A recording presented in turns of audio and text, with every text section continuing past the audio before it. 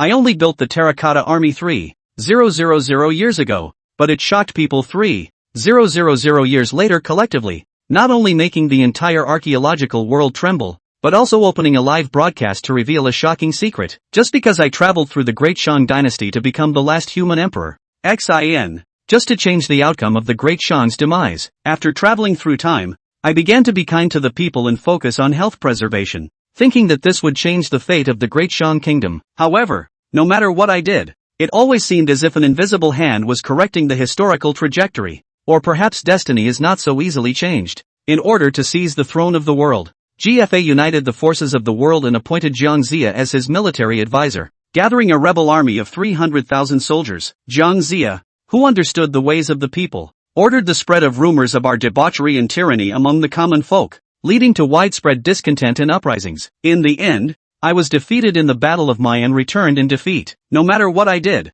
the forces of history were correcting towards their original course. At this moment, snow covered the entire city of Chaoge, but a raging fire engulfed my whole body, filling my heart with unwillingness. I still don't understand why I ended up here. When I had done everything right, why couldn't the fate of the Great Shang Dynasty be changed? However, just as I was resigned to my death, a cold and indifferent voice suddenly echoed in my mind. Historical Wonders System activated. At the same time, an invisible barrier surrounded me, protecting me from the raging flames. The explanation from the system that followed immediately ignited my blood. The host can freely write their own legends in history and leave behind historical wonders as evidence. Any wonders left by the host will be immortalized. As long as future generations see the written records and wonders, believe in the host's account, and marvel at the host's legendary story, then the recorded events will come true. The host is now connected to the internet 3,000 years in the future, able to surf the web and search for all historical records. After understanding the function, a hint of determination flashed in my eyes. This system can rewrite history. You said I am a tyrant,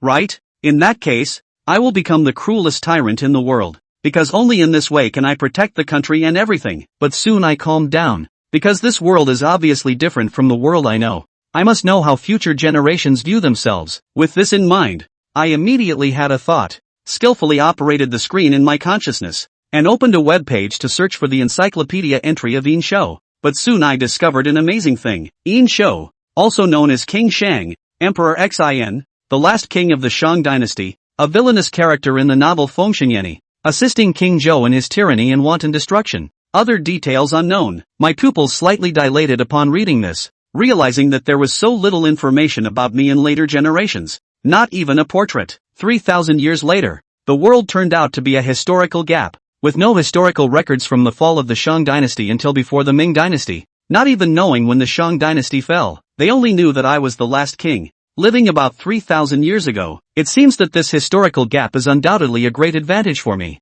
allowing me to rewrite history more recklessly. Opening the browser, I immediately found the most popular archaeological forum 3,000 years later. Due to cultural discontinuity, people of this era have a great interest in archaeology, history, and other things. After all, everyone wants to know what happened in the past. The number of posts inside is endless, and there are even many high-reward posts. In addition to various discussions on history, there are also various photos of artifacts being shared. I opened the camera function of the system and took a picture of my own accessory directly, the ancient and desolate sword.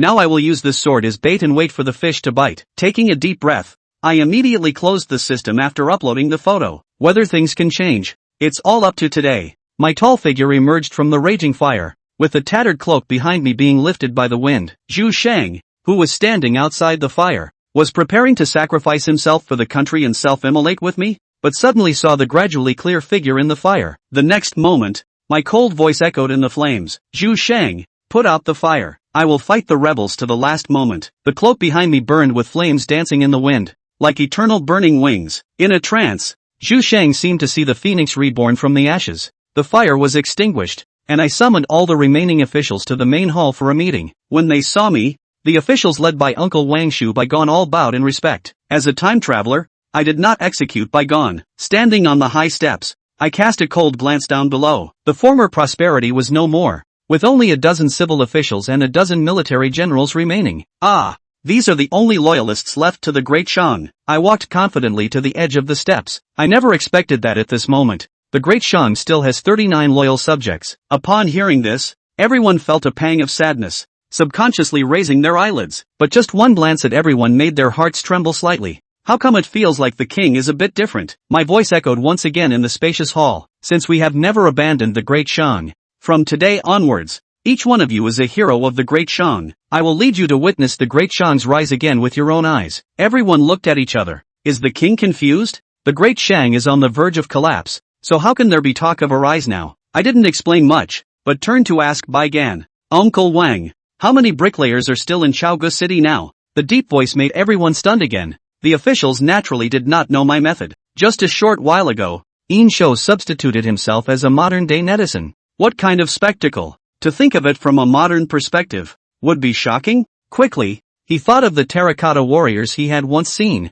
When it comes to wonders, what could be more iconic than the terracotta warriors? 3,000 years later history broke down, and the world has never excavated the tomb of Qin Shi Huang. Therefore, the terracotta warriors couldn't be more appropriate. And it's the only spectacle that can be done in a short period of time. At least it's a relief. GFA had an army of 300,000 men, plus the township volunteers collected along the way, less than 500,000 men, and marched into Chaoge in 4 directions. According to the report from the scouts, there are 100,000 people in this first army. Even if Yin Shou was the bravest in the world, he simply couldn't fight. The city's defenders, for the most part, were already in shambles and unbeatable. What he needs is a really strong army that he will use the terracotta warriors as a spectacle, leave a history book, and create an invincible army out of thin air. As long as his terracotta warriors were discovered by future generations,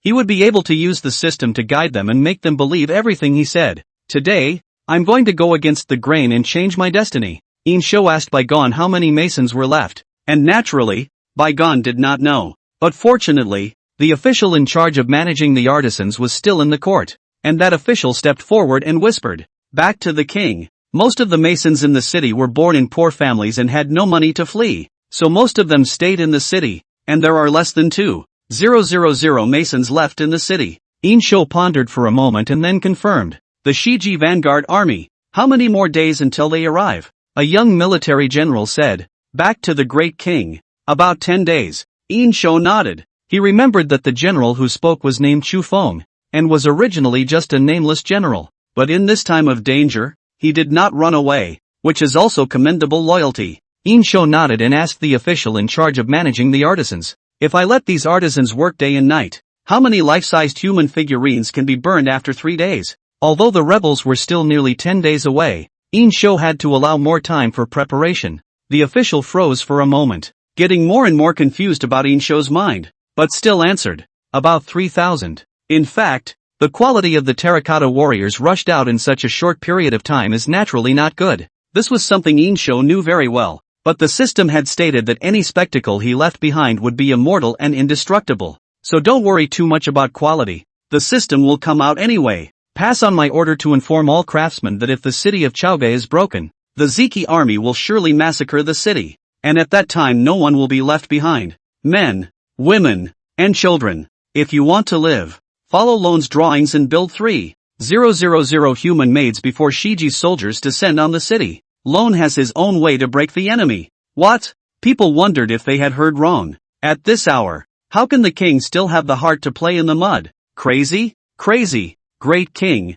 This, Bai Gan wanted to say. Yin Shou explained at that moment with no intention to explain. Even if he said it, who would believe it? Swish. Yin Shou directly drew his long sword. In a flash, the cold light was chilling and regal. Even though the Great Shang was about to run out of gas, Yin Shou's majesty still remained. He thrust his sword hard toward his feet. Whoosh! Most of the sword was lost into the ground. "Do as the orphan says, and those who disobey will be beheaded." The words were murderous, stirring up a chill that made people shudder and feel like a thorn in their back. Obey the order. The ministers below were in the way of the majesty. They could only bow their heads and breathlessly lead the order. More than 30 ministers walked out of the palace with sighs. The wind and snow still filled the air, and the sky and earth were chilly. Ai. Bai Gan tightened the fox skin cloak on his body inside. Now that the Great Shang is in danger, the Great King is. Another white-haired minister smiled bitterly and said, "The traitor GFA now has hundreds of thousands of troops and has the hearts of the people of the world.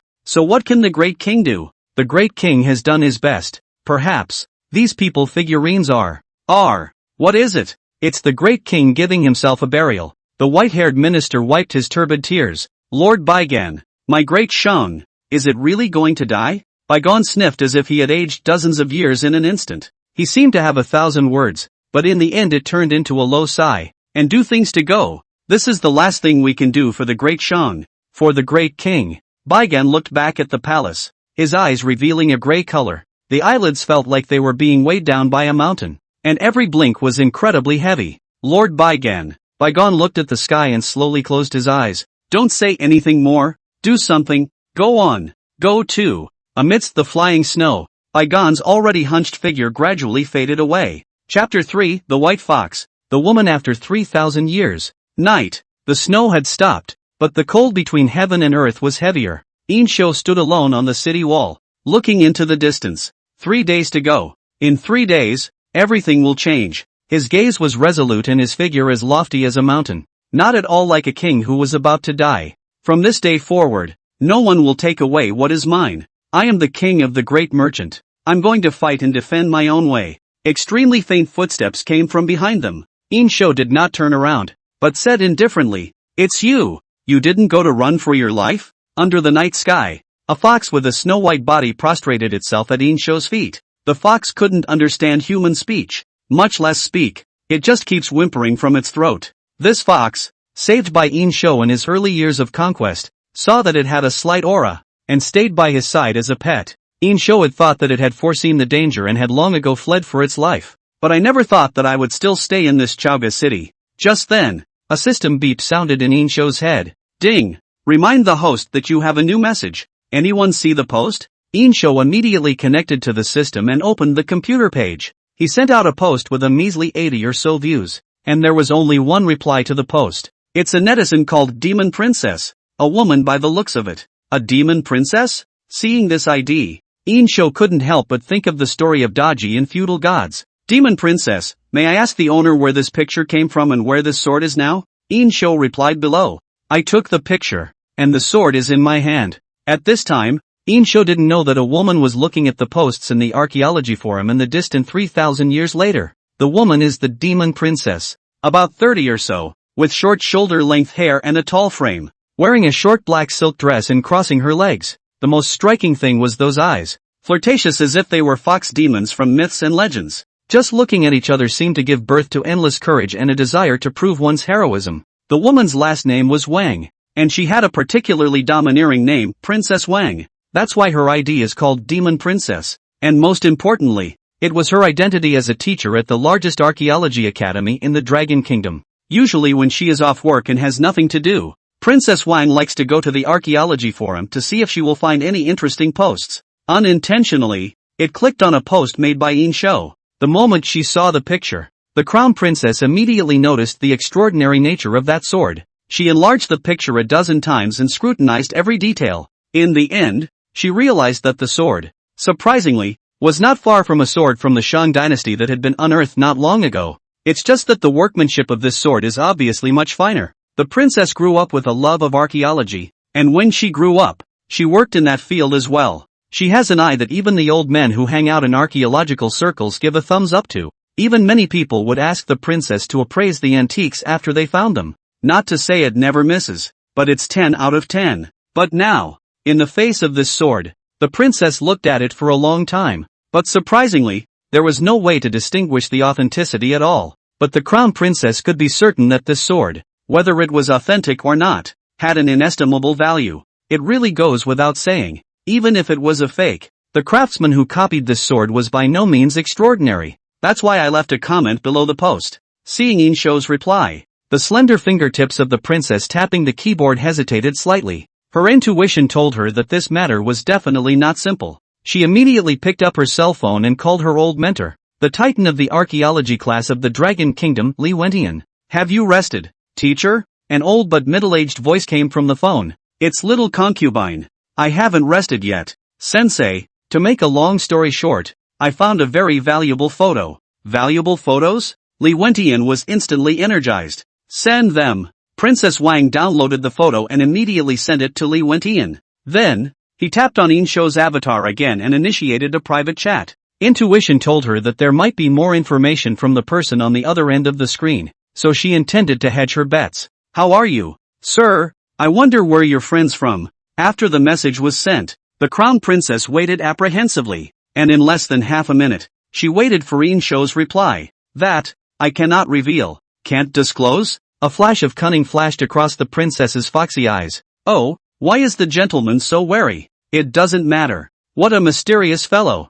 the princess whispered to herself. After thinking about it, he typed again. "You don't have to worry. I don't have any ulterior motives. I'm just more curious about that sword. If we're not too far away, we'd like to go and admire it. Of course, I'll pay you a sizable sum and keep it absolutely secret." Yin Shou knew that if he wanted the other party to completely believe in himself and follow his lead, then the desire to escape was a must. He thought for a moment and replied, "How do I know what you are? It's too insincere to come and see just based on a few words, isn't it?" The moment the princess saw these words, an idea was born. This man is so vigilant. The origin of this sword. It shouldn't be illegal, right? Could it be that it was dug up by grave robbers? If that's true, then wouldn't the sword be real? But if that's the case, why would you dare to post it in the forum? It doesn't look like it's going to be easy. The princess gently bit her warm red lips as she pondered her response. Meanwhile, another family. Seeing the photo, Li Wendian Tang a moment from the sofa stood up. Hands cannot control the trembling. This sword. He stared at his pale eyes with what appeared to be cloudy tears in them, and his whole body seemed to have gone mad. In the middle of the day, Li Wendian snapped back to his senses and trembled as he dialed Princess Wang's phone. "Princess, who was the person who gave you the picture? Where did this photo come from?" Hearing Li Wendian's reaction, the princess's heart moved slightly. Could it be that the sword is real? "Teacher, the matter is like this." Wang Fei explained the ins and outs and the current situation in a few words. Li Wendian took a few deep breaths and forced himself to calm down. "Little concubine, last year I was involved in a study about ancient artifacts. You remember, right?" Remember," Li Wendian said with a trembling voice. "Now I'm telling you, based on my experience, this sword, there's a 90% chance that it's real." Sure enough, one was not wrong. A strange gleam flashed in the princess's foxy eyes. For Li Wendian's judgment, the crown princess usually trusted it unconditionally. She knew too well about Li Wendian's vision, because even the National Archaeological Team was the first to notify Li Wendian every time they made a major discovery. The 90% that Li Wendian said was just a step of leeway. In fact, over the years, Li Wendian has never made any mistakes in his judgment. When he says 90%, it is, in fact, 100%. That is to say, this sword, is it really an artifact from the Yin Shou period? It's so well preserved? A million thoughts instantly flashed through the princess's mind. Even she associated it with whether she would be able to unlock the secrets of Yin Shou 3,000 years ago. Through this sword, she had never been a calm person,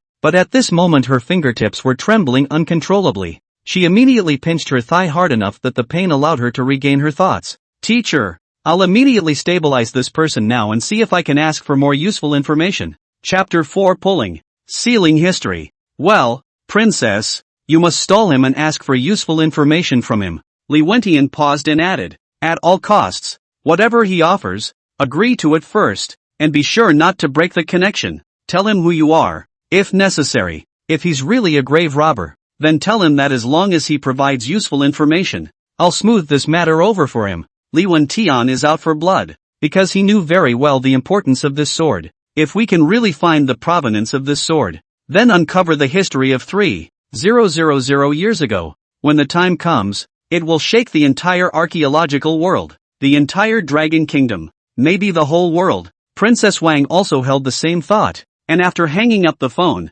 she immediately reorganized her thoughts and started communicating with Yin Shou. "Sir, please don't worry about my identity. I really just want to take a look at this sword, and as for the payment, you can offer whatever you want." Yin Shou replied, "Why should I trust you?" Wang Fei thought about it. The other party's vigilance was very high. If she continued to test the waters like this, it was very likely that the basket would hit the water. It's better to just show your hand. She took her ID out of her bag and took a picture of it and sent it to Yin Shou. "I'm a teacher at the Dragon Kingdom Archaeology University. My teacher is Li Wendian. Here are my credentials." "Sir, is that a good enough look?" Yin Shou's eyes lit up, then immediately opened the webpage to search for the 3 words Li Wendian. Upon seeing Li Wendian's words, His heart snapped. I can't believe I got so lucky. This is the big fish I'm going to catch. With Li Wentian's influence, he could definitely get himself twice the result with half the effort. Soon, the princess sent another message. First,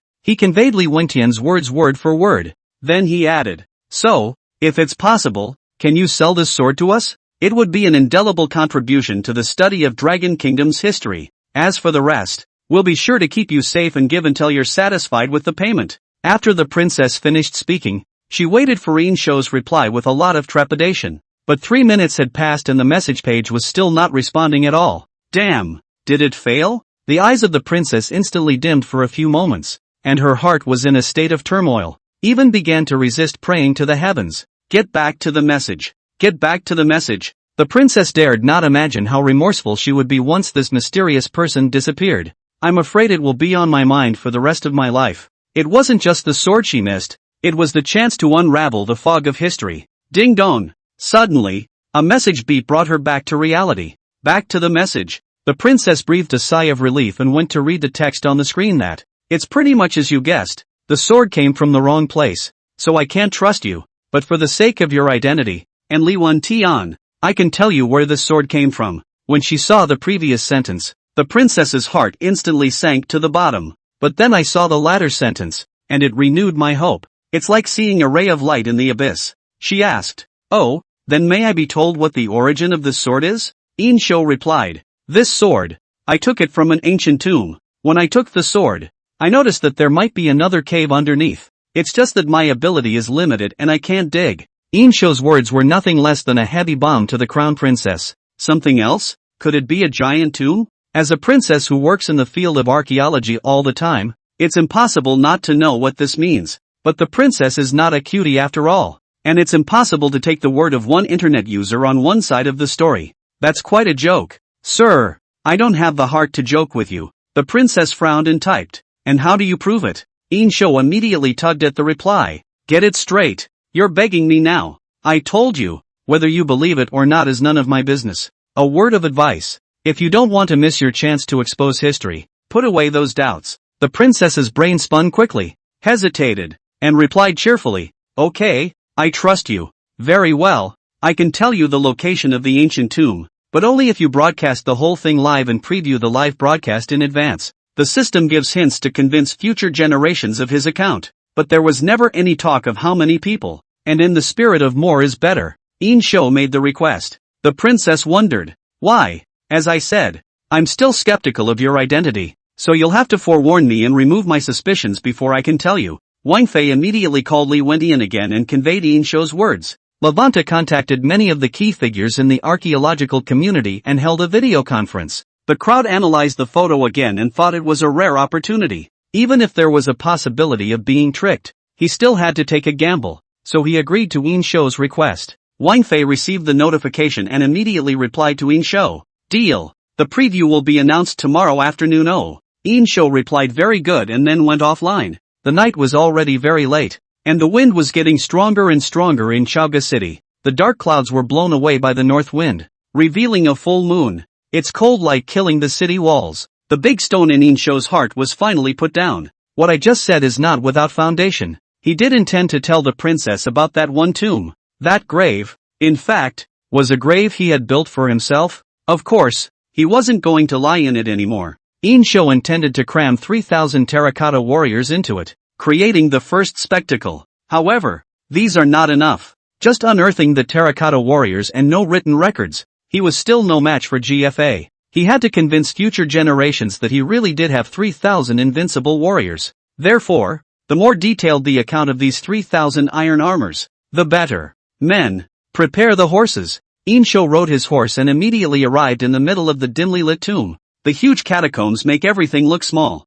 If someone stepped in, I'm afraid they would think that they were a dwarf who had mistakenly entered the land of giants. In the center of the gloomy tomb hall stood a huge 9 feet high stone monument that had not yet been sealed with an inscription. Scattered moonlight spilled in from outside the catacombs, illuminating the dust in the air. It also gilded the monolith with frost. Yin Shou's stout body stood just below the stone monument, his black cloak naturally hanging down to the ground. This stone tablet was originally used to record his life, but now that it can't be used for the time being, It's just right for recording the 3,000 iron armors. Thinking, Yin Shou slowly drew his sword. The blade of the sword rubbed against the scabbard, making a zippy sound. Yin Shou lifted his sword and swung it, sealing the record of 3,000 iron armors on the stone tablet. P.S. According to the data, 1 zhang was equal to 1.7 meters in the Shang Dynasty. Chapter 5, 3,000 Iron Armors. A meeting of the archaeological community. 5. Swish, swish, swish. The sword blade chirped and trembled, and debris flew. Strings and strings of words were engraved on top of the stone monument. In the 12th year of Emperor Xian of the Great Shang Dynasty, the king toured the 4 seas. Gather 3,000 warriors from all over the world and give them heavy armor of basalt iron, which will be the guards, all-conquering and all-conquering. In the winter of the 30th year of Emperor Xian, 100,000 pioneers of GFA's rebel army arrived at Chaoge, and the king was so enraged that he ordered 3,000 iron armors to go to war, drawing the rebel vanguard to the east of the city. The 3,000 iron armor suffered no casualties and beheaded 100,000 men. Bones of corpses are like mountains outside Chaoge. The people of the time called it the Battle of Chaoge. Afterwards, in order to show his merit, the king molded 3,000 clay statues for the 3,000 iron armor, and set up this to suppress evil spirits, give the right to go up to the 9 heavens and visit the underworld at night. Putting away his sword, he looked at the exaggerated words on the stone tablet. Yin Shou took a deep breath, but he also felt a little embarrassed as well. It's really too much to blow, but it can't be helped. If we do this now, in less than half a month, De Shang still won't be able to change the fate of the fallen king, and he, still, will be the immoral and dim king that the world will condemn by word of mouth. Yin Shou can be a tyrant for the sake of the kingdom, but he never wanted to be the dim-witted ruler the world spoke of. After seal engraving the origin and battle strength of the 3,000 iron armor, Yin Shou came to the other side of the stone tablet. It began to detail the armor and weapons of the 3,000 iron armors. What heavenly meteorite iron! Indestructible. In short, how to bluff. After it was recorded, he connected to the system to ask if it made sense to record it that way. Ding! What the host has recorded is judged to be reasonable. Seeing the system's prompt, Yin Shou knew that this matter was 80% stable. Next, just be quiet and wait. Satisfied, he put away his sword and stepped out of the tomb with a big stride. As he walked out of the catacombs, a ray of sunlight rose from the east, spreading its brilliant light over the snowy landscape. It also lengthened the imposing figure. Looking sideways at the gradually rising sun, Yin Shou's eyes erupted with a heart-stopping luster. He's waiting for the 3,000th glory of the grass. 3 days later, under the supervision of a group of ministers, including Bygone, the 3,000 human figurines had been fired. These human figurines are all life-size, tall and majestic, and their proportions are no different from those of real people. They were carved to look like they were clad in heavy armor according to the picture drawn by Yin Shou. This heavy armor was painted by Yin Shou with reference to the famous heavy armored cavalry Iron Faust in history, and modified. Compared to the iron pontoon, the degree of arming is stronger, almost armed to the teeth. The matching weapon, on the other hand, had changed from a bone hammer to a heavy halberd and giant sword. After all, this was still 3,000 years ago, and there was no need for a bone hammer to break armor. Yin Shou immediately arranged for all the Terracotta warriors to be transported to the tomb. These human figurines were arranged in order and stood neatly in the middle of the cold tomb, facing the door of the tomb. Although they were human figurines, the moment they were all arranged, a cold and domineering aura of solemnity filled the entire tomb. The intimidating sense of oppression made it seem as if one was really facing an invincible army. Yin Shou, dressed in military attire, looked at the 3,000 human figurines and nodded in satisfaction, alerting the host that an includable wonder has been detected. Terracotta warriors and horses, small wonders, may be included. Remarks, all wonders created by the host are immortal and imperishable, ignoring time decay, and cannot be damaged by external forces. Keywords for the spectacle: 3,000 iron armor can break the rebels. Is it included? Yin Shou chose to include it without hesitation. Congratulations to the host. The spectacle has been successfully included. Yin Shou's heartbeat couldn't help but speed up, because he knew very well in his heart that this was the beginning of change. Not only can it change the fate of the Great Shang's demise, more than that, it was the beginning of him becoming a monumental legend. Everything, today, right now. Yin Shou waiting for the day after 3,000 years. These wonders will pass through 3,000 000 years and reappear on Earth. At that time, history will be rewritten. A snowflake fell on the pale, sprawling Earth. It was just that Yin Shou didn't notice that not long after Yin Shou left this place, a white figure walked into the tomb. It's that fox. It turned back in the tomb, looking unwillingly at the direction Yin Shou had disappeared. Finding a comfortable spot, he coiled his soft body and closed his eyes peacefully. 3,000 years later, a bright and spacious conference room was filled with people. There was Li Wentian, the princess, and many of the titans of the Dragon Kingdom's archaeology session. Li Wentian is more than 70 years old this year. Although his head is full of gray hair, his essence is not bad, full of red light. Only at the moment the eyes were streaked with blood. In fact, the meeting had lasted all day and all night. It's really because of the historical disconnect that has led to a complete lack of knowledge of what has happened over the last few thousand years. And now, faced with an opportunity to solve the mystery, even if the chance was only 1%, many people were moved. After all, no one wants to personally unravel the veil of history and appear in future textbooks. At the moment, the large screen in the conference room was displaying a picture of the sword, as well as pictures of the various corners of the room after being enlarged. Since the beginning of the meeting, the crowd has been divided into two factions. One faction finds it downright comical to listen to the words of a likely grave robber. The other school of thought feels that it should be tried anyway. Eventually, Li Wentian drank the mineral water in his cup in one gulp and said, "I think that we have to try." Li Wentian stood up, his gaze grave. Even if what this man says is false, it's nothing more than us old bones being teased. But what if, in case, what he says is true? Until today, we don't know what really happened in the thousands of years before the Ming Dynasty. We can only know from wild history and literature that about 3,000 years ago, a Yin Shang Dynasty fell, and that the fallen king was amoral and dim-witted, and was called King Zhou. Other than that, nothing. So this is not a bad opportunity for us. Also, for the identity of the mystery man, the ID address, we can't find out at all. It's enough to see that this person's identity is mysterious. Maybe it's a transnational grave robbing gang. What if what he says is true, and we reject him, and this information falls into the hands of another country? You know, Yin Shang's tomb, just any one thing taken out is worth a fortune. If it falls into the hands of another country, the stakes are too high. We can't afford to gamble, much less take the responsibility. So, even if there's only a 1 in 1,000,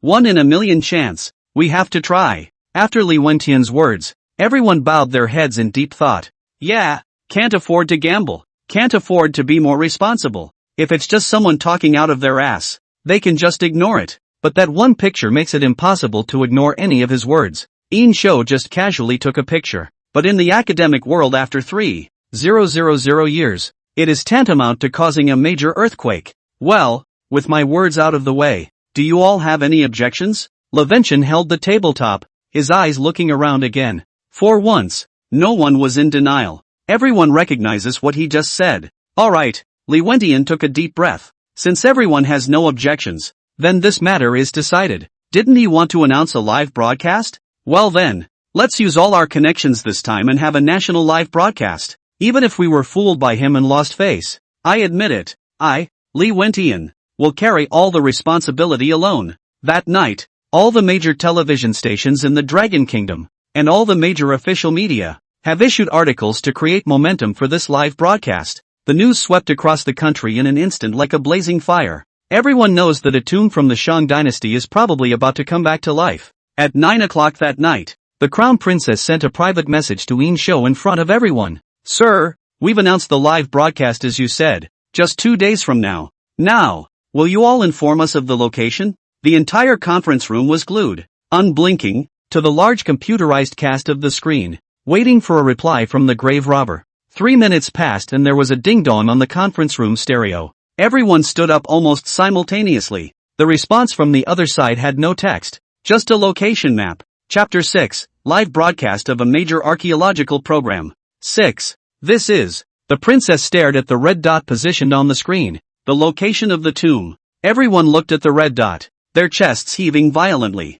The moment they saw the location, the crowd couldn't help but have a few moments of belief. Simply because it's a deserted area. Not to mention now, I'm afraid I haven't seen anyone go there for decades. Instead, a strange feeling came over the princess. It was a strange feeling that she didn't know how to describe. It creates a feeling of being out of this world for everyone. A voice in my heart whispers, here is the key to uncovering the truth of what happened 3,000 years ago. In a trance, it seemed that some unmistakable voice was heard. The voice came from 3,000 years ago in the distant past, but she couldn't understand what it was. In fact, Yin Shou had put a lot of thought into posting this positioning. After all, in 3,000 years, the maps and landscapes have changed, and it takes many comparisons to confirm the location of the tomb after 3,000 years. Returning to his senses, Li Wentian slammed the table. Here, everyone contact all departments, TV stations, and online media immediately. At this moment, everyone's eyes were filled with excitement.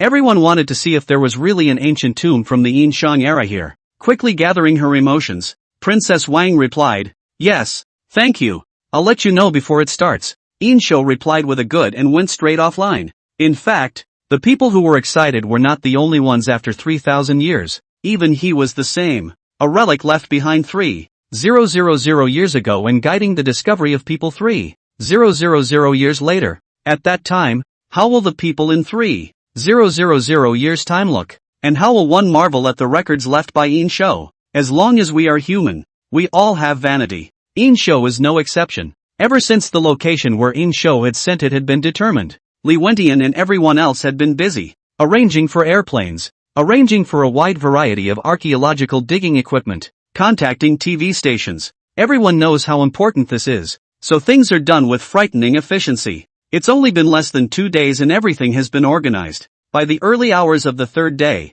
hundreds of crews and a variety of excavation and exploration equipment were in place. Princess Wang followed Li Wentian and a group of other experts out of the helicopter. What came into view was a barren expanse of yellow sand that seemed to have no boundaries. Under the slightly dimmed sky, the wind made a 1,000-year-old whine that sent shivers down the spine. The yellow sand swept up by the wind was like a layer of mist, hiding everything that happened 1,000 years ago. The reporter in charge of this broadcast came up to us head-on. It was a bright-eyed young man, under 30, with a very affable smile. Master Li, hello again. The reporter smiled and extended his hand. It's Xiao Jiang. Long time no see. The last time you interviewed me, we still have a pot of tea left to drink. Li Wentian greeted smilingly. Reporter Zhang Hao laughed. It's an honor to work with your old man again. After a pause, Zhang Yi added in a low voice, Master, the TV station above has decided that if there really is a tomb down here, it will immediately organize a program called The Promise of 1,000 Years and broadcast it live around the world. Live worldwide? Li Wentian was startled. The top attaché so much importance to this matter? Zhang He shook his head. Harm. It's not just for this reason either. Recently, the Southern Dynasty countryside has taken our culture to apply for heritage again, saying that we have a broken history and only 700 years of civilization, with no evidence of cultural origins, and that our civilization is all stolen from them. There is such a thing? Li Wentian's face instantly darkened. Zhang He said, no, our netizens and the South Koreans have been trading insults online for a while now, and the impact is getting bigger and bigger. There are even netizens from other countries that are involved, and there are international students organizing marches, making such a big fuss? Li Wentian found it unbelievable. After all, he's in his 70s and doesn't know a thing about the internet, not to mention a lot of popular things that he can't grasp. So, this show is actually telling the world about the long history of our civilization in the Dragon Kingdom. Li Wentian nodded. That's right. It's time to show them. Just as the two of them were chatting idly, not far away suddenly came an excited shout from the staff. There it is. Got it. The machines are scanning for a massive cavity below. Li Wentian's eyes, all of a sudden, burst out with a different kind of luster. What the man said. It's true. All staff present immediately operationalized all testing equipment. Half an hour later, the crowd was pleasantly surprised to conclude that right at the foot of this, there was a huge ancient tomb. Crews immediately began digging, while at the same time, River and other TV crews activated their equipment and turned on the live broadcast. Hello everyone in front of the screen, I'm Long-Tai reporter River. Welcome to the major archaeology program. Millennium approaches. The place where I am now is exactly where the major media previously said the ancient tomb of Yin Shou was located. Next, we will follow the staff present, together with the unveiling of the mystery of history, to witness the brilliant civilization of my great China. With an opening paragraph, the live broadcast room had been flooded with viewers. This thing has been building momentum since a few days ago, and quite a few can be waiting in front of their cell phones and TVs. And at this moment, Yin Shou was mingling among the netizens in the live broadcast. Seeing all sorts of modern equipment through the screen put him in a bit of a trance for a moment. The netizens in the live broadcast room also launched pop-ups to liven up the atmosphere. I've waited so long for this day. Let the sticks take a good look at the civilization of our country 3,000 years ago. Those brazen guys. I wonder what their faces will look like then. Their district is a projectile place. All day long why they are the center of the universe. Laughing at people. I've typed tens of thousands of words against them. Awesome. The audience in the live broadcast room was growing, and in just half an hour, it had already reached almost 1 million. Under the gaze of countless pairs of eyes, the staff maneuvered the machine, digging non-stop for a moment. 3 meters, 5 meters, 10 meters, 20 meters. Drop, drop, drop. When the digging reached about 40 meters, the detection instruments suddenly made a piercing sound. Li Wentian excitedly gripped the water cup, so hard that even his knuckles had turned white. Large excavation equipment has stopped operating and specialized staff have started digging by hand. A few hours later, a huge tomb door, traveling through 3,000 years of vicissitudes, reappeared before the eyes of the world. The live broadcast room where millions of people had gathered had long since gone silent. Chapter 7, Reappearing on Earth. Fox Spirit. Even Yin Shou, who had already known the outcome, looked at the tomb door that had endured 3,000 years of time, and a feeling of solemnity arose. At the moment, all the spectators were watching the gate intently. The knot in his throat made an involuntary gurgling, swallowing sound. The gate, baptized through the ages, was filled with majesty and inviolability. Despite being separated from the screen, one could still feel the ancient aura of solemnity. That heart-stopping killing aura was as if it had never passed through these 3,000 years. With the momentum of formlessness, it lingered in the void, followed by a heavy dose of history. The doorway of the chamber was all carved by the wind and sand. Each trace seemed to tell an ancient story. Looking up at the gate actually brings out unspeakable feelings of emotion and awe. It was as if they were looking up at the miracles of ancient legends. Many people even developed a mind to kneel down in a moment, exactly as Yin Shou had predicted. The audience in the live broadcast room erupted like a mountainous tsunami after a short silence. Asterisk. This place is extraordinary. I can feel the difference through the screen. I'm not dreaming, am I? It's horrible. Who is the owner of this tomb? Really? Ha ha, good. Our old ancestor has seen the light of day again. Let those bastards see our bright civilization. Right at this moment, from behind that huge lapis lazuli door, a loud and shocking sound suddenly came. The voice was like thunder in the sky, and it seemed like thousands of people, roaring at the same time. In an instant, the wind was raging, swirling yellow sand all over the ground and blowing people's eyes open. Even the sky had grown dim. What's going on? Everyone was in a state of shock. There's someone in this tomb? Available. But this is an ancient tomb that is thousands of years old. Could someone have lived for thousands of years? While the crowd was in disbelief, everything was calm again. The wind stops and the sound falls. It was as if what had just happened had never happened. The glass of water in Li Wentian's hand snapped and fell to the ground, shattering. But he didn't care about it, but said in a trembling voice, quickly, immediately test whether there is an organ inside. Be careful to clean the dust from the door. Don't scratch the door. Not a single mark. There was no need for Li Wentian to say that the staff members present were all elites in the archaeological world. It was natural to know that such a precious tomb would leave even a hair-sized scratch. The staff played 12 Spirit, the first sign with the equipment tested more than a dozen times, confirming that the door is safe to open. Then it took several hours of cleaning before the gate was slowly opened. A dim glow, through the doorway, drew a ray of light through the catacombs. As the door slowly opened, a pungent smell of decay immediately hit his face. The huge light source of the probing device switched on with a bang. After seeing the scene inside the tomb, everyone's scalp all went numb and their hairs stood straight up in sweat. Hiss, hiss. The sounds of pouring cool air were endless. Everyone contributes to global warming, in their own way. That's the army. Someone couldn't help but exclaim. That's right. From everyone's point of view, that which stood in the middle of the tomb was a neat army. Each of them was clad in heavy armor and fully armed, revealing only 2 black eyes. The jagged blades in his hands seemed like they were about to pierce the sky. They stood facing away from the door, with a huge stone monument behind them. It was as if they were just waiting for their king to give the order to kill the enemy like a mountain. Many people were so frightened by this scene that their legs went weak and they didn't dare to move a muscle. But in just less than a second,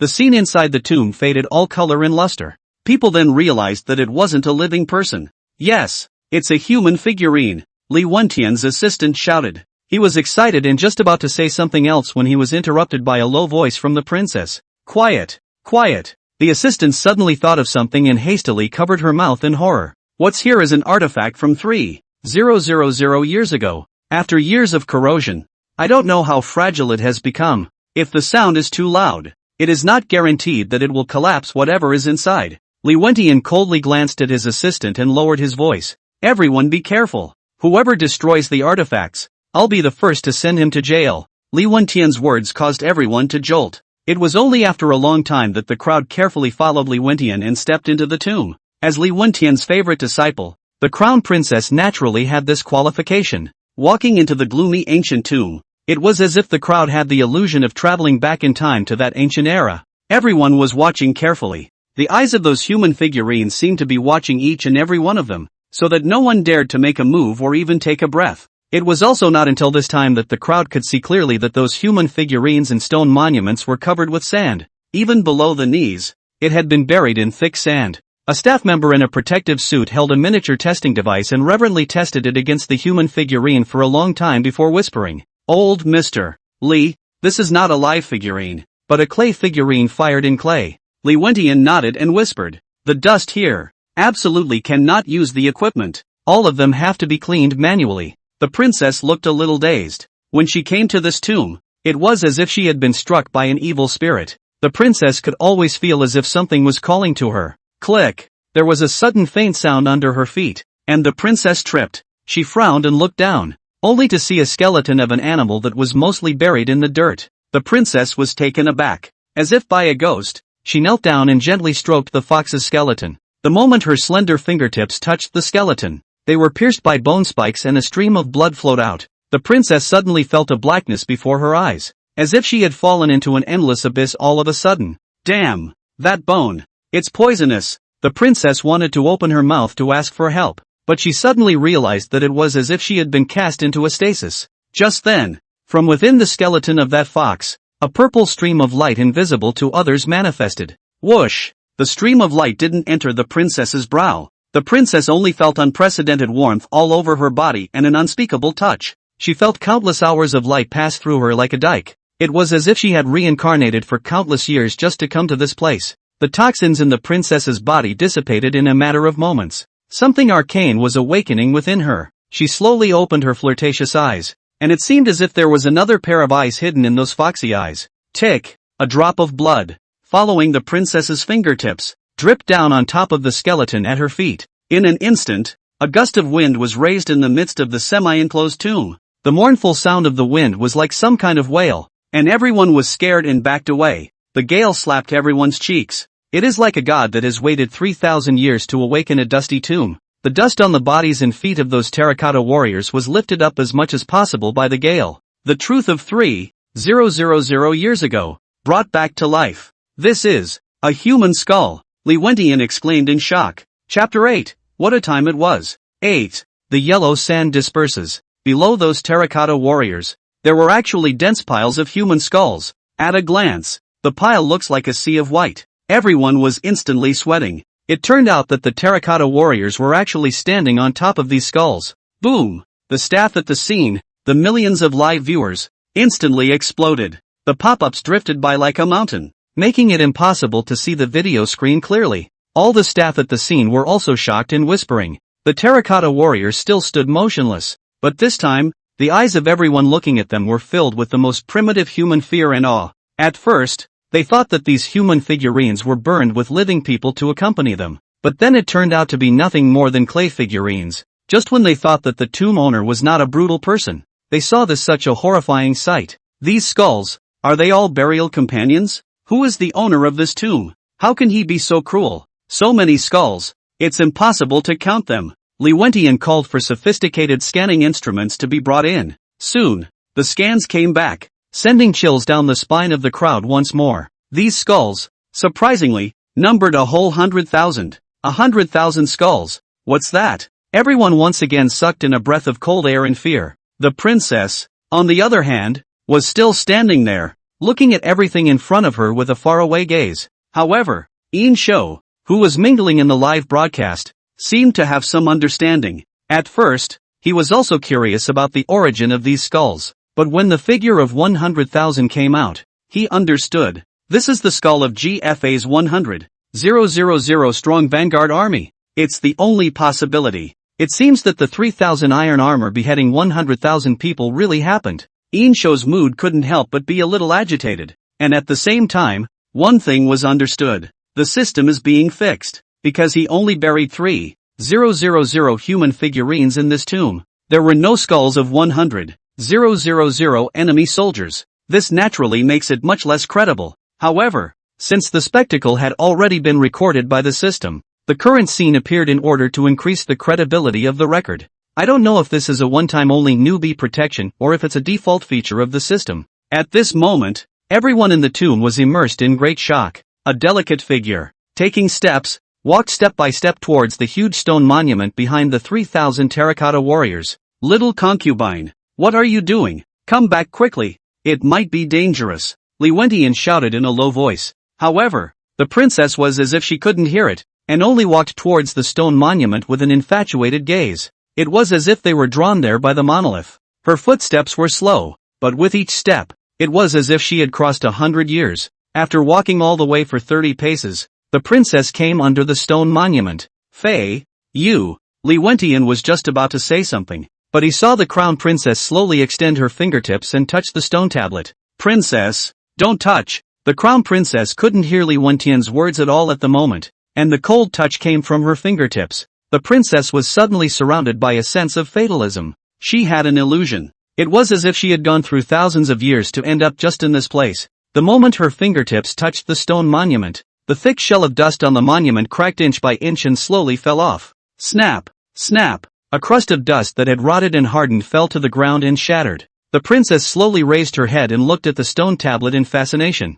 Thousands of years of decay turned into magic in the blink of an eye, and everyone's eyes looked at the top of the stone monument without blinking. Huge words with silver hooks and iron paintings, each stroke sealing out the vicissitudes and heaviness that do not belong to this era. And, surprisingly, they recognized the words. The light in Li Wentian's eyes flickered, and his lips went up and down in excitement. As the camera focuses on the monolith, everyone sees the writing on it. In the 12th year of Emperor Xian of the Great Shang Dynasty, the king toured the 4 seas. Gather 3,000 warriors from all over the world and give them heavy armor of basalt iron, which will be the guards, all-conquering and all-conquering. In the winter of the 30th year of Emperor Xian, 100,000 pioneers of GFA's rebel army arrived at Chaoge, and the king was so enraged that he ordered 3,000 iron armors to go to war, drawing the rebel vanguard to the east of the city. The 3,000 iron armor suffered no casualties and beheaded 100,000 men.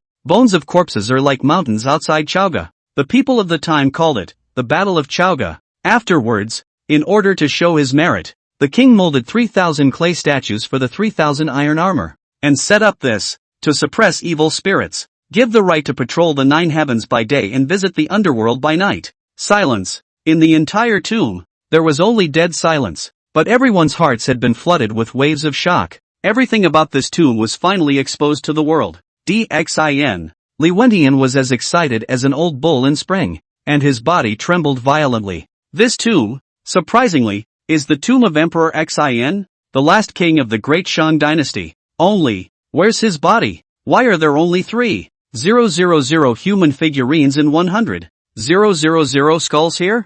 There is no other door in this tomb. Could it be that his body is not here? 3,000 years is too far back in time for many truths to be known. But everyone realizes that now, perhaps, is the key to unraveling the fog of history. Wait, that's not right. Suddenly, a staff member whispered. The staff member was a little embarrassed to see that all the people's eyes were attracted to him.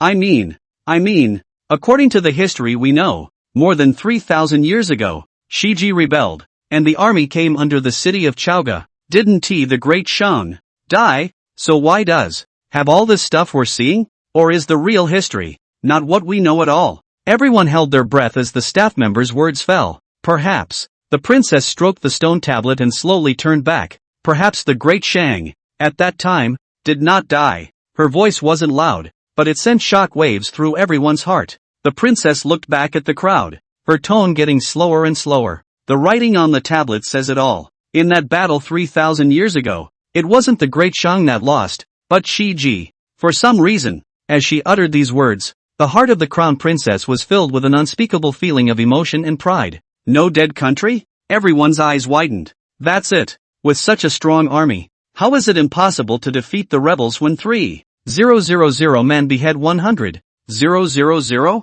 At least everyone felt that the reason for the disappearance of the great merchant was definitely not because of the rebels. Elderly. Is this true? Reporter Rivers' hand holding the microphone was already shaking uncontrollably, as if he had Parkinson's. With tears in his eyes, Li Wentian looked at the huge stone monument and muttered, Xiao Jiang, if there are only written records, perhaps we can doubt the authenticity of this matter. After all, many of the accounts of the ancients liked to exaggerate. But, Li Wentian's gaze looked toward the sea of skeletons. But these skulls, they're all real. At the Battle of Chaoge, that King Zhou that people talk about really beheaded 100,000 people. What a shocking battle that will be, and what a rippling time it will be. Li Wentian raised his head with tears in his eyes and looked up at the huge stone monument. Everyone, too, looked at the stone tablet as he did. The princess gazed deep and infatuated. It was as if they wanted to travel through these thousands of years of time and space to explore the unknown legend. Touching the cold stone tablet.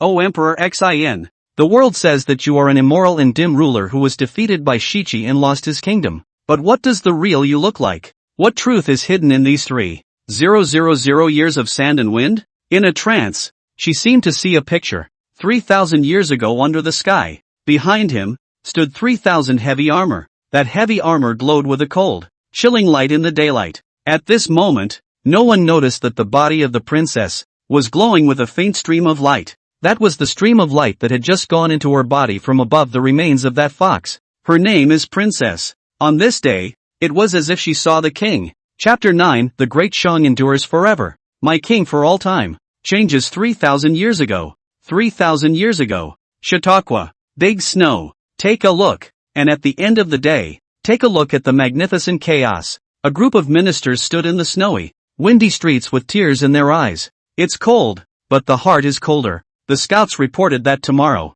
the vanguard of Ziji will arrive at Chaoge. Heaven does not bless my Deshang. Heaven does not bless my Deshang. A white-bearded old minister cried out. The sound echoed over and over again. Big Gon stood in the wind, letting the snow and wind dampen the already old cheeks, and said nothing. It was silent, but deafening. Brother, our country, is it really going to perish? A young girl, only 7 or 8 years old, took the man's arm. The little wind-blown red face huddled in its fur collar, looking ever more petite. The girl's name is Chulan. Her brother, Chu Feng, was a general at Chaoge, but it's just a nobody. But even so, Chu Feng was now the only general in Deshang. The others, dead or fleeing. The north wind was cold, blowing Chu Feng's already somewhat messy hair. He took his sister's small hand and gazed into the distance with a quiet sigh. Erasure, brother would love to take you away, but brother can't. The great king has known me well. If it weren't for him, our siblings would have frozen to death 5 years ago.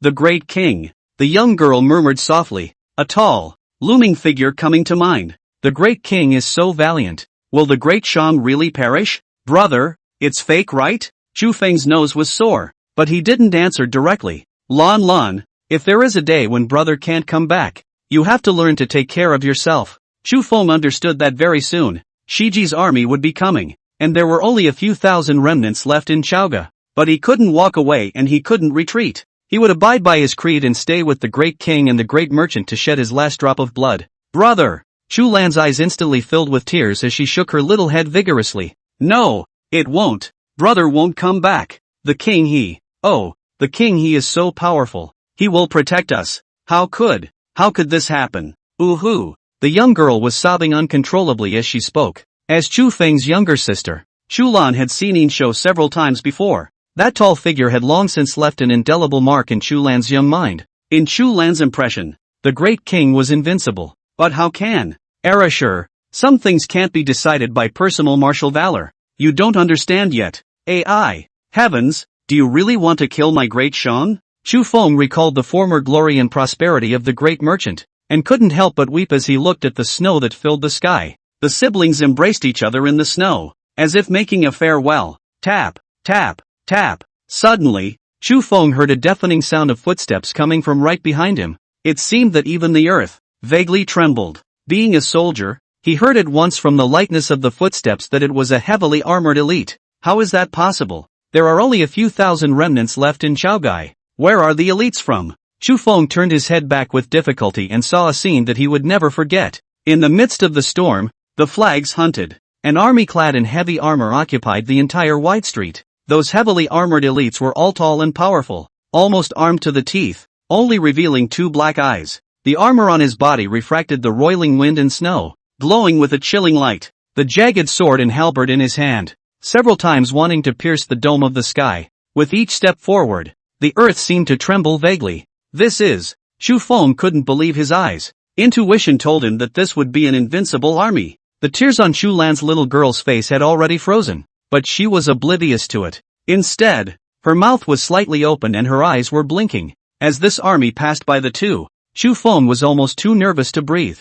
Then reacting violently to something, he quickly shielded his stunned sister behind him. Bai Gong and a host of other ministers, seeing this scene, his even more shocked eyes almost fell to the ground. How could they not recognize it? These people were exactly the same as the 3,000 human figurines that were buried in the tomb at that time. But where did these people come from? Out of thin air? Could it be that the human figurine is alive? Questions were written all over everyone's mind, but no one dared to open their mouths and say a word. This army was like a black cloud descending from the sky, oppressing the entire city. No one, not even a veteran of 100 battles, could manage to stand before this army. Each one of them seemed like a cultivated evil ghost that had crawled out of a mountain of corpses and a sea of blood. Without a word, the army headed in the direction of the royal city. On the steps of the king's city stood an even taller, imposing figure so tall that people did not dare to look up. It was Yin Shou, a black armor, with both hands on a heavy king's sword. The cloak behind him was raised and torn by the wind, making a startling hissing sound. Yin Shou just stood there, not moving a muscle, like an unshakable mountain, as if the sky and the earth were the only place to be. Wow! The 3,000 iron armor, coming under the steps of the king's city, actually knelt down directly towards Yin Shou, moved neatly, like one person. See my king, the great merchant endures forever, my king for all time. 3,000 people cried out in unison, their voices overpowering the roaring winds and echoing for a long time in the solemn royal city. Although there were only 3,000 people, their momentum overwhelmed the 100,000 strong army. Yin Shou looked at the 3,000 iron armor and let out a wild laugh. Cthulhu, don't you want to kill me, Deshaun? Now, take a good look. I, the Great Shang, how to once again reign over the world. Facing the gale, Yin Shou raised his sword horizontally and slowly drew it. His rigid eyes were reflected in the cold sword. Tomorrow, Yin Shou's thick and majestic voice echoed throughout the royal palace, deafening the ears. Tomorrow, the Ziji rebels will march on the city. He condescended and scanned the 3,000 iron armor. What shall it be? Ye? 3,000 men shouted in unison against the wind. Defend the Chaoge. Destroy all the rebels. Kill, kill, kill. The shouts of murder shook the heavens and stirred up countless birds rushing towards the sky. Yes, Yin Shou shouted, slowly pointing the sword in his hand towards the sky. Wow! 3,000 iron armor rose up, simultaneously raising their blades high in their hands and stabbing them into the sky. The great merchant lives forever, my king for all time. The great merchant lives forever, my king for all time. When the group of ministers who followed saw the scene, they only felt that their bodies' hot blood was soaring wildly, and a great courage and excitement was born from their hearts. It spread all the way to the ceiling, making every hair stand on end. Among the crowd, a petite figure looked at the highest place with a face of adoration. The king who looked down on everything. An unspeakable light flashed in Chu Lan's large, soulful eyes. Following the 3,000 iron armor, she murmured, Great Shang lives forever, my king, for all eternity. Chapter 10, Welcoming the Battle. The fox spirit appeared. 10. It's night. There was a great deal of fear in the courtroom. Above the streets, people in a hurry can be seen everywhere. In the barracks, all the soldiers also sighed and sighed, and their eyes were lifeless. The great king has arrived. An endowment sound awakened Chu Feng, who was sitting around the fire with his younger sister Chu Lan. Chu Feng violently opened his bloodshot eyes. Why has the king come to the barracks? Now the barracks. Only a few thousand remnants of the army, and him a defeated general. Chu Feng told his sister to hide and got up to greet him himself. Yin Shou was still dressed in military attire and cloak, followed by a dozen or so heavy armor. A few feet apart, Chu Feng could feel the world-despising aura on Yin Shou's body. "See you, great king." Chu Feng hurriedly paid his respects. "Chu Feng." Without much ado, Yin Shou directly ordered, "The Shiji army will arrive tomorrow. You lead the remaining soldiers in the city, open the door to meet the battle, and lead the rebels to the east gate." Chu Feng froze. "Welcome to the war? There are only a few thousand soldiers left in the city? How can we fight? The king is sending himself to his death? No, not right." Chu Feng immediately thought of those 3,000 iron armor. The great king is so valiant that he must have a plan to break the land. Chu Feng understood that Yin Shou was asking him to be the bait, and most likely, a decoy that won't come back. Chu Feng's heart immediately sank to the bottom. Even though Chu Feng had long had the intention of going to his death, when he heard this order, his heart still sank. Is the king abandoning me? It's just, I, Chu Feng, have long since made up my mind to shed my last drop of blood for the great merchant. If the king wants me to die, I have to die. Tomorrow, battle, as you command. Chu Feng led the order in a deep voice. Yin Shou said no more and turned to leave. Suddenly, Yin Shou sensed that there seemed to be a pair of eyes in the shadows, looking at him. Who is it? He looked slightly sideways. A little girl, 7 or 8 years old, was hiding behind the tent, revealing half of her little head, looking at him with an adoring face. When he came into contact with Yin Shou's gaze, Chu Lan knew he couldn't hide it anymore. She bit her lip and stepped out timidly. Yin Shou used the firelight to get a good look at her. The tiny face, the pink cheeks, the eyes as deep as obsidian. At first glance it's not thrilling, but it's pleasing to the eye. One marvels at her innocence. Chu Lan clenched her small pink fists to give herself a boost and gathered her courage to pay her respects. Chu Lan seized the great king. The childish voice was so brittle that one couldn't help but wonder how there could be such a cute girl. A rare smile hung at the corner of Yin Shou's mouth. Chu Feng respectfully explained, "Your Majesty, this is my sister, who is 8 years old. If there is any rudeness, please don't be offended." Chu Feng had a modest sister, something that Yin Shou had some impression of. What I didn't expect, though, was for the little girl to remain in the city, and looking at this little girl. Instead, she was calmer than quite a few of the adults in the city. Yin Shou couldn't help but be interested. "Chu Lan, tomorrow will be a showdown with the rebels. You are still staying in the military camp, aren't you afraid?" Yin Shou asked in a deep voice. Chu Feng gave his sister a strong wink. However, Chu Lan was already so nervous that she could not even notice Chu Feng's expression. For the first time, she was conversing with the current king, and Mei San's heart was in a state of flux, like 100 little bunnies hopping around. Back to the king. I am not afraid." Chu Lan tried to sound mature, but the more he did, the more nervous he became, his milky voice stuttering and adorable. But even so, she remained stubborn and said she wasn't afraid. Something seemed to be breaking ground in those big soulful eyes. Yin Shou asked again, "Why are you peeking at Lone?" Chu Lan lowered his head, somewhat aggrieved, and weakly said, "The great king is a great hero in my heart." That look, rather, was like a child who had done something wrong and was being reprimanded by his parents. "You worship Lone so much, I'm afraid Lone will have to disappoint you." Yin Shou crouched down so that he was at the same height as Chu Lan. Chu Feng and the soldiers in the battalion, too, hurriedly squatted down in fear. Yin Shou said in a deep voice, "Tomorrow, I will order your brother to open the door to meet the battle, and your brother will likely die in battle. You don't even hold a grudge against Lone? Or is it that you don't understand?" Hearing these words, little Chu Lan suddenly raised his head and said stubbornly, "No, great king, Chu Lan understands everything." The determination in her eyes didn't belong to an 8-year-old at all. It's just that Chu Lan believes that the great king is heroic and invincible. Chu Lan's little eyes were full of light. She had not met Yin Shou a few times though, but every time I saw him, he was so majestic, so high and mighty. A man like the great king would never let her brother die for nothing. Chu Lan believes that the great king is there and will definitely protect Chaoge and protect his brother. Is that right, my lord? Ha ha ha ha. Yin Shou let out a loud laugh that echoed through the barracks. Chu Feng. Yin Shou patted Chu Feng's shoulder. "This sister of yours, she's quite interesting." Chu Feng looked at his sister, not knowing how to answer. Yin Shou was the more he looked at this little girl, the more interesting she felt, and asked, "Are you afraid of war?" Chu Lan shook his head. "Back to the great king. Chu Lan is not afraid." "Good." Yin Shou stood up. "In that case, tomorrow, you will be at Lone's side, watching the battle with Lone." Chu Lan. This little girl's eyes were as bright as stars. "Yes, sir." The night after 3,000 years. The princess was lying on the bed, her eyes closed and her brow furrowed. A layer of cold sweat had emerged on his body. She had a very scary dream. In her dream, she saw countless ancient soldiers, hissing and waving their swords and spears to kill her. She could only run as hard as she could, but no matter where she ran, the soldiers chased after her, saying something about subduing the demons and removing the devils. At this moment, if anyone would have realized that those nightmares had already transformed into a black mist, enveloping the princess's body and eroding her mind.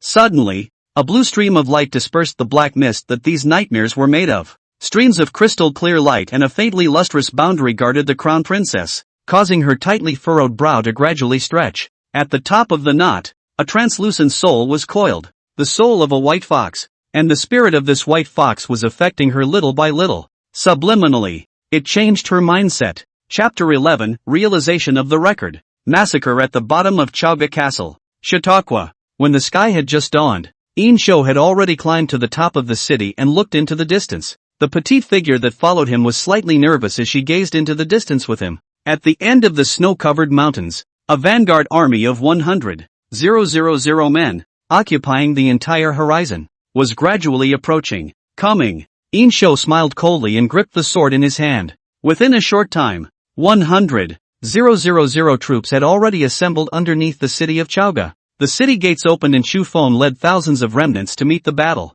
Swish! The leader of the rebel generals drew his longsword and shouted, "King Zhou has no justice and brutalizes the people. Great Zhou warriors, follow me and kill. Flatten the Chaoge and kill the dim-witted ruler. Kill." Then, the two armies, like mountains and seas, collided, making earth-shattering noises. Yin Shou felt that a small, cold hand was nervously gripping his sleeve. He did not bow his head or look back. Instead, his gaze was indifferent as he looked at the Great Shang soldiers below the city who were being killed and retreating. Zhu Lan's petite body shook slightly. She stood on her tiptoes and looked down at the city. Amidst the flying snow, her brother Chu Feng was fighting in blood. The armor on his body had long since been stained red. "I just don't know if that blood is the enemy's or my own." Zhu Lan's vision blurred a bit, and those shouting voices seemed to disappear in his ears. All that could be seen was a blurry, frozen image of blood flying. The remnants of the Great Shang, like a lonely boat on the tip of the wind and waves, were torn to and fro by the Zhou army.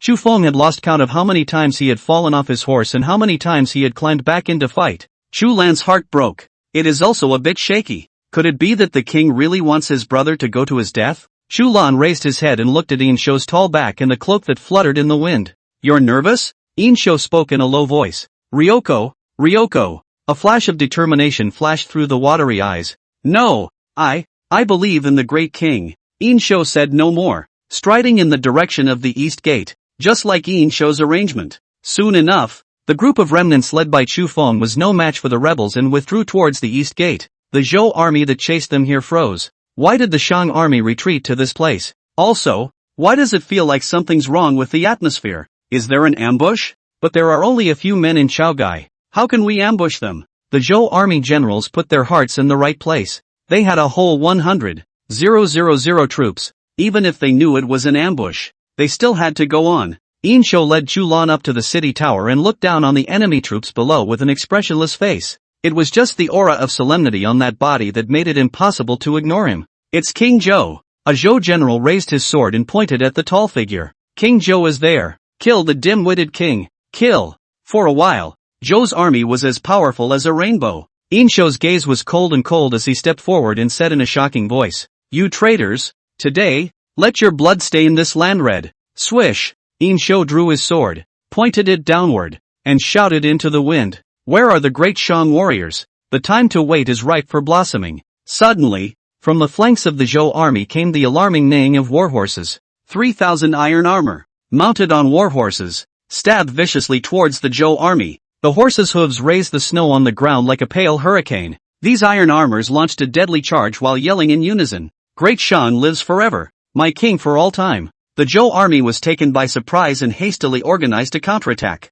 A general held a spear and stabbed hard at an iron armor. Ding! Gorgeous sparks erupted from the cold wind. The spear snapped in two, but not even a trace was left on that cold armor. These 3,000 men, 3,000 warhorses, were all clad in heavy armor. "It looks like a walking war machine," They were like a sharp knife that opened a big hole in the army of 100,000 people. No one, neither foot soldiers nor generals, could withstand a single blow from these heavily armored soldiers. Usually when they waved their halberds, there was a sea of people and horses. In just less than half an incense stick, the rebels had already died and wounded tens of thousands. Little Chulan's mouth was wide open, his hands picking at the city wall, almost stopping thinking, looking incredulously at what was in front of him. Even the bundles of hair were blown about by the wind without even realizing it. A faint ray of sunlight pierced through the dark clouds, and Yin Shou's tall figure enveloped Chulan. The little girl remained dumbfounded,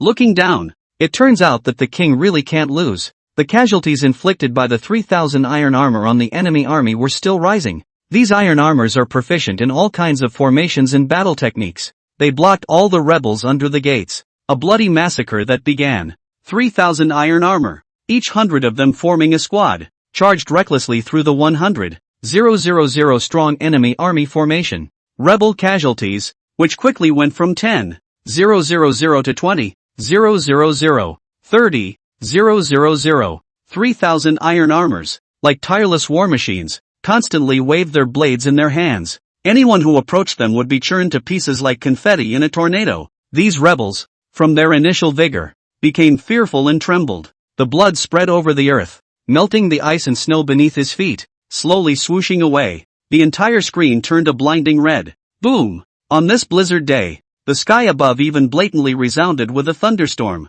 Like a landslide, the pungent smell of blood rose to the sky. Finally, the rebels completely collapsed. Faced with such a powerful opponent, they had lost the courage to fight back and cried out, kneeling on the ground to surrender. If it was the Yin Shou of old, he might have let them go. But now Yin Shou realized that mercy would only ever harm himself. These 100,000 people, they must die. As long as he didn't open his mouth, the 3,000 iron armors, like emotionless machines, charged over and over again. Chulan went from the excitement at the beginning to the fear he felt now. Although she desperately wanted to show maturity, in the end, she was still an 8-year-old child. How had she ever seen such a bloody picture? This scene had already left an indelible mark in her heart. I don't know if it was the cold or the shock, but the little girl was shivering. Her stiff body stood in the cold wind. Yin Shou remained in that indifferent manner, as if the city was not being massacred but cleared of snow. The wind is getting stronger and the snow is getting tighter. Yin Shou pulled off his own cloak and draped it over Chulan's shoulders, saying something meaningful. This is what you have to deal with. Chulan froze at his words, then seemed to have thought of something and nodded heavily. The gusty wind wrapped around the smell of blood and lifted her already messy, broken hair. Chulan tightened the cloak that was still warm on him. Her young gaze gradually went from fearful to determined again. No longer fearful, she bravely looked straight down at the red that filled the ground below her. Boom! Another wild thunderstorm. Deafening. Chapter 12 Heaven's Wrath descends on the next Wonderland. 12. Sangfu. The defeat report has arrived. Yesterday under the city of Chaoge in a battle, my Shichi 100,000 troops were all wiped out by the frozen river. King Wugfa looked at the old man's back. The old man sat cross-legged on the ice, fishing rod in hand. Only the line had long since frozen in the thick ice. Defeated? How is that possible? The old man frowned tightly, his long white eyebrows blowing in the wind. Defeated indeed.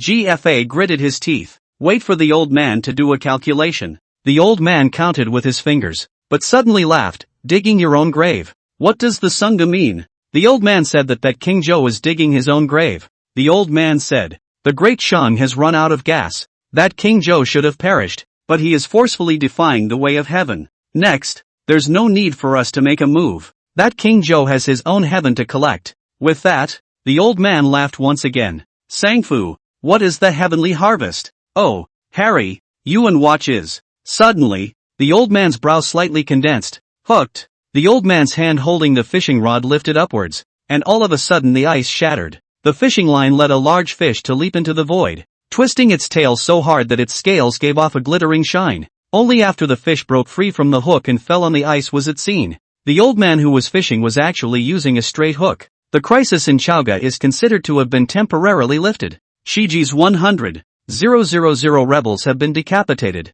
Bodies were piled up outside the city, covered in a thick layer of snow and ice. Originally, according to the trajectory of history, the Great Shang had run out of gas, and Yin Shou had long ago burned himself in Chaoge. so such an outcome could not have happened. But Yin Shou knew that from the moment his wonders were included in the system, the outcome was doomed. There's nothing anyone can do to change that. Although the subsequent armies of Ziji had not all been annihilated yet, it was only a matter of time. And Yin Shou began to think about what would be a good setting for his next wonder. Just a short while ago, he had an idea after seeing his tomb on the air. He should never lie in it, no matter what. Therefore, he wanted to make Shang a mythical dynasty. Therefore, his second wonder must not be like the Terracotta army, which is made up for the sake of solving a pressing problem. Ever since Yin Shou massacred that 100,000 strong army, the snow in the entire Great Shang had not stopped, but instead had gotten heavier and heavier, and the weather is getting colder.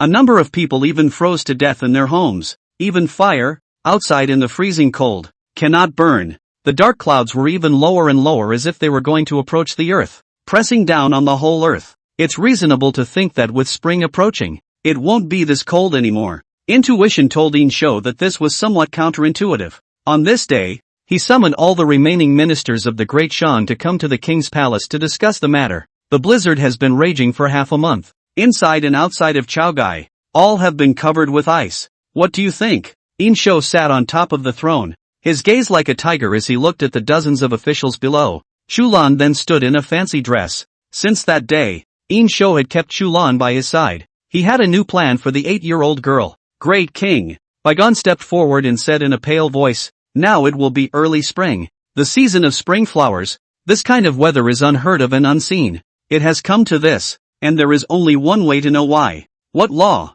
Baigon said. "Your Majesty, I have learned the art of deduction. Although prying into the heavens will lead to bad consequences, but for the stability of my Great Shang, I would like to try." "Good." Yin Shou had no reason not to agree. "Thank you, Uncle Wang." Soon, the crowd followed Baigan to the altar outside the city. The altar is several feet high, with steps on all sides. There are tens of square feet at the top. Dozens of men dressed like evil spirits, half naked and holding torches, danced an ancient and mysterious dance around the Baigan. Touch, touch, touch. There were soldiers with leather drums on their satchels, which they kept beating. The heavy sound of the drums shook everyone's heart.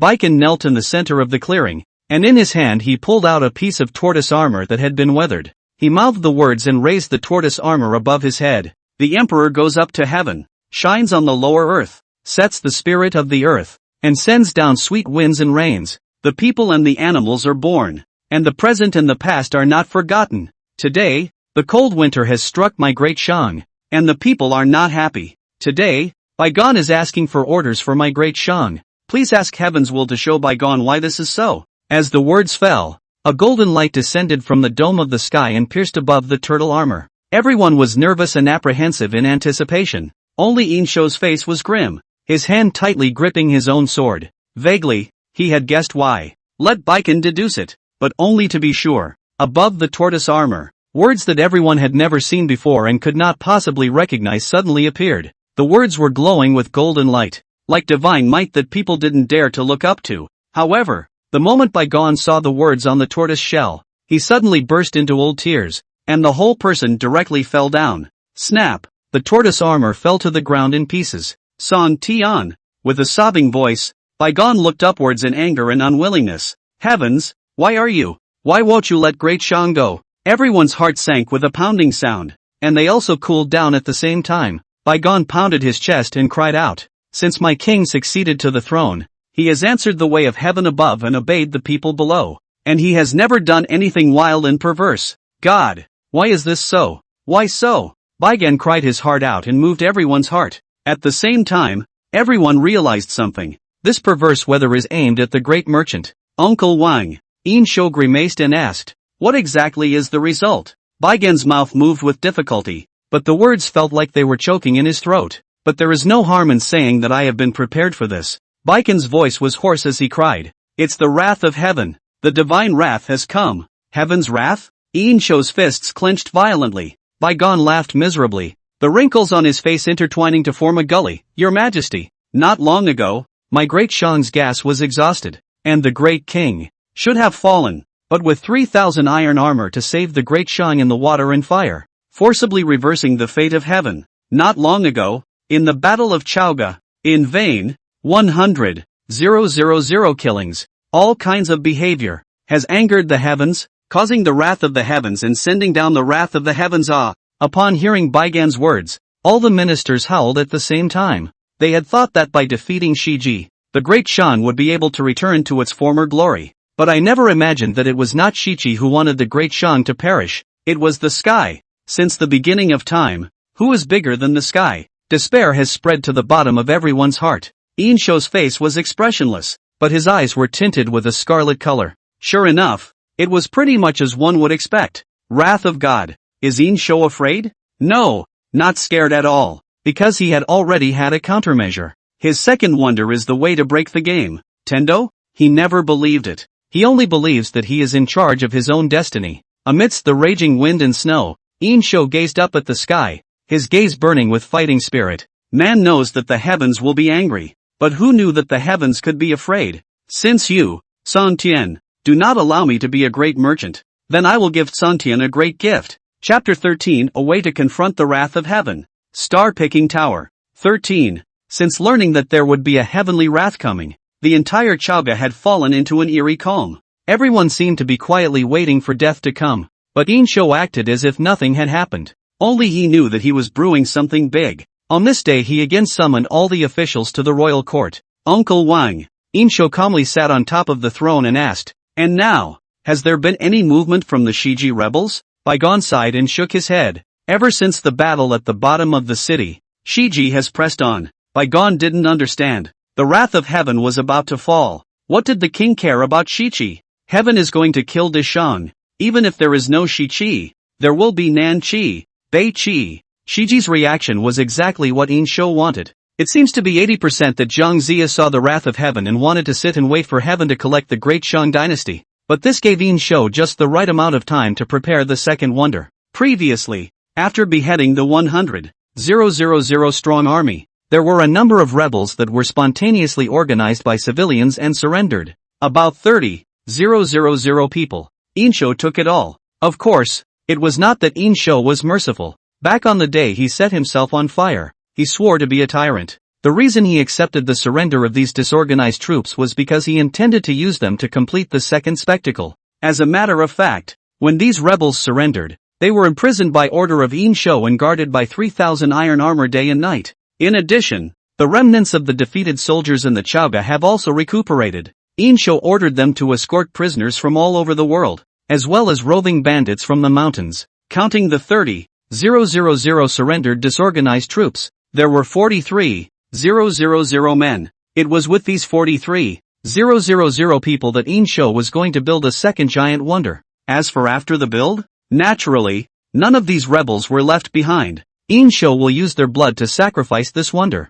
Since the heavens are going to kill my Great Shang, it's useless to keep the altar of heaven. Tear down the altar of heaven for loan. Your Majesty, it cannot be done. An old courtier hurriedly stepped forward. We have already angered the heavens. If we tear down the altar of heaven again, I'm afraid. I'm afraid of what? Yin Shou said in a chilling voice. The heavens won't allow me. Is it because I'm weak? If that's the case, then I will split the sky. The brilliant sound that washed over the entire royal court was deafening. He also said no more and immediately ordered people to tear down the altar. The building that had been preserved for centuries was reduced to rubble. Although the officials did not understand Yin Shou's approach, however, the previous 3,000 iron armor thing, but also let the officials do not dare to arbitrarily oppose. The country is going to die anyway. So what's the difference between one day early and one day late? Perhaps everyone was expecting that a miracle would happen. Over the next few days, Yin Shou prepared the drawings used to build the wonders, the large instruments,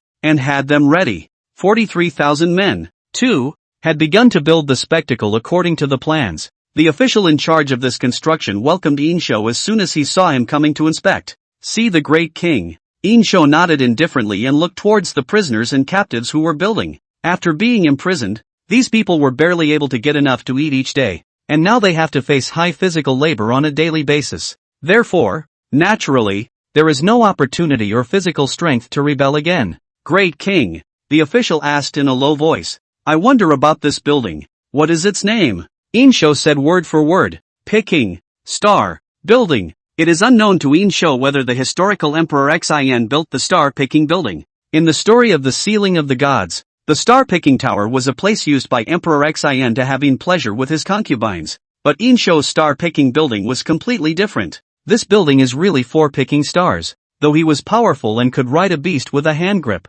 But that's not far enough from the myth. As a rule, the ancients were superstitious and worshipped those unknown powers. When faced with a flood, they would believe it to be the wrath of the river god and thus sacrifice children. Faced with a major drought, they would think that it was the weather that was not favorable, thus inviting a priest to ask for rain. And the vastness of the universe was something the ancients revered even more. In fact, it's not just the ancients. Even modern man is in awe of the universe. After all, people have only explored the tip of the iceberg of the universe. Therefore, the stars in the universe were also given a special meaning by the ancients. It's just going to be more mysterious, deeper, and vast. For example, the 28 mythical stars. Yin Shou's system of wonders is all about rationality. Therefore, it is also impossible for him to write directly how much and how powerful he has gained out of thin air. Whether the system can be judged reasonable or not is not to say, and posterity will find it hard to believe. That's why he built this stargazer building. The purpose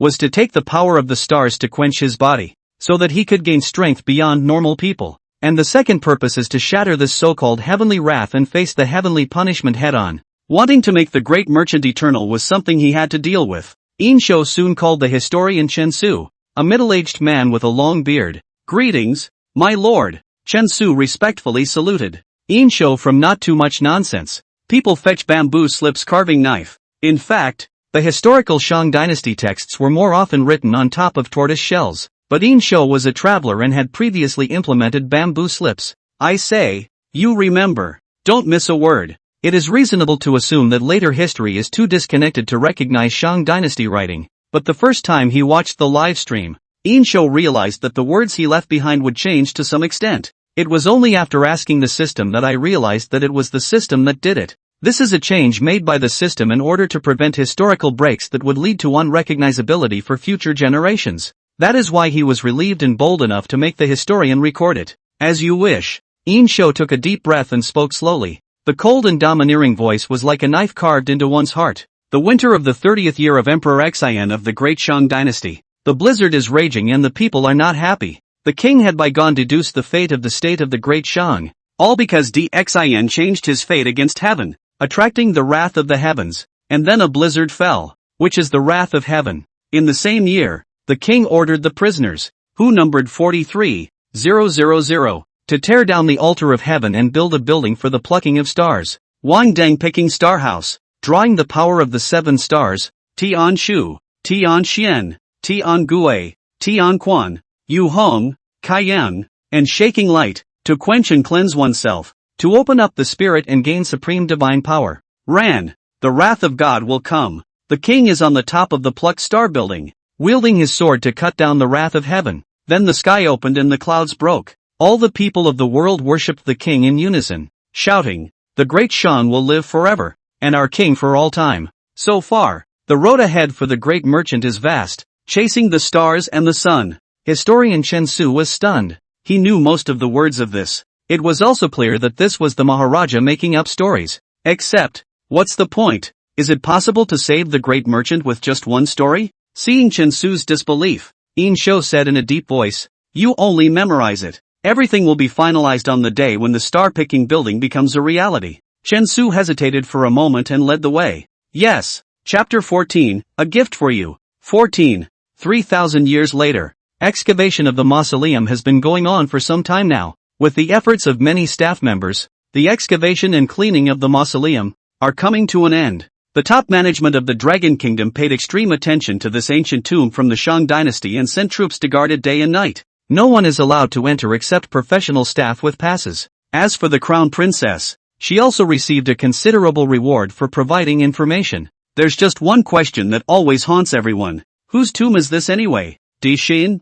Then why can't we see his remains? Where did he go? The Seiki army was defeated. And how did the Great Shang disappear? No one knows these answers. At this moment, inside a spacious and bright cafe, 2 women are sitting by the floor-to-ceiling windows. The sun shone through the window, lighting up the fine dust in the air. "Fair, what's gotten into you lately? It's getting prettier and more radiant." A pretty-looking woman smiled as she sat across from the princess. This woman was Princess Wang's best friend and her only one, named Tang Ling. As a matter of fact, the crown princess had only had this one friend since she was a child. Actually, Tang Ling was right. It was by no means flattery. The relationship between the two doesn't need flattery either. Ever since the crown princess returned from that ancient tomb, her entire person had undergone a radical change. For a while now, almost every day, she had been able to dream about someone. In her dreams, she always saw a tall, yet blurry figure. Every time she woke up, she always felt inexplicably lost. It was as if something had been lost. And what surprised the princess most was the change in herself. Even though her appearance hadn't changed, her aura, her every move, had become significantly more mesmerizing. But the princess would rather not have that change. Somehow she seemed to be born with a strange attribute. To put it bluntly, it's a red herring. Growing up, there were countless boys who were hospitalized for fighting because of her. Even her teachers in school have been known to get into fights over her. Especially the princess's flirtatious eyes. Anyone who takes one look at it can't forget it for the rest of their lives. But for this reason, the princess was met with jealousy from almost all the women around her. He has been called a vixen and a pest. But the princess had clearly done nothing, said nothing to those people, and given no illusions to anyone. It's the guys themselves who are guilty of fighting over her. What's she got to do with it? This didn't get better until she was working. So much so that the princess is almost 30 years old and hasn't even been in a relationship. Tang Ling was feeling more and more infatuated the more she looked at the princess's eyes, and couldn't help but tease. Fair, if this keeps up, I'm going to be bent by you. Oh, Wang Fei smiled charmingly, reaching out her fingertips to gently pick Tang Ling's chin. Exhaling, is there such a thing? Tang Ling froze, because the moment she locked eyes with the crown princess, she actually did have a heartfelt feeling. Damn, I'm not supposed to have the lily attribute, am I? Tang Ling was startled by herself and quickly changed the topic. Alright, I won't tease you. The princess slowly withdrew her fingertips. Only, Tang Ling didn't notice. In the deepest part of the princess's incomparably flattering eyes, a hint of undetectable playfulness flashed through. Tang Ling, in order to cover up the embarrassment she had just experienced, turned her words around and asked with a gossipy face, by the way, speaking of which, you still haven't gotten in touch with that mysterious person yet? Tang Ling had a gossipy look on her face. The mysterious person she was talking about was naturally Yin Shou, who had contacted the crown princess. The princess slowly shook her head and took a sip of the coffee on the table. The bitter and slightly sweet liquid moisturized her warm lips. The princess put down her cup and smiled. No, in fact, I've messaged him a lot since that day, but it's always been unread. I'm kinda curious about this one. I wonder what this guy really is. Tang Ling laughed evilly. I don't know if it's a big handsome guy. People gave you such useful information. Is it a figure of your body? Originally, the princess didn't like that kind of talk, and not many women would either. But when she heard Tang Ling's words, the princess even subconsciously revealed a touch of sweetness that amazed the world. It was a completely subconscious and uncontrollable behavior, but it was so beautiful and thrilling that it made Tang Ling look dumbfounded. Ever since she came back from the ancient tomb, Princess Wang always felt that there was a mysterious connection between herself and that mysterious person. Of course she didn't know that it was because of the fox spirit possession. After all, that white fox was raised by Yin Shou 3,000 years ago. White fox had died in that tomb in order to guard the wonders left behind by Yin Shou. It's just that white fox has spirituality after all. Although the physical body died, the soul did not dissipate. When the tomb saw the light of day again that day, the princess ghostly used her own blood to awaken the sleeping fox spirit, which possessed her and subliminally influenced her. Everything has been linked together in a nebulous way. Ding dong! Suddenly, a message beep came from the princess' cell phone.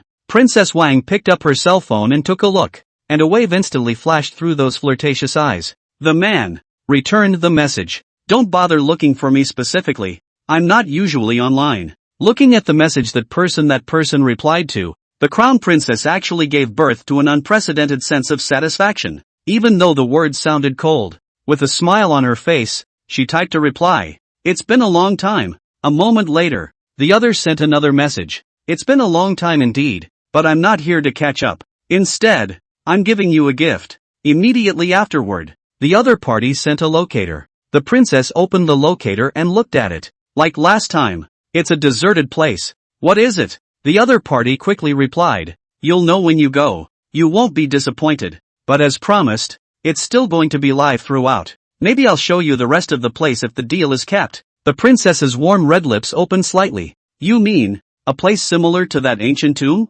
That's right. Aren't you all curious about what happened after the Great Shang defeated the rebels 3,000 years ago? Where did Dishin, in the end, go? Then go check it out. After that, the other party went offline. The princess looked at the screen that gradually dimmed in her hand and finally went out automatically, and was unable to return to her senses for a long time. Seeking 5-star reviews from your fellow readers. The real excitement is just beginning. Please don't feed the book. Completion rates are really important for new books. If there is no accident, the author can do at least 4 shifts a day in the early stages, and will definitely be able to satisfy everyone. Please don't feed the book.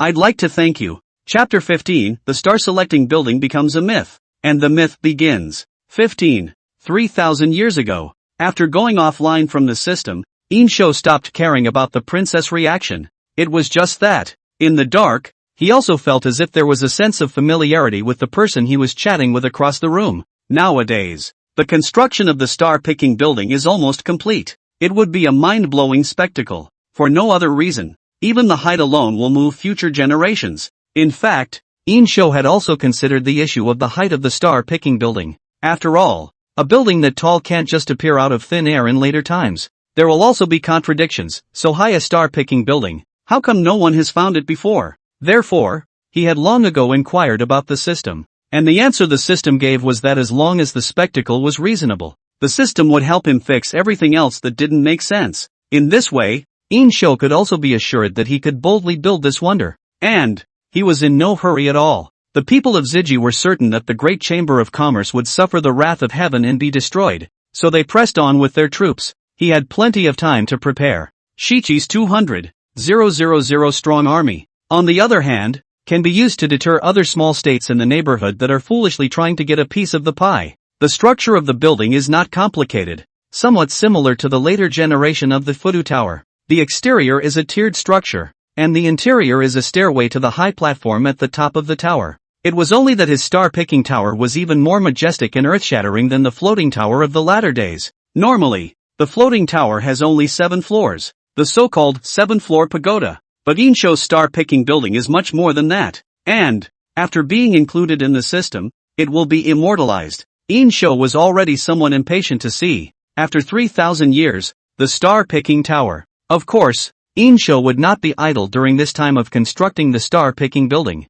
Instead, he ordered 3,000 iron armor to train the other remnants of the city. These men and horses are the capital for the Great Shang to regain its sovereignty over the world. But reigning over the world was not Yin Shou's aim at all. In his previous life, Yin Shou had read many books, movies and television. Whether it's a novel by a well-known author, ground-up literature, or a movie or TV show, these works vary in their descriptions of Dishin. There are the domineering and conniving, the sinister and venomous, and the despicable, but without exception, one of them describes a high degree of integration. That would be the king of men. What is a human king? Unlike the son of heaven who is the son of heaven, the human king was the lord of the human realm, as high as heaven and earth. But Yin Shou believes that all things are empty holes. Remarks, empty actually means that things happen for a reason. In that case, he would be the king of the people. Son of heaven? He doesn't care. It's just that the time is not ripe yet. The rebels haven't even been eliminated yet.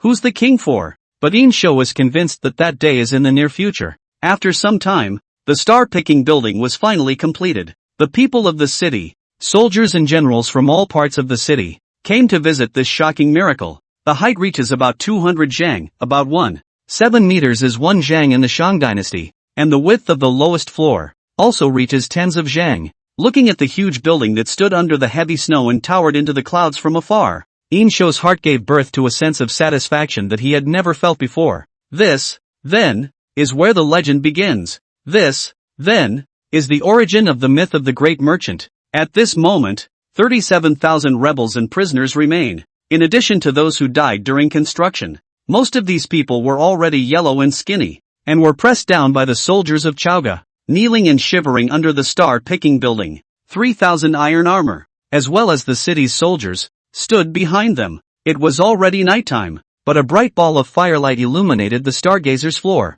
In fact, since the wrath of God came down, the clouds have gotten thicker and thicker, almost on the verge of crushing the earth. so there is no longer much difference between day and night in Chaoge. Hoo. The snow was flying and the wind was hissing. However, there was not a single movement under the star-picking building where tens of thousands of people had gathered, and it was terribly quiet. No one dared to speak up and break this delicate balance. A solemn and dignified carriage, surrounded by elite soldiers, slowly approached from the distance. Rolling wheels crushed the snow and ice on the ground. Yin Shou was standing on top of the carriage. The great king has arrived. Wow! All the soldiers simultaneously dropped to one knee and shouted in unison. Greetings, my king! All the people also knelt down and worshipped with fear and trembling. Yin Shou was wearing a black court dress today with a coronet on his head. With tens of thousands of eyes watching avidly, he strides down from the carriage. Hoo! The wind swept in and blew the beads on his coronet, clashing in the wind with a crisp sound. The firelight reflected on the rigid contours of his side face,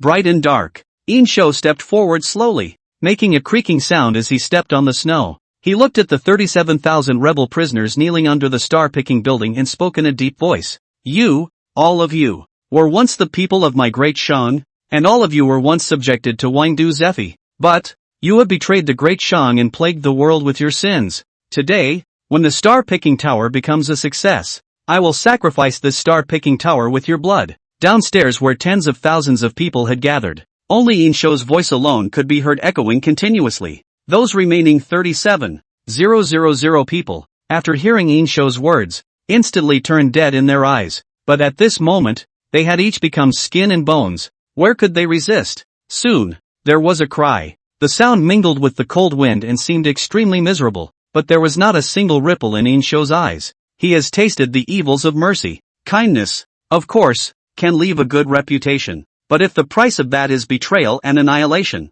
he'd rather be a tyrant with a murderous reputation. Chop! With Yin Shou's command, all the soldiers of the Great Shang, all brandished their blades. Rub! As the first rebel head fell to the ground, the killing began. Miserable screams resounded through the heavens and earth, unceasingly. The shock caused by this relatively small-scale killing was in no way inferior to that day under the city of Chaoge. The blood splashed and flew in the wind, and then fell to the ground, melting the snow and ice. The scarlet-hot liquid gradually merged into a blood-paved path that led straight to the gate of the star-picking building. Yin Shou was to step on the blood of these betrayers and walk up to that insurmountable peak. He looked at the bloody tragedy. His gaze was morose, and his cold voice ran through one's heart. This is what happens when you betray my Great Shang. If there are 100,000, lone will kill 100,000. If there are millions, then lone will slaughter millions. Lone is to build the new Great Shang Dynasty on top of that mountain of corpses and sea of blood.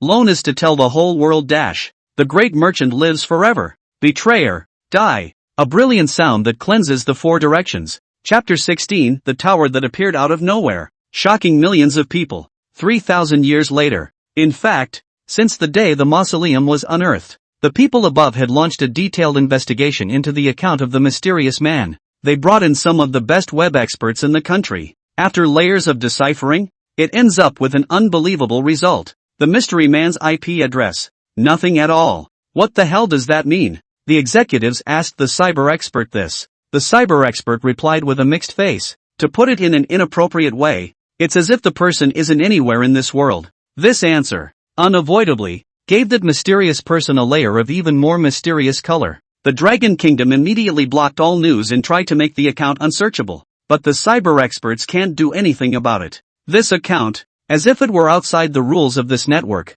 leaves nothing to be desired. One can only pray that this mysterious man will not tell more secrets to other nations. Originally, the research on that tomb had not been completed, but the princess received another address from the mysterious man. With the matter of those 3,000 human figurines, the Dragon Kingdom could not be said to take the address sent by Yin Shou seriously. Immediately, a group of people were selected from the staff of the catacombs and others were organized to form a new archaeological team. The princess is not a professional archaeologist though, but all indications were that the mysterious man seemed to be willing to communicate with the crown princess alone. What's more, the princess was originally Li Wentian's favorite student, although not a professional, but the knowledge that she possessed was not much worse than Li Wentian. As a result, the princess was also placed within this wave of personnel. Hundreds of professional staff, in helicopters, left overnight to fire up the new address. Of course, in order to further draw closer to the mysterious man, The process was still live-streamed in its entirety,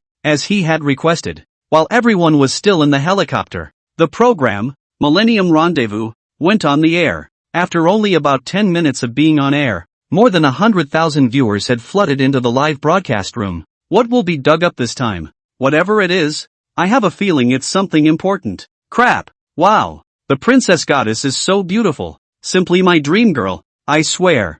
I won't marry him in this life. Bah. You're also worthy. The princess goddess is my goddess alone. If you don't want to come out and fight one-on-one, great. Make an appointment. Don't argue. Have you guys noticed that there are some strange people mixed in the live broadcast? The netizens then realized that in the original pop-up screen, all kinds of strange and twisted words actually floated by from time to time. I didn't realize until I looked closer that it was in stick language. Previously, the incident of the Dragon Kingdom netizens and the stick netizens cursing at each other on the internet had quite an impact. But then, those 3,000 human figurines were unearthed and slapped the rods hard in the face. I don't know what these guys are doing here on the air again. Some netizens who knew the stick language spontaneously translated their words into Chinese characters. Ha ha, ridiculous dragons.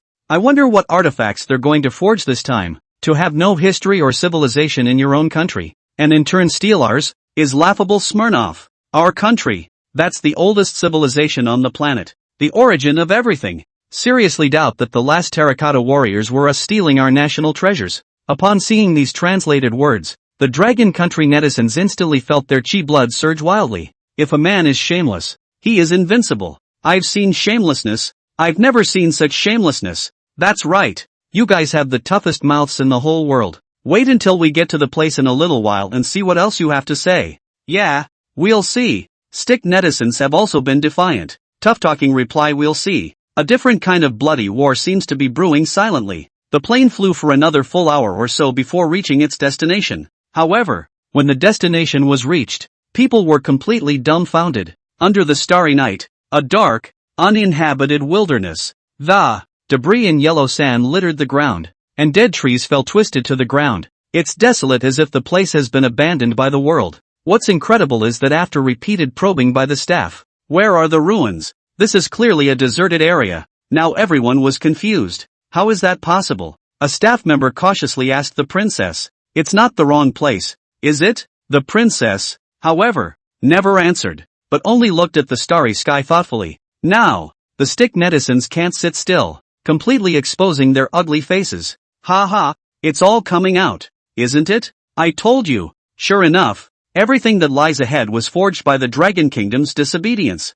Humph. What kind of civilization can a country that was our vassal state thousands of years ago have? Ridiculous. Now you're embarrassed in front of the whole world. Looking at these words, the dragon netizens hated this in their hearts. But at this moment, what could they say? The staff at the site, one by one, hung their heads. Originally, they had come to this place full of excitement, thinking that they could witness a piece of history from 3,000 years ago. But now, shall we go back? A staff member whispered. No, there's nothing wrong with the location. The princess suddenly spoke up. Her voice spat out a determination like no other, instantly catching everyone's attention as the camera moved to the crown princess. At this moment, the princess had a strange feeling in her heart. It was as if something, traveling through 3,000 years of time and space, was calling out to her. The fox spirit that was lodged in his body was stirring. Step by step, the princess walked towards the center of the clearing. She walked slowly, but with each step,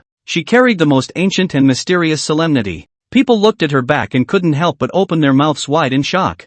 For her body was glowing with a faint, ethereal blue stream of light. Oh my God, I'm not hallucinating. A staff member rubbed his eyes incredulously. Inside the live broadcast room, millions of people had gathered at some point, but at the moment, they were silent and looked at the princess in silence. The starry night was radiant, and the starlight in the sky seemed to be pouring down on the princess alone. There was obviously no wind at the scene, but her short shoulder-length hair, as if held up by some magical force, began to fly on its own. The princess slowly raised her head and gazed at the Big Dipper. Those eyes looked as if they were about to travel through 3,000 years of time to find a deceased person. The starlight turned into a pillar of light that shone down on the earth, stabbing everyone's eyes. After a long time, the starlight dispersed. Everyone's mouths were wide open with stiffness. A high platform that shook the earth and the sky stood in front of everyone like that. It was like an ancient, vast, Giant sword stuck in the earth. Chapter 17 Mural in the Star Selecting Building.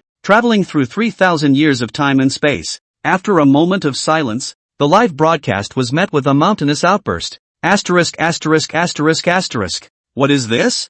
I'm dreaming. My God. Starlight condensing into a tower. I'm not dreaming. Miracles. Miracles. What is it that leaves such wonders? Heavens. Labor can't forget this image for the rest of its life. 666. Hey. You sticks. Aren't you questioning? Now see. The miracle is right in front of your eyes. What else do you have to say? And those rods who were previously clamoring among the pop-ups were instantly quiet. I wonder if they on the other end of the screen will feel their faces burning. Though there are still some people who are not convinced and say something like it's a computerized effect or something like that. But you have to realize that this is a live broadcast in a wasteland. So where is the opportunity to create special effects? Voices like this were quickly drowned out by the pop-ups. Meanwhile, the story spread like wildfire on the internet. Within a short time, the number of people in the live broadcast room had soared from over 1 million to the 5 million mark. And it's still rising at a terrifying rate. All the staff at the scene looked back, but didn't say a word,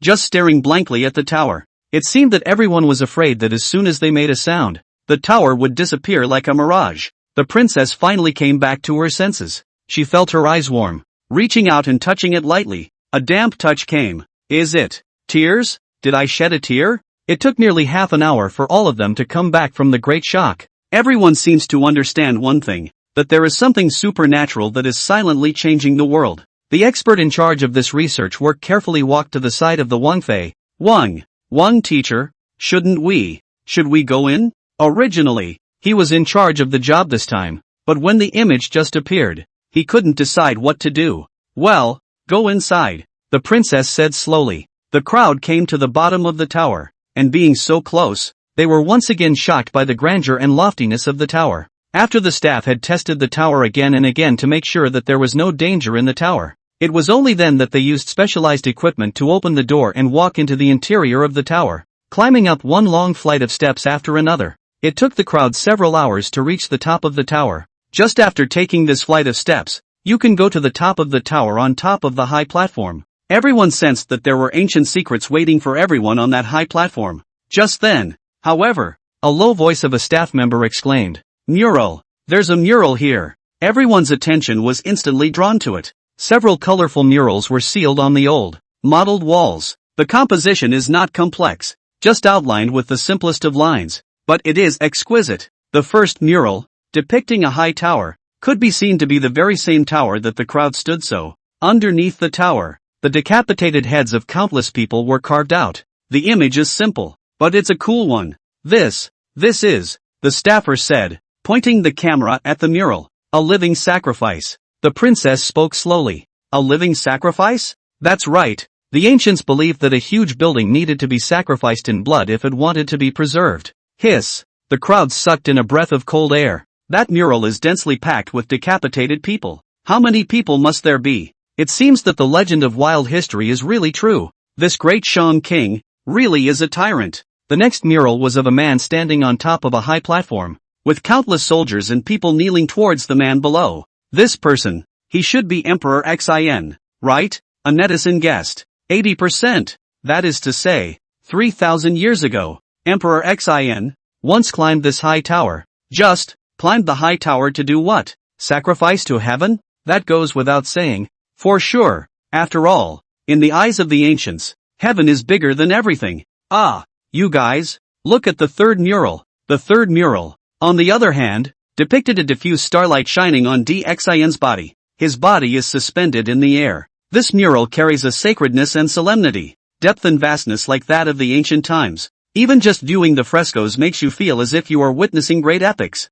The staff analyzed. Is this him being baptized with starlight? Gaining divine power? Originally, the crowd did not believe in such esoteric things. In fact, most of the murals left behind by the ancients also liked to exaggerate. However, just now, such a huge tower appeared out of nowhere. One can no longer bring up the courage to doubt the authenticity of these murals. The princess looked at the silhouette on the mural, her gaze deep, not knowing what she was thinking. The fox spirit, lying on her shoulder, gazed at the mural with the same eyes. Only, no one could see the fox spirit. The princess herself can't see it. The scene soon comes to the last mural. Above the mural was Xin holding a sword and pointing angrily at the sky. And at the top of that deep sky, something resembling the Milky Way was carved. It's just that no one can guess what the mural actually means. After visiting all the murals, the crowd finally reached the top of the tower. Standing at the top of this tower, feeling the gusty winds, the crowd seemed to finally understand what it meant to be able to pick the stars with their hands.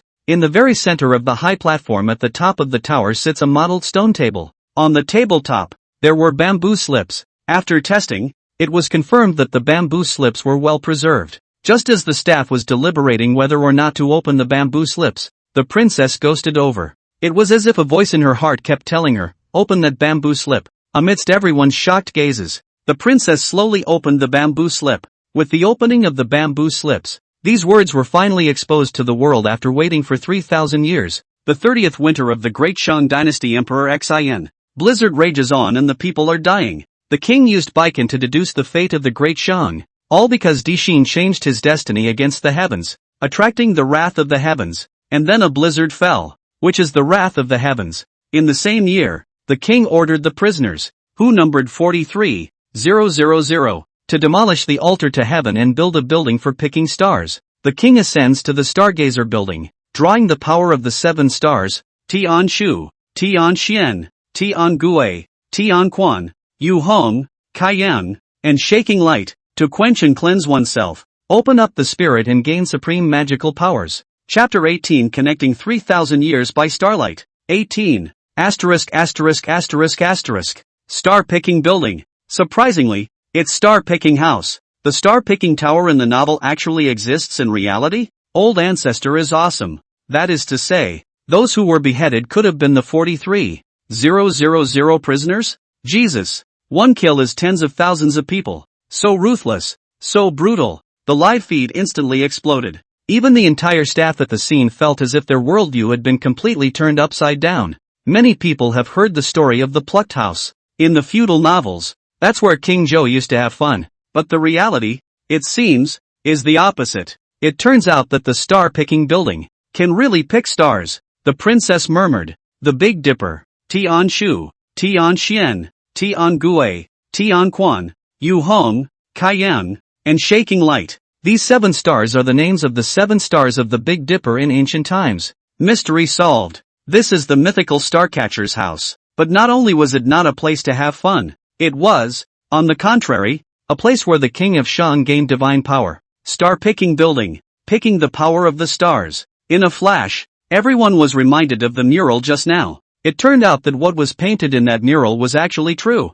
History that was broken off 3,000 years ago is suddenly connected. It turns out that 3,000 years ago, the Great Shang really didn't die. After defeating Shiji's 100,000 rebels, Xin drew the wrath of heaven. Subsequently, he built the star picker and gained great power. Except that last mural. And what does it mean? The camera follows the princess as she slowly opens the second half of the bamboo slip. Then the wrath of God will come. The king is on top of the Stargazer building, waving his sword to shatter the wrath of heaven. Soon, the sky opens up and the clouds break. All the people of the world worship the king in unison, shouting, "The Great Shang will live forever, and our king for all time." To this point, the road ahead of the big business is vast, chasing the star by the sun. Seeing this passage, a bolt from the blue rang in everyone's head. Right on. The last mural. It turned out that the last mural featured Emperor Xin chopping up the wrath of heaven. Countless people had goosebumps on their bodies. What opened before their eyes at this moment was more than just an ancient set of bamboo slips and words. Rather, it is a brilliant and colorful legend, an immortal myth. These glorious stories have transcended the most wanton imaginings. Not long ago, everyone thought that this star-picking building was used by Emperor Xin to offer sacrifices to the heavens. But now, everyone understands that the real role of the Stargazer, it's not a sacrifice to heaven, it's a decapitation, chopping up the wrath of God. What a boldness it was! And what a glorious era! There are countless people who have said the phrase "people make the rules," but how many have overcome in the face of great nature? But now, all the subjects of the Dragon Kingdom can proudly pat their chests and say, "Our old ancestors, who have overcome the heavens, the great merchant lives forever, my king for all time." The princess murmured these words slowly. In a trance, she seemed to see a picture. Under the sky 3,000 years ago stood a tall and magnificent building, A tall black figure stood on top of this towering platform, facing the wrath of the heavens alone. 3,000 iron armors, the city's generals and people, all kneeling. Black clouds loomed and a blizzard raged. That tall black figure chopped the sky with a sword, and in an instant, the sky opened up and the clouds split, and the heavenly wrath was dispersed. At the same time, all the netizens also woke up like a dream, full of shock, because just now, they saw the same image as the princess. What I saw, my God, is it a hallucination? Brothers, I just saw the back of a king. Me too. Heavens, could this be consciousness projection? This is divine power. What kind of era was it 3,000 years ago? I wish I could have been there. The top of the Stargazer building. The princess's thoughts roamed aimlessly, as if she had traveled to a distant 3,000 years ago. Just a moment ago, the moment she saw that back, emotions that she had never felt before welled up in her heart. Love? Friendship? Affection? Or some other emotion? The princess couldn't say it. That tall back merged with the blurry figure in her dream. The princess had never thought that she would have such feelings for someone who was 3,000 years old. She also didn't know that it was because of the fox spirit possession, but she desperately wanted to chase that great back, even if you chase it to the end of the world. Yet she felt that back had never been more distant across a space and time. Were you, 3,000 years ago, looking at the same stars? It suddenly occurred to the princess that she had heard a song lyric once. I look up at the stars you've seen and meet again through 100 years of time and space, but this moment is not a century. Instead, it's 3,000 years of vicissitudes. It was as if the princess saw that back figure, traveling through 3,000 years, standing not far from her own. The princess slowly walked towards the place where that back figure used to stand 3,000 years ago, looking at the unchanging starry sky. All fell silent, and it was as if everyone realized something. The princess's heart suddenly became more serene than ever before. The stars in the sky, too, became brighter than ever. Mr. Wang, what did you see? A staff member asked nervously. Yet the princess was as if she couldn't hear. She now entered an ethereal state, her body becoming crystal clear and seemingly one with the starlight. The fox spirit, lying on her back, gradually faded into her body, merging with her soul and copulating with a blinding brilliance. Amidst the horrified gazes of all the people, the body of the princess slowly floated above the void. In a trance, people saw 9 translucent tails floating behind the princess. The words on that bamboo slip suddenly flashed through the princess's mind. The king ascends to the stargazer's house, drawing the power of the 7 stars, Yin Shou, Yin Xian, Yin Gui, Yin Quan, Yu Hong, Kaiyang, and shaking light, to quench and cleanse oneself, open up the spirit and gain supreme magical powers. The 7 stars of the Big Dipper. The princess suddenly raised her head and gazed at the radiant stars. 7 beams of starlight, descending from the vastness of the sky, enveloped the suspended body of the princess. The radiant glow gave her skin a jade-like texture. Out of nowhere, a faint wind blows. The princess's hair was messy and loose in the wind, reflecting the starlight. The scene was so beautiful as a myth or legend. The staff at the scene, the millions of viewers in the live broadcast room, all looked at this scene out of their minds, revealing a mesmerized expression. The audience forgot to sigh and take screenshots to save this beautiful scene. It seemed as if they were all pulled into a world not their own to witness the miracle. Finally, one of the staff members reflected and muttered, Mural.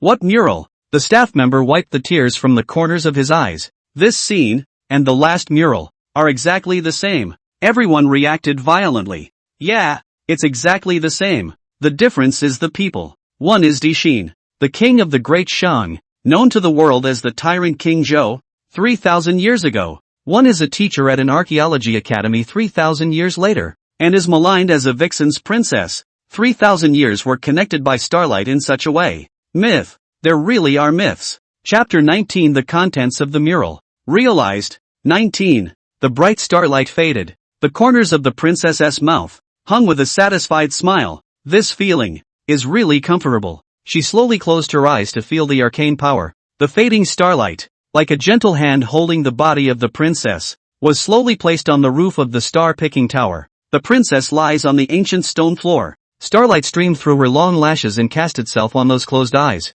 The beauty of this scene is like Sleeping Beauty in a fairy tale. Mr. Wang. A female staff member snapped back to her senses and ran towards the sleeping princess. This cry also woke up all the viewers in the live broadcast room. The pop-ups instantly exploded. sweeping across the entire screen like a mountain of mountains. Oh my god, it's so beautiful. I just, saw a fox demon from mythology. The Daji from Feudal God is just like that. Damn. I can't imagine that such a picture could appear before my eyes one day. This is not a movie. It's not special effects. And even more so, it's not a novel. It's a myth that's really happening right now. Nay, I am uneducated. A line goes everywhere. Have you noticed that Goddess Princess seems to have become even more beautiful? I wish I could lick her toes. I'm a woman at heart. Oh sharp heels. How many hearts have been broken?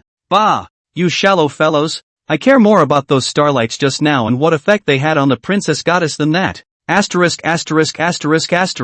I suddenly remembered the mural. The power of the 7 stars. If that mural is true, doesn't that mean that the current goddess princess has also drawn the power of the 7 stars? Brothers, I have a vague feeling that a new era is coming. I'm going to follow in the footsteps of the princess goddess. At this moment, the scene was already in chaos. The female staff member removed her gloves and kept gently patting the princess's unblemished cheeks. Mr. Wang, wake up, Mr. Wang, how are you feeling? However, no matter how much that staff member called out, the crown princess just didn't respond half-heartedly.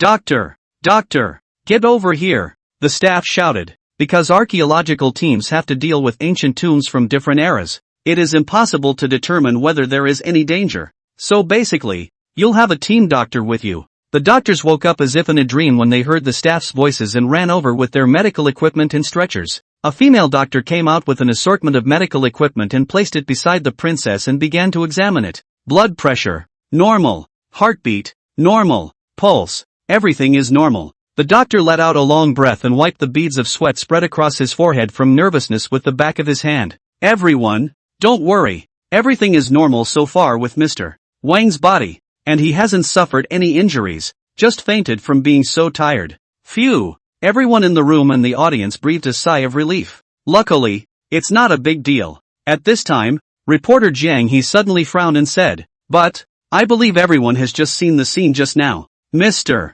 Wang, like the people in the mural, floats in the air, quenched by starlight. The bamboo slips say that the king of Shang used this to gain power. So what changes have been made to Mr. Wang's body?" Jiang He's words instantly woke up the crowd, who all looked at the female doctor with inquiring eyes. The female doctor shook her head. These can't be seen for the time being. They need to be sent to the hospital and examined with more specialized equipment. Then what are you waiting for? Go! Soon after, the princess was taken to the hospital. The upper echelons of the Dragon Kingdom also sent troops to blockade the star-picking building at all levels, not allowing anyone to set foot inside. But there were millions of netizens who had seen the scene where the crown princess had her body quenched by the stars. Thus, in just less than half an hour's effort, the name Wang Fei, like a prairie fire, swept across the entire network. Not only did the major official media begin to report, but all kinds of marketing numbers, self-media, also began to compete for coverage. Shocked. That night, what happened to the absolutely beautiful teacher in the archaeological team? Is there really a myth in the world? From the personal experience of a female teacher climbed to the top of the star-picking building and this happened? The stunningly beautiful teacher is the reincarnation of the nine-tailed fox? Of course, these headline-grabbing posts from unscrupulous media outlets were quickly taken down and blocked by officials. But the princess's name is already known all over the internet. There are threads everywhere discussing the crown princess. Part of the crowd was marveling at the beauty of the princess. The princess herself was indeed beautiful in appearance. And it would not be an exaggeration to say that she was a beautiful woman. But if we really say that the world is the best, we don't. However, if we add to that the princess's mesmerizing aura, and that mysterious feeling after being quenched by the starlight, it can definitely kill all the women in this world. More netizens, however, are exploring the matter itself. After all, this kind of incomparable mystery is sensational. I was a viewer of the live broadcast, when I saw with my own eyes, a 100-meter tower appear out of nowhere. How is the princess goddess doing now? That's right, there shouldn't be any accidents. Should there? Tremble, you mortals, a new era is about to begin. I will follow in the footsteps of the princess goddess. Rokoku, please stop this YA behavior of yours. Those are just you making a movie. Even if there is a myth, the origin is our simulacr. Hey, strange, how did it get mixed in with the pop-ups? +1. An hour or so later, In an effort to quell the curiosity of netizens, the official media released the results of the princess's examination. Name, Princess Wang. Age, 29. Height, 170. Weight, 53 kilograms. Blood. What follows is a litany of specialized data that an outsider simply cannot understand. Most striking, however, is the last sentence of the medical examination results. After testing, Ms. Crown Princess's body is not in any serious condition, but the cellular energy in its body is amplified tenfold by some mysterious force. But other than that, it didn't bring about any other ripple effect. The netizens naturally can't understand the various data in the front, and they don't bother to look at them. But the last sentence was a real treat for everyone. In other words, the Crown Princess now had a physique that was 10 times, if not higher, than that of normal people. And it's only temporary. Don't forget, the princess hasn't woken up yet. God knows what amazing changes will happen when she wakes up from her nap.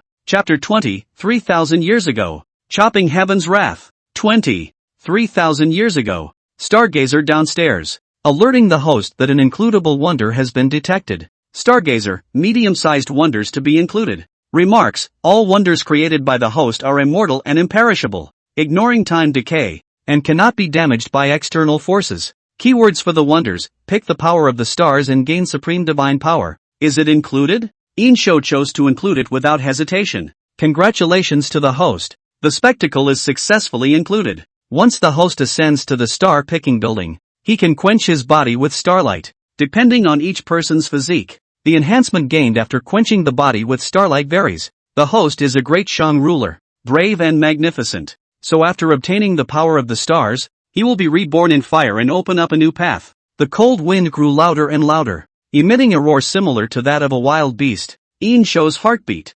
uncontrollably, sped up a bit, picking the power of the stars. The day has finally come. The mythic blueprint he had laid out had finally begun. Welcome my king to the stage. Tens of thousands of people shouted at the same time. Without saying a word, Yin Shou stepped into the star-picking building, following the layers of steps and walking step by step towards the highest place. Yin Shou climbed to the top of the star-picking tower and gazed up at the sky. The clouds in the sky were getting thicker and darker. It seemed that something terrible was brewing in the dark clouds. The host has arrived at the star-picking building to determine whether to pick the power of the stars. Yin Shou chose OK without hesitation. In an instant, a fierce wind rose. Yin Shou's feet slowly left the ground. In the depths of the dark clouds, 7 huge points of light flashed up. 7 beams of starlight, piercing through the dark clouds in the sky, converging on Yin Shou's body as much as they could. The winds are fast and the clouds are furious. The bright starlight illuminated the entire scene in black and white. The image that happened to the princess 3,000 years later was happening to Yin Shou right now.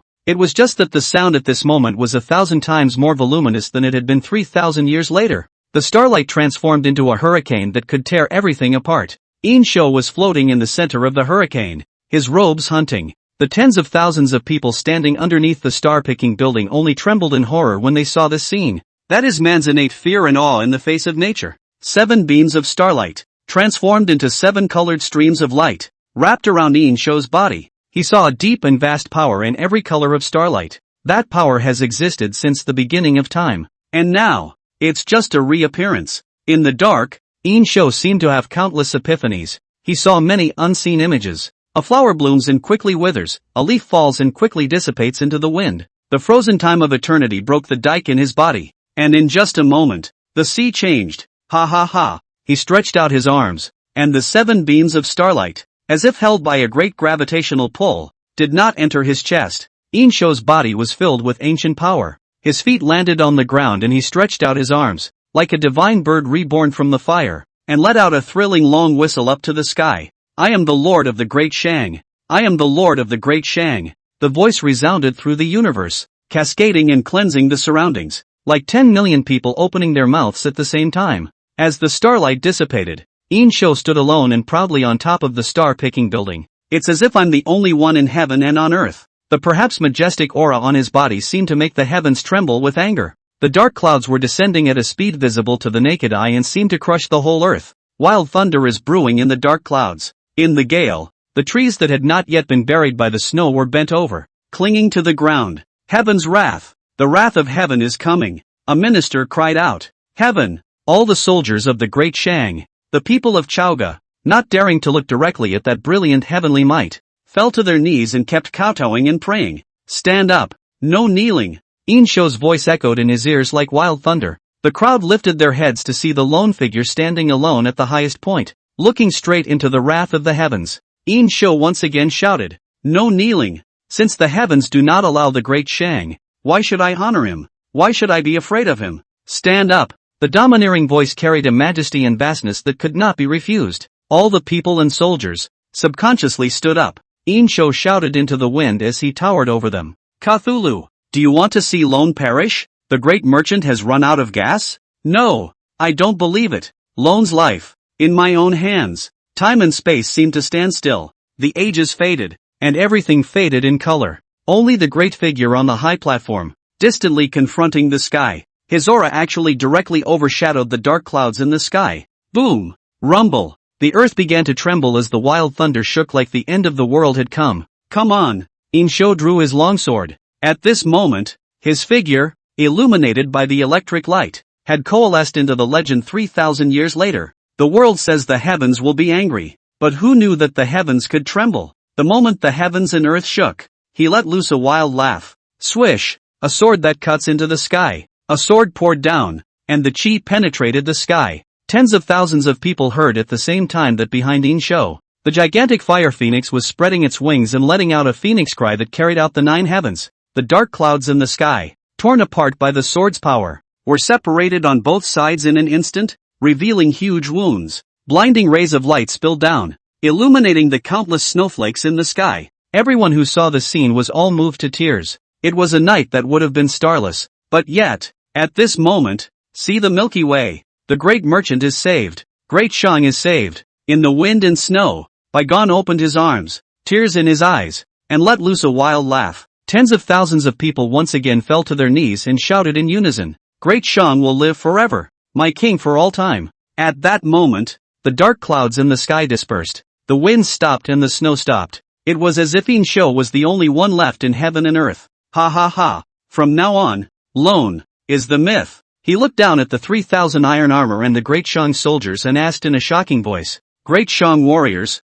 are you willing to charge into battle for me? 3,000 iron armor raised their halberds high, willing to sweep the world for my king. Where my king's sword blade goes, where we fight to the death. The remaining soldiers followed the example of the 3,000 iron armor and raised their blades high. Where my king's sword blade goes, where we die fighting. Good. Yin Shou shouted, Great Shang warriors, come forward, and I will grant you the power of the stars. Chapter 21 The System of Star Power. Sealed God Ranking. 21. Tens of thousands of people knelt downstairs under the plucked star at the same time. Yin Shou lifted his hand toward the sky and with a firm grip, he ripped off a piece of starlight. Tens of thousands of people, simultaneously baptized in starlight. The light flowed radiantly. The power within their bodies, too, were all rising by leaps and bounds. Of course, apart from the 3,000 iron armor, not everyone was gifted to receive the power of this star. At this point in the Chaoge, there were 8,000 generals in addition to the 3,000 iron armor.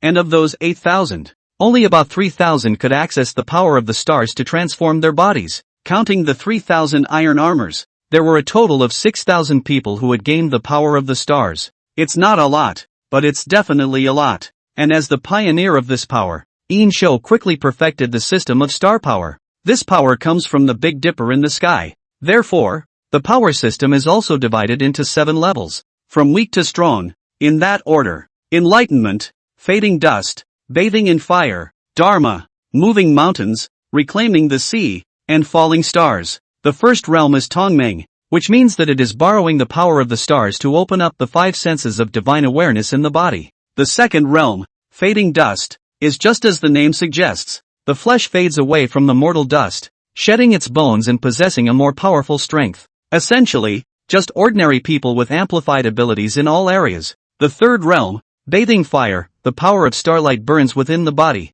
creating a source of power. It can be interpreted as burn, little universe. Upon reaching the fire-bathing realm, one can pull the power of the stars and burn up flames that do not belong to this world for their own use. Yin Shou was, right now, in this realm. However, due to the fact that his physical body was already incomparably strong before receiving the starlight pouring over it, as such, Yin Shou's actual strength had far exceeded that of the bathing fire. It just hasn't reached the next realm of Dharma yet. Upon reaching the Dharma phase, Yin Shou could borrow the power of Starlight to manifest a huge Dharma phase behind him, which was incredibly powerful. This realm was also Yin Shou's next goal. The next step was to move mountains, still as the name suggests, and by reaching this realm, the physical body would become even more powerful, possessing the strength that could directly carry a large mountain. Reclamation, mobilizing all the forces in nature, such as wind, rain, thunder and lightning, the sun, moon and stars, and when you reach this realm,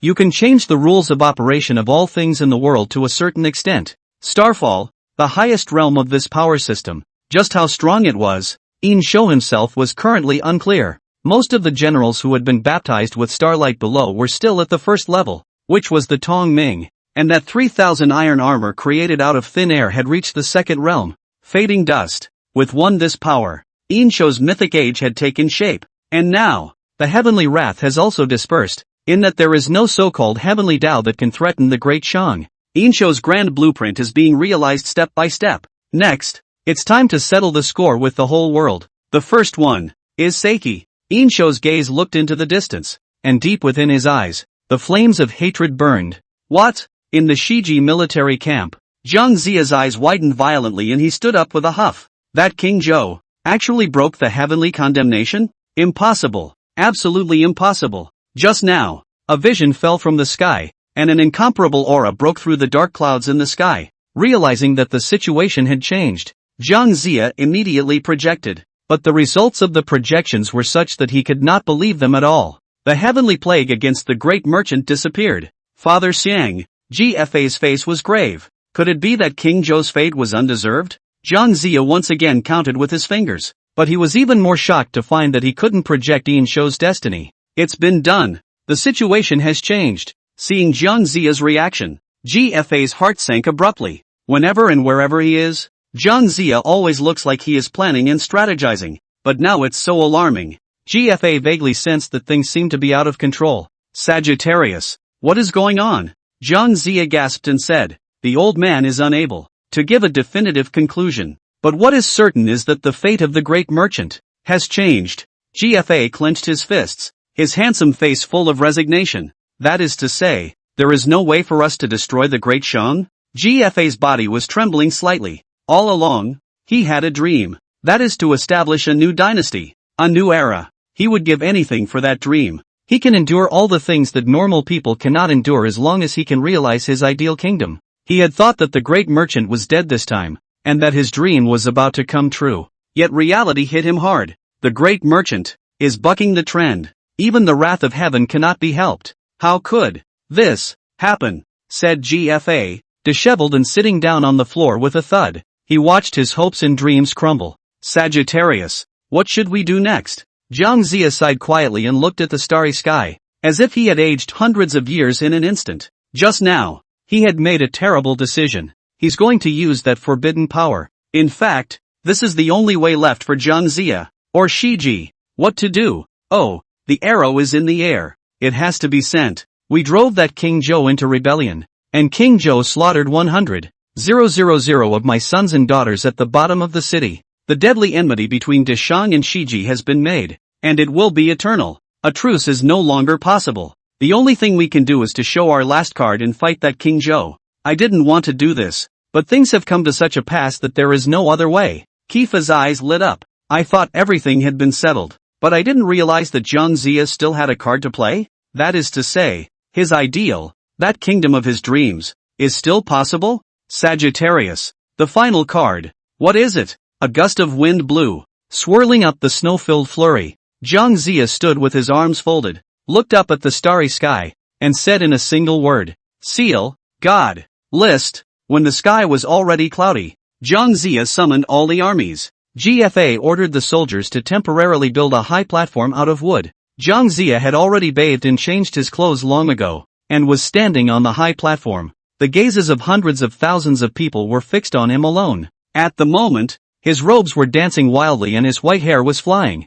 In the midst of countless adoring gazes, he slowly took out a scroll the size of a small arm from his bosom and unfolded it against the wind. The scroll was haunted by the sound of the wind, and it was filled with oddly shaped words. Jiang Zia raised the scroll high and said in a vibrating voice, I, Jiang Shang of Kunlun Mountain, in obedience to the will of heaven and the people, assisted King Wu of Zhou in his crusade against the Zhou of Shang. However, Shang Zhou forced himself to go against the heavens and change his destiny, defying the way of heaven, which is a great disrespect. Today, Jiang Shang sacrifices the seal of the gods, leads 200,000 generals of Great Zhou, and implores the heavens to grant the generals of Great Zhou supreme power. GFA also mounted the high platform and shouted, Heaven is above. If the Great Zhou pacifies the world, the boy GFA is willing to take heaven as his father. He is the son of heaven. The children of the Great Zhou, too, are born to be vassals and serve the heavens. As GFA's words fell, the god's sealing list suddenly flew up into the void,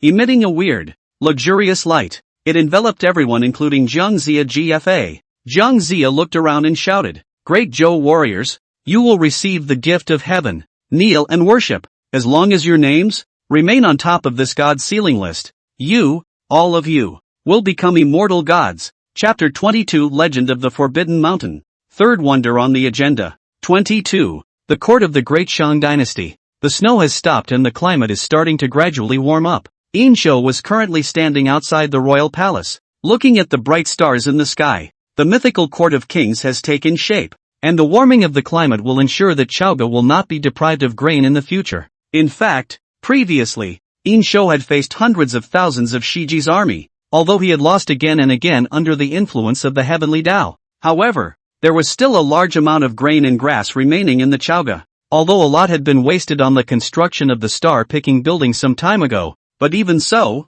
the remaining grain and grass would not be a problem to support for another 2 years. This was also the root of Yin Shou's ability to go on a rampage and engage in all sorts of wonders since the awakening of his system. Next, he was going to start conceptualizing a third wonder. The first Terracotta warriors was more of a temporary idea. The second star-picking building paved the way for the great merchant myth dynasty. The 3,000 iron armor and the 3,000 Great Shang soldiers, having gained the power of the stars, grew stronger every day. Even with only these 6,000 men, Yin Shou was completely unfazed by Shiji's 200,000 regular troops. Even if Yin Shou wasn't here, these 6,000 men would still be fully capable of temporarily fending off Shiji's attack. But these were not enough for Yin Shou. His third wonder should not only be able to do the job of wiping out Shiji's rebel army in one fell swoop, and to give his great merchant another layer of even more mysterious mythological coloring, adding fuel to the fire of his mythic path. Just so far,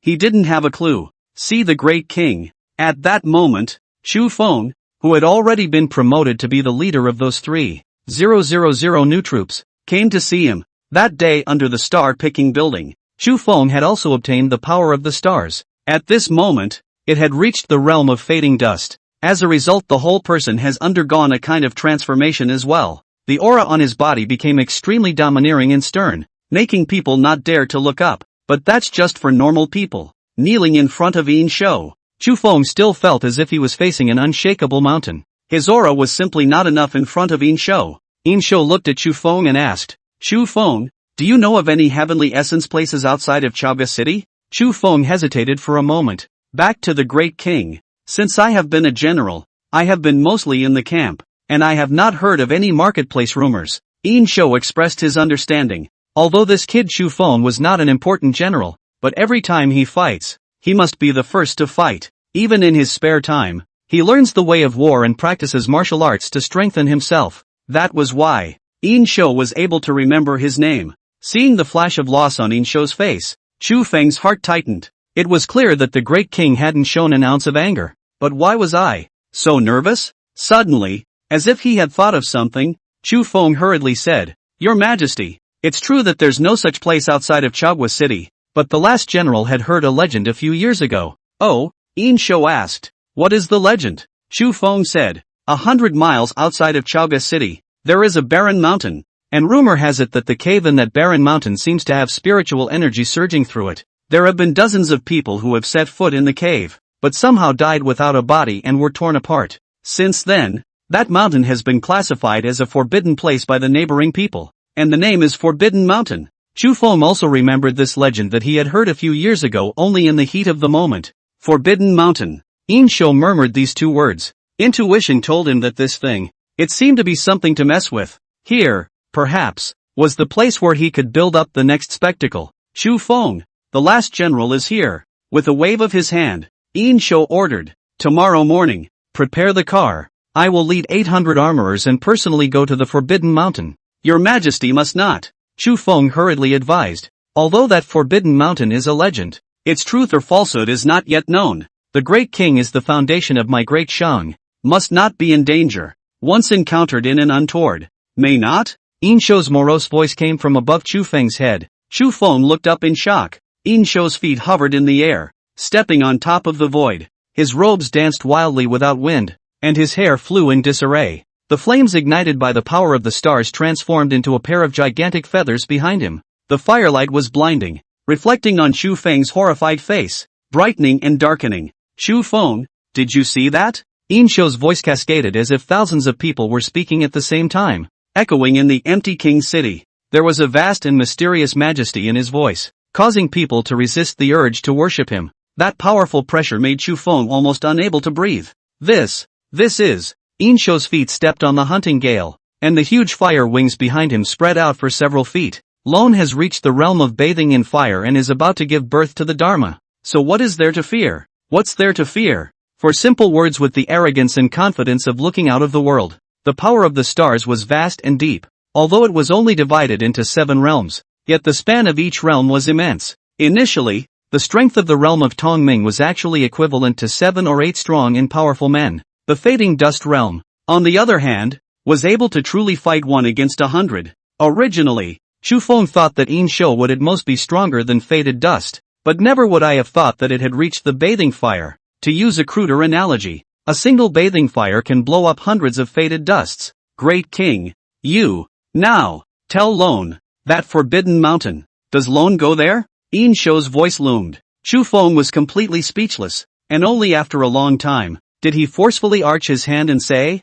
"The last general will comply." Early in the morning of the next day, Yin Shou personally selected 800 armored soldiers and marched out of the city gates towards the direction of the Forbidden Mountain. A third wonder, already on the agenda. I'm begging for 5 stars from all of you readers. The current numbers are looking a bit scary for the author. If you can, a little help posting a book dump tweet would be great. Of course, the author would appreciate it if freebies could be ordered. As for charging gifts, everyone is not easy to make money. The author does not dare to ask for. The author has been grateful to be able to read this. Anyway, the author pays his respects. Chapter 23, The Power of the Fire-Bathing Realm. Ancestor of the Princess. 23. The war-torn land is devastated. Countless ruins, buried under the snow. Right now, the ice is melting and the ruins are exposed to the cold wind, making them even more desolate. Yin Shou rode a high horse and led 800 armored soldiers, marching in the direction of the Forbidden Mountain. "Your Majesty, 10 miles to the left,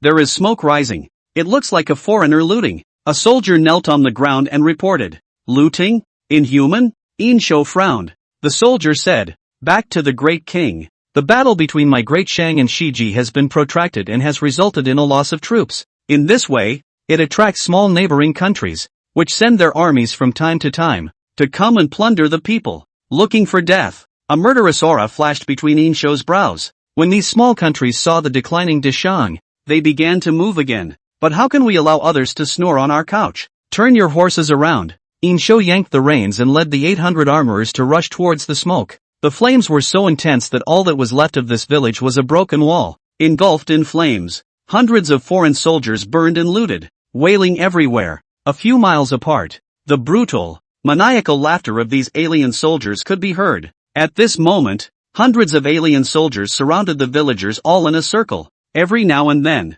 he stabbed the spear in his hand, piercing people to the bone. Every time someone fell to the ground, even more insane laughter erupted among these alien soldiers. Ha ha ha. Cry. Scream it. Ha ha. They were totally feeling the thrill of the abuse. The villagers, who were trapped in the encirclement, were also waiting in despair for death. One of the scarred men was already covered in scars, but even then it still held a crippled sword, shielding the villagers behind it as it confronted the alien soldiers. The man's name was Wang Yi, a craftsman in this village. However, his true identity was a sword maker. In fact, Wang Yi is not from this village, but from somewhere else. It was only because for generations, their Wang family had a strange physique. That is, From a young age, no matter who looks at them, they seem to fall for them. It would have been better if it was a man, but whenever a woman is born, she will be called a demon reincarnated. For generations, this has been the case. From childhood to adulthood, it has been unknown how many women have fought over Wang Yi and even perished.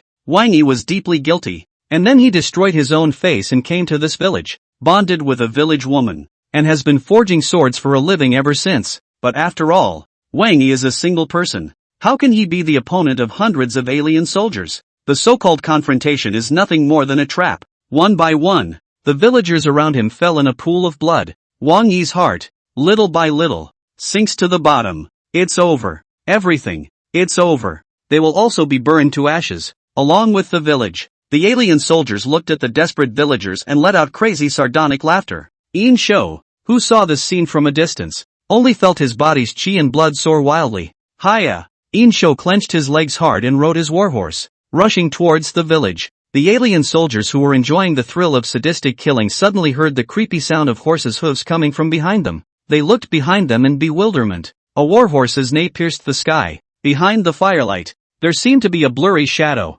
Suddenly, in the midst of that rushing fire, a tall silhouette rushed out. The man, mounted on a warhorse and dressed in military attire, holding a huge, broad sword, broke through the wall of fire. Above that sword, a bright and piercing star fire burned. Ashes flew in the sky like burning snowflakes. Within Yin Shou's eyes was a bearish killing intent. You barbarians, disturbing my Great Shang, your crime is unforgivable. Today, Lone will let you see for yourselves the sights of hell. Yin Shou yanked on the reins, the warhorse neighing, its hooves raised high. Yin Shou raised the sword in his hand and swung it downward fiercely. The fire of the stars poured out from the blade of the sword, and it was as if there was only a blood-red color between heaven and earth. Both the alien soldiers and the villagers looked at the scene in front of them incredulously. Under the high temperature, the earth cracked inch by inch, and a terrifying red light flashed in the cracks. The bodies of those alien soldiers were set ablaze by the fire of the stars in an instant. Their clothes instantly turned to ashes, and their skin began to crack and peel off due to the scorching heat. His body was crackling with burns, but he no longer even had the strength to struggle. The blood steamed and made a nuisance sound. In just a few moments, these hundreds of alien soldiers were burned into annihilating ashes. As the dust settled and the fire slowly went out, only Yin Shou rode his warhorse and stood on top of a scorched earth, his cloak hunting. All the villagers, looking dumbfounded, forgot to blink. You see the great king and you still don't pay your respects? A heavily armored soldier shouted in a deep voice. All the villagers then woke up as if in a dream, realizing that this tall figure was actually the current king, and they all knelt down to worship. Greetings, great king. Thank you for saving me. Until then, many of the hijacked villagers let out a cry. Yin Shou's gaze was cold as he droned. Pass on the order of the orphan. If it's not my kind, its heart will be different. From today onward, all foreigners from other countries, no matter male or female, old or young, will be exterminated without a single survivor. Yes, the 800 generals roared in unison. At this moment, the scarred Wang Yi walked out from the crowd. Perhaps the injury was too much for him, and he was hobbling a bit, but the gaze that looked at Yin Shou was filled with fervor. Just now, Wang Yi thought he was dead, thought all the villagers were dead, but the Maharaja appeared out of nowhere and saved everyone's life with his gaijin power. Wang Yi had already made a secret decision within his heart. Your Majesty, the foreigners are brutal and slaughtered my Great Shang people. The crime is unforgivable. Little man Wang Yi, today I have the honor to see the might of the great king. My heart is pleased and sincere. I implore the great king to take him in. I am willing to saddle up and serve the great king. Serving? Yin Shou slowly picks Wang Yi's chin with his sword blade. What is your skill in serving my orphan? Wang Yi took a deep breath and said, back to the great king. I am from a sword-casting family that has been passed down from generation to generation. It is only because of other hardships that I am incognito in this village. I am willing to dedicate my life's work to the great king. Sword master. Yin Shou thought for a moment. Perhaps this person could be used for future wonders. This Wang Yi has some use. With this in mind, Yin Shou said, in that case, you will follow by Lone's side and become a sword maker again. Thank you, Your Majesty. Wang Yi once again paid his respects and then swore, for the favor of the great king's knowledge and kindness, I am unable to repay it. Wang Yi once again swears that in order to repay the great king's favor, my Wang family is willing to serve the great king for generations to come, to go through fire and water, and to never repent. Chapter 24, The Secret of the Forbidden Mountain. Pictures from 3,000 years later. 24. The Forbidden Mountain was nearly 1,000 feet high. It stands on top of a barren mountain. There wasn't a blade of grass or tree except for the jagged, strange rocks. Ever since it was made a forbidden place, few people have been there. The entrance to the cave had been blocked with boulders, so you couldn't see inside the cave. Standing underneath this forbidden mountain, Yin Shou was able to sense that the mountain seemed to contain an ancient power. Bang! With a swing of his sword, Yin Shou chopped up the rubble blocking the entrance of the cave and walked in without hesitation. Yin Shou realized that this entire mountain was, in fact, hollow. The size of the cave, surprisingly, was also just smaller than this mountain. Standing within the cave, Yin Shou was able to feel that it contained countless overriding powers. Those forces were invisible, but they traveled through the air like little knives. Yin Shou reached out his hand and gently touched the power in the air, and actually felt a hint of pain. So strong. No wonder. This place is grounded by people. No wonder. People who mistakenly enter this place will be cut into pieces. It seems that this place is, indeed, extraordinary. Just the place to be as a third wonder. In the dark, Yin Shou already had an idea about the third wonder, alerting the host that you have a new message. In his mind, there was a sudden system voice. A message from the princess after 3,000 years. Yin Shou connected to the system and tapped on the message. Demon Princess, what is this thing? Have you seen it? Demon Princess, picture. Demon Princess, video. Yin Shou sent the picture, and when the high-definition image loaded up, his heart shook slightly. Time comes 3,000 years later. After receiving the baptism of Starlight, the princess stayed asleep. Normally, people who fall into a coma need to be injected with nutritional fluids to maintain basic life. But to the surprise of all the medical staff, the body of the princess actually rejected the nutrient solution. That means that the nutrient sling doesn't even hit her. But soon, the medics realized that within the princess's body, it had begun to autonomously form a life cycle that did not require any outside nutrition at all. This is a medical miracle that will go down in history. A female staff member once suggested that the princess's blood was drawn and analyzed, and the princess was included in the study. But when Li Wentian heard about it, he immediately put down the work at hand and came to the hospital. It was a slap at the paramedic that knocked his teeth right out. If any of you dare to touch a hair on my student's head, don't blame my old bones for coming on hard. Since then, no one has dared to mention it again. Of course, Li Wentian also paid 120,000 yuan for that slap. These things that happen in the outside world are not known to the princess. The sleeping princess had a dream. A long, long dream. In her dream, she becomes a fox who lived thousands of years ago. On that day, a fire burned in the mountains and she was dying when she was taken in by a man. And that man is the most supreme king in the world of men. She followed in that king's footsteps and witnessed his dynasty, step by step, from its rise to its fall. In her heart, she also grew to love this person who was not even of the same race as herself. The city is going to break. The defenders of the city are dead and fleeing. But she didn't. Instead she stayed quietly by the king's side. One day later, the king buried 3,000 figurines in the ground. As a white fox, although she had some spirituality, she had no idea what those 3,000 human figurines were. Yet it was known that it was something extremely important to the king. So, White Fox came to this underground alone, guarding these 3,000 human figurines until he exhausted all his life. The body has decayed, but her intention is undying, and she has turned into a lonely spirit. The princess opened her eyes violently, staring blankly at what was in front of her. Upon awakening, the princess was surrounded by a great sense of falling that she had never felt before.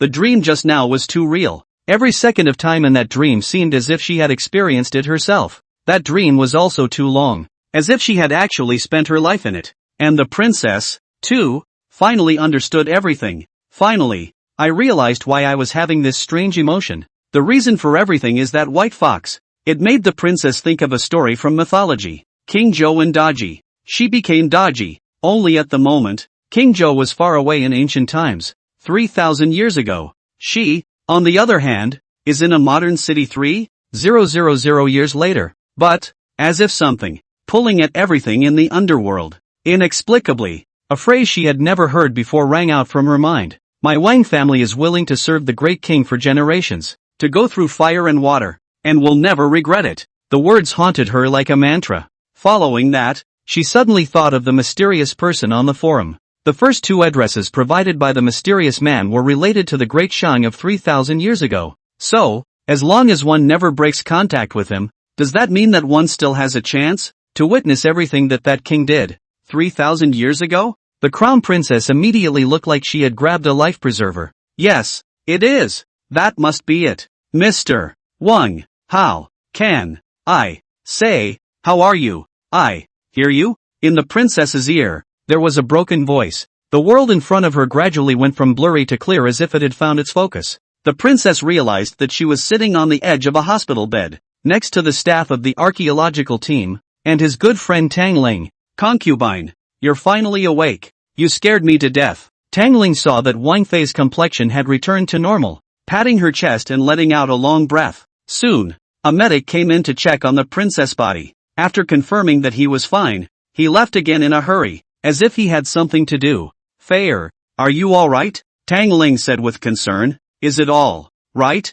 The princess stared blankly at her clean, flawless hands. I don't know. The princess felt as if she had become different inside her body, but I can't tell you exactly what's different. At this time, the princess didn't realize that her power had already reached the realm of fading dust. It's just that she's just now waking up and won't be able to harness this power that doesn't belong on this planet yet. How long have I been asleep? The princess asked. Tang Ling said worriedly, you slept for more than half a month. Now, hey, the princess knows her good friend. Tang Ling is one of those people who are big-headed and don't take anything to heart. But at the moment, looking at her expression, it was as if the sky was falling. Ling, why are you full of sadness? What happened? Tang Ling sighed, hesitated for a moment, and said with a straight face, Fei, what I am going to say next. You must not be afraid. Tang Ling's reaction made Princess Wang even more curious. Ling, don't sell yourself short. What's going on? Tang Ling opened her cell phone's photo album and handed it to Princess Wang. See for yourself. The princess took the phone. When she saw the image on her cell phone, those eyes, which were originally flirtatious and lazy, violently enlarged. Snap! The phone fell to the floor. A crack in the screen. The princess murmured, how is this possible? Chapter 25 Zombie soldiers appear after 3,000 years. On Tang Ling's cell phone were several photos, and a surreptitious video. It was very dark in the video and the camera was shaky. However, a group of men in military uniforms can be vaguely seen through the shaking of the camera. Report! Squad number 1 has arrived at the target location. No abnormalities have been detected. Coordinates A13. Nothing unusual. Wait, guys, look, there is something wrong. As the camera shifted, the image eventually settled on a clearing not far away. The bleak yellow land trembled slightly, as if something was stirring beneath it. Suddenly, a pale, dry hand reached out from inside the land. What's that? Everyone be on guard. Dozens of gun barrels were aimed at the hand. Amidst a sound of sucking in cool air, a hunched figure crawled out from under the yellow soil. You can't see the details clearly in the darkness, only the rough outline. The figure was thin, like skin and bones, and held a sword that was completely weathered and had a crooked outline. It wasn't the way a person should look, and even through the screen, it was unnerving. The clothes on their bodies had long since been torn and tattered, with only pieces of rags remaining. These rags swayed in the wind, making the hunched figure look even more hideous. What is this? A slightly shaky voice came from the video. Immediately following, the hunched figure let out a beastly growl and staggered towards the soldiers. He opened his mouth, revealing white teeth, and his dry hands clawed randomly through the air without regularity, as if he were trying to grab something. What man? Don't move! Back off! Get back or we'll fire! However, the figure acted as if it couldn't hear him, hissing as it raised the tattered and decayed sword in its hand and rushed over with a staggering gait. Fire! Da. The bullets struck above the hunched figure, but they did not do half as much damage to the figure. Even slowing down the video, one would clearly see that the bullet was bounced off hard the moment it impacted the figure. Report! Opponent immune to bullet attacks. Please instruct. Retreat at once. Immediately afterward, the video begins to shake more violently and eventually turns into a snowflake spot. A couple of other images from the phone captured these things from a different angle. You can see that the shooter must have adjusted the camera parameters before taking the shot. Therefore, pictures can be viewed so much more clearly than videos. The pale skin, wrapped tightly around the bones, outlined the skeleton-like outline. That's not at all the color of skin one should have. The two black eyes, like beasts, radiated a bloodthirsty light. Looking at these figures, the princess's mind quickly conjured up a word that only appeared in a movie out of context. Zombies. Tang Ling winced and said, clutching her shoulders. Officials were planning to hide it at first, blocking the news. But then, with these walkers popping up all over the country, the news just couldn't be covered. According to the statistics on the internet, these zombies, I'm afraid there are tens of thousands of them. Tang Ling's eyes were filled with horror, as if she were speaking to the crown princess or talking to herself. These zombies are invulnerable. Even the army has no way to wipe them out. What to do? What to do? Tang Ling had never dreamed that the zombies that were supposed to exist in movies and novels would appear in the real world. These zombies, as if summoned by something, awakened at the same time. Could it be that the end is coming? Princess Wang gently patted Tang Ling's shoulder as a sign of comfort. Meanwhile, the brain raced. Since the excavation of the Shang Dynasty tombs, strange things have been happening one after another. First, there was the fox's soul, and then the star picker that appeared out of nowhere. Then he himself was quenched by the starlight and underwent a strange change, falling in love with the ancients of 3,000 years ago. And then there's so much that seems like a dream that has lasted a lifetime. And now there are walkers. The princess felt as if this world was no longer the one she knew. It all seems to have something to do with that ancient Shang Dynasty tomb. Could it be that there is the origin of everything? The princess quickly thought of the mysterious person who had contacted her. Him,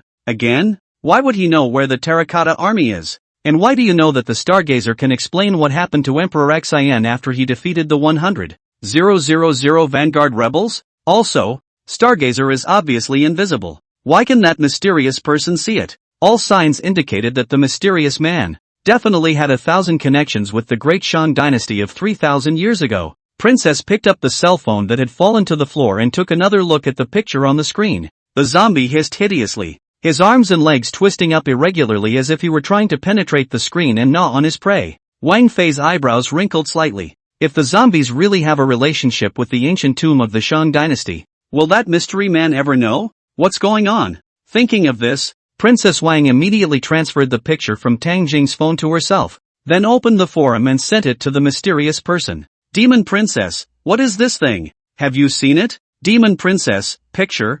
Demon Princess, video, Chapter 26 Pairing Up, The Origin of Corpse Soldiers, A Forbidden Power. 3,000 years ago, Yin Shou watched the video and pictures sent by the princess over and over several times. The first thing that came to his mind was the word zombie as well. However, the zombies in the video were slightly different from the zombies Yin Shou recognized. Or rather, different from everyone's perceived zombies. Whether in movies or literature, things like zombies are scary to watch, but in reality, it's not even worth mentioning in the face of modern firepower. Their strengths are, at best, a lack of pain and a lot of strength. It's not even impossible for a strong adult man, unaffected by his mindset, to take out a walker. But, has anyone ever seen a zombie that wasn't even afraid of bullets? Those bullets, which could easily pass through any flesh, hit the zombies as if they were hitting a stone with an egg. Is such a hard body still a zombie? And that's not even the most important thing. Usually the perceived zombies have extremely low intelligence.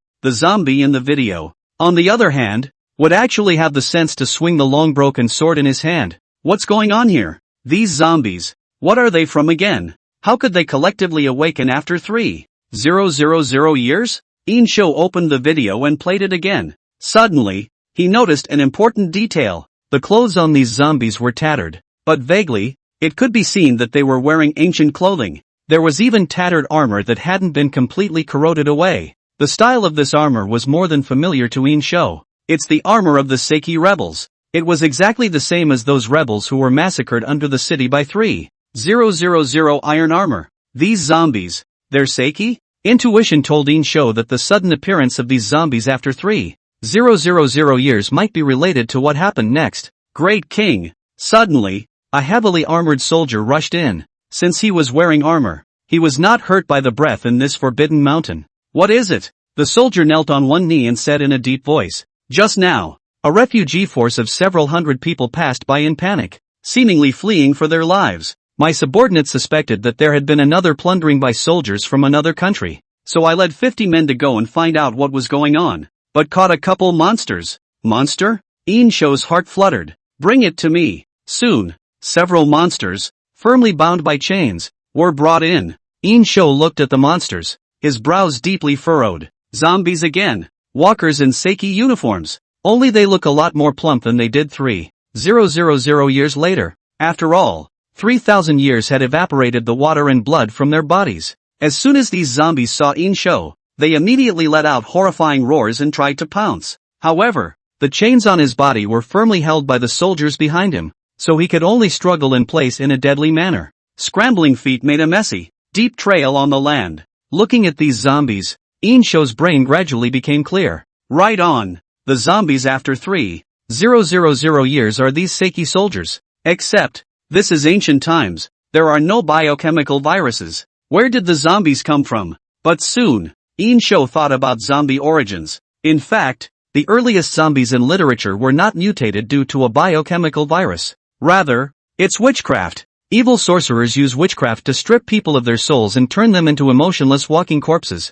Could it be that these Seiki soldiers, too, were turned into zombies because they were bewitched? No sooner had this thought arisen than Yin Shou's mind heard the system's voice. Corpse soldiers. This event was triggered by the host's reversal of fortune, which saved the Great Shang from the end of its kingdom and shattered the wrath of heaven. In order to defeat Yin Shang, Zhang Zia used the forbidden power in the seal of the gods to turn people into immortal zombie soldiers. So it turned out that all of this was actually due to the seal of the gods. Forbidden power. Immortality? It seems that this Shichi was forced to be anxious, and even thought of such a vicious method. The heavily armored soldier at the side explained. Your Majesty, my subordinates and the others wanted to kill the monster on the spot, but they found that the monster's body was actually as hard as iron, and that it was invulnerable to swords and spears. The only thing my subordinate can do is to order him to be bound in chains and brought to the great king for his decision. Yin Shou's eyes stared as he violently drew his sword and chopped down. Ding! When the blade of the sword touched the flesh of the zombie soldier, it was as if it had cut on metal, sending out a series of sparks. Sure is hard enough. No wonder even the hot weapons of the latter days had no way to help these zombies. It could be imagined how terrifying Seiki's combat power would be if he were to lead such a zombie army that was impervious to swords and spears. Suddenly, Yin Shou realized that a zombie's exposed shoulder had cracked a gash out of nowhere. It was as if it had been cut open suddenly by an unseen blade. The blood, which had turned black, flowed out from inside the wound. It's the power in the Forbidden Mountains. Since the power in the Forbidden Mountain could injure this zombie soldier, that meant that this zombie was not invulnerable. Thinking of this, Yin Shou took a deep breath and slowly mobilized the star power within his body and condensed it on top of the sword blade. Toward the other zombie, he swept violently across the room. This time, the zombie was directly cut off by him. Black blood splattered everywhere, spilling guts everywhere. But even then, the walkers don't die. Instead, he propped up half of his body with his hideous hands and crawled towards Yin Shou's feet.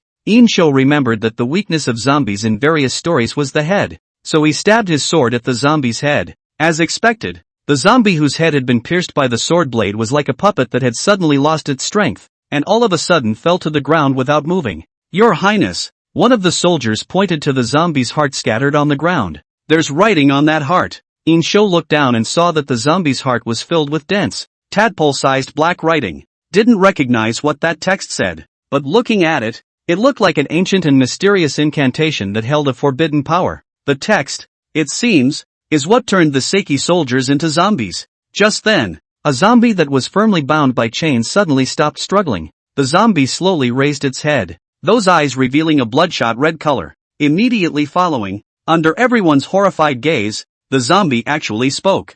Ha! Yin Shou, long time no see. Good tactics, good tactics. To be able to kill my Shichi divine soldier, old me really underestimated you. The sound was clearly coming from the mouth of the zombie, but it seemed to be coming from beyond the sky, echoing throughout the space. Hearing this voice, Yin Shou smiled coldly and drank in a low voice. It's you, Zhang Zia. Chapter 27, The Sword of the Human King, Creating Two Wonders. 27. As soon as they heard of Zhang Zia's name, all of the Deshang soldiers simultaneously sank in color and gripped the blades in their hands with a murderous aura. Zhang Zia, Great Shang's eternal enemy. If he had not assisted GFA, the Great Shang would not have taken the lives of so many great men for nothing. Ho ho ho. Zhang Zia's pale voice came out from the corpse soldier's mouth. Yin Shou, you don't respect the heavens, and now you're facing my Shichi divine soldiers and heavenly generals. Do you have any countermeasures? In less than 10 days, My Shichi divine army will surely arrive underneath the city of Chaoge. At that time, that's when I will settle everything with you. You have done much evil and are full of evil, and soon you will face the wrath of heaven. Yin Shou's face showed disdain. Divine army? Liquidating everything? With all that, you created the living dead with the sealed god list? As soon as these words fell, Jiang Zia immediately stared wide-eyed. What? Yin Shou, how did you know about the power of the god sealing list? This god sealing list was originally given to Jiang Zia by a tall man when he was traveling. That high man had no name, but he called himself Heavenly Father. After gifting the god sealing list to Jiang Zia, he told Jiang Zia that the forbidden power in this god sealing list should never be used lightly. Once the sealed god list was sacrificed, then the horrifying effects caused would last for thousands of years. Jiang Zia had always regarded the god sealing list as his last card and had never told anyone about it. But, how did Yin Shou know? The face of Jiang Zia became very ugly. Yin Shou coldly said, "These evil ways of yours are not worth mentioning in Lone's opinion. If you say 10 days, then 10 days. In 10 days, it will be the final battle between the Great Shang and the Western Zhou." As the words fell, Yin Shou invoked the power of the star flame within his body and ruthlessly swung his palm forward. In an instant, the flames from the stars transformed into a firebird and passed through the bodies of several corpse soldiers. The fire from beyond the sky burned up on the body of the corpse soldier. The body of Jiang Zia also flooded with blazing flames. He looked at the surrounding corpses that were about to be burned to the ground in horror, gritting his teeth. Yin Shou, good tactics, but even so, do you think you can save the great merchant? Idiot! Can you burn my hundreds of thousands of heavenly soldiers and gods? Starfire spread faster and faster, has spread to the ginger throat. Ginger lifted his head hard so that the starburst could spread a little slower. Yin Shou, we'll see. 10 days later, everything will be decided. Yin Shang, doomed to perish. As the words fell, the corpse soldier was completely engulfed by the flames,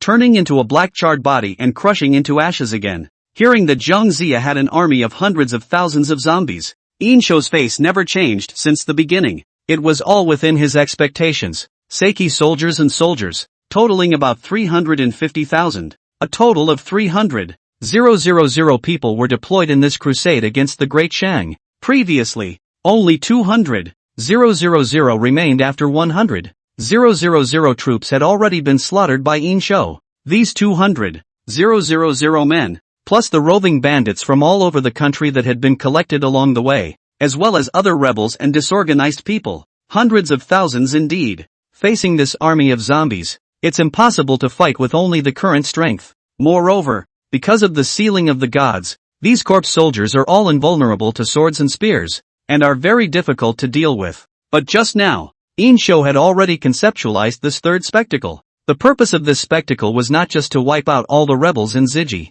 Instead, they will destroy all the corpse soldiers that will be resurrected after 3,000 years. As well, the person used for this spectacle was none other than Wang Yi, who had only just been taken under his wing. Where is Wang Yi? Yin Shou walked out of the cave and asked in a shocking voice. Back to the great king. Wang Yi is here. Wang Yi kneels on the ground with an agitated face. The scar on his face jumped up and down. Yin Shou said, "This forbidden mountain, I will put him in your hands. Can you live up to my expectations?" Wang Yi could never have imagined that this had only just followed the great king and he was entrusted with an important task. Immediately, he said, Wang Yi hereby swears that if he fails to fulfill the great king's trust, he will be buried in the fire. Yes, Yin Shou said, this forbidden mountain contains endless spiritual qi. I order you to be here and lead 2,000 smiths to enlighten all the weapons of my great Shang soldiers. In addition, since you are a sword maker, then I will order you to cast a giant sword within 10 days. And after 10 days,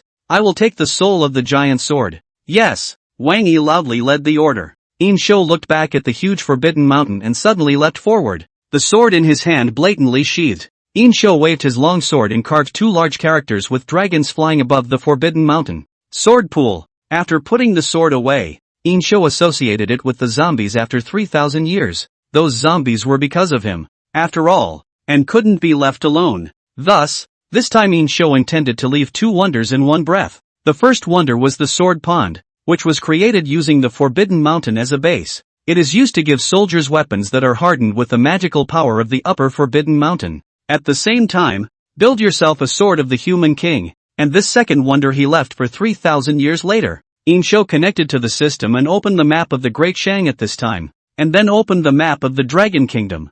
3,000 years later, overlapping the two maps and comparing them together. Very quickly, Yin Shou chose a place. In the Great Shang of 3,000 years ago, this was a corpse-strewn battlefield, and after 3,000 years, this place had been corroded by the years. It was also turned into a deserted piece of yellow sand. Moreover, it wasn't too far from the city where the princess was, just the right spot for a spectacle. After waiting for the vicissitudes of the world, Yin Shou would appear in the world 3,000 years later in a different way. Wake up to this astonishing mythological wonder in person. Author's note, here's a note, a lot of the plot of this book, in fact, is not historically accurate, nor does it conform to feudalism. Rather, it's a second creation and magical alteration made by the author after carefully reading both. For example, the Zhou dynasty people once charged Emperor Xian with disrespecting the heavens, and it is in the story that this drama unfolds with the wrath of God. Then again, the storyline about Daji being possessed by a fox was set 3,000 years later by the author. And then there's the feudalists. But in general, it's still getting closer to history and sealing the deal. It's just presented in a different way. After all, readers are tired of 1,000 settings. Finally, one more shameless plea for 5 stars from readers. As long as there are more positive reviews, the author is going to go bald. Big deal. Chapter 28 The Purpose of the Zombies. After all, 3,000 years later, in various cities today, zombies have begun to appear on a large scale. These zombies wandered aimlessly, yet as if summoned by some call, prowling and roaming the earth. And one thing was realized with horror. As the zombies woke up for a longer and longer period of time, these zombies actually gradually became conscious. In the beginning, these zombies crawled out of the land and would only subconsciously attack towards the humans. They hobbled and walked with twisted limbs. Although you can use weapons, the movements are extremely comical. It doesn't seem to be able to pose much of a threat to people, other than the fact that it's sword and gun. After about 3 or 4 days, it became apparent that these walkers had become more conscious. They begin to walk faster and can use their weapons more skillfully. 5 or 6 days later, although these zombies were still unable to run, the speed of their walk was already similar to that of a normal person. They began to consciously destroy everything they saw. Until today, a whole week has passed. People were horrified to discover that these zombies had class consciousness. Usually, there are dozens of walkers gathered together. Among these dozens of zombies, there will be a corpse king that is taller than the other zombies. People are also becoming more and more fearful from their initial curiosity, because according to the statistics, in just a week's time, the zombies that crawled out of the ground had turned out to be nearly 10,000. And the number of awakenings continues to rise. It hasn't caused any massive damage yet, but it's only a matter of time. On the internet, almost everyone is talking about it. It's over. It can't be the end of the world. Oh my god, there really are walkers in this world. It's good to have walkers. For someone like me, whose life is in shambles, stepping into the zombie era might still be a good thing. The world is getting stranger and stranger. I hardly recognize it. Brothers, a relative of mine works up there, and I heard that there are discussions going on up there about how to fix it. I only care about my princess goddess. Even in the zombie era, I'll still follow in the footsteps of the princess goddess. At this moment, inside the top floor conference room of a building, dozens of military personnel in uniform were looking at the map on the screen with furrowed brows. On the map, there were dozens of areas labeled with dense red dots. These are the places where walkers exist. And behind some of the red dots, a trajectory of movement has been drawn. Gentlemen, a stalwart man with graying temples held a laser pointer and asked in a deep voice, "Now, what do you see?" A female officer clutched the cigarette that was about to burn her fingers and muttered, "Looking at the trajectory of these zombies, it's surprising that they're all heading east?" "That's right." The stalwart man put down his laser pointer. "All the zombies, they're all moving towards one place with a purpose." The crowd's faces stared. It is reasonable to say that this kind of behavior, similar to migration, cannot happen to zombies, but it happened. Why are the zombies moving en masse toward the east? What's really there at? Everyone looked at each other, their faces becoming very ugly. All signs point to it as if something even more horrific is about to happen. This is a bit strange. It is reasonable to say that these ancient zombies have been sleeping for an unknown number of years. I see. Suddenly, a young man slammed the table and stood up excitedly. These zombies, all of them dressed in ancient costumes, are all ancient soldiers? To be sure, perhaps, they're on their way to the king's capital where they were born. Could it be their king in the middle of the royal capital? However, the stalwart man shook his head and said, I guessed so at first, but there was an archaeological team that surveyed that area decades ago, and there were no ancient ruins at all, much less anything of note, not even a grave. Now the crowd was even more confused. If it's just a wasteland, what makes it attract thousands of walkers? There must be some unknown secret there. Snap! An old man slammed the table hard and said, I think that the purpose of these zombies is now irrelevant. The important thing is, how do we destroy them? If we let it go on like this, I'm afraid. Hey! The old man didn't go on with the latter words, but everyone knew what they were. For a while, a layer of gloom hung over everyone's hearts. The stalwart man hesitated for a moment and asked, Gentlemen, this is already an extraordinary moment. I wonder what you have thought of to deal with it. Sir, I'm afraid the only thing we can do at this point is to use the nukes. No way. I don't agree. Immediately, someone countered. It's too costly. I don't need to tell you about the power of nuclear bombs. Once used, the impact on the surrounding environment and residents is incalculable. And what? The man who retorted lit a cigarette and took a hard drag. Have you ever thought about the fact that these zombies are impervious to knives and guns? And what if the nukes aren't there either? When the time comes, what will happen to the people when they realize that we've used nukes and still haven't wiped out the walkers? I'm afraid the whole country will be in great trepidation, and there will even be riots. This is never what we want to see. Just as the crowd became overwhelmed by the zombies, suddenly a staff member came running in hot and bothered. Not good. It's not good. The stalwart man's heart sank suddenly, and he asked, What happened? West side. West side. The staff member said with a cry. There's a massive wave of corpses in the west, moving this way. What? Everyone's faces turned white in an instant, but before they could say anything, the staff member said in horror, And these walkers, they're not like the ones before. The staff member shakily took out his cell phone and connected it to the big screen projection. Soon, a video was shown to the crowd. Under the pitch-black sky, a dark and pressurized human tide is gradually approaching in the distance. Even if they were far apart, they could still hear the howls of these zombies. The speed of these zombies was not fast. However, the footsteps sounded unusually heavy and disorganized. It didn't sound like the footsteps of a human body at all. However, by the time the zombies were still dozens of meters away from the camera, people were shocked to find out that these zombies were actually riding warhorses. The warhorse was clad in crippled armor, and its body had long since decayed, and some of them were even left with only a skeleton. The dense wave of corpses took up the entire picture. Conservative estimate, at least tens of thousands. Quick, hurry! The stalwart man stared with bloodshot eyes. Notify all citizens to take refuge and leave the city. Chapter 29 Confusion, Determination, Midtown. All citizens, please listen up. Soon an army of zombies will be passing through the city. Please pack your bags and evacuate the city as soon as possible. Please obey traffic rules and evacuate in an orderly manner. All citizens please listen to. A middle-aged woman sits in a helicopter, megaphone in hand, repeating it over and over. The sound drifted over the city's cloth-covered haze. On the street, countless citizens carry packages and bags, or hold their children tightly. Footsteps in a hurry. On the highway, thousands of cars kept honking their horns. Occasionally, two cars would collide and the owners would jump out of their cars and argue heatedly. Traffic police and military personnel maintaining order, with megaphones in their hands,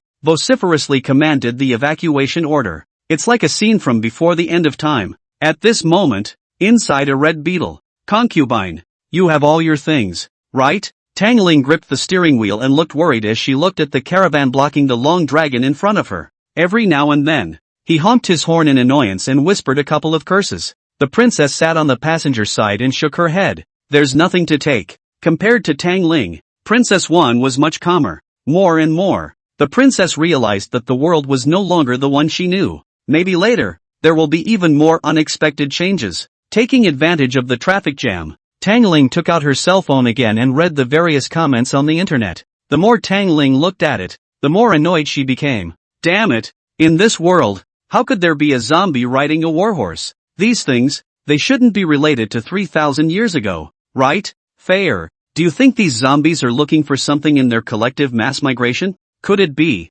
that the tyrant from 3,000 years ago is going to wake up? Speaking of which, Tang Ling winced, but the princess wore a meaningful look. A tyrant from 3,000 years ago will wake up? I wish I could see it. But immediately, she sighed and shook her head. How could she possibly meet someone from 3,000 000 years ago when she lived 3,000 years later? It's just a fantasy. If only it could be true. I really wanted to see what that man really looked like, and if it was the same as in his dream. Faye, what are you gawking at? Tang Ling's words woke up the princess. The princess let out a bitter laugh and said, "It's nothing." Tang Ling impatiently honked the horn again and said, "Faye, where do you think these zombies, in the end, came from? And all these years, they just stayed buried in the ground, and no one found them?" "I don't know," the princess said. "Right." Tang Ling looked as if she suddenly remembered something. "Didn't you send the photos and videos to that mysterious online friend of yours? What did he say? Any idea what this is about?" Princess shook her head and whispered, "After I sent him the video last time, it showed as read, but he hasn't returned my messages until now, so perhaps he doesn't know." "Ding dong, you have a new message, please check." Just then, the cell phone in the princess's pocket suddenly beeped with a message. A flash of light instantly flashed through the princess's flirtatious eyes. The crown princess was someone who didn't really like to socialize or be disturbed. Even her communication apps were set to mute. There was only one person she could set as a special reminder. Princess Wang immediately took out her cell phone and opened the forum. Sure enough, it was the mysterious man who messaged back. "The city should be in chaos by now, right?" Wang Fei replied. "Didn't you watch the news? The zombie army is migrating, and the whole city was notified to evacuate from above." Then, the princess found the photo of the zombie riding a warhorse on the internet and sent it over. "Do you know what this is all about?" Soon, the other party returned the message. It's a locator map with a quote. "If you want to know the reason for everything, go to this place." Of course, the rules of the broadcast remain the same. After saying this, the other party immediately went offline. The princess held her cell phone and looked at the locator map with slight fascination. Through the satellite map, it can be seen that the location of a rarely visited deserted mountain. The first two addresses left by the mysterious man were once an ancient tomb, the Terracotta army. The other time it was the star picker. What will it be this time? The mystic said that this place would let her know the reason for everything. Could this orientation have something to do with walkers? Just then, the clogged traffic began to gradually move. Phew! After being stuck in traffic for over an hour, it's finally moving. Tang Ling was just about to step on the gas, but was interrupted by Princess Wang. Ling, turn around." "What?" Tang Ling froze. "Turn around?" "Right." Tang Ling frowned. "Fair, you can't be confused." "Right. Now the whole city is being evacuated. Look at this." Princess Wang directly showed Tang Ling the chat records of the two of them. Tang Ling's eyes went wide. "That means the secret to the sudden awakening of the zombies is in this place? But the whole city is evacuating right now, and we can't even find anyone live. Let's put this matter aside for now. If we turn around, but we will run into danger in case we encounter an army of zombies." Ling. Princess Wang interrupted Tang Ling, saying, "You're my best friend, my only friend, and I won't let you accompany me on my adventures. You drop me off at the garage downstairs from my house, and the next thing I know, I'm on my own." Tang Ling was taken aback and came back to her senses but was a little angry. Her pretty eyebrows were slightly raised. "Fair, what are you talking about? How can I be relieved that you're alone?" Ling, listen to me. This matter. No listen. Tang Ling shook her head in annoyance, biting her own lip. In the middle of the day, as if he had made up his mind of some kind, he crossed his heart. "Forget it, just die. It's not just going to the west. Fair, I'll accompany you." Wang Fei's nose was slightly sour. Ling, you have to know," Tang Ling said with a straight face. "I don't know anything. I only know that you, princess, are my best friend. I could never let you go to such a dangerous place alone. And," Tang Ling turned her words around, "didn't that mysterious person say so? This time, the content is still going to be live-streamed in its entirety, so it's always inconvenient for you to be alone, isn't it? Even if you're going to be live on your cell phone, wouldn't it be easier to have someone to hold it?" Looking at her best friend, the princess wiped her tears hard. "Good. Ling, let's go." An hour or so later, a small red sedan veered away from the evacuation force at a fork in the road and headed in the exact opposite direction. In the car, Princess Wang called the reporter River's phone, and after some communication, she connected to the broadcast program of Millennium Promise. Chapter 30, Carving Out a Spectacle. The duel is imminent. 3,000 years ago, in the middle of the Ziji army's barracks, a chilling howl echoed through the wind and sand. GFA stood at the top with his sword in hand, Generals. GFA's voice was cold. The day has finally arrived. Next is our final battle with that King Zhou. This time, let's take Chaoge in one fell swoop. Kifa's eyes burned with fighting spirit. He felt he was getting closer to that ideal world. Swish! GFA dared to raise his sword and shouted, "I will not return to the court until I break the Chaoge." Roar! Roar! Roar! Responding to him were the roars of hundreds of thousands of corpse soldiers. These corpse soldiers had pale skin and blood-red glowing eyes. Like a bloodthirsty beast, GFA pointed his sword and bellowed, "Attack and send troops to Chaogao." The winter has passed and the snow and ice that filled the ground has melted away. Yet the climate remains harsh and unusual. Dark clouds were all over the place. No sunlight was visible, and the sky was dim and yellow. The gale raged over the entire dry earth, raising yellow sand in the sky. And underneath this roiling yellow sand, an army of 500,000 zombies was marching towards Chaogai. At a glance, it was dense, boundless, and chilling. Where these zombie hordes have traveled, the sky is shrouded in ominous black clouds. A sight like hell. Beyond the Forbidden Mountain, after sending the address of this place to the Crown Princess, Yin Shou exited the system. Now a period of time had passed since he discovered the Forbidden Mountain. All the various matters he had arranged for were also fully accomplished. Wang Yi had already created a huge sword within the cave of the Forbidden Mountain according to Yin Shou's request. The giant sword was stuck in the cave, as if it was a pillar supporting the cave. With the power of the stars, Yin Shou guided the giant sword and absorbed all the spiritual energy in the Forbidden Mountain. Report. A scout has come to report.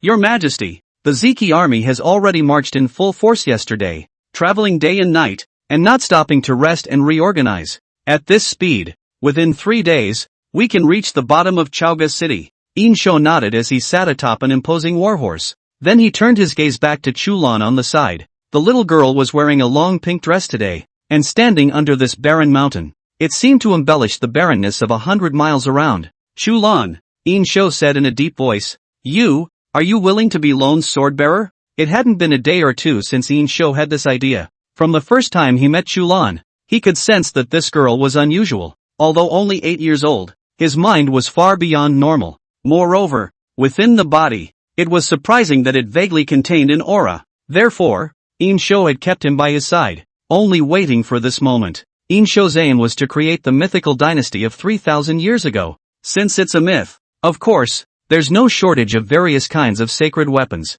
This Forbidden Mountain, or the current Sword Pond, was the place where every divine weapon under the sun was nurtured. And the world's divine weapons are led by his human king's sword. Great King, Chulan, the little girl with an unprecedentedly straight face, knelt directly in front of Yin Shou. Her childish face was filled with adoration. Chulan is willing. After saying that, the little girl's eyes were aglow with anticipation. To be able to become the great king's swordbearer, Chulan felt that he was simply blessed with 3 lifetimes. This honor she will always remember. Very well, in that case, you will be lone swordsman. And from now on, follow Lone's side. Swish! Yin Shou drew his sword and handed the blade to Chulan. Stand up! Chulan took a deep breath. Chulan obeys. Chulan's even white and flawless little hand just grabbed the sword blade. The sharp blade of the sword sliced through the palm of those small, unblemished hands, and blood flowed down the blade with a cruel beauty. Chulan, holding the blood-stained sword blade, Chulan crisply opened her mouth.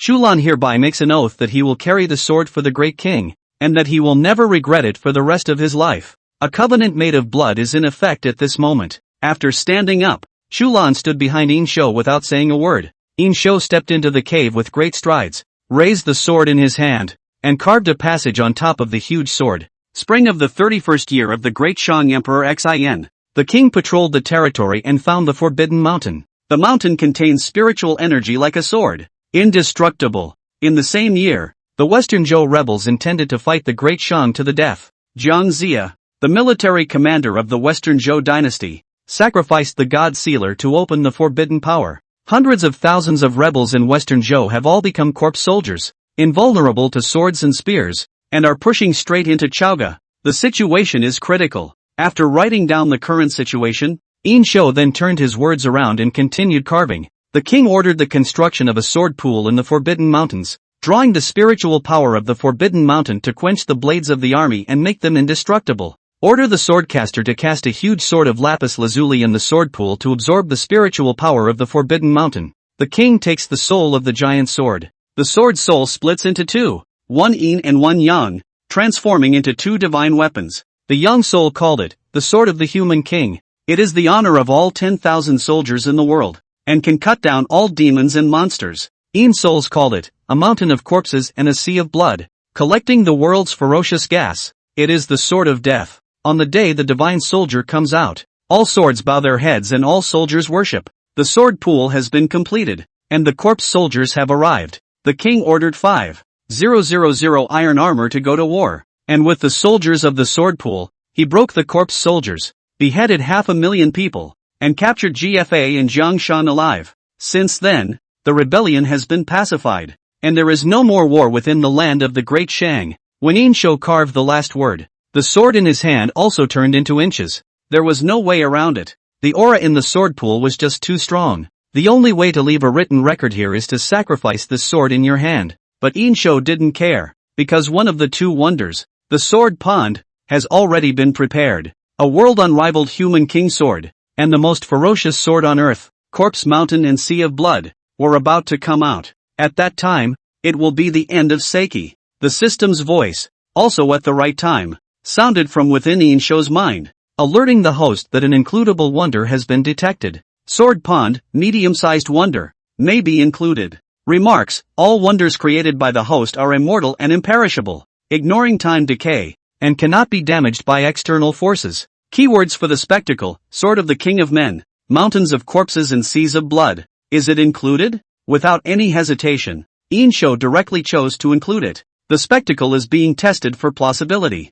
Testing complete. Congratulations to the host. The spectacle has been successfully included. After taking care of everything, Yin Shou connected to the system again and inquired about the movement of the zombies after 3,000 years through the network. It was about another of his wonders. The first spectacle this time was the one he used to defeat the ginger zombie army, and the second spectacle was to remove the effects of the battle, once and for all. And Yin Shou, in a different way, would show up 3,000 years later. Chapter 31, Sword Pond. Uncovering the zombie's secret. 3,000 years later, the internet is talking about an army of corpse soldiers. Although the city of the princess was evacuated for all, but after all, it was just a city. The large dragon kingdom had not yet been completely disorganized by this. Netizens, too, are keeping an eye on the matter. It's so scary. A real-life version of the shady soldiers rushing around. Mud. It's even more exaggerated than Uncle Ying's movie. That's just it. In the movies at least there are spells to take in the shady soldiers.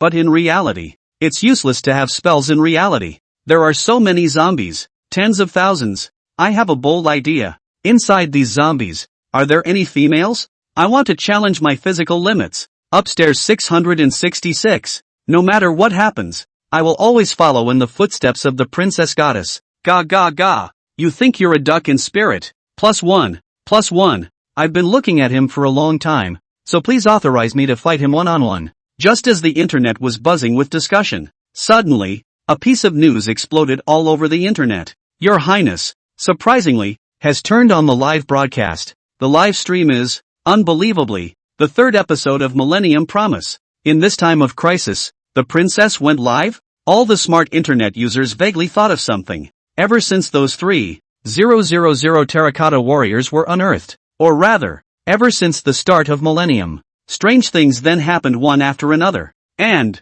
it's all related to this show. This time around, Millennial Covenant chose to kick off during a zombie rampage, making it hard not to associate the two together. This time the show, it's not supposed to be zombie related, is it? In an instant, there were millions of netizens that flooded into the one-phase live broadcasting room. At this moment, the crown princess had already arrived near the location sent by the mysterious person. Along the path, a few hundred meters further on, is the barren mountain. Tang Ling, holding a cell phone in one hand and a rechargeable battery in the other, had begun to be available for filming. Princess got out of the car to compose herself, took a deep breath and stood in front of the camera. Hello viewers, I'm the princess, a faculty member of the Longguo Shang Archaeological Institute and the host of this installment of Millennium. Standing in front of the camera for the first time, facing millions of netizens as a host, Princess Wan was not the slightest bit nervous. Her tone was quick, but orderly, almost as if she had rehearsed it beforehand. I'm very sorry to air the third episode in such a rushed format. Actually, it was just me and the photographer on the set. As for the reason, I'm sure it's clear to everyone. The zombie army is covering every corner up and down the Dragon Kingdom. Audience, let's keep it short. In this barren mountain behind me, there's a good chance there's a secret hidden about the zombie army. Today, let us reveal the secret together. After finishing her speech, the princess no longer hesitated and turned around and walked straight towards the barren mountain. Tangling locked the car door and followed behind. The live streaming room had been flooded with over 20 million netizens without realizing it. The pop-ups were as dazzling as the mountains. Aha! It's the princess goddess. I know. That red beetle that's traveling against traffic is Goddess One-Face car. This barren mountain that can unlock the secrets of the zombies? That's not right. I've been here. There's nothing rare here. The princess can't possibly risk coming here to play tricks on people. There must be something. Could it be that the awakening of the zombies has something to do with this mountain?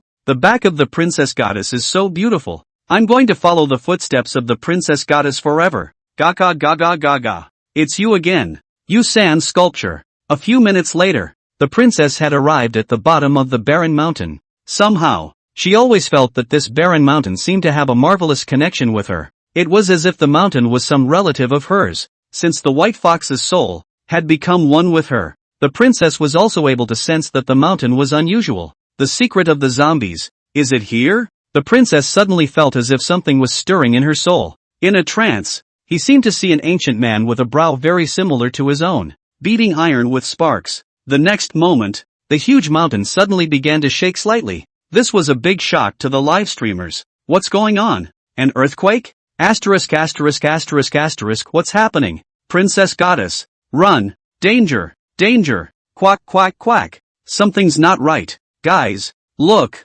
Look at that mountain. Cameraman. Did the cameraman see that? Aim the camera at the mountain. Brothers. Swipe the pop-up so the cameraman can see it. Ah. There. Swipe the pop-up. Camera on the mountain. Camera on the mountain. Without the need for netizens to remind them, Princess Wang and Tangling, too, had already noticed the change in the mountain. Above that bare mountain, a faint stream of light unexpectedly began to glow. With the experience of the last star-picking building, the crown princess did not show much surprise. She was just curious as to what secrets were in this barren mountain. Soon, the stream of light dispersed, and a hole appeared out of thin air right in front of the princess at the foot of the mountain. Princess Wang and Tangling looked at each other, nodded, and walked in together. Soon, the scene within the cave left everyone's mouths wide open. The cave was huge, almost the size of the entire footprint of the mountain. And inside this cave, there were actually countless swords and spears inserted densely. It's as if it's an ancient arsenal of weapons.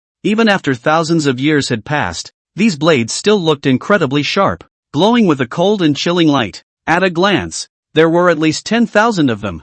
And the most striking thing was that right in the center of these tens of thousands of blades, there was a huge lapis lazuli sword that could be called a heaven-shaking sword. At a rough glance, it was at least 200 to 300 meters high, almost about to break through the cave. People stood underneath this huge sword, looking incredibly small. It was like an ant, standing next to a human blade. On top of the giant sword, silver hooks and iron paintings were engraved with rows and rows of ancient characters. Spring of the 31st year of the Great Shang Emperor Xin. The king toured the territory and found the Forbidden Mountain. The mountain contains spiritual energy like a sword. Indestructible. In the same year, the Western Zhou rebels intended to fight the Great Shang to the death. Jiang Zia, the military commander of the Western Zhou dynasty, sacrificed the god Sealer to open the forbidden power. Hundreds of thousands of rebels in Western Zhou have all become corpse soldiers, invulnerable to swords and spears, and are pushing straight into Chaoge. The situation is critical. The king ordered the construction of a sword pool in the Forbidden Mountains, drawing the spiritual power of the Forbidden Mountain to quench the blades of the army and make them indestructible. Order the swordcaster to cast a huge sword of lapis lazuli in the sword pool to absorb the spiritual power of the Forbidden Mountain. The king takes the soul of the giant sword. The sword's soul splits into two, one yin and one yang, transforming into two divine weapons. The young soul called it, the sword of the human king. It is the honor of all 10,000 soldiers in the world, and can cut down all demons and monsters. Yin souls called it, a mountain of corpses and a sea of blood, collecting the world's ferocious gas. It is the sword of death. On the day the divine soldier comes out, all swords bow their heads and all soldiers worship. The sword pool has been completed, and the corpse soldiers have arrived. The king ordered 5,000 iron armor to go to war, and with the soldiers of the sword pool, he broke the corpse soldiers. beheaded 500,000 people, and captured GFA and Jiangshan alive. Since then, the rebellion has been pacified, and there will be no more war within the Great Shang land. Chapter 32. When the human king's sword comes out, 10,000 soldiers bow their heads and 10,000 blades submit to it. 32. The sword was tall and looming. It's like a king looking down on the world, looking out of the corner of his eye. It was said that people had the might of a king, but at this moment, the might of this sword was similarly causing people to emit a tremor from their souls. That huge sword and the countless blades around it gave people an illusion. A monarch, leading his soldiers, has been here in silence for 3,000 years, just for the moment to see the light of day again. Vastness, vicissitudes, depth, and antiquity. At this moment, everyone felt the inviolable majesty of that sword. When people looked up at that sword, they would naturally develop a desire to kneel. The princess raised her head and looked at the huge sword, and the writing on it, in fascination. For some reason, she always felt inexplicably close to it all. The netizens in the live broadcast room had already exploded. Wool, what a joke! These zombies were turned by Jiang Zia,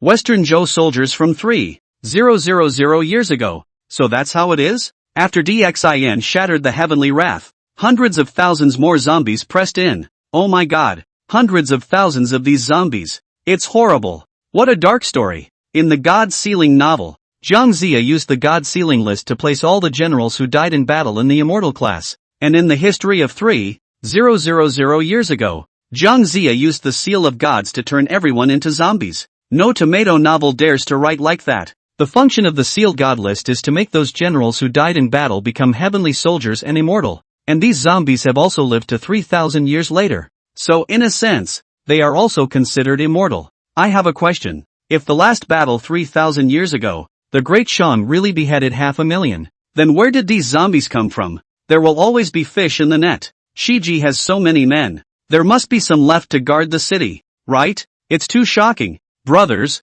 I want to kneel down just looking at this sword. Goddess Princess was right. This place really unveils the secrets of the zombies. I'm going to follow the footsteps of Goddess Princess forever. In a slightly shaky shot, the princess reaches out and strokes the mottled blade. That familiar feeling became more and more apparent. Is this the way you defeated the rebels 3,000 years ago? Concubine. These weapons, Tangling suddenly exclaimed excitedly, like a person who had fallen into the water and grabbed the straw that saved his life. These weapons might be able to kill the zombies, without the need for Tangling to say anything. The military personnel who were watching the live broadcast quickly sent a large group of people to arrive. About 2 hours later, these military personnel had arrived on the scene. Yet to everyone's surprise, there was not a single person who could pick up these weapons. Even if it was just an ordinary sword that was stuck in the ground, it weighed more than 10,000 pounds. Even if 7 or 8 soldiers pushed together, there was no way to pull it up. What's going on here? The commander in charge of the operation stood with a worried frown. Spiritual power. Princess Wang said indifferently. These swords contain the spiritual power of this mountain. I'm afraid that ordinary people have no way to pick up these swords. People quickly thought of what was written on top of that huge sword. The king ordered the construction of a sword pool in the Forbidden Mountains, drawing the spiritual power of the Forbidden Mountain to quench the blades of the army. Invulnerable. In other words, these blades, which had absorbed the mountain's aura, had become incredibly heavy, and without the slightest bit of aura left in the mountain. That's why it's been left untouched for so many years. The cause of everything was found. Everyone subconsciously turned their heads back to look at the words on the giant sword. It was as if they wanted to travel 3,000 years through these words. A thought occurred to all of them at the same time. I wish I could see this tyrant from 3,000 years ago. What kind of a king is that? And here and now, 3,000 years ago, Yin Shou was standing in the same place as the princess.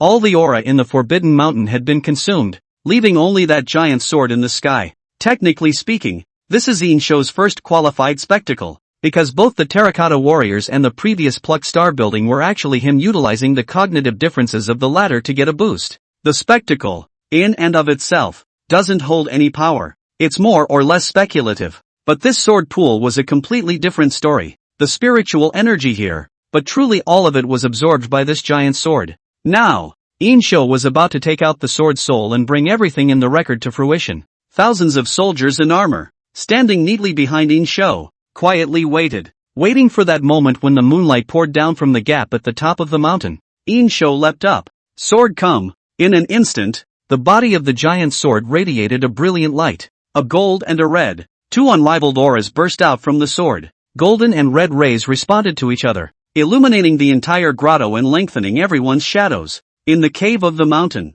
a gust of wind blew out of nowhere. That golden aura was domineering, majestic, and carried an inviolable holiness. The red aura was fierce and evil, as if it was roaring from hell. The two breaths, transformed into a gold and a red, two thick long swords, fell into Yin Shou's hands. The gold color is the sword of the king of men. Red is a mountain of corpses. The two swords intersected, chirping and trembling like dragons. Sword success. Yin Shou raised the two swords in his hands high, intertwining and clashing above his head. A heavy yet crisp sound that cleansed the entire grotto. Almost at the same time, the swords, spears, swords and halberds in the hands of thousands of armored soldiers all flew out on their own, stuck in the ground, and tilted their heads low in the direction of Yin Shou. Everywhere in the Great Shang, all the sharp objects were also inserted into the ground by themselves at this same time, tilting in the direction of the Forbidden Mountain. The zombie army led by GFA also had all the blades in their hands flying out and sticking into the ground,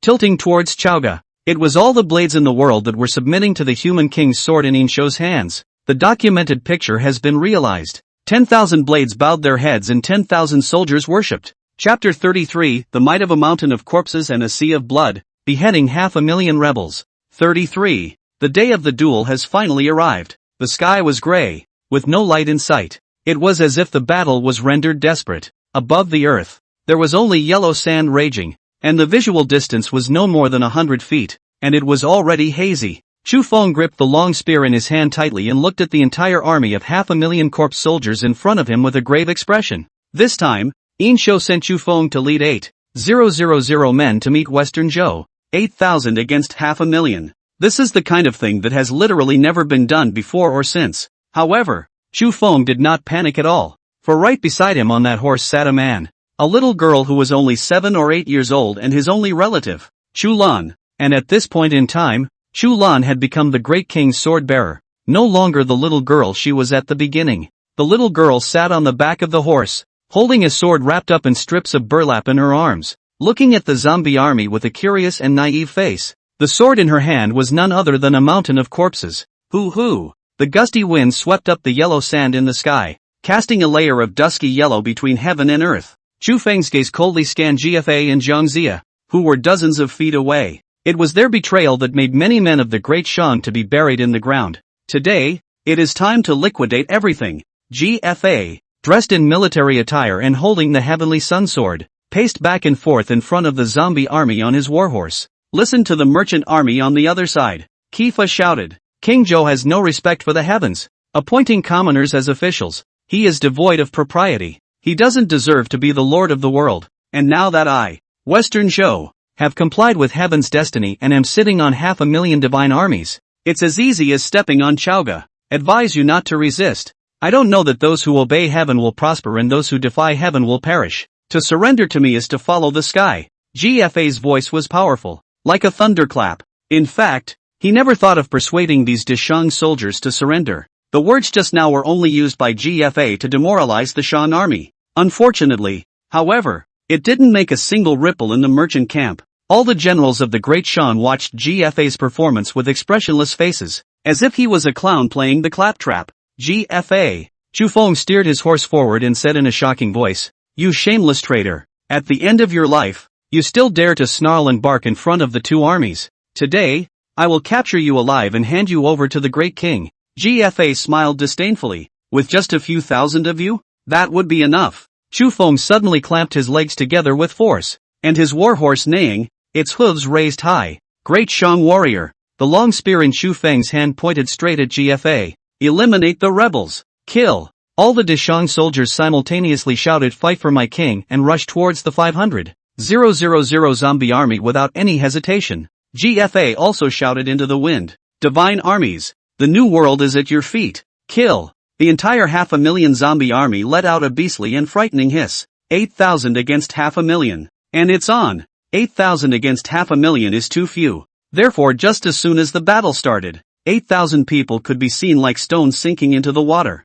drowned by the zombie army. But in less than a moment, the originally calm water surface was flooded with huge waves. only to see that those zombies that were supposed to be invulnerable to swords and spears were actually mercilessly slaughtered by the merchant army as if they were chopping melons and cutting vegetables. It didn't take long for the zombie army to be hardened and torn open. What? How is it possible? GFA was shocked, his face instantly turning pale. Obviously, these divine armies are not afraid of any weapons. How can this happen? Before GFA could return to his senses, he saw a little girl of only 7 or 8 years old jumping off her horse in the middle of the Shang army's camp. In her arms she held a long object wrapped in burlap that was vibrating wildly. As more zombies are slaughtered, that vibration goes faster. The next moment, the object suddenly broke free from the little girl's embrace and flew into the sky. At the same time, the burlap cloths that wrapped the objects were blown away by the wind. GFA saw clearly that it was a sword. A blood-red sword suspended in the void. An ominous aura filled the entire sky from the sword. The world in front of him suddenly turned a blood-like red color. Shulan stood on top of the earth filled with yellow sand, her big innocent eyes blinking. You are all enemies of the great king. Shulan's voice was small, like he was talking in his sleep. Yet, it was unmistakably clear in everyone's ears. You have betrayed the king. Therefore, you all deserve to die. The voice was soft, but it was like a death knell from hell. The blood-red sword suspended 100 feet above the void absorbed the aura of death above the battlefield. It was as if an unseen figure held the hilt of the sword and swung it out violently. A boundless red color, with the momentum of snow filling 1,000 mountains, instantly engulfed the entire battlefield. Jifa sat frozen on her horse. In a trance, a blood-red wave was seen, draining the mountains. The waves were strewn with corpses, and those uncountable corpses crowded together, going up and down with the ebb and flow of the waves. In an instant, red light swept across the entire battlefield, reflecting all the corpse soldiers into black silhouettes. Time seemed to have stood still at this moment, and all sounds between heaven and earth disappeared. The entire 500,000 corpse soldiers were reduced to ashes in a matter of moments. The sky and the earth were still red with blood. The gale was filled with the smell of blood and a whimpering roar. A general scene of doom and gloom descended upon the entire land. Chapter 34 Human King Sword Skill. His other side. The King's Palace. Hearing the battle report coming back from the scouts, Yin Shou was also taken aback. A mountain of corpses and a sea of blood. It's so strong? You killed 500,000 zombies with one sword? This is simply more than a divine weapon? He immediately asked the system and soon learned the reason. When a divine weapon forged by the host is released, it will be accompanied by an active skill once corpses strewn about. The birth skill is released by the sea of corpses absorbing the hostile energy of the battlefield. And it only happens once. Turns out that move, it's called a corpse. It does live up to its name. But to be honest, at this moment, Yin Shou had some regrets. Regretting using such a powerful skill on just these hundreds of thousands of zombie soldiers. If I had known that a mountain of corpses and a sea of blood was so terrifying, I should have found an opportunity to gather all the potential enemies together and kill them all in one pot. Luckily, though, the corpse mountain skill is wasted though. But, he had another sword. The sword of the human king. Yin Shou's gaze lowered to the broad and heavy human king's sword in his hand. The skill of the human king's sword could be saved for a critical moment. Moreover, Yin Shou was clear about both the status in the sword and the power of the sword. The human king's sword was all too much higher than the mountain of corpses and sea of blood. Therefore, the power of the human king's sword skill would only be more outrageous than a mountain of corpses and a sea of blood. Great king. At this time, the armorer kneeling below the throne reminded the leader of the rebel army, GFA, and the Western Zhou sergeant, Jiang Sheng, have been escorted downstairs under the star-picking building. Please send them down. Great king,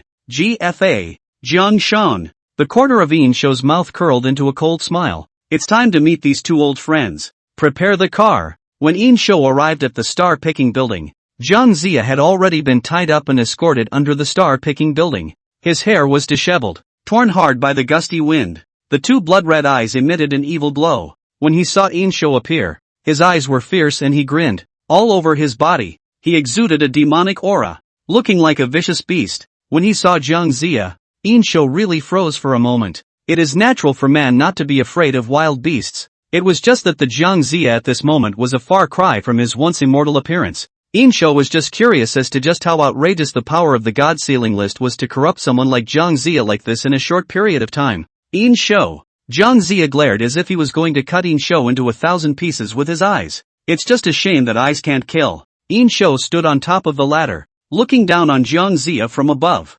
Jiang Sheng, There is no need to struggle unnecessarily. You to have no chance to turn over. In the beginning, when you betrayed the great merchant, did you ever think of today? Yin Shou slowly drew the human king's sword. Today, I will sacrifice the blood of this traitor to the sword of the human king. The wind blew through the cold blade with a whimpering sound. Yin Shou. Zhang Zia gritted his teeth. The reason I lost is not because I'm inferior to you. Rather, it's because I'm unlucky. Watch. Watch. Sooner or later, one day, the heavenly Tao will descend and completely erase you from this world if you act against the heavens like this. Yin Shou said disdainfully. Even if there is a heavenly Tao, I will cut it down with a single sword. Just like your hundreds of thousands of rebels. Zhang Zia's face, in an instant, turned an iron blue. The lives of hundreds of thousands of God's army were lost just like that. All of this was thanks to Yin Shou. At the thought of this, Zhang Zia's heart was filled with monstrous hatred. Scarlet tears of blood flowed from the corners of his eyes and cut across his pale, dry skin. Yin Shou. In the midst of the gale, Zhang Zia's mournful voice was like a severe ghost. I curse you, and I curse your children and grandchildren for generations to come. You think the power of the God Sealer is just that? Ha ha ha. I'm telling you, your nightmare has just begun. Even after 1,000 years, 2,000 years, 3,000 years, my Western Zhou divine army will appear once again and slaughter your offspring without leaving a single piece of armor. Ha ha ha. Ginger laughed crazily, and that laughter was already distorted, not resembling a human voice. Looking at the sky, he once again yelled, when the time is lost, I and thou shalt perish. These words were spoken by Chang Tang's ancestor when he was crusading against Chaoge. It means even if you are the sun in the sky, I will die with you. And for Ginger to say such a thing at this point in time would mean a lot. At this moment, he was like a gambler who had lost everything and lost his heart. There was only an obsession left in his heart to pull Yin Shou to die with him. When the time is lost,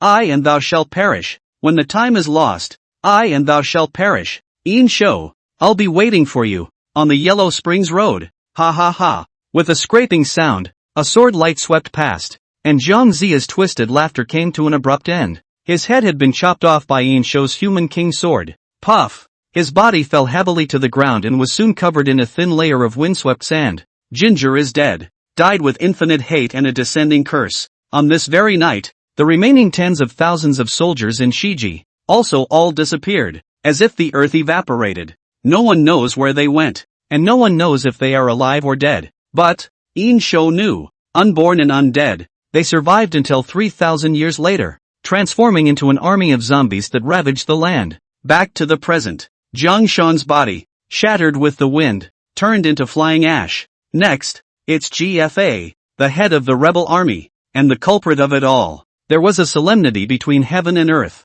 The tens of thousands of Great Shang generals, without saying a word, were waiting in silence. Everyone wanted to see where this so-called King Wu of Zhou ended up. It's just that the greater the expectation, the greater the disappointment. Things are always so unpredictable. My lord! My lord! GFA was bound with chains all over his body and was escorted by 2 soldiers. Walking over with difficulty, he threw back his head and shouted hoarsely as he trudged forward. The great king spares his life. Great king, spare your life. GFA's voice was hoarse, and all of his usual spirited appearance was gone. Lumbering like a dog with a broken spine, the great king is so heroic that he swallows the world. GFA's heart is filled with admiration. GFA's revolt was fueled by Zhang Shang's pikers, and it was really a matter of necessity. Today, the great king swept away the dark clouds, and GFA was able to see the light of day again. What the great king is suffering from is only GFA. GFA is willing to surrender to the great king today. Please have mercy on the king and spare my life. Puff! GFA said, directly kneeling on both knees in front of Yin Shou. GFA would like to be a minion and pacify the 4 seas for the great king. Everyone except Yin Shou froze and looked at GFA incredulously. Is this the same GFA who called himself King Wu of Zhou and wanted to start a new world? This is the man who commands an army of hundreds of thousands? So humble and afraid of death that those who didn't know would think it was some lowly little man. But only Yin Shou. Looking at GFA's humble appearance, a meaningful smile appeared at the corner of his mouth. There are times when what you see is just what others want you to see. Just like GFA at this moment. Chapter 35. The mirror cracked. The way the next wonder is built. Bang! One of Chaoge's pawns rushes out and kicks GFA to the ground. Bah! King Wu of Zhou? What a laugh! I can't imagine that so many warriors of my Great Shang died in the hands of a villain like you. You're so greedy and fearful of death that you're worthy and dare to call yourself a martial king? Kiefer fell to the ground, choking a lot of dust into his mouth. He coughed while whispering, rightly said, I, GFA, am nothing but a greedy and fearful villain, unworthy of being called a king, and even more unworthy of being a man. GFA is stupid and does not know the morality of being a human being, but today I am honored to meet my elder brother's teachings, and my eyes have been opened. But please spare my life on account that GFA, a villain, is no longer a threat, and GFA will certainly serve the Great Shang. A burst of laughter immediately erupted from the crowd. This is GFA? It makes people laugh their asses off. Humph, you're nothing without that ginger piker. Shichi actually, it's that Jiang Shang who is the master. You're just a puppet king, right? Ha ha. Spare your life? Those hundreds of thousands of dead Great Shang generals. Promise? The young soldier who had kicked Kiefer down earlier gave him another hard kick to the face, then stomped on Kiefer's head and cursed. Who is your elder brother? I am your father. Recognize it and call it right before I teach you. GFA was held down on the ground by this person's foot, his nosebleed mixed with dust on his face, looking extremely wretched. In his eyes, a flash of imperceptible hatred flashed, but soon, it dissipated. Dad! GFA actually opened his mouth to call a nameless pawn his father. Father, please, save GFA. GFA doesn't want to die. He looked to all the soldiers. Please, daddies. GFA doesn't want to die. Then with great difficulty, he turned his head again and kowtowed to Yin Shou continuously. While kowtowing, he begged, Your Majesty, please Your Majesty, spare my life. GFA doesn't want to die. Quiet. There was a sudden deathly silence under the star-picking building where tens of thousands of people had gathered. All that was left was the sound of GFA's constant kowtowing. The Great King, spare your life. Great King, spare your life. No one laughed anymore. Looking at GFA's kneeling figure begging for mercy, a coldness rose in everyone's hearts. He who is afraid of death is not a hero, and heroes are not afraid of death, let alone one who calls himself King Wu of Zhou. Yin Shou's face was expressionless as he took one step down the ladder, looking down on GFA, who was kneeling on the ground. But Lone thinks that's not right. GFA, until today, I didn't realize that I had underestimated you. GFA's body shook and his pupils suddenly dilated, but in but a few moments, they began to kowtow again and again. Yin Shou's voice was cold as he said, Back in the Battle of Mai, Lone was defeated by you. It was intended to burn itself at Chaoge, but in the midst of the flames, Lone realized one thing. When people die, everything, nothing can be changed. Only by living can a man change his fate, change everything. On that day, I was reborn in fire. He looked down at GFA. This moment is just like the other moment. GFA, I admire the greatness of your courage. How many people in the world dare to say that they are more courageous and more at home with death on the battlefield than GFA? And which one, who dares to endure humiliation, spoils his face in this way? Only for the sake of that ideal of the heart. It's just a shame. The human king's sword in Yin Shou's hand gently shook, and the blade emitted a thrilling chirping tremor. It's sad to see the king become a king. Whether you endure humiliation or are greedy for life and death is only at the whim of the lone man. Kiefer was shaken once again. He stopped kowtowing and slowly raised his head. It seemed as if he had swept away the atrophy of a moment ago and regained some of his true colors. Kiefer empathizes. Yin Shou's words had pronounced GFA's death sentence. In that case, there's no point in pretending. Jifa understood that he was ideal. That ideal that he was willing to do whatever it took to achieve could never be realized. Then, let you rebuild the clan temple of the Great Shang over the corpse of my GFA. In the gale, GFA held his head high. Swish, a sword light flashed. The world in front of GFA's eyes suddenly turned heavenward. He saw countless cold faces and a sky full of wind and sand. Also saw his own body that no longer had a head. As GFA's head fell heavily to the ground, the gale stopped. The blinding sunlight pierced through the clouds and spread its light to the earth. The dark clouds in the sky have cleared and a bright sun is shining in the sky. In a trance, GFA saw something that was soaring through the sky. It was a fire-bathed basilisk. That's the totem of the great merchant. Night, bedchamber. After executing GFA and Zhang Zia, Yin Shou was ready to study the list of god sealers. Yin Shou was also filled with curiosity regarding the forbidden power in the god sealing list. What kind of power can turn all ordinary people into undead zombies? Yin Shou slowly opened the god sealer, only to see this crooked and strange writing all over it, as if it didn't belong to this world. However, Yin Shou was incredibly surprised that he recognized all of these words. Just the moment he saw the words, the star power in Yin Shou's body reacted violently, almost on the verge of rushing out of his body. It was also in this short moment of effort that these words, which seemed to come from an alien planet, were engraved within Yin Shou's mind like a brand. It's an amazing feeling. It was clear that he didn't know a thing about what these texts said. It was clear he didn't know a word. Yet there was an inexplicable sense of familiarity and reassurance. Yin Shou slowly closed his eyes and felt the changes in the power of the stars. It's the power of the stars that senses the subtleties of the god sealer. Perhaps the seal of the gods does not belong to this world, but comes from far away among the stars. Otherwise, there wouldn't be such strange writing in the world. Thinking like this, Yin Shou's mind gradually cleared up. Suddenly, he felt the power of the stars in his body become extremely pleasurable at the same time. A burst of 7 colored streams of light burst out from his body, stirring in all directions. Above the night sky, suddenly 7 colored auspicious clouds spread all over. Boom! With a loud bang, the entire bedchamber fell apart. Yin Shou snapped his eyes open and stood up, held up by a marvelous force. He was surrounded by a blazing starfire. Behind him, a huge silhouette loomed. Just a moment ago, Yin Shou had successfully crossed over the realm of fire bathing and reached the realm of Dharma phase, the 7th realm of star power. Enlightenment, fading dust, bathing in fire, Dharma, moving mountains, reclaiming the sea, and falling stars. Each of these realms, each layer was extremely different from the other. A world of difference, so to speak. And now, Yin Shou's progress had reached halfway. Yin Shou believed that in a short while, he would be able to completely control the power of the stars and reach that elusive and strongest realm. Starfall. Now, is it phallic? Very good. Yin Shou clenched his fists. Originally, he was still thinking about the plans for the next wonder. The next wonder is used to wipe out the zombies 3,000 years from now. Originally, he had no clue, but after reaching the realm of the Dharma phase, he had already thought of the way the wonders were constructed. The time to do it is now. Men, prepare the car. Yin Shou's voice echoed in the huge king's palace. Chapter 36, The Third Wonder. The Astrolabe. The Great Shang Iron Armor. 36. It was nearing dawn, and the moon's shadow was sinking into the distant horizon. The pre-dawn darkness is ravaging every corner of the land. On a deserted clearing, there stood a whole 3,000 Shang soldiers. Each of them was clad in armor and looked grave.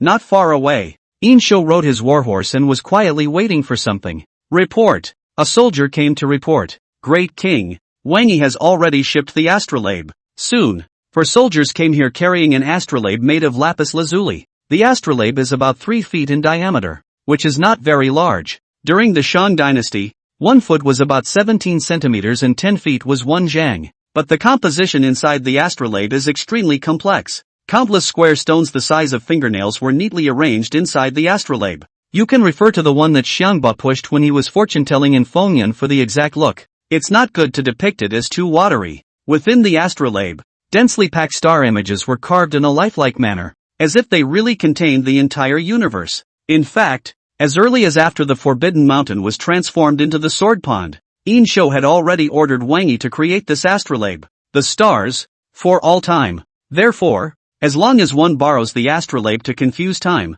then one can use the starlight and connect the time before and after 3,000 years. Yin Shou pulled out the small knife at his waist and slashed his palm. Silk of blood flowed out and dripped down on top of the astrolabe, staining it red. Immediately following that, Yin Shou turned his gaze back to the 3,000 soldiers. You and others, are you willing to fight for loan? A cold voice echoed between the empty sky and earth. 3,000 generals yelled in unison. Where the great king's sword goes, that is where we will die. Good, Yin Shou exclaimed, worthy of being a man of my great Shang. Today, there are 3,000 of you. Lone will use the power of the stars to make you sleep here for a long time. When the time comes, I will personally awaken you and once again fight for my great merchant. Through thick and thin, 3,000 people yelled in unison. The great Shang will live forever. My king for all time. Good. Yin Shou took the wine cup from a soldier at the side and raised it high. At that moment, the light of day breaks through the clouds and dawn arrives. The sun's fiery red light spilled silently into the cup.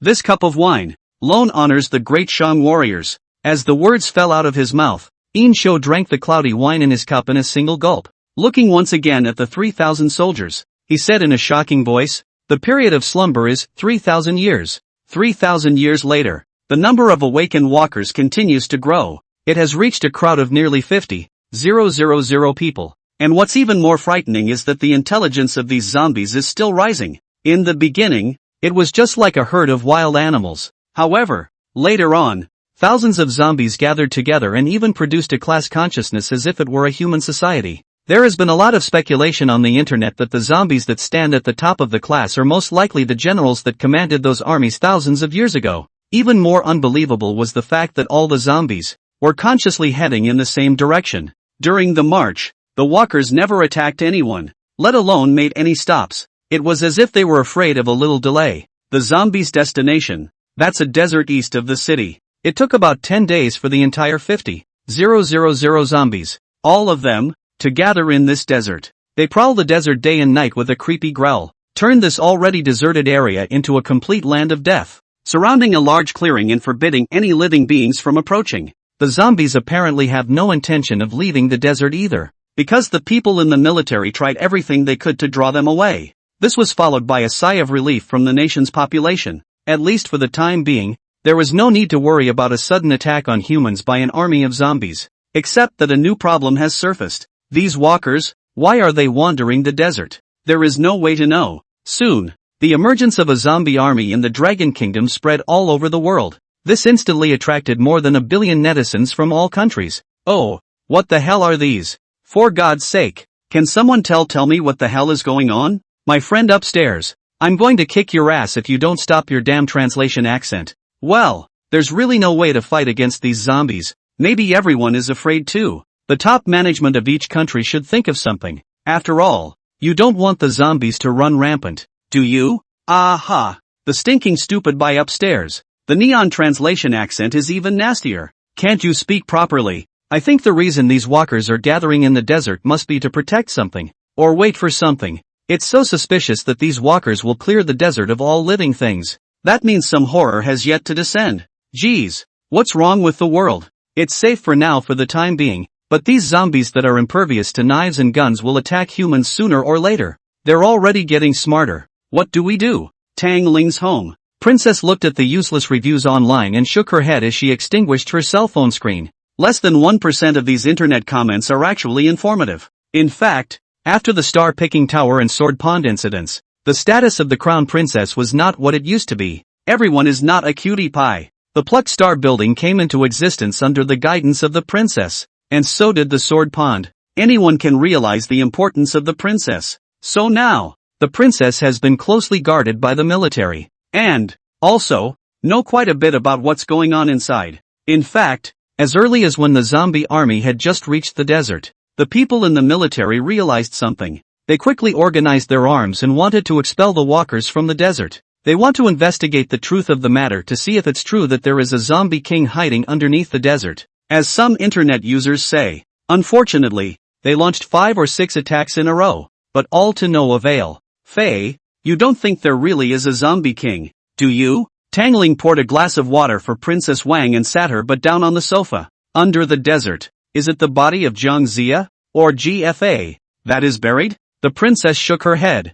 I don't know, but it shouldn't be very likely. According to the records on the sword pool, DXIN captured Zhang Zia and GFA alive. With his character, neither Zhang Zia nor GFA will ever be resurrected. That. Ding dong. Suddenly, a message tone came from the princess' cell phone. It's that mysterious man. Tang Ling excitedly grabbed Princess Wang's arm. Did he send another message over? Princess opened her cell phone and a message popped up. It was the mystery man who sent it. As before, a location address was sent, along with a message. A zombie soldier is not something that can be killed by any modern heat weapon. If you want to get rid of the zombie soldiers for good, go to this address. Here, there is a way to kill the zombies. As if suddenly realizing something, the princess quickly tapped on the location. The map unfolds in the phone. As the princess zoomed in with both fingers and saw the location of the map clearly, her charming eyes flashed with a look of, this is really the case. That's right. The location sent by the mysterious man is the very desert that has been overrun by the zombie hordes.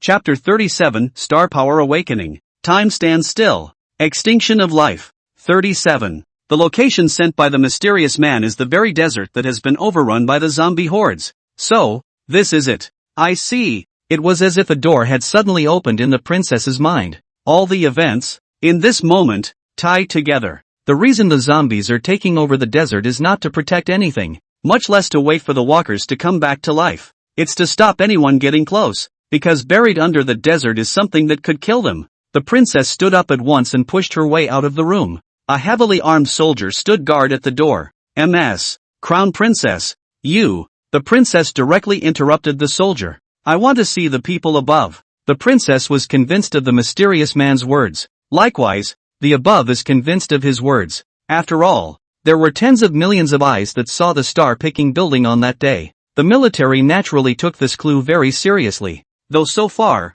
the walkers haven't caused any mass casualties or destruction. But who knows about the future? Everyone, without fail, was like a fish in the throat, like a thorn in the back. Soon, the military decided to do whatever it took to escort the princess to the center of the desert. This desert was originally a no man's land, just east of the city. Not to mention now, but during the weekdays, it is a place where no one sets foot. It's like being abandoned by the world. Today, however, this desert is teeming with people. Whole tens of thousands of zombies were constantly wandering around, letting out hissing like a gale. The smell of decay went straight to the sky. At this moment, a military helicopter is hovering overhead. There were reporters from the military carrying cameras and were recording what was going on down there. And at the same time, the live stream was turned on as the mysterious man had requested. In an instant, it was flooded with tens of thousands of netizens. Directly in front of the camera, there were dozens of military jeeps that were speeding above the desert. The yellow sand rolled up by the wheels filled the whole sky. Thumbs down. Dozens of jeeps pulled up in front of the wandering zombie army and hundreds of heavily armed soldiers jumped down from them. The crown princess stepped out of the car at the front of the line, her hair ruffled by the howling wind. Surveying these zombies up close for the first time, the princess only felt her stomach turn. "Miss Wang Fei." A middle-aged soldier walked closer and said with a straight face, "Next, all of us, we will do our best to open up a path for you. Whether you can reach your destination or not, it's up to you." Wang Fei took a deep breath. "Lieutenant Ouyang, please." Ouyang Gang stopped talking and immediately ordered all the soldiers to get ready. With Ouyang Gang's order, all the soldiers all took the explosion-proof shields and sabers in their hands as well as pistols and escorted the princess to the center of the desert. The scene was also videotaped by the crew high above. The netizens in the live stream were looking forward to the final outcome of this matter. But someone else threw out a question. Why don't these soldiers use cars and helicopters instead of manpower? What do you know? This is a desert. If the car gets stuck and surrounded by zombies, a car full of people won't have to live. Can't you see that the helicopter only dares to hover high up? Those zombie soldiers have archers inside. What if they get shot? Geez.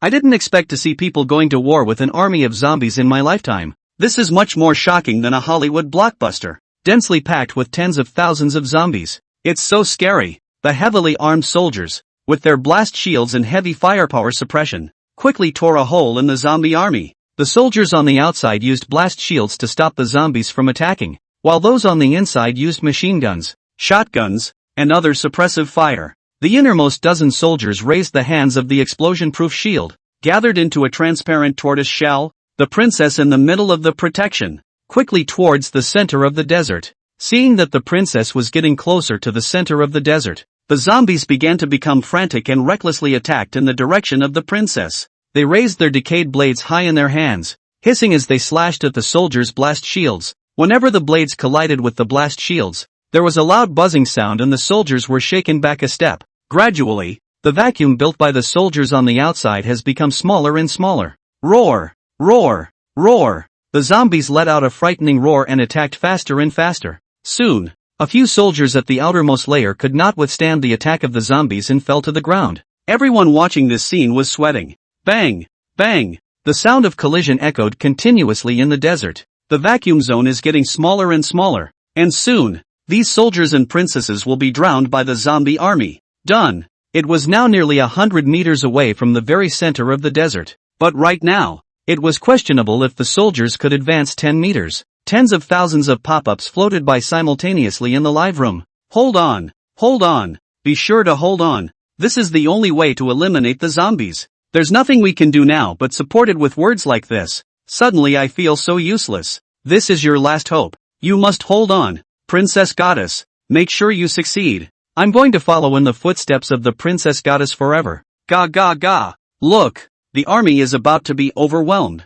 Oh no. Ouyang also sensed that something was wrong, and at that moment, he no longer hesitated and picked up the loudspeaker. Retreat immediately. Retreat immediately. Make sure to ensure the safety of Miss Wangfei. If you can't flush it this time, you can wait for the next time. When people die, there's nothing left. However, was it the soldiers who didn't want to retreat? Rather, they have no way back. They were like a lone boat in the wind and waves, surrounded by a sea of corpses. The princess took refuge in a turtle shell made up of soldiers and blast shields. The shell of the turtle was now crawling with walkers, blocking out all light in front of her. Could it be that I'm going to die here? In a darkness, the princess's heart slowly sank to the bottom. Decaying hooves raised sand and dust as a zombie king holding a spear and riding a skeletal warhorse charged towards the turtle shell. Bang! There was a sudden loud bang as the spear in the zombie king's hand heavily pierced the blast shield. The turtle shell formation was torn apart in a flash. A dozen zombies simultaneously raised their blades high in their hands and swung at the princess.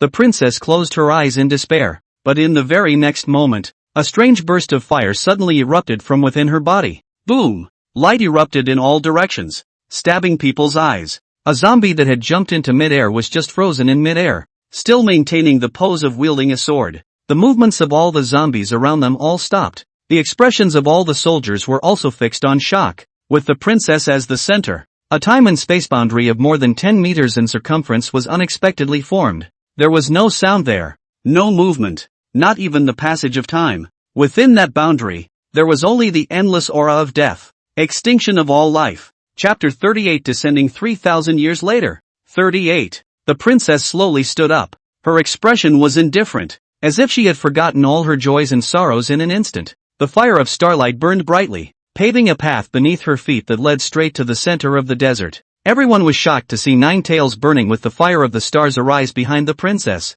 That's a fox's tail. Asterisk asterisk asterisk asterisk. 9-tailed spirit fox. 9-tailed spirit fox. OMG. What am I seeing? Am I dreaming? How can something so amazing happen? I thought of it. It was not long ago that the crown princess gained the power of the stars at the top of the star-picking tower. God! What kind of a kingdom is the Dragon Kingdom? What kind of flame is that? That color, that translucent texture. It's definitely not a flame from this world. Oh God! Blessed be the great Odin. Let the Dragon Kingdom sleep on this. I told you it was fine.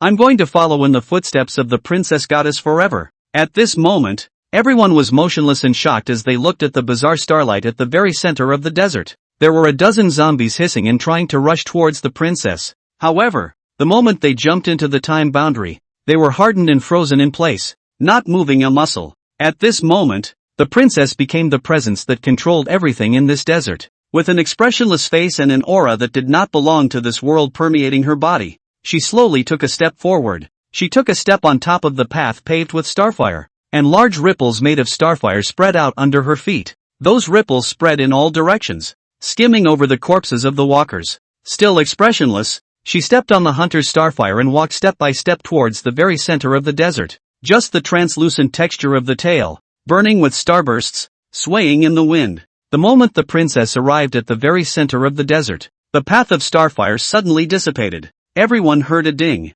Space looked like a mirror that had been cut up, riddled with cracks and messy piles, reflecting one horrified face after another. In the next moment, the time boundary violently shattered, and the condensed time broke the dike in a split second. Those zombies that had just been caught in the time boundary suddenly had raging star flames burning on their bodies. In an instant, there were hundreds of zombies that were burned into annihilating ashes by this starfire. Time stands still. Extinction of life. At the moment of crisis, the power of the spirit fox awakened and drew the fire of the stars, helping the princess successfully control the power of the fire-bathing realm. A gust of wind blew up the yellow sand and unveiled the mystery. It was only then that the princess discovered that in the center of the desert, there was actually an astrolabe that was more than half a person high and about half a meter in diameter. 3,000 years of sand and wind had not corroded the astrolabe, making it still look brand new. The boundary of time had stopped, but everyone remained frozen in place. When they saw that astrolabe, everyone's pupils contracted fiercely.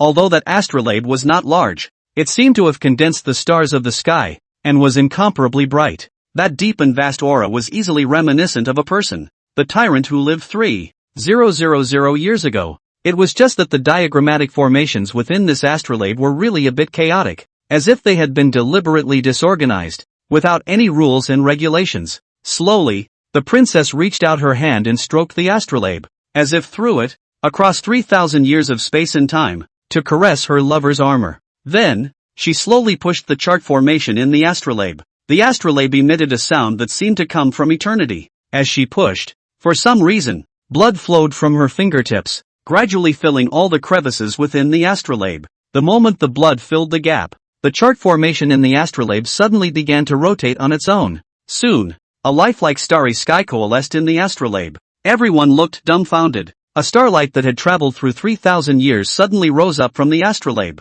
like a pillar, thrust into the sky. In the starlight, several columns of large letters violently emerged. In the 31st year of the Great Shang Emperor Xin, the king destroyed 500,000 rebels and personally beheaded GFA and Zhang Shang. But before he died, Zhang Shang cried out 3 times, "When will the time be lost?" And then he sent down a curse. The remaining 50,000 rebels in Ziji vaporized overnight. Afterward, the king learned that the 50,000 rebels had been corrupted into walking corpses by the seal of the gods and buried long underground. The king foresaw that the corpse soldiers would awaken in 3,000 years, so he left this astrolabe. And with 3,000 great merchant warriors sleeping here for 3,000 years, if future generations are disturbed by the corpse soldiers, they can awaken the astrolabe. At that time, the king will lead 3,000 heavily armored generals to awaken in the world and cut down the demons. Everyone was thrilled when they saw the words. There is nothing more shocking than witnessing a miracle with your own eyes.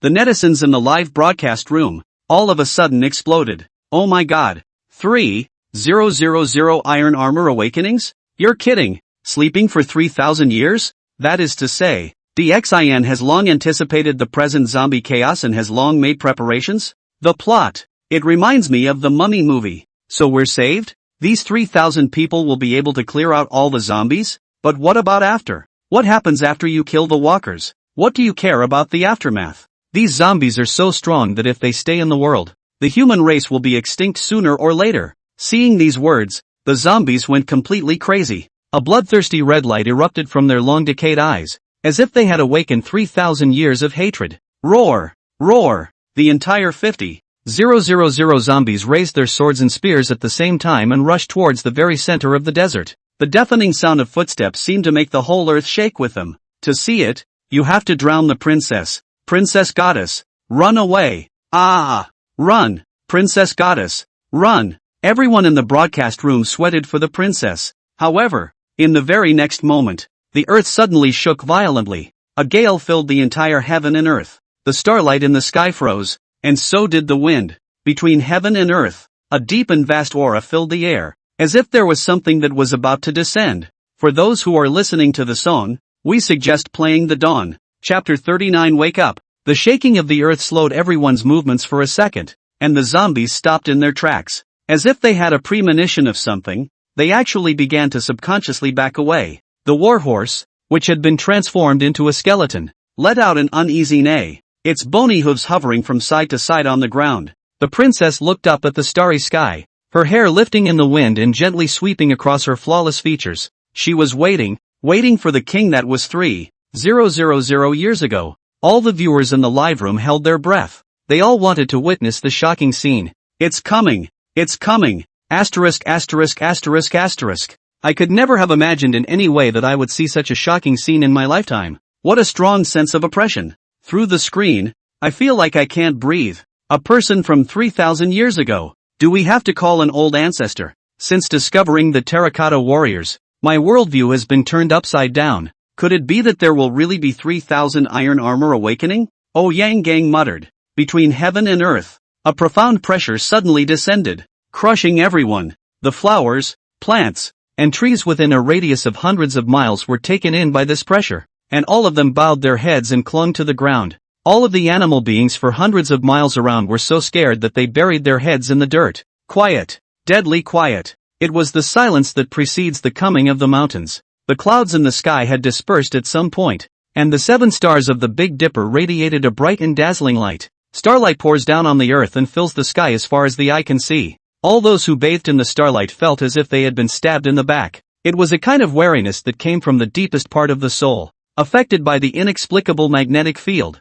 the screen of the live broadcast room suddenly began to distort strongly. Suddenly, the starlight of the 7 stars of the Big Dipper transformed into a pillar of light that plunged from the deep universe to the earth. Boom! A loud bang was followed by a raging wind. In the middle of the desert stood a huge figure. The figure was at least 10,000 meters tall, dressed in military attire, and holding the broad sword of the human king in his hand. No one could get a good look at him. All that could be seen was bright armor shining in the starlight. The star-strewn cloak hunted behind him, resembling the feathers of a phoenix. He stood on top of a patch of yellow sand, like a giant that shook the sky and the earth, carrying the entire heaven and earth alone. The people in the distant city, the soldiers on the scene, and the viewers in the live broadcast room were all deeply shocked after seeing this scene. There were even tears that contained no emotion, simply because of the instinctive reaction to seeing such a shocking image. Showing up, the tyrant of 3,000 years ago is now 3,000 years later.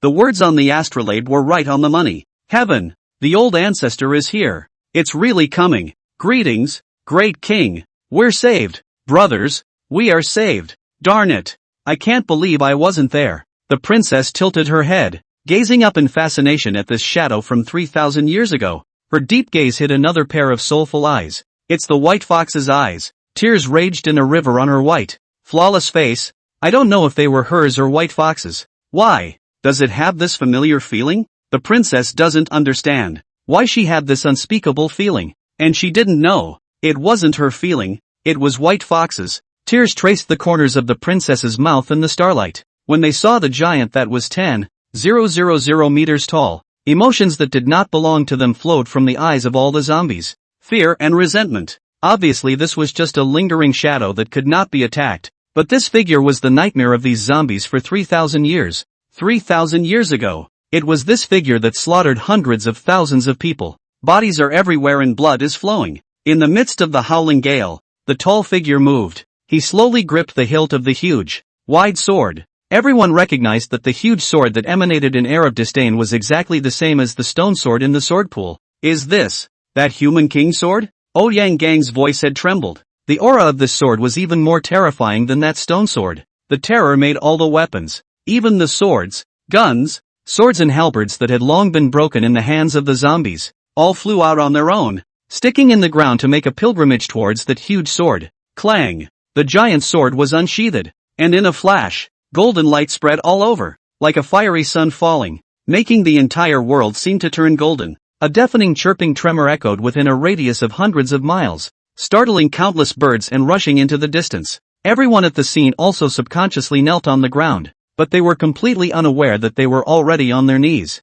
The majestic gaze looked around the earth, the unrivaled oppression, as if it was a tremor from the ancient times. Yin Shou's gaze was calm, but wherever his gaze reached, everything seemed to have turned into nothingness. Swish! The blade of the sword tore through the air and pointed forward. A sound like a storm swept across the land. Wake up! The sound was cascading, as if tens of millions of people were speaking at the same time. Deafening. The wind was howling furiously, and heaven and earth were solemn. On the barren earth behind Yin Shou, a gap like an abyss suddenly split open. The yellow sand flowed like a waterfall towards the bottom of the gap. Soon, one could see a bright, cold long gorget stabbing upwards out of the gap. It seemed to pierce the heavens. Tap, tap, tap. Neat footsteps, like the roar of war drums echoing in the wind, told ancient stories. An ancient army, heavily armored, emerged from the cracks in the earth and stood under the sky 3,000 years later. Ah, it's the army of the Shang Dynasty, someone exclaimed with a tear-stained face. The bodies of these heavily armored soldiers had long since rotted and dried up, their skin clinging to their bones. But the burning battle intent in that rotten eye had not diminished in the slightest. It's as if they hadn't experienced these 3,000 years of long sleep. The raging murderous aura froze in the desert, and all the soldiers had stood at the feet of the huge figure. The bright armor, without a trace of sword trauma, reflected cold starlight. 3,000 long gorges, almost piercing the sky. Their eyes were still filled with fervor and adoration. Unlike the horror and corruption of the zombie soldiers, these soldiers with horrific appearances gave off a sense of sanctity to the point of inviolability. On this day, they took hold of their weapons again and recovered their former glory and splendor. 3,000 years ago, they were warriors of the Great Shang Even if Chaoge has gone down the drain, they are still willing to follow their king to the death. 3,000 years later, they awakened again and came to this earth that had already changed. And they, in turn, will continue to fight for their king. The live broadcast room was quiet. Tens of millions of people actually did not have a single pop-up. The scene was even more terrifyingly quiet. And apart from the sound of the wind, not even the sound of breathing could be heard. People were so shocked by the miracle that they forgot to think. Forgot everything. It seemed that heaven and earth were left with such an invincible army. The princess didn't bother to wipe the tears from her face. She just lifted her head and looked with all her might at that tall and lonely back. That was the king she would follow for the rest of her life. Until this moment, she suddenly realized that the original shadow, as early as the moment the fox spirit possessed her body, was firmly engraved in the deepest part of her heart. Where are the warriors of the great merchant? The huge figure held up the human king's sword and spoke again. The thick voice echoed, causing everyone's hearts to almost jump out of their chests. There were even people who couldn't stand the overbearing sound and covered their ears in pain. The 3,000 awakened warriors suddenly raised their long gorges high and yelled in unison. Where my king's sword blade goes, we die. The great merchant will live forever. My king for all time. The great merchant will live forever. My king for all time. Chapter 40. What a great being that is. 40. The great merchant endures forever. My king for all time. These great merchant soldiers had corrupted their bodies due to sleeping for 3,000 years. The sounds they made no longer sounded like human voices. It was more like the sound of a yellow wind blowing across a bleak, ancient battlefield. Yet it was still possible to hear the unshakable battle intent in that voice. 3,000 years of slumber until this day. They will continue to fight and prove the value of their existence. The wind hissed in the desert, like a prelude to this great battle. The zombies let out an even more disturbing growl and backed away. These heavily armored soldiers evoked a fear that had been dormant in them for 3,000 years. The image of the massacre of 100,000 people under the city of Chaoge that day. The 8-year-old girl who hugged a mountain of corpses on the battlefield that day. The shocking sword that killed 500,000 divine troops. Countless images came up,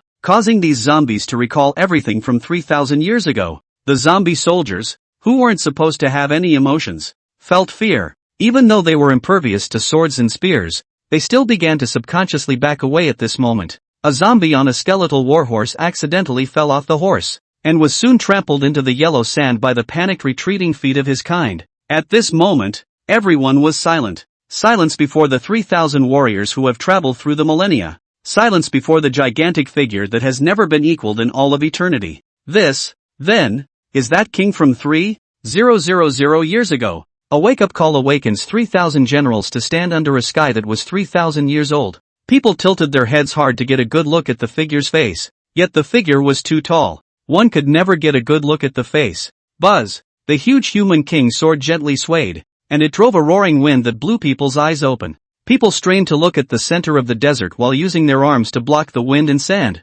Kill! With the huge figure's order, the 3,000 generals who had been sleeping for 1,000 years regained their grip on the blades in their hands. Wow! 3,000 blades reached forward at the same time, nearly tearing through the gale. The 3,000 warriors, however, were like 1,000 armies, lining up the mountains and launching a deadly charge towards the 50,000 zombie soldiers. Heavy footsteps, as if they were stepping on one's heart. Everyone had thought that the battle was bound to be an earth-shattering and protracted battle, but no one expected that the battle would be this easy. It also ended so quickly. Pust! A long gorgon viciously stabbed into the zombie's heart. The zombie that was so terrifying that the entire dragon kingdom could do nothing about it was just pierced through in one fell swoop. The zombie let out a mournful wail, rising straight up to the sky from the desert, like a crumbling sand sculpture. The zombie's body quickly shattered into dust. Such a scene is happening in every corner of the desert. In just one round of charging, half of this 50,000 zombie army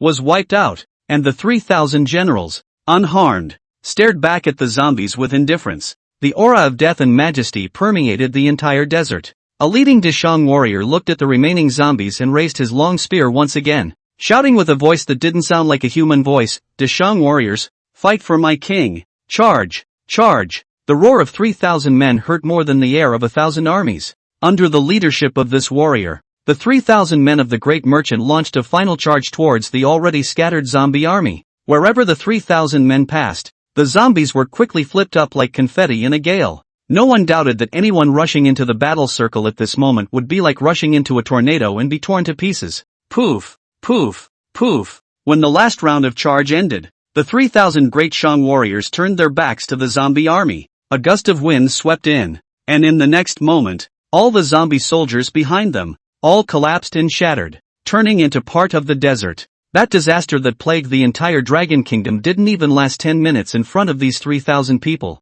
Everyone looked dumbfounded. It was only at this moment that they realized what a powerful existence the Great Shang of more than 3,000 years ago was, if it exists today. And the man, that king who swept away everything 3,000 years ago, that tyrant in the eyes of the world, how majestic, how majestic. At this moment, his enormous figure was standing between heaven and earth, with both hands on the broadsword of the King of Men. He looked down indifferently at everything at his feet. Asterisk asterisk asterisk asterisk this is the end? What happened? I didn't even see it clearly. So strong. What a terrifying fighting force. I finally understand how GFA's hundreds of thousands of rebels are gone. God, what has happened to the ancient Dragon Kingdom during this faulty 2,000 years of history? It's horrible. It's horrible. That Dragon Kingdom woman. Why is she looking at that king with such deep love in her eyes? I've thought of a touching story and I'm going to write him down. Brothers, look, look, look, the soldiers. How did that happen? Chapter 41, Harmonized Star. Dear stage, I accept is not equal to I agree. Above the desert, those soldiers of the great merchant stood motionless after they had killed all the zombies. A gust of wind blew by and their bodies gradually dissipated in the wind. Only unlike the zombie soldiers who crumbled into yellow earth, their bodies transformed into countless crystalline silver particles of brilliance. These particles danced in the wind as if they were alive, illuminating the entire desert as if it were day. Under the gaze of countless pairs of tearful eyes, the 3,000 people had been transformed into 3,000 stars, hanging in the vast and infinite universe. Almost at the same time, Yin Shou's gigantic figure also began to fade into nothingness. Yin Shou, Yin Shou. Suddenly, a voice like a stirring ghost echoed from the void, sending shivers down everyone's spine. The old man is not willing. Old me is not willing. I still have to compete with you.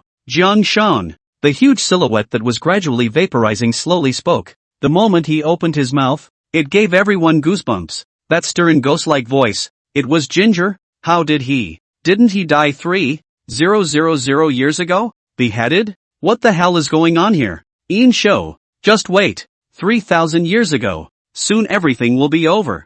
Ha ha ha ha ha. No one is answering questions. Jiang Shang's stern ghost-like laughter and Yin Shou's huge figure dissipated into thin air at the same time. The dust had settled, and all looked with dismay at the empty desert of the. No more zombie hordes. No more 3,000 Great Shang generals. There is also no longer that king. Everything seems like it never happened. There was only one flirtatious woman, looking at the sky with tears in her eyes. Those 3,000 stars were radiating a brilliant light. These stars will shine in this age, and the ages to come. It would have shone also 3,000 years ago, 30,000 years ago, 100,000 years ago. Because the universe is so vast and unfathomable, there is no concept of time. These generals will look upon every world, every age, with a star. But, Yin Shou would not let them wander into the universe, and when the time was right, they would revert back to 3,000 years ago. They're gone. They were warriors of the Great Shang, but they, too, were our ancestors. Farewell, ancestor. Farewell, ancestor. Farewell, ancestor. 3,000 years ago. The rear hall of the royal court. Yin Shou slowly opened his eyes. Not long ago, he had utilized the ability of the realm of the Dharma phase to lead his Dharma phase within the Astrolabe. And what the princess, 3,000 years later, had awakened was actually Yin Shou's Dharma phase. Everything that happened after 3,000 years, he already knew all about it. Now the GFA's rebellion has been pacified. The Great Shang is surrounded by only a few small frontier states. The next step is to take care of all of these small frontier countries. Go with the tyrant's way out. This matter, naturally, did not need to be handled by Yin Shou himself. He was going to prepare for something much more important. That's claiming the throne. It is not called the king of the great merchants, but the king of men. The king of men who was on a par with heaven and earth. Not long ago, the system had given Yin Shou a hint that as long as he became a true human king, he would be able to obtain the power of the entire earth. And this power could help him completely control the power of the stars and reach the highest realm of starfall. Yin Shou understood that to become a human king, he would face even more terrifying enemies. Also, Jiang Xia. who had already had his mind corrupted by the God Sealer's list and had been transformed into a stern ghost. Jiang Shang, this old piker, caused the Great Shang to almost die. Yin Shou must not let him go. Even if he turns into a severe ghost, I'll still let his soul be dispersed. He wasn't even afraid of the heavenly Tao, so what was there to be afraid of? He will pave his way with the blood of the world. Enemies? Those who don't listen, then run over their bodies. The obedient still grinds past. At that moment, the sound of officials' footsteps came from the Great Hall. Since the elimination of GFA's rebel army, Deshang is no longer the once declining Deshang. Yin Shou recruited soldiers and horses, while selecting the best and the brightest. Let the whole big Shang up to civil and military officials, down to the soldiers and pawns, directly doubled dozens of times. Moreover, 80% of these people had already awakened the power of the stars and obtained the cultivation method. The ones with the highest realms, such as Chu Feng, Chu Lan's siblings, had already reached the primary stage of firebathing. Yin Shou took a deep breath and stepped towards the main hall. Greetings, my lord. The officials made a pilgrimage in unison. Yin Shou was dressed in court dress and slowly sat on top of the throne. Great King, Chu Feng, who had been promoted to Duoya, a Shang Dynasty military official position, Commander-in-Chief, stepped forward. Your Majesty, my Great Shang has shaken the world since sweeping away the Shiji rebels. All the nations of the borderlands have heard of the Great King's name and have lost their courage. And now, the kings of various countries have sent treasures and beauties, grain, grass, gold and silver with the intention of befriending my Great Shang. So please make a decision. Yin Shou said in a cold voice. Determine? Why do you need to decide?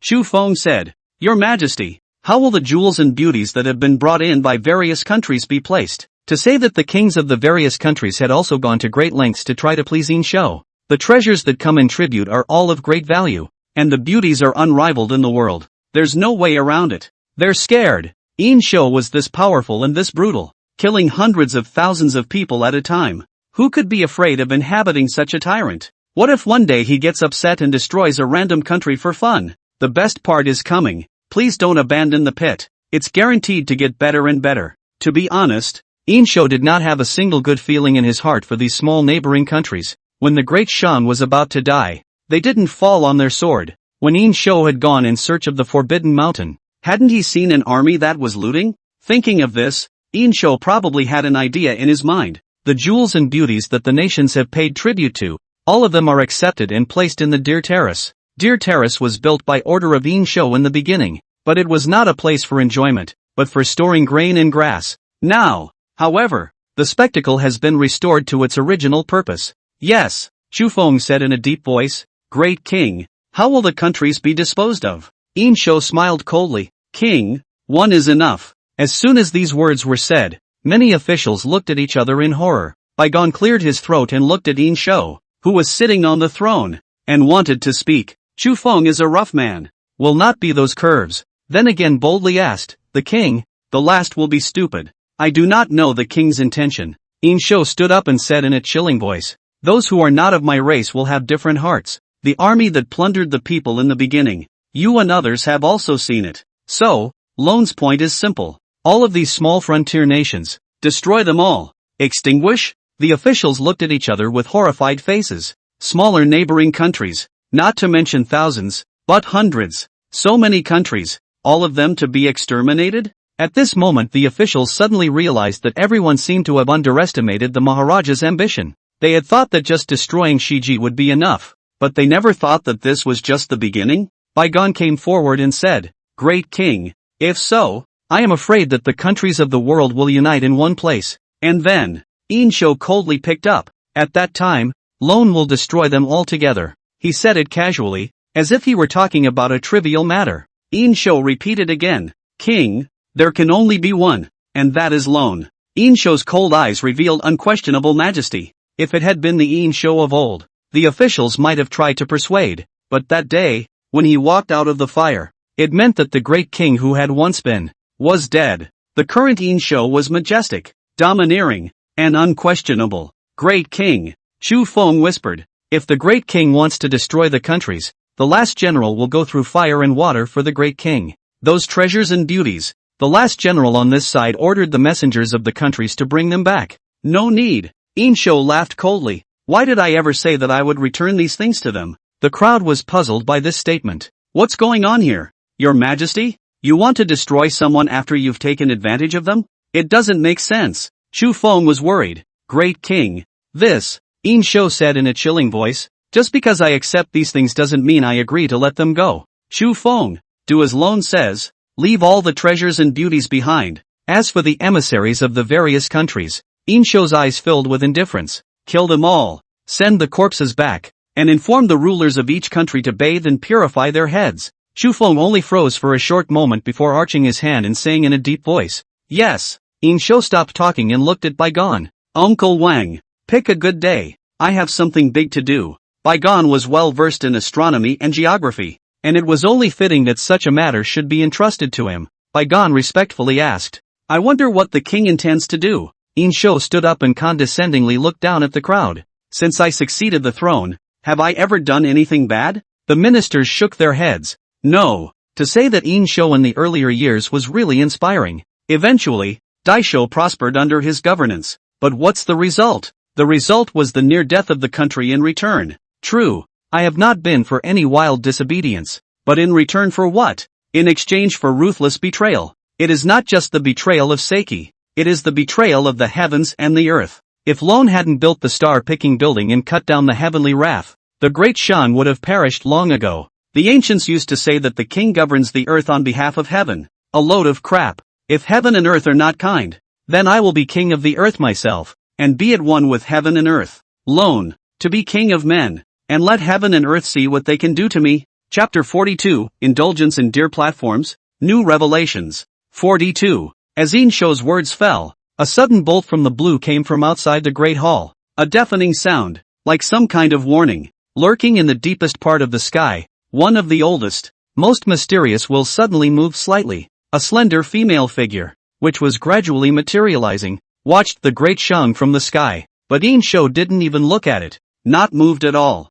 Shu Feng, the last general is here. I order you to lead the army to march out 10 days later. Wherever the army passes through, all the troops of other countries, no matter whether they resist or not, will be decimated, and not a single descended soldier will be left behind. All those who are rulers of the country and those who are kings, all of them will be lords and hang their heads on the banner of my Great Shang to show all the people of the world. The so-called lords of the head means to cut off the head of a dead person. Yin Shou stretched out his hand and gripped it tightly. I want this world to be returned to the Great Shang. Yin Shou's words were spoken in a murderous and extremely dignified manner. That air of emptiness, as if the world was already in his pocket. His voice seemed to awaken the sleeping hot blood in Shu Feng's body. Shu Feng breathed heavily, his eyes streaked with blood, and with a forceful arch of his hand. Yes, sir. The ministers' hearts were pounding and their faces were white. A thought bubbled up at the same time as he looked at the lanky figure atop the ladder. Such a great king is a tyrant. It's an absolute tyrant like no other before or since.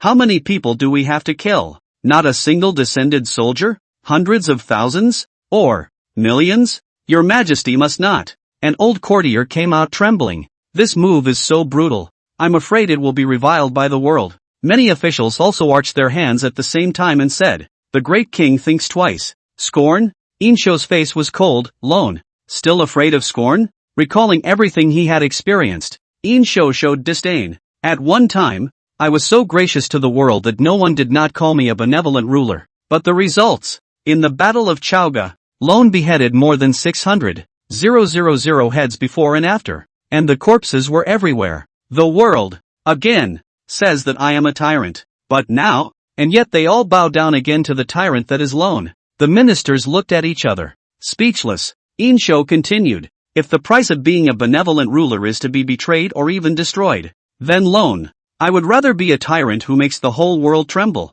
Wherever the iron hooves of the Great Shang tread, there will be corpses everywhere. Lone will be the first tyrant in this ancient world. The voice loomed, echoing above the royal court. As the words fell, Yin Shou got up and left without hesitation, leaving behind a group of ministers looking at his back in disbelief. It seemed to be recalling what Yin Shou had just said. If the price of being a benevolent ruler is to be betrayed or even destroyed, then Lone would rather be a tyrant who makes the whole world tremble. The matter about the human king and the extermination of the borderland countries were thus put on the agenda at the same time. At this point in time, no one dared to oppose Yin Shou. There is even less reason to object. After all, if it wasn't for him saving the day, De Shang would have been long gone. If the country is destroyed, then you can't even be a tyrant. You can't even be a country that kills. Lord Baigan, we no longer persuade the king? An official asked cautiously. Baigan closed his eyes and said, the great king, long ago, was not the great king of old.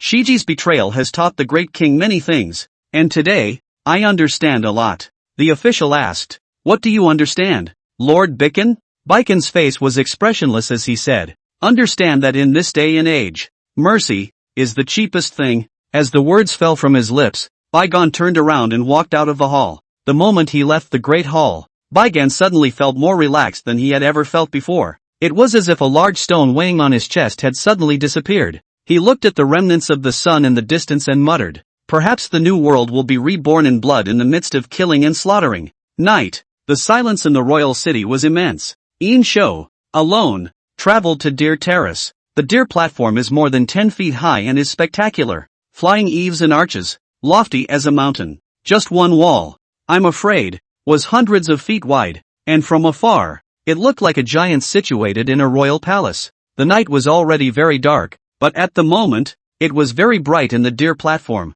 Colorful ones refracted through the animal skin windows, slowly staining the night. Yin Shou followed the ladder and walked up to the Deer platform step by step, pushing open the Deer platform's several feet high door. A burst of radiant light came out. The Deer stand was this bright, not because of the lights, but because of the glow of these treasures. Gemstones, gold, silver, pearls, jade, glaze. Basically, all the treasures that can be found in this era are all there. These treasures were either neatly or messily placed on the floor, almost filling up the large palace. And what made it even more difficult for people to take their eyes off was that on top of these scattered treasures, there were dozens of stunningly beautiful women in cool clothing kneeling. Some of them are women from the Central Plains, while others are from exotic places with exotic flavors. The ring of fat and thin, white bodies and thighs, refracting the light of those treasures, stung one's eyes. This picture is even more colorful and paper-thin than it was 3,000 years later. Of course, Yin Shou was a very determined person.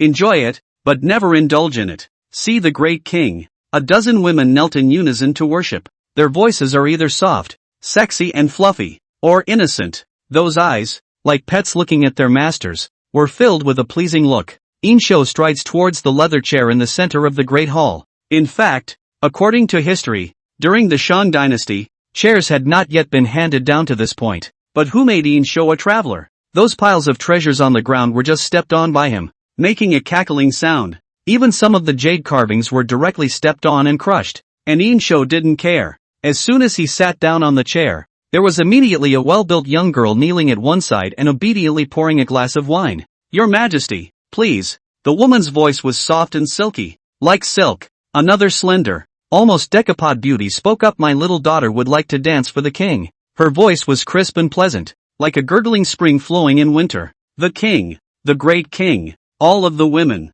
fearing that they were lagging behind, were all attentive and stuck up. What's more, some take the initiative to pull their already modest clothes downward, creating a hazy beauty of a Judas. The sky was dark, but stars were everywhere. The stars glowed as if they had suddenly come to life. Occasionally, a star or two would stab violently into the river of stars, granting the Milky Way some bursts of light and heat and turbulence. Finally, a single giant star, trailing a long tail, stabbed across the Milky Way, radiating a little starflower. For the next few days, Yin Shou consolidated his strength every day. The power of the stars, he had already mastered it more and more skillfully. The entirety of the Dharma realm was also understood, and the next thing he knew, the power began to stagnate. Yin Shou also knows that this is the bottleneck. This time cannot be rushed. The more hasty you are, the slower the progress is likely to be. So, every day, in addition to dealing with the affairs of state, he stayed at the Deer platform, entangled with all the women,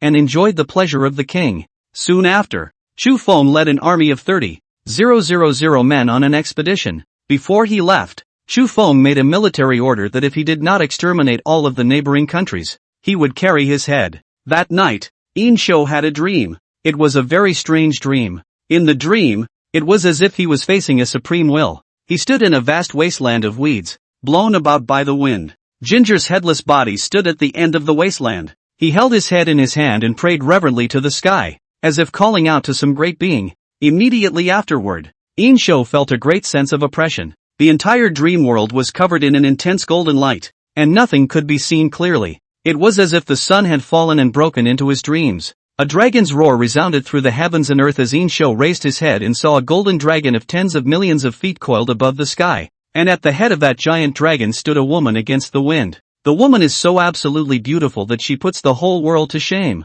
It was just a shame that the woman's eyes were only indifferent. It's like she never understood or knew human emotions. Tap was just towering over Yin Shou like that, without any emotions. The dragon's golden spit poured down like a galaxy, turning everything into nothingness. Yin Shou violently opened his eyes and woke up from his dream. The dream that just happened. That woman, it couldn't be Nuwa, could it? Chapter 43, Precognition. I'll play with you. 43. The dream just now was too real. So real that he almost thought he was dead. Remind the host that due to the star power contained in the host's body, the stars come from the universe. But there is no concept of time in the universe. The stars exist in every age and shine through all time. So the host has a portion of uncontrollable precognition. Precognition? Yin Shou's heart stirred, which meant that the image he had just dreamed of would happen soon. Soon. Yin Shou associated that it must be that the heavenly Tao could not allow himself to be a human king, so he descended to earth. Thinking about it, that's the only possibility.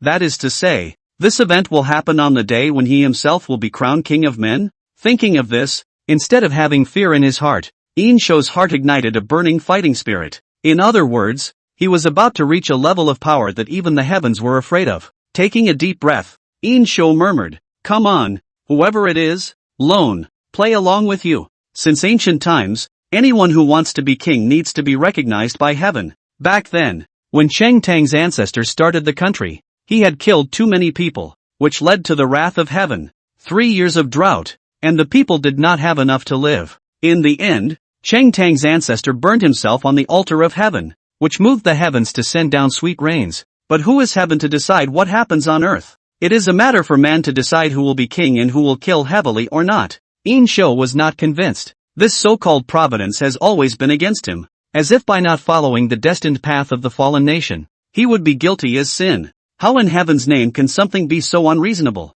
How about if I create a spectacle on which it is written that I defeated the heavenly Tao? This was the first thing that came to Yin Shou's mind. On top of the wonders, leave an account of his victory over the heavenly Tao, and as long as future generations believe in it, it's a done deal. However, a pot of cold water was quickly poured down. The host's current power is not enough to fight against the heavenly Tao, and even if this spectacle is left behind, it will be judged by the system as unreasonable. Yin Shou nodded, remembering one of the most important factors of a spectacle, rationality. It seems that this kind of trickery doesn't work. At least against an enemy like the heavenly Tao, it would never work. Unlike the original Hyrule warriors, it is reasonable to record that 3,000 men massacred 100,000 rebels, because history is full of cases where less is more. For example, during the Three Kingdoms period, Zhang Liao defeated Sun Quan's 100,000 men by 8,000 men in a battle at the Easy Jin. In the Battle of White Wolf Mountain, thousands of people broke 30,000 Wuwan troops. None of these latter will doubt the veracity, for at least he is likely to happen. And the last battle with the Shiji army, it is because the Corpse Mountain and Sea of Blood that sword, originally from the spiritual power emergence within the Forbidden Mountain, is not a mortal sword, so it is also barely reasonable. But when the opponent was an incarnation of the heavenly Tao, it was a different story. Would it be reasonable if I, during this time, kept building wonders and used them to enhance my power, and finally left behind a record of defeating the heavenly Tao? This time, the system gave an answer that satisfied Yin Shou. As long as the host's power is strong enough, all accounts will be judged reasonable. Remarks, the prerequisite is to convince the people of the afterlife. Otherwise the host will still be obliterated by the heavenly Tao. Good. It looks like the direction, overall, is the right one. There was still some time before Yin Shou would be able to claim the title of human king,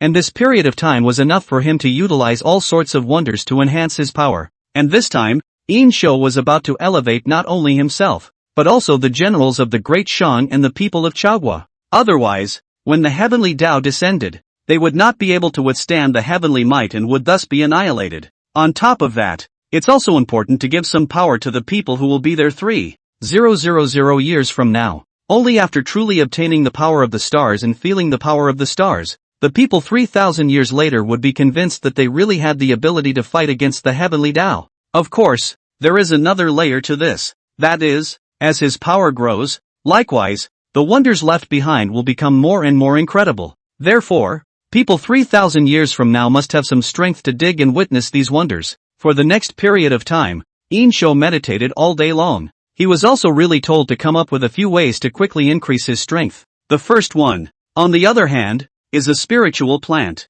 In his later life, Yin Shou had read quite a few metaphysical novels, comics, as well as movies and TV dramas. Usually, in metaphysical works, there would be a plant filled with aura, and after the protagonist ate it, he could drastically increase his strength. For example, the blood Bodhi from Wind and Cloud, Dragon Yuan and Phoenix Blood, as long as they were available. It would not only boost the strength of the generals, but also the strength of Yin Shou. Of course, in this world where Yin Shou was, there was no such thing as a spirit plant. While everything is going in the direction of mythology, the roots are still the overhead historical world, after all. So it was all up to him to borrow the spectacle to create it himself, using the fruits born from spiritual plants to make yourself stronger. This kind of thing makes sense, doesn't it? 3,000 years later, after the zombie soldiers were wiped out, order was restored to the Dragon Kingdom. People went to work and worked as usual as if nothing had happened. But the memories of that day have long been etched in stone. But soon enough, another war started on the internet. The first ones to start a war were naturally the netizens from the Great Cold Underworld. The history of the Dragon Kingdom is just like that. Even if there really are myths, there's no way to compare it to us. That's right, or else history could be broken? Our country is 5,000 years old. Even the entire human civilization are originated from our country? Just those things in our country has not been unearthed. Really want to one day unearthed, shall not shock the whole universe? The netizens of the Dragon Kingdom have long been unable to stand these sand sculpture sticks and have been on fire. Bull asterisk asterisk asterisk asterisk. Are you the only ones? Back in the day, the king had to send us a son as a hostage. And now in the new age, you've forgotten your roots? Look, look, look, look. The clown is out to embarrass himself again. Even your culture is stolen from us, and you have the nerve to say so? Do you want to be shameless? The netizens of the Great Cold Underworld nation naturally didn't buy it,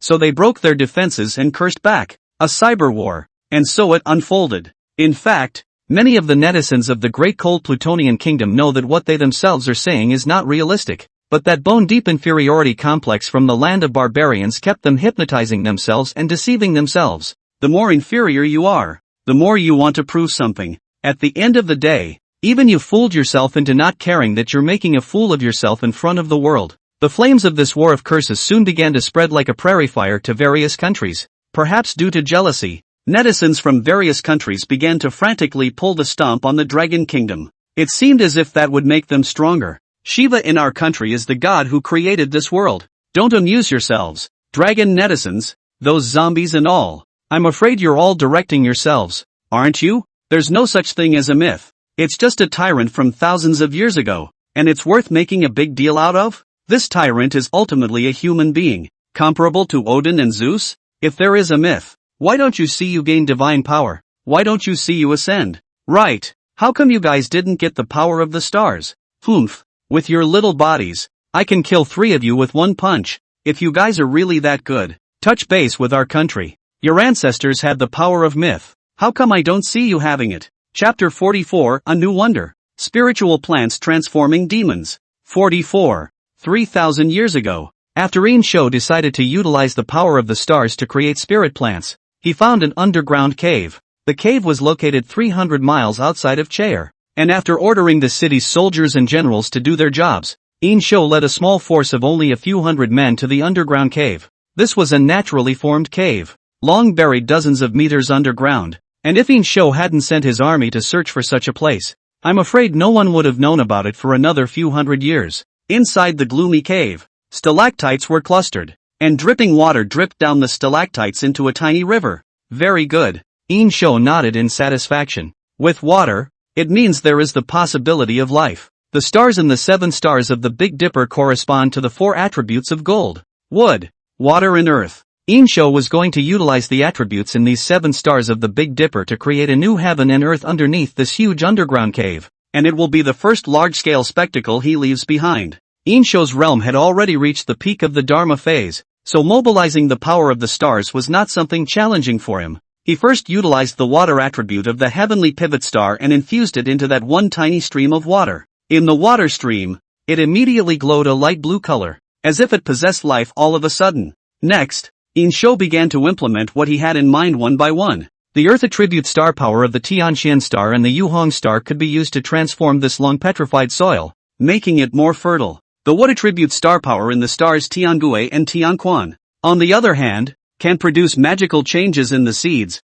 transforming them. The metallic nature of the Kaiyang star and the shaking star, on the other hand, could be used to transform everything in this entire cave, making the crushed stone walls. All possess the spiritual power of the stars. After these things were irrigated by the power of the stars, they all took on a very subtle quality. The plants planted from here could definitely be called spiritual plants. Yin Shou first used the wood attribute star power to casually water some rice seeds, then buried them into the earth attribute soil, and finally induced the water attribute water flow to water them. It was supplemented with gold star power to change the environment of the entire underground cave. A miraculous scene happened. Only just planted the rice seed, unexpectedly began to take root and germinate. Less than an incense burner's effort has broken the ground, and this shoots grow extremely strong, compared to the ordinary field, foot thick several circles, even a finger thick. 7 days later, this rice seed had surprisingly already produced fruit, and the rice grows extremely tall,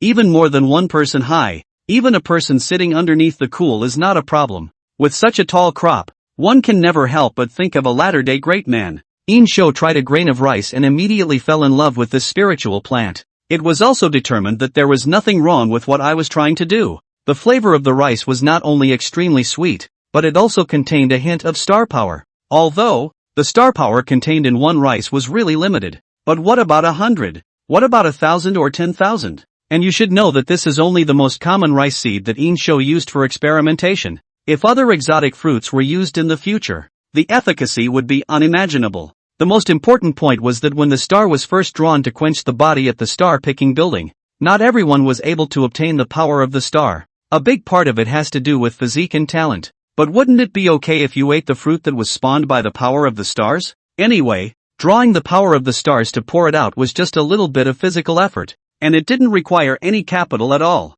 And, with the momentum of plant growth here, a crop can be harvested in 7 days. Wouldn't it be nice? On top of that, Yin Shou also planned to keep various animals in this place. Animals that eat the fruits born from the power of the stars may also be transformed into divine beasts. Mythological dynasties. How can there be no divine beasts? The first thing Yin Shou thought of was his own warhorse. As the king of the earth, how can you be without a decent mount? Yin Shou naturally did not have the heart to be a farmer. Therefore, all matters, large and small, were left in the hands of Baikan. He himself stays at the deer stand every day, with beauty and wine for company, and sits and waits for the fruit to ripen. What the great king is thinking is truly heavenly and marvelous. Baikan led a group of officials standing in the underground cave and couldn't help but sigh. At the moment, the cave was filled with all sorts of strange and huge plants. The power of the stars was permeated by the naked eye on every plant. In addition to this, several hundred war horses were kept. The warhorse that ate those spirit herbs grew a whole circle in size that was visible to the naked eye. No matter what color the war horses were, they all became fiery red, their long red manes dancing without wind, like flames that beckoned. And it becomes extremely humane, even nodding in response. Ah, Lord Baigan, look there! Suddenly, a civil official exclaimed as he pointed to a peach blossom tree not far away. Baigan followed his finger. Just for a moment, Baigan's pupils violently contracted and dilated. A touch of horror fixed on his pale face. Quickly, go and report to the great king. Dear stand, great king. A soldier with a slightly trembling voice knelt outside the door. There are demons in the underground caves. Yin Shou sat on a wide chair, with a group of coolly dressed warblers standing beside him. The images are fragrant and luscious. Hearing the soldier's words, Yin Shou's heroic brow frowned slightly. Demon? I'll go and take a look. The great king. The great king. Seeing Yin Shou about to leave, the ladies daintily stayed. Won't you stay with us? We are lonely in the absence of the king. When Yin Shou heard this, his face suddenly sank, and an invisible pressure instantly spread from the deer platform. Frightened, all those women kneeled on the ground in fear. Yin Shou said coldly, Is I not a king who indulges in beauty? when there is nothing else to do, you and others are naturally available for my amusement. But whoever wants to wrong the lone thing. Yin Shou did not say any more of the latter words, but they scared everyone into a cold sweat. My lord, we don't dare, the women said in fear. Next time, heads will fall to the ground. Yin Shou didn't care about emotions at all, and after saying that, he left the deer stage with great strides. He wanted to see how there could be a demon in this underground cave. Could it be that it's one of the first divine beasts? Riding in a carriage, Yin Shou arrived at the underground cave, where Bai Gon and a group of other ministers had been waiting at the entrance of the cave for a long time. When they saw Yin Shou arrive, they all respectfully paid their respects. See the great king. Yin Shou was expressionless as he walked past the crowd and straight into the underground cave. An intoxicating aroma filled the air, and pink peach blossom petals fluttered and danced in the air. A huge peach blossom tree is birthing a huge peach blossom. Just one petal was several feet square in size, and on the heart of the flower, in the very center of the petals, stood a woman covered in radiance and unveiled. Countless petals, like butterflies, danced around the woman, making one wonder if this was a scene from a dream. Chapter 45, Forcefulness. The first large-scale spectacle. The Eternal City. Is there a perfect woman in this world? There is, and it's right around the corner. Her skin took on an amber-like sheen, and her body was soft as if it were peach blossom. The hair danced gently behind her head, tugging at the heartstrings. There was no one who could ignore the charm of this daughter of peach blossoms. But again, anyone who looks at her will not feel desire, even if she just stood there unveiled, because the woman was so beautiful that desire felt like a blasphemy to him. The moment he saw the woman, Yin Shou understood. It's not a demon. Instead, the peach tree borrowed the power of the stars and gave birth to a daughter who took on human form and understood human affairs. Seeing Yin Shou standing under the peach blossom tree, the woman suddenly smiled. This smile seemed to make everything in heaven and earth lose its color. The woman floated down with the wind and just knelt in front of Yin Shou without the slightest concealment. Yaohua has met master. The peach is a scorcher. Her voice moved like a spring breeze. That name should never have been given in this day and age. But everything that the stars are made of ignores the concept of time. Yaohua did not hide her body, gazing at Yin Shou's majestic body with those big, innocent eyes. A warm and humid scent began to gradually fill the air. Her smile spoke. Her eyes spoke. Even her long, flowing hair seemed to speak. Afterward, Yaohua actually closed her eyes, opened her lips, and took the initiative to stick up. In the middle of the underground cave, suddenly peach blossoms were flying in the sky. Those peach blossom petals are like butterflies, surrounding the two, forming an opaque boundary. Half an hour later, peach blossom petals were scattered all over the place. Yin Shou stood in the center of the petals, and a radical change had already occurred in his body. It seemed to be filled with endless star power. He felt that his physical body had been strengthened to a point of no return. Just now, he had broken through the Dharma phase and had stepped into the mountain-moving realm. Points of starlight surrounded his body, and right now, his physical body had been strengthened by the power of the stars to an extremely terrifying point. If you use all your strength, you can lift a big mountain. Likewise, he identified Yaohua is the daughter of the stars, who was conceived by the power of the stars in this peach tree. Because all of this star power and plants were made by Yin Shou, that's why Yaohua addressed Yin Shou as master. Just now, he had united with Yaohua in the petals of the flower, and in fact, was further united with the power of the stars. This was what allowed him to raise his realm by another whole level. Moreover, due to the combination of Yin Shou and Yaohua just now, it caused countless star power to spill out. This star power transformed into starlight and slowly floated upwards, spreading its light throughout the cave. Yaohua, Yin Shou whispered. Master, Yaohua is here. Yaohua casually pulled off a piece of starlight, transforming it into a radiant garment that covered her flawless body. From today onwards, you are the lord of this spirit pond, managing all the living beings in the spirit pond on behalf of Lone. Yaohua smiled sweetly. Yes, also, in 3,000 years, a young woman will come here, and Lone has a gift to bestow upon her. After coming out of the underground cave, Yin Shou ignored the puzzled stares of the ministers and came next to a huge rock almost the size of a mountain peak. The ministers were quite confused as to what the king was trying to do. Yin Shou swung 2 punches towards the boulder, knocking an opening in it, holding onto the opening and exerting a fierce force. Rumble! The entire earth suddenly shook violently. Many of the ministers beside him were shaken to their feet. Subsequently, in the eyes of all the ministers who were horrified, Yin Shou actually directly lifted that mountain-like boulder. Hard, a huge shadow, which instantly blocked out the sunlight, enveloped everyone present. The ministers all looked dumbfounded. Everyone knew that Yin Shou was born with divine strength, and when he was only a teenager,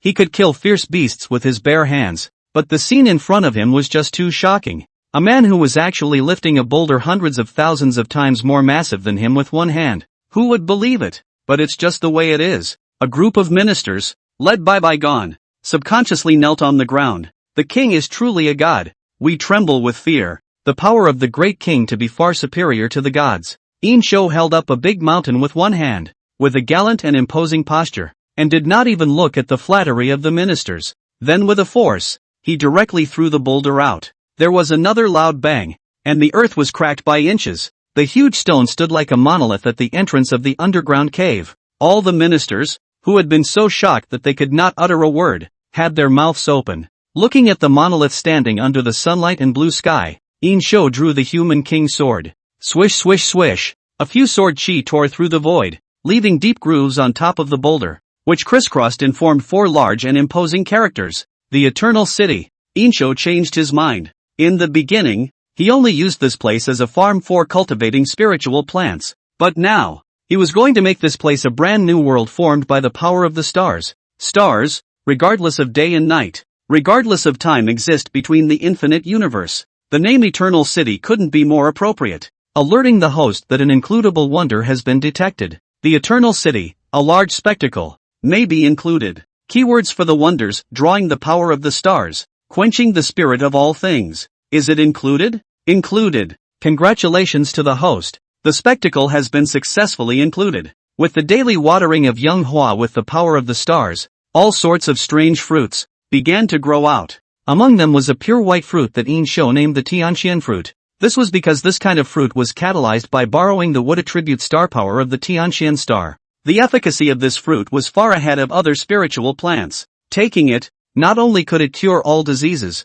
but it could also make the star power in the body of a person insanely increase. An ordinary soldier could immediately step into the realm of Tongming if he ate one. There were even lucky ones who took a step directly into the fated dust. As the fruits ripen extremely fast, the quantity is even larger. As a result, only a little over a month had passed, and all of the remaining soldiers in Chaoge possessed the power of the stars. On top of that, the people in the city of Chaoge had all drunk the spring water irrigated by star power and gained strength. Everyone had the power of the stars, and the city of Chaoge was now a veritable city of myths. Everything was discovering towards Yin Shou's anticipation, and the Eternal City, each day, is also changing at a terrifying rate. 3,000 years later, to those of you in front of the screen, welcome to this installment of Millennials. In the clear daylight, the crown princess stood in front of the camera, her short shoulder-length hair blowing in the wind. After the decision from above, the live program Millennium Promise has now been completely handed over to Princess Wang to be in charge of. This was just the beginning of the broadcast, and tens of millions of netizens flooded into the live broadcast room. The difference, however, was that this time the influx was not only from the netizens of the Dragon Kingdom, but also from countries all over the world. Goddess Crown Princess is live again. Ga. I'm going to follow Goddess One-Face footsteps forever. What incredible wonders have been discovered this time? Ancient tombs? Or architecture? I don't know. I came for the Princess Goddess. Better discover a shocker to keep these gringos on their toes. And netizens in various countries, either out of jealousy or because they didn't believe in it in the first place, began to sing its collective praises. Look at that. You guys are clowning around again. What story is going to be concocted this time? Resident Evil? Zombie blockbuster? Oh, I understand that you guys are culturally disconnected and want to reclaim your history, but the script is written in such a way that it's over the top. I bet it's just another building of some kind plus a paragraph. Not believable at all. If it wasn't, I'd be eating live. Ridiculous Dragon Nation. I really want to rush along the screen and compete with you to see if your so-called mythical descendants are powerful or my fists are. If your ancestors were really that powerful, why didn't they give you this power? Chapter 46, Changes in the Eternal City. The Colossus and the Maiden. 46. The weather was very clear at the moment, and the clear daylight poured down, giving the princess's hair a golden texture. She stood in front of the camera and said with a confident look on her face, "In this installment of the Millennium, we will be exploring another relic from the Shang Dynasty 3,000 years ago." As the princess's words fell, The camera slowly lifted up and focused on the 4 big words on the boulder. The Eternal City. Below the 4 big words Eternal City, there is a column of smaller words. Dishin 31. The king draws the power of the stars to water all things, and thus produces spiritual plants and things, stored in an underground cave called the Eternal City. It's such a short sentence, but it's so evocative. Everything watered by the power of the stars? What the hell was that like? The power of the stars gave Dishin the ability to fight against the wrath of heaven. And what will it make of these plants? With these questions in mind, the audience followed in the footsteps of the princess and hundreds of staff members as they stepped into the Eternal City. The Eternal City is an underground cavern, so the entrance is narrow. It can only be done by 3 people side by side. The winding steps spread all the way down, and at the deepest part of the steps, there seemed to be some light if anything. Guys, I'm starting to look forward to it. Will there be guardians or something? Like in mythology? Why is it called the Eternal City? The culture of the Dragon Kingdom. It's so fascinating. I'm going to travel to the Dragon Kingdom. Of course, there are a lot of foreign netizens who are cynical. Even most of them knew that both the star-picking tower and the sword pool were real, yet they still remained dead ducks. These people just simply can't see the good in the Dragon Kingdom. Che, what's there? Not just a cellar to store fruit?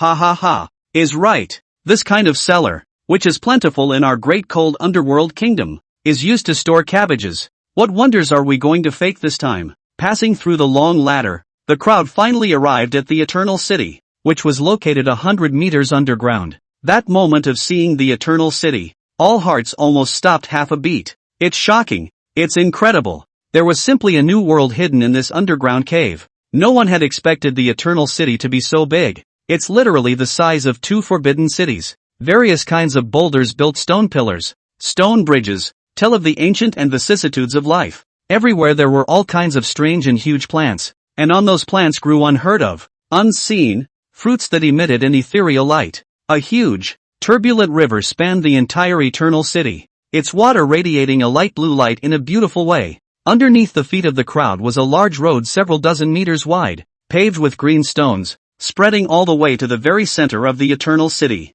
A giant temple surrounded by dozens of huge stones, a huge peach blossom tree, stood in the very center of the temple. Peach blossom petals fluttered like butterflies. The wonders of the distant past have returned to Earth. Originally, the princess and a group of staff had prepared a number of lighting facilities, but they found that they could not be used at all. Though the Eternal City was dark, there was a silvery light spilling out all around, illuminating everything. Ah, the stars! Stars! Suddenly, a staff member pointed overhead in horror. The crowd looked up, only too shocked to even speak. Above the heads of the crowd, there was actually a whole starry sky perched on top of them. It's those bright stars that light up the Eternal City. The Eternal City, obviously at a depth of 100 meters underground, but the starry sky above his head seemed to be 10,000 miles away. A Milky Way, like the birthplace of human beings, hangs at the end of the gaze, shedding light and nurturing everything in the Eternal City. But it leaves one simply untouched. In a trance, an idea was born. This starry sky is boundless and has no end. As far as the eye can see, this starry sky is as far as the eye can see. Time here, as if frozen in time, is forgotten. Once again, everyone couldn't help but shed a tear. The live broadcast room had completely exploded. Asterisk asterisk asterisk asterisk. It really is a world. Geez. Worthy of the Eternal City. Where are those people in the front who say it's a cellar? Get your ass out here and take a look. Does your cellar look like this? A bunch of frogs in the bottom of the well. You know, a chicken. No, a slip. And those foreign netizens who had previously clamored madly were completely silent. Silence underneath this 3,000-year-old relic. If the scale of the Eternal City was not so large and shocking, they would still be dead ducks. But the moment the Eternal City appeared in the world, it directly shattered all doubts. This underground world is ancient, mysterious and vast. It was not at all something that could be created by any human force in the world, or even by the known forces of nature. Not to mention the starry sky overhead, the fruits that littered the ground, and even the blue stream of water. Taking out just any one of them could trigger a major earthquake in academia. And now, all of these things are converging on the Eternal City. The Crown Princess led a group of staff towards the peach blossom tree at the very center of the Eternal City. It wasn't until people walked into that peach tree that they realized how huge it really was. People stood under the trees as if they had become little men in a land of giants. 3,000 years of time, irrigated by the power of the stars, had made that tree 500 or 600 meters tall at the very least, but the depth of this underground cavern was only 100 meters or so. People looked up at the stars above them again. Everything here can no longer be measured by the laws of nature. Suddenly, an aura of divine majesty filled the air from the void. In the bottom of everyone's hearts, a layer of inexplicable awe clouded over them at the same time. Starlight fills the room. It was as if the oldest legends had descended to earth. A huge spirit deer walked out from the void. The giant deer was so tall and lofty that just one of its hooves was 2 or 3 men tall. The antlers on top of his head, which glowed with an eerie blue color, spread all the way down to a spine like a mountain peak. It stood proudly in the eternal city like the ancestor of all spirits, surveying people with an indifferent and arrogant gaze. Being gazed upon by this divine being, a sense of shame arose in the hearts of all. It was as if they were the most despicable invaders of the land. Everyone forgot to breathe and looked at the giant deer with awe. It was a reverence for life. "Dear, don't scare the guests." Suddenly, a crisp young girl's voice sounded. People were horrified to find that on the branches of that peach blossom tree, in the depths of the blossoms, sat a young girl with bare feet, about 17 or 18 years old. No flaws could be seen on his ceramic doll-like features. It was as if it was the most perfect creation in the eternal city under the stars. As the young girl's words fell, the giant deer slowly lowered its head, its body gradually becoming transparent and vaporized. Finally, it was hidden in the void. Chapter 47, A Gift Across 3,000 Years. Guessing his identity. 47. Such a marvelous scene that it left everyone's jaws agape. A spirit deer that big just disappeared? But everyone also breathed a heartfelt sigh of relief. To be confronted with that almost divine majesty makes one feel humble from the bottom of one's heart. The young girl's silver bell-like laughter was crisp and pleasant as she bounced and jumped down from the tree. A height of 100 meters was not a problem for her, and she landed lightly on her feet. Phew, the day has finally come. It wasn't until this time that the crowd got a good look at the young girl, innocent and adorable. Certain LSPs on the live feeds were instantly energized. "Ah, sister, kill me. The little girl is so cute. Who is this little beauty and why is she here? The owner of the giant deer? Oh my god." The old man's teenage heart. How could there be such a good-looking little girl in the Dragon Kingdom? She should have the blood of our great cold underworld kingdom, right? Yes, yes, yes. The universe was born in your house. The princess looked at the young girl and only felt a sense of affection permeate her heart. "Little girl, you just said that this day has finally come. Are you waiting for us?" "That's right." The young girl's smile grew wider. "It's been almost 3,000 years of waiting." "What?" There was a simultaneous buzz in the heads of the staff present. "This little girl, she's 3,000 years old? She lived for 3,000 years? This. A staff member stammered this for half a day and didn't this out. No one would have believed it if it had been said in the past. But since the Terracotta warriors were unearthed, the worldview of the crowd has long been completely turned upside down. At this moment, everyone was convinced that this young girl had lived for 3,000 years. After a brief moment of disorientation, the princess asked, "Are you from the great merchant?" The young woman said, "So to speak, I am the second owner of the eternal city." Nico, pronounced like the word true. The princess's heart plummeted. Someone from 3,000 years ago actually lived to see the light of day? Doesn't that mean Dishin is still on Earth? As soon as she thought of this, the princess's breath began to catch. The huge backdrop on the desert that day came to mind. She tentatively asked, "Emperor, Maharaja him, where is he now?" Natalie shook her head and said, "I'm not sure about this. I was conceived from the Starlight and have been living in the Eternal City since I was born. I don't know anything about what's going on outside." A flash of loss passed through the eyes of the princess. Just now, she almost thought she was about to touch that glimmer of hope, but hope slipped through my fingers like quicksand. The young girl continued to laugh. 3,000 years ago, the first master, Yao Hua, ordered me to wait here for a guest 3,000 years later. And the young girl mysteriously looked at the princess. "The king, 3,000 years ago, specially left a gift for you." "Oh, what?" The princess instantly froze. "He left a gift for himself? But how did a person from 3,000 years ago know about the existence of a person from 3,000 years later? This is clearly a paradox. He knows me?" The princess was shocked and delighted. What she had thought she had been chasing was nothing more than an unrealistic fantasy. But now it seems that this is not the case. Not just the crown princess. Everyone's eyes were filled with incredulity. "In the beginning, It was the presence of the princess that allowed the Terracotta warriors to be shown in their full glory. Then it was her, again, who discovered the Starcatcher's house and gained the power of the stars. And then, the sword pool, the astrolabe in the desert. The crowd suddenly felt that everything in the underworld was as if it had been arranged. The netizens in the live broadcast room all had their brains short-circuited for a moment as well. No! What is this situation? How could someone who has traveled for more than 3,000 years know about the existence of the princess goddess, and left behind a gift that traveled 3,000 years? The CPU is going to burn. Quiet. I'm thinking, what the hell is going on? Can Dishin see into the future? How dare you call Dishin? He might be 3,000 years old and just watching us in the live broadcast. Call the Great King. This time, foreign netizens didn't jump in and scream. What the Eternal City displayed was like a vast, wild current that washed their hearts to pieces. The princess's brain spun fast. It would be fair to say that he had lived long enough to prepare a gift for himself. Wait, live to tell the tale? Suddenly, the princess seemed to think of something.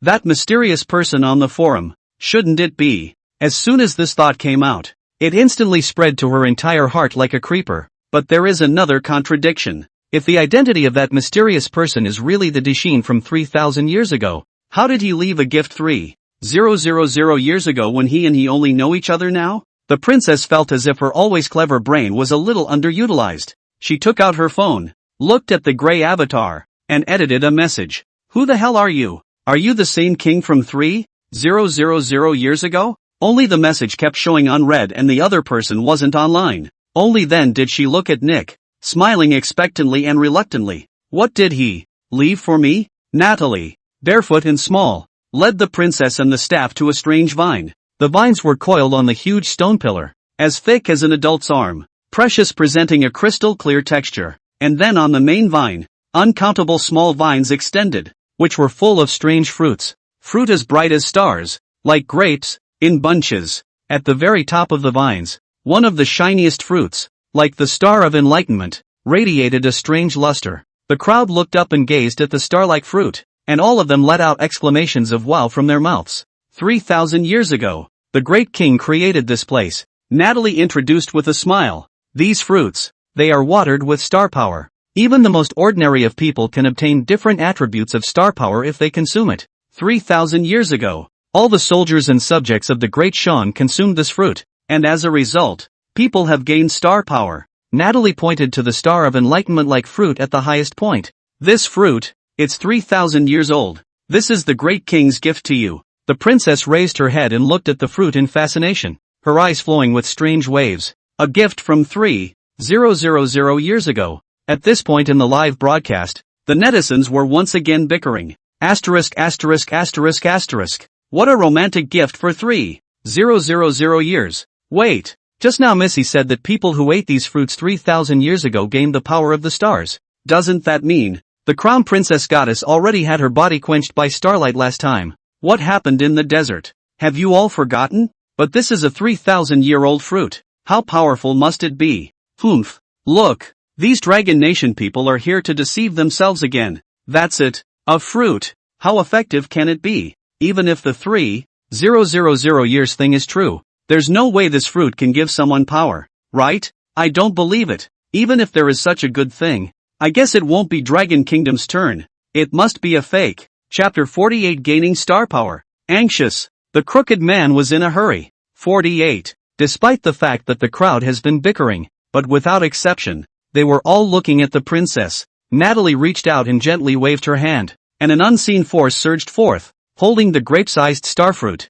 which landed on the princess's hand like a shooting star, cold and cozy. At the same time it is full of vastness and mystery. It's like holding not some fruit but really a star. This stuff, is it edible? Of course. Natalie seemed to always have an innocent smile on her face. The king left this for you. With that, he looked at all of them again. You, too, can taste it. A staff member cheekily came up. That, grandma, is not no, aunt, is not right, Miss Sister. The staff was a little embarrassed. After all, even though Nico was 3,000 years old, she was only a teenage girl on the outside. He scratched his hair awkwardly with a shy face. Will there be anything when this fruit is eaten? Ah! A cry of surprise startled everyone. The crowd looked back in unison. After all, a staff member, who was looking at the crowd with a face full of embarrassment, looked a bit overwhelmed, and in the center of his palm, a faint flame slowly condensed. The flame wasn't big, not much bigger than a lighter fire.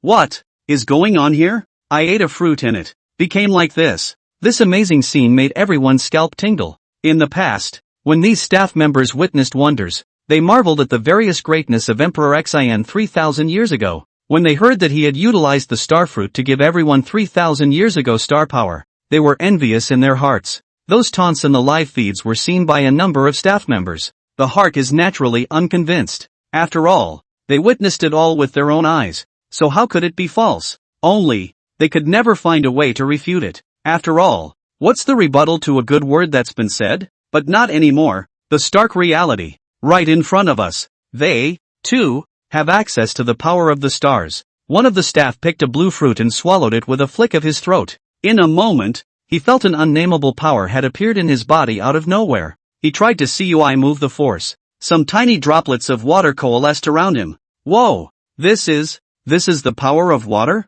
No! I'm going to try. Yes, this is what the old ancestors left us. We can't waste it. Let's see what powers I'll gain. More and more staff members ate the starfruit. Soon, they all each gained their own star power. The Earth attribute astral power allowed them to manipulate some coin-sized stones across the air. With water attribute astral power, one can manipulate water and even walk on water for a short period of time. Fire properties. 3,000 years had given rise to two branches of star power. The first one allows one to gain weak attribute abilities and can manipulate the 5 elements to a small degree. In the other, as long as one takes it, one will immediately be able to reach the realm of the Tongming and obtain the power that truly belongs to the stars. What's more, as soon as they took it, they came to the fading dust beginning stage. The entire eternal city was starry-eyed and filled with cheers. Oh my god, I am going to be a god. I can manipulate the flames. I can feel the spiritual energy in the air. My power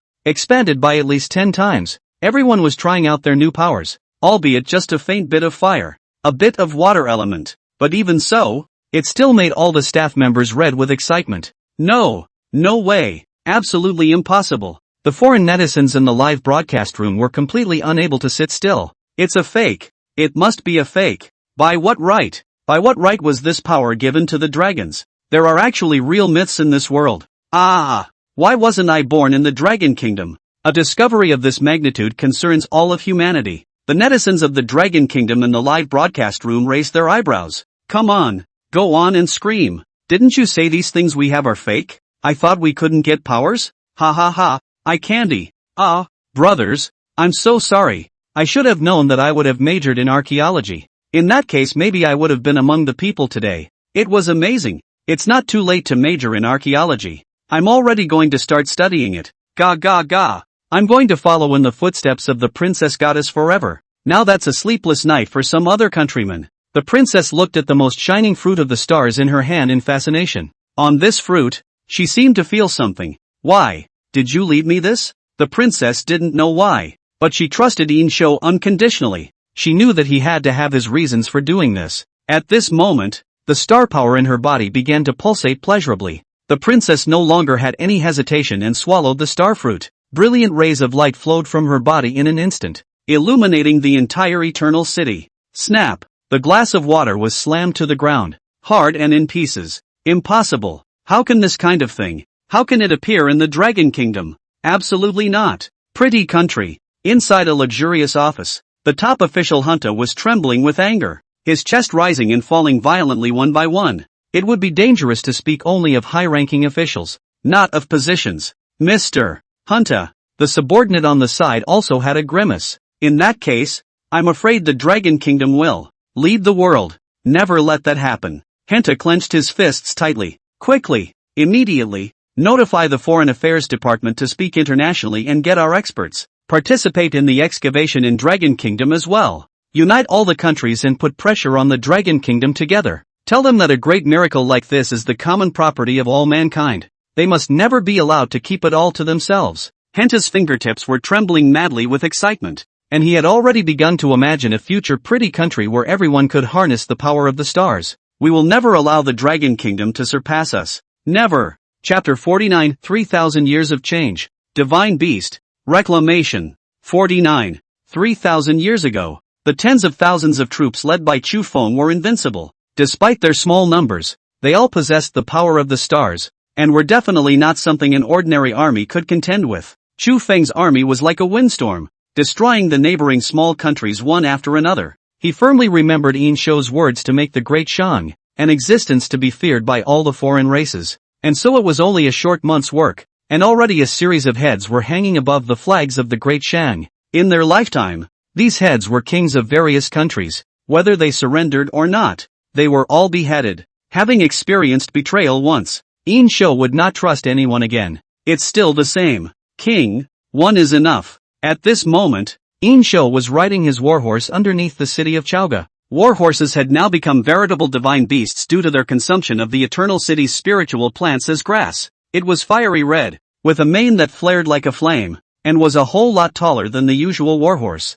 However, after Yin Shou rode on it, there wasn't the slightest sense of dissonance. It was as if Yin Shou should be riding such a huge warhorse. The power and ability of this warhorse no longer belonged to the horse at all. When Yin Shou rode him across the moat, the huge warhorse stepped on the water, but it was like walking on a flat surface, not sinking in the slightest. When riding him up the towering citadel, it was as if there was a nail in the horse's hooves, wedged hard into the walls, keeping the horse from slipping a bit. It was clearly a near vertical angle, but for that warhorse, it was as smooth as flat ground. Finally, Yin Shou clamped his legs together with force, and the warhorse let out a thrilling neigh. He actually leapt up, stepped on the void, and ran around Chaoge. When the people in the Chaoge saw this scene, they were so shocked that they fell to their knees in pilgrimage. Ah, that's the Maharaja. The horse can actually fly? The great king is truly a man of God. My king vanguard, high in the sky. The warhorse fell violently and landed in front of Chaoge city. Bang! The four hooves of the horse stepped heavily on the ground, and the earth cracked inch by inch, sinking a few points even as it did so. Good. Yin Shou patted the warhorse's neck with great satisfaction. The warhorse tilted its head with an A, as if becoming Yin Shou's mount was its greatest pride. Thousands of generals shouted at the same time, "Congratulations to my king." At that moment, an officer came hurrying in. "Great king, that star fruit in the Eternal City. It's ripe." Yin Shou came to the Eternal City. On a huge stone pillar, vines were all over the place, and at the top of the vine, a star fruit that looked like a star of enlightenment was radiating a brilliant light. Master! Young Hua's smile was like a flower, and her moving and marvelous eyes were almost ready to drip water. This starfruit is a condensation of all the star power in the Eternal City. Unlike normal starfruits, by taking it in, it can rapidly increase one's power by several times. The way she looked at Yin Shou was full of love, as if everything but Yin Shou had lost its color in her sight. Very good. Yin Shou slowly nodded his head and plucked the starfruit through the air. The moment the starfruit was plucked, another faint ball of light condensed out where it had been. Master, this starfruit is unusually spiritual, so even if you pluck it, it will grow a new starfruit. It's just that. Yao Hua tilted his head. The time for this other starfruit to ripen is much longer. Yin Shou held the starfruit in his hand, and the bright starlight leaked out from his hand, outlining his resolute silhouette. How long will it take for the next ripening? Young Hua tilted his head and smiled. Master, I'm afraid it will take at least 3,000 years. And for the third maturity, I'm afraid it will take 9,000 years. 3,000 years. Yin Shou nodded as if he had thought of something. Young Hua, Master, Yoa is here. After 3,000 years, a woman will come here. Yin Shou utilized the system's function to project the face of the princess. After 3,000 years, hand over this star fruit to her. The wonders of Yin Shou needed to be brought into discovery and witnessed by the princess. So the princess had to gain stronger star power as well. Young Hua kept the appearance of the princess in her mind. Master, Young Hua understands.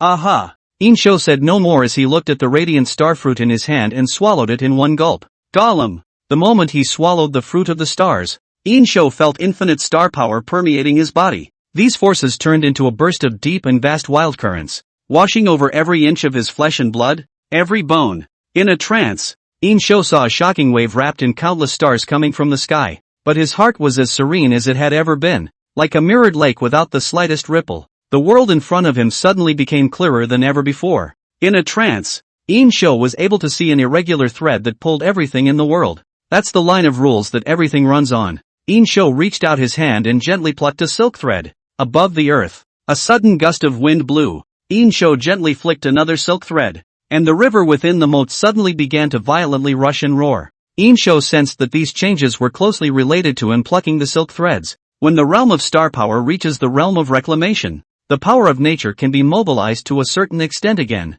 And now Yin Shou, after being strengthened by the fruit of the stars, had stepped past moving mountains to the realm of reclaiming the sea. What moving mountains strengthened was his physical body, and the realm of reclamation, and what strengthened was his spiritual power. A brilliant light flowed from within his body, illuminating the entire eternal city. Countless starlight surged upwards, outlining a star map. Raising his head, one could realize that right on top of the eternal city, a vast and deep starry sky had coalesced. O noble Nuwa! O Nuwa who has existed on earth for all eternity! Please wake up! Look at it! Look at those who have defied your heavenly command! Look at those who have dishonored you.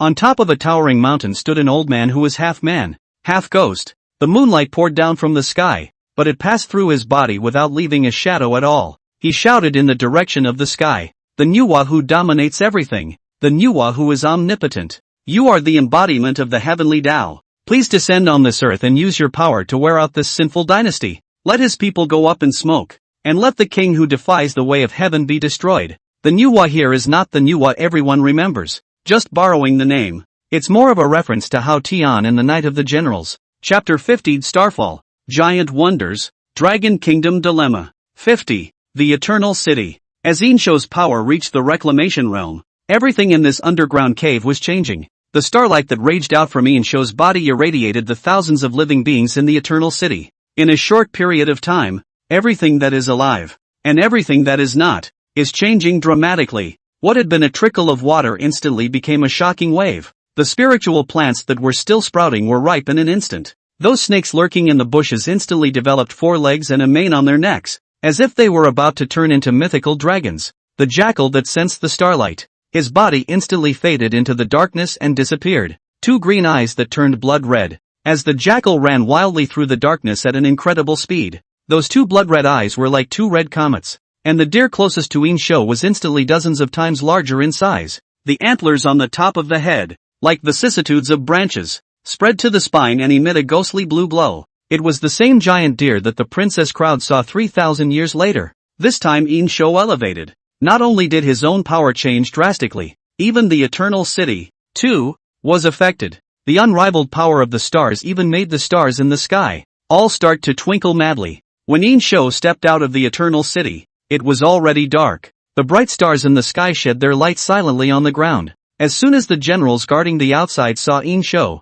they immediately sensed the powerful star power in him. Wow! All the generals, surprisingly, subconsciously knelt down, and even they themselves did not react. This kneeling is due to the fact that everyone has the power of the stars in their bodies, and the manifestation of the star power in the bodies of the generals. Submitting to the star power in Yin Shou's body, not only the generals, but even the nearest star to the earth began to shake violently. Yin Shou raised his head, only to see a silver arc across the sky. That night, at the border of the Great Merchant, a village 100 miles from the sea. "Dad, look!" A teenager who was cooling off in the yard with his father pointed into the distance. "This is the star. The star has fallen." The old father's eyes were somehow filled with tears as he stared blankly at the star that was getting closer and closer to the sea. Then there was a shocking sound, and in the middle of the sea, 100 feet of shocking waves instantly rose. After everything calmed down, countless scattered star power floated on the surface of the sea, silver light all over. Almost at the same time, Yin Shou sensed that there was a powerful astral force that was frantically calling out to him somewhere in the northeastern part of the Great Shang. He immediately activated his star power to sense it, and a moment later, he slowly opened his eyes. Is it a fallen star? A thought instantly appeared in Yin Shou's mind. He was going to use this one fallen star and utilize his newly acquired power to create his next giant spectacle. Yin Shou pushed open the door and stood in the middle of the empty royal court, looking away from the direction of the falling stars. 3,000 years later, Dragon Nation. As the saying goes, if the wood is good in the forest, the wind will destroy it. The crane that stands in a flock of chickens is not usually an object of admiration for the chickens, but a jealous alien. This is the situation facing the Dragon Kingdom right now. Right after that live broadcast from Eternal City was shut down, more than 60 countries, led by Pretty Country's high-ranking junta, united to put pressure on Dragon Country, demand that the Dragon Kingdom disclose to the world the Terracotta warriors, the Stargazer, the Sword Pool, the Astrolabe, and the Eternal City. At the press conference, diplomats from various countries stood in front of the camera in their suits, righteously persuading the Dragon State. I hope that the ZF of the Dragon Kingdom will not be so selfish. Those things in the City of Eternity can bring the development of the civilization of the entire human race to a new level. And then again, I hope that the Dragon Kingdom will take the development of the civilization of the entire human race as its priority. That's right, these great relics should be shared by all mankind, the common heritage of all mankind, and shouldn't be enjoyed exclusively by the Dragon Kingdom. I don't think it's certain whether the Eternal City belongs to the Dragon Kingdom. It's very possible that our ancestors left it behind as a smithy. Finally, Hunta stepped forward with a grandiose expression. The Dragon Kingdom prides itself on being a great nation, so it should have the demeanor of a great nation. If the development of all mankind is delayed, the Dragon Kingdom will likely become a sinner of mankind. There were two words in the words, threatening. Such a naked threat made the netizens of Longwood completely unable to sit still. I eat lemons. This is a naked robbery. You were the ones who said you didn't believe in it earlier, and now you're the ones who want a piece of it. Mad. These white-skinned pigs, now they're not even pretending. Don't even bother with the cover-up. Want a face? I've seen thick-skinned people. I've never seen such thick-skinned people. This is what our ancestors left behind. Why should I give it to you? You count as a Kumba. Usually they smear us all the time, report exaggerated negative news, and try to fight against us once we're doing well somewhere. And now they're thinking about all of mankind? Fart. It's disgusting. At this moment in the conference room of the Dragon Kingdom, a dozen officials had their brows knitted tightly, because just a short time ago, Hunta, together with a dozen or so other countries, launched an economic pressure on the Dragon Kingdom, stopping economic cooperation, terminating trade treaties, and even detaining dragon researchers who go abroad on study tours. In short, all sorts of seen and unseen means have been used. I could tell they were in a real hurry. After all, the temptation was too great, and the longer things drag on, the worse it gets for them. The Dragon Kingdom archaeologists who ate the starfruit now were still only able to minimally manipulate the power of attributes. But what about later? Will it grow stronger over time? That's something Hunta definitely doesn't want to see. Gentlemen, tell us what should be done. An old man called Zhang Haiyan looked at a group of senior personnel. Bang! A young man slammed the table hard. Asterisk asterisk asterisk asterisk him.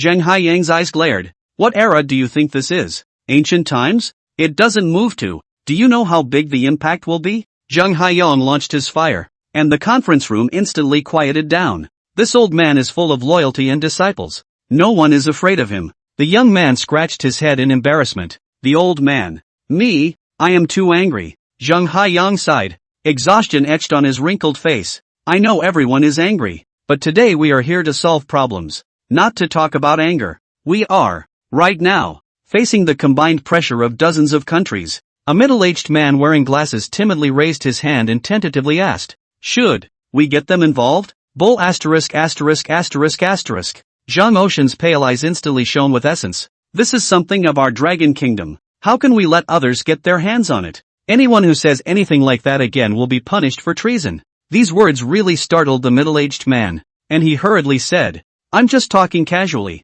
Casually. Zhang Haiyang glared at him without a good look. Again, I asked, tell us what everyone thinks. No one spoke, however, and the only sound in the large conference room was a chorus of sighs. What? Are they all dumb? Kai Tian, Su Wu, Zhang Kuan? Aren't you three usually the most resourceful? The three people whose names were called lowered their heads deeply, not knowing how to answer. Just then, a lazy and sexy female voice broke the silence of the conference room. Why don't I take care of it? The door to the conference room was gently pushed open. The woman was shapely, her eyes flirtatious as if they could talk, and her short shoulder-length hair was dark in the light. The princess is here. Chapter 51, No one can take away what is his. 51. A guard rushed in right after the princess, explaining with a panicked look on his face. Elder Zhang. I didn't stop Miss Wang. Zhang Haiyang waved his hand. The crown princess got star-quenching at the star-picking building and took the starfruit at the Eternal City. It would be strange if he could be stopped by a common guard. What are you going to do? Zhang Ocean asked. Da. Instead of immediately answering Zhang Haiyang's words, the princess faithfully walked over to the huge floor-to-ceiling windows. She was light on her feet, her steps were flirtatious, and when she walked, her marvelous waist swayed, exuding an unusual and bewitching aura all over her body. The floor-to-ceiling windows are one way, meaning you can see from the inside out, and if you look from the outside, it's just pitch black. The princess looked at the glorious night of the Dragon Kingdom with an elusive smile on her face. The light was reflected in her eyes through the window, growing brighter. Everyone looked at the back of the crown princess, a little out of breath. No one, the princess said faintly. No one can take what is his. Even if it has been abandoned by him for 3,000 years, it is still his. The princess turned her head to look west. They can't. I'll show those Westerners what a terrible price to pay for intending to get their hands on what he left behind. Zhang Haiyang's pale pupils suddenly shrunk as if he realized something. This is dangerous. I know. Nowadays you're no longer an ordinary person, but you're facing dozens of countries. Oh, the princess was smiling, a faint disdain hanging from the corner of her charming eyes. Dozens of countries, can't you? She slowly stretched out her arms, her luscious body shaking slightly. Ding ding, bang! The huge floor-to-ceiling windows behind the princess were all shattered in an instant, refracting the bright lights into crystalline shards. A horrified face was refracted on those shards. I should have known that this is a high-level conference room. And that tempered glass is the blackest of black technology. Even cannonballs are protected against it. But the princess only shook it so gently and it shattered? How powerful does that have to be? How could they understand that the crown princess had already reached the reclamation realm after taking that 3,000-year-old star fruit? Although slightly weaker than Yin Shou. But nowadays there is simply no one in this world who is her opponent. The wind howled up outside the window, blowing so hard you couldn't open your eyes. The princess stood by the window, her hair fluttering wildly in the wind. Dozens of countries? No? The princess's lazy voice sounded with a slight chill at the moment. The next moment, she leapt, jumping straight down from the 30th floor, her figure hidden in the night. Only a group of executives were left, staring blankly at the mess all over the place. Soon, everyone would see the terrifying power of the realm of reclamation. Pretty country. Night. A violent gust of wind suddenly blew in the bustling city, the air raid siren, suddenly blaring. A figure so distant that it could no longer be seen clearly floated just above the statue of the goddess, looking down at its feet. The princess, with her feet in the hunting wind, had arrived over the pretty country. Her face was cold, and her charming eyes were filled with coldness. On the street, many people had already noticed the silhouette in the air and had picked up their cell phones to take pictures. Because of what happened with the Dragon Kingdom myth, a lot of people in pretty countries, too, began to believe in the existence of God. They were waving their hands frantically underneath, thinking that God had come down and was ready to grant them the same power as the Dragon Kingdom. What's going on? In the office, Hunta's face went white for a moment. The aide hurriedly ran over holding a laptop computer. Mr. Hunta, this is the signal screen coming back from the satellite. Hunta used his arm to haphazardly sweep all the clutter off the table and set his laptop aside. As the image above gradually zoomed in, Hunta's pupils grew bigger and bigger. It's that dragon country woman. On the street, many people also recognized it through the zoom function of professional cameras. It's not a god at all. That dragon woman. What is she doing here? How did she get here? Above the void, the crown princess changed her charming aura from the past, and was as cold as a piece of 1,000-year-old ice. Streams of light flashed behind her, transforming into 9 huge translucent tails that waved with force. No one can take away what is his. In the very next moment, everyone was horrified to see the dark clouds in the sky, all of which gathered above the head of the princess. Amidst the dark clouds, there were flashes of wild thunder. So great was the noise that it had startled almost the entire city. God, that dragon country woman. Her, what is she going to do? It's amazing that she can manipulate the power of nature. Oh my God, is she coming for revenge? That fruit from 3,000 years ago gave her so much power? The princess sneered softly and murmured, "This is my gift to you on his behalf." She raised her slender palms, and the translucent tail behind her all stretched out, growing larger and larger, eventually covering half of the city's sky. A heaven-shaking and earth-shaking wild thunder suddenly descended from the deepest part of the sky. Boom! The thunder was loud, like a landslide, like a volcanic eruption, and like the end of the world. Wild thunder wrapped in lightning, illuminating the entire city in nothing but black and white. Countless fearful faces were fixed in the thunderous light. Click! The huge statue of the goddess holding a torch was suddenly and viciously split in two by a wild thunderstorm. Along with that, it smashed the surrounding buildings into rubble. Countless people wailed and cried, "Leave us alone! Pulazi! No! Woohoo!" Listening to the cries from below, the princess smiled charmingly and lightly. This gift. I wonder if you are satisfied with it.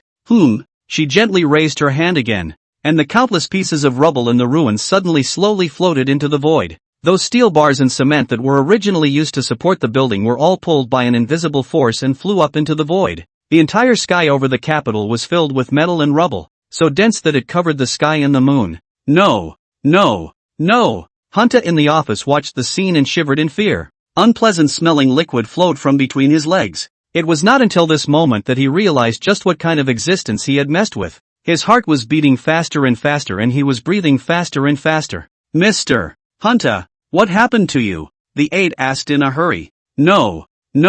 Hunter reached over his heart, breathing harder and harder as his eyes began to roll upwards. No. Bangda. Henta, along with the chair, fell headfirst to the ground, and after a few violent twitches of his body, he unexpectedly became completely motionless. His eyes still maintained their fearful glare. Hunter, scared alive. P.S. The novel is set in a shelf world, not corresponding to any place in reality. This is not Earth. Chapter 52. Dozens of countries apologize. Strange events in the Starfall land. 52. Above the city, a dense mass of metal and debris was gathered together by an unseen force. The countless people below were all paralyzed with fear under this astounding power, begging for the princess's mercy. But the princess will have no mercy. She had to guard what Yin Shou had left behind at all costs, like a large hand needing a paper ball. The countless rubble and steel bars in the void were condensed into the shape of a sword, with steel as bone and crushed stone as flesh. That was the shape of the human king's sword. A giant sword,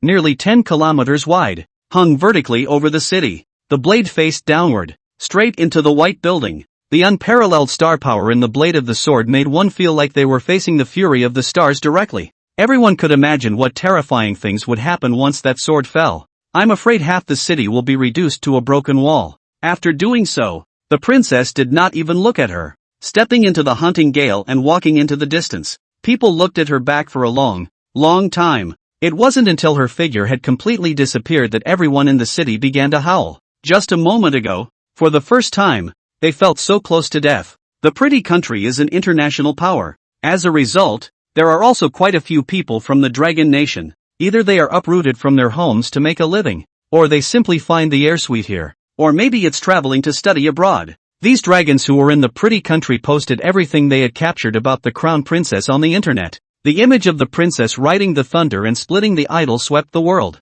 Now, all the netizens of the Dragon Kingdom all raised their eyebrows. Over the top overjoyed. This formation, it's getting bigger and bigger. Even the thunder is mobilized. Don't you care what these people want to get their hands on our Dragon Kingdom ruins for? Even if they want to worship, we can't let her have her way. My God, the power of the goddess princess. It's so terrifying. My friends abroad have counted that sword. It's as high as hundreds of kilometers. The princess goddess is so strong and full of security. Galen turns on the big one. When will this sword fall? Falling? They'll fall whenever they play me again. Princess goddess, a gift for you. Fun or not? Surprise, surprise, surprise? Move the capital. Ha ha ha. A friend of mine with a beautiful green book just asked me if it's too late to go back home. Just in time. Let him come, so like the princess goddess. And let him come back. Goddess crown princess is too valiant. Ga ga ga. I'm going to follow in the footsteps of the princess goddess forever.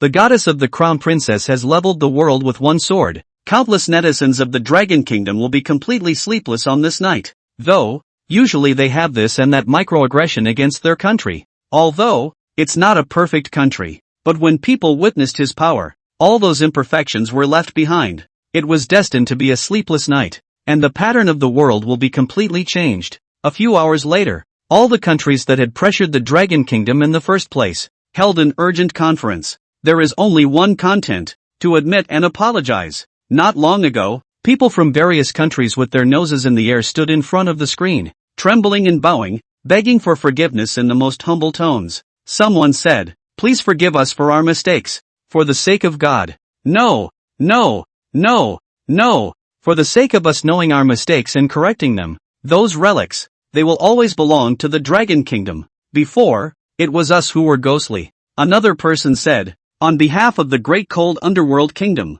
I hereby offer my sincerest, most humble apologies to the Dragon Kingdom. We shouldn't have attempted to get our hands on the cultural heritage of the Dragon Kingdom, let alone speak out of turn. And someone else said, enough ba that sigh, please forgive. We were too arrogant before. And now, Pretty Daddy has received the punishment he deserves. I hope you'll be generous. Images of dozens of countries apologizing began to go viral on the internet. One by one, the Dragon Nation netizens were all happy. The internet is full of rapturous air. I still like you as you were before when you were untamed and you recovered. Big Pretty, you got beat up again? I saw it with my own eyes, being hung up and beaten by the princess goddess. I tossed and turned. Probably insomnia. So I opened the book to find the answer. The book is not dated. Crooked on every page is written on the words giant sword in the air. After looking carefully for half a day, I was able to make out the words through the cracks, and all over the book were written the words deserved. Standing in front of a screen with one bent over.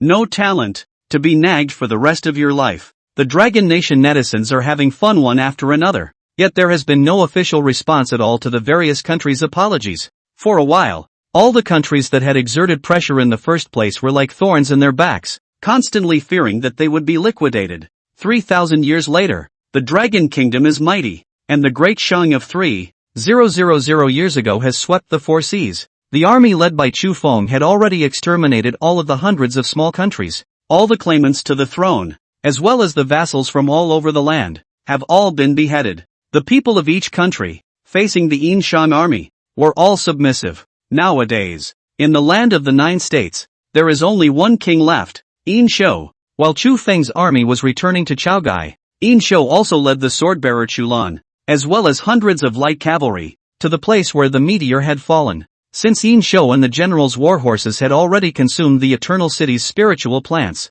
As a result, a journey that originally took more than 10 days turned out to be just a short 2 hours away. The people, who did not know why, only saw a black gale whistling past, but did not know what was happening at all. When he was still a few dozen miles from the coast, Yin Shou slowed down. Not far away, a group of refugees with large packages were running over at a moment's notice, and every now and then, he looked back as if he was afraid of something coming after him. Great King, Chulan said crisply, something might not be right up ahead. The little girl looked into her arms, and the sea of corpses and mountains of blood was shaking slightly. Yin Shou nodded and sent a soldier forward to find out the situation. Within a short time, the soldier returned with the information. Great King, the soldier respectfully reported back. The reason why the people fled quickly is because early this morning, a sensational and strange thing happened in this sea. Speaking of which, the soldier also frowned slightly. It seemed that this strange event was beyond his comprehension and left his mind a little short.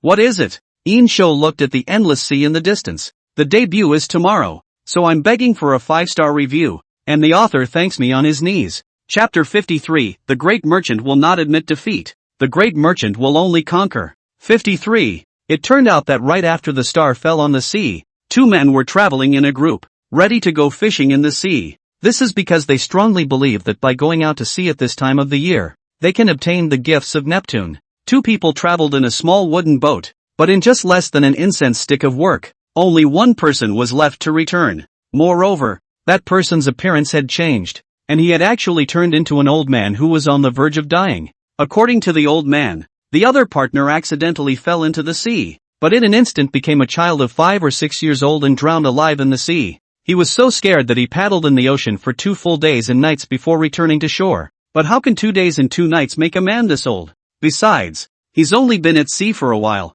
Yin Shou thought about it for a while, but he somewhat understood. It was all because of the star that fell into the sea. The stars come from the universe, and according to the system's once explanation, the universe has no concept of time. It was the power of the stars that confused the time of this sea. Time? Chaos? An aura suddenly flashed through Yin Shou's mind. He already had an idea. This time the giant spectacle will be the entire ocean. Yin Shou immediately ordered the entire army to advance. In just a few moments, the army had arrived at the coast. When they saw the sea, all the generals sucked in a breath of cold air. Chulan subconsciously shrank behind Yin Shou, feeling a hint of uneasiness. What kind of a sea is this? It wasn't that long ago that the sun was shining brightly in the sky and there were no clouds, but when this coast was reached, it was gray. It's like there's 2 worlds between here and outside. The sea turned black as ink, and in that bottomless blackness, a faint silver light shone. Countless huge whales, stranded on the shore in droves,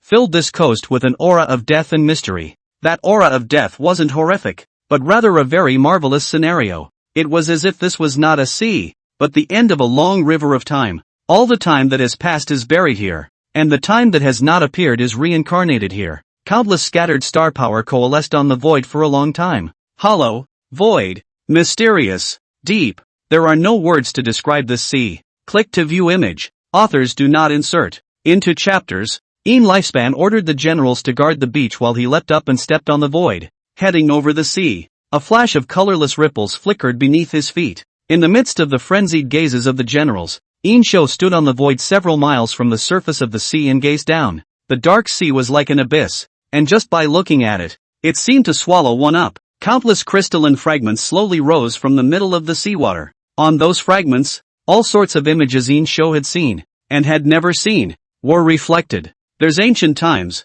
the age of dinosaurs, the present, and even the future of Cyber City. These fragments of time refract everything that has, and has not, happened. Silence. There wasn't a single breeze on the sea, and Yin Shou didn't have a single expression. It's as if everything has gone down in the middle of the ages, but that's just the silence before the mountain comes. The unprecedented majestic greatness of the reclamation realm will awaken everything. Yin Shou's gleaming eyes suddenly stared as he opened his arms. His divine sense swept in from all directions. With the momentum of snow filling 1,000 mountains, the ocean of condensed time suddenly erupted in a shocking wave. It seemed that the ocean was trembling in fear of his terrible power. In the midst of the shock and awe, things are turning upside down. It was as if an invisible giant hand had penetrated deep into the sea and kept stirring. A vortex, pulling the star power from the ocean, grew larger and larger. Gradually, the vortex had covered the entire surface of the sea and had the momentum to keep spreading. It was as if this huge whirlpool was an abyssal maw that wanted to swallow the entire ocean.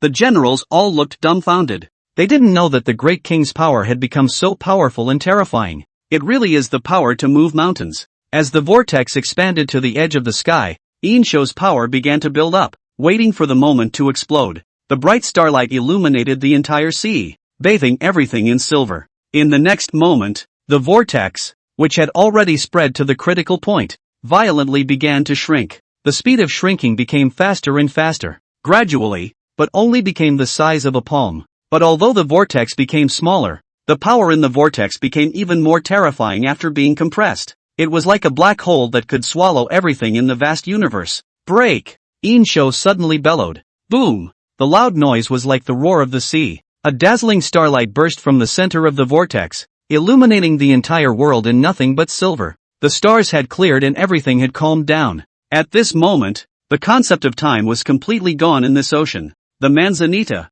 blown up by the wind, was fixed like that in the void. Looking down from above, the entire Black Sea was as deep and vast as the universe. It's as if there's no end to it. The huge whirlpool looked like a sculpture made of cold ice, as if every wave was hard. An unseen huge knot enveloped the entire sea. One by one, meteor-like trails outlined the shape of the knot. In the condensed spacetime, Yin Shou slowly opened his mouth, his voice vast, as if from the deepest part of the universe. In the 31st year of the emperor's reign, a star fell into the sea, lonely above the sea, condensing time with the power of the stars. Then time stood still on the surface of the sea, unbroken for all time. The name is, the Sea of Ruin and Air, meaning to condense all the ruins of time. The Sea of the Marketplace, which has no time, also reflects the ages. When the heavenly Tao descended, Lone had an epiphany in the sea of ruins and emptiness, and in an instant it was already 1,000 years. So he broke the realm of Starfall,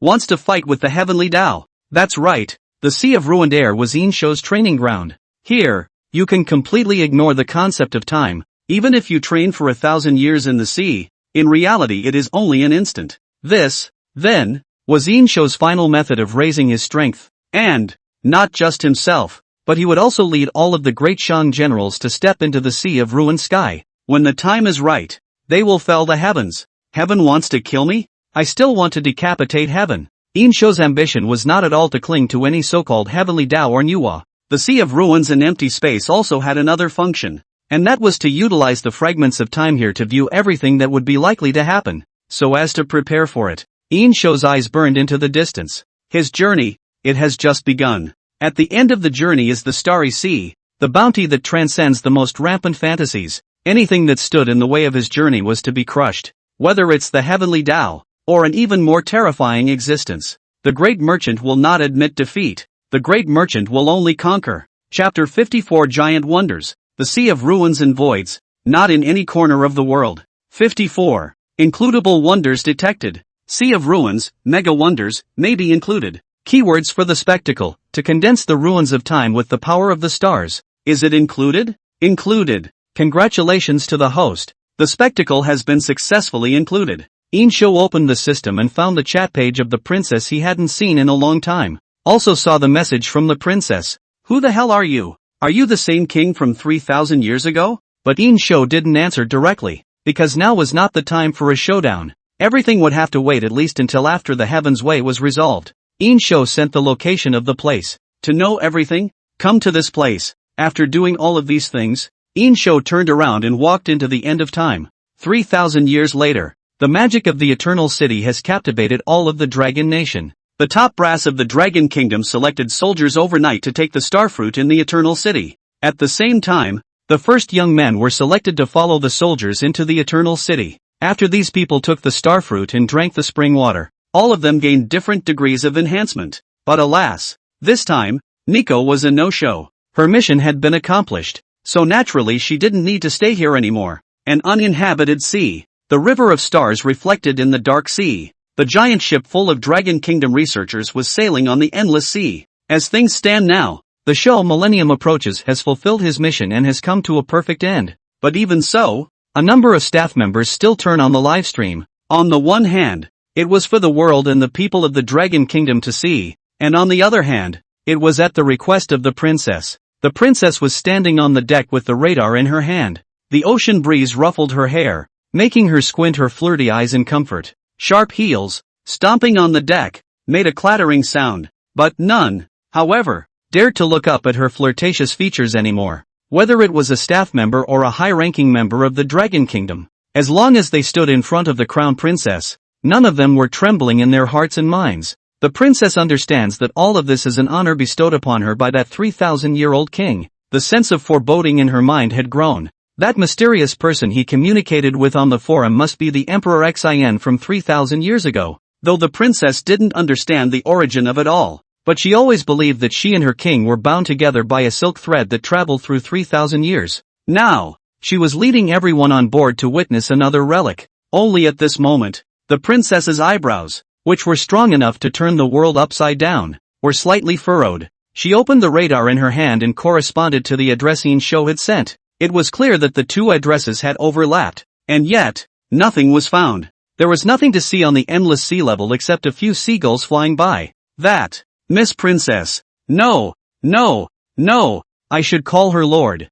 right? A staff member thought about it and came up with such an odd and awkward name. I can't help it. I don't know what it's called. Mr. Wang? Inappropriate? MS. Wang? MS. Wang? Even more inappropriate. With the current power of the princess, how could she not add an honorific? The one-face face was indifferent as she looked into the distance, and her voice didn't have a single ripple. Call her by any name, whatever. The crown princess was born with a charming bone. Even just standing there was enough to turn anyone's head. But today she understands one thing, and at the same time makes up her mind. Her flirtatiousness was displayed for one person only, and her beauty was something that only her king was qualified to appreciate. Your Royal Highness. The staff decided to stick with the slightly odd title. We've been wandering these waters for hours now, and I do have an idea. Could it be that 3,000 years ago, this was not an ocean but land, and that it became the current landscape because of some unexpected reason? The relics we're looking for might be at the bottom of the sea?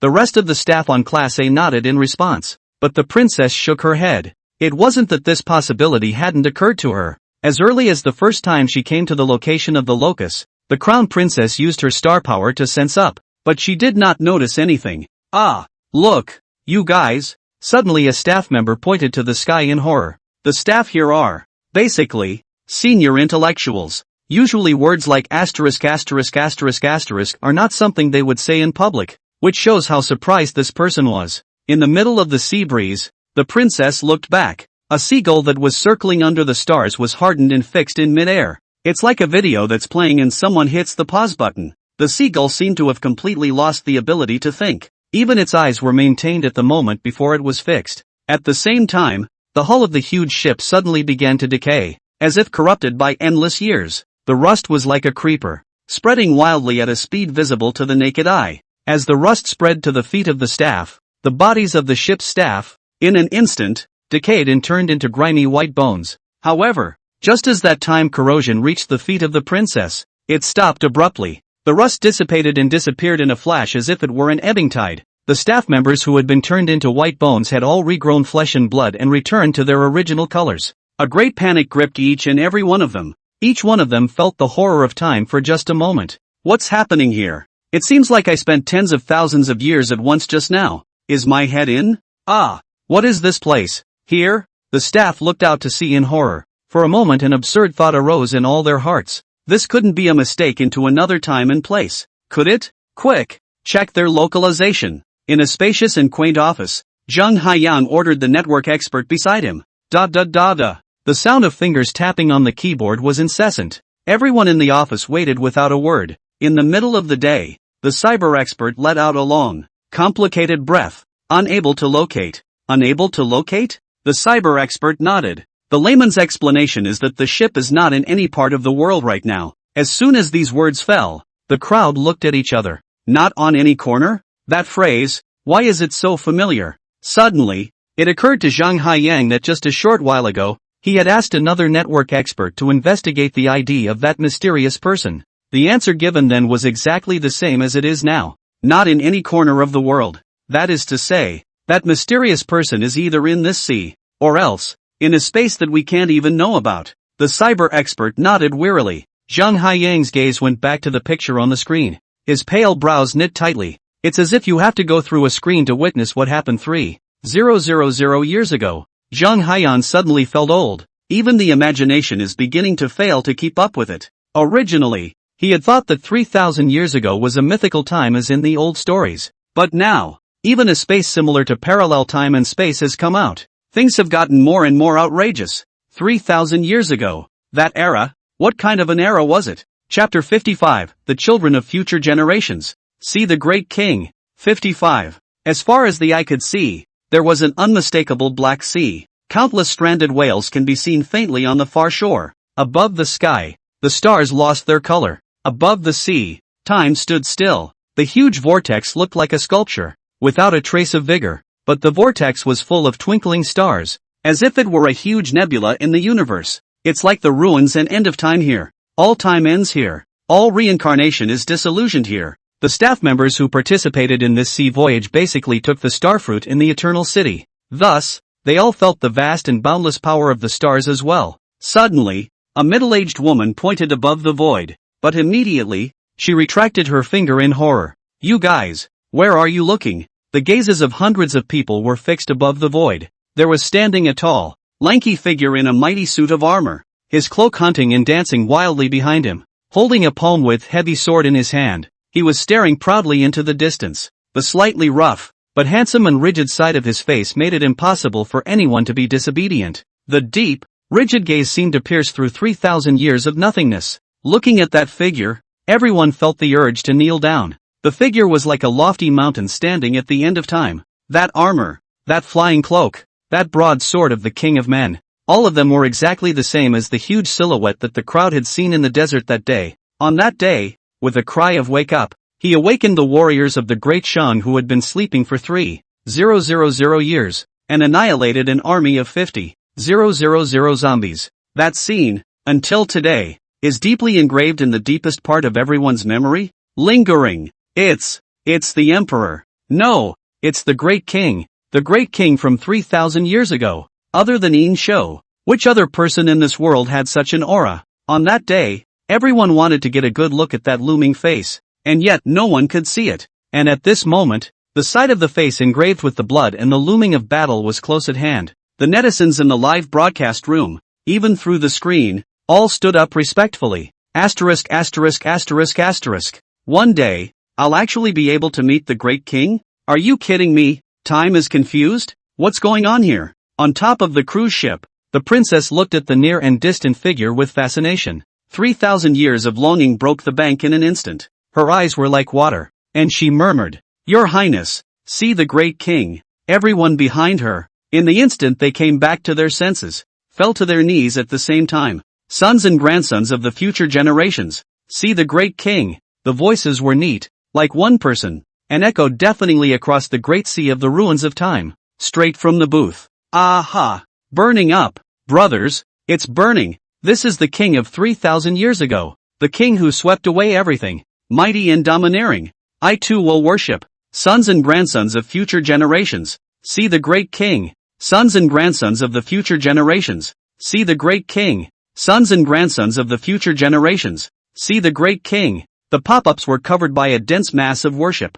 It was the first time the princess had seen that face so close. His figure was so tall, like an untouchable mountain. Everyone looked dumbfounded. In the next moment, a thick and vast voice echoed in the sea of market sky. The sound was like the thundering drums of war on a battlefield, and like flags waving in the wind. In the 31st year of the emperor's reign, a star fell into the sea, lonely above the sea, condensing time with the power of the stars. Then time stood still on the surface of the sea, unbroken for ages. The name is, the Sea of Ruin and Air, meaning to condense all the ruins of time. The Sea of the Marketplace, which has no time, also reflects the ages. When the heavenly Tao descended, Lone had an epiphany in the sea of ruins and emptiness, and in an instant it was already 1,000 years. So he broke the realm of Starfall, wants to fight with the heavenly Tao. The last word war constantly echoed in the sea at the end of time, as if tens of millions of people were speaking at the same time. If it wasn't for the fact that everyone present had already taken the starfruit, they were afraid that they would have been shaken to the point of bleeding from all 7 holes. At the same time, one thing has been discovered. That is, the figure, not the person himself. Rather, it was an illusion left behind due to the chaos of time and the sea of ruins and voids. It's like an unconscious video recorder that unconsciously records the various sights it sees. Silence. Deafening silence coalesced in every inch of air. Not a single person spoke. Everyone was still amazed at the brilliant power just now. Maybe it was an hour or so, or maybe it was a second. The confusion was so great that people no longer knew exactly how long it had taken them to come back to their senses. Everyone looked at each other as if no one was willing to open their mouths and break this subtle calm. It was a long time before a girl in her 20s said, "Just now, did you hear a word?" One moment. Millennium. A strange look flashed in the eyes of the princess. Is an instant 1,000 years? That means he spent 1,000 years here?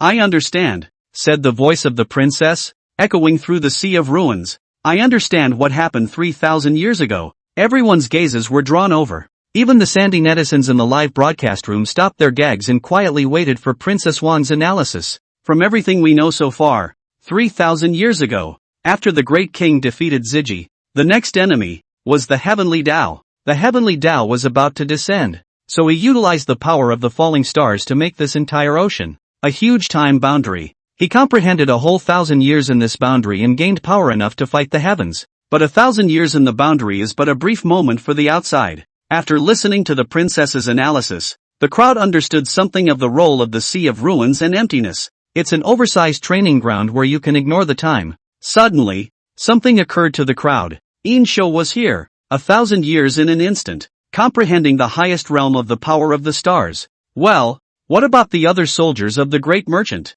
What about the common people? If they take the starfruit and obtain the power of the stars and then come to the Sea of Ruins and empty space to cultivate, how strong will the kingdom of the Great Shang be? Here, it shouldn't even be described as a practice field. Instead, it's a base that produces countless powerful people. Just then, on the other side of the coast, there was a sudden, earth-shattering battle cry. An army of tens of thousands of men stood atop the monstrous waves of the Geldington. Each of them was clad in heavy armor, holding long gorges and heavy swords, and their gazes were as stern as swords. Just looking at it is chilling. Chapter 56 Starfall Realm. Called the Human King. 56. Swish. A general at the head of the group drew his sword and pointed it forward. Tens of thousands of armored soldiers, at the same time, stabbed their long gorges forward. Fight for my king. Deafening war cries echoed throughout the sea. But soon, these figures began to gradually vaporize and eventually disappeared. It was also a sight left behind by the unconscious in the Sea of Ruins and Emptiness. The army of the great merchant. This is the army of the great merchant. It's shocking. Asterisk asterisk asterisk asterisk. Old ancestor is going to duel with heaven. It's too awesome. I don't even know how to describe it. Utilizing a starfall to actually create such a large sea. Just how big is this place? I'm afraid it's worth a couple of small days. Those whales stranded on the shore. Were they whales from 3 000 years ago? The Shang Dynasty's army has been training here for thousands of years. And it's only a moment. Doesn't that mean we can enter the sea of ruins and empties and train constantly to become strong? Won't those staff and military personnel who consume the fruit gain more power? I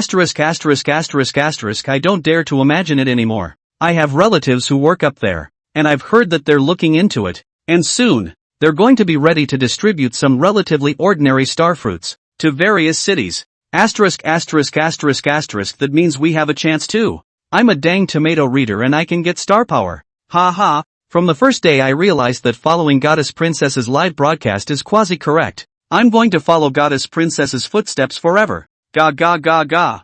I'm with one. Ga ga ga. All the things that Netflix thought of were also thought of by the staff present. How strong would an ordinary person become if they were to cultivate for 1,000 years without the influence of time? Even if it was just the physical body, it was already far more than normal. But what if this person had taken the star fruit, which contained the power of the stars? What will be the picture of the Dragon Kingdom by then? Everyone's hot blood boiled up at this moment. The Dragon Kingdom after 3,000 years will closely follow the Great Shang of 3,000 years ago and stand at the top of the world. 3,000 years ago, the sea of ruin and air. Yin Shou stood alone in the sky above the vortex, the endless star power shining down on him. He had lost track of how many long hours he had been resurrected. He only felt as if something had taken root in his body. The power of the stars grew a heavenly tree inside him, leading straight to the Milky Way. Before Yin Shou's eyes, countless fragments of time flowed by, the years that had passed wildly. A flurry of fallen leaves drifting to the earth, seeds slumbering under the snow.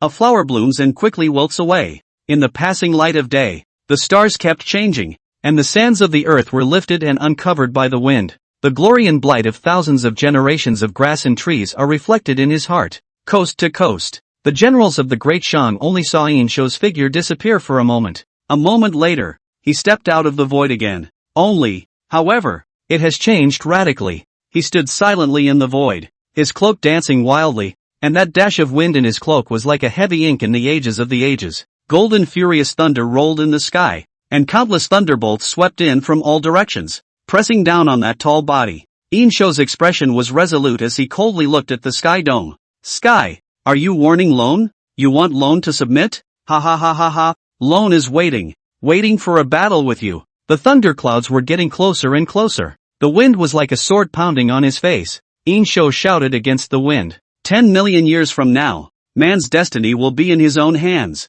Yin Shou waved his hand fiercely, and a huge black light spread toward the sky. Within the light, there were countless stars twinkling. A big hand is a galaxy. The stars exploded, and the thunderclouds in the sky shattered and disintegrated in an instant. Yin Shou has reached the realm of starfall. That battle with the heavenly Tao was close at hand. In heaven and on earth, I am the only one who dares to be high and mighty. I, Yin Shou, will not submit, only conquer. A few days later, the army led by Chu Feng had triumphed, without dishonoring the mission. All the small tribes of the surrounding countries have all been exterminated. A path of kings paved with blood had spread to the 9 states and the 4 seas. Soon, the first batch of great merchant soldiers stepped into the sea of ruined sky. The magic happens. These 10,000 people are all at the realm of Tongming, with the highest being no more than fading dust. However, by the time they stepped out of the sea of ruined sky once again, they had unexpectedly all reached the fire-bathing realm. Although the strength of the power was not as strong as that of the original Yin Shou,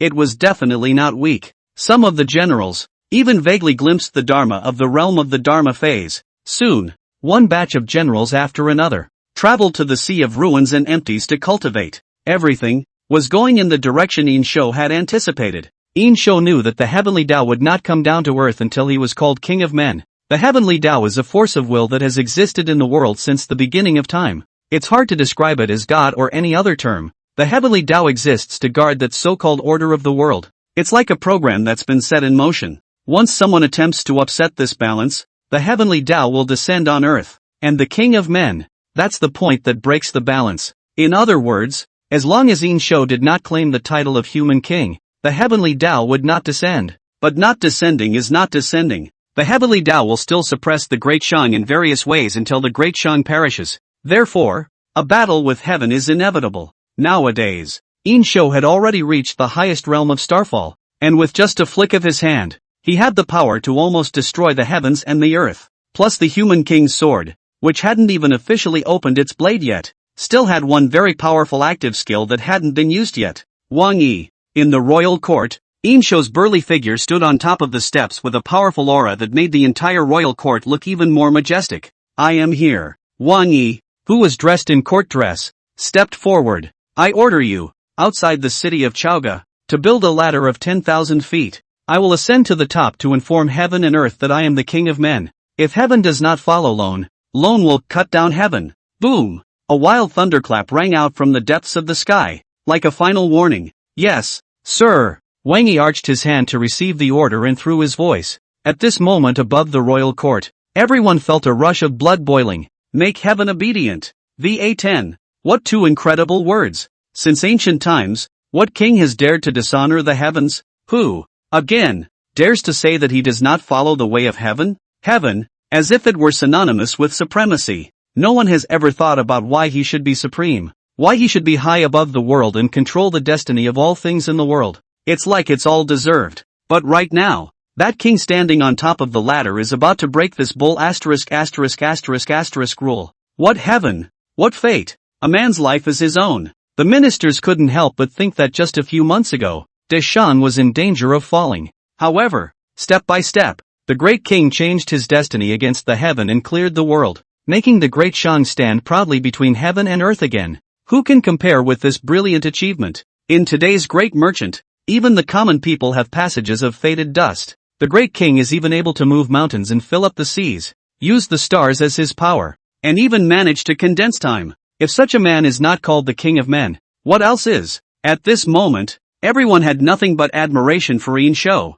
All the officials in the court, kneeling down at the same time, vibrated. Congratulations to the great king. Yin Shou didn't reply, only clenching his fists and looking at the distant sky with awe-inspiring eyes. That battle, it's coming. Many readers corrected that it was actually the Emperor of Man, something the author really didn't go into that much detail about. There's so much writing going on right now that it's too late to change a lot of it. Sorry. Bao. Chapter 57, Beating the Dragon, Breaking the Heavenly Tao, Calling the Human King, Battling the Heavens. 57. Since receiving the order, Wang Yi led all the craftsmen and started building the ladder without stopping according to Yin Shou's request. Originally, with the production level of the Shang Dynasty, it was categorically impossible to build a ladder 10,000 feet high, not to mention architectural design. Even a human being can't overcome the thin air and hurricane winds 10,000 feet in the air, not to mention delivering building stone. But today, everyone in the great merchant has the power of the stars, and all this is not a problem. An artisan can even carry boulders of several hundred pounds directly. Wang Yi led thousands of artisans and spent nearly a month to create this 10,000 feet high ladder. On the day the ladder was built, Yin Shou came to the bottom of the ladder and looked up at the ladder that spread all the way to the end of the clouds. Hoo-hoo! Under the hot sun, the cold wind whistled and pierced the bones, swirling the dust on the earth. An invisible pressure filled the heavens and earth, causing all living beings to tremble. But Yin Shou didn't. He still held his head high and stared angrily at the heavens. The fate of the great merchant will soon change forever. There will be no more shackles confined to the great merchant. The day is finally coming. Yin Shou tightly gripped the human king's sword in his hand. The sword had begun to chime and tremble continuously. It was the same burning battle spirit as Yin Shou's, and the pride that could be used by him. Lone has waited too long. In the future, there will be no one else who can take away what belongs to me.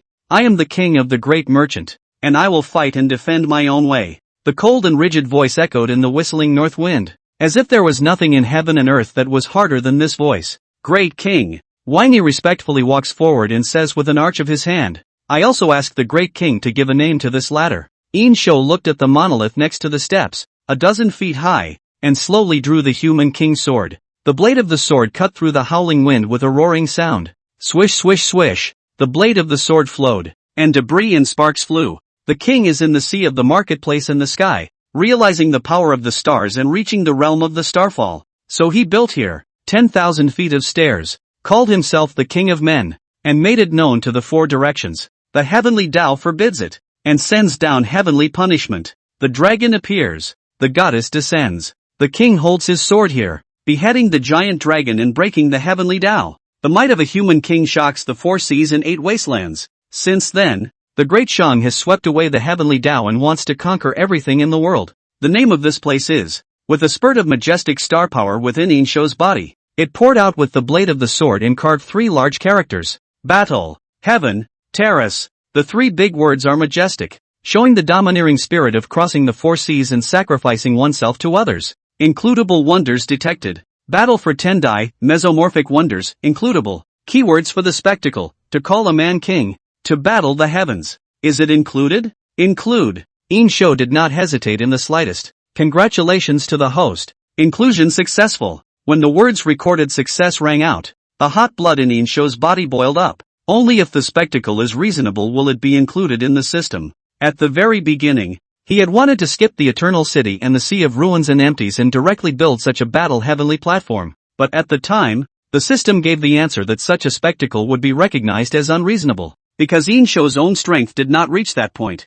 In other words, a hard blow definitely won't work. But now, everything is ready. There is no unreasonableness. In other words, he was now strong enough to fight against the heavenly Tao. Cluck cluck cluck cluck cluck cluck cluck cluck cluck cluck. Yin Shou clenched his fists. Once upon a time, there was an altar to the heavens outside the city of Chaoge. That's the building where kings have worshipped the heavens. It was torn down by Yin Shou and built the plucked star building. Now, Yin Shou built another battle heavenly platform. In the body of a man, we compare ourselves with the heavens. 3,000 years later, after discovering the purpose of the Sea of Ruins and Emptiness, the ZF of the Dragon Kingdom immediately blockaded the waters. At the same time, a study was launched to address the time of confusion. After dozens of quizzes, it was discovered that the time of the chaos of the Sea of Ruins and Emptiness had been adjusted by Yin Shou. As a result, those who set foot in these waters, while still corrupted by time, are, for the most part, not in danger of their lives.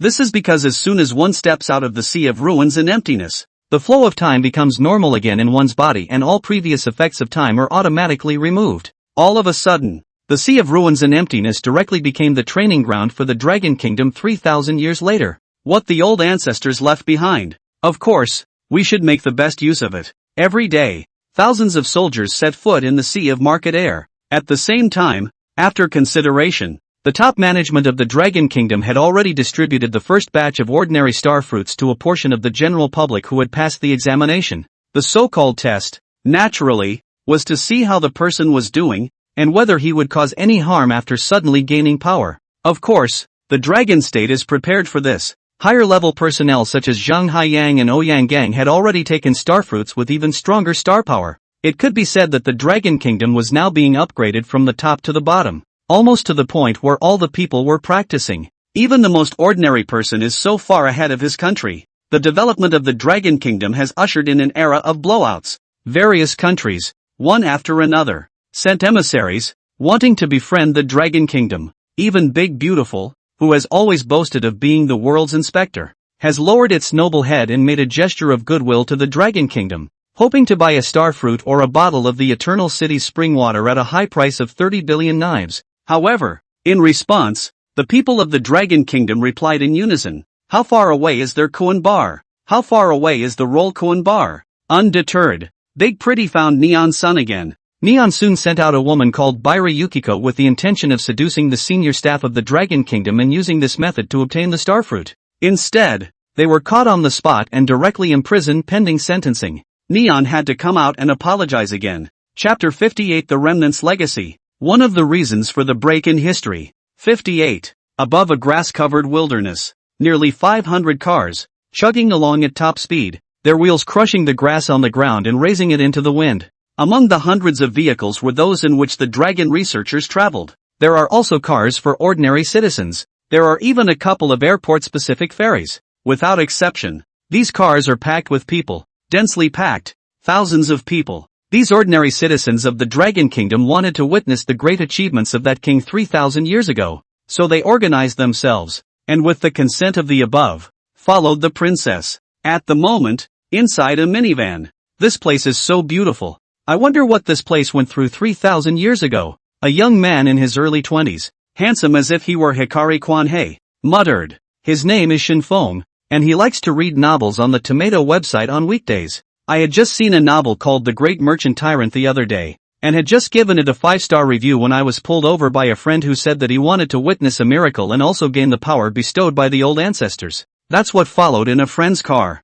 Thumbs up. Suddenly, one of the cars at the front of the line made an emergency stop. TSK, what's going on here? Shinfeng put his hand on the window frame of the car door, stretched his head to look out, and looked at the car's navigation. This is also not to the place ahead. Under the bright sun, the princess led a group of researchers out of the car and stood in the middle of a vast wasteland. Unknown to the rest of the group, they all got out of the car with them. Sure this is the right place? The princess asked. A staff member with a sophisticated modern instrument said, yes, this is it. He operated the instrument again, poking and prodding, and it made a dripping sound. The staff member pointed to a meadow not far away and said, that's it, go see. The princess walked over. I say, what happened here? Shinfeng asked a staff member in the back row. The staff member was a woman in her 30s, and seeing that Shinfeng was born handsome, she patiently explained, this place is still 30 kilometers away from the wonders, and the machine detected something strange.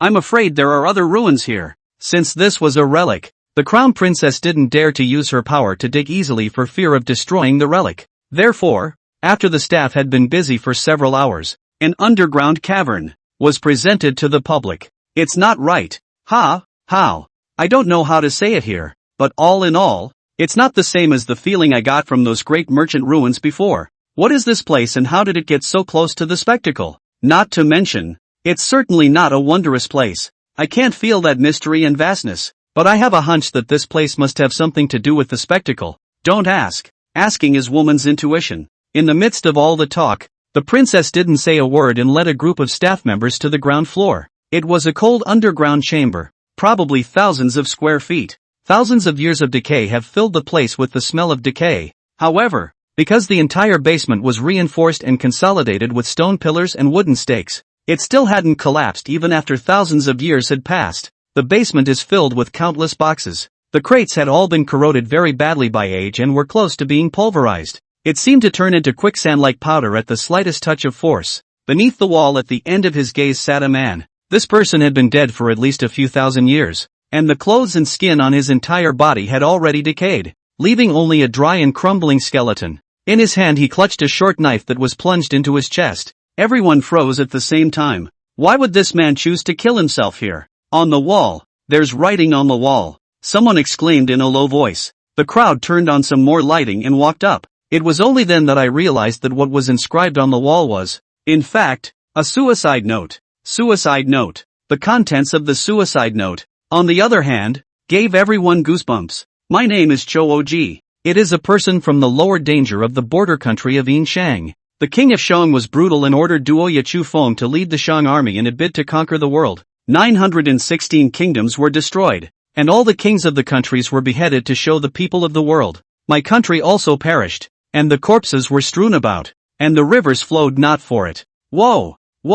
Ouch! I have contacted aspirants from various countries in the civil world and formed a strange army of more than 3,500 men, who will mix with the great merchant in disguise. Using this ground as a base, he built a secret room with the intention of finding an opportunity to assassinate the king of Shang. Afterward, the king of Shang built a 10,000-foot ladder, and on the day he reached the top, we wanted to assassinate him. But the heavens and the earth changed color, and the might of heaven descended. The heavenly might is brilliant, and my 3,000 brothers have all been reduced to ashes. Ran. That king of Shang did not obey the order of heaven, but even compared himself with heaven. I hid behind the boulder and watched in secret. All that is seen has no words to name it. The might of the king of Shang makes me tremble. I finally realize how foolish it is to go against the king of Shang. Our assassinations are like the light of a glowing fire. How can they compare to the brilliant sun? It is too late to repent. Painful. Ouch. I fled in haste and hid in this cellar to warn future generations. The descendants must remember that they must not be enemies of the Great Shang, and that the only way to do so is to submit to their orders. I am dead to the world after this, and I am here to finish my life. If future generations see my corpse, remember, do not seek revenge. The might of the great merchant is invincible. Remember.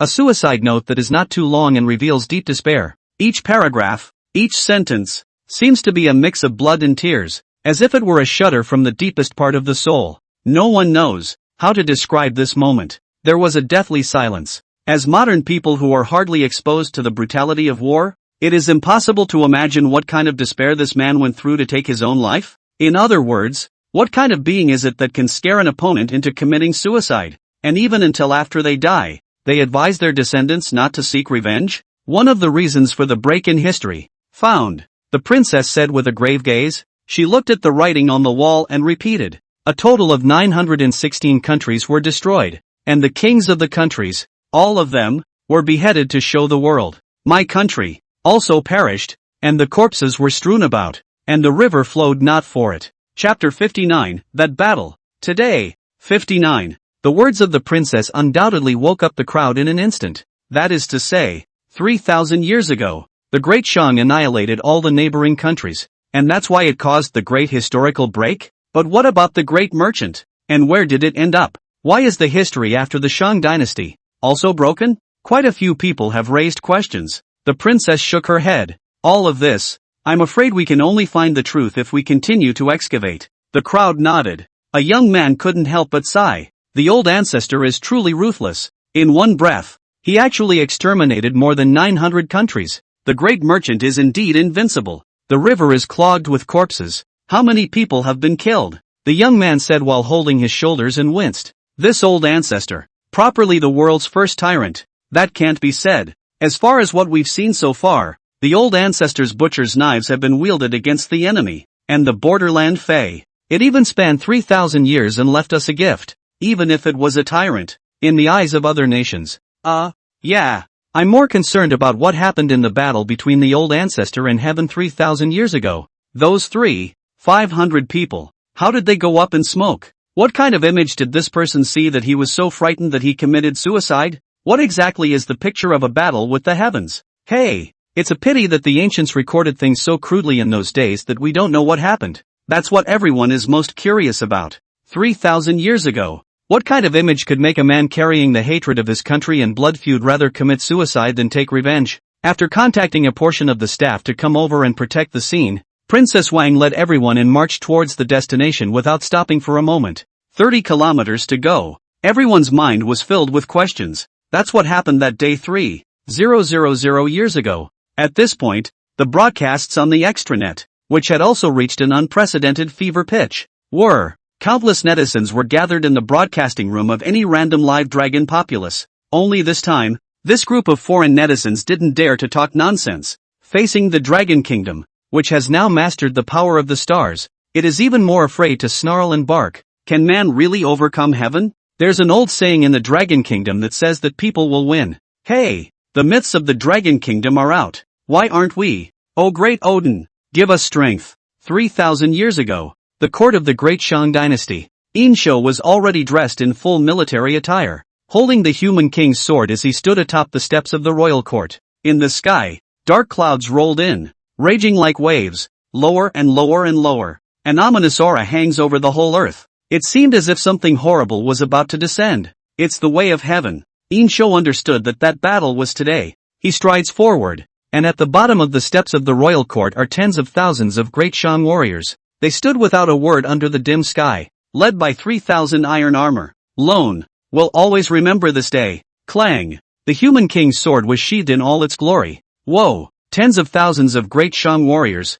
at the same time, raised their blades high in their hands and stabbed at the sky. The moment is silent, but deafening. 3,000 years later, as the wheels jerked to a stop, the group of Wangfei had arrived at the location of the target. A huge staircase that spread to the end of the sky appeared in front of everyone's eyes. This time, no one wondered why the steps had appeared out of nowhere. After all, things that transcended the laws of nature like the eternal city and the sea of ruins and voids existed. A ladder. What's it worth? Only, the ladder was clearly different from the wonders found on previous occasions. Whether it's the Terracotta warriors, the Stargazer, the Sword Pool, etc. The later generations found it, though it had been saturated with age and dust. But in reality, it's brand new as ever. But this ladder, how come it's so broken? It's like it's going to collapse at any moment. How high are the steps? No one knows. But the lateral width of the steps alone was a full 50 meters. And, with no support, the steps just tilted so naturally to the earth.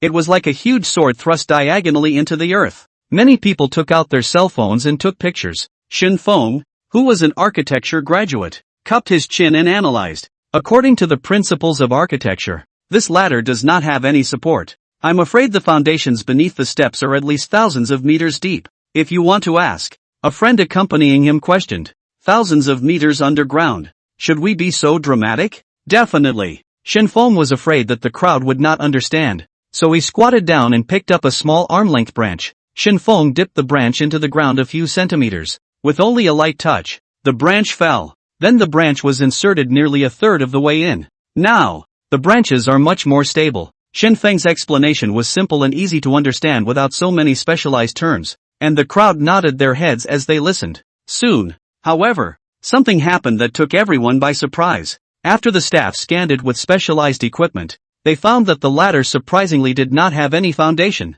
It just sits directly on the ground. One must know that even if one were to just look at it with the naked eye, the ladder was at the very least more than 10,000 meters high. How did it stand without a foundation? Soon the news shocked the world. Architects from various countries have said, "We dare not ask for the luxury of participating in the research of the Dragon Kingdom. Just wish Dragonland would sell us the architectural scans of that ladder." There are even countries willing to pay sky-high prices for time back to the present. The crowd followed the princess and had arrived at the bottom of the huge stone monument. 3,000 years ago, the text left by Yin Shou, like a history that has been unveiled, was completely exposed to the world. The king is in the sea of the marketplace, realizing the power of the stars and reaching the realm of starfall. So he built here 10,000 feet of stairs, called himself the King of Men, and made it known to the four directions. The heavenly Tao forbids it, and sends down heavenly punishment. The dragon appears, the goddess descends.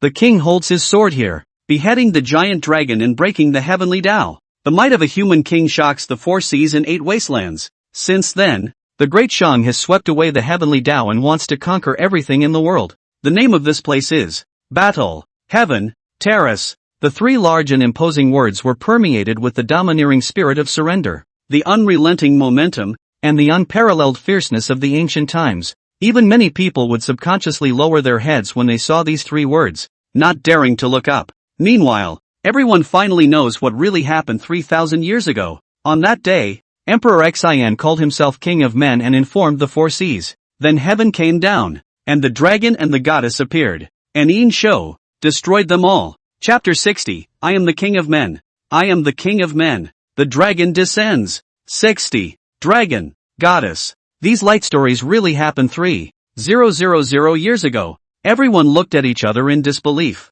It had never seemed that 3,000 years could be so far away, nor has it ever seemed that 3,000 years should be so close together. So, it was that person who saw old ancestor chopping the dragon and committed suicide in fear. I can't believe it. ********, my blood boils just thinking about it. The King of Men. A human king who is on par with heaven and earth. After the old ancestor, it's all sons of heaven. And only the old ancestor is the King of Men who is on a par with heaven. The dragon descends. I wish I could go and see it. It turns out that as early as 3,000 years ago, the old ancestor defeated the heavenly Tao. My destiny is mine and not heaven's. Not just a middle-aged talk. Dragon, our old ancestor killed it. This is the pride of the human race. Just as the crowd was talking, an unseen force suddenly swept in from all directions. What's going on? The princess instantly frowned. Alert! But soon, her frown eased. This power, the power of the stars. Time was chaotic in the wasteland,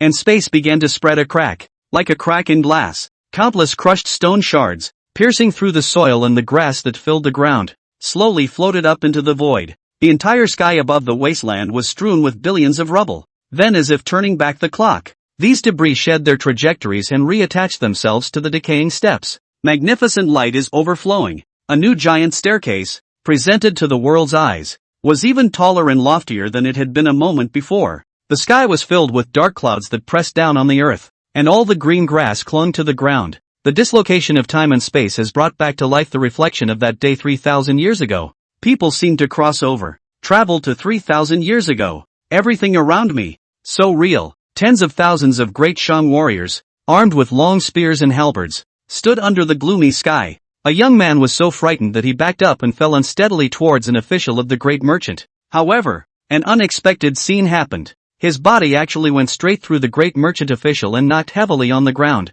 The great merchant official, on the other hand, was still looking at the sky above with a fervent expression. Everyone understands. What we see now is either a video left over from 3,000 years ago. Either that, or it's a time dislocation that puts the two sides in different time zones. In the next moment, everyone raised their heads at the same time and looked towards the end of the ladder. It was obviously tens of thousands of feet away, but the figure at the end of the ladder was so clear. He stood alone and proud at the highest place. His flying cloak, like the hunting and waving flag of the Great Shang. The fate of the human race will be completely rewritten on this day. 3,000 years ago, Yin Shou looked cold as he stood on top of the tall ladder, facing the gale directly. He was dressed in a domineering and ancient military armor, and the cloak behind him was torn by the gusts of wind as hard as the huge wings that came towards him. The inviolable majesty of his aura overshadowed the entire heaven and earth for a time. The people and soldiers who looked up and watched, as if their eyes were obsessed by the scene.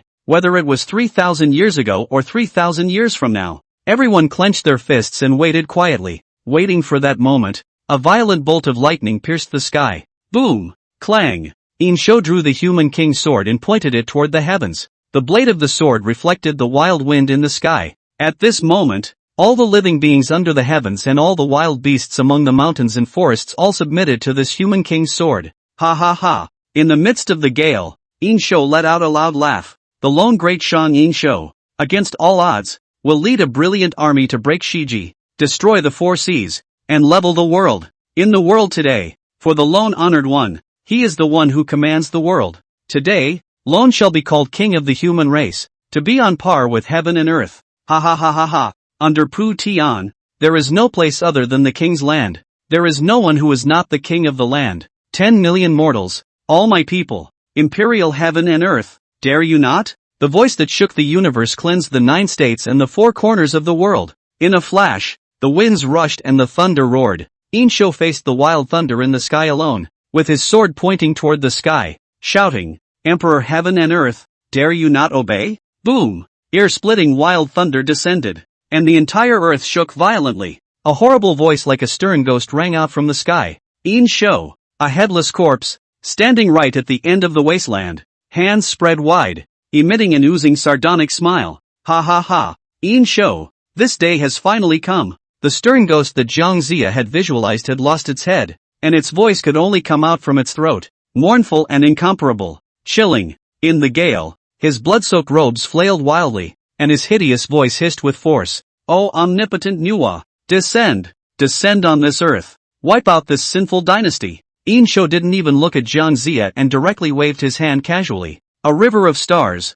spreading to the end of the wasteland, the stars shattered. How could the power of the Starfall realm be resisted by Zhang Zia? The terrifying night ghost instantly began to shatter. Yin Shou, ah, Yin Shou. Zhang Zia's terrifying soul was torn apart by the power of the stars, and his soul flew away in an instant. At this point in time, an ant like Zhang Shang at Yin Shou's feet was no longer qualified to be called an enemy. It can be destroyed with the lift of a hand. And the real enemy. Yin Shou raised his head and stared angrily at the sky. Heaven, I am the king of men, and you will not obey? You have gone against my Great Shang again and again. As long as I don't die, I'm guilty as charged? Is this all justice? Today, as the lone human king, I will break your hypocritical curse. The blade of the human king's sword constantly chirped and trembled, as if it couldn't wait to compete with the heavens. Come out and fight lone. Wild winds hissed, thunderclouds continued to roll. An array of golden light emerged from the depths of the sky. There was a loud boom, rolling heavenly thunder. It landed on the wilderness, and countless dirt and grasses in the wilderness were shaken out, bouncing up several feet high. This deafening wild thunder spread throughout the entire 9 states. Those foreign subjects who didn't have the power of the stars were simultaneously shocked by this thunder, and their eardrums ached so much that their knees went limp and collapsed to the ground. In the heavens and earth, only Yin Shou was left staring angrily at the heavens as he shouted once again, Come out and fight lone. Within the thunderclouds, there was an earth-shaking roar, like the most supreme will of the ancient times appearing on earth. The roar resounded in the vault of the sky, rising from the deepest part of the clouds. The golden light spread, and the sliver of black thundercloud grew brighter and brighter, as if it was about to burn. The light pressed down on the earth, and Yin Shou let loose a wild laugh. Ha ha ha ha ha, come out, fight with lone. Behind the bright dark clouds in the sky, a huge shadow suddenly emerged. The entire wilderness, shrouded in that shadow, the clouds are gradually dispersing.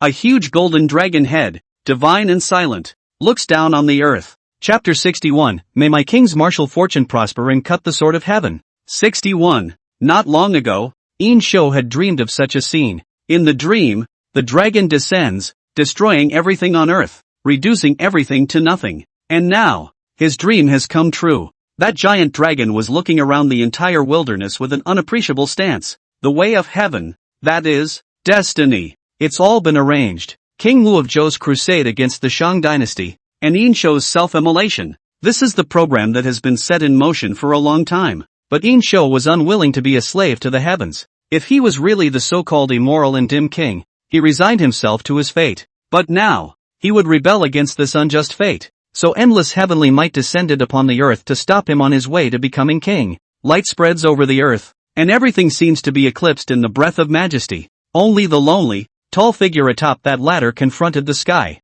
The giant dragon's body was hidden in the clouds, with only a huge dragon head poking out. That huge dragon head was obviously far above the sky, but it was as if it was close at hand, only because it's too big enough to see all the details on it. The light mirror-like scales refracted the diffuse light. The dragon horns, as huge as the skeletons of two mountain peaks, spread all the way back to the sky. It was obvious that the dragon was right in front of everyone's eyes, but it had an appearance that was hard to name. Both people from 3,000 years ago and people from 3,000 years from now. Their blood boiled at this moment. Whether it's a variety of ancient records, books, or literature, there are references to dragons. Typically, dragons represent sanctity, majesty, and inviolability, and are supreme beings, but no one has ever seen a dragon with their own eyes. Not to mention such a huge dragon. The dragons of myths and legends actually appeared before the eyes of the crowd. Only, this time, the so-called dragons were no longer the object of people's faith.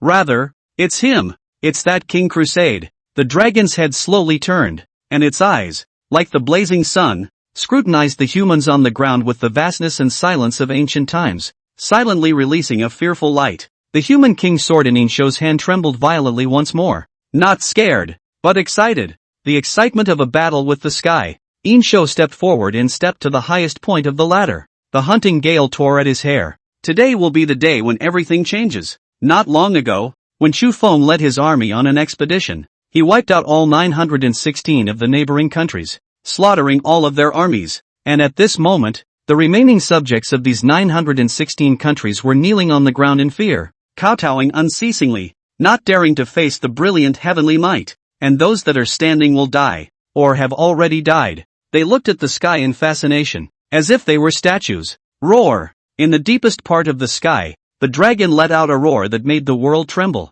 Unparalleled light covers the earth. Light means warmth. Sometimes, however, it also means death. Especially when those without strength dare to look straight into the light. Someone couldn't cover their eyes in time, and when they were stabbed by the light, their eyeballs instantly vaporized into two trails of blue smoke. The 3,500 or so people closest to the light were all vaporized by the searing heat of the light. Only one, by hiding behind a distant boulder, survived. At this moment, he was so scared that his two strands were trembling and his face was so white that it seemed as if even his heartbeat was about to come to a standstill. At this moment, people from 3,000 years ago and 3,000 years from now were watching this scene with an instinct. High on the steps stood a tall figure. He held a heavy sword in his hand, pointing at the end of the sky from a distance. In the sky, the dark clouds that had been burned to a golden color split into two sides, like the gate of heaven slowly opening. The huge dragon's head slowly moved forward. The entire dragon god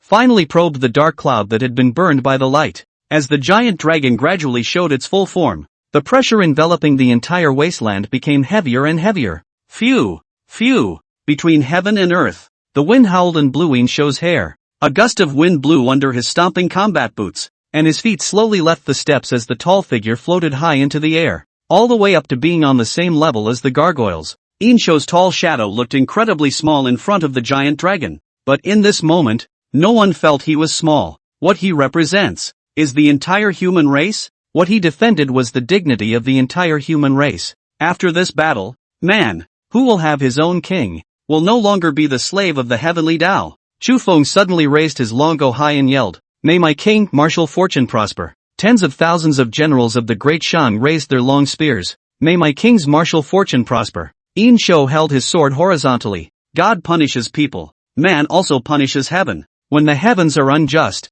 then swing open the sword in your hand and beat him to death. For tens of thousands of years from now, my name will resound on earth. Battle! Yin Shou's battle intent was as crazy as a madman. His cloak behind him whistled, and the blazing brightness of the sky flashed into countless fine gold flakes. Roar! The dragon roared once again and spat out an unprecedented mouthful of dragon breath at Yin Shou. The golden sunshine condensed into billions of grains of debris, like a river of sand breaking its banks, like an entire sky, and came crashing down. It was as if the whole world was devoid of color or any sound. Even people in a different time and space, 3,000 years later, felt fear. A whole space and time of fear separated by 3,000 years. People once again looked at the tall figure. Yin Shou raised his sword above his head, his angry hair dancing wildly in the wind. Behind him, a half-bodied phantom the size of a mountain peak slashed the sword down hard with him. Stand down for Lone! A violent shout resounded between heaven and earth. The dragon's breath collapsed in the sky.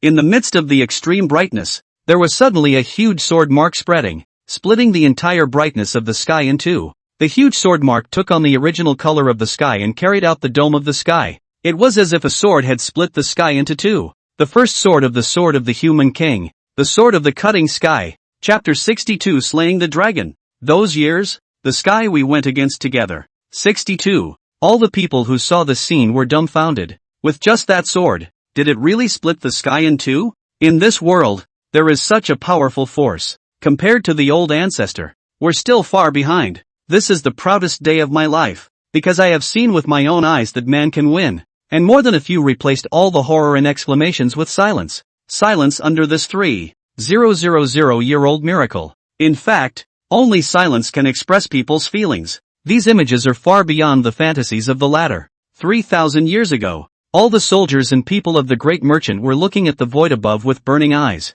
From this moment on, they understood one thing. Man, no longer a pawn in the smallness of the heavens. Those led by the king of the human race could finally hold their heads high in front of the heavenly Tao. The shock of 3,000 years ago is intertwined with the shock of 3,000 years later. 3,000 generations of grasses and trees have been interwoven with the pride of being human. Everyone, at this moment, gave birth to a rebellious mentality, wanting to follow that figure and go against the heavens together. Historian Chen Su quickly inscribed the bamboo slips before he was completely absorbed in the shock. The king had a sword that cut through the sky. He remembered again the words once spoken by Yin Shou. The sky won't allow me. Is it because I'm weak? If that's the case, I'll split the sky. The dome of heaven was bright with light. The golden dragon was furious. Anger at a tiny human who defied the might of heaven. Anger that someone who was supposed to be a pawn would dare to possess such power. Then the dragon's body burned with a blazing heavenly fire. Roar! The huge body of the giant dragon was like a whole mountain as it rushed towards Yin Shou.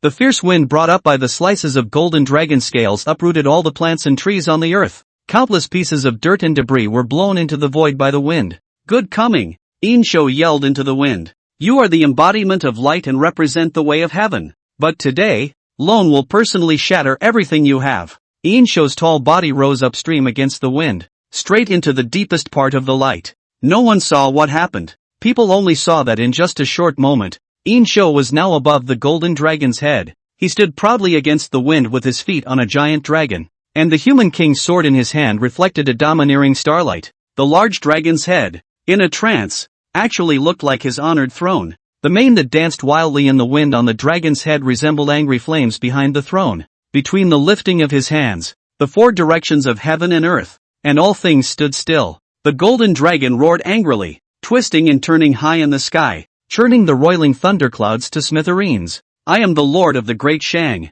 I am the king of the human world. In the sky, amidst the bursts of light, came the sound of Yin Shou piercing through the ages. The next moment, drop the sword. Pust. It was not known whether it was Yin Shou who had become extremely tall, or whether it was the huge dragon he was stepping on that had become extremely small. The human king's sword, which represented the majesty of the human king, was stabbed into the back of the dragon's neck. Surprisingly, it stabbed that deep, roaring heavenly flames, erupting from the back of the dragon's deeply visible neck, incinerated the entire sky into red. The giant dragon's majestic body twisted up violently in the sky, slapping the broken clouds in the sky. The majority of the human king's sword's blade didn't enter the dragon's neck, and the dragon's scales peeled off like wood shavings being chipped off by a smith. Those shattered dragon scales continued to crack and split into countless pieces as they fell. On those shards, the light reflected, simultaneously reflecting the horror of 3,000 years ago and 3,000 years later.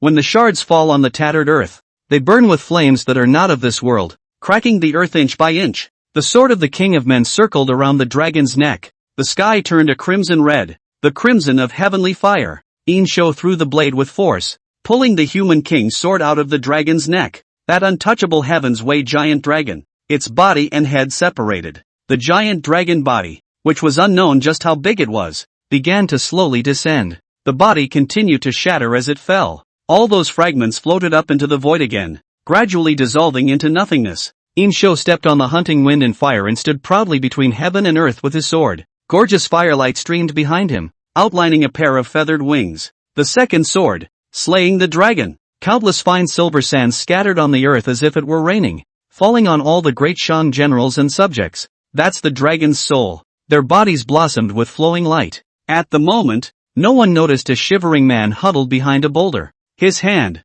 which held the dagger, was already shaking uncharacteristically. The dagger kept bumping against the boulder with a fearful, urgent sound. Originally, he wanted to assassinate Yin Shou together with his 3,500 brothers. But the giant dragon roared, causing all 3,000 of his brothers to turn into ashes. He realized how small and lowly he was in front of that tall figure, humble as the least dust in the world. Run! Run as far as you can! He no longer had the courage to look at Yin Shou's figure anymore. With all his strength, he ran towards the end of the wasteland. Everyone after 3,000 years was holding their breath, their hearts almost beating out of their chests. Later generations have been studying whether there are such creatures as dragons in this world or not. People have been arguing about this for decades, if not centuries. Even the people of the Dragon Kingdom have always referred to themselves as the heirs of the dragon, because dragons represent the sacred and all the great things in those ancient stories. And now the question has finally been answered. There really are dragons in the world and existed 3,000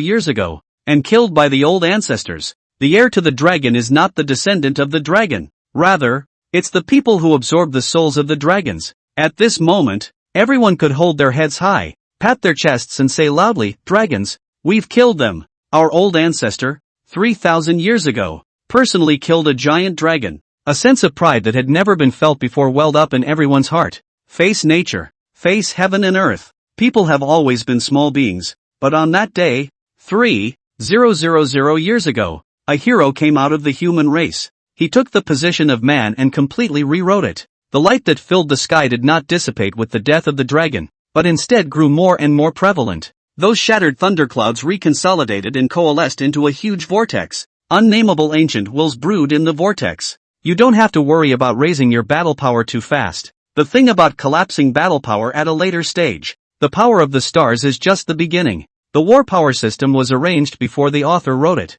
An outline of nearly 50,000 words. The main focus of this book is fast, furious, and exhilarating. There won't be any pre-existing spin-offs, and the main event will be a head-to-toe blast. The war effort won't collapse, and the backstory will be more unexpected and darker. The protagonist's journey is a mythological age more radiant than the feudal flood, than the eternal age. Chapter 63, Beheading Nuwa, Undying for all time, above all things. 63. Suddenly a cloud of light was flung from the clouds. The fine light is like water that has been thrown out, mud that has been flung out. They landed on the ground and transformed into a giant shadow of light, and the light giants ran wildly towards the Chaoge city pass. Clank! On the city wall, a sharp iron sword was sheathed. Chu Feng looked straight into the light and hissed loudly, "Great Shang warriors, the day of the deadly battle has arrived. Heaven will not allow merchants, so we will follow our king and rebel against that day. Let me see your raging fury. The great merchant endures forever,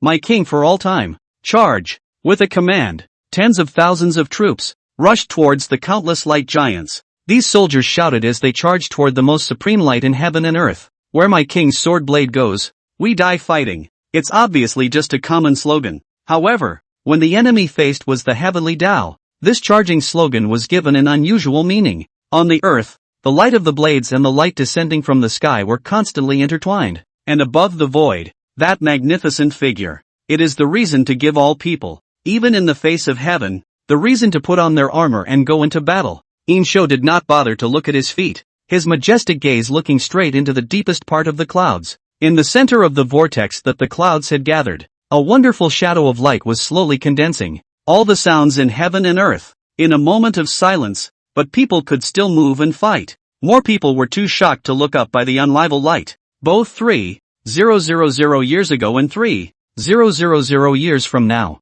everyone lowered their heads. However, they could clearly see what was happening above the void. In the deepest part of that cloud vortex, a figure slowly landed. She was naked, yet she shone with the most ancient light. There wasn't a single blemish, not even the tiniest blemish in the world, on that perfect to be perfect face. It's as if it's not even a creation of this world. No one can imagine her beauty, and likewise, no one can look her in the eye. Only, she had no expression or any emotion. Indifference? Anger? Contempt? She had none of these emotions. It's like a statue. No, statues are also infused with emotions by the sculptor at the time of carving, or a compassionate bodhisattva, or a lustful beauty. And the figure in the void, her face, her eyes were nothing but nothingness. She looks down on the earth with eyes of nothingness, and wherever her gaze reaches, everything also turns into nothingness. Countless gusts of wind, wrapped in light, blew above the earth. All the plants and trees, all uprooted. People are afraid to look directly at the firmament, but they are obsessed with the shuddering beauty of it. Step by step, she stepped into the void and walked towards Yin Shou's direction. She walked slowly, but with each step, it was as if she had crossed millions of years of space and time. Everything that is good in the world mutilates itself at the feet of that figure. She did not open her mouth, but the vast and boundless voice, like the oldest legend, descended into the roiling divine radiance. Those who defy the ways of heaven, this flailing humanoid beast, submission to the heavens is thy only way out. Otherwise, you will face the punishment of heaven. Nua's voice seemed to echo not from heaven and earth, but from the deepest recesses of everyone's heart. Yin Shou slowly raised the human king's sword across his body. The aura of his voice was actually no worse than Nua's. I will not submit. I will only conquer. A sentence that made everyone's blood boil. Because we all know that Yin Shou is not all talk. No matter what kind of enemy he faced, he would only conquer. Whatever the outcome of this battle. When Yin Shou uttered that line about only conquering, he was already above the heavenly Tao. The human king's sword cut through the roiling wind that blew in, its blade blazing. Today will be the sword's proudest moment. When the two divine weapons were first released, they both came with an extremely powerful active skill. A mountain of corpses has been used on the rebels. As for the human king's sword skill, Yin Shou had kept it. That sword is called the Sword of Earth. Nua still had that vapid expression. She had manifested herself from within the will of the heavenly Tao. Not a human, not a god, not a ghost, not a saint, and naturally did not have any of the world's emotions. Her voice, once again, permeated the entire earth. In that case, O man who defies the ways of heaven, face your destiny. Nua slowly stretched out her hand, and the light from the sky weaved in her hand, weaving into a sword of light tens of thousands of feet huge. The sword crossed the entire sky. That huge sword made Nua's figure look very small. I don't believe in predestination. A man's life should be in his own hands. Heaven does not deserve to be exalted. You want my Great Shang to perish, but I want the Great Shang to last for eternity. Above all else, the human king's sword was slowly raised, and the strongest disposable skill, human sword, had already begun to build up its strength. All the emotions of the human world seemed to converge in this sword. Love and hate, joy and anger, greed and lust, hope and despair. Holding that sword, Yin Shou seemed to be holding the entire earth. Your sword of light is not of this world. Nua slowly raised the sword of light and the ground shook. Not of this world, but I still appear. So, Yin Shou raised his sword. Lone will make you disappear. The light that filled the sky suddenly became extremely sharp. Countless light pours down on the earth. The tens of thousands of feet of sword of light slowly slashed down towards Yin Shou. It was obviously very slow, but that amazing sword momentum made it impossible to avoid. Come on! Yin Shou's battle spirit was like a frenzy as he swung out the human king's sword against the roiling light of the sky. This sword, Lone sends you on behalf of the earth. A galaxy-like arc, a brilliant brilliance, an unparalleled advance for the ages. Above the void, the two auras intertwined. There were no loud booms, no earth-shattering outbursts. The ages of the ages are silent in this moment. The expressions on everyone's faces were framed in shock and fear by the roiling brightness of the sky. the light in the sky shattered, and a crack suddenly appeared on Nuwa's supposedly flawless face. The crack was extremely tiny, and if you didn't look at it carefully for a long time, you wouldn't be able to see anything at all. But that's enough. P.S. The Nuwa here is not the Nuwa of the feudal gods, much less the Nuwa of mythological stories. She is only an embodiment of the heavenly Tao consciousness, devoid of joy, anger, sadness, and all emotions. Chapter 64, Claiming the King. The world's reaction. The world is going to end? 64. The sword of light in Nuwa's hand suddenly disappeared in a flash. That face, which shouldn't have a single blemish on it, looked a little ridiculous because of the appearance of a bruise. Emotionless and unaware of his features, he looked a little strange because he was no longer perfect. She reached out and gently stroked the scar on her face. Click, click, click. A shattering sound rang out from Nuwa's face. The scars on that flawless face began to spread like broken glass. Hundreds of thousands of cracks suddenly spread all over Nuwa's body. Her flawless body began to burst like crystal. It started with the feet and then gradually spread to the waist. Those transparent fragments fell to the ground and burned with a blazing heavenly fire. Nuwa gazed at Yin Shou, her indifferent voice, ringing out of nowhere. It seems you're more powerful than he is dash. He lost. You won dash. Perhaps you will lead the human race to a brief moment of glory dash. The crushing had spread to Nuwa's neck. She raised her head high so the crushing could spread a little slower. But, in the underworld, everything has a destiny dash. A short-lived splendor only ushers in a longer decay and collapse dash. O man who defies the ways of heaven, you will fall into an endless abyss. After these words, Nuwa's body shattered into pieces. Those fragments spilled out onto the earth and gave it even more power. Or maybe those powers belonged on earth in the first place. Flowers, plants and trees, filled with aura in a flash. The people in the land of the great merchant, bathed in the scattered light, closed their eyes. They felt that the power in their bodies was insanely rising. That power of light was too big, too majestic. Even the people who watched this amazing battle 3,000 years later felt this gift. Shinfeng stood in the crowd and was pierced through his body by a ray of light. He felt his body suddenly become that much lighter than ever before. All the limbs and bones were quenched and cleansed by a mysterious force. He eased his feet off the ground, feeling the newfound strength. He casually punched with force. And surprisingly, he punched out a fist wind that shattered a large stone in the distance. Meanwhile, such a scene was happening in every corner of the same wilderness 3,000 years ago and 3,000 years from now. All who stood above the earth gained unparalleled power. Even the power of that force was so strong that even many of the viewers watching the live broadcast felt it. And so, their bodies also all underwent subtle changes. At this moment, 3,000 years ago under the sky, Yin Shou's solitary figure stood between heaven and earth. Swish! He raised the human king's sword high once again. The sword burst into a splendor that was uniquely earthly. From now on, Lone is the king of men. His domineering gaze swept across the entire heaven and earth. Imperial heaven and earth, dare you not? The roiling thunderclouds dissipated in an instant, and under the azure sky,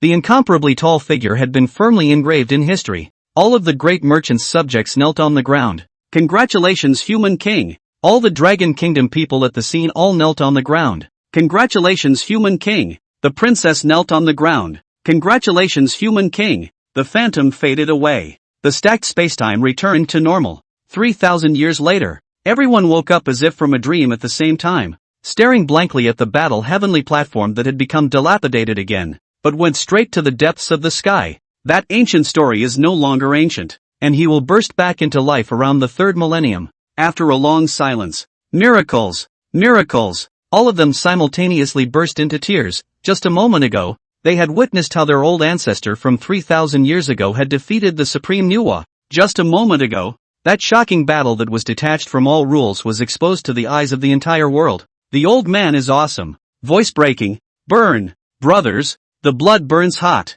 With the power of a mortal, he decimated the heavenly Tao. Heavens, I'll write him into a novel. Asterisk asterisk asterisk asterisk. I don't care if it's heaven or earth. If you don't obey, do it. If the sky presses me, split that day. If the earth detains me, I will crush the earth. We were born free. Who dares to be high and mighty? Brothers and sisters, I feel like my body has changed. It's like I can take apart a car with my bare hands. Oh my God, I can walk with both feet off the ground. And me, you can't go wrong following the princess goddess to witness history. I'm going to follow in the footsteps of the princess goddess forever. In the high-level office of the Dragon Kingdom, Zheng Haiyang sat paralyzed in his chair as if he was deflated, covered in sweat. Just moments ago, he witnessed the rise of man, witnessed the birth of the king of men. He suddenly realized that his country, with its broken history and only 700 years of civilization, had once been so glorious. Hurry! Hurry! Returning to his senses, Zheng Haiyang suddenly shouted, "Quickly! Send out the army and immediately blockade the battle heavenly platform. Summon everyone at the same time. 3 days later, the Dragon Kingdom will be at the battle heavenly platform, worshipping the ancestors. Big beautiful. God! God! No! It's not true!" The aide who had replaced Hunta's position only shivered in horror as he watched the live feed. Under the night, he stumbled to the floor-to-ceiling windows and looked away to the east. That most mysterious and ancient east. That suicide note was right. Can't mess with it. Can't be messed with. Whether it's 3,000 years ago or 3,000 years from now. You can't mess with it. Neon. One of the senior officers slammed his fist down hard on the table. "Tear it down. Tear it down," the subordinate asked. "Tokugawa-san, what's demolished?" Tokugawa gritted his teeth. "God's toilet. Tear it down." The subordinate was shocked. "Tokugawa-san, this," Tokugawa said. "Can't you tell the difference between the situations? The current Dragon Kingdom is about to open up a new era. It will be hard for us to reach it again. If you don't dismantle it yourself at this time of year, are you waiting for someone else to do it?" The far northern eternal night. The colorful aurora borealis in the sky suddenly began to stir restlessly. Unfortunately, no one could see it. Within that aurora borealis, a woman with an inchless veil and without a single blemish on her features was manifested. She landed slowly on top of the snow from the aurora borealis. Streams of light danced over her body, her bare feet in the snow, but she left no footprints. Her expression was one of indifference, one that did not belong to a human being at all. She slept for a long, long time, and a full 3,000 years passed before she was allowed to come back down to earth. 3,000 years ago, she was decapitated by the king of men. The woman's gaze gazed to the far east, the familiar land. Man, it's already too strong dash. Any being that tries to dominate everything will be obliterated dash. Tens of millions of years ago, there was a group of gigantic creatures that unified this world. They have sharp teeth and have huge bodies. So the woman descended. She wiped out all of these gigantic creatures and became fossilized in history. And this moment is just like the other moment. It's time to perish dash. The woman's figure suddenly transformed into a giant snake tens of meters long. The giant snake that was growing at a terrifying speed. The most combustible episode is coming soon. Guaranteed brainstorming. Guaranteed fun. Chapter 65, Breaking Through the Way of the Human King. The Great Purge of the Dragon Kingdom. 65. 3,000 years later. Thousands of cars are parked on top of the moor. Countless dragons stepped out of the car. All of them were dressed all in black and looked solemn. Tonight, they will come to a spectacle that is not a spectacle, just to witness the end of the heroes. 3,000 years ago, beneath the bright starry sky, above the barren earth, there stood a huge tomb, like a giant standing under the stars. The gale was bitterly cold. These graves still stood proudly between heaven and earth, as if to the point of death. They were still thinking about fighting. Fight for their king. These are the soldiers of the great merchant who died in battle under the Giant of Light. At this moment, Yin Shou was leading all the Great Shang generals and standing solemnly in front of these graves. "You, all of you, are warriors of the Great Shang. All of you are warriors of the human race." Yin Shou's heavy voice echoed between heaven and earth. "Battle with the heavens, and you will be buried here for a long time. But all this has just begun. From now on, Lone wants you to watch. Watch how the great merchant rises. Watch how Lone subverts this age. Watch how the heavens, the earth, tremble at the rise of man." Hoo-hoo! The wild wind blew, and flags hunted in the wilderness where tens of thousands of people had gathered. "Though, you can no longer fight with Lone now, but, you will not die, and your fight will never be forgotten. You will be transformed into stars for all eternity. When the time is right, you will return to this world, to your former glory." As Yin Shou's words fell, all the soldiers behind him, simultaneously kneeling on one knee, shouted in unison, "Greetings to the great merchant spirit." Brilliant light flickered from one grave to the next. A face, familiar or unfamiliar, slowly rises in the form of a soul. Their gazes still maintained their raw fervor. Thousands of generals, transformed into thousands of stars, flew into the distant sky, the translucent faces that wrote about their past greatness and glory. In a trance, All that could be heard was them shouting in unison between the stars in unison. With our dead souls. Yurei Shang. Battle invincible. All the soldiers kneeling on the ground rose at the same time and raised their long jails. The battle is invincible. The stars are bright and glittering for all time. 3,000 years later, countless people witnessed this awe-inspiring moment under the spectacle called the Spirit Mound. No one's mood can be completely calm in this moment. They fought for the dignity of mankind and died 3,000 years ago. And they, in turn, are ancestors of whom? Those who died for the dignity of the human race have been turned into stars, and those who are alive after 3,000 years will forever be bathed in that eternal starlight. Snap! A young man on one knee clasped his hands together. His eyes red. Greetings to the great merchant spirit. Snap! A droopy old man yelled in a pale voice. Greetings to the great merchant spirit. All the people standing under this spectacle all dropped to one knee. Greetings to the great merchant spirit. 3,000 years ago, as Yin Shou officially became the king of men, he also scattered the earth with the power of Nuwa. Asahi is officially a city of myths. The power of the stars, as well as the power of Nuwa, allowed even a child of a few years old in the Chaoge to split wind and break rocks. But Yin Shou was a bit distressed. After defeating Nuwa, he realized that his power had begun to stagnate. It's like being in a bottleneck. And Yin Shou recalled what Nuwa had said before her body shattered. It seems you're more powerful than he is dash. He lost. You won dash. Perhaps you will lead the human race to a brief moment of glory dash. Who is the he that Nuwa is talking about? The legendary Fushi? Or other mythological figures? Thinking about it, Yin Shou didn't have a clue. However, after the system's explanation, Yin Shou was able to completely understand the rules of this world. There is a heavenly way, and something else, guarding what is set. If he hadn't awakened the system on the city walls in the first place, but had instead set himself on fire according to the trajectory of history, then everything will go on according to normal history. But because he didn't die,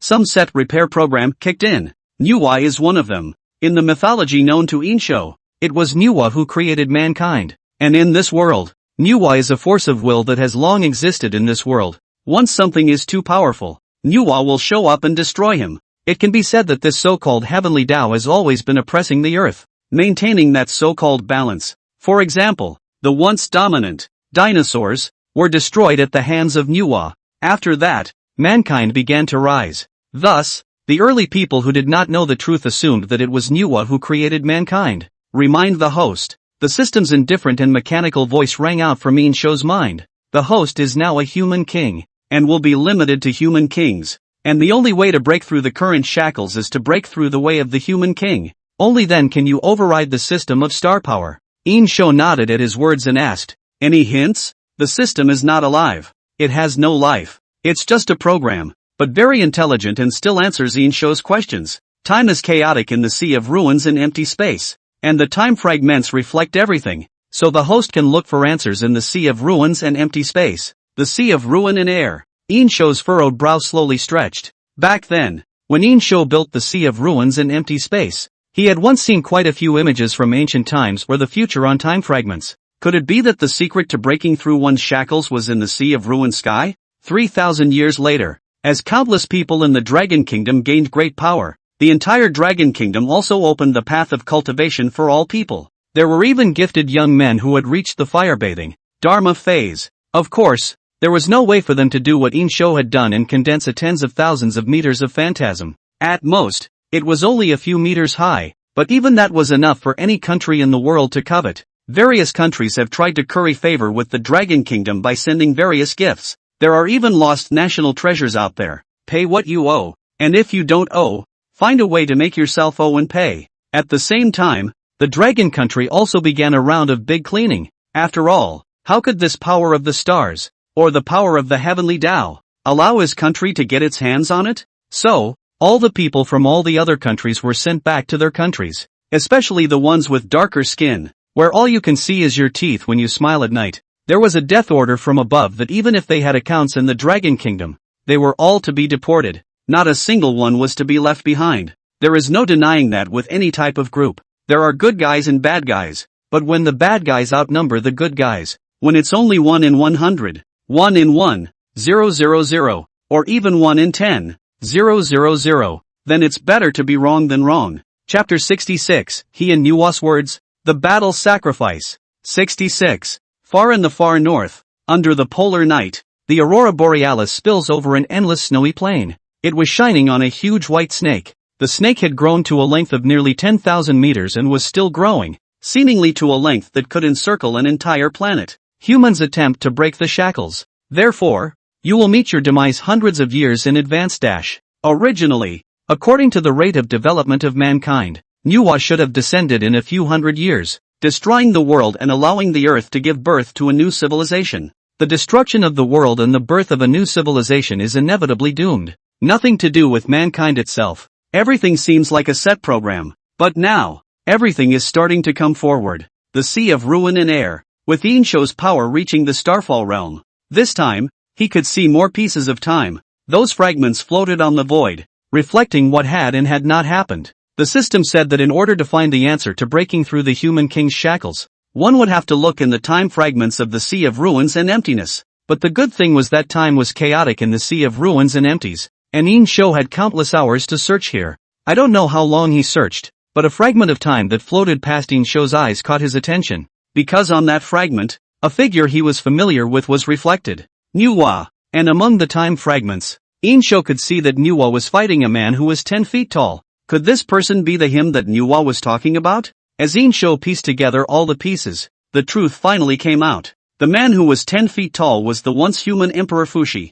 In ancient times, human beings were as humble as ants, and Fuxi appeared and led the rise of the human race in a heroic manner and was honored as the Emperor of Man. However, people who were too powerful would always make the heavens feel scorn. Thus, a conspiracy against Fuxi was born. Between heaven and earth, a world-destroying magical beast appeared out of thin air, named Harvest. Click for image. So, Nuwa invited Fuxi to join her in suppressing the harvest. However, at the time of the battle, Nuwa joins forces with Harvest and fights Fuxi together, because Nuwa was afraid of Fuxi's power, the power of the human emperor. That power, surprisingly, could restrain Nuwa. The power of man could actually restrain the heavenly Tao. It sounds incredible, but that's just the way it is. Unpredictable. Therefore, the heavenly Tao has hatched such a conspiracy against man. The world only knows that after Fuxi and Nuwa teamed up to go and suppress it. The result of the battle, however, was that Nuwa and Harvest joined forces to suppress Fuxi. As Fuxi's body retained the blood of the human emperor, the heavenly Tao could not kill him. Thus, the mysterious sealing of the gods appeared for the first time. The power of the sealed god list corrupted Fuxi, turning him into a monster who lost his mind, and the list of sealed gods, and thus shattered. A piece of debris thus scattered on earth. Later, when the heavenly Tao feared that the Western Zhou could not destroy the Shang, the list of sealed gods came into the hands of Zhang Zia. Fuxi turned into a monster. However, as the hero of the human race, Fuxi still has the last bit of sanity left. So, in order not to be a scourge on earth, Fuxi chopped off his legs and imprisoned himself in a place called Pathos Sand Dunes. Endless daily pain and suffering, wandering in huge sand dunes. Perhaps he was waiting for the day when the human race would rise again. And man, from that time on, has completely lost his former glory. In this way, he has become a pawn of the heavenly Tao, and can only go on with his life according to everything that the heavenly Tao has set out to do,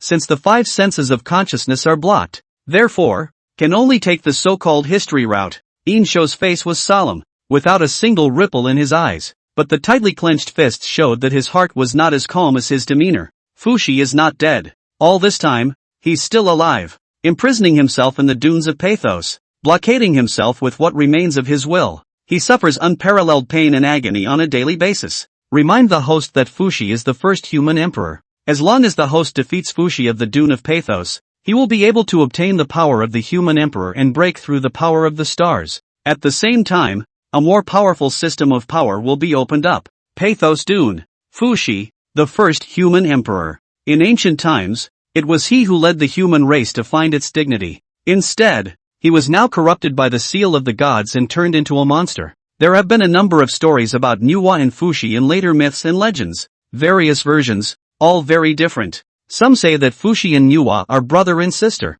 and join forces to suppress harvest and return peace to the earth. Some even say that Fuxi and Nuwa were lovers and that they created man. All those beautiful words in the world seem to be focused on this myth. In short, all sorts of weird and wonderful legends abound. Yet now Yin Shou knew. Underneath all the beautiful words describing the myth lies the intrigue and darkness of yesteryear. Nyuwa is not the creator, but the goddess of destruction. And Fuxi, that mythical and majestic human emperor Fuxi, has been reduced to a bloodthirsty monster, wandering through the dunes of pathos all day long, suffering unimaginable torment. Has he learned that Nyuwa will, one day, lose to a human being? Defeat to another earthly king. A freshman king. The old times and the new times must be replaced. Yin Shou had already decided to fight the legendary human emperor Fuxi. Kill Fuxi. That's right, kill Fuxi. Only then would Yin Shou be able to obtain the power to break through the power of the stars and break through the shackles of the human king. And at the same time, Fuxi will be freed from eternal torment. Two kings of the earth. One term is human emperor. One is a human king. The two were not enemies, but Fuxi had to die. This battle, even before it started, was already covered in a layer of sadness, as was the name of the place where Fuxi wandered, Dune of Pathos. It's not just a battle, it's a handover. The past has been reduced to a rotting corpse, and a new king will step over that corpse to the top. From a paragraph comment by a big reader. Kill Fuxi. It wasn't so much a killing as it was a great sacrifice. Send off the heroes of yesteryear with a fight. Death is used to honor the former glory of Fuxi and to give him the highest honor. At the same time, it relieves him. And this grand battle sacrifice will be done by Yin Shou himself. On that day, the true terrifying might of the realm of Starfall would descend upon this world. Chapter 67 Exterminating Nightmare. Star Compass. 67. 3,000 years later. Inside a library in the Dragon Kingdom. Fair. Tangling impatiently closed the book in her hand. I had a very real, yet terrifying dream. A flash of surprise flashed across the princess' face. Did you dream too? Tangling didn't care about the word also and muttered. That dream. It was horrible. A crowded internet cafe. Brothers, come and support. The opposite side are in the center. Coming. The short-haired boy pounded the keyboard mouse hard. Look at me, the great wasteland Starfall.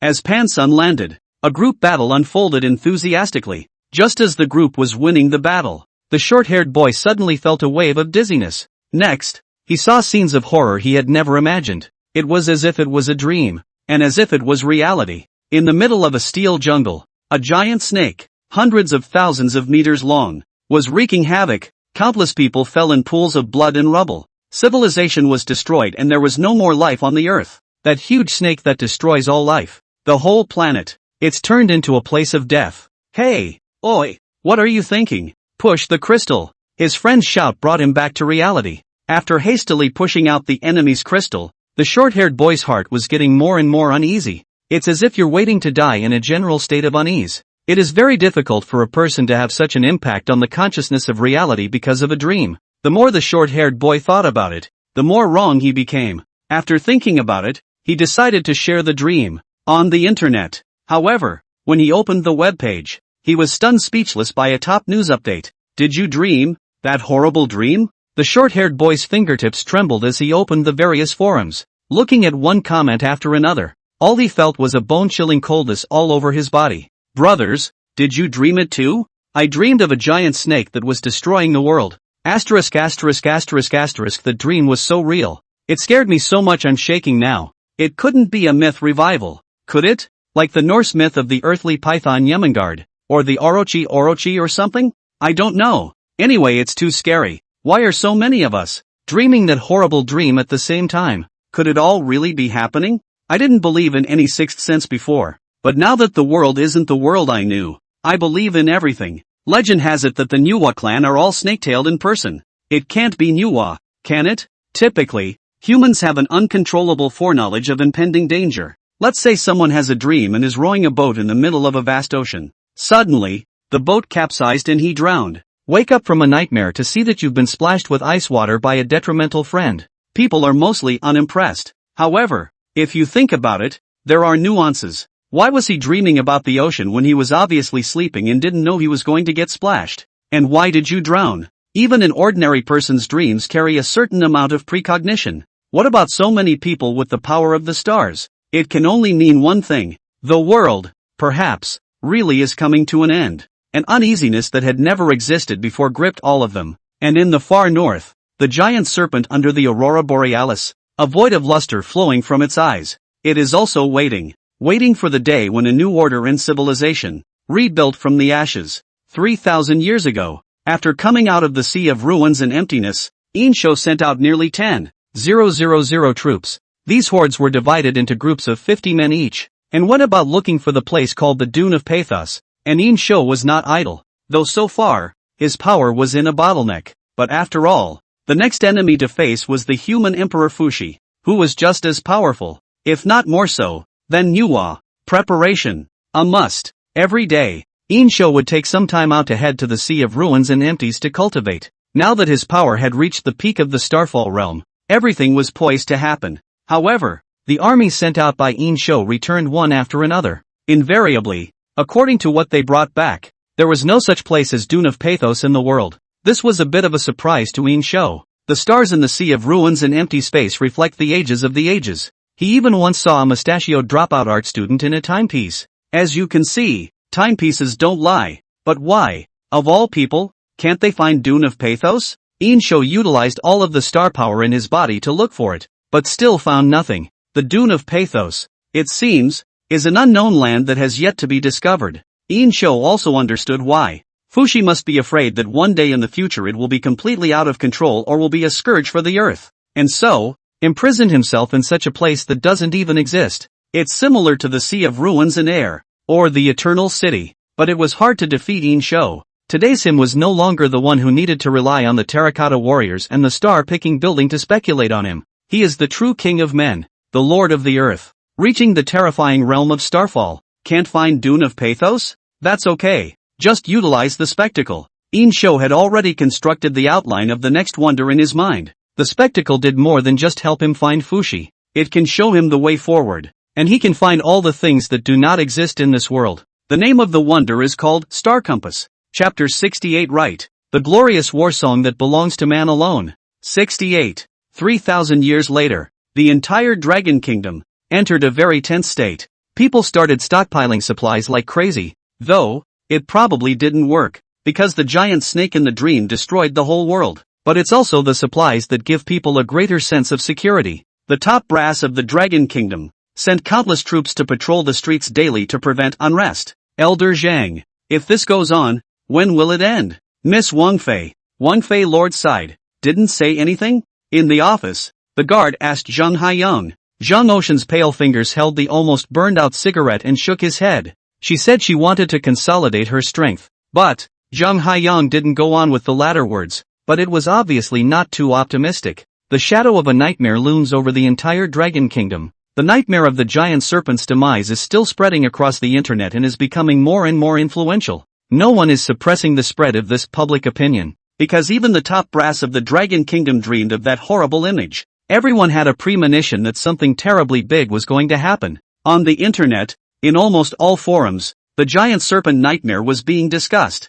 People are in fear. Grandpa, it shouldn't really be destroyed. I haven't lived long enough. A giant snake that powerful. I'm afraid it could pierce through the entire planet if it really appeared. Right? Don't be so pessimistic. Mard, just obtain the power given by the old ancestor and you have to face this kind of thing? No official statement has been given until now. What should we do? The netizens all over the internet were in a state of dismay. Even Gaga has turned into soon. However, the situation was turned around by the appearance of an anonymous comment, which, surprisingly, was liked by tens of millions of people. Brothers, I think we shouldn't be so downhearted. Although it's a bit of a standing ovation for me to say this, but we shouldn't disgrace our old ancestors, much less the people. 3,000 years ago, our old ancestor faced the heavenly Tao, and instead of compromising, he held his head high and fought the heaven. The fervent blood that beheaded the dragon and battled the sky on that day should still be boiling even now. With his sword, old ancestor cut through the thorns and thorns to cut out our dignity as human beings, and now we are facing nature, or some kind of mysterious punishment, just as the old ancestors did 3,000 years ago. We all have human blood in us, and even more so the blood of our ancestors. Whose ancestors were those great Shang generals 3,000 years ago? Perhaps they have been transformed into stars and are watching us from the universe. We should defy fate and everything like our old ancestors. Heaven wants to destroy people, so we will overturn that day. The old ancestors left us power with the thought that this day might come. We will follow in the footsteps of our old ancestors, and with our sword blades, with our fists, we will uphold our dignity. I don't know who posted this comment, but it was like a blazing fire that ignited the hidden fervor in everyone's heart. Vaguely, it seemed as if something had awakened in this ancient land. Maybe the netizens are sandy and quirky on a regular basis. It will also be full of profanity on the internet to vent the stress of reality. Perhaps all the dissatisfaction with reality, and the weight of suffering, makes people start to swing for the fences when the effort is not rewarded. But in everyone's heart, there is a hidden fire that never goes out. Flame of hope. This flame is eternal, burning in the most imperceptible corners of everyone's heart. Maybe the fire will be covered up by all the lesser things, but one day, when this fire of hope is awakened, it will gather together and burst into a fire that will burn the sky and the sea. When the flame of hope is lit, everyone is a hero. The opportunity to awaken this flame of hope may be a shocking passage. Asterisk. That's a great point. Right. That's right. Old ancestor can even fight with the heavens. What are we afraid of? Mother said the old man's blood is boiling. That's right. No one can erase the splendor of man. What bull heaven's way? What bull extinction? I'm not convinced. We have to control our own destiny. Him. Right. No one can destroy us. Not Nuwa, not the heavenly Tao. Like the old ancestors. Battle. War. In just a day's time, because of one comment, the winds of the internet have undergone a sea change. Netizens have gone from disillusioned to full of fight. Yeah, isn't it just a giant longworm? Just do it and be done with it. The old patriarch said that from now on for millions of years, man's destiny will be in his own hands. Now the time has come to take control of your destiny. Countless people clenched their fists and waited for that disaster to come. And the officials of the Dragon Kingdom have not been idle. After all, this dream of extinction is no longer something to wonder about. This must be the fable. In response to the prophecy of the giant serpent of perdition, large quantities of starfruit began to be mined in the Eternal City, distributed to all the people of the Dragon Kingdom. There were quite a few people from other countries who saw the opportunity to get some of the Dragon Kingdom's starfruits. However, the reply given by the Dragon Kingdom is, I have more than 1 billion people in the Dragon Kingdom. How can I be worse than your 3 melons and 2 dates? Step aside. The world of 3,000 years ago was the stage of the great merchants. The world after 3,000 years is the stage of the Dragon Kingdom. This battle is imminent. Yin Shou, who lived 3,000 years ago, is about to challenge the human Emperor Fuxi by fighting as a sacrifice. People living 3,000 years from now will challenge the nightmare of extinction with their full blood as the spirits for the expedition. Every day, there were also a large number of people from the Dragon Kingdom who spontaneously traveled to the Sea of Marketplace Air to train. Batch after batch of the people of the Dragon Kingdom, after consuming starfruits and drinking star water, they then cultivated and strengthened their physiques in the sea of ruins and empty space, ignoring the laws of time, completely become the holder of the power of the stars. The faces of every one of them burned with fighting spirit. The unseen light of the ancient earth is competing with the sun, moon and stars. They, too, are waiting for that earth-shattering bang after 1,000 years of silence, waiting for that day. As it was 3,000 years ago, rewrite the glorious war song that belongs to man alone. O old ancestor, watch, we, for one, will not dishonor you. Chapter 69 Terrifying Starfall Realm, Mountains and Rivers as a Map, Stars as a Sun. 69. When the setting sun is fixed for eternity on the dunes, the giant of Pathos will wander into endless torment, until the new king appears. 3,000 years ago, the top of the Stargazer building, hunting gales ravaged the earth. Yin Shou looked at the endless starry sky, his rigid side face light and dark under the stars. Today is the day of the creation of the star compass. The eternal universe is filled with believing stars. At the same time, there are by-the-book stars. There is no way to know the wonders of the universe, but the power of the stars, Yin Shou had already mastered. It was as if he was now connected to the stars in the sky by an invisible silk thread. In the midst of all the stars in the sky, there was one of the most inconspicuous stars. It wraps around in a circle every 100 years in the pitch blackness of nothingness, and every 1,000 years, there will be a slight deviation. Today, it's time for the star deviation. Yin Shou's gaze pierced through the void, looking at the universe from afar. When the stars deviated, he suddenly activated the star power of his entire body. The large hand grabbed into the void. Drop! A brilliant arc suddenly cut across the sky, trailing a long tail as it rushed toward the lake in the wilderness. A star compass, not a compass held in the hand. Rather, The mountains and rivers are the charts. And the stars are the children. Countless people tilted their heads to look at this wonderful arc, either frenzied, trembling, or moved, until a radiant force crashed down to the lake. In the process of falling, the star began to shatter again, shattering into countless streams of starlight that spilled out onto the surface of the lake. The realm of starfall could really make the stars fall, even broken stars. The huge impact shook all the land around the lake and shrugged it up to form a high mountain. And in the lake, it fell back into calm, without a ripple. The crushed stars are giving birth to a river of stars that shine in opposition to the night sky, alerting the host that you have a new message. 3,000 years later, the top of the Stargazer building, the princess was bathed in starlight, which flowed like silk across her snow-white neck. Starlight flickered around his body, and the power of the reclamation realm flourished spectacularly, illuminating the surroundings. The princess slowly opened her eyes and sighed quietly, though her power was now strong enough. But her intuition told her that she was no match for the giant snake in her dream. After thinking about it, Princess Wang still took out her cell phone to contact the mysterious person. As things stood, the crown princess had already guessed that the mystery man was most likely Emperor Xin. Taking a step back, even if it's not, it must be inextricably linked in some way. Otherwise, it's hard to explain everything. Of course,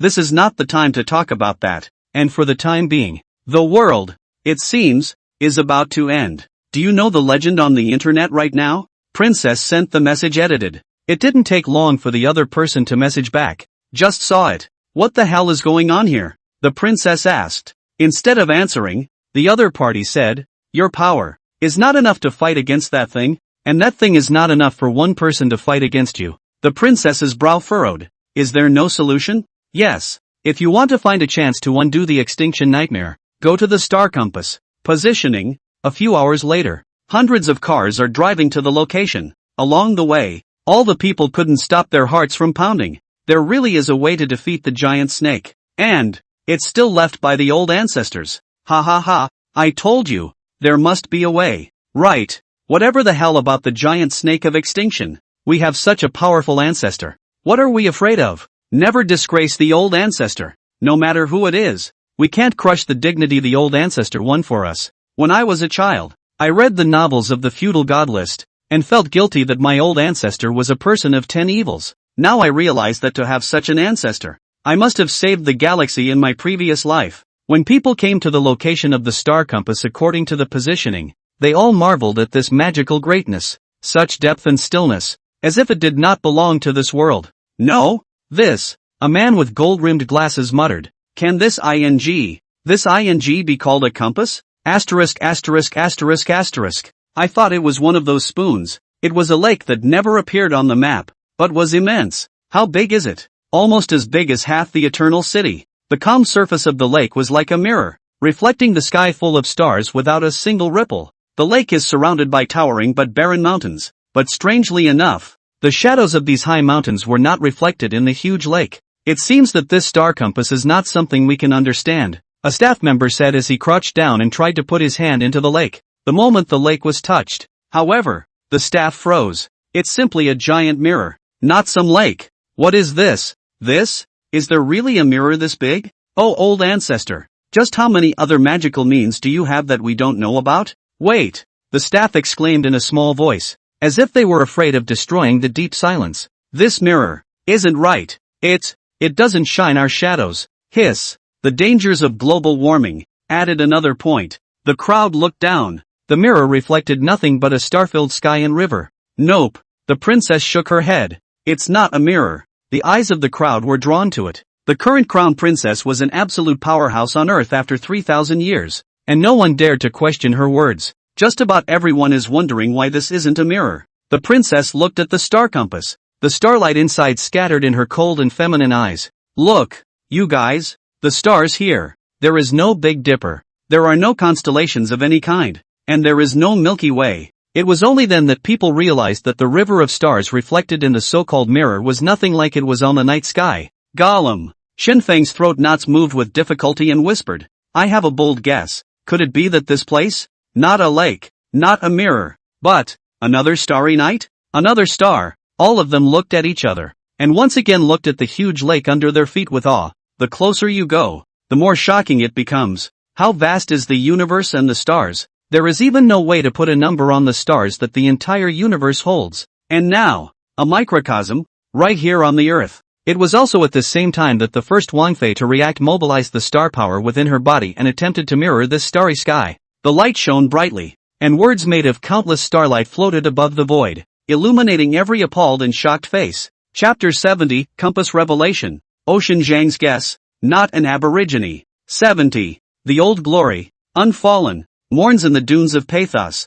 I want to find it and sacrifice it to battle to gain supreme power. Then, with great power, the stars fell here. The mountains and rivers are the disk, and the stars are the children, deducing the events before and after. The vastness of the universe, the 6 heavens and the 8 wastes, the sun, the moon, and the stars are all there. Name, Star Compass. The words, which had been radiant, seemed cold and pale in this moment. It was simply impossible to describe the shock in the hearts of the crowd at this moment. As early as during that battle with the heavens, everyone already knew about the old ancestors' terrifying strength. But now it seems that what was shown at that time was not the real strength. One person murmured in horror. That means the old ancestor personally shot down a star to land here 3,000 years ago. People raised their heads in horror and looked at the vastness of the universe. How far are the stars from the Earth? Some say it, some don't. Although the level of technology is now developing rapidly, people can already explore the tip of the iceberg of the universe at the most preliminary level.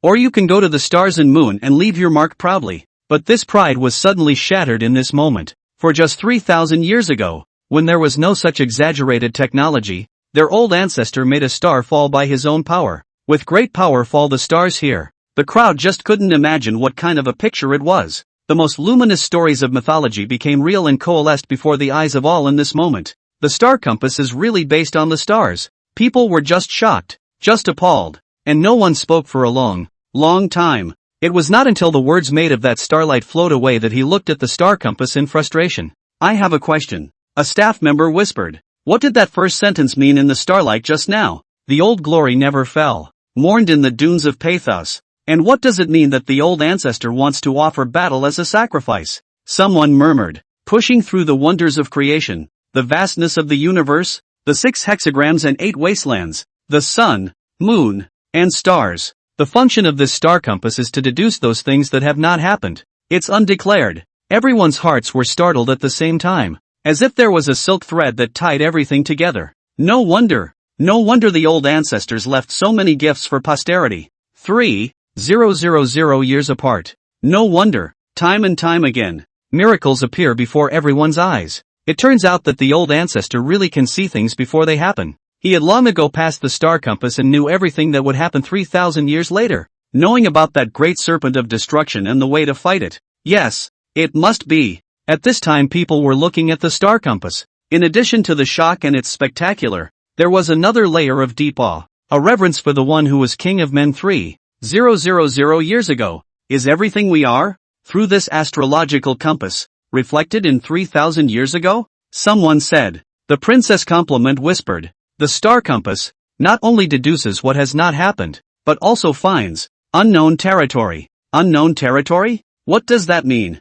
Your Highness? Dune of Pathos. The princess said. A new power, hidden in the unknown dune of Pathos. And the star compass, in addition to deducing things, was able to help him find his way to the dune of Pathos, the heartbeat of the crowd. At the same time, accelerated. In other words, the power to save the world from being destroyed is hidden in the dune of Pathos? If you find it and gain the power there, you can defeat Orochi? Just, this star compass, how exactly should I use it? In the high office, Zhang Haiyang closed the laptop, his face looking a little flushed from excitement. The body also began to shiver slightly. Not long ago, he thought all civilization would end, despite the fact that everyone was hot and ready for a fight. But against a terrifying existence like that, it was still unknown if he could win. He was unwilling that the past history of the Dragon Kingdom had only just been unearthed and everything was about to come to ruin. It wasn't until just now that the star compass was introduced, pointing the way for everyone. It's the old ancestors again.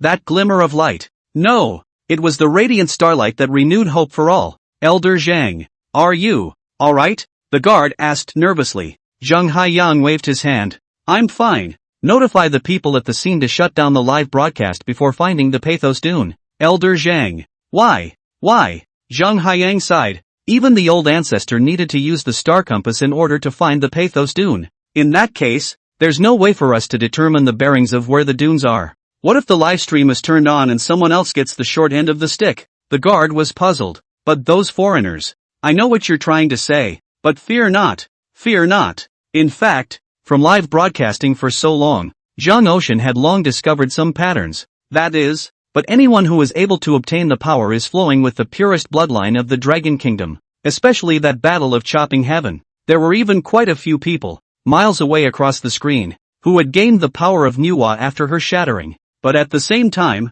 there were a lot of foreigners watching the live stream, yet not one of them gained power. That's odd. It stands to reason that the King of Men, who is the Lord of all mankind, would not have such a thing happen. Unless, those foreigners are not human. Rather, it was some other creature, or perhaps not native to the planet. Of course, this was only a personal guess after Zhang Haiyang had let his imagination run wild. It is not yet possible to determine, but he was absolutely right in his decision at this moment. Fear not. Fear not. 3,000 years ago. Includable wonders detected. Star compass, large-scale wonders, may be included. Keywords for wonders, mountains and rivers as disks, stars as suns, deducing unknowable things and unknowable places. Is it included? With an affirmative answer from Yin Shou, the spectacle was successfully included. Just at the moment when the inclusion of the spectacle was successful, the entire lake of the starfall suddenly burst into a hoary splendor of light. Amidst the brightness, there seemed to be something that connected Yin Shou to the star compass.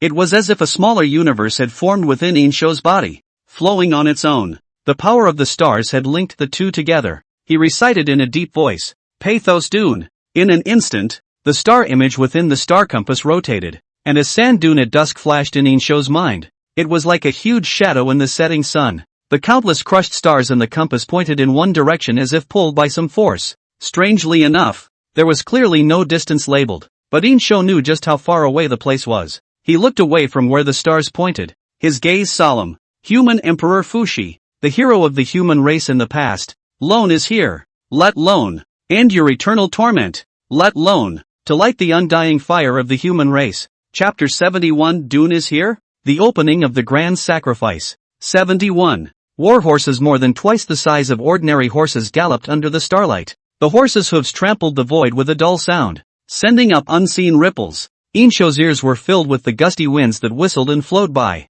The speed of the war horses was fast, even compared to the steel giants of the latter days. The warhorse galloped for who knows how long before its hooves slowed down. The hundreds of generals following behind Yin Shou also slowed down their horses at the same time. At the same time, Yin Shou, who had already resonated with the star compass, had a thought well up in his heart. The destination is here. Bang! The forehooves of hundreds of warhorses sank to the ground. Yin Shou surveyed the surroundings. Great King, one of the generals said, Mordecai has already seen it when he came. This is a land that is nowhere to be seen. There's no sign of anyone for millions of miles around. Yin Shou nodded. The Dune of Sorrows would have been difficult to find, and some people wondered. Moreover, since Fuxi was afraid that one day he himself would lose control, he would surely look for a deserted place to use as a cage. After all, with the power of human Emperor Fuxi, it wasn't difficult to create an unknown land. In this way, even if one day he couldn't suppress the weird power of the God Sealer in his body, he wouldn't have to worry too much about it, and it would bring disaster to humanity. If it wasn't for the star compass, Yin Shou wouldn't have seen fit to find this place. Beneath his feet, there was a cascade of sand dunes. Occasionally, you'll see a boulder a dozen feet high, standing alone in the dunes. The boulders, all entangled in huge chains, cried out silently like giants in the dusk. A tattered sunset hangs just beyond the end of the dunes, casting a red veil over them. The light spills out in bits and pieces, lengthening the shadow of the boulder and the shadow of Yin Shou. It's obviously beautiful here, so beautiful that it's almost breathtaking. Yet, it gave a chill, a strange feeling. It's like a light veil roaming beautifully above the 9 palaces, in the midst of the fairyland on earth. Yet wrapped in that light veil was a white bone spirit. That white bone spirit's body was delicate, but her face was a morose white bone. The dunes in front of us gave that impression. Only, there was no sign of that hero of yesteryear.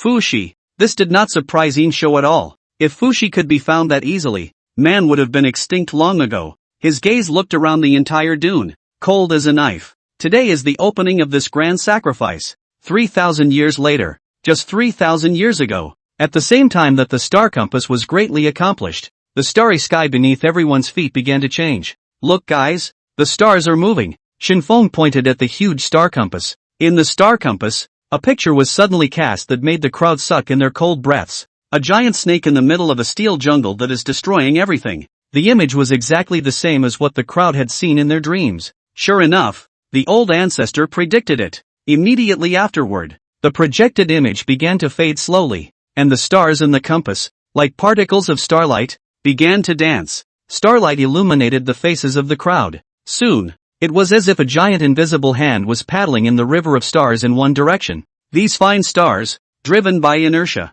It was like floating weeds on running water surging in one direction. Is this the star compass showing us the way? The power that defeated that great serpent is hidden in this direction? This should be the instructions left to us by the old ancestors. Oddly enough, there is no distance or any hints though, but all those who harbor the power of the stars know exactly where this direction ends. Surprisingly it could be there? So what the hell is going on? I'm getting confused now and the CPU is smoking. The old ancestors went there 3,000 years ago? In the office, upon hearing the news coming back from the guards, Zheng Haiyang was also startled. How could he not have expected the next place of wonder? It seems that the old ancestor is way ahead of us, the guard asked in a low voice. Elder Zhang, what do we do next? Zheng Haiyang took a deep breath. An unspeakable pride etched on his aged face. What to do? Oh, it's natural to follow the old ancestor. It's about time for this old bone of mine, having gained the power of the stars, to move around. Contact the Ministry of Foreign Affairs. Tomorrow, let's go to the beautiful country. Yes, the location of the Dune of Sorrows is just west of Pretty Country. In order to prevent himself from getting out of control and brutalizing human beings, Fuxi imprisoned himself in the west with his supreme greatness. Once upon a time, the recent history of the Dragon Kingdom was written with humiliation, invaded, slaughtered, even called sick. Even until now, many people still wear such tinted glasses, thinking that every single person in the Dragon Kingdom is weak and sick. Of course, this is not without the credit of the Western media's various out-of-context reports, but everything changed completely when those 3,000 terracotta warriors were unearthed. In the current Dragon Kingdom, just take out any random member of the populace who possessed the power of the stars, even if it was the most ordinary member of the populace, put in any other country, it would be an existence that could sweep through. At one time, this land suffered from trampling, and now the people are going to travel to the great and beautiful, which boasts of being the first power of the world, in the most exalted manner. That night, the Ministry of Foreign Affairs of the Dragon Kingdom sent out a notice to Big Pretty. Tomorrow, the Dragon Science Research Team and a portion of the Dragon personnel will travel to the Pretty Country. That's right, a notice, instead of bargaining. Nowadays, the Dragon Kingdom can actually say I don't eat beef in front of the whole world, notifying you of a big beautiful. That's giving you face, you have to take it. Chapter 72, Dangerous Dune. You don't deserve it. So it's him. 72. Ever since the goddess statue was broken by the princess, Pretty Country had changed from being unruly to being a little goody-goody, facing the Dragon Nation. These guys didn't dare to make another move. Until now, the giant sword, which was almost 100 kilometers tall, was still hovering over the White House. Who dares to say anything more? At this moment, Zhang Haiyan, Princess Wang, and the rest of the group were sitting in a spacious office in Pretty Country. The dozen or so officials on the opposite side bowed their heads about to droop into their pants, not daring to breathe a single breath. You guys say we can't go to that sand dune in the west? The princess asked faintly. The charming eyes were full of coldness. Gollum, an officer named Tur. The knot in his throat moved with difficulty. Unable to help it, he recalled the image of that day when the sky was thundering. That, my lords, he explained in a difficult tone, it's not that we don't cooperate, but that piece of sand dune is really a bit weird. If anything happens to your lords inside, we can't afford to take the responsibility. In the westernmost part of the Pretty Country, there is a deserted, uncultivated sand dune. Rumor has it that anyone who steps into the dunes will be lost there forever. No one knows when the legend appeared. Maybe it was dozens or hundreds of years ago, or maybe it was yesterday. However, it subconsciously affects each and every one of the great and beautiful subjects. Zheng Haiyang said indifferently, there is no need for you to be responsible. We will take responsibility ourselves if anything happens. Right now, we're just hoping that your country will cooperate and rent us some vehicles. After all, Zhang Haiyan was a high-ranking member of the Dragon Kingdom, so it wasn't good to press people too much with his power. But even so, sitting down there silenced a group of pretty officials. They glanced at each other when they heard Zhang Haiyang's words. After studying it for a long time, this carefully said, "We are willing to provide the vehicle at no cost, just that the sword can be moved." That sword. It's like it's suspended in everyone's heart. I don't know what day it will fall. A sword hundreds of kilometers high would have unimaginable consequences if it fell. Zhang Ocean said in a deep voice. No need. As much as it should be, we don't owe you a favor. Not a word about the sword. The princess laughed softly. Quite a unique scenery. Isn't it good? Maybe. It can boost your tourism industry. The pretty country officials were on the verge of tears with their bitter faces. Sister, so we have to thank you? Does the air in the pretty country smell sweet? The answer is, sweet smelling my ass. A strange odor permeated everywhere. It took a closer sniff to smell it, and it smelled like scum. That's what Lunan thought at the moment. When Lunan was in the dragon state, he was originally a bitter office worker. Always 996,007, adding to the capitalists. On weekdays, there are not many other hobbies, just like to read tomato novels. The best thing about it is that it's good looking. Presumably tomato readers have this in spades. But it wasn't until that day that he saw the image of old ancestor chopping heaven on the live broadcast. Thus, he gained power beyond his imagination. Due to his relatively good talent, coupled with his character not being bad, he was selected by the Dragon Kingdom and issued a high-grade starfruit. The current Lunan was already a powerful person of the fire-bathing realm. At the moment, he was lying on a patch of grass, chatting with a little girl from a pretty country. Big brother, Mommy said that there are fairies in your country.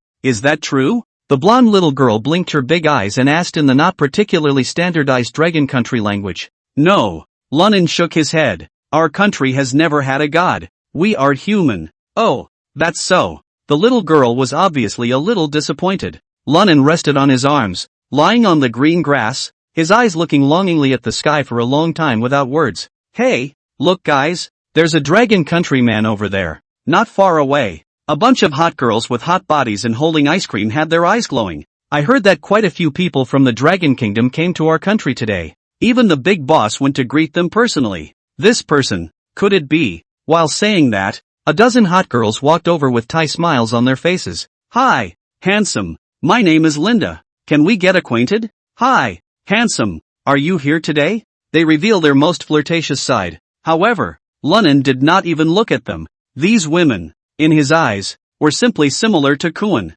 The commotion grew louder and louder, and in no time at all, dozens of men and women from the pretty country surrounded Lunan. There was even a bottom feeder among them. Your Honor, is the pretty country still staying comfortable? Someone fawned. Are you tired from traveling all the way? The little girl who knew a little bit of the dragon's language translated these words into the not-so-descriptive dragon's language and said them to Lunan. The group was like dogs pleasing their masters. However, dogs are loyal. And in the deepest part of their eyes, greed was hidden. Lunan had been mixed up in the workplace for so many years. How could he not see this? This group's currying favor is simply purposeful. It was nothing more than hoping that Lunan would use the power of the stars to give them some favors or something. Or, develop Lunan as a mole. Lunan coldly swept his eyes and said disdainfully, Can you, please, put your flowery thoughts away? It's a bit smelly on a hot day. All the people were embarrassed. And for a while they could neither cry nor laugh. Lunan coldly said, The power of the stars is something that the old ancestors left to the Dragon Kingdom. You don't deserve it. After saying that, he gently patted the little girl's forehead. Little girl, I'm leaving, bye. The little girl looked at Lunan's back with some reluctance. Ding dong. Lunan, who was walking, suddenly rang his cell phone, and saw that it was a message from his good brother Shinphone. Where the hell have you been? Don't be a wannabe. It's been announced that in half an hour, we'll be heading for the Dune of Pathos. Here we go. Lunan's eyes burst with an excited glow all of a sudden. This time, he will be in a foreign country to witness the legends left by his old ancestors. Stretching his arms out and embracing the breeze, Lunan whispered softly to himself. Prepare to depart. I'm going to follow in the footsteps of the princess goddess forever. Chapter 73, A New Wonderful View of the Human Emperor's Tomb. 73. 3,000 years ago. Pathos Dune. The sands of the setting sun bury the old glory. Dozens of towering stone pillars were all bound by huge chains. Yin Shou's gaze was solemn. A former human emperor was imprisoned here, and today will be when it all hands over. The old times are coming to an end and the new times will shine brighter. A mournful gale, raising the sandy dust of the setting sun, atomized everything into a silhouette. Yin Shou understood that these chained boulders were the keys to unlock the door to the true dune of pathos. Hoo-hoo! The wind was howling, and heaven and earth were solemn. The cloak was raised in the gale. Yin Shou rode a huge warhorse and came under a huge rock. An inexplicably sad atmosphere was coalescing on top of this boulder. Countless years have weathered this impossibly weathered boulder. The once human Emperor Fuxi, today's human king, De Xin. It's finally time to meet up. This will be a great battle to determine the future fate of man. If Yin Shou won, then he would be able to obtain the power of the human emperor to achieve more great feats. If Yin Shou lost, all this splendor would be gone and he would become a corpse in this dune of pathos. Whether it's now, or 3,000 years from now, Lone will lead the human race to a new glory. Everything is doomed and will be crushed. Former Emperor of Man, take your pain and sleep here for eternity. And from now on, the name of Lone will replace you. In the blood-like remnants of the sun, amidst the wind and sand that filled the sky, Yin Shou drew out the human king's sword. Clank! The human king's sword let out a mournful cry that resounded through the heavens and earth. It was as if it was rendering sadness to this amazing battle. All the generals behind Yin Shou simultaneously leapt off their horses, kneeling on one knee and arching their hands in a cry. May my king's martial fortune prosper. The sword in Yin Shou's hand flipped, and debris and sparks intertwined in the center of the dune. A column of words that would span 3,000 years of time was carved on top of the giant stone. The king of men found Fuxi in the sand dunes of Pathos. Fuxi, the former human emperor, once led the rise of the human race, jealous of heaven. Rather, the blood of the human emperor in Fuxi's body actually restrains the power of Nuwa's heavenly Tao. Afterwards, Nuwa devised a way to suppress the human emperor by using the forbidden power of the god sealing tablet and uniting with the divine beast, Han. Fuxi, fearing that his body would get out of control and cause trouble on earth, chopped off his legs and imprisoned himself in the sand dunes of Pathos for an eternity of suffering. The king of man wants to find the supreme power and lead the human race to explore the great Tao, also for Fuxi to get out of eternal pain. So here we are, organizing a battle memorial. Send off the former human emperor with a war sacrifice. The king unseals himself and enters the dunes to meet the former human emperor. The heroes of yesteryear have been reduced to beasts. The old and the new eras have also changed hands today. Two hegemons fight to the death with Dune of Pathos. The sky is sad and the stars are falling. At the end of the day, the king of man uses the power of the stars to kill Fuxi. The king has obtained the power of Fuxi, combining it with the stars to open up the supreme way. In order to show the former splendor of the Emperor of Man, a monument was erected here. The name is Tomb of the Human Emperor. All mortal princes and folk who come here will be blessed by great power and seek the path to supremacy. After carving down this shocking string of words, in Yin Shou's mind, the system's voice was heard. Includable wonders detected. Tomb of the Human Emperor, unable to determine the size of the spectacle, may be included. Keywords for the wonders: get the power of the human emperor and seek the supreme way. Is it included? Included. Congratulations to the host. The spectacle has been successfully included. May the host have a prosperous martial arts career. 3,000 years later, dozens of SUVs slowed to a stop. The crowd of the Dragon Kingdom, led by Zhang Haiyang and the princess, had arrived at this sand dune. Deserted and dilapidated is everyone's first impression of the place. The sand dunes, 100 miles in circumference, stretched endlessly, and the plants that pierced the yellow sand, as if corroded by 1,000 years of age, fell apart when blown by the wind. In the distance, a tattered sunset hung over the horizon, lengthening the shadow of an almost weathered boulder. What's going on here? Why do I want to cry so much when I come here? There is a sense of mourning. Whatever happened here? This feeling, it's hard. It's like there's something pressing down on me. A great sadness that enveloped everyone. It's like a mournful cry from eternity, beckoning people to walk into eternal sorrow. At the same time, all of them understood why the people from the pretty country said that this place was dangerous. If everyone didn't have the power of the stars in their bodies, I'm afraid that they would have lost themselves in their grief and fallen into this yellow sand for eternity.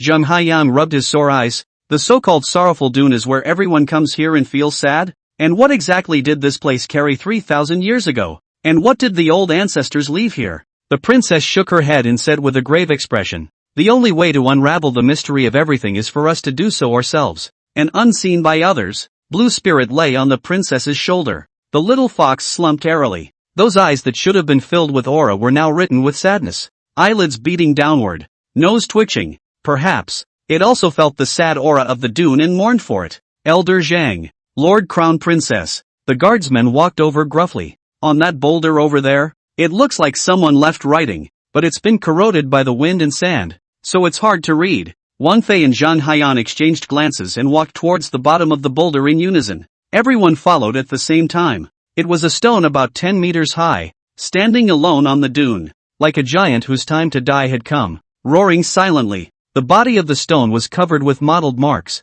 When the wind blew, the yellow sand on the top was lifted up, and you could vaguely see the characters engraved underneath. This should be it, the princess whispered. Just then, as if summoned by some kind of call, the fox spirit leapt and deftly jumped to the top of the boulder. Click, click, click. The yellow sand and decaying crust on the stone slowly came off. There are words. There really is writing, Zhang Ocean exclaimed. Everyone looked up at the same time. 3,000 years ago, everything about that battle was slowly unveiled. Chapter 74, The Truth. Corpse of the Human Emperor. Unyielding Will. 74. The King of Men found Fuxi in the sand dunes of Pathos. Fuxi, the former human emperor, once led the rise of the human race, jealous of heaven. Rather, the blood of the human emperor in Fuxi's body actually restrains the power of Nuwa's heavenly Tao. Afterwards, Nuwa devised a way to suppress the human emperor by using the forbidden power of the God Sealing Tablet and uniting with the divine beast, Han. Fuxi, fearing that his body would get out of control and cause trouble on Earth, cut off his legs and imprisoned himself in the sand dunes of Pathos, suffering for eternity. Everyone froze when they saw this. Fuxi, the mythical human emperor, ended up like this. An unspeakable emotion was born in everyone's heart. Sigh, emotion, admiration, sorrow. Everyone has heard of the myth of Fuxi. In mythology, he is the mighty emperor of man. But the reality is that the ending is this sad and this awesome. He could have done without it, because he did his best. Yet, for the safety of mankind, he still chose to suffer this eternal pain. Suddenly, the crowd looked at the ground beneath their feet. It seems to suddenly make sense why this place is called the Dune of Pathos. In a trance, the crowd saw a picture. Sunset-strewn dunes, a former king with no legs, dragging his crippled body through the desert as he continues to wander. That is to say, this is the place where Fuxi imprisoned himself back then. These are things that really existed in history? The real mythology is so dark? My God, how bold it is to break one's own legs to prevent oneself from wreaking havoc on the earth. How can one be a human emperor without such vigor? Zhang Haiyang's brows were furrowed, and his heart became more and more curious at the same time. How did the King of Men know all this? And what is the old patriarch doing here? The yellow sand on the boulder kept falling off. As more and more words became visible, people finally saw the truth. The King of Man wants to find the supreme power and lead the human race to explore the great Tao. Also for Fuxi to get out of eternal pain. So here we are, organizing a battle memorial. Send off the former human emperor with a war sacrifice. Boom! In everyone's heart, it was as if a large stone had crumbled. Right on. Zhang Haiyang's eyes widened and his pale palms trembled continuously. Elder Zhang, the guard asked. What's right? Zhang Haiyang took a few deep breaths and forced himself to calm down. And the star compass? Right on. Do you all remember the first words left in the star compass? The old glory, unfallen, mourns in the dunes of Pathos. I want to find it and sacrifice it to battle to gain supreme power. Ah, I see, Shenfeng exclaimed. The old glory refers to human emperor Fuxi. The old ancestor once fought against the human emperor Fuxi at the Pathos sand dunes. Boom! Everyone's hearts seemed to be flooded with shocking waves. They subconsciously looked around, as if trying to search for any useful clues. Only, as far as the eye could see, there was only yellow sand. But even so, the crowd was still in high spirits. Human emperor, human king, all are kings of mankind. They weren't supposed to be enemies, but yet, here it was. A shocking battle was waged. How thrilling was that battle 3,000 years ago? A war as a sacrifice, to send off the former human emperor, murmured the princess. As the yellow sand on the boulder was lifted up by the wind, more and more words presented themselves to the crowd. The king unseals himself and enters the dunes to meet the former human emperor. The heroes of yesteryear have been reduced to beasts. When they saw these words, everyone froze, then immediately realized something. Here, it's not really Dune of Pathos. The king unsealed. That means the Dune of Pathos exists in some time boundary? The moment the crowd's words fell, a magical scene occurred. A violent and incomparable gust of wind suddenly swept in. blowing everyone's eyes open. The sound of the wind was mournful and sad, as if it were some kind of mournful cry and wail. Out of nowhere, one hears a deafening roar mixed in with the wind. The roar was unwilling, angry, like a cry from the deepest part of the soul. On everyone's body, a layer of goosebumps rose. Wind stops. Everyone opened their eyes with great difficulty, and the scene in front of them made everyone completely speechless. The sunset was framed eternally in the sky, and the light seemed to be weeping. The yellow sand all over the ground took on an eerie grayish-white color, resembling sand but not sand, resembling snow but not snow, and at the end of the dune, a huge shadow stood in the setting sun. Though the shadow is long dead, but the moment they saw this shadow, a deep awe rose in everyone's hearts at the same time. That shadow, it was more than 10 meters tall, and underneath, on the grayish earth beneath his feet, were tens of thousands of huge grayish skeletons about to be buried by the grayish sand, each one nearly 3 meters tall. Those skeletons each looked physically hideous, as if they had suffered some horrible abuse before they died. At a glance, there were thousands of broken skeletons. It could be seen that the bones of these skeletons coalesced with the slightest hint of marvelous power. People's first thought, could it be that someone from the great merchant had died here? But the thought was soon denied. Everyone had seen the great merchant's iron armor in visions before. Although they were tall, they were nowhere near 3 meters tall. Moreover, the aura that remained on these skeletons was not the power of the stars. So who are they, really? Here, what really happened? The sadness is rendering this whole desert. Everyone realized that with that gust of wind just now, all had come to the true dunes of Pathos.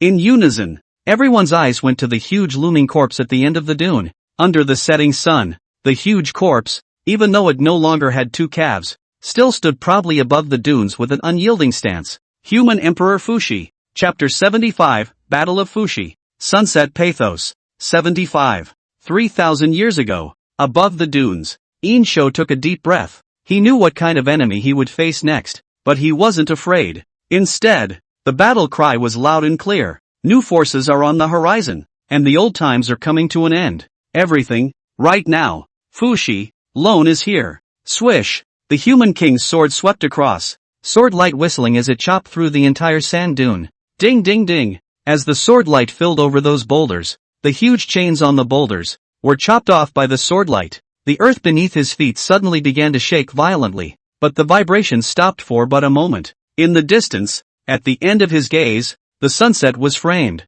radiating an eerie glow. A piece of grayish-white color slowly floated down from the void and landed on Yin Shou's hand. Is this snow? No, the snow would melt, but this gray and white did not. It's ash. Yin Shou looked up at the dunes. As far as the eye could see, it was covered in ash, appearing a grayish-white color, and underneath that grayish-white color lay distinctly one giant of enormous size. Their clothes had been corrupted by the wind and sand, and they fluttered in the wind like one hideous claw. Some of them have been turned into ghastly white bones, while others are rotting and festering. The human Emperor Fuxi imprisoned himself here back then, and it also moved all the human races. So countless years ago, the human warriors, who were still immensely large in size, formed a team. They came to the dune of Pathos to try to end the agony of the ambrosia, but the result was obvious. They failed, and so it stayed in this place forever. Bang, bang, bang. There was a deafening sound of footsteps under the dusk at the end of the sky. Each landing shook the ashes on the ground up over a foot.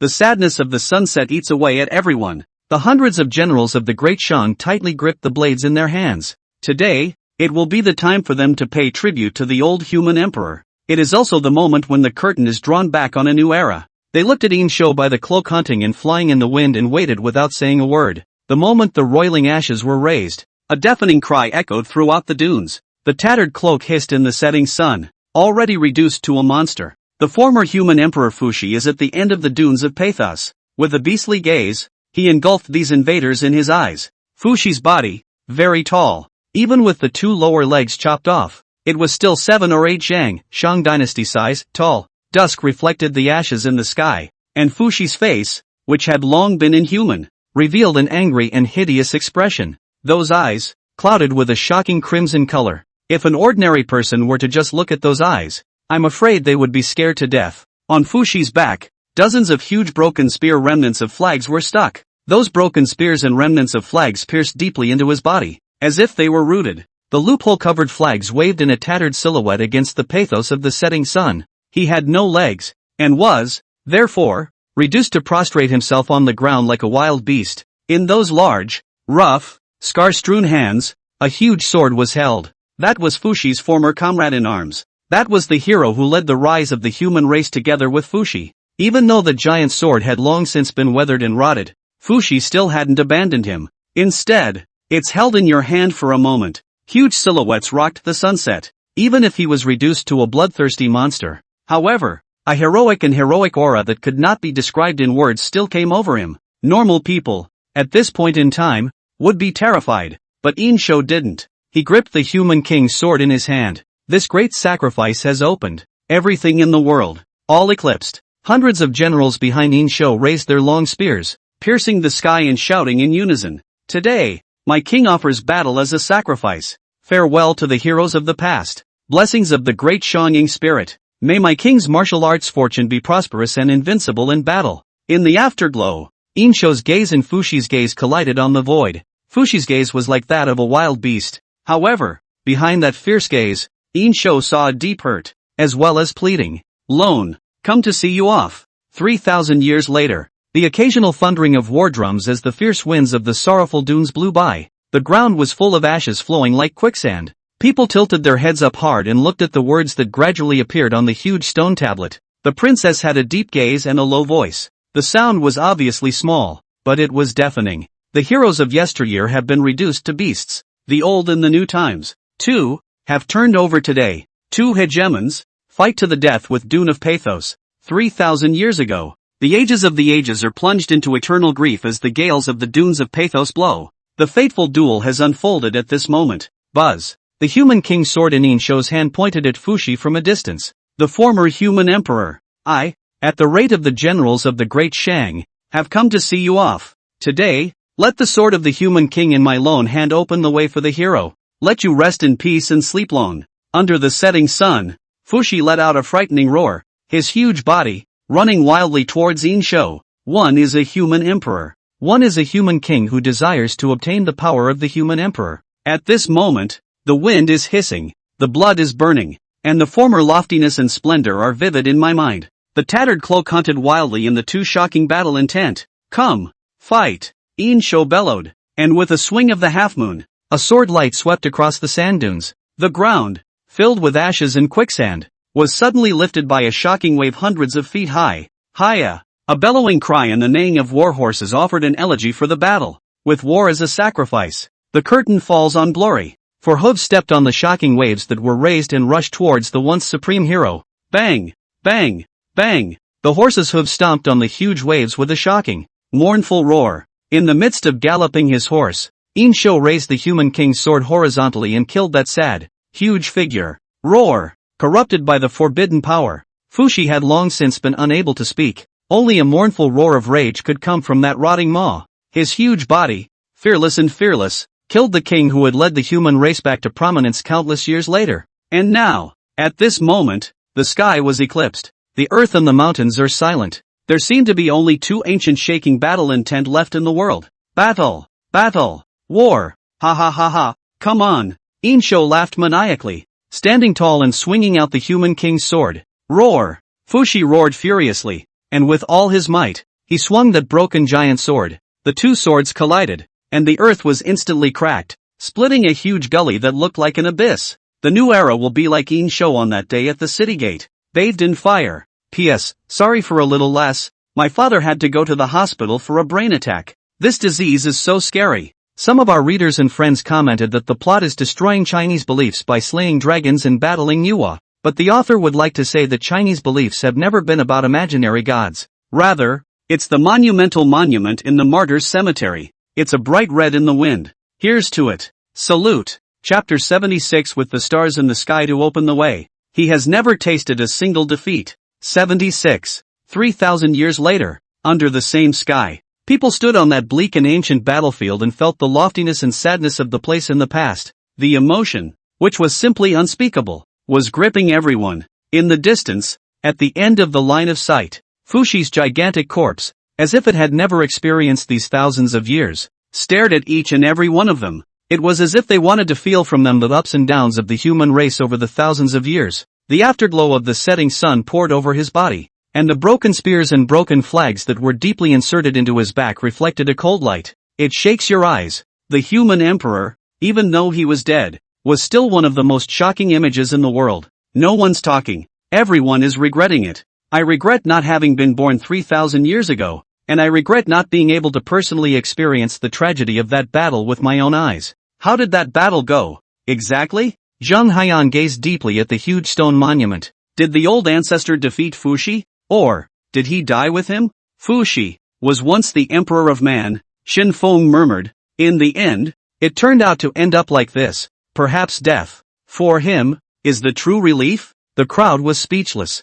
Fuxi's tragic life is a sad one. Once a hero, even death has become a luxury. Another person lamented. Why does this so-called heavenly Tao keep targeting people? What exactly is he? Is it the universe? No. Princess Wang shook her head. The universe is the universe, and the heavenly Tao is the heavenly Tao. It can't be mixed up. The universe is vast and has no end. The heavenly Tao, on the other hand, is usually just an order or program that maintains a side of the world, so naturally it cannot be compared. What happened next? What happened next? Someone asked. Just then, another layer of yellow sand and ash on the monolith was stripped down by the wind. More words, exposed to the world's eyes, also made clear to the crowd the details of that battle. The sky is sad and the stars are falling. At the end of the day, the King of Man uses the power of the stars to kill Fuxi. The transcript is simple though. It could even be described as sketchy, but the shock caused to the crowd went deep into their bones. The sky is sad and the stars are falling. What kind of picture is that? What kind of shocking battle would that be? Yes, only such a battle would be worthy of being a sacrifice for the human emperor Fuxi. 3,000 years ago, right here in this very sand dune, the human king used the power of the stars to defeat the former human emperor. What exactly are the details of the process? People don't know. All that was known was the result, which was that the human king had gained the power of the human emperor and opened up a new system of power. Winning. Sure enough, we won. The old ancestor is truly strong, able to defeat both the heavenly Tao and the human emperor. Nonsense. In all the developments we know of, has the old ancestor ever lost? Everyone came back to their senses. Yeah. From 100,000 vanguard armies, 500,000 zombie soldiers, to golden dragons, heavenly incarnations. He, it seems, has never lost a battle. People looked up at the huge stone monument as if they were looking up at the lofty and untouchable figure 3,000 years ago. 3,000 years ago. Pathos Dune. The earth is torn apart and the sky mourns. The remnants of the sun in the distance were like blood, and the light flooded the entire dunes of Pathos. It was a shocking battle. It's also a battle to lament and sigh over. In a corner of the world that doesn't exist, the King of Men and the Emperor of Men, two powerful figures were fighting for their lives. Feverish blood was burning, the will to fight was boiling, and the sound of the cloak hissing in the wind was unceasing. The two figures, the roars echoing in the wind, intertwined the former and current splendor of the human race. The human king's sword in Yin Shou's hand was bound to make Fuxi's gigantic body sway slightly with every swing. Fuxi waved his broken giant sword, supporting his huge body with his severed legs. Every time the giant sword cut through the gale, it was an unbearable weight of life. The two of them were completely unavoidable and just stood in place, constantly clashing the blades in their hands. Sparks and ashes flew in unison. Bang! Bang! The sound of weapons clashing was like the sound of loud drums at a sacrifice. Every collision was like a landslide and the end of the world. When the battle reached its full swing, Yin Shou let loose a wild laugh. Ha ha ha. Good. Good good good. Long could not have imagined that the human warriors of the past would be so powerful. Worthy of the name of human emperor. Seeing you is like seeing the past and the future. Ha ha ha. Wild laughter soared through the battle circle. The human king's sword let out a long roar, and with each rise and fall, it would raise flying, decaying blood. Roar! Roar! The bruised and battered Fuxi was furious, angrily swinging his giant sword one at a time. In a trance, he seemed to regard Yin Shou as the embodiment of the heavenly Tao, wanting to vent the hatred of countless years. There were no words, other than tragic, to describe the battle at this moment. The clash of blades, the wild laughter, the roar, and the neighing of warhorses cleansed the boundless sand dunes. Like a wild battle intent, it rolled up a storm in the sky and tore the setting sun apart. It ends here. Yin Shou clamped his legs on his warhorse, which instantly leapt hundreds of feet in height. He raised the human king's sword high. At the tip of the sword, a bright starlight coalesced, Fuxi looked hideously at the towering shadow, and behind those angry eyes, there was an indescribable emotion. From now on, the future of man is left alone to pioneer. Hero of the past, I will send you off to open the way with the stars in the sky. Drink dash. Sword fall. A radiant arc that cut through the void and poured down onto the dune of pathos. In the next moment, the stars in the sky fell like rain. The world says that the stars are an untouchable existence, deep and vast and far away. He is forever coalescing above the universe, illuminating every space and time. It was a presence that was always beyond the reach of man. But at this moment, those untouchable stars are like countless generals poised for battle, armored for the rise of man. At Yin Shou's command, they wrapped themselves in the starlight of the sky and killed that former hero. Boom! Boom! Boom! The stars fell above the great wasteland. The earth shattered and the sky was speechless. The entire world, as far as the eye could see, turned a ghastly white. Everything has ebbed and flowed. There was only the tall figure on a warhorse, holding the sword of the human king, gazing into the distance. The countless stars reflected him as a magnificent silhouette. The cloak behind that, fluttering wildly in the starlight. Chapter 77, The Human King's Dialogue with the Human Emperor. Fuxi's Fall. 77. The sacrifice fell completely. A new king who will lead the entire human race and stand on top of the world. The stars have cleared and the dust has settled. Ashes drifted in the sky, drifting down to the ground into Fuxi's huge body. It's like confetti fluttering from an altar. Fuxi had his hands on his broken sword, and the blood from his body, like a waterfall, flowed down, coloring the setting sun even redder. Yin Shou, on the other hand, rode his warhorse and slowly approached Fuxi, who was already at the end of his strength. The battle was won or lost. Yin Shou was 10 feet apart from Fuxi, and in between them was the eternal sunset. Fuxi supported himself with his already severed legs, one hand on his sword, so that he could stand as straight as possible. 4 eyes. Yin Shou could be certain that Fuxi had regained his senses, but at the same time, it's a harbinger of things to come before the big day. Fuxi had been reduced to a monster for so many years that he had forgotten how to speak. He looked at Yin Shou with an indescribable look. Those eyes were far-reaching in vicissitudes, as if they were full of dozens of emotions. Yin Shou looked at Fuxi's eyes and read his meaning. What Fuxi said was, I have seen your past, and from now on, the flame of the human race will be yours to carry. Yin Shou did not speak, looking at Fuxi with rigid eyes,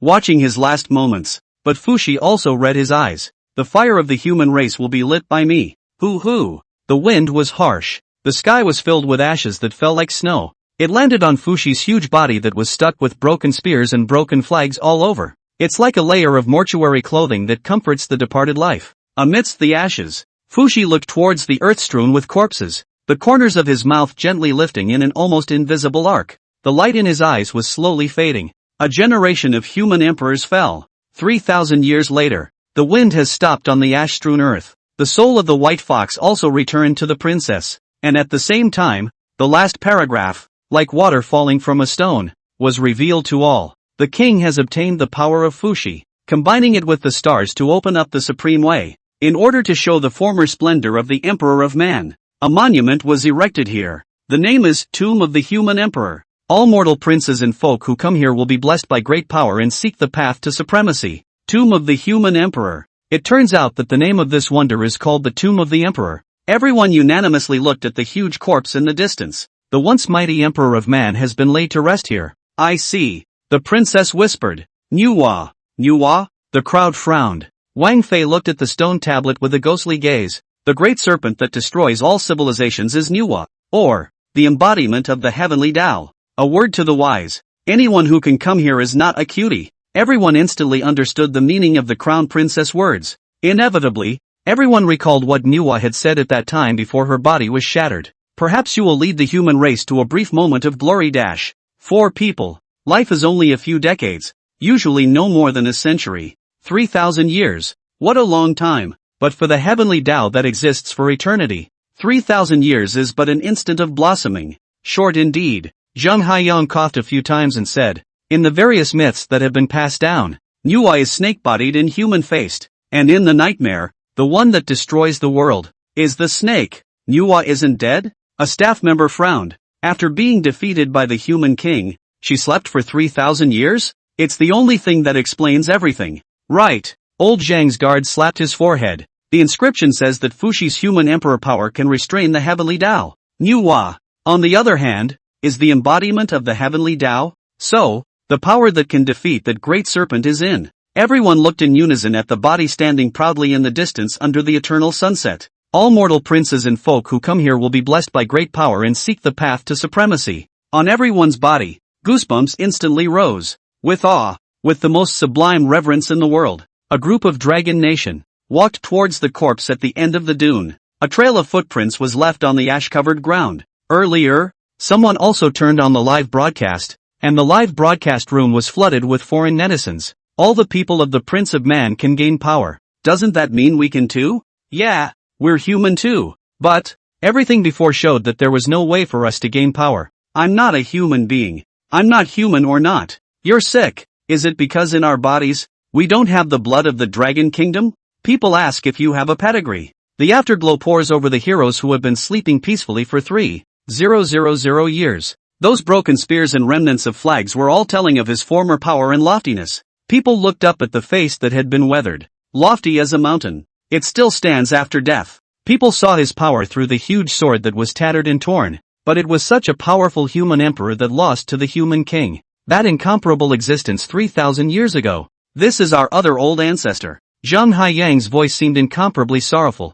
He didn't dare to look directly at the huge sword that wrote the glory and fall of mankind. He imprisoned himself here for the safety of us humans, suffering in ways we can't even imagine. Today, the human king left behind all sorts of legends 3,000 years ago and led the rise of our dragon kingdom. It is only right that we honor this former hero. As the words fell, Zhang Haiyan took the lead in arching his hand in salute. Crown Princess. A group of staff members arched their hands in salute. Shen Feng, Lun and a group of people from the Dragon Kingdom arched their hands in salute. Almost at the same time, a burst of dazzling and eye-catching golden light suddenly erupted from Fushi's gigantic body. The eternal sunset in the sky finally fell. But the next moment, just one moment, a new sunrise rises from the east. A new flame that is rising. The sunlight was all over the place, bathing each and every one of the Dragon Kingdom's subjects. A new power that is slowly emerging. In the far north, the giant snake, whose body had reached 100,000 meters,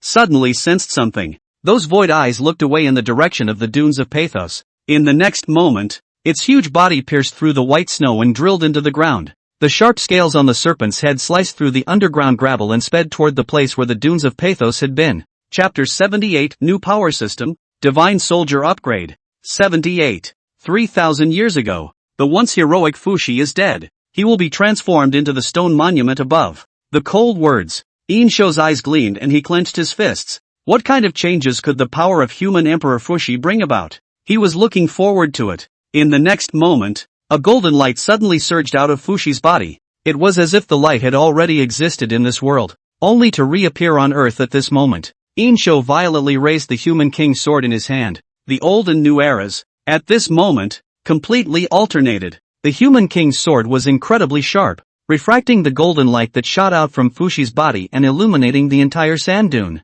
Yin Shou saw that a vast, golden, wild current was coming towards him in an overwhelming manner. The power of the human emperor. That vast and furious current continued to wash over Yin Shou's body and his consciousness. Clank! Yin Shou thrust the human king's sword fiercely in front of his body, leaning on the hilt with both hands as he stood up to face the torrent. Boom! Rumble! There was a thunderous, deafening sound, followed by the shattering of the earth and the dimming of the eternal sunset. Yin Shou felt that an unnameable greatness was taking root somewhere in his body. The power of the human emperor and the power of the stars were constantly copulating in his body. He saw many unseen images that were from eternity. At that time, Fushi, incomparably valiant, led the human race to war with the heavenly Tao, with nature, and even with outsiders who were not of this planet. And the memories of those battles had been as deep as a brand in Yin Shou's mind. It was as if it had become his innate instinct. Yin Shou's physique was already strong, and he had been able to kill fierce beasts with his empty hands since he was a child,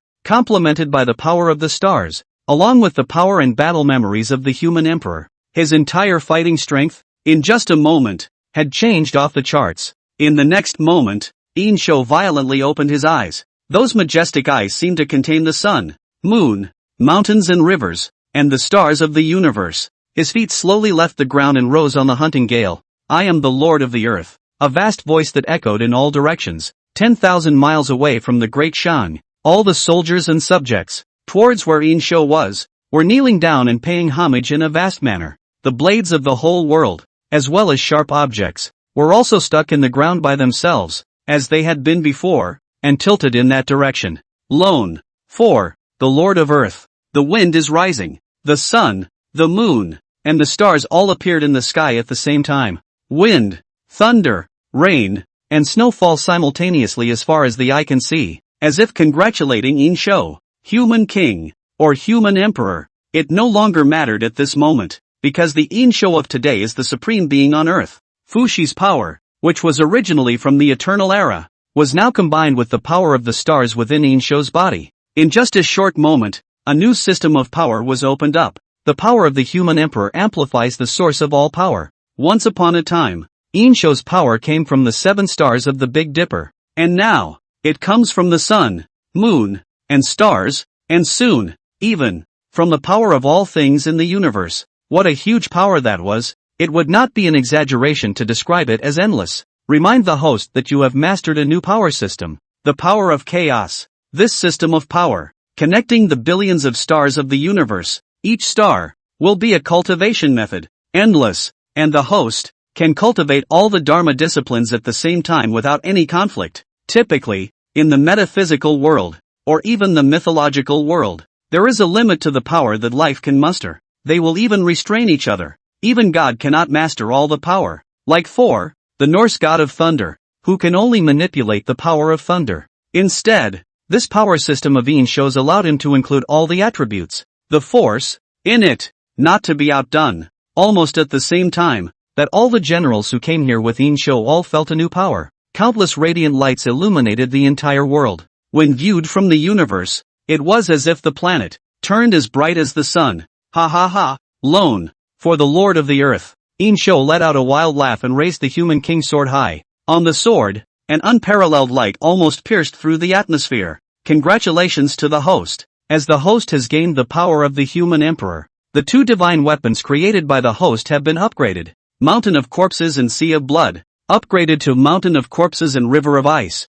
the world's most ferocious and coldest blade, which can freeze everything and devour everything with blood. Human King Sword, upgraded to Human Emperor Sword, the emperor of all weapons. No weapon can compete with him. Remind the host that the Human Emperor Sword has become identical to the host's human sword, so as long as the Human Emperor Sword kills more non-human enemies, the faster the host will be able to borrow the power of the sword to improve. That's good. Yin Shou looked at the sword in his hand and burned with fighting spirit. The more enemies you kill, the stronger you are. Just what I wanted. Yin Shou had once vowed to be the first tyrant in this ancient world, conquering everything with killing and blood. And this Human Emperor Sword can also be conquered at the same time, to enhance themselves, like a tiger to add wings. Clank! Yin Shou raised his sword and shouted, "From now on, no matter if it's a human emperor or a human king, in this world, there's only one orphan. The heavenly Tao has been extinguished, and no one will ever try to suppress the rise of the Great Shang,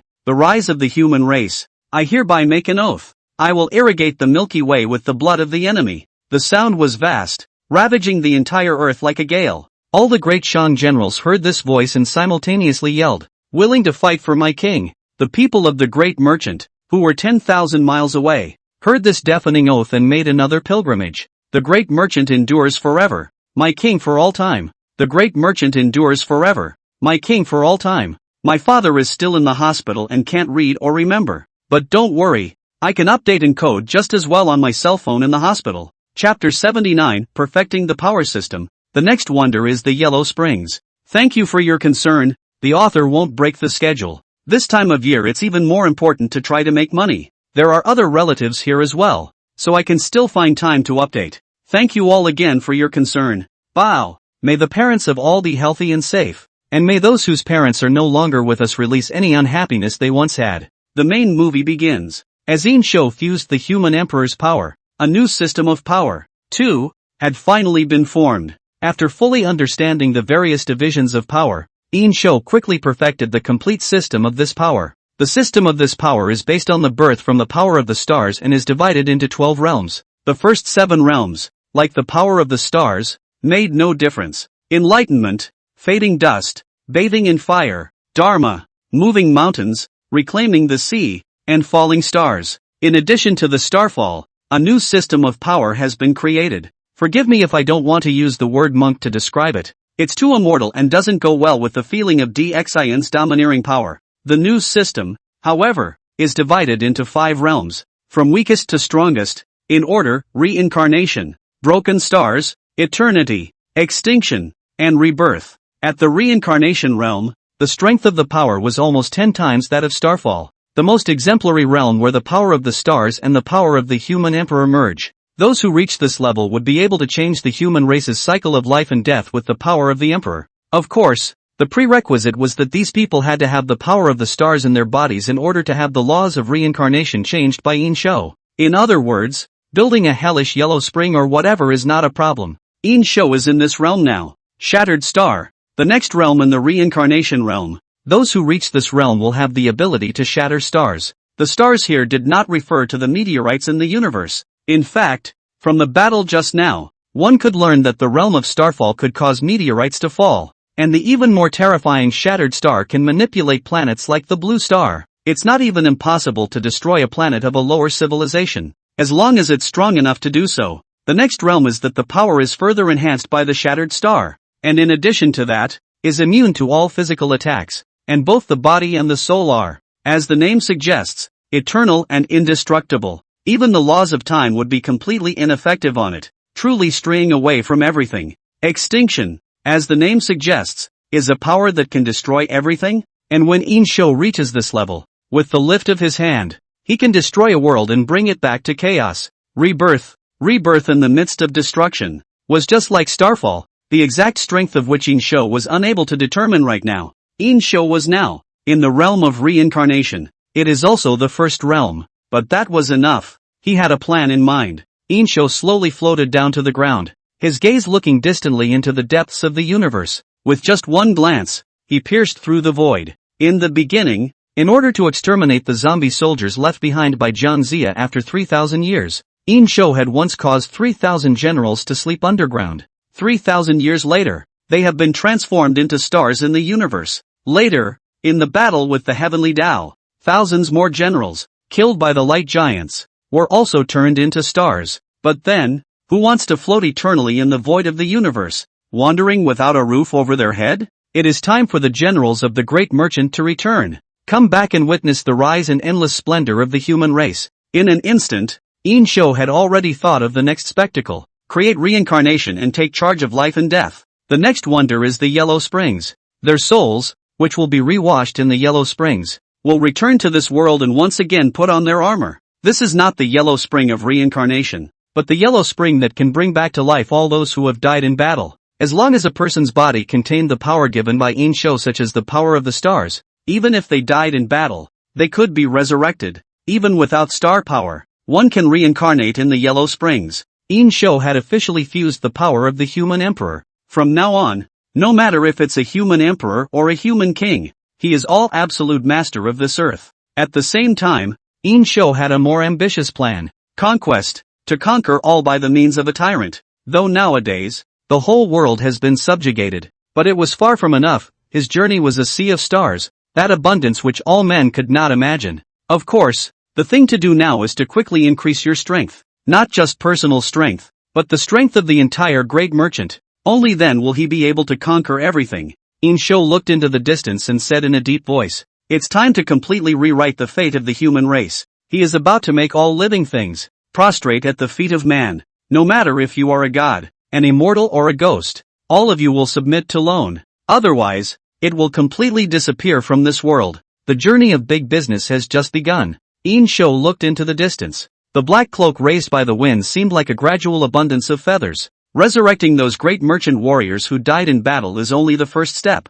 Next, he would have the great merchant warriors, all of whom would use star fragments as armor, and all of whom would use cosmic essence as blades. The iron hooves of the great merchant will trample all life. And at this moment, in the vast and boundless universe, a huge warship was slowly traveling. 3,000 years later, brilliant light flowed through the dune of sorrows, making everyone feel like they were in a vision. In a white glow, people saw that Fushi's huge body had dissipated with the wind. At the same time, deep in everyone's heart, they heard a voice that did not sound like a human voice. The voice was ancient and mysterious, vast and pale. "Descendants, my mission is accomplished. That person will lead the human race to a new glory. An ancient power surged out from everyone's body, causing the entire Pathos Dune to start shaking. All of them have gained different degrees of enhancement. The original fire-bathing one has reached the phallic stage. The original phantoms already had the power to carry a small mountain. There were even those with higher talent that had reached half-step reclamation,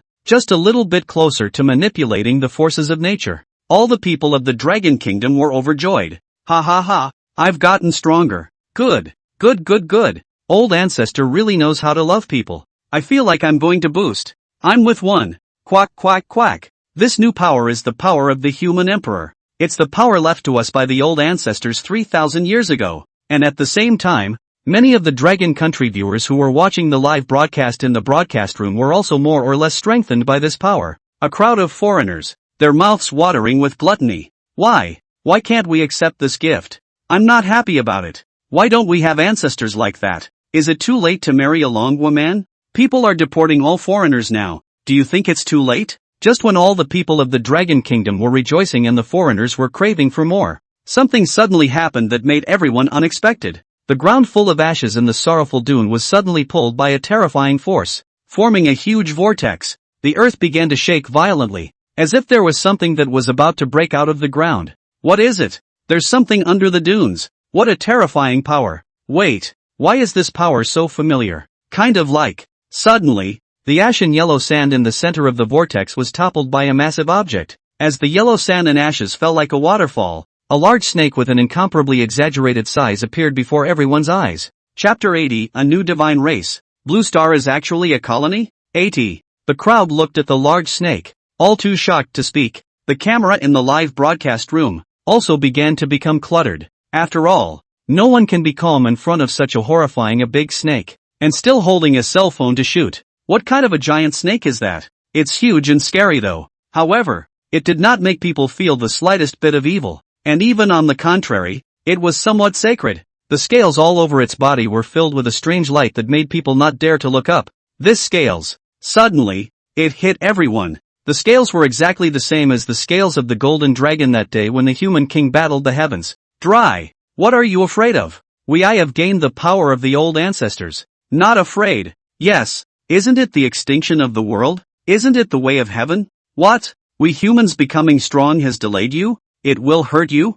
3,000 years ago, the old ancestor fought against the heavens. And today, we will also fight against the heavens. Ga ga ga ga. Among the crowd, there were two figures that walked to the very front, facing the terrifying serpent. One is Princess Wang, and the other is Ocean Zhang. Neither of them spoke, but the fire of battle that blazed through them ignited every heart. Come, battle with the heavens, a young man roared, and a 10-meter-tall phallic figure violently coalesced behind him. We live 3,000 years later, 3,000 years behind our old ancestors. But, we will never disgrace our old ancestors. Bright flames of stars lit up on another young man's body. The power of Fuxi, which Lu Nan had just acquired within his body, intertwined with the power of the stars. Everyone raised their heads at the same time and stared at the indifferent world-destroying serpent. Are they afraid? Fear. Who is not afraid of such an existence? But, true bravery is not fearlessness. Instead, face your fears head-on. For the sake of the Dragon Kingdom's tomorrow,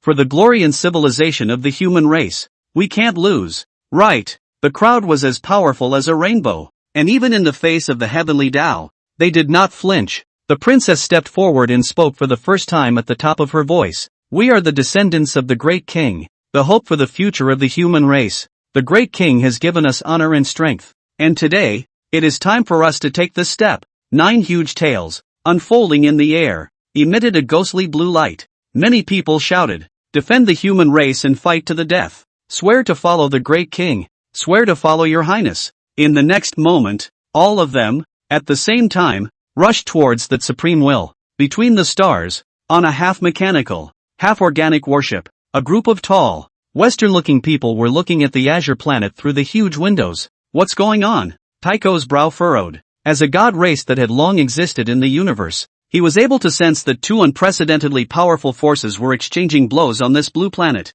Moreover, this power wasn't their god race's power at all. Lord Tago, it's not clear, the pilot of the battleship explained. The power. It seems to be the power of the Aborigines on this planet. Aborigines? Tycho's still handsome brow wrinkled. This situation seemed a little different from what he knew. Didn't the ancestors say that they would purge this planet of its natives and make it our territory? Tycho grimaced, his fists clenched. Was it all a lie? No way. Absolutely no way. The ancestors would never lie. It had taken them, the divine race, a full 3,000 years to cross the immeasurable distance to this place. But how can? Suddenly, as if he had thought of something, Tago yelled, "Where are our people? Where are our divine offspring?" The pilot was maneuvering a variety of sophisticated instruments while saying, "It shouldn't be. It shouldn't be. What the hell is going on?" Tago grabbed the pilot by the collar and lifted him straight up. "Lord Tago, The driver's face turned pale as he whispered,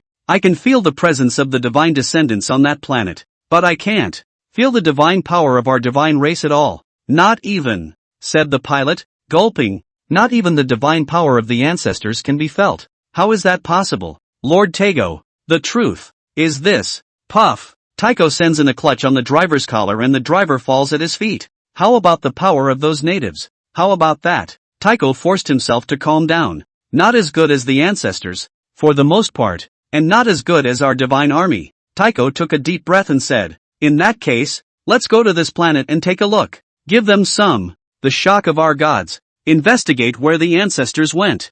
I don't care what has happened on this planet. When we approach the day, they must submit.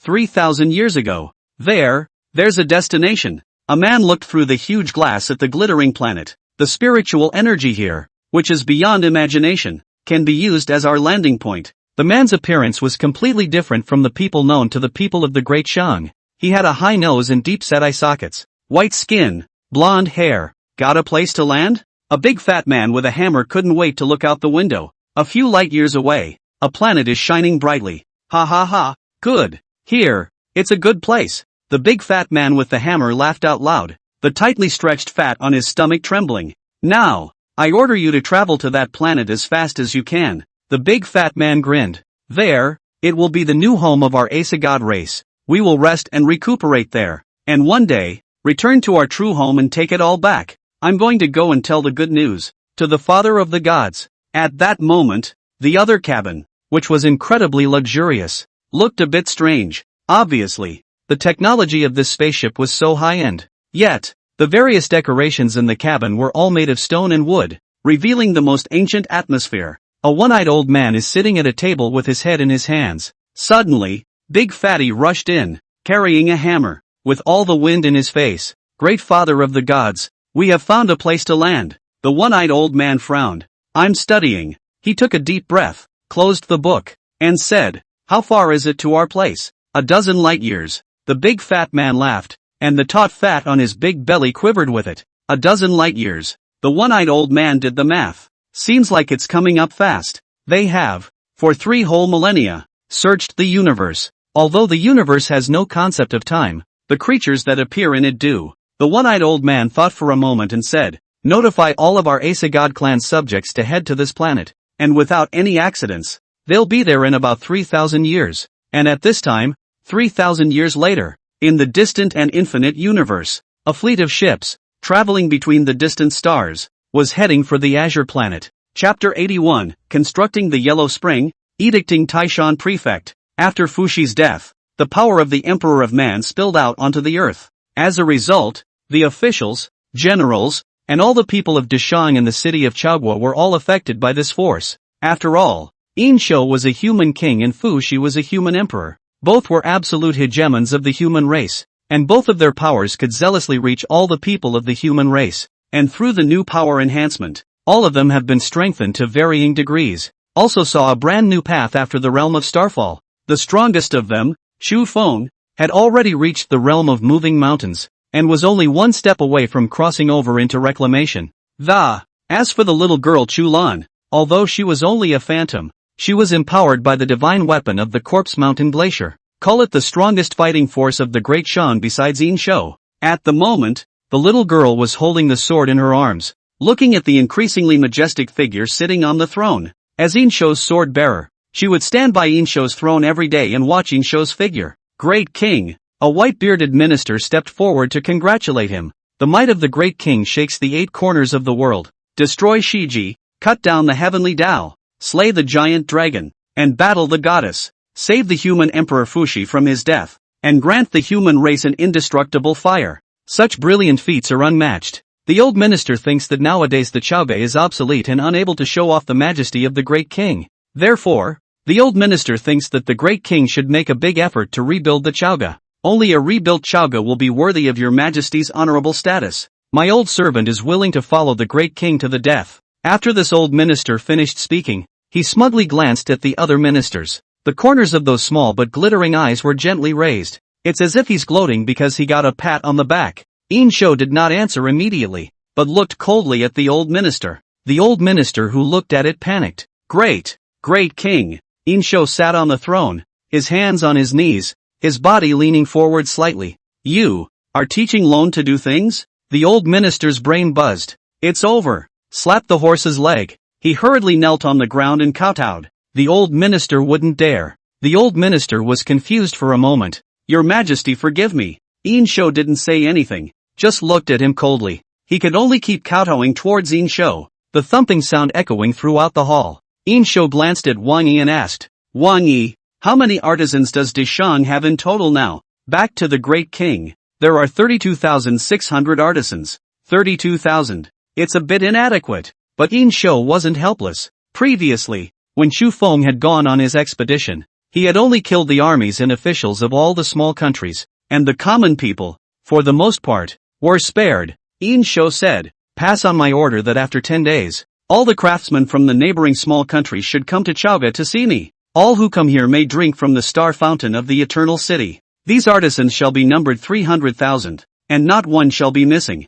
I don't care what method they use. Within 10 days, they must come to the bottom of Chaoge City. The ministers looked at each other and said that this king was quite arrogant. It looks like this is a real plan to rebuild Chaoge? Yes, sir. The ministers spoke in unison. Yin Shou certainly wasn't trying to rebuild Chaoge, though he had the idea. Now was not the time, because he's going to prepare another spectacle that. The reason why Yin Shou gathered these artisans was to build the road. Yellow Springs Road, a path to reincarnation. As early as the reclamation realm, Yin Shou could, to a certain extent, change the laws of nature. And now that there is no realm of reincarnation, it is possible to change one's cycle of life and death. He's going to build an 800-mile Yellow Spring. All those who die in battle can be reincarnated in the Yellow Springs, retaining all their memories and powers, and return to the world with the same appearance as before they were born. Simply put, it's a resurrection. Even if the body was shattered, as long as the soul was still there, it was still just as possible to construct a new body through the power of the stars. Of course, there is a caveat to all of this. That is, the resurrectionist must have the power of the stars within his body. After all, Yin Shou's power system was based on the stars, and it was impossible for him to resurrect someone out of thin air without any medium. And the location of the Yellow Springs, Yin Shou had already figured out, just below Tarzan. And this wonder is to be managed by people dedicated to it, just like the Eternal City. Historically, as early as the Eastern Han Dynasty, it was believed that after death, a person's soul could return to Mount Tai. It is strongly believed that there is a deity in the middle of Mount Tai named Taishan Fujun. The souls of all departed lives are in charge. In contrast, in some versions of the myth, Taishan Fujun is the true god of the underworld, the superior of the 10 temples of hell. In some mythological versions, it is also the superior of Fengdu Da Di. Of course, in this overhead world that Yin Shou was in, everything was different from the myths and legends. Here, too, there is certainly no Taishan prefect, much less the roaming gods and goddesses, heaven and earth. And now, Yin Shou was going to find such a Taishan prefect, responsible for helping him manage the Yellow Springs and bring all the dead warriors back to life. Seal the god. In the name of the human king or the human emperor, he has appointed a Taishan prefect. In all myths, God is synonymous with supremacy. And at this moment, in the world where Yin Shou was, he was ordaining gods in the name of man. Regarding the candidates, Yin Shou had no clue for now. However, he was not in a hurry. And anyway, the 800-mile Yellow Springs earthly mansion was not something that could be constructed overnight. It takes time. 10 days later, all of the craftsmen from all over the borderlands came to the bottom of Chaoge City according to Yin Shou's instructions. Although Yin Shou had once sent Xu Feng to destroy their country, that battle with the heavens was so earth-shattering that no one dared to disobey him anymore. What's more, Yin Shou had said so. All artisans who came to the Chaoge had the opportunity to drink from the springs in the eternal city that were watered by the power of the stars. Although it was only spring water and not starfruit, this temptation was not something anyone could resist. The construction of the Yellow Spring was something Yin Shou had already figured out long ago. As a whole, references are made to the mythological hell. At the very center of the Yellow Springs, there was a huge hall for the palace of the Lord of the Yellow Springs. Apart from that, facilities such as the Naiku Bridge are just as numerous. However, although the names are the same, they are different in nature. In mythology, the Neho Bridge is the place where people are reincarnated. The word Naiku is derived from the Sanskrit word meaning hell. It also represents the cycle of life and oblivion that people have to accept, a symbol of not wanting to go but having no choice. And Yin Shou, the Neho Bridge of this Yellow Spring, is very different. Anyone who dies in battle and passes over this bridge can go through the washing of the River of Stars under the Bridge of Naiha and rediscover their power. Yin Shou's original intention of this Yellow Springs Naiha Bridge was that, ignoring the laws of energy, who could help? Hundreds of thousands of artisans, in great numbers, traveled to the legendary Mount Tai, the Yellow Spring, a spectacle that could bring about a qualitative change in the combat power of the entire Great Merchant, was on the agenda. Chapter 82 Impasse, White Fox Awakening. 3,000 years later, Pathos Dune, old ancestor, I didn't embarrass you. Lunan's body collapsed heavily in the midst of the quicksand that filled the ground, and the flowing sea of sand was gradually drowning his scaly body. It seems that my power is still not enough. His life, at an unimaginable speed, was frantically draining away. The light in his eyes, it was fading. He was wounded by a giant snake and was already dying. Lunan shifted his gaze toward the middle of the battle circle with difficulty, but his gaze seemed like a camera that had lost its focus, and he couldn't see anything. Everyone, keep fighting, like old ancestors. I won't admit defeat. Even if I die, I won't admit defeat. Ga ga ga. I will follow forever. Lunan's eyes were wide open, staring deathly into the distance. Only in those eyes, there was no longer any expression. Flowing yellow sand that soon buried his body. Meanwhile, such a scene was taking place in every corner of the Dune of Pathos. The enemy that people face is Nuwa, the incarnation of the heavenly Tao. Although, 3,000 years ago Nuwa was seriously injured by the King of Men. Although, that giant snake sensed the awakening of human Emperor Fushi's power and couldn't wait to appear here before it had fully evolved. But a goddess is a goddess after all. Even though the crowd had already gained the power of Fushi, the battle began before the power could be thoroughly digested. Caught off guard and, as a result, fell to the wayside. The dunes of Pathos were littered with human corpses, which were quickly buried in the yellow sand, in response to the nightmare of extinction. This time, among those who traveled from the Dragon Kingdom to the Pretty Kingdom, they were all called elites. All of them were young men with strange talents, as well as the most powerful group of soldiers in combat so far. After all, only when they gained reinforcement would they be able to fight that great snake. But now, the sudden advancement of the battle was something that no one had expected. Thus, young men who could have shouldered the burden of the future died in the dunes of Pathos. The bodies fell across the dunes and were soon buried in yellow sand. But even though they were dead, everyone's eyes revealed a strong sense of defiance and resignation. Clearly, it was clear that a new power had been gained, and it was clear that it would only take a while for the power to be digested. But everything, why did it come so fast? A cell phone that was broadcasting live fell to the ground and plunged into the yellow sand. The camera, which had not yet been buried in yellow sand, relayed the scene. Foreign netizens who saw this, on the other hand, began to gloat. They didn't know about the extinction nightmare. They only knew that the Dragon Kingdom was too powerful now. They were very happy to see the Dragon Kingdom suffer. Is this our mythical Yemengard? So strong. These Rococo people are no match for Yemengard. Raise your eyebrows. The Dragon Kingdom is too strong. It's time to weaken it. Humph. Look at how wild they were made some time ago. Now the retribution has come. Countless vicious words drifted across the live broadcast. These people are like hungry wolves in the mountains. Beat them into submission and fear, and they will bow down. But once they find the slightest opportunity, they will immediately bite back. Between the stars, Lord Tego, the planet's natives, are at war with an unknown force, and are in a disadvantage. Many powerful people, all dead. The pilot could barely contain the smile on his face as he said this. Very well. The corner of Tycho's mouth lifted into a smug sneer. Let them fight. The more intense the fight, the better. When they are almost up, it will be the time for us, the Asa divine race, to set foot on this planet. At that time, all the aborigines, will bow down to us. Ha ha ha. Tego gazed greedily at the blue planet, and his tone seemed to be a little crazy. 3,000 years. We've been sailing through this boundless universe for 3,000 years, and we've finally found a place to land. What a place the ancestors chose for us. Lord Tego. The pilot's tone grew excited. The natives are still being weakened. Great. Tycho laughed maniacally. I guess that our ancestors went somewhere. They should have expected that this day would come. So, they have been quietly waiting for it, right? Ha, ha ha ha. The Ace of Gods, on this blue planet, will rise again. Snap. The giant snake fiercely threw its tail, directly knocking the Wangfei hundreds of meters away, its feet cutting deep traces in the yellow sand. The princess half-kneeled on the ground, her eyes revealing a strong unwillingness. Even though he was already in the reclamation realm, he was still no match for that giant snake. The long battle had left her body as if it was falling apart. She couldn't seem to hear anything else but her own increasingly rapid breathing. No, can't lose. The princess felt like she was about to faint,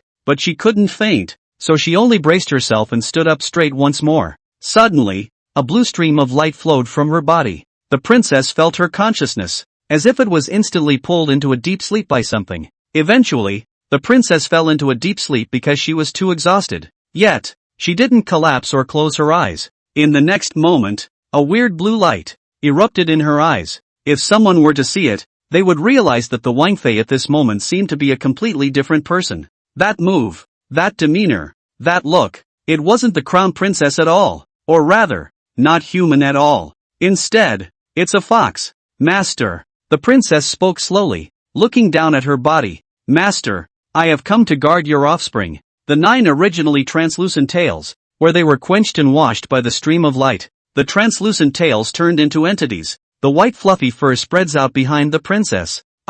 What is that? A severely injured Dragon Kingdom soldier was lying on the ground, covering his chest and looking at the princess incredulously. At the same time, more and more people noticed the changes in the princess. That move, that look, it was clearly a fox. Under everyone's horrified gazes, the princess stepped into the void and ran wildly towards the giant snake. That white fox died 3,000 years ago in the underground chamber of the first wondrous Terracotta warriors. But the ability of the system is to make what Yin Shou left behind immortal. Therefore, although the white fox's physical body died, it was transformed into a fox spirit and lived for 3,000 years. 3,000 years later, and then by mistake, he got into the body of the princess, being quenched by the 7 stars, acquiring the power of the stars, consuming 3,000 years of starfruit, and drinking the spring water of the eternal city. Although he was not human, he had obtained the power of the human Emperor Fuxi by mistake because he had possessed the body of the princess. With the support of many parties, the white fox finally awakened. It can reappear on Earth in this way. In the distance, that world-destroying serpent was still destroying everything. The body of the princess turned into a violent stream of light and shot towards the world-destroying serpent. Master, I will guard all that is yours. Chapter 83, The Enormous Woman Subdued Under Tarzan. The crown princess rushed as fast as she could towards the most supreme will in heaven and earth. Her body transformed into a white stream of light in the void. It's as bright as a shooting star. For a moment everyone froze. Everyone could feel the determination of the princess that seemed to have lasted for hundreds or thousands of years. All of them could feel it. The power that didn't originally belong to the princess. Go for it, princess goddess. It has to be a win. This has been man's last hope. No one expected that the great serpent of extinction would appear early and deal such a heavy blow. But what people didn't expect was that it was due to the fact that the great serpent was jealous of the power of Fuxi's early appearance, thus causing it to be less than half as powerful. The scaly Zhang Haiyang stared at the inverted straight line. His knuckles had turned white because he clenched his fists too hard. Must win. In the void, the eyes of the princess were filled with determination. Master, the human race will not lose. With a whoosh of white light, a meteor pierced through the head of the great serpent at the fastest speed in heaven and earth. It was a moment when the picture seemed to freeze. People could only see a straight line that pierced through that incomparably terrifying world-destroying giant snake. Your Highness stood above the void, her back to the great serpent. The next moment, from the giant snake's wound, dazzling light burst out. The giant snake let out a terrifying scream as its body began to gradually shatter. 3,000 years ago, Yin Shou defeated the heavenly Tao with the human king's sword, the sword of the earth. 3,000 years later, the heavenly Tao descended again, only to be defeated by the descendants. or Yin Shou's pet white fox? Winning! Winning! Ha ha ha! We won! Oh, to old ancestors! See, once again, man has beaten the heavenly Tao! Ha ha ha! Win! Win! All of them were in tears, for just now, they had witnessed a miracle with their own eyes. Who says the heavens are supreme? Who says the heavens can rule over the destruction of the world? It is not a matter of saying that people will win. The body of the great serpent was completely shattered, and those crystalline fragments slowly floated up into the void, coalescing into a woman with a naked body and a void expression. She looked at the earth with eyes like nothingness, at those who had just defeated her. It then slowly disappeared. The light in the sky suddenly shattered. Almost at the same time, the blue light in the princess' eyes was fading. Although the white fox had been practicing for 3,000 years, the opponent was, after all, an incarnation of the heavenly Tao. Even if the power was less than half, it was still the way of heaven. The white fox was so tired that this time it would have to slumber for at least a month before it could recover. Master, muttered words that no one could hear. She then slowly closed her eyes and her body floated down to the ground like a light feather. Sword of the stars, Lord Tego, the battle is over, the pilot of the battleship said. The natives of this planet were victorious. However, there were many deaths and injuries. The pilot frowned and analyzed. Based on the signals given by the spirit seeker, it can be concluded that these people are the strongest group among the aborigines. Very well. The corners of Tego's mouth lifted slightly. Now, travel to this planet immediately. It's time for us to show ourselves. All the descendants of the Asa gods will rise again at this moment. As for the natives, grant them the honor of being Asa's divine servants. Ha ha ha. In the vast, dark universe, a huge fleet of dozens of battleships, obscuring the starlight in the universe, was slowly approaching the Azure planet. 3,000 years ago. Report. Yin Shou was sitting in the middle of the back hall, conceptualizing his next journey when Wang Yi walked over. Your Majesty, under Mount Tai, there is a woman. A woman? Yin Shou frowned slightly. How about a woman? Wang Yi swallowed his saliva and said, Great King, that woman was suppressed in the Taishan mountain cave, 7 feet tall, and all over her body. There seems to be spiritual energy surging. I dare not act rashly, and have come to report to the Great King, and ask him to make a decision. 7 feet tall? Spiritual power surging? Suppressed under Tarzan? The perceptive Yin Shou seemed to have sensed something. At the moment when he defeated Fushi, the moment when the power of the human emperor quenched his body, he also saw a lot of facts that had happened before. In ancient times, the time before Fushi imprisoned himself, men were immensely tall creatures. This can be seen from Fushi's 10-foot height, and those white bones in the sand dunes of Pathos. It was only later, for some unknowable reason, that the size of the human race changed. So it seems, the woman who was suppressed under Tarzan, is it from Fushi's time? Wait for Lone to go and take a look. After Yin Shou finished speaking, he walked out of the great hall with large strides. Nowadays, he was already in the realm of reincarnation, and his speed was far from being comparable to any other person. He stood outside the great hall and reached a height of hundreds of feet with a single leap. With the power of the stars flowing within his body, Yin Shou was like a shooting star as he fell in the direction of Mount Tai. Beneath Mount Tai, there is a cave that has not been discovered by anyone. Inside the Taishan cave, there are jagged rocks and stalactites. There was clearly no light within the cave, but it was clear as day. This is very different from the Eternal City. The Eternal City is bright because of the artificial stars, and the Tarzan cave, but there's nothing, it's just this light. When Yin Shou arrived at the foot of Mount Tai, not much time had passed. Countless artisans saw Yin Shou's figure fall from the heights towards the earth and greeted him respectfully. Boom! Yin Shou's feet hit the ground hard, a chafe spreading under her feet. Where is the woman who is 7 feet tall? A cold and domineering voice echoed under the night sky. Great King! A middle-aged artisan who had once participated in building the Terracotta warriors respectfully walked up. The woman is in the cave under Mount Tai. But, that woman seems to have no malice towards us, but also asked us what year and month we are now. And the little man and others did not dare to act rashly, which is why we have disturbed the Great King. Yin Shou nodded and without further ado, walked into Mount Tai. Just as soon as he entered the Taishan cave, Yin Shou felt a familiar yet unfamiliar aura. Follow the dimly lit path until you reach the entrance to the cave, and everything opens up before you. There was clearly no light source, but it was surprisingly bright. Above the jagged mountain walls, shadows and light parted. White, feather-like mysterious substances floated in the void. In the middle of the cave, a very large woman sat above the void, just floating. She was barefoot, looking slightly forlorn, and covered in a light white veil. That white veil danced without wind, as if it were silky moonlight. The moment she saw Yin Shou, a strange emotion was evidently added to the huge woman's eyes. Chapter 84, Sea of Illusion. God King Odin. Thor. 84. The woman slowly opened her mouth, her soulful yet cold voice echoing in the cave. The stars in the sky seemed to have lost their colors because of his words. New king of the human race, I sense in you the aura of a former emperor. Who else but Fuxi, the former emperor? It seemed that Yin Shou had guessed correctly. The woman was indeed someone from Fuxi's era. Lone killed him, Yin Shou said in a deep voice. The huge woman's pupils snapped. A flash of pain could be seen in those huge eyes.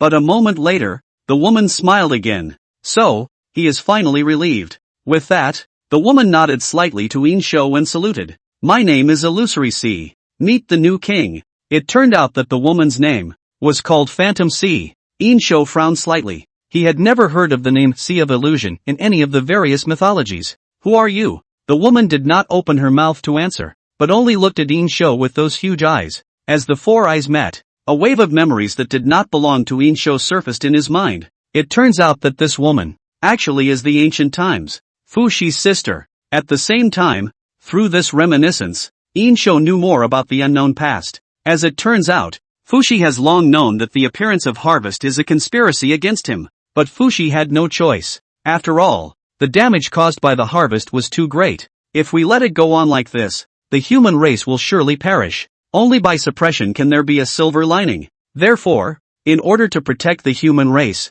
even if he knew it was a conspiracy, Fuxi had to stand up and fight with Hollow. Even if the outcome of this battle would cause Fuxi to fall, he had to face it. Mirage Sea had so advised Fuxi before he left for his journey. Brother, why bother going? We can hide from that world-destroying demonic beast and live underground. Underground? No.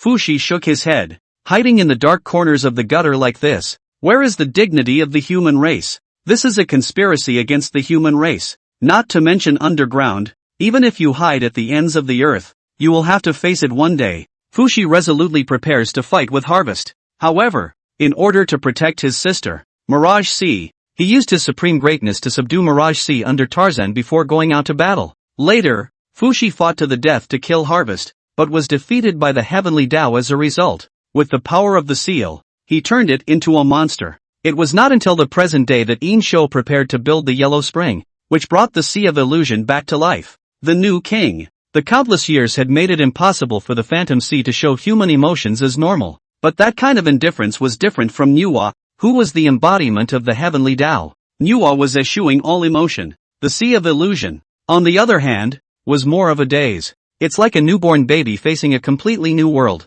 Now everything has been handed over, and the old times have passed away. I am here to see the light of day again, and I wish to give all I have for the fire of the human race. Phantom Sea didn't hate Yin Shou. On the contrary, it was very grateful to Yin Shou. Thank him for ending Fuxi's eternal suffering. Fuxi's long-cherished wish was for the human race to rise, but Fuxi had one fatal flaw: kindness. But in Yin Shou's body, Mirage Sea could not see mercy, seeing nothing but blood and war. She, in turn, will continue to inherit Fuxi's will and revive the glory of the human race. Mirage Sea, Yin Shou asked in a deep voice. In the past, when the human emperor was not around, would you be willing to recognize the orphan as your master? The Illusory Sea didn't hesitate. If I can regain my former glory, I would like to recognize you as my master. The Illusory Sea raised his head, his gaze piercing through the mountain biscuits above his head as he looked at the distant and bright starry sky, as if trying to say something, but the words dissolved into a barely visible smile.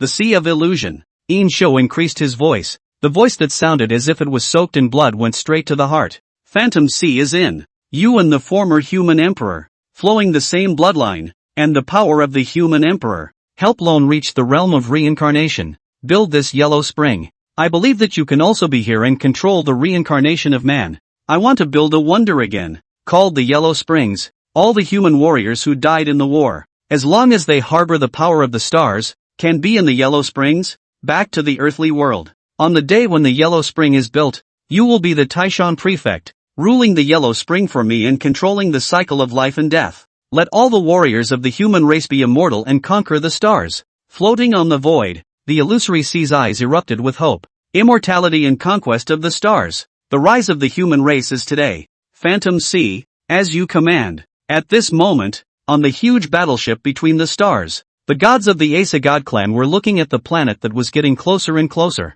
They were all here, feeling the surging power of Yin Shou. That guy, he seems strong. The big fat man holding the short-handled hammer grinned coldly, and the somewhat mottled hammer flashed with amazing thunder power. The hammer, named Mjolnir. Of course, he has a much easier name to remember, Thor's hammer. This big fat man is Thor, the famous god of thunder in Norse mythology. Also translated as Thor, Father, us and him, we might clash, Sol said while playing with the hammer in his hand. The one-eyed old man wearing an eye patch was none other than the leader of the Asa gods, God King Odin. Odin didn't answer Thor's words and was looking at the distant planet with a serious face. Two monstrous raven-like creatures were perched on each of his shoulders. It took him 3,000 years of trekking from a distant planet called Asgard to find a new place to land. However, it did not occur to him that although the civilization on this planet was a bit backward, it actually had an existence as powerful as this. Odin was cautious, and the God King's intuition told him so.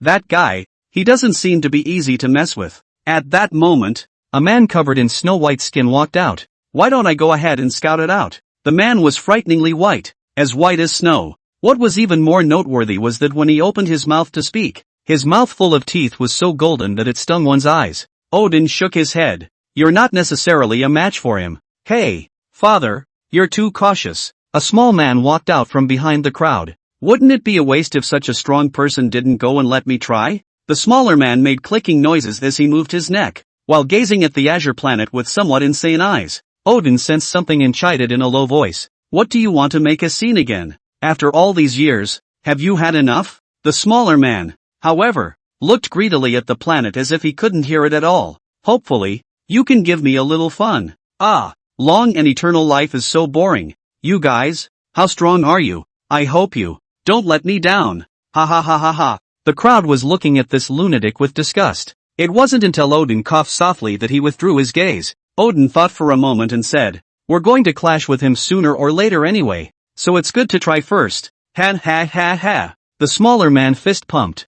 I'd been waiting for this moment for a long time. The sick madness in his eyes was chilling. He seemed eager to fight, or perhaps, longing for something other than combat. Strong people from other planets, don't let me down. Chapter 85, the Asa divine race descends, and the Yellow Spring is first formed. 3,000 years later, ever since the Battle of Pathos Dune, the Dragon Kingdom had been greatly wounded. Although there weren't too many people who died in battle, those could be the elite of the elite. In the meantime, the mystery man has not sent any more location messages. As a result, Longwei then fell silent for a period of time, concentrating on recuperation. At the same time, utilizing the Sea of Ruined Air and the Eternal City, he intended to cultivate more powerful elites, and those who died in battle in the sand dunes of Pathos. The Dragon Kingdom is all given the highest specification funeral. The families have also become the families of martyrs. During this period of time, the entire Dragon Kingdom was immersed in a faint wave of grief.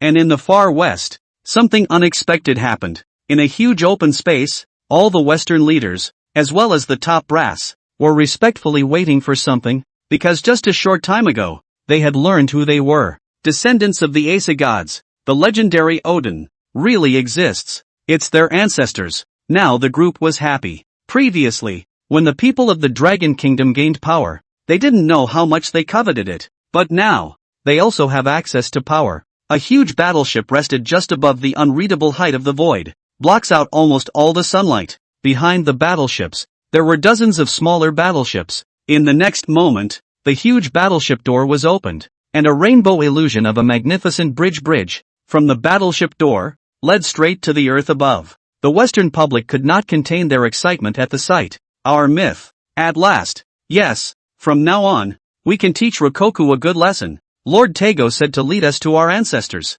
O God King Odin, great father of the gods, where have the ancestors gone? I wonder what look the people of the Dragon Kingdom will have when they see our ancestors. Tycho led the gods of the Asa tribe, stepping on the seven-colored rainbow bridge to the earth. The air of this planet, so wonderful. Tycho stretched out his arms. All of them knelt down at the same time. Greetings, Lord Tago. Ha ha ha ha, laughed Tycho maniacally. He was a descendant of the Asa god race, and this time, he would lead the Asa god race to rise again on this planet. Suddenly, Tycho's smile froze violently on his face. he saw a sword. A giant sword that hangs over the capital of the pretty kingdom. The sword hung there motionless, but it was a sight to behold. It didn't move like a mountain, but it gave the impression that it would fall at any moment. Taego's face grimaced for a moment. This sword, what's going on? The official named Tel flung himself down on his knees in front of Taego, crying, Lord Tage, you have to do it for us. The Dragon Kingdom. The Dragon Kingdom has bullied us too much. Terra added to the story by relaying the cause and effect, not mentioning how they had forced the Dragon Kingdom in the first place. The muscles at the corners of Taego's mouth twitched a few times momentarily as he listened. Fists clenched tightly. These guys, they are bold. Daring to disrespect our Aes God clan. I will make them pay. 3,000 years ago, the ancestors came to this planet. Today, how can we let them, the Aborigines, go so wild? That night, a group of Western countries once again united in one place and collectively pressurized the Dragon Kingdom. Taego, who was a descendant of the Aes gods, stood in front of the camera, his face expressionless. Now, is the last chance for the Dragon Kingdom? I want to see you all personally. Remove this sword, and kneel before me and take an oath to become a divine servant of my Aes God clan. Otherwise, in a month's time, I will personally lead 50,000 Aes God armies and step on the east. You should be thankful that the ancestors of our Aes God clan have not appeared yet.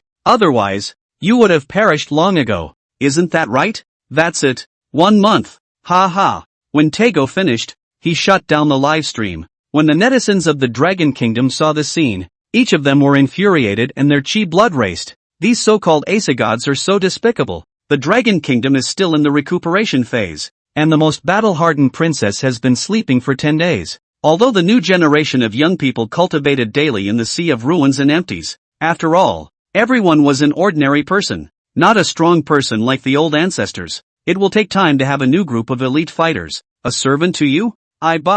Dream on. We're not even afraid of the sky. Will we still be afraid of you alien barbarians? Odin? Humph. You guys hang on to him every day and you haven't seen him appear. Maybe he was destroyed by our old ancestors 3,000 years ago. That's right. Come on if you dare. Eat lemons. If those heroes of ours hadn't died in battle, would it have been your turn to run wild? And the top brass of the Dragon Kingdom, likewise, gave a strong reply. That sword will not be moved. If you dare to move that sword, the Dragon Kingdom will fight you aliens to the end even if you raise the whole country. 3,000 years ago, the artisans who came to the chaos all drank from the star springs of the Eternal City. Although there was no way to compare it to the common people of the great merchant, both physical strength and energy had far exceeded that of normal people. Thus, under the busyness of hundreds of thousands of people working day and night, the prototype of the Yellow Springs was, at last, constructed. Yin Shou stood in the 800-mile underground world, pulling the power of the stars.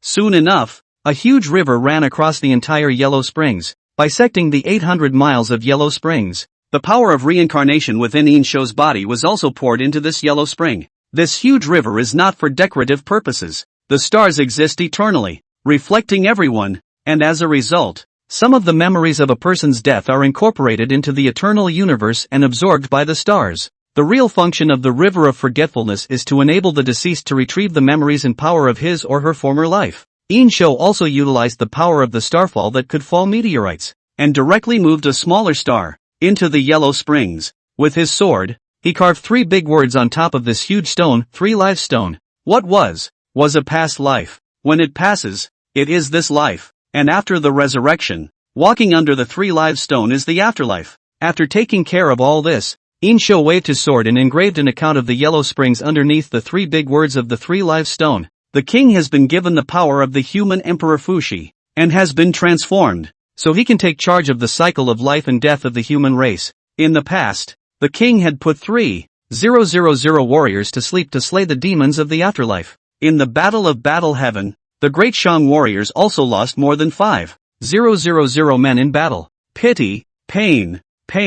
The king could not bear the thought of a warrior wandering among the stars without support. Then he will draw 300,000 craftsmen under Mount Tai to build the realm of reincarnation, drawing the power of the stars, filling the underground river, which is the river of forgetfulness, using the fallen star as a mediator, casting the 3 lives stone, which is eternal reincarnation, edict as Taishan prefect. Anyone who carries the power of the stars can be reborn on earth here, retaining the memory of their power in life. The king shouted under the 3 live stone, Great Shang warriors, return in spirit. All the warriors of the great merchant who sacrificed their lives in the past have returned to Earth here. The yellow fountain is now complete. Anyone who harbors the power of the stars can reincarnate here indefinitely without dying. Fortunate-O. Magnificent-O. Chapter 86, Further Perfection. Gaining the power of eternal life. Who is he? New wonders detected for inclusion. Yellow springs, giant wonders, may be included. Keywords of the wonders, to take charge of the cycle of life and death of the human race, and to build a legend of immortality. Is it included? Yin Shou raised his head, his gaze passing through the yellow springs and Mount Tai, gazing at the bright stars. The great merchant generals, lone, are waiting for you to return to Earth. You, who will seek back the glory and splendor of the past. Inclusion. Congratulations to the host. The inclusion of the spectacle was successful. The yellow springs, already in its infancy. The hot blood in Yin Shou's body was boiling. When the latter is certified, all the generals of the Great Shang will be immortal. Yin Shou looked at the white human emperor's sword in his hand. At that time, it will be the time when the great merchant generals wash the Star River in blood. He was waiting for that day. On that day, the stars will be covered in a blinding color of blood, and a new legend will rise out of this blood. Remind the host that the wonders have been included, but can still be further refined.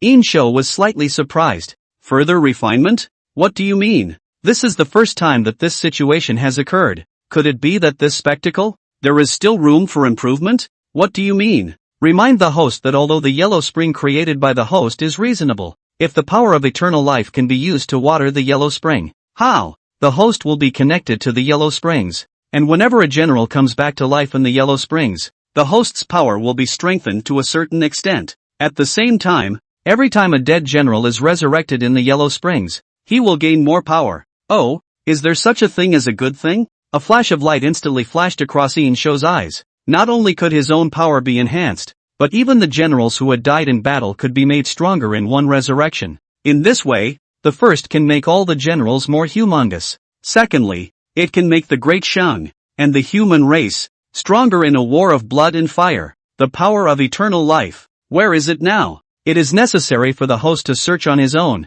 and the yellow springs, after being included in the system, can also be irrigated by the power of immortality at any time and change. The power of eternal life. Very well. Yin Shou nodded and whispered, I will definitely find it. Then, Yin Shou immediately opened the system, found the princess's ID, and sent a message over. If you want to be relieved of your predicament, head to the bottom of Mount Tai. Tarzan. It can be said that no one knows mountain. Therefore, there is no need to go to send the location. The other world under Mount Tai will reappear after 1,000 years. Whether now, or in the afterlife, as long as one carries the power of the stars, one can be reborn in this yellow springs and re-enter the earthly world. The rules of the world have quietly changed, just waiting for the loud boom that would startle countless years. Yin Shou was rushing back to Chaoge like a shooting star, but he suddenly heard a slightly maniacal voice coming from the distance at his side. Hey, the king here. That's you, isn't it? What a strange scent.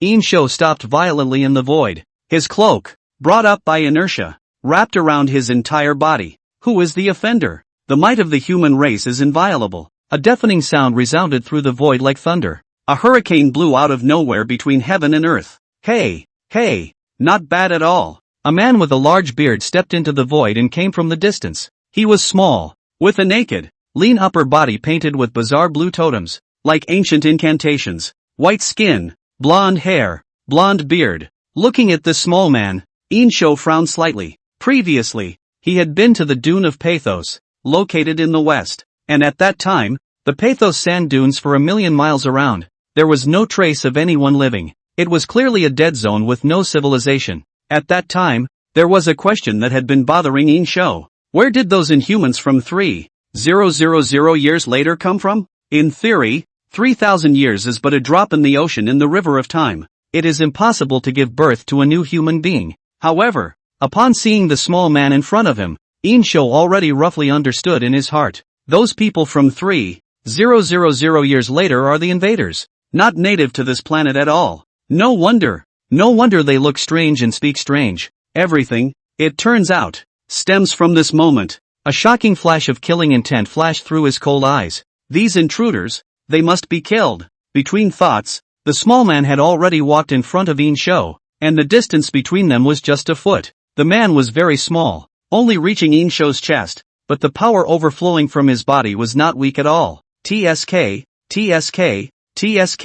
The little man raised his head insanely and looked up at Yin Shou's rigid face. It seems shorter than I thought. Ha ha ha. I hope you don't make me lose. Bang! Yin Shou didn't give him another chance to provoke him. There was no need to talk nonsense to these intruders. Just kill it. The small man was directly blown back hundreds of feet by this punch. Not bad, not bad. He stood up and wiped the blood from the corner of his mouth. You guy. Clank. The human emperor's sword was sheathed, and golden light filled the sky. With a whoosh, a starlight streaked above the void, and Yin Shou's figure had already arrived beside the small man. Intruder. Die. A sword that instantly penetrated the small man's chest. A sword through the heart. However, the small man who had been penetrated through his chest by the human emperor's sword did not die at all. He suddenly laughed harshly. No feeling at all. None. Why? Why? He looked hatefully at the human emperor's sword that ran through his chest, and was actually instantly filled with tears, crying and laughing. It's almost like a madman. I had thought you could. However, you let me down. Ha ha ha. Why?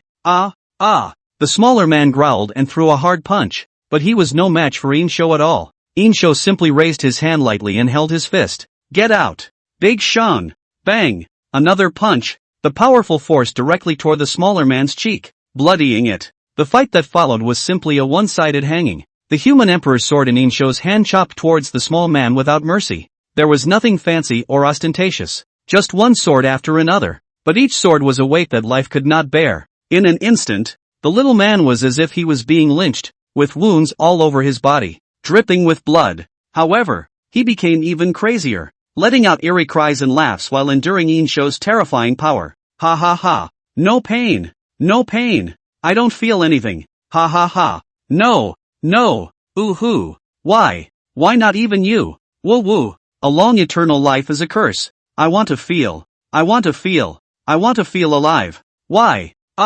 The small man took Yin Shou's sword while crying on his back. Boom! Yin Shou ruthlessly slashed his sword, directly chopping him down from above the void, like a starfall, and ruthlessly fell to the ground, shaking the earth out of the chaff in a circle of dozens of feet, raising ashes in the sky. Yin Shou stood tall, holding the human emperor's sword as he coldly gazed down. He frowned slightly, as if he had thought of something. Chapter 87, So it's him, the legend of the Twilight of the Gods, the dust that was raised to cover the earth. Then, in the midst of that rolling smoke, there suddenly came a heartbreaking roar. Why? Why did you let me down? The smaller man's eyes were bloodshot, and a growl nearly ripped through his throat. His eyes were bloodshot and the veins on his neck jumped from the sheer excitement. The blue totem on his body shimmered slightly. Oh. Ha ha ha ha ha. You guys, I hate you. Boom. The small man's entire body was like a cannonball as he rushed up into the sky. He looked at Yin Shou with a face full of hatred,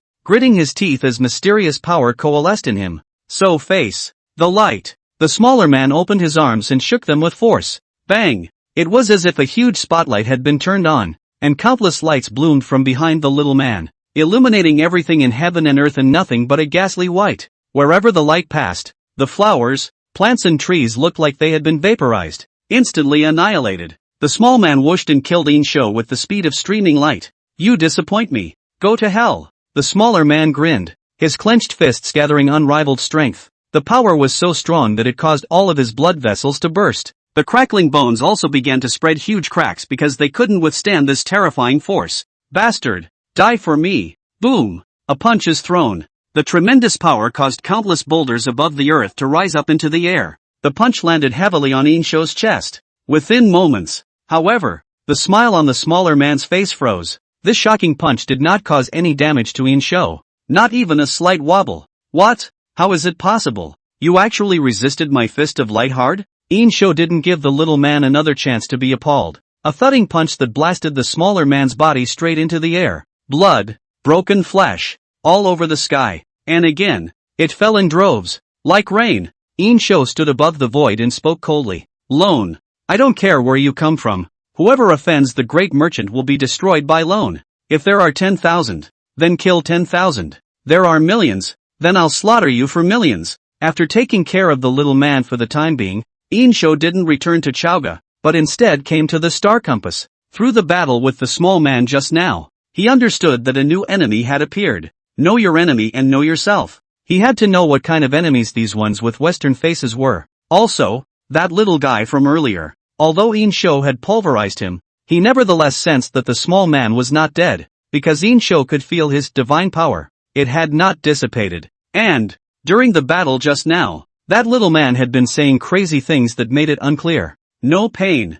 Feel nothing. Yin Shou vaguely felt that perhaps the small man was the key point to finding the power of eternal life. The star compass reflects everything in the world, and also reflects the ages of the ages, and is already connected to Yin Shou. Thus, Yin Shou only slightly closed his eyes to recall what he had just seen, and the astrological sign of the star compass changed. A picture that reflected in Yin Shou's heart. Yin Shou slowly opened his eyes, a cold smile appearing at the corner of his mouth. He had understood everything. So, it's you. Yin Shou guessed correctly that the small man was the key to finding the power of eternal life. Or rather, what the little man represents is the power of eternal life. These are the people he knows so well. Once upon a time, Yin Shou had heard quite a few myths and legends about them. The small man just now was from the so-called Asagod clan, the son of god King Odin and goddess Frigga, god of light Badr.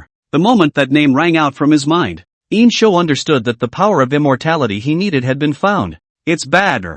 Among the Asagods, there is a prophecy called Twilight of the Gods. The prophecy says, when the light is no more, winter will fall on the land and the gods will see destruction. By light, I naturally mean Badr, the god of light. In other words, the death of Badr, the god of light, will kick off the twilight of the gods. After Badr's death, the long, harsh winter of Fimbul will descend upon the earth. The snow will cover every corner. After the winter, the gods will meet their end. Naturally, Odin would not allow this to happen. So, a long, long time ago, it was also when Badr was born that the god King Odin forced Badr's birth mother, Frigga, to place a curse of immortality on Badr. Frigga is deeply in love with her son, Badr. Even without the prophecy of the twilight of the gods, she didn't want any harm to come to Baldur. And so in the legend, Frigga traveled up and down the 9 realms, pleading with all living things to swear that they would not harm Baldur. But this mother's love is just too deep and paranoid.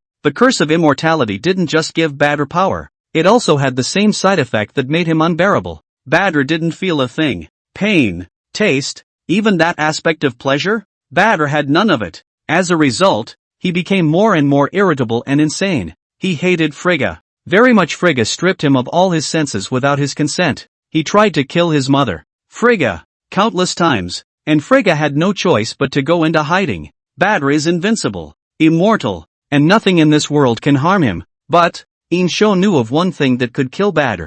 Mistletoe. It was a parasitic plant that lodged in trees. Click to view image. Author has to be level 2 before posting image. In the myths and legends known to Yin Shou, Badr also ended up dying on the mistletoe, the most insignificant plant. It was because the plant was just too small, making it seem like he wasn't a threat at all. So it was natural for Frigidaire, back then, to ignore the mistletoe. It would have been difficult to find mistletoe in this day and age. But, Yin Shou had seen it, and have seen many, many more, and that mistletoe isn't anywhere else. It's in the Eternal City. Mistletoe grows on one of the starfruit trees in the Eternal City. Yin Shou gazed into the distance. Twilight of the gods? Let me, myself, pull back the curtain on this twilight. Above the battleship. Badr, you're back. Odin looked at the resurrected Badr without a trace of expression. Baldur was immortal. So even if Baldur was no match for that person, Odin wasn't worried that his life would be in danger. That guy, what's his strength?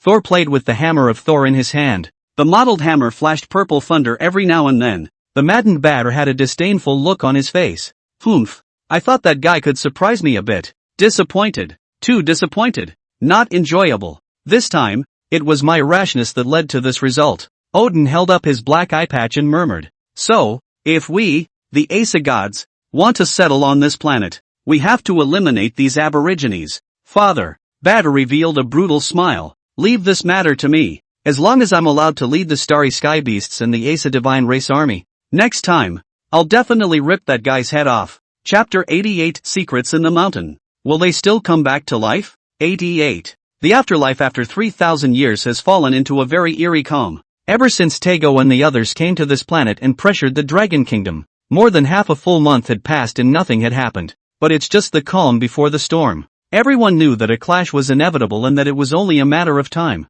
During this period of time, the Dragon Kingdom began to unceasingly utilize the Eternal City and the Sea of Ruins and Empties to cultivate strong individuals. Taego led the godfolk of the Aesa gods in a frantic search for traces of their ancestors on this planet. They went to almost everywhere in the Western Hemisphere, yet there was nothing, not even a shadow of the ancestors could be found. For the dragon countryside, however, Taego was in no hurry. He was a very arrogant and conceited man. Of course, he does have the arrogance to do so. This time, he came here with all of the Aesa god race's people to rule and take over this planet. There were countless children of the Aesa god clan. Nearly 100,000 of them landed on the planet alone. Among them, there are many strong ones. What's more, some already possess divine powers similar to those of their ancestors. What Taego wanted most was to see, a month later, all the aborigines humbly kneeling at his feet and becoming servants of the Aesa gods. He thought that this was the only way to show that the Aesa god clan was powerful and majestic. It was just that so much time had passed, but the ancestors of the Aesa divine race had never been found. This made Taego's heart depressed and more uneasy. Lord Tage, Taego's subordinate said cautiously, 3,000 years have passed. The ancestors. Shouldn't something have happened, right? What did you say? Taego grabbed his subordinate by the collar and directly lifted his entire body up. What are you trying to say, you stupid bastard? Are you trying to say that the ancestors lost to the natives of this planet, and that's why they disappeared? I'm telling you, no way, never. We, the Aesa god clan, will never fail a second time. Understand? Taeko said, directly flinging his subordinate taller and flying away until he crashed through a dozen buildings before stopping his going. Dragon Nation. The Princess Soberfong had just learned from the mouths of the bystanders that the outcome of that battle. When she heard that she had ended up as a fox, the princess was silent, but she already knew why. She opened the forums and tried to contact the mysterious man, only to see a message from the mysterious man, under Tarzan, for simple words, but they instantly energized the princess. The mountain, Tarzan, is simply all too familiar to the people of the Dragon Kingdom. Every year, every day, tourists from different places travel to Taishan. However, after so long, no one has realized that there are other caves underneath Mount Tai. So, what's really underneath Tarzan? After the princess reported this news, it immediately attracted the attention of the Dragon Kingdom's top management. Now, the outsiders are pressing for the Dragon Kingdom to compromise, and as the Dragon Kingdom is now greatly wounded, this spectacle under Mount Tai may be able to change its current decline. Tarzan, this weather-beaten mountain, with the momentum of the earth to the sky, the posture of the sky holding the sun, standing majestically on this vast land, it was like a giant that had survived countless years. At this time, Tarzan was empty. All the tourists had long since been cleared out, and the dragon army had dispatched tens of thousands of soldiers to surround Mount Tai on the periphery. The helicopter was carrying many powerful people from the Dragon Kingdom, hovering high above the sky. Each of their gazes surveyed their surroundings warily, preventing the outsiders led by Taiko. But let's just say they overestimated the cocky Taego. The group of people led by Princess Wang and Zhang Haiyang stood at the foot of Mount Tai in a vast manner. Cameramen carried cameras and relayed the live feed up and down the country. This should be it, the princess said as she stared at an almost undetectable hole not far away, covered in barren grass. West, Taego had changed into a sharpsuit and had a thick cigar in his hand, was sitting in a chair on the rooftop, surveying the live feed from his laptop. A dozen or so hotly dressed Western beauties were nestled around him, serving the newly arrived god. I don't understand, Taego-sama. Why you insist on watching this boring live broadcast? The subordinate muttered in an aside. What do you know, you dumbass? Taiko gave the woman beside him a hard squeeze on her buttocks, and the woman laughed and threw a wink at Taiko. Taego held his cigar and tugged at the tie around his neck. The ancestors are still nowhere to be found, not even a trace. And these aboriginals? Taego looked at the screen with a smirk. They're exploring what happened 3,000 years ago. So, you get the picture? Taego's subordinate is a simple-minded, four-legged bruiser. Not really understanding the meaning, he shook his head and said, Lord Taego, I don't understand. Waste. Taiko's smirk pulled down in a flash, and he slapped backward through the air. Snap. The spaced-out slap made the side of the subordinate's face swell up instantly. The subordinate was so frightened that he quickly knelt down on one knee. I'm sorry, Lord Taego. The subordinate is foolish. Oh, you have some self-awareness. Taiko grinned, but the beautiful women around them each had odd faces.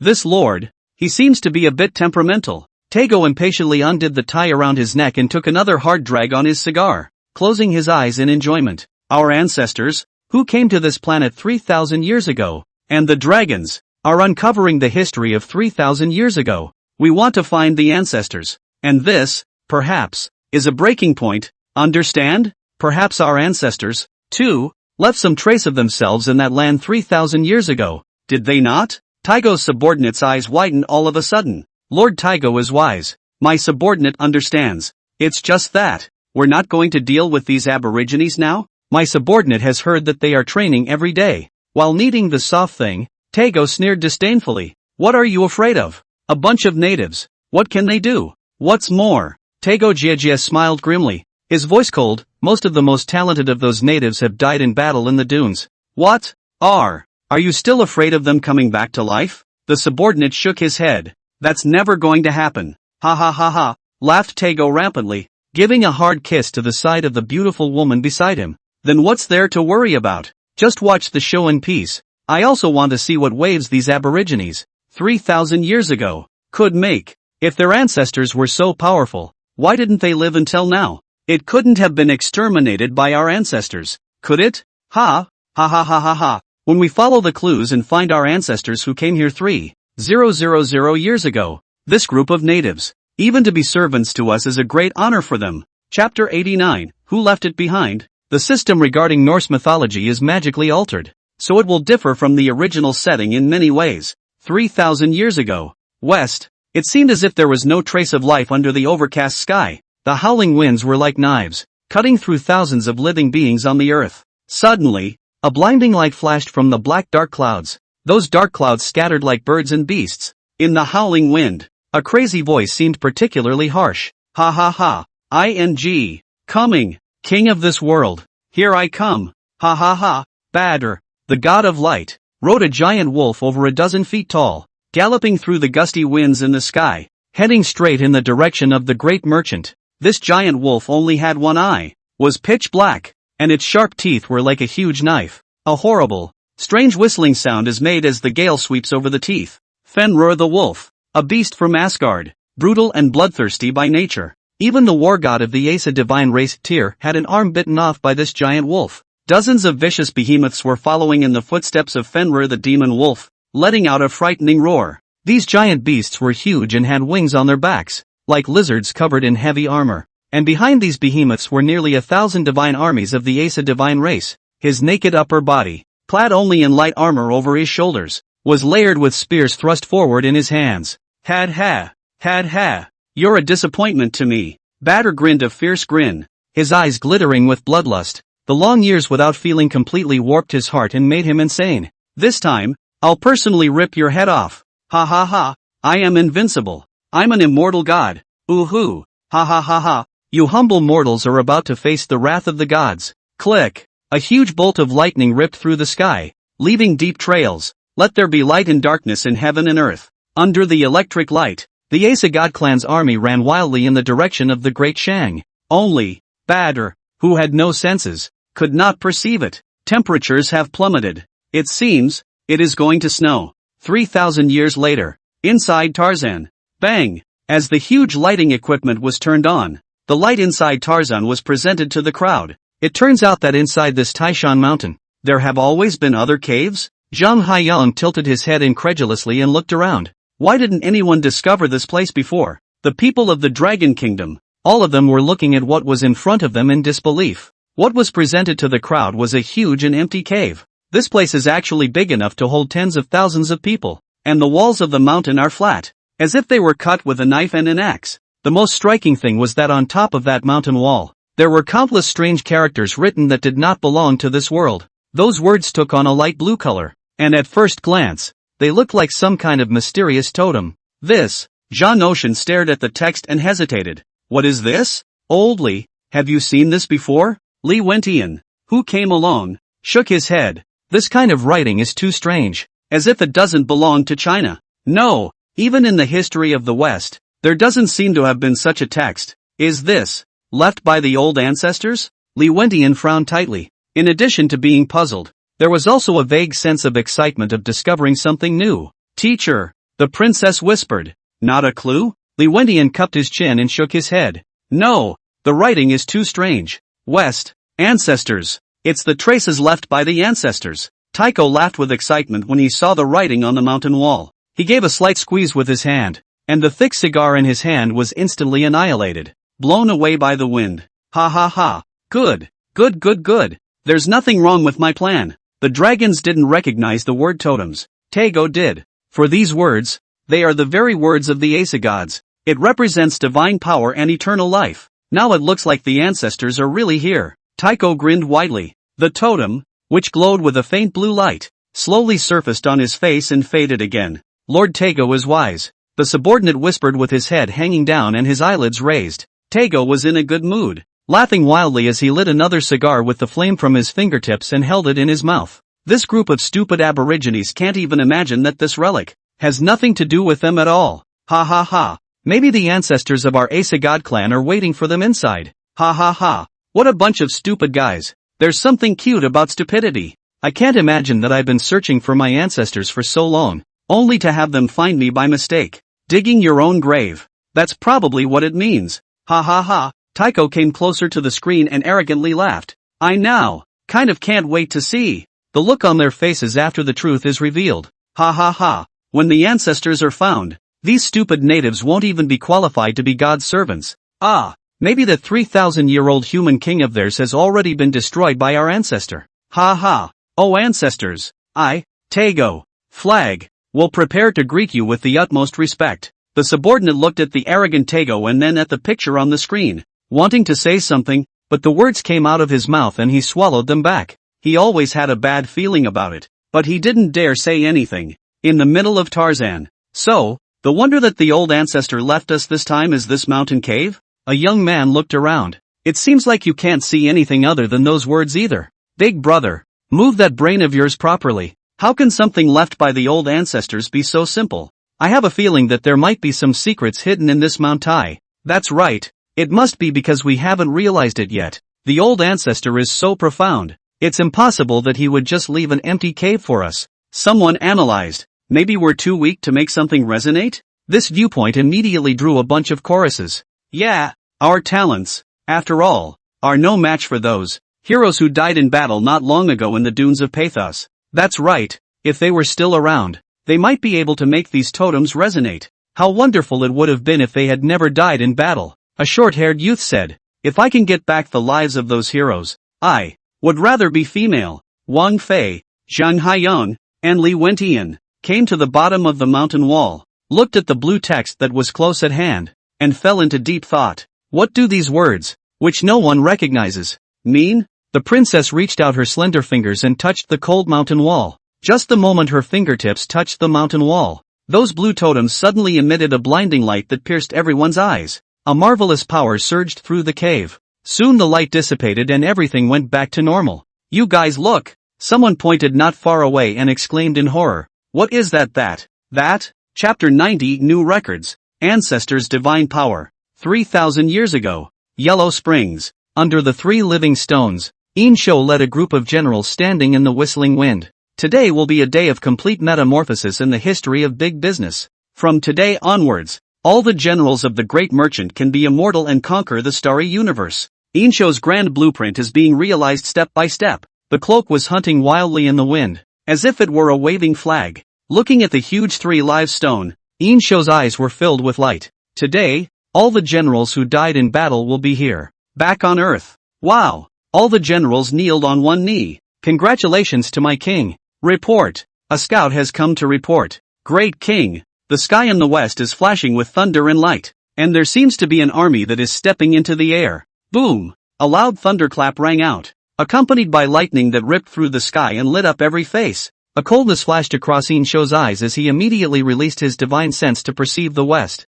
In a moment, he had known the identity of his enemy. Badr, Asa army of God. Good timing, just in time. Ha ha ha. In the middle of the yellow spring, Yin Shou let out a wild laugh. Come on, come. This yellow springs will be the grave of yours truly. Yin Shou drew the human emperor's sword, and a clang of cold light spread all over the yellow springs. He waved his sword under the three-live stone and carved a column of small characters. On the first day of the yellow springs, thousands of foreign enemies and giant beasts invaded. Born among the stars, the name of the Asa gods, the god of light, immortal, leads his army to kill the Yellow Springs. Then, the deceased of the former great merchant returned, and the army of the god Asa was decimated in the Yellow Springs. The king cuts the god of light with one sword, breaks his immortal body, and takes his power of eternal life to pour into the Yellow Spring. Since then, the Yellow Springs have become great, where those who die in battle are brought back to life here. The king may also restore the power of chaos. Amidst the flurry of debris and sparks, Yin Shou sheathed his sword and looked back to the west. Today, he will personally pull back the curtain on the twilight of the gods. 3,000 years later, in the middle of Tarzan, after that strange light dispersed, what surfaced in front of everyone's eyes was a huge staircase spreading downward, right in the middle of the grotto. No one knows when the ladder appeared. Perhaps as before, some mysterious boundary exists here. Now the knot is open. Below the steps is the real spectacle. Everyone came forward and looked in the direction where the steps were spreading. It was pitch black and there was nothing to see. But that ladder, however, was like an ancient and mysterious door, attracting everyone, wanting to go down and find out what was going on. It's as if there's something maddening buried in the world below the steps. Divine power. I feel the divine power of my ancestors. Far to the west, Tego grinned, revealing white teeth. Lord Tego, could it be that our ancestors lived in another world under this mountain? The subordinate asked carefully. Tycho unbuttoned his shirt, revealing his robust chest, then wrapped one arm around a Western beauty and laughed rampantly. I can't wait to see the look on their faces. Ha ha ha. In the middle of Tarzan, Lord Wangfei, Elder Zhang, Elder Li, shall we go down? A young man asked. I always feel that the breath down here, it doesn't seem right. Inexplicably there is a feeling of a horror movie. I also feel as if I've suddenly arrived in the netherworld all of a sudden. Zhang Haiyang said in a cold voice. What are you afraid of? Would the old ancestors still harm us? Let's go. Go down and take a look. After saying that, Zhang Haiyan was the first to lead the way down the steps, his figure hidden in the darkness. Ha ha ha ha, laughed Tego, covering his stomach. Your old ancestors, of course, won't harm you, but it's our old ancestors that are down there. Ha ha ha, isn't this behavior? Tego thought for a moment and asked his subordinate. In the words of these aborigines, what is this called? The subordinate whispered. Send in the heads. As Zhang Haiyang walked down the ladder, all of the Dragon Kingdom's subjects no longer hesitated and followed. The steps were long, seemingly thousands of meters, without a single bit of light, and the air felt as if black ink had been poured into it. Dark and sticky. The crowd turned on the lighting equipment and kept walking down the steps, and it took almost half an hour before a flash of light appeared at the end of the steps. Arrived. The princess whispered. Everyone speed up. The crowd quickened their pace toward the flash of light. Upon stepping out of the dark and lengthy staircase, the sky opens up before you. Asterisk asterisk asterisk asterisk. Someone exclaimed. What is this place? This is what the old ancestors left behind. What was presented to everyone was a huge shrine. All of a sudden the scalp went numb and he almost stopped breathing. They were within this huge divine hall, and were completely shocked by the extremely wide and extremely high space. It's like a little man in a little man's country who, in a moment of mistake, comes within the pantheon of the giant's country. The crowd raised their heads, and the roof of the temple, supported by 81 giant pillars that shook the earth and the sky, was as distant as the sky. At the top of the shrine, a starry river was carved out of the sky. It was clearly a dome painting, but the stars in it scattered a bright and brilliant light. A stunningly beautiful woman with a huge body size that was more than 10 meters tall was sitting right above the void. The white veil that danced without wind wrapped around her body, as silky as moonlight. Behind her, the fragments of countless stars shone brightly. The face that was enough to thrill anyone with indifference looked down at the people on the ground. No one had the courage to look directly at that holy face. I am the Taishan prefect, Mirage C. The voice was deep and vast, like an infinite universe. By order of the new king, I am here to take charge of the Yellow Springs cycle of life and death. Why are the new king's descendants intruding? Tarzan Fugan. Hearing those 4 words, everyone's hearts were slightly shaken. Among the people present, there were very few who hadn't heard of the legend of the Taishan prefect. Legend has it that Taishan Fu Jun is the true god of the underworld, in charge of the cycle of life and death. Everyone always thought that it was nothing more than a myth or legend. But now, the Taishan prefect was right in front of everyone's eyes, sitting on top of the void in a supreme position. How could the crowd not be appalled? And the crowd recalled what Illusory C had just said. By order of the new king, I am here to take charge of the Yellow Springs cycle of life and death. Why are the new king's descendants intruding? This Taishan prefect, surprisingly, was ordained by the old ancestor. So this is the legendary underworld? No wonder the crowd had that weird feeling earlier. It turns out that in this world, there really is such a place. Lord Tage. In the distant west, the subordinate looked at Tycho and whispered, "Things, it seems that something isn't quite right." Chapter 91 Skeleton in the Yellow Springs. Collapsed tycoon. The breeze on the rooftop was supposed to be gentle and cozy,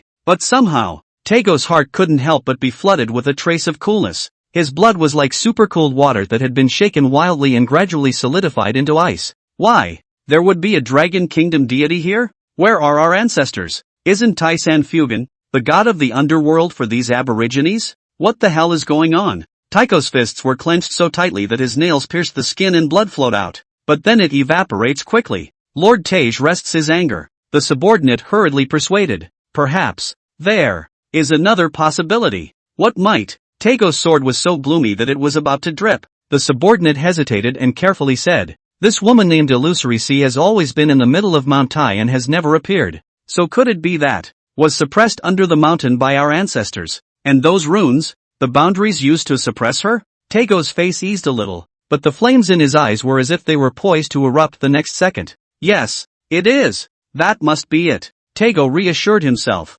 "There's no other possibility but this." Right. His mind was praying that he wouldn't see things that he didn't want to see. The weather was clearly not hot, but a fine bead of sweat appeared on his forehead. Tarzan. Illusory Sea Lord. Zhang Haiyan forced himself to calm down his heartbeat that was almost about to jump out of his chest. After all, this is the underworld. Here is another microcosm of the world, or another form of it. The huge, impenetrable woman in front of her was the mythological Taishan Fu Jun.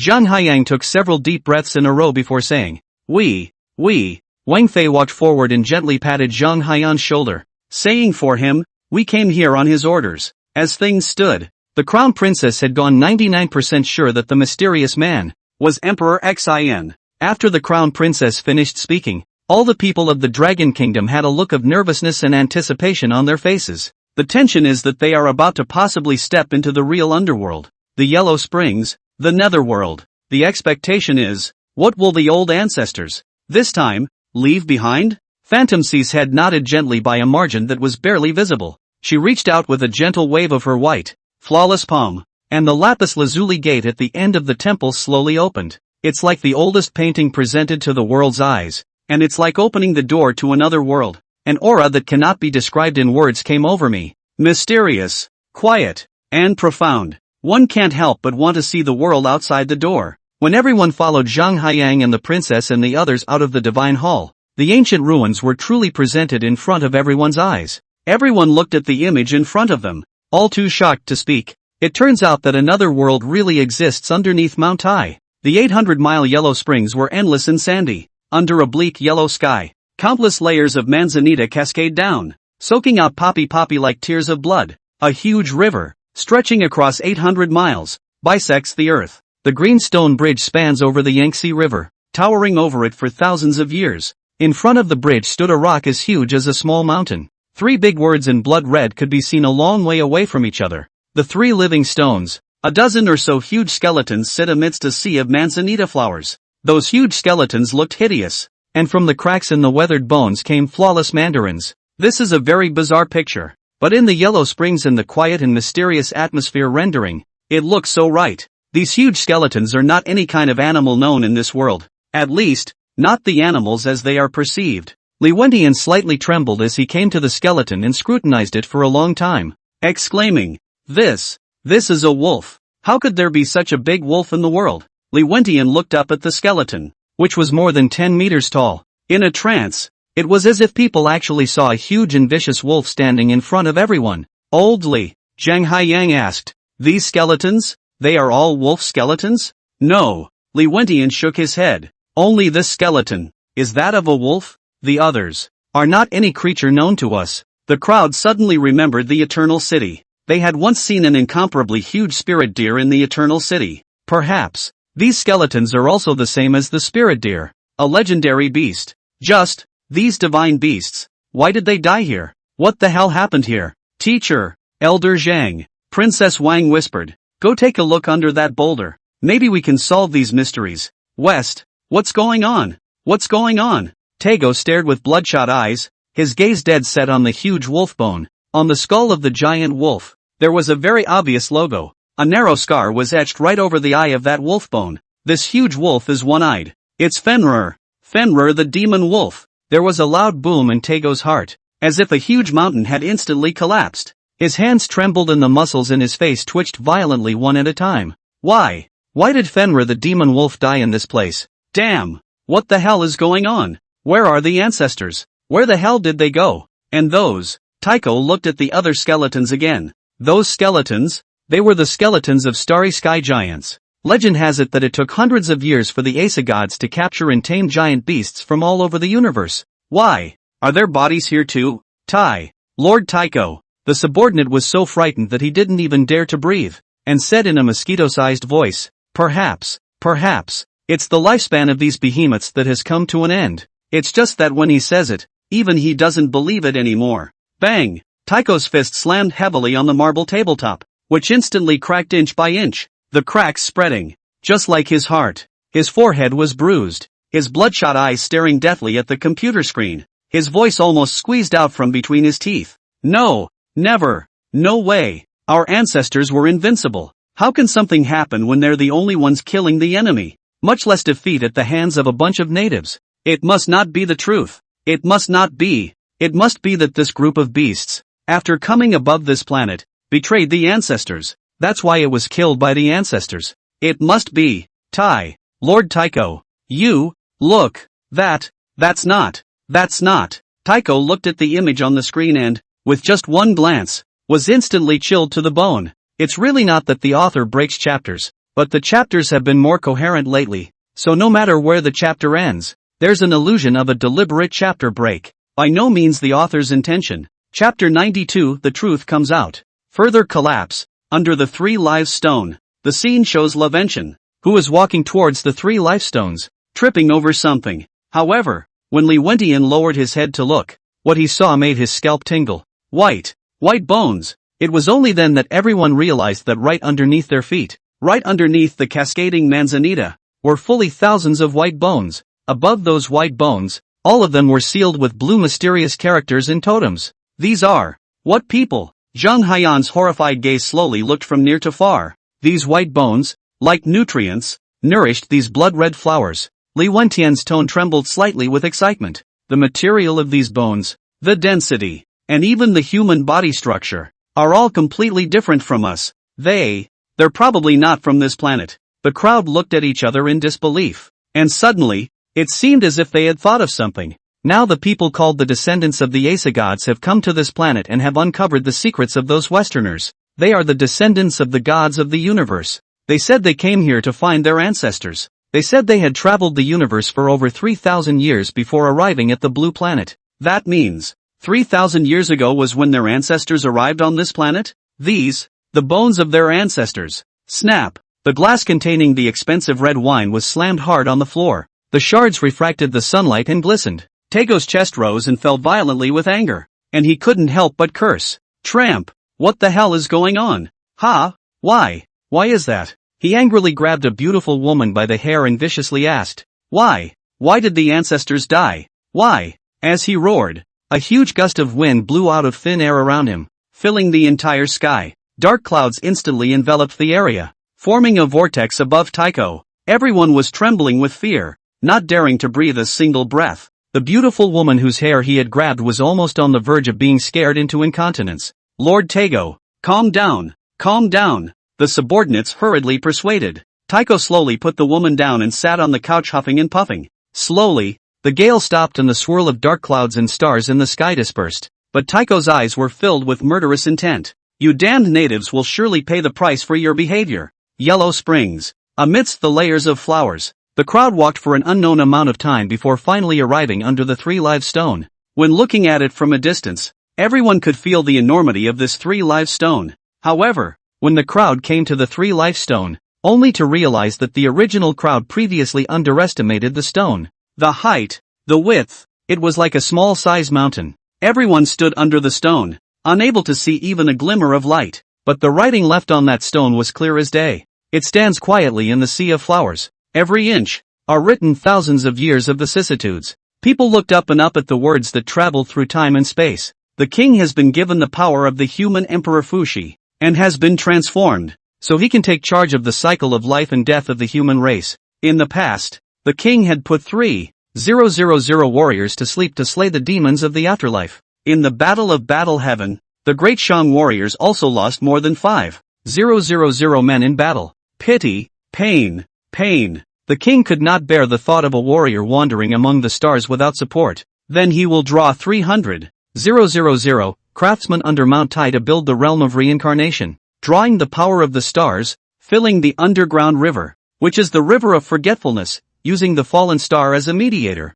casting the 3 lives stone, which is eternal reincarnation, edict as Taishan prefect. This 3 life stone is a star in the sky, Li Wentian exclaimed. The crowd glanced at each other, all seeing unspeakable shock in each other's eyes. Geez, how powerful was the old ancestor from 3,000 years ago? Casually, you can make a star fall? Wait, I get it, a middle-aged man said. That is to say, this place is the place that causes all those great Shang spirits who died in battle to reincarnate? The crowd continued to watch. Anyone who carries the power of the stars can be reborn on earth here, retaining the memory of their power in life. The king shouted under the 3 lives stone, Great Shang warriors, return in spirit. All the warriors of the great merchant who sacrificed their lives in the past have returned to earth here. The yellow springs will be completed. Anyone who harbors the power of the stars can reincarnate here indefinitely without dying. Fortunate-O. Magnificent-O. The truth about the yellow springs is finally revealed. People looked incredulously at the huge monolith. Underworld. Yellow springs. These relatively familiar words become foreign in this moment. The hell of mythology is the place where people forget everything, become human again and reincarnate. Those who have died will be reincarnated in hell and return to the earthly world as newborns. But this yellow springs, but it can directly revive the dead. This. Resurrection springs? Doesn't that mean that all the generals of the great merchant are all immortal? My CPU is going up in smoke. This is amazing. So, 3,000 years ago, the old ancestor used the yellow springs as a base to create an army that would never die? The worldview of the crowd seemed to be turned upside down at this moment.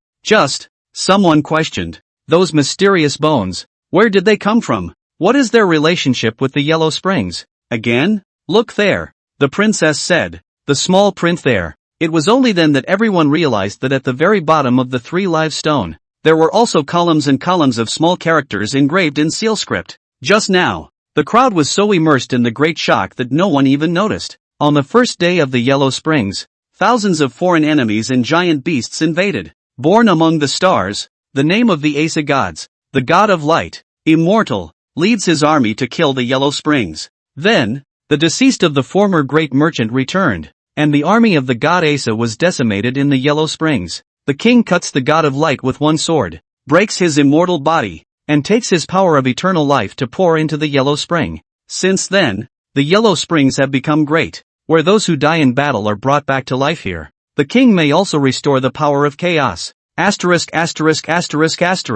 The Asa divine race. Those are the corpses of the Asa gods. On the bodies of the crowd, goosebumps instantly rose. They finally knew where those mysterious bones came from. Turns out those bodies were Asa gods. It's Tycho's ancestors. They came to the yellow springs, wanting to fight the old ancestor. And in the end, all of them were buried here. 3,000 years ago, the old ancestor killed the god of light here? The Asa gods? The god of light? Wouldn't that be the mythical batter?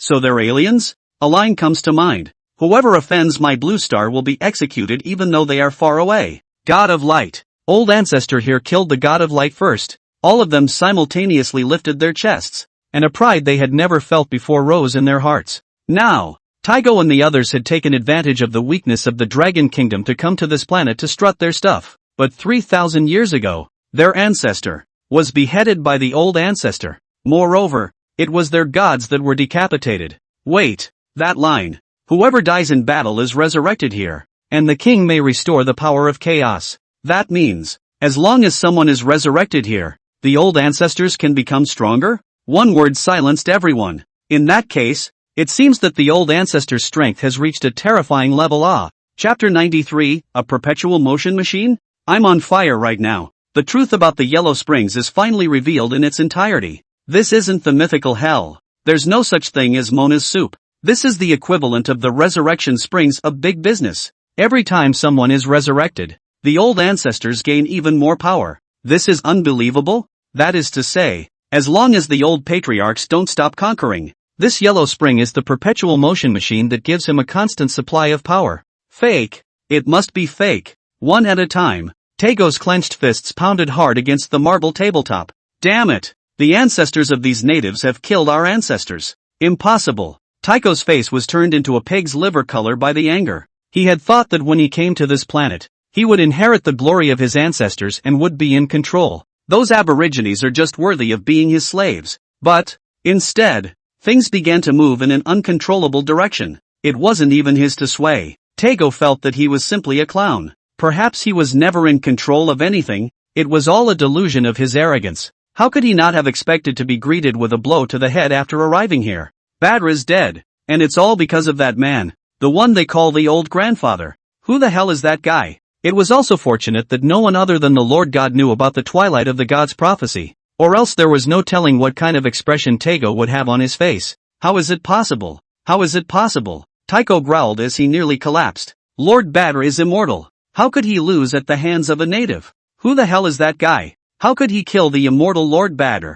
Absolutely not. Taego's subordinate cautiously stepped forward and whispered, Lord Taego, it's entirely possible. What did you say? Taego's face flushed red as he grabbed his subordinate's hair, his face almost in his subordinate's face. Say that again? Lord Taego, this is not impossible. The subordinate grinned and whispered, those runes, those strange powers, they're all Lord Badr's, in addition to Lord Badr. Enough! Shut up! Taego slapped his subordinate aside. Could it be that all of our ancestors died 3,000 years ago? The subordinate clenched his teeth and climbed to his feet, saying, Lord Taego, we shouldn't be too pessimistic. He could sort of see that Taego was angry now and couldn't say anything else to irritate him. Otherwise, just based on Taego's temperamental personality, he might be able to kill him alive here today. Lord Taego, after all, we are, at the moment, only seeing the skeletons of Fenrir the demon wolf and the star beast. Perhaps Lord Badr is not dead at all? The writing on the stone tablet can be faked. Taking a 10,000 steps back, even if Lord Baldur did have an accident, then, the father of the gods will definitely avenge Lord Baldur. Because, the ancestors of these aboriginal people, if he's so powerful, why can't we see him? Why isn't he here? Perhaps, it has been executed by the father of the gods. Hearing this, Taego's face eased a little, but it was still very ugly. He sat down on the couch with a big grin and hooked his finger. A blonde timidly approached. Taiko grabbed the blonde's hair and said viciously, I'm on fire right now. Taego's fire went down a little as he stared at the screen and coldly said, notify all the godfolk of the Asa god clan to prepare for battle. 2 days later, attack this group of natives. Slaughter them without leaving a single one. Avenge Lord Badr. The subordinate said, Lord Taego, we haven't found our ancestors yet. If we start a war now, Tae showed disdain. What are you afraid of? Anyway, that dragon country woman's strength hasn't recovered yet. And, the strongest of them are dead. Anyway, let's destroy them first. Ahoo. Taiko winced. Suddenly, the subordinate exclaimed, no, Lord Taego, we are too late. Startled, Taiko asked aloud, what did you say? Yellow Springs. When a gust of wind blew, the boundless manzanita under the feet of the crowd would gently sway in the wind again, looking like red ocean waves. People looked at the huge 3 live stone and were immersed in an unspeakable emotion that they could not extricate themselves from. One can't help but think that so many myths have to do with the old ancestors. It's not possible that the old ancestor is the prototype of all the later myths, is it? Wait, I suddenly thought of something. The pretty young ponytailed girl's eyes widened slightly. You see, this inscription says that anyone who has the power of the stars in his body can be resurrected here after death. Doesn't that mean? Everyone's hearts simultaneously shook as the ponytail girl's words fell. All of us, in unison, thought of those who had died in battle in the dunes of Pathos not so long ago. Since this yellow spring could revive the generals of the Great Shang, it must also be able to revive those heroes of the Dragon Kingdom who died in battle. After all, in their bodies, they were harboring the power of the stars at the same time. Those dead heroes can be resurrected here, too. No, it's not just them. We can too. In our bodies, we have the power of the stars. After we die in battle, we can also be resurrected here. I'm going to be in women's clothes. Oi. Ah. No. I'm going women's. Woo woo. 3,000 years ago, under the 3 living stones, Yin Shou carried the human emperor's sword as he waited in silence. In the distance, the marching sounds of the Asa divine race's army could already be faintly heard, as well as Badr's brutal laughter. Coming good. Badr. The power of eternal life is at hand. Swish. Yin Shou drew the human emperor's sword, his cold blade cutting through the gusty winds within the Yellow Spring. Generals. Yin Shou's mellow voice cleansed the 800 miles of Yellow Springs. Today will be the day you return to the earthly world. Lone will continue to lead you in battle. Renew the glory of the human race. Now, there are outsiders who call themselves the gods and want to trample on this land. Therefore, you shall continue to guard the land. Come back. Prove the value of your existence by fighting. Yin Shou raised the human emperor's sword high. Buzz. The sword emitted a deafening humming sound, and refracted above it was a bright river of stars in the sky. Countless amounts of star power, pulled by this sword, surged into the Yellow Spring, vaguely visible on the opposite side of the Niku Bridge, shimmering with unrivaled starlight. Those starlights come from the universe, from among the stars. Today, they will return to Earth. The weather. It's getting colder. A raging blizzard seems to be slowly brewing. Chapter 94, Returning to the Earthly World. They were afraid. 94. 3,000 years later. What do you say? How should those who died in battle be resurrected here? There's not supposed to be a book of life and death or something. Is there? Leave their names or something? I don't think so. Could it be calling their names? Just as the crowd was talking, the 3 live stone in the Yellow Spring suddenly flashed with eye-catching starlight. That light illuminated almost the entire Yellow Springs. People saw crystalline waves surging in that huge river of forgetfulness. The way to wake up someone who has died is not by calling out their name, much less some book of life and death. Rather, it was 3,000 years ago. As long as Yin Shou included the wonders, then everything would be realized. 2 different time periods are rotating in a similar parallel fashion. It's like a switch. Yin Shou left the switch 3,000 years ago, and later generations were responsible for energizing it. And Yin Shou, again, flipped that switch 3,000 years ago. The light flowed, illuminating every face and lengthening every shadow. A miracle that came to pass. This is so familiar. What kind of tile throwing is this? The power of the stars. And that mysterious power. That blue totem. I see. It's the power of immortality. Look, you guys. Look. The Bridge of Nay. Across the Bridge of Nay. Jesus. That's. Countless people stared at the other side of the Naiha Bridge with wide eyes, unblinking. The sea of flowers there has been covered with starlight. But in that dazzling white, one sees a familiar and unfamiliar figure. Those figures were deep within the white light, and from a distance, there was only a black silhouette. But even so, all of them understood that the heroes of those pathos dunes who died in battle, they had once shouldered the hopes of the entire dragon kingdom. No, the entire human race in the afterlife. They faced that world-destroying giant snake and righteously chose to fight with it. Even if he died in the yellow sand, he didn't complain half-heartedly, not to mention that he never retreated, only to guard the human race. Only to carry on the will of the old ancestors. They, who have not disgraced their old ancestors. It was with honor and pride that he died in battle. But, today, they are about to return. Boom! Everyone's blood boiled at this moment. The heroes of yesteryear are back. Zhang Haiyang, Wang Fei, Li Wentian, and the rest of the group, came to the front of the crowd. Zhang Haiyang's slightly cloudy eyes were already filled with tears. He opened his arms and embraced the winds of the Yellow Springs. In a hoarse, old voice, he yelled, "Welcome back, former heroes." All the people present gazed in respect. "Welcome back, hero, West, At this moment, Tycho, watching this scene with red eyes, forgot to lift his pants. He couldn't wait to slap himself twice as hard. What a mouth to call your own. It wasn't that long ago that he said this. Are you still afraid they'll come back to life? Now it's all come true. These people of the Dragon Kingdom who died in battle were really resurrected through the Yellow Springs. Moreover, they seem to have become more powerful. Tego simply wondered if his mouth was open. How do you say what? What quasi? That one sentence was like one relentless slap that slapped Tego's face hotly. Red warmed up. Luckily, Taego had only been here for a short time and didn't know much about Blue Star's culture yet. Otherwise, he would have hated his name. Tag. Flag. Taiko finally paid the price for his arrogance. For his arrogance. He had thought the Asa gods were omnipotent. Except for that one time, it was also invincible. Just a few minutes ago, Taego had fantasized about killing the Dragon Kingdom to avenge Badr's death. But now, Taego was completely disabused of that idea. People can come back to life when they die. How can this be a fight? Asterisk. How did this happen? How did this happen? Taiko looked at the screen and gritted his teeth in hatred. It was clear that he had come to find his ancestors and to take over the planet. But why? Everything happened beyond his expectations. It's all because of that guy. That so-called king of men. 3,000 years ago. Huffing and puffing. Taiko's chest rose and fell violently. I hate it so much. Why did I come here after 3,000 years? King of men? Emperor Xin? Ah! If I ever see you, I'm going to break your arms and legs and make you prostrate yourself at my feet. Ah! Bordering on impotent rage, Taiko kicked the woman in front of him to the ground. Lord Taego, what do we do now? The subordinate asked helplessly. That group of natives is now immortal.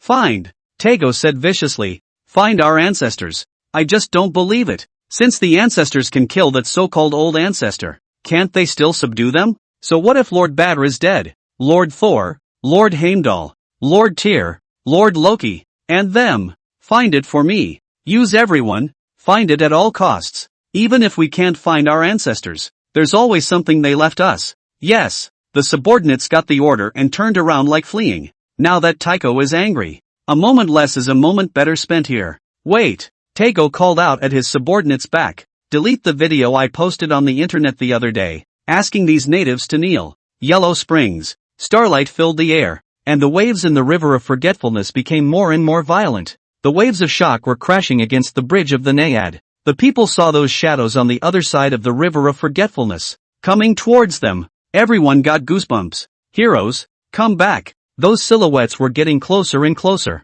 And when they walked onto the wide Naiha bridge and touched the water of the river of forgetfulness, the shadows that were originally one blurred immediately became clear. It was a familiar shadow. It was a familiar smiling face. Their eyes still shine. Their backs are still straight. The emotion and temperature in those eyes was as if they had never died. Shinfeng walked right at the front of the crowd, and behind him, followed by all the heroes who had once died in battle in the Dune of Pathos. Ha ha ha. Shinfeng opened his arms and walked towards the crowd while letting out a loud laugh. I'm back. I'm back. Those who had followed him also spoke up. Ah, this sleep is so refreshing. It seems like 10,000 years have passed. I heard that some alien guys came to pick a fight. I'm back to clean them up. Phew. What a familiar air. It's like a lifetime ago. Guys, I've been gone for so long. Did you miss me? Ah. I have finally returned. I'm going to follow in the footsteps of the princess goddess forever. Listening to these familiar and unfamiliar voices, everyone had the urge to cry. Welcome back. We can fight side by side again. Fight for the human race. Fight for the dignity left to us by our old ancestors. I'm going girly. Ha ha. No. No. No. No. No. No. No. No. No. No. No. No. No.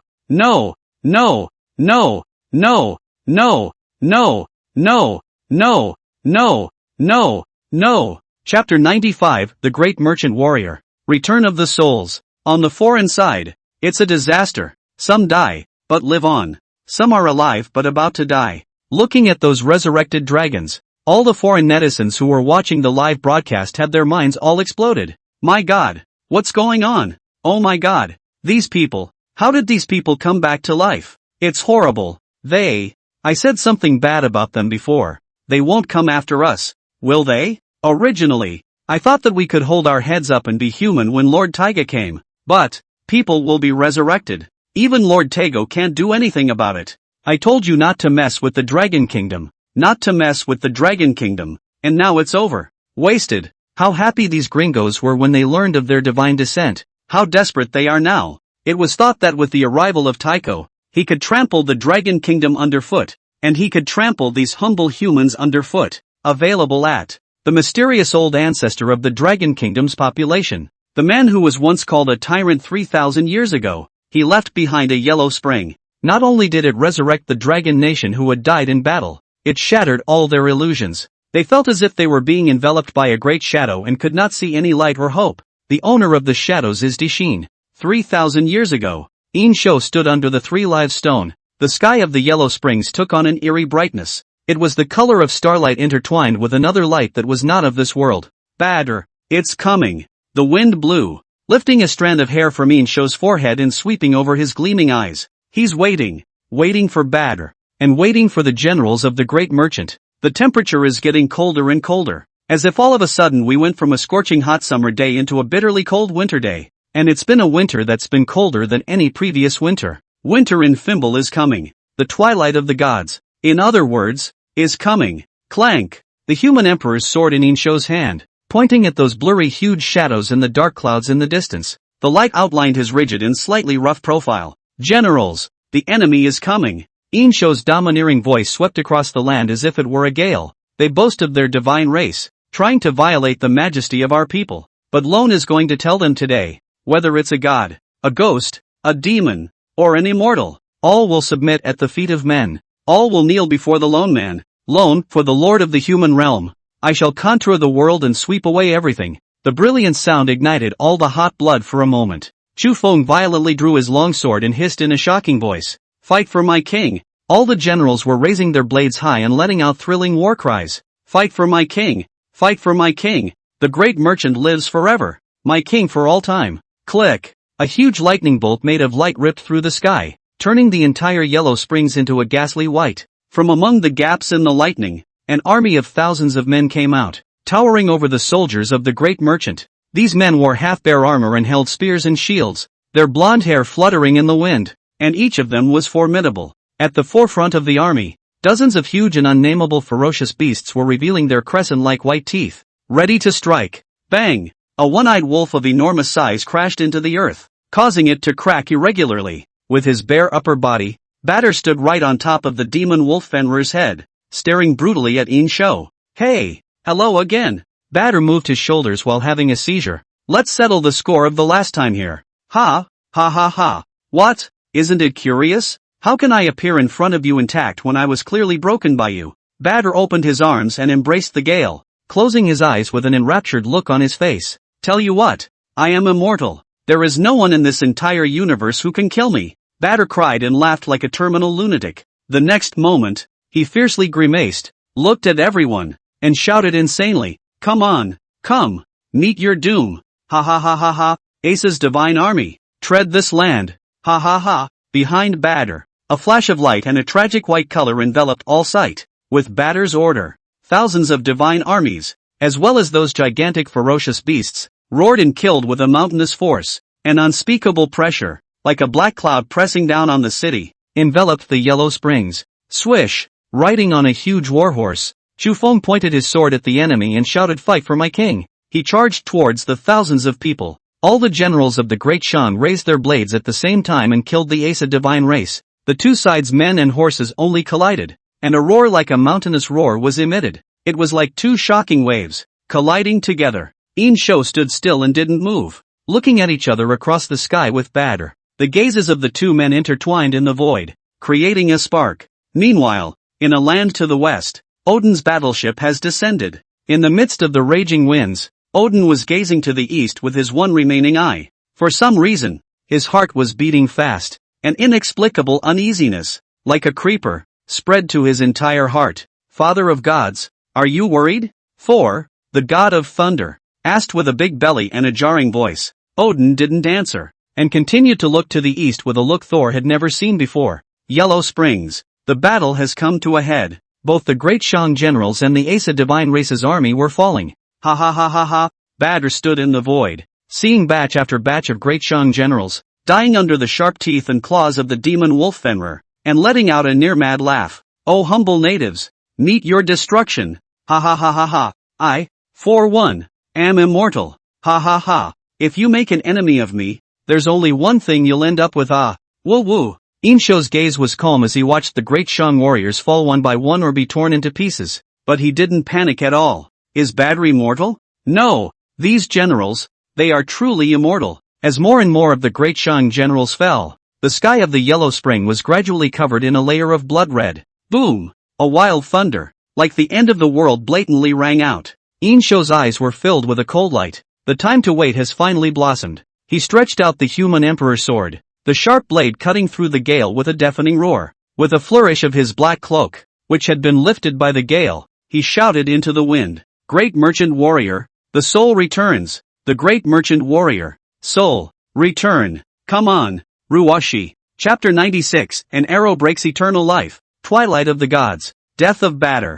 On the battlefield, a gust of wind blew out of nowhere, dispersing the bodies of all those great Shang generals who had died in battle. Just as Badr was uncertain, he suddenly saw a scene that made him incredulous. On the opposite side of the bridge stood an army of tens of thousands of men. In addition to those who had just died in battle, there were more people that Badr had never seen before. Bright long gorges with a cold sheen, huge flags, hissing alarmingly in the yellow springs. These tens of thousands of people, emanating bright starlight from their bodies, illuminated the entire yellow springs. Each of them had a steely gaze, like a sword, and a solemn expression, with the fire of war blazing in their eyes, almost engulfing everything in the world. Looking at these familiar and unfamiliar shadows, Yin Shou let loose a wild laugh. Ha ha ha! Back! The lone warrior! Return! These resurrected generals? There were those who slept for 3,000 years and turned into stars after decimating the zombie army. There were those who were killed by the light giants in the battle of the vast sky.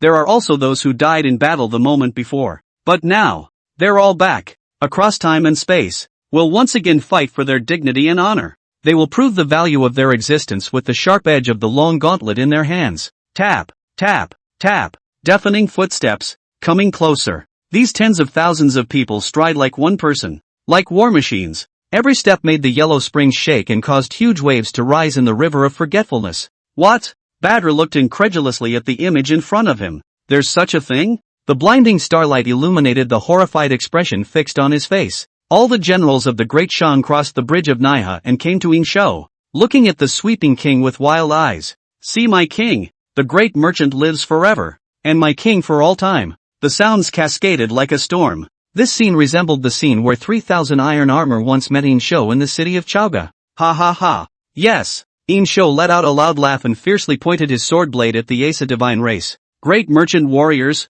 are you willing to fight for loan?" In the midst of the gale, tens of thousands of generals yelled in unison. "Wherever the king's sword blade goes, that's where we will die. Where the king's sword blade goes, we die fighting." The warriors who once were, are back. The wind is fierce and cold, and this snow seems to be on its way. But Badr didn't feel it, couldn't experience the cold. He looked at Yin Shou with a fierce smile and shouted maniacally, "Even if you can bring the dead back to life, you can't kill me. Today, I will slaughter you as many times as you are resurrected." Buzz! Yin Shou flicked his long sword and shouted, "Great Shang warriors, kill!" Tens of thousands of generals, without the slightest pause, raised their blades high in their hands and killed towards the Asa divine race. The clash of weapons and the shouts of killing were instantly like mountains and seas. In the beginning, the Asa gods were able to fight these generals back and forth, but gradually, they realized that these merchant armies could not be killed at all. Each one killed, after only a moment, would reappear from the other side of the bridge. The generals of the great merchant will be resurrected, but the soldiers of the Asa gods will not. Although, they are called the army of God, but the entire Asa divine race that was immortal was just Badr alone. How? How? Badr clenched his fists in resignation, his teeth clacking. Perhaps because of too much force, the veins in his fists had all burst, but in just a few moments, it was back to normal. "Asshole, asshole, I'm going to rip your head off." In the gusty wind, his face was a different kind of grimace. He hates. He couldn't accept that he had lost to a native of a remote planet. "I'll kill you." Boom! Badr roared furiously. Using all his strength, he stepped into the void and rushed towards Yin Shou. The unparalleled speed made the air pop. He was like a huge meteorite, killing Yin Shou. In the midst of his sprint, Badr's muscles rippled, and golden light gave birth to a pair of huge wings of light behind him. Looking at the approaching Badr, Yin Shou smiled coldly.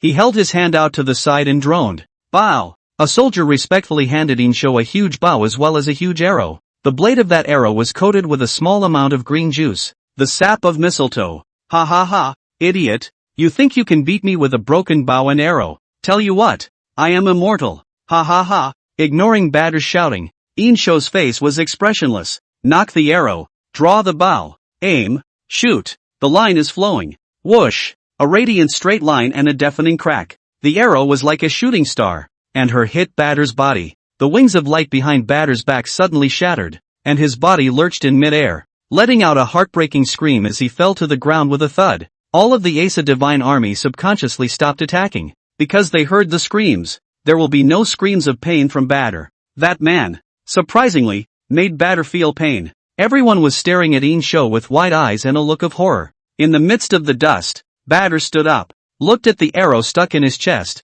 and burst into tears. Oh my god, I'm feeling it. Ah, so this is what pain feels like. Surprisingly, it's so wonderful. Ha ha ha ha ha. Badder laughed maniacally, embracing the howling wind and feeling it flow over his skin. I'm feeling it. I'm feeling it. Ha ha ha, ha ha ha. So the pain is this painful. So the wind is this beautiful. Ha ha ha. He was happy as a mad child. Okay, ooh-hoo. I finally feel something. Finally feel something. Ha ha ha. With a sharp thrust, he plucked the arrow with mistletoe sap clinging to it. The pain was so intense that he closed his eyes with a look of enjoyment. Cool. LOL. Ha ha ha. West. A bolt of lightning suddenly flashed through Odin's mind. Boom. His consciousness instantly went blank. After the void passed, he saw many unimagined images. The body, the corpses of the Asa gods were all over the place, and the blood had merged into a river. What? Going on? Odin lifted his head in fear and looked up at the sky as the clouds grew thicker and the wind grew colder. It seems that it's really going to snow. Yellow Springs. Badder laughed as he looked at Yin Shou. As a token of appreciation, I will let you die a painful death. Yikes. Badder laughed maniacally while rushing towards Yin Shou. Yin Shou held the human emperor's sword as he sunk his right foot in. Bang! After a loud sound, a huge phantom hundreds of feet tall condensed behind him. The Dharma is different from his movements. His demeanor, all of them. An even more massive sword was held in his hand. Yin Shou let out a low cry and swung the human emperor's sword with force. At the same time, the phantom behind him swung his giant sword in the same position. A sword light poured out as if the stars were brilliant, eclipsing everything. Badder's body, which was charging, crashed down once more. Bang! He hit the ground hard, his body drenched in blood. A huge wound ran across his chest, almost on the verge of splitting his entire body in half. Who? Badder lay on the ground, panting hard, but the gasps were already getting fainter and fainter. Badder, who had never felt anything before, felt cold, bone-chilling cold. He had lost all sense of feeling from birth under a monstrous mother's love. Feelings are now restored, only to usher in the end of life. His gaze began to fade, and his ears could not hear a single sound. A sliver of something white landed on Badder's face. The cold touch was the last thing he felt. It's snow. The light in Badder's eyes faded abruptly, and there was no more sign of life. Chapter 97, Shattered Armor. Yellow Springs Great Success, Twilight of the Gods. West. Snow. It's snowing? Odin stared up at the sky with his one remaining eye, his head raised and his lips trembling. Goosefeather snow plummeted from the sky. The snow was wrapped in a frigid wind and slapped Odin's face, cold as a knife. It's snowing, Saul muttered to himself in a jar, and as if he had thought of something, exclaimed, it's the winter of Fimbul. The prophecies of the Asa gods say that the gods will meet their demise in the winter of Fimbul, and there is a prerequisite for the descent of the winter of Fimbul, the fall of Badder. Odin closed his eyes and used his divine sense to feel it. Countless black crows surrounded him, forming a black whirlwind. For a moment, Odin's eyes opened in horror. Those crows all shattered in a flash. Odin said only one thing. Badder. Dead. Boom. All of the Asa divine races people were struck by lightning at this moment, and their bodies stiffened. At some point, snow had covered the entire land. It was pale as far as the eye could see. Thor asked Odin, Father, are you saying that Badder died at the hands of that native? Odin didn't speak, closing his eyes without a word. Two grotesque ravens, standing on his right and left shoulders, hung their heads deeply. Odin abandoned Asgard as his home to escape the prophecy of the Twilight of the Gods, wandering around the universe for 3,000 years. I thought that when I came to this planet, I would be able to lead the Asa God clan to start all over again,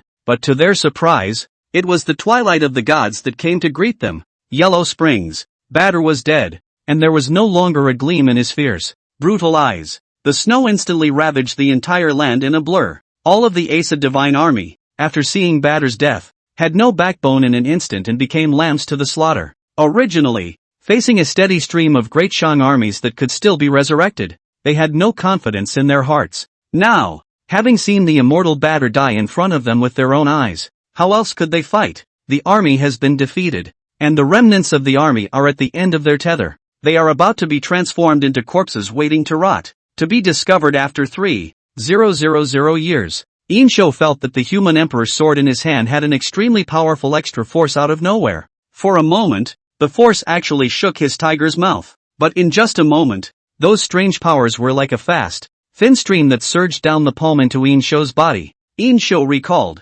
after the human king's sword was upgraded to the human emperor's sword, the system's explanation. As long as the more non-human enemies he kills with this sword, the more power he gains. Yin Shou's cold gaze looked towards those Ace God's army who were no longer able to resist. That gaze without a trace of warmth was like a human looking down on a lowly ant. The sound of a raging storm couldn't hide his voice that seemed to be soaked in blood. Yin Shou raised the human emperor's sword horizontally and said in a deep voice, "Die." A sword was swung out horizontally at an extremely slow speed. Obviously that sword was slow, so slow that it almost seemed like slow motion. Yet, it is inescapable. It was like a hanging river of golden stars that spread over and swallowed everything. The flesh and blood on the bodies of those Ace God armies that had been flooded by the Star River fell apart in an instant. It was like quicksand washed down by a huge wave. In an instant, the dust settles. Under the heavy snow, all the men and horses that Batter had brought with him all turned into white bones and fell to the ground. More power surged into Yin Shou's body, and his armor crumbled into countless pieces because it was unable to withstand the majestic power.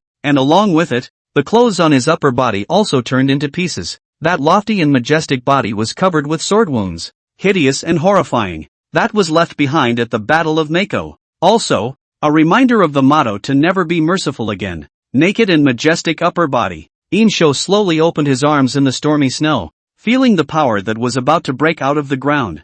Bang! There was a loud bang. Behind the back of the huge phantom behind him, two huge golden translucent arms violently stretched out. The arms were spread out horizontally like a pair of huge wings. Unparalleled power that oppressed the entire Yellow Springs. Yin Shou lightly waved his hand. The four arms of the phantom behind him also swung at the same time. In an instant, Batter's body, which was no longer warm, was lifted up in the air by Yin Shou's Dharma phase and lurked in the wind and snow of the Yellow Springs sky. Shatter! Yin Shou gave a firm grip towards the void. One of the arms behind the phantom violently gripped at Batter's body in the void. Batter's body instantly turned into countless pieces of light. Those fragments drifted down to all parts of the Yellow Springs, as well as into Mount Tai, transforming into blue words and totems. The water of the River of Forgetfulness instantly roared and rushed. Batter's power of eternal life merged completely with the Yellow Spring. Almost at the same time, under the white bones of those Ace God's army, dense shoots were born. These tender shoots defy the shackles of time and, in just a few moments, turn into a sea of red flowers 800 miles of Manjushri. And at the same time, the skeletons of those behemoths and the demon wolf Fenrir gave birth to countless mandalas. These flowers, representing the Yellow Springs, stand proudly in the wind and snow. These flowers, under the influence of the power of eternal life, will never wither. The Yellow Springs, at last, is a great success. From now on, whenever any of the Great Shang generals are resurrected here, they themselves will gain a certain amount of enhancement, not to mention that Yin Shou will also gain even more power. Swish! Yin Shou pointed his sword to the west and shouted, "You're barbarians. The end has come." The voice crossed space and time, like the killing roar of the entire human race. Odin's gaze was grim as he looked to the east. From that voice, he heard the brutality that swept through everything, the ferocity of a vengeance. I don't know whether it is because the weather is too cold, clothes are thin, or because of fear. Odin's body, slightly shivering. Arrogance. Thor gritted his teeth fiercely, the hammer in his hand flashing with thunderous power. I don't believe it. I don't believe that our Ace God clan will perish just like this. I don't believe it. Thor looked to the east and said, "We've been on the run for 3,000 years, and this time, we can't back down." Twilight of the gods? No, Father of gods, we can certainly rewrite this ending, can't we? Odin didn't speak, staring into the wind and snow, but the clenched fists showed that he was not calm or resigned. That man. Odin looked to the east. Is that man the one who caused the twilight of the gods? In the wind and snow, Odin snapped back. Behind him stood the endless Asa divine race warriors, as well as all the strongest members of the Asa divine race. These people, all of them, were looking at Odin with a resigned look in their eyes. They are not willing to resign themselves to their fate. Even less acceptable is the death of Badr. In their minds, they came to this planet and were supposed to take over everything as gods. All living creatures shall be consecrated to them. However, the reality is quite the opposite. This was something that could never be tolerated for the people of the Asa divine race. Chapter 98 Odin's Reaction. 2 New Wonders. Star Battle Armor. 98. Hundreds of ravens, flying from all directions, coalesce like a black cloud dragging Odin along. Odin stood high above, looking down, his powerful divine force causing the wind and snow to harden and freeze in midair. My people, our end is near? No, we're going to change the prophecy. Odin pointed to the east. He killed my son, the god of light. He is the unforgivable enemy of the Asa divine race, and even more so, the culprit who caused the twilight of the gods. I hereby swear again that I will destroy it in the name of the Asa gods, avenge the light and change our destiny. All living beings on this planet will prostrate themselves at the feet of the Asa divine race. Badr is dead. The twilight of the gods is coming. Yin Shou understood that it would be an earth-shattering battle. Odin. 4. Tyre. Thinking that he was about to let these legendary figures die in his own hands, Yin Shou felt a rush of blood boiling in his chest. Since Badr's death, the winter of Fimbul has descended on every corner of the land. The snow didn't seem to stop for a moment. At this moment, Yin Shou was standing on the city wall, looking out to the west. This scene was like the night before the duel with GFA. It's just that things are different. The great merchant, no longer the great merchant of yesteryear. He, Yin Shou, was no longer the same Yin Shou of old with a few kindnesses.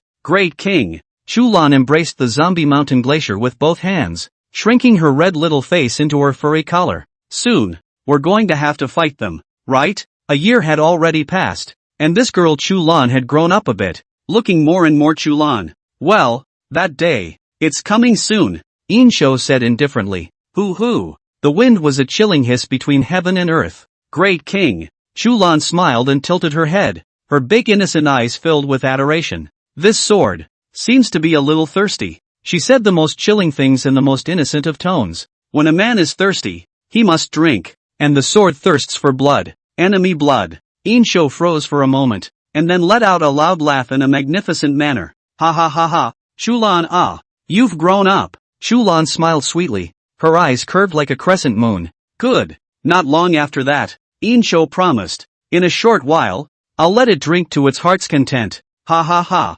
Shulan bounced to Yin Shou. Many thanks, Great King. She gathered her smile and followed the words of those great Shang generals, shouting in a milky voice, where my king's sword goes, we die fighting. This look made Yin Shou laugh again. The snow was getting heavier and heavier, with no intention of stopping. Zhu Shang, who once wanted to accompany Yin Shou in his self-immolation, came over with an umbrella. Great King, it's getting dark. After returning to his chambers, Yin Shou began to think about the next path. First of all, this Asa god race must be exterminated. It's not just Badr. Not a single one of them can get away. This group of barbarians who call themselves the god race are arrogant and haughty. Even if they had never come to this planet, Yin Shou would certainly have annihilated them without mercy. Besides, killing them will allow you to upgrade yourself. It was just that Yin Shou knew that his enemies were more than just them. There are also those among the stars of the universe, more powerful and mysterious existences. So before that, Yin Shou had to make himself, and the Great Shang, stronger. The Asa gods are targets for training. Within a short time, Yin Shou had already thought of 2 wonders to use to enhance the strength of the Great Shang. The first of these wonders is an arsenal similar to the sword pond. Only the difference was that the sword pool served to forge swords and quench the martial energy of the generals with the magical power from the Forbidden Mountain. This wonder, on the other hand, was forging star armor for the generals and Yin Shou himself. Although, after the generals die in battle, they can be resurrected from the yellow springs and can become stronger. But as the generals get stronger and stronger, the power of the boost is bound to become less and less. It's like a spell of Yuletide shopping in the afterlife. It was inevitable, and Yin Shou had expected it from the start. According to his estimation, the yellow spring should be able to allow him to reach the eternal realm. But it's not enough. Besides, the journey in the future would only get farther and farther, and the battle lines would get longer and longer, and there would always be many inconveniences when one was too far away from the yellow springs. In addition, if they encountered an even more terrifying enemy and the generals were not strong enough, even if they could be constantly revived, they would just be an endless source of sandbags. Therefore, the strength of the generals still needs to be constantly improved. The second wonder, on the other hand, is closely connected to the Yellow Springs. Speaking of which, I have Odin to thank for that. In the midst of Norse mythology, there is a place that cannot be ignored, the Hall of Valor. In the legends of Norse mythology, all the brave generals who died in battle will go to the Hall of Spirits to become Odin's divine army. They drink heartily in the Hall of Valor at night, while during the day they fight each other on the battlefield. And even if they die in battle, they rise again the next day. Day after day, year after year, whenever there is a war, they become Odin's bravest generals. The inspiration for this wonder, Yin Shou, came from here. Only, this spectacle is much more than the Hall of Valor. He wanted to build a giant training ground to simulate the most realistic and cruel battlefield, so that the generals would fight to the death in the training ground. It's a spectacle of the best of both worlds. Fighting all day long will hone the fighting strength of the generals. Those who die in battle can not only be resurrected in the Yellow Springs and gain even more power. The more people that were resurrected at the same time, the faster Yin Shou would improve. Nowadays, Yin Shou had already reached the realm of reincarnation, and falling stars and the like were nothing to him. He stood at the top of the star-picking building and looked up at the starry sky. When the position of the stars was about to move, he could tell at a glance that a few of them were the hardest. Drop! Yin Shou casually waved his hand. A brilliant arc was drawn in the sky, and meteors were falling like rain on top of the wasteland. And, because Yin Shou used his power to control it, these stars almost landed in a flat state without causing any impact. Yin Shou was to use these fragments of the stars to create brand new armor for himself and the generals of the Great Shang. West, the huge battleship sat on the earth like a mountain peak. Odin and Thor, just standing on top of the battleship, watched the few meteors that slipped through the thick dark clouds. Looks like that guy is strong. Thor weighed the hammer in his hand. Odin said coldly, otherwise, he wouldn't have had the means to kill Badr.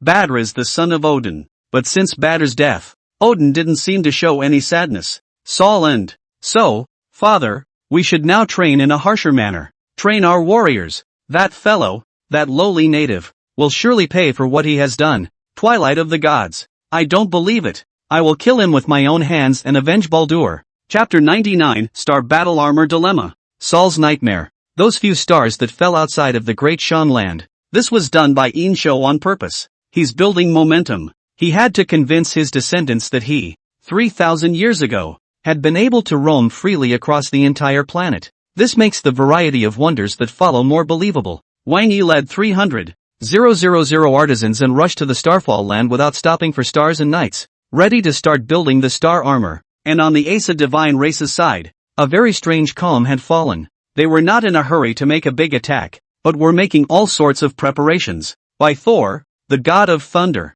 personally leading 100,000 Asa's divine army, training day and night, to deal with the end of the gods. Dear stand, Yin Shou sat in the center of a pile of treasures, surrounded by a group of cool warblers. In his hand, he was playing with a valuable jadeite sculpture. The sculpture looks like a lustful beauty. Your Majesty, Wang Yi seeks an audience. Outside the door, came Wang Yi's rigid and slightly wooden voice. Wang Yi? Yin Shou frowned slightly. Wasn't he building the star battle armor? Why have you suddenly returned to Chaoge? Did something happen to? Yin Shou immediately stood up and quickly pushed the door out. Countless treasures shattered under his feet with a crisp sound. Squeak! The door was pushed open and what came into his eyes was Wang Yi's face full of scars. What is it? Yin Shou's face was expressionless. The great king. Wang Yi's expression was a bit hesitant. Yin Shou's face sank slightly. Speak straight. Wang Yi was shocked into a cold shiver and hurriedly said, Yes, Your Majesty. My subordinate has failed to build the star battle armor as entrusted by Your Majesty. Please punish Your Majesty. Unable to build? Yin Shou asked in a deep voice. What is the reason? Wang Yi took a deep breath, hung his head and clasped his fists as he said in a low voice. Your Majesty, that star is incredibly hard. We are unable to remove its fragments at all, let alone forge battle armor. This is really not Wang Yi's fault. During the Shang Dynasty, the tools were not yet perfected. Before Yin Shou traveled here, there were even a large number of people using stone tools. In that case, it was reasonable that the 300,000 artisans led by Wang Yi were unable to do anything about star. Lone, go check it out. Yin Shou flicked his hands together, and the neighing of a warhorse came from not far away. The huge warhorse with a fiery red body stepped through the void and arrived beside Yin Shou. The light from the warhorse was like fire illuminating the surroundings. Yin Shou straddled the warhorse and with a forceful clamp of his legs, The warhorse stepped into the void and rushed towards the direction where the stars fell. A red straight line, like the trajectory of a comet, cut through the snowy night sky. West. The shouts were earth-shattering. The entire 100,000 Asa divine army was training tirelessly in the heavy snow. Thor's hammer in his hand and a big belly stood at the highest point of a boulder. The thunder power on that hammer was majestic and raging, seemingly capable of destroying everything hard in the world. Don't slack off, warriors of the gods, Saul shouted at the top of his lungs. The twilight of the gods will never be the end of us. In the gale, Saul pointed to his feet. This place, this planet, this land, will be the place where the Asa gods will rise again. We are so strong, so valiant. I'm sure we can break that damn prophecy. The Asa divine race shall rise again. Thor spoke up and casually swung Thor's hammer. Click! A purple thunderbolt descended from the sky, splitting a boulder to pieces. Roar! Roar! Roar! All the soldiers of the Asa divine race let out war cries in unison, echoing in the roiling wind and snow. For some reason, looking at this scene that made people's blood boil, a strong uneasiness suddenly arose in Saul's heart. There was no reason for this uneasiness. It's like it came out of nowhere. Saul has always been a headstrong guy. He didn't believe in fate, much less the so-called twilight of the gods. Even after learning that the winter of Fimbul had descended, Saul had never been as uneasy as he was now. Probably too tired? Saul reassured himself. After all, it had taken 3 whole millennia of searching through the infinite universe to find a suitable landing spot. Saul had spent almost all of those 3,000 years on the battleship. Thinking that, he sat down on a big rock, slowly closed his eyes and fell asleep. Greetings, my lord. Greetings, my lord. 300,000 artisans worshipped from afar towards the red light on the void. Bang! The warhorse stepped heavily on the ground, raising countless snow.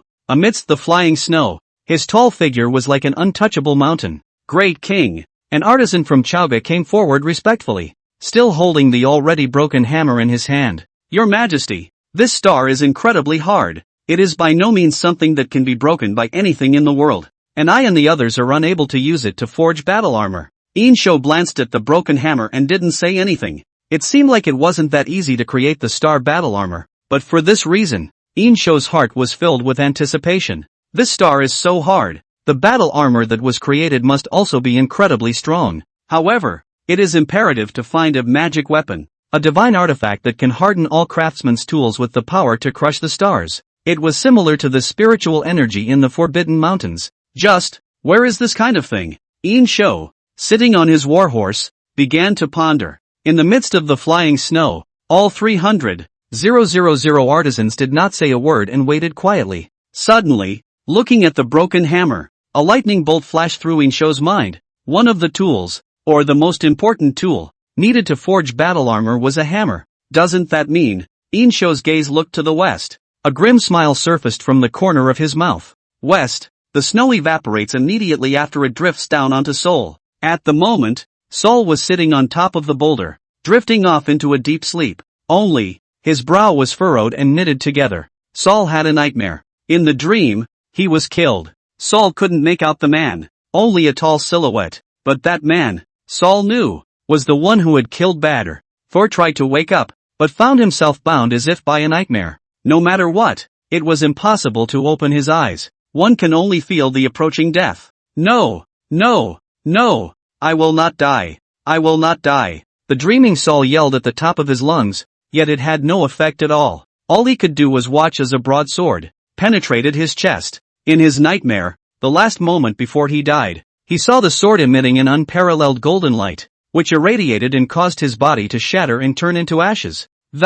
In the golden light, Saul saw that the owner of that sword was a man with a strong, slightly rough face. Chapter 100. Tego started live streaming as well. Artifacts? It's just a tool. Saul, wake up, wake up, you're asleep. Waking up in a daze from his nightmare, Saul opened his eyes, and what came into view was a mouthful of golden teeth and white skin. Heimdall, among the Asa gods, the guardian of the Rainbow Bridge. Likewise, one of the sons of the god King Odin, brother of Thor and Baldur. As the guardian of the Rainbow Bridge, Heimdall is strong and powerful, as well as possessing abilities that have always been the envy of all the gods. A certain amount of forethought. His keen senses and eyes can see 6 ways. You can see what is happening hundreds of miles away, day and night. Ears can hear all directions, and when bent over the ground you can hear the hissing of growing grass and the sound of growing wool. Thanks to these powerful senses, Heimdall has some uncontrollable, precognizant ability to foresee danger.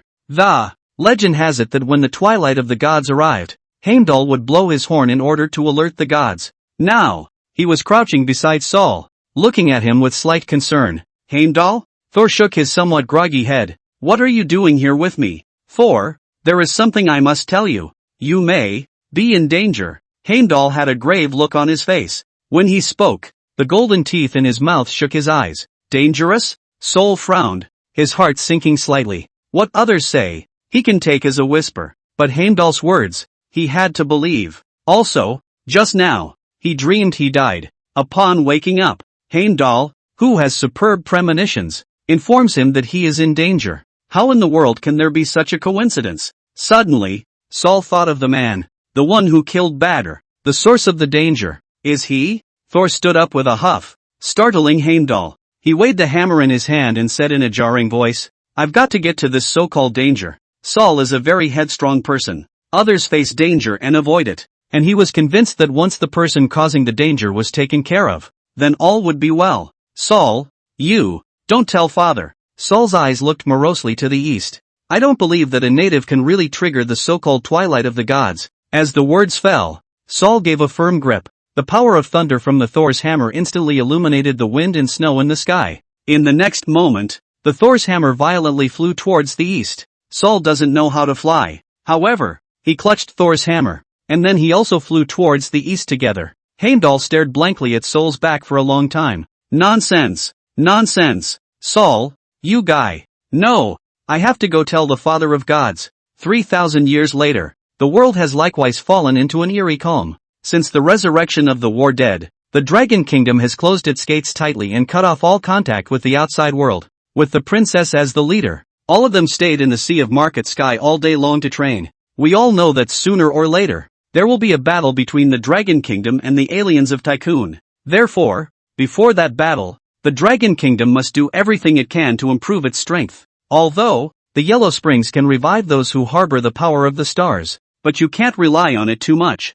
It's like games like LOL where springs can revive heroes though, but that will take some time, and after resurrection, you still need to fight. Therefore, it was imperative to improve one's own strength, rather than placing all one's hopes on the Yellow Springs. Taego's side wasn't idle either. He began to send out group after group of Asa godfolk, looking around for the footprints of their ancestors. On the spacious and brightly lit balcony, Taego was enjoying imperial service with a cigar in one hand and a glass of red wine in the other. Lord Taego, there's news. The subordinate ran over in a hurry. Hearing his subordinate's words, Taego stood up in a flash, and the blonde woman kneeling on the ground followed suit with a violent cough. But soon, the woman realized something and covered her mouth in horror. Taego is temperamental, and just a short time ago, someone who accidentally messed with him got a slap on the head. But obviously, Taego's attention wasn't on her right now. What's the catch? Taego asked excitedly. The subordinate replied, somewhere on the south side,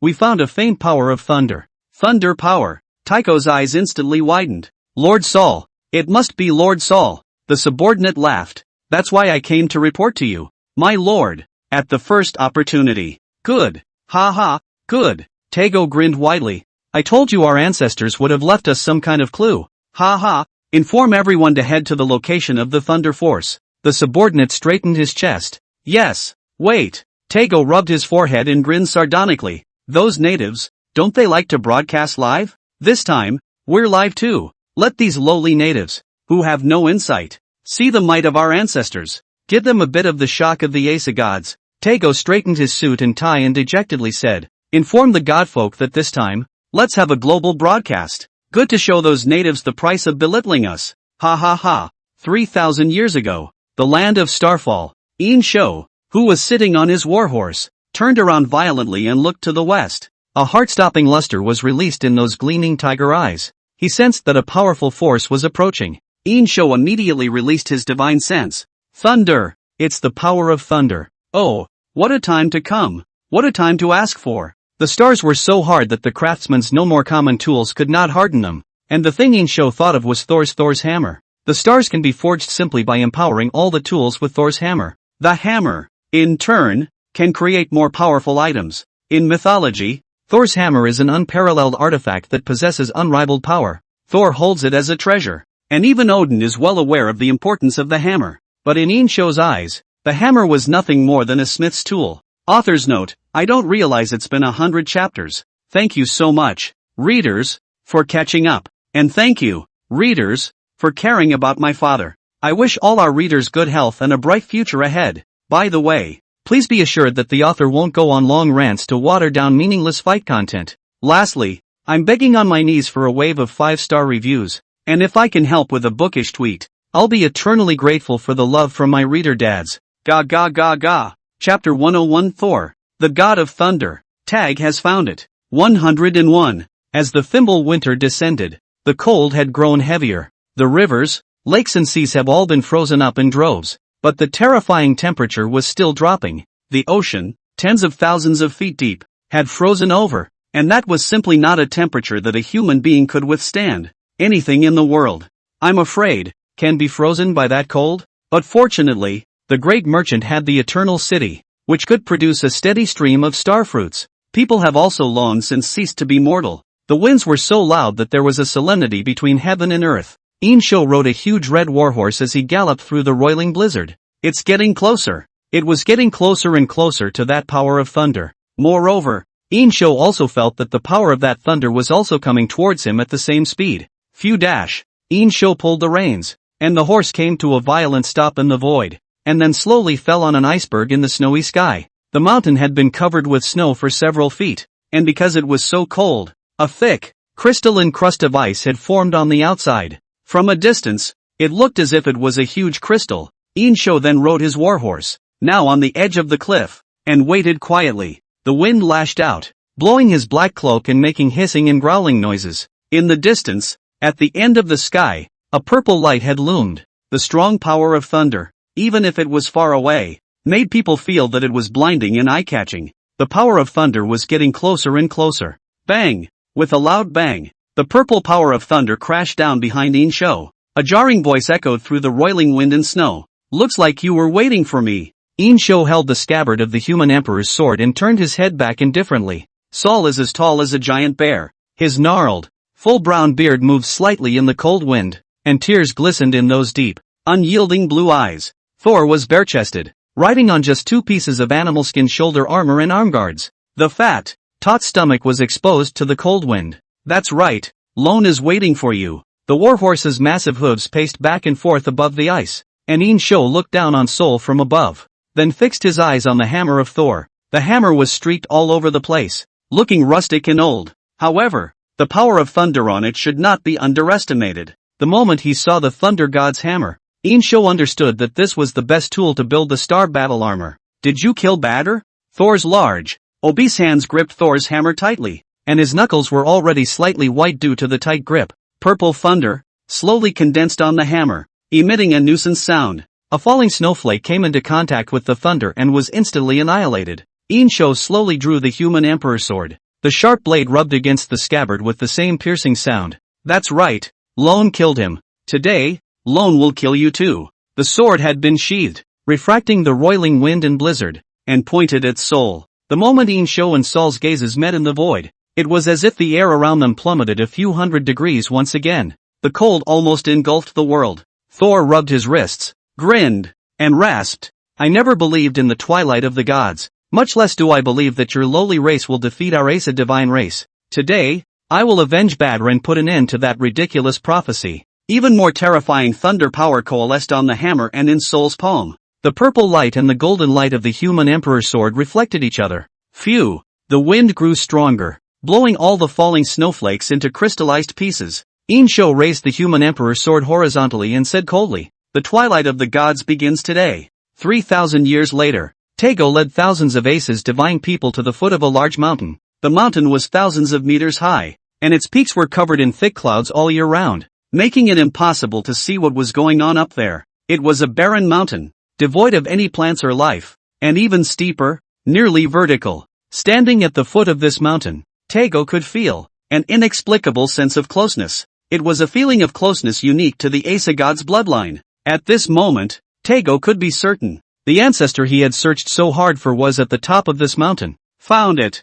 Finally, Tycho grinned broadly. He's been getting hit with all sorts of things since he arrived on this planet. And now the chance to raise an eyebrow has finally come. Turn on the global broadcast. Show those damn natives that our ancestors are the most powerful beings in this world. Tycho's blood was burning and his fighting spirit was boiling. In his opinion, the ancestors of those dragons had left behind, at best, some sort of relic. And for once, he might get to meet his ancestors. At the thought, Tycho smiled sadistically. When I find my ancestor, all of you unknowing natives will prostrate at the feet of the Ace of Gods. Soon, the prearranged Ace of Godfolk turned on their cameras and started broadcasting live. The live streaming room was flooded with millions of people at once. Among these were the Ace of Godfolk who had come from the universe, and also on this planet, the descendants of the Ace of Gods. Soon enough, the matter of Tycho's live broadcast reached the Dragon Kingdom. Many of the Dragon Kingdom netizens, too, flocked to the live broadcast. How many? Tycho asked his assistant triumphantly.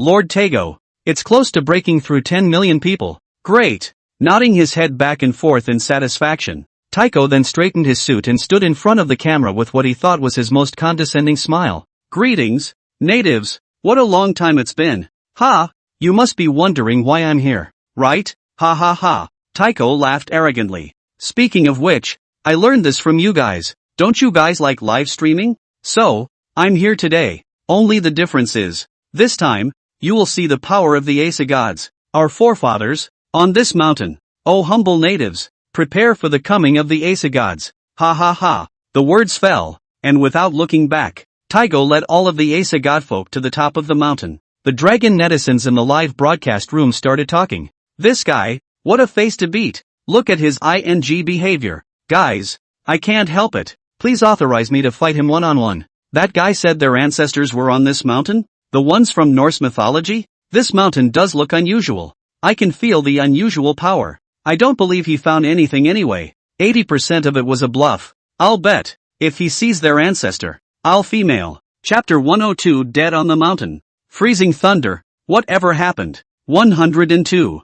This guy, look at the way he swears. Could it be that in this mountain, their ancestors really exist? In the office, Jean Ocean and a dozen young men stared at the computer desktop.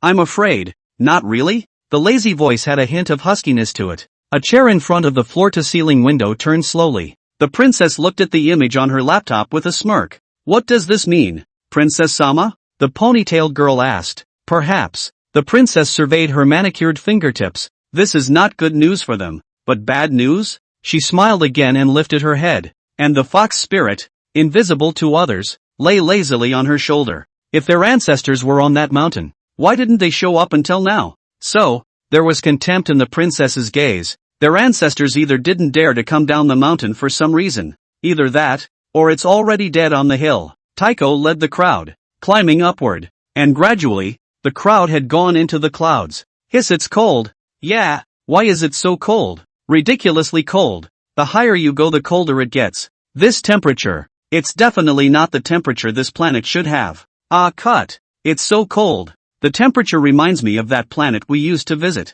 Piercing through the thick clouds, the crowd finally arrived at the top of the mountain. However, the picture on the mountaintop made everyone at the scene and the viewers in the live broadcast room all dumbfounded. At the top of the hill was a huge clearing. Thick ice could be seen covering the ground, emitting a cold aura visible to the naked eye. There is no scent of life here, nor any trace of life passing through. It was obviously located thousands of meters up in the air. Yet, there was no light to be seen, and it was as dark as night. The bone-deep cold, the endless, limitless darkness, reminds one of a place in Norse mythology, Helheim. It was the underworld of Norse mythology, a place that was dark and cold to the bone all year round. Rumor has it that even Odin can't control this place. Everyone's attention, however, was not on the bone-chilling cold. Everyone's eyes were looking at the very center of the mountaintop. A large, crystalline tree sits in the center of the hilltop, thrusting straight up into the sky. One thought came to everyone's mind at the same time. The World Tree? No, that's not a tree. As the camera drew closer, everyone could see that it was lightning. Framed purple lightning. The bolt of lightning came down from the sky and struck right on top of the mountain. And that lightning was able to be fixed because, on the periphery of the lightning, there was a layer of crystal clear cold ice covering it. Asterisk asterisk asterisk asterisk. Frozen lightning? That's too outrageous, isn't it? Just how cold is it that you can freeze lightning? What the hell happened here? TSK, it looks like the ancestors they talk about seem to be quite powerful as well. But how come we haven't seen them appear? Regardless of whether their ancestors were awesome or not, I'm going to follow in the footsteps of the princess goddess forever. Follow 1. Quack quack quack. Gaga. Hilltop. Tej was also shocked in his heart as he looked at the huge ice-sealed thunderbolt. He could sense that the thunder and lightning seemed to be related to Thor, the god of thunder. But what about the Sauls? Why can't we see in here? What the hell happened here? Why does lightning freeze? A million question marks went through Tego's mind. But immediately, he banished these jumbled thoughts from his mind. Returning to the camera with a cocky look on his face once again, Tycho grinned. Stupid natives. Now, you see? He stretched out his arms with an enraptured look on his face. How powerful are we? The Asa God clan? Ha, ha ha. Thunder and lightning, which you see as disaster and death, is frozen here by our ancestors. Ha ha. What? Does it seem that the worldview has been turned upside down? Now, is it possible to be shocked by the power of the Asa gods? Ah, ha ha ha. Tycho's arrogant laugh echoed through the frame. He had already had a premonition of the Asa god race's former glory. 3,000 years ago. Same place. The dark sky became darker. The power of lightning and the power of the human emperor's sword intertwined at the top of this mountain. Thor is indeed strong enough to mobilize the forces of nature. But, Yin Shou can too. As early as the reclamation realm, he could mobilize the power of nature and even, to a certain extent, influence the laws of nature. At this moment, the human emperor's sword emitted a chirping tremor in the wind as if it were a tiger's roar or a dragon's roar. The cold wind in the sky seemed to be gathered in this sword. The heart-stopping coldness was as if the sword came from the cold hell. Saul must die today. Thor's hammer. Yin Shou must get it. So, he wouldn't give Saul a chance to fight back. Saul's face was grave, and he also knew the dreadfulness of that sword. It was only at this moment that he realized that he seemed to be a bit gullible, and it seemed a bit presumptuous for him to come here alone. But the arrow had to be fired. Saul pushed all the divine power in his body to its peak. Countless thunder covered the surface of his skin like purple veins. Yin Shou's human emperor sword had already finished storing its power. He looked at Thor and bellowed over the howling wind. Come on. Okay, come on. Thor bellowed, his foot sinking in. With a swishing sound, Saul's body was like an arrow off the string as he rushed towards Yin Shou. That speed was clearly fast, but Yin Shou could clearly see every detail. Hiya! Yin Shou bellowed, and his warhorse's hooves raised high as he charged towards Saul. Today, this group of so-called Asa gods must be made to pay. To make them understand that here, they can't just come here when they want to. It's okay to come, but, leave your life behind. Phew! The wind is fierce and rolls the snowflakes to cover the whole world. In the gusty wind, the roars of Yin Shou and Saul were heard at the same time. Bang! With an earth-shattering roar, all the cold ice on the entire mountain range suddenly shattered. A purple thunderbolt struck down from the depths of the clouds, shaking the sky and the earth. However, in just a moment, that thunderbolt was covered by cold ice and condensed to freeze. The moment the two weapons came into contact, Yin Shou's body did not move at all. Instead, Saul's face twisted, only to feel as if his organs were shattering. The hand holding Thor's hammer was shattered into pieces in an instant, and flesh and bones flew across the room. Thor's hammer came off and landed on the ground with a clang. Saul's obese body flew straight backward, hitting the mountain arm hard and proceeding to fall to the ground. He struggled to get up, holding his broken arm and looking at Yin Shou with a fierce gaze. That huge ice-sealed thunderbolt was right in the very center of the two. It's like a twisted knife that divides the world in two. Half belongs to the winner, half belong to the losers. Chapter 103, The God of Thunder has fallen. You're just tools. Hoo-hoo. The wind is getting stronger and the chill is getting heavier. Thor's blood coalesced into blood-red beads of ice before it dripped. Yin Shou picked up the hammer with the blade of his sword, and with a gentle shake, he threw the hammer at Saul's feet. Go on. His face was expressionless and he stood tall, the cloak behind him hunting in the gale. It looked like an untouchable mountain. In a trance, Saul saw Yin Shou's figure zoom in, growing larger and larger. The figure blocked out all the light, a huge shadow enveloping him like a cage. Father of the gods. Heimdall hurried to Odin's room. Odin is reading from an ancient book. He firmly believes that knowledge can change everything and shatter the prophecy of the Twilight of the gods. In the beginning, Odin was blinded in one eye in his quest for knowledge and to find out the truth about the world. He wanted to explore the true nature of the world from within a rift in time and space. However, due to a lack of power, he was burned blind in one eye by the power of knowledge in the rift of time and space. Seeing Heimdall walk in, Odin immediately put down his book. What happened? Odin knew what Heimdall was capable of, and the fact that he was in such a hurry meant that it must not be good. It's Saul. Saul, that rash fellow, running off to duel with that man. What? Odin's single eye widened. Nonsense. This is not the time for war. Heimdall said. So, father of the gods, we must go and save Thor now. At the sound of these words, Odin suddenly felt a wave of vertigo in his brain. A feeling of heavenly spinning instantly surrounded him. Almost at the same time, he perceived the familiar power of thunder, disappearing from the world. Snap! The book in Odin's hand fell to the floor. Father of the gods, what happened to you?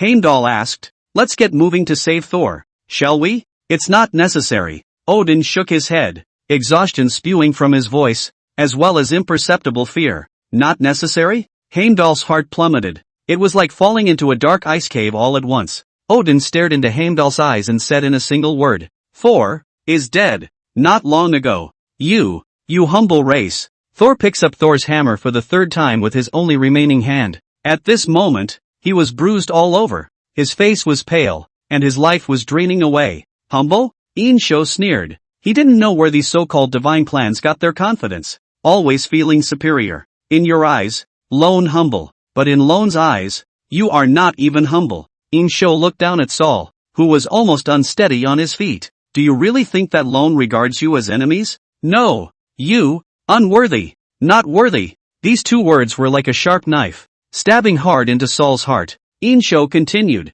In Lone's eyes, you guys are nothing more than a stepping stone, or rather, the tool of the lone practicing soldier. Shut up. Saul's anger was instantly ignited. You asshole, I'm going to dismantle you. Ah! Thor let out a regal hiss and glared with bloodshot eyes as he charged at Yin Shou one last time. There was a hideous expression on that face, as if it were a beast at the end of its line. Man, who was not afraid of beasts. Courage in a trapped animal. Yin Shou looked at the approaching Saul and stabbed with his sword. The human emperor's sword instantly pierced through his chest. Dangling, Thor's hammer, which fell on the ice, smashing a crack that, his feet, slowly left the ground. In the midst of the gale, Yin Shou slowly raised the human emperor's sword, and on the body of the sword, hung the corpse of Saul. He no longer had any vital signs, and his head hung down feebly, looking as if he was saluting Yin Shou in general. 3,000 years later. Ah! Oh humble natives! Feel the divine power of our ancestors!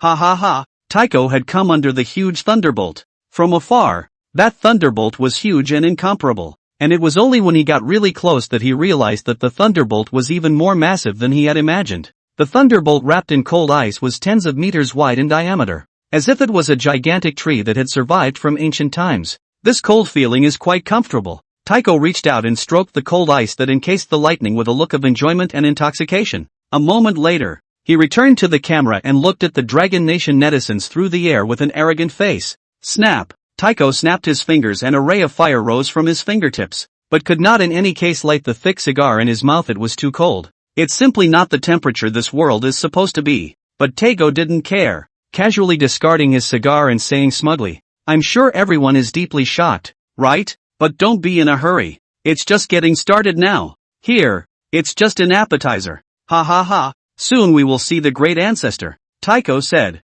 moving his shoulders with a sardonic grin as he did so. He was reminded again of that which he had selectively forgotten. The sword that hangs over pretty country. Once, in his most arrogant gesture, Tycho demanded that the dragons remove that sword and asked them to kneel and apologize. Later, when Yellow Springs asked about the matter, Tycho realized that things were bad and arranged for his subordinates to delete the video again. It's just that while the video was deleted, that incident, however, has become a permanent source of shame for Tycho. Now, he's going to get that back. There's one more thing I want to make clear again. 3 days. I give you 3 days to remove that sword over pretty country, and kneel and pray for my forgiveness. Otherwise, when our ancestors appear. Ha ha! You guys saw his power? I believe it's not hard to even destroy your Yellow Springs, right? Ha! Ha ha ha! Tycho laughed wildly. The netizens of the Dragon Kingdom looked at his beaten look and wanted to come along the screen and slap him. What the hell? This bastard is still calling himself a god race.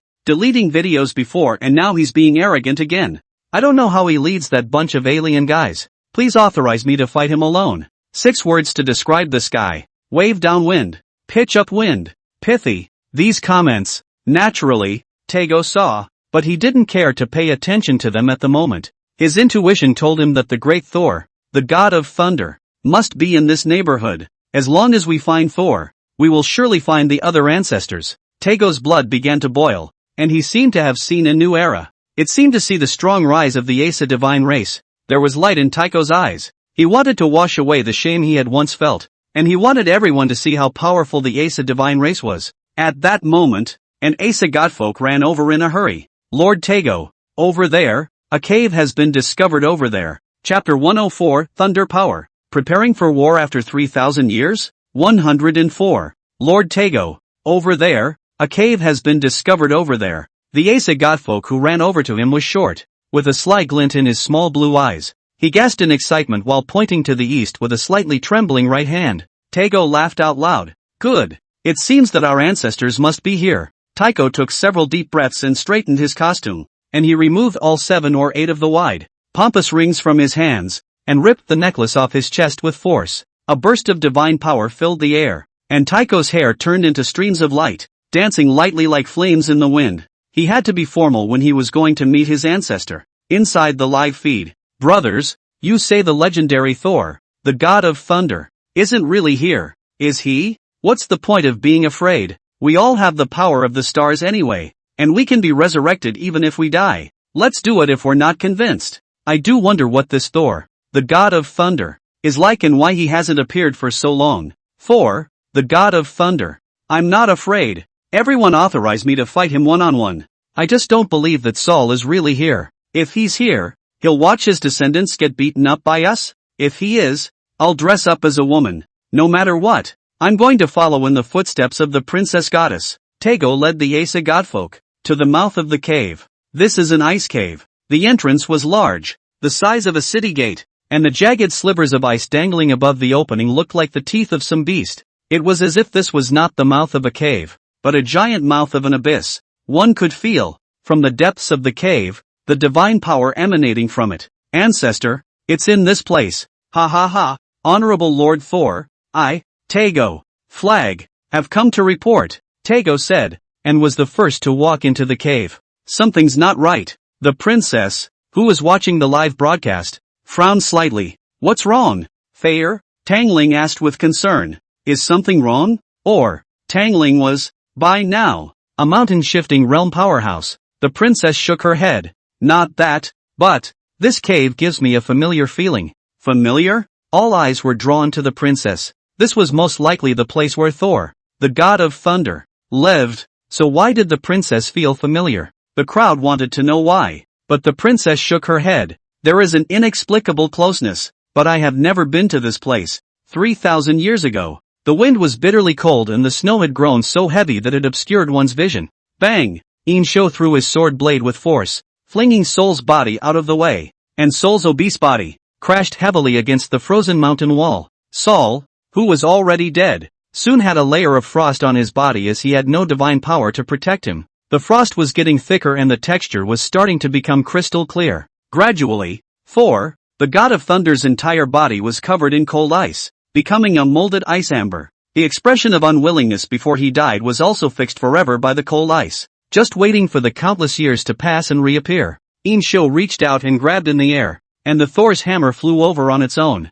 Feeling the majestic thunder power inside, Yin Shou was certain in his heart that this was the best tool to build the star battle armor. Yin Shou quickly summoned all the craftsmen to the iceberg. On the ice mountain, Yin Shou condensed the power of cold ice to create a huge cave. All the artisans, who will be building armor in the middle of this cave. At this moment, Yin Shou was standing on top of the high platform, holding the thunder god's hammer in his hand. Below, the huge stars being transported as well as the artisans. Today, Lone will use the power of thunder to quench the tools, so that you can use thunder to quench the stars, and build star battle armor for my Great Shang warriors. The artisans, led by Wang Yi, all knelt down on one knee, raised the tools in their hands high, and shouted in unison, Please, my king, grant me the power of thunder. We will use thunder, forge stars, and refine battle armor. Help the great merchant, and invincible in battle. The great merchant endures forever, my king for all time. Yes, Yin Shou shouted,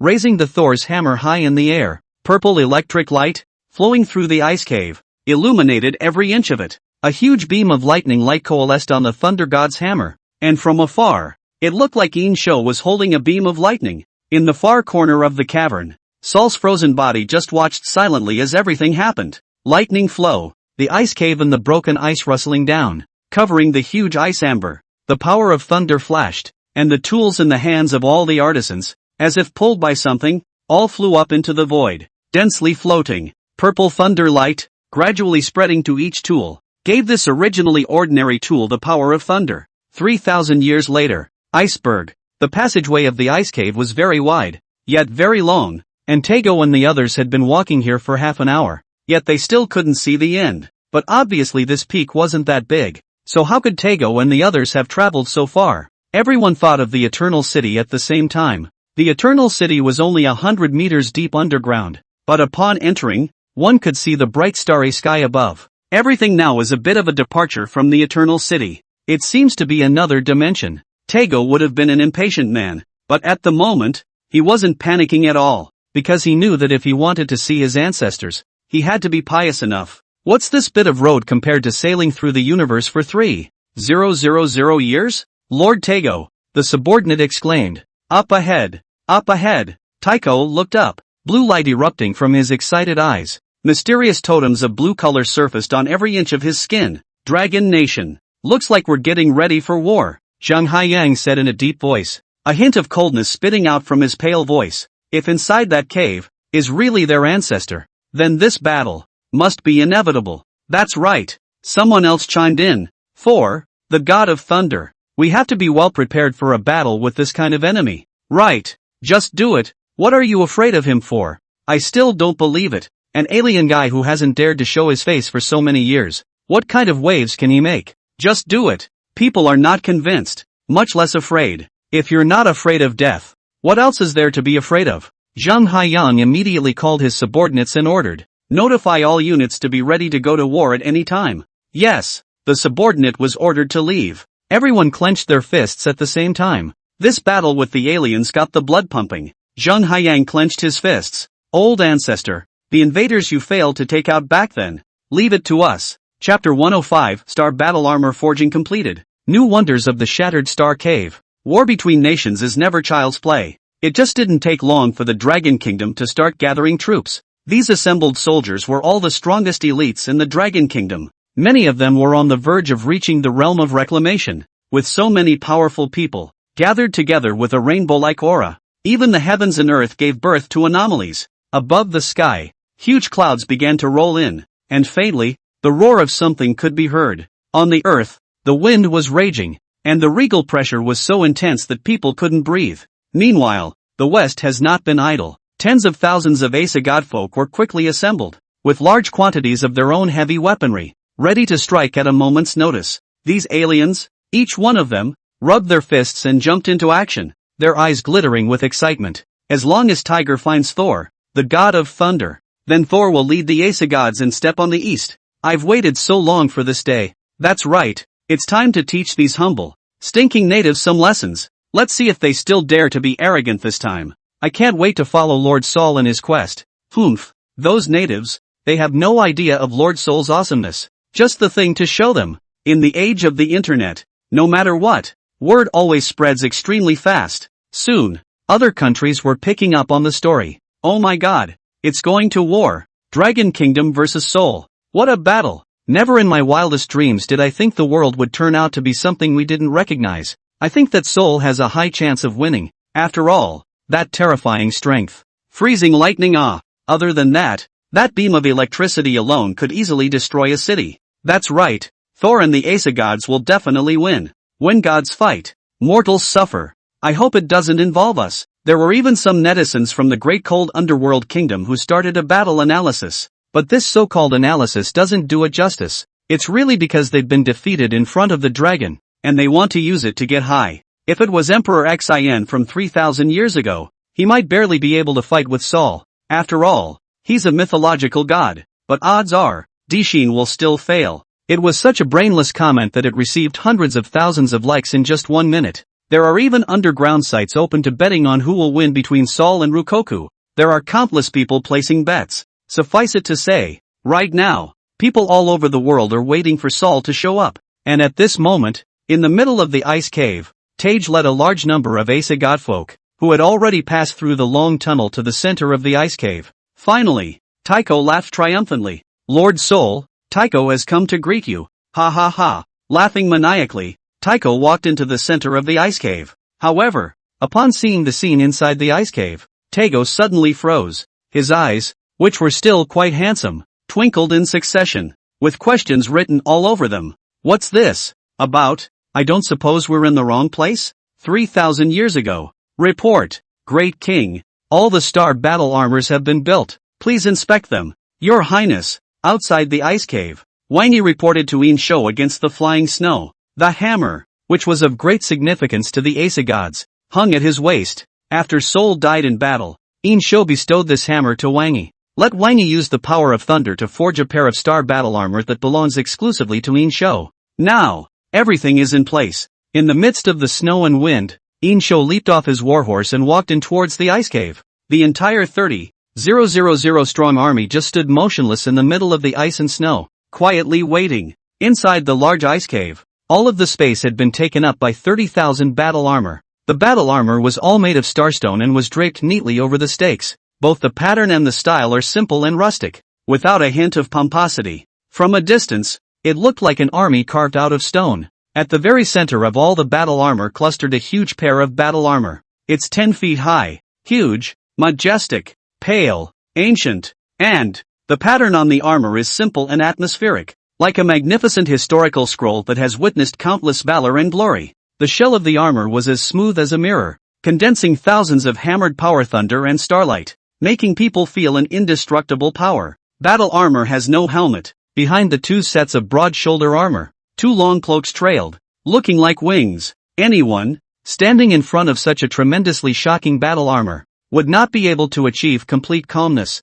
Even Wang Yi, who had personally created the star battle armor, was looking at this piece of work that he was most satisfied with his eyes and blood boiling. Great King, Wang Yi introduced. This star battle armor was forged by my subordinate with the heart of a star, quenched with thunder for 7 days. Unlike other battle armor, this battle armor, not only can it defend against attacks, but also the wearer can be connected to the heart of the stars, and the power of the stars goes further. Good. Yin Shou nodded in satisfaction and drew the human emperor's sword with a clang. Yin Shou came to a frozen mountain wall. Below the mountain wall was the body of Thor, already buried in frost. After thinking for a moment, Yin Shou raised his sword and left the record. The king, with supreme power, felled a star here, desired to build a star war armor. However, the stars are strong, not broken by all tools. Afterward, a foreign enemy invaded, and it was the god of thunder. The king here beheads the god of thunder and seizes the hammer of Thor, shattering the stars with the power of thunder,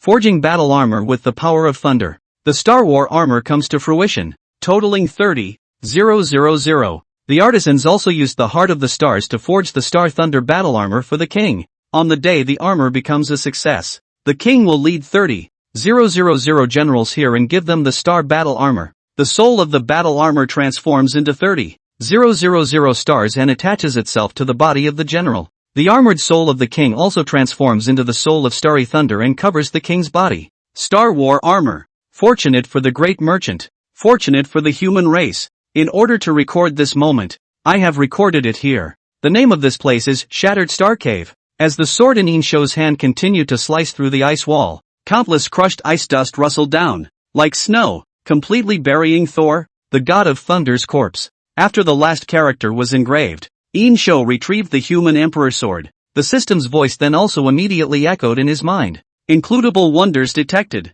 Shattered Star Cave. Medium-shaped wonders may be included. Keywords for the spectacle: shattering stars with the power of thunder. Forging the Star Thunder battle armor. Is it included? Yin Shou turned around and looked at the huge and majestic battle armor. Included. Congratulations to the host. The inclusion of the spectacle was successful. Remind the host that someone has already discovered this spectacle in the afterlife. Chapter 106. Saul's corpse appears. Asa divine race collapses. 106. 3,000 years later. What, in the world, is going on here? Tycho was a little confused as he looked at the image in front of him. He had expected Saul to be here waiting for him. However, as far as the eye could see, it was all armor made of stone. densely packed, but there was not half a person in sight. Most of all, the armor, to Taiko, was strange and familiar. Strange because, in the history of the Aes gods, he had never seen this style of armor before. Familiarity, on the other hand,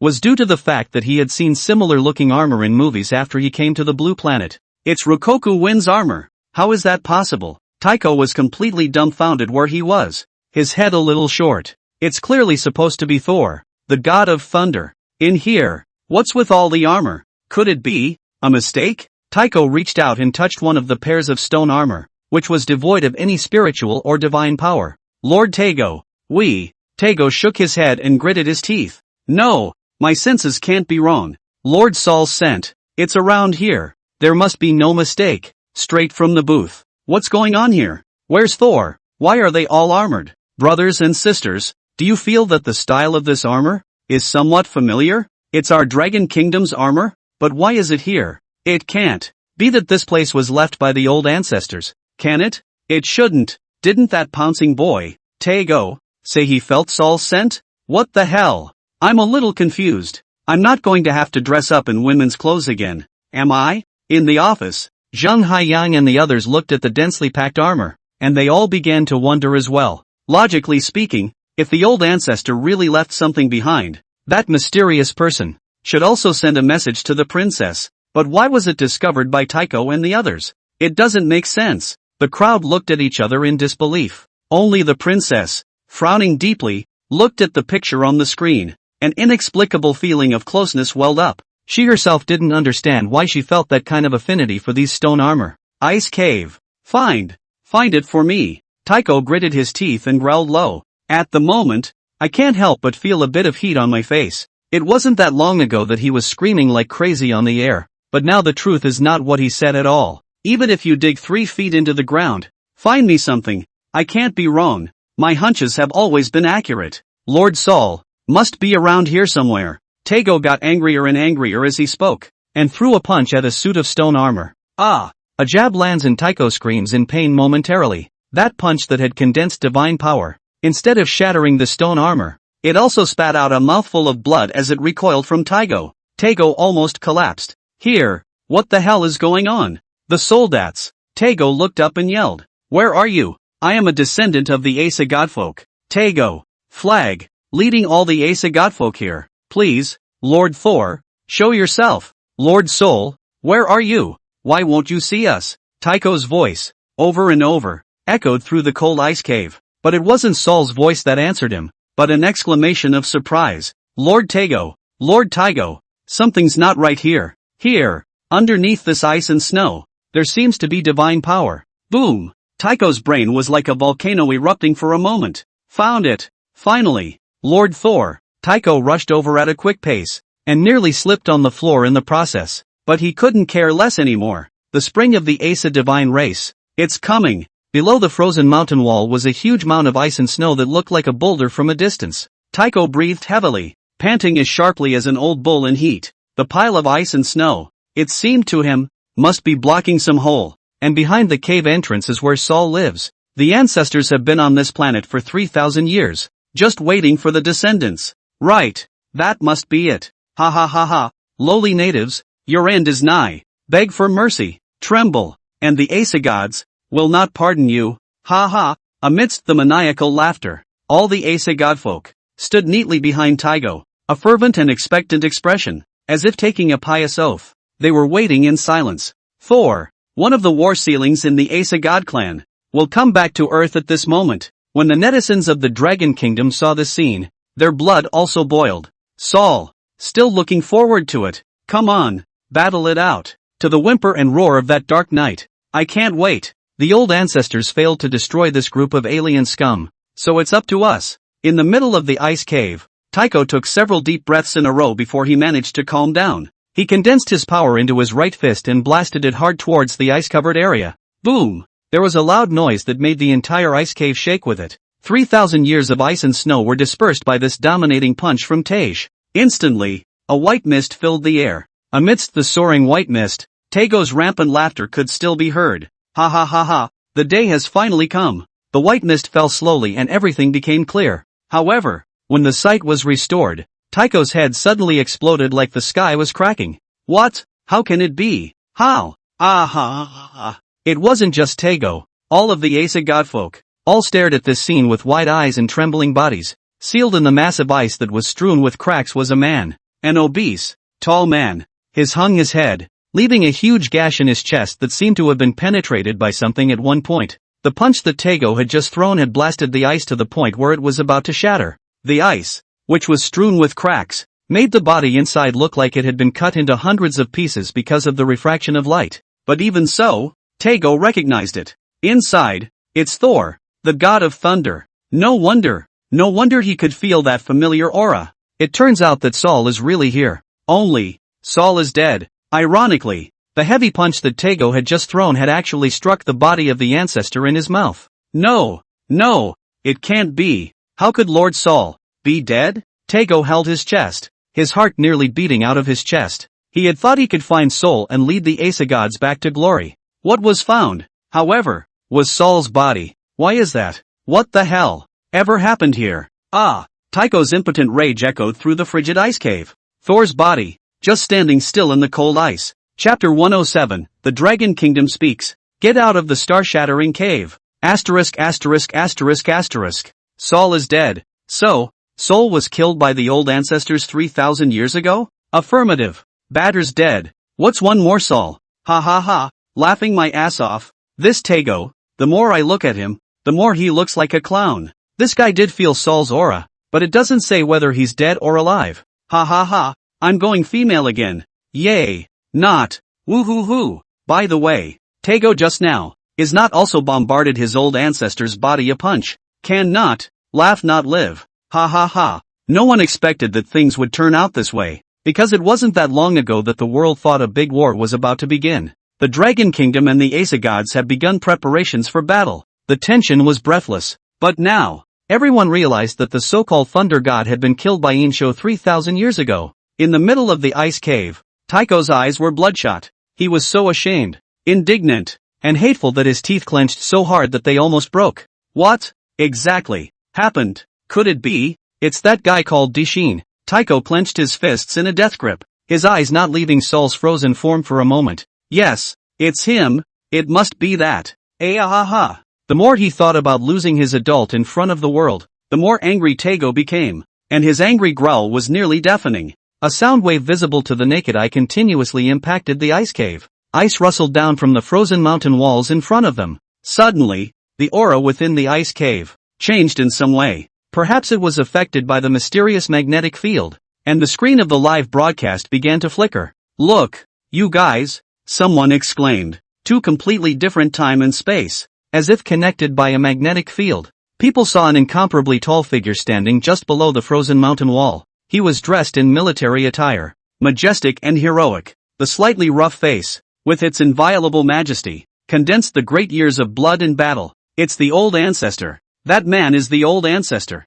Ha. Sure enough, this is a relic left behind by the old ancestors. This idiot, Tego, is doing us a favor. Ha. I'm going to follow in the footsteps of my old ancestor forever. Ga. The moment Tego saw that figure, a never-before-seen fear inexplicably arose in his heart, causing him to subconsciously take half a step back. When he came back to his senses, Tego couldn't help but become even angrier. That's you? I'll kill you. Tycho slams his fist into the air, yet it fell short. It was just a phantom. Clank! The human emperor's sword came out, and the bright and dazzling light pierced Tego's eyes so painfully that he had to block his gaze with his hand. That tall figure was not affected by anything, lifting the human emperor's sword and leaving a record on top of the ice wall. Swish! Swish! Swish! The sword light was flying. Each sword was fierce and domineering, yet not bulky, and it was all natural. As the sword in Yin Shou's hand continued to slice through the ice wall, countless crushed ice ballast fell like snow. Words left behind 3,000 years ago have surfaced before the eyes of the world as if a veil of cold had been removed. The king, with supreme power, felled a star here, desired to build a Star War armor. However, the stars are strong, not broken by all tools. Afterward, a foreign enemy invaded, and it was the god of thunder. The king here beheads the god of thunder and seizes the hammer of Thor, shattering the stars with the power of thunder, forging battle armor with the power of thunder. The Star War armor comes to fruition. totaling 30,000. The artisans also used the Heart of the Stars to forge the Star Thunder battle armor for the king. On the day the armor becomes a success, the king will lead 30,000 generals here and give them the star battle armor. The soul of the battle armor transforms into 30,000 stars and attaches itself to the body of the general. The armored soul of the king also transforms into the soul of starry thunder and covers the king's body. Star War armor. Fortunate for the great merchant. Fortunate for the human race. In order to record this moment, it is recorded here. The name of this place is the Cave of Broken Stars. The truth finally came out. Everyone felt a rush of blood as they looked at the words. So this is where the old ancestor built his battle armor. Old ancestor, is this killing for treasure? A common trope in Netflix. So, the Aesa divine race's Thor's hammer is just a tool in the eyes of the old ancestor? Ha ha ha. Star battle armor. Awesome. The image in the ice cave was changing. People saw that tall figure coming underneath the huge battle armor, stretching out his arms. Countless amounts of starlight flowed around his body, transforming into a mighty battle armor. Behind the broad shoulder armor, two capes fluttered wildly behind them, like flags waving in the hunt. So, it's like this. Zhang Haiyang leaned towards the backrest of his chair, his body relaxed like never before. It seems that we were all wrong, or to be more precise, we thought the old ancestor was too simple. Elder Zhang, Shinfeng asked urgently, this relic, it is now in the west. What should we do? Should we send someone? Hearing this, Zhang Haiyang pondered for a moment. The relics of the old ancestors should never be handed over to Tego and the others. Even if we go to war, the Dragon Kingdom must be allowed to guard this relic. This thing. Zhang Haiyan was only halfway through his words when he was interrupted by the crown princess. The princess rose from her chair, a regal chill in her gaze. I told you, no one can take that away from him. Neither can God. The matter is now before us. No. The princess smiled coldly. It is that there are only two paths before them. 1. Go to war. 2. Get out of the shattered star cave. Inside the ice cave. I'm going to kill you, asshole. Tycho couldn't help but crack up, the cowardice that flashed through his mind making him even angrier. He cursed in his heart, how can it be? I am a descendant of the good and noble Aesa god clan. How can I be afraid of a native? Fake.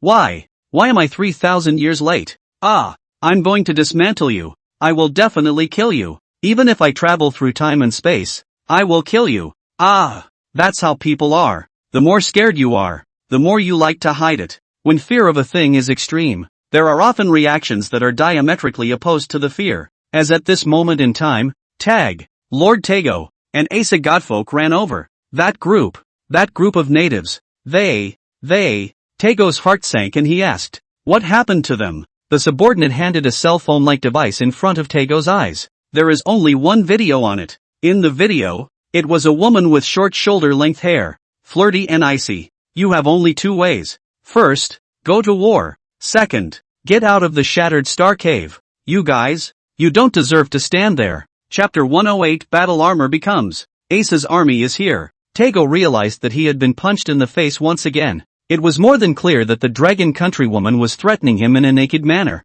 But what could Tego do? The next situation was very unfavorable for the Aesa divine race. War. The crowd had found Batter dead not long ago, and now they saw Sol dead. Other than that, the morale issue alone is enough to drink. With what? Tej understood that at this moment. Not only him, I'm afraid that all the Aesa divine race's heart, all of them are covered with a layer of shadow. This way, it is impossible to start the war. And that group of dragon nation will be resurrected. Before finding the ancestors of the Aesa god race, Tej would never go to war. After weighing the pros and cons, Tego gritted his teeth and said, what's there to stay in this hole? Just give them charity. Yeah, we have more important things to do, and it's a waste of time to stay here. Saying this, Tego let out a long breath. Finally, he felt victorious for once. Let's just say that great men are forward-thinking, and the spirit of AQ, even the aliens, are beginning to flourish. Let's go, Tego said coldly.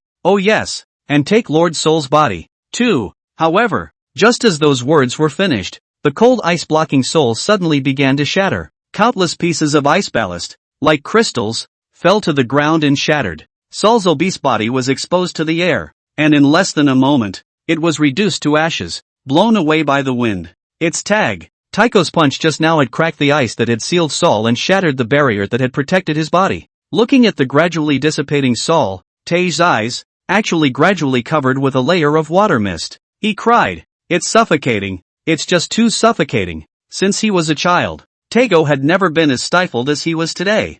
3,000 years ago, the Cave of Broken Stars. Above the Star Thunder battle armor, eye-catching starlights suddenly erupted. Yin Shou took a resounding step and came underneath the battle armor one step at a time. Countless generals followed him without a word. Yin Shou stopped in his tracks. In the middle of the shattered star cave, the winds suddenly raged, blowing ice and snow, making it impossible to open one's eyes. "I am the Lord of the Great Shang, the King of the human realm. Today, I will cast my battle armor from the stars to help my great merchant flag to victory. No matter who, no matter what gods, demons, fairies or ghosts, no matter where they come from, anyone who is not a child of my people, I will conquer. The human race shall rise to dominate all things in the universe. Battle armor, come on." As the words fell, Yin Shou slowly floated up into the void under the gaze of tens of thousands of people. During the ascent, the original battle armor on his body began to slowly crack into pieces. A white pillar of light shot out from the huge Star Thunder battle armor,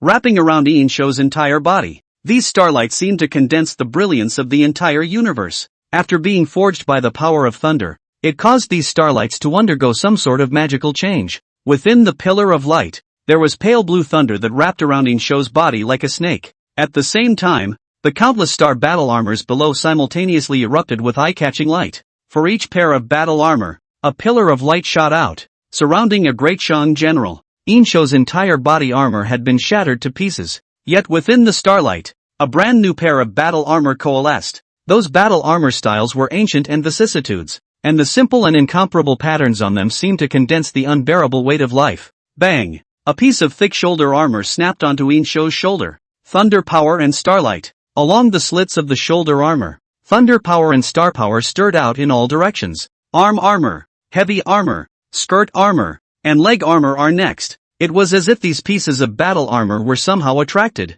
and one by one, they attached themselves to Yin Shou's body, constructing a complete battle armor. The battle armor was pitch black, without any luster, emitting a terrifying aura that one did not dare to look up to. The wind grew stronger amidst the starry sky. Yin Shou closed his eyes and felt the brand new battle armor. The moment the battle armor possessed him, it was as if there was an invisible silk thread that connected him to the battle armor. In an instant, it has been the same as the human armor. Many images he had not seen before appeared in Yin Shou's consciousness. Countless stars floated in the vast and infinite universe, like silver-colored particles. A mysterious power that did not belong to this world coalesced within these stars. Suddenly, there was a change in the universe. All the stars were pulled by a force and gathered in one place. Glittering starlight moved and spread throughout the picture. A huge river of stars, roaring and rushing, transformed into a vast and wild current, swooping towards Yin Shou like a mountain of mountains. The wild currents constantly washed over Yin Shou's tall body,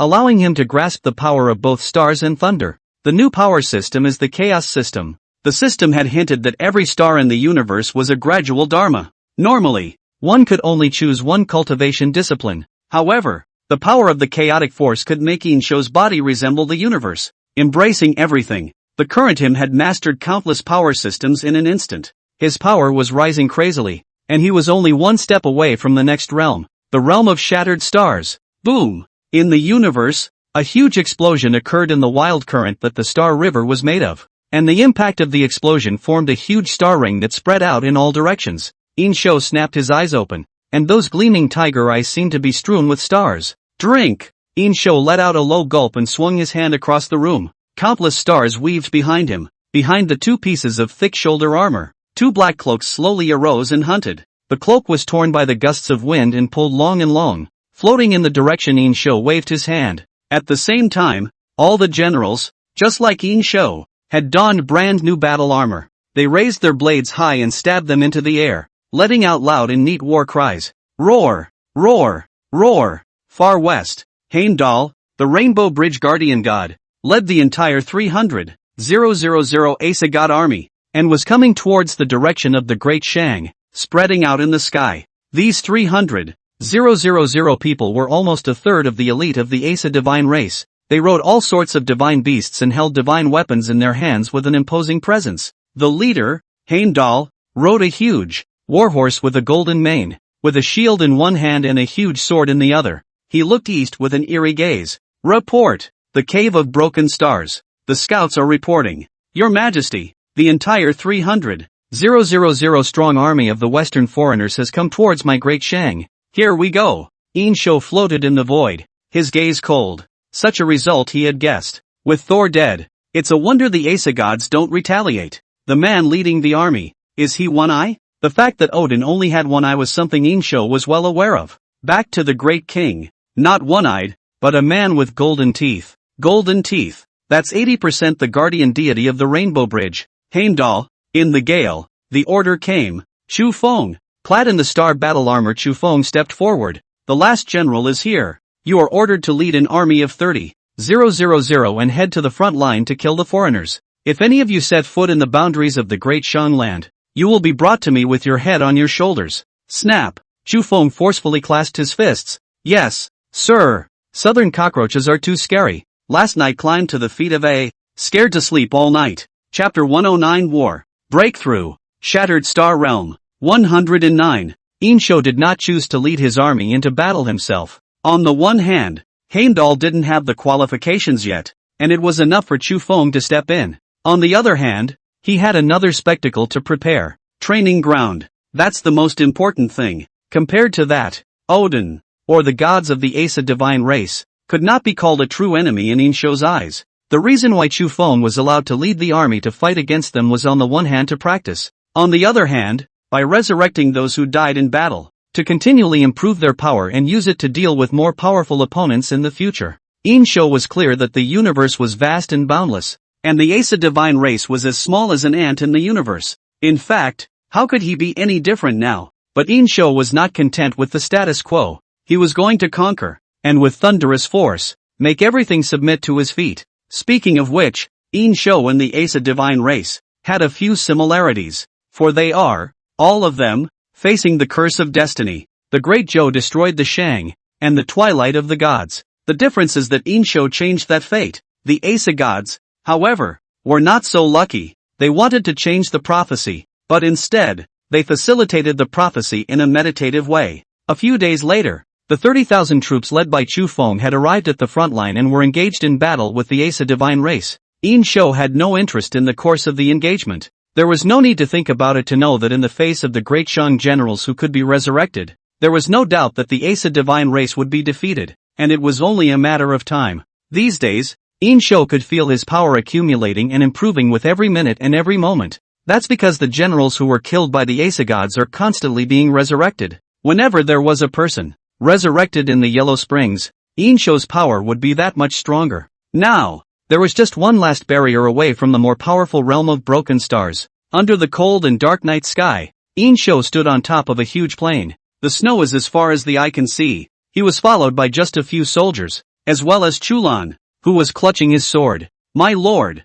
why, this time, am I not allowed to go?" Chulan sat resignedly on the back of the horse, slightly pouting. Last time, she had clearly made an appointment with Yin Shou to take the Corpse Mountain Glacier into battle. However, this time Yin Shou had only sent Chu Feng, causing Chulan to have some bad feelings in his heart. Yin Shou didn't explain too much, but said faintly, "Right now, it's not the right time." Chulan nodded and whispered, "Don't forget, Great King, hoo-hoo." The wind was so loud that it swept up the snow on the ground and filled the night sky like a white mist. The power in Yin Shou's body, which was still rising, had reached a critical point. Soon, it's going to break through. It's so close to the end. Yin Shou took a deep breath and waited quietly. As long as he reached the shattered star realm, he would be able to build this wonder. Above the battlefield, the shouts and killings covered the snow and wind. The Great Shang generals and the Aesa divine army were fighting for their lives. The sound of blades clashing was deafening, like wild thunder.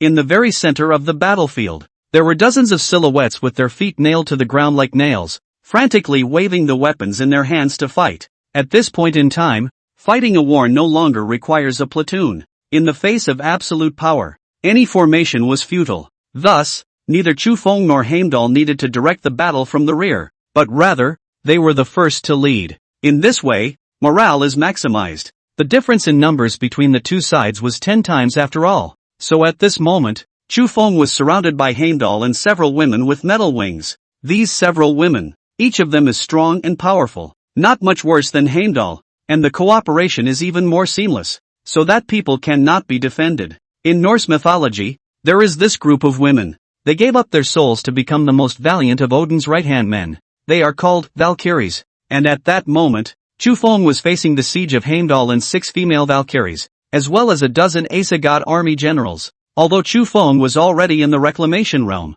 it was difficult to defeat 4 hands with 2 fists. In the beginning, he could barely cope, but as time went by, he gradually fell into the wind, adding a wound to his body from time to time. Finally, Heimdall took advantage of Chufeng's distraction and quickly circled behind him. Go to hell. Pust. Heimdall's long sword instantly penetrated Chufeng's chest. Chufeng viciously turned back and glared at Heimdall with icy eyes. Those eyes held an undying resentment, a vindictive viciousness. Subconsciously, Heimdall actually loosened his grip on the sword. Chufeng's body, which quickly turned into ashes, was blown away by the wind. With a crash, Heimdall's sword fell to the ground. Yellow Springs. Forgetting the other side of the river, pillars of light plunged from the yellow sand-filled sky to the earth, and a gust of wind blew the layers of manzanita like waves tumbling over them. Within the pillar of light, Chufeng's shadow was slowly regrouping, constructing a new body. Above the snowy plains, there was a loud boom in Yin Shou's body, as if the sky was crumbling.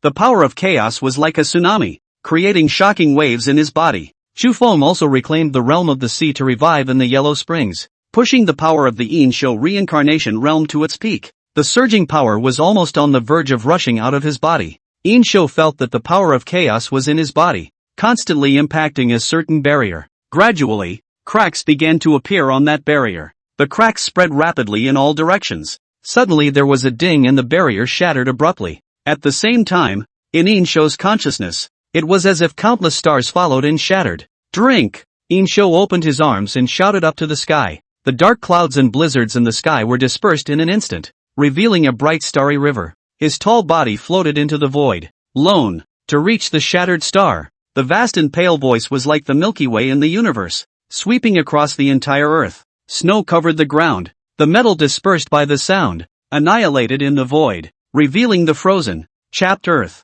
Yin Shou raised his head and looked at the stars in the sky, then suddenly his eyes stared and he grabbed fiercely towards the void. A huge, translucent palm suddenly coalesced in the vastness of the universe. That palm followed Yin Shou's movements and grabbed hard towards a planet. Boom! Violent explosions and endless fire spread throughout the universe. The planet, which was a little bigger than the blue star, was destroyed in an instant, turning into countless fragments that floated in the universe. Countless people looked up at Blue Star, deep in the universe, and were treated to a brilliantly illusory fireworks display. The Chulan on horseback had a strange luster flashing in his eyes. She stood on the back of her horse, arching her arms and clasping her fists as an adult would do, and looked at the favored figure with a smile on her face. Congratulations, Your Majesty! The great merchant endures forever, my king for all time. Chapter 110, The Might of a Broken Star. Super Giant Wonder. 9 Realms. 110. Ice rages on the battlefield. The smell of blood filled the air and rose to the sky. Heimdall frowned deeply. In a daze. He's never fought a battle like this before. Obviously the other side only had 30,000 people. Obviously they were already surrounded. And yet, it's as if they can't be killed enough. This side had only just killed a bunch of them, and it wouldn't be long before a new team joined the other side, and more courageous than before. 300,000 against 30,000. Heimdall thought at first that the advantage was on his side, but the more the fight went on, the more Heimdall realized that the Aesa god army seemed to have gradually fallen into a disadvantage. How? How did they get so many people? Heimdall didn't know that the Yellow Spring could be revived, and thought that the great merchant side was using the tactic of adding fuel to the fire by constantly sending new troops to support them. Lord Heimdall, Valkyriel said gruffly, if we keep fighting like this, we might lose. These natives, there are too many of them. Heimdall gripped his sword tightly in his hand. No, we can't retreat. We have to go and inform Father quickly and send more divine troops. Just then, a rough voice suddenly came from the gale in the distance. Today, all of you will be buried here. In the midst of the flying blizzard, Chufeng rode a warhorse, held a long spear, and led hundreds of people towards Heimdall to kill. In the gale, his cold, grim eyes plunged into Heimdall's heart like a knife. What? How is that possible? Heimdall's eyes snapped open. He's not dead? And them? El said coldly, Those cavalrymen behind that man died just a short time ago as well. Suddenly, Heimdall reacted. His heart thudded and sank into the cold valley. The chill spread down the soles of his feet and into his limbs. It turns out that the other side has only had these 30,000 people since the beginning. The 30,000, on the other hand, can keep coming back to life. Fear and confusion welled up in the depths of Heimdall's gaze. What kind of enemy are they facing? Really? In the wind and snow, hoofbeats rose and fell, and the warhorses let out thrilling neighs. Chu Feng raised his long gauntlet high and hissed as he rushed towards Heimdall and the group of female Valkyries. Above the snowy plains, Yin Shou floated high in the sky, his eyes gazing at the night sky like a torch. Reincarnation, broken stars, eternity, extinction, rebirth. He had reached the second realm. Nowadays, he could easily crush a planet the size of Blue Star. It's time to prepare for another spectacle. The training ground. He gazed into the starry sky, his eyes traveling through countless light years of distance, exploring the universe with abandon. Soon, he sought out the 9 deepest stars, the brightest planets. These 9 stars, the nameless stars, were also the stars that Yin Shou had specially chosen. On the one hand, they were powerful enough in their own right, and on the other hand, these stars had not yet been discovered by future generations after 3,000 years. That way the spectacle can have enough isolated stars. The attributes of these 9 stars were also completely different. There are lava-covered stars, storm-ravaged stars, torrential rain stars, and snowy stars. The star of thunder and lightning, the star of spring, the star of death, the star of life, the star of rootlessness. Yin Shou was to utilize these 9 nameless stars to create a new spectacle. It is also, by far, the largest spectacle in scale. With his supreme power, he detained these 9 stars from the vast universe and crashed them on the blue star. During the process of falling, these 9 stars were continuously compressed by Yin Shou utilizing an overbearing and incomparable power. The stars were squeezed by the force and kept shrinking, gradually, turning into 9 palm-sized black holes. Countless small stars were swallowed by this black hole, and there were even countless mysterious forces that condensed in the black hole. Countless people saw 9 black straight lines that cut through the snowy sky and fell down on the earth. The black glow gave the earth an eerie aura. It makes it seem as if this place has been transformed into a place of nothingness. 9 black holes, ripping apart all the surrounding tree life, like a vortex, devouring them. The warhorses of the generals following Yin Shou let out uneasy neighs, and their hooves, which had nowhere to rest, paced restlessly on the ground. Chu Lan's petite body stood on the horse's back, her small mouth slightly open. The light of adoration in her eyes was simply brighter than the stars. The world in front of Yin Shou's eyes was constantly changing. 1 minute a blizzard is raging, the next it's thunder and lightning, or a storm is sweeping through. In the ever-changing light, he saw many strange monsters and heard their indescribable roars. Yin Shou knew that these monsters did not exist, or rather, present does not exist. Rather, they are the memories of the 9 stars. But Yin Shou was going to use these memories to recreate these monsters as opponents for the generals in the training ground. Boom! Suddenly there was a loud bang, and from the center of the black hole, an infinite, devouring blackness was spreading. The star river cloak behind Yin Shou's shoulders fluttered wildly in the wind. Space was rapidly split, with 9 completely different stars, transformed into 9 different times and spaces, stacked on top of each other. In the midst of a void, Yin Shou's deafening voice was heard.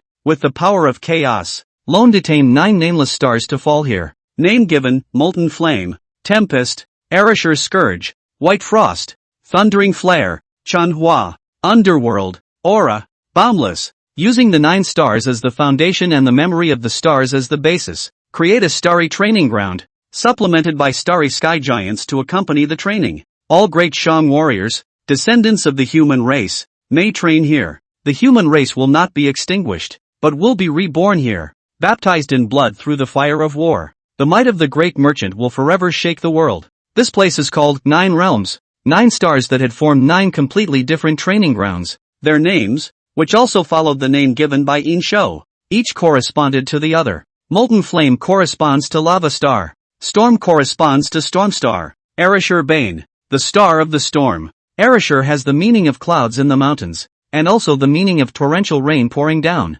White Frost corresponds to blizzard, and Thunder Flare corresponds to thunder. Manhwa is the springtime blossom, and Underworld is the Death Star. Aura is the star of life. No boundaries, a rootless star. These on stars will each simulate 9 different battle environments for the generals to train in. After getting all of this done, Yin Shou's body slowly landed and resumed sitting on the horse's back. At the same time, the system's voice rang in his head. Includable wonders detected. The 9 realms, supergiant wonders to be included. Keywords for wonders: detaining stars, condensing star power, creating a starry training ground. Is it included? Supergiant wonders, to put it mildly, because even though these 9 realms had been compressed by Yin Shou, each space, too, was boundless, like a kingdom, or a complete world. Inclusion. Congratulations to the host. The spectacle has been successfully included. Chapter 111, Killing 200,000 Divine Armies. Bygone with a great change in temperament. The court of the Great Shang Dynasty. Yin Shou sat on top of the throne. My lord. From outside the main hall, Chu Feng's rough voice came, and that voice passed through the layers of the temple, echoing in the ears of all the ministers. The army is triumphant. A smile appeared on Baigan's pale face. The eyes looked out of the great hall. Your Majesty. Before the people arrived, the laughter in Chu Feng's voice could be heard. The last general has defeated 300,000 enemy troops. Bang, bang, bang. Heavy footsteps were coming closer. Chu Feng, who was in military attire, marched up to the great hall and casually threw the heads of Heimdall and several female valkyries onto the ground. Above those heads, expressions of resignation remained. Watching her brother being so powerful, Chu Lan was also elated. At the same time, she was also clear that all of these glories of Chu Feng were given by Yin Shou. Well done. Yin Shou nodded. The outcome of this battle was something he had long predicted. The great merchant warriors will not die in battle.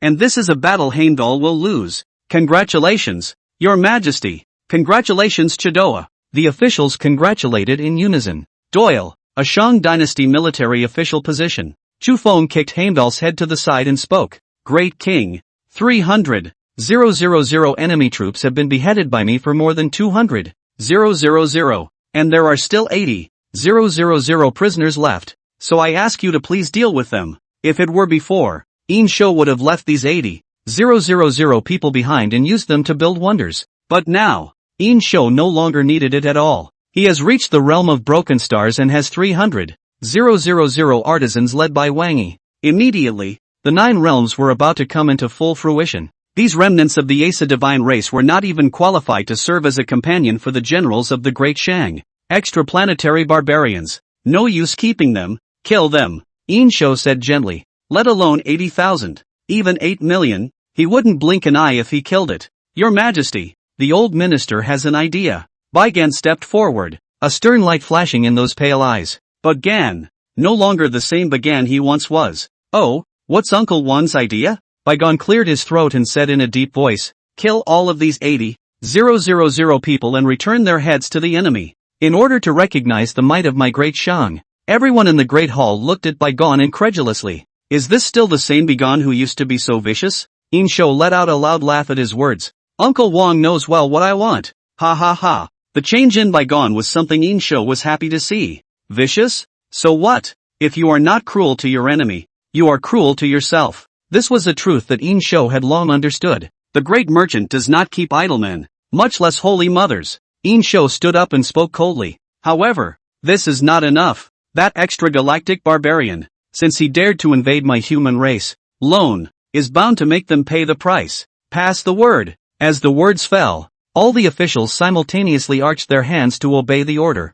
Yin Shou's morose voice was like the death knell of hell. Chop off the arms and legs of all these 80,000 barbarians, put them in an altar, and give them back. The soles of everyone's feet were flooded with a layer of coldness. Nice guy, kill and kill. The king is really ruthless, but no one had a problem with it. After taking care of everything, Yin Shou connected to the system interface, found Wang Fei's ID, and sent the positioning of the 9 realms gate. Over 3,000 years later, Dragon Nation live. Brothers, what has the old ancestor left behind this time? I don't know. 80% of it has something to do with Tycho's ancestors, right? Not necessarily. Whatever it is, it's a treasure left to us by our old ancestors. I have a question. Where exactly did the old ancestor go? It's logical that he's so strong. It's impossible for him to die of old age, right? The great merchant will live forever, and my king will live forever. It's not just talk. The old ancestor must not be dead yet. The netizens are talking about it, but when all is said and done, they can't tell the difference. Looks like this is the place. The princess held the miniature radar and looked at the wasteland in front of her. It's covered in grass as far as the eye can see. Every now and then a few rays of cold sunlight pierced the dark clouds under the overcast sky. All that sunlight on top of the grass made the edges look as sharp as knives. Teacher, the aura here seems unusual. The ponytailed girl with clear eyebrows exclaimed softly. The girl's name was Su Hui, and she was a former student of Princess Wang. The princess walked over and closed her eyes, then slowly opened them again within a moment. Yes, this is the place. West. What had these assholes found this time? Tycho clenched his fists, his eyes glued to the screen. Honestly, the last thing Tycho wanted to do right now was kill all the people in the screen. These people, they have disgraced him. But on the contrary, people would be resurrected. And Tage didn't dare to go to war easily at all. The same 3,000 years ago. Why people's ancestors left so many things,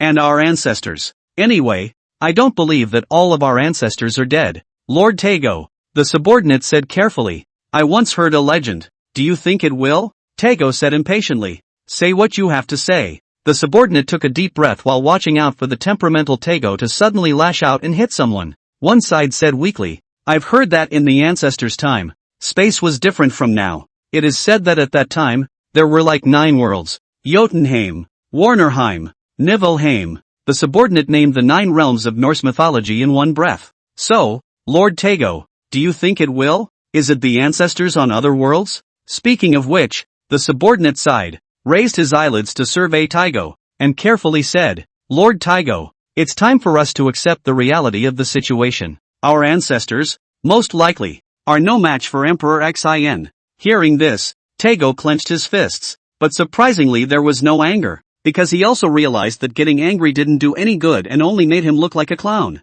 Tago forced himself to calm down and analyzed with what was left of his reasoning. So, you're saying that the ancestors are hiding in other parts of the 9 realms in order to avoid the front line for the time being? The subordinate nodded. Most likely. While Tycho didn't want to accept the outcome, it seemed there was no other possibility. He clenched his jaw and said grimly, that is to say, finding the rest of the 9 realms will make it possible to find our ancestors. The subordinate replied, most likely. Tage let out a long breath and said coldly, in this case, it couldn't be better. The ancestors, even if they weren't a match for Emperor Xin, survived until now and can definitely clean up this group of natives. The subordinate concurred. That's right, Lord Tago.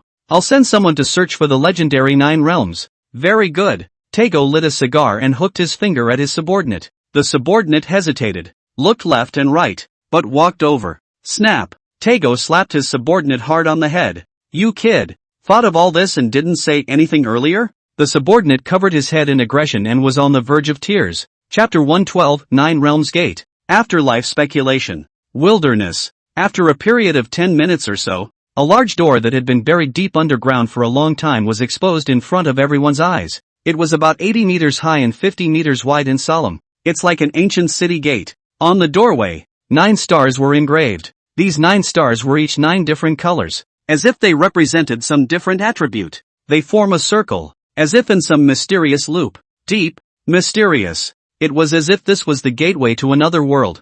People looked up at the towering gates as if they were looking up at an infinite universe. These 9 stars, what are they? It looks so mysterious. Are they, today, still in the sky? Just as everyone was speculating about the world behind the door, Tang Ling frowned tightly. Fei Air, here, doesn't seem right. The power of the stars will make everyone's perceptual abilities amplified to varying degrees. Tang Ling's perception ability, on the other hand, was the strongest among these people. The crowd's eyes were attracted to Tang Ling and they all looked over. Ms. Tang, what do you mean by that? Su Hui, the ponytailed girl, asked. Tang Ling analyzed. Don't you guys feel it? Behind this door. Like, nothing? Everyone looked at each other at the words, and many of them immediately released their own divine sense and perceived it. Sure enough, Tang Ling was right. Behind this door, there is no space. It's as if it's the only gate that's buried under the land. What's this about? The old ancestors left a door open for us?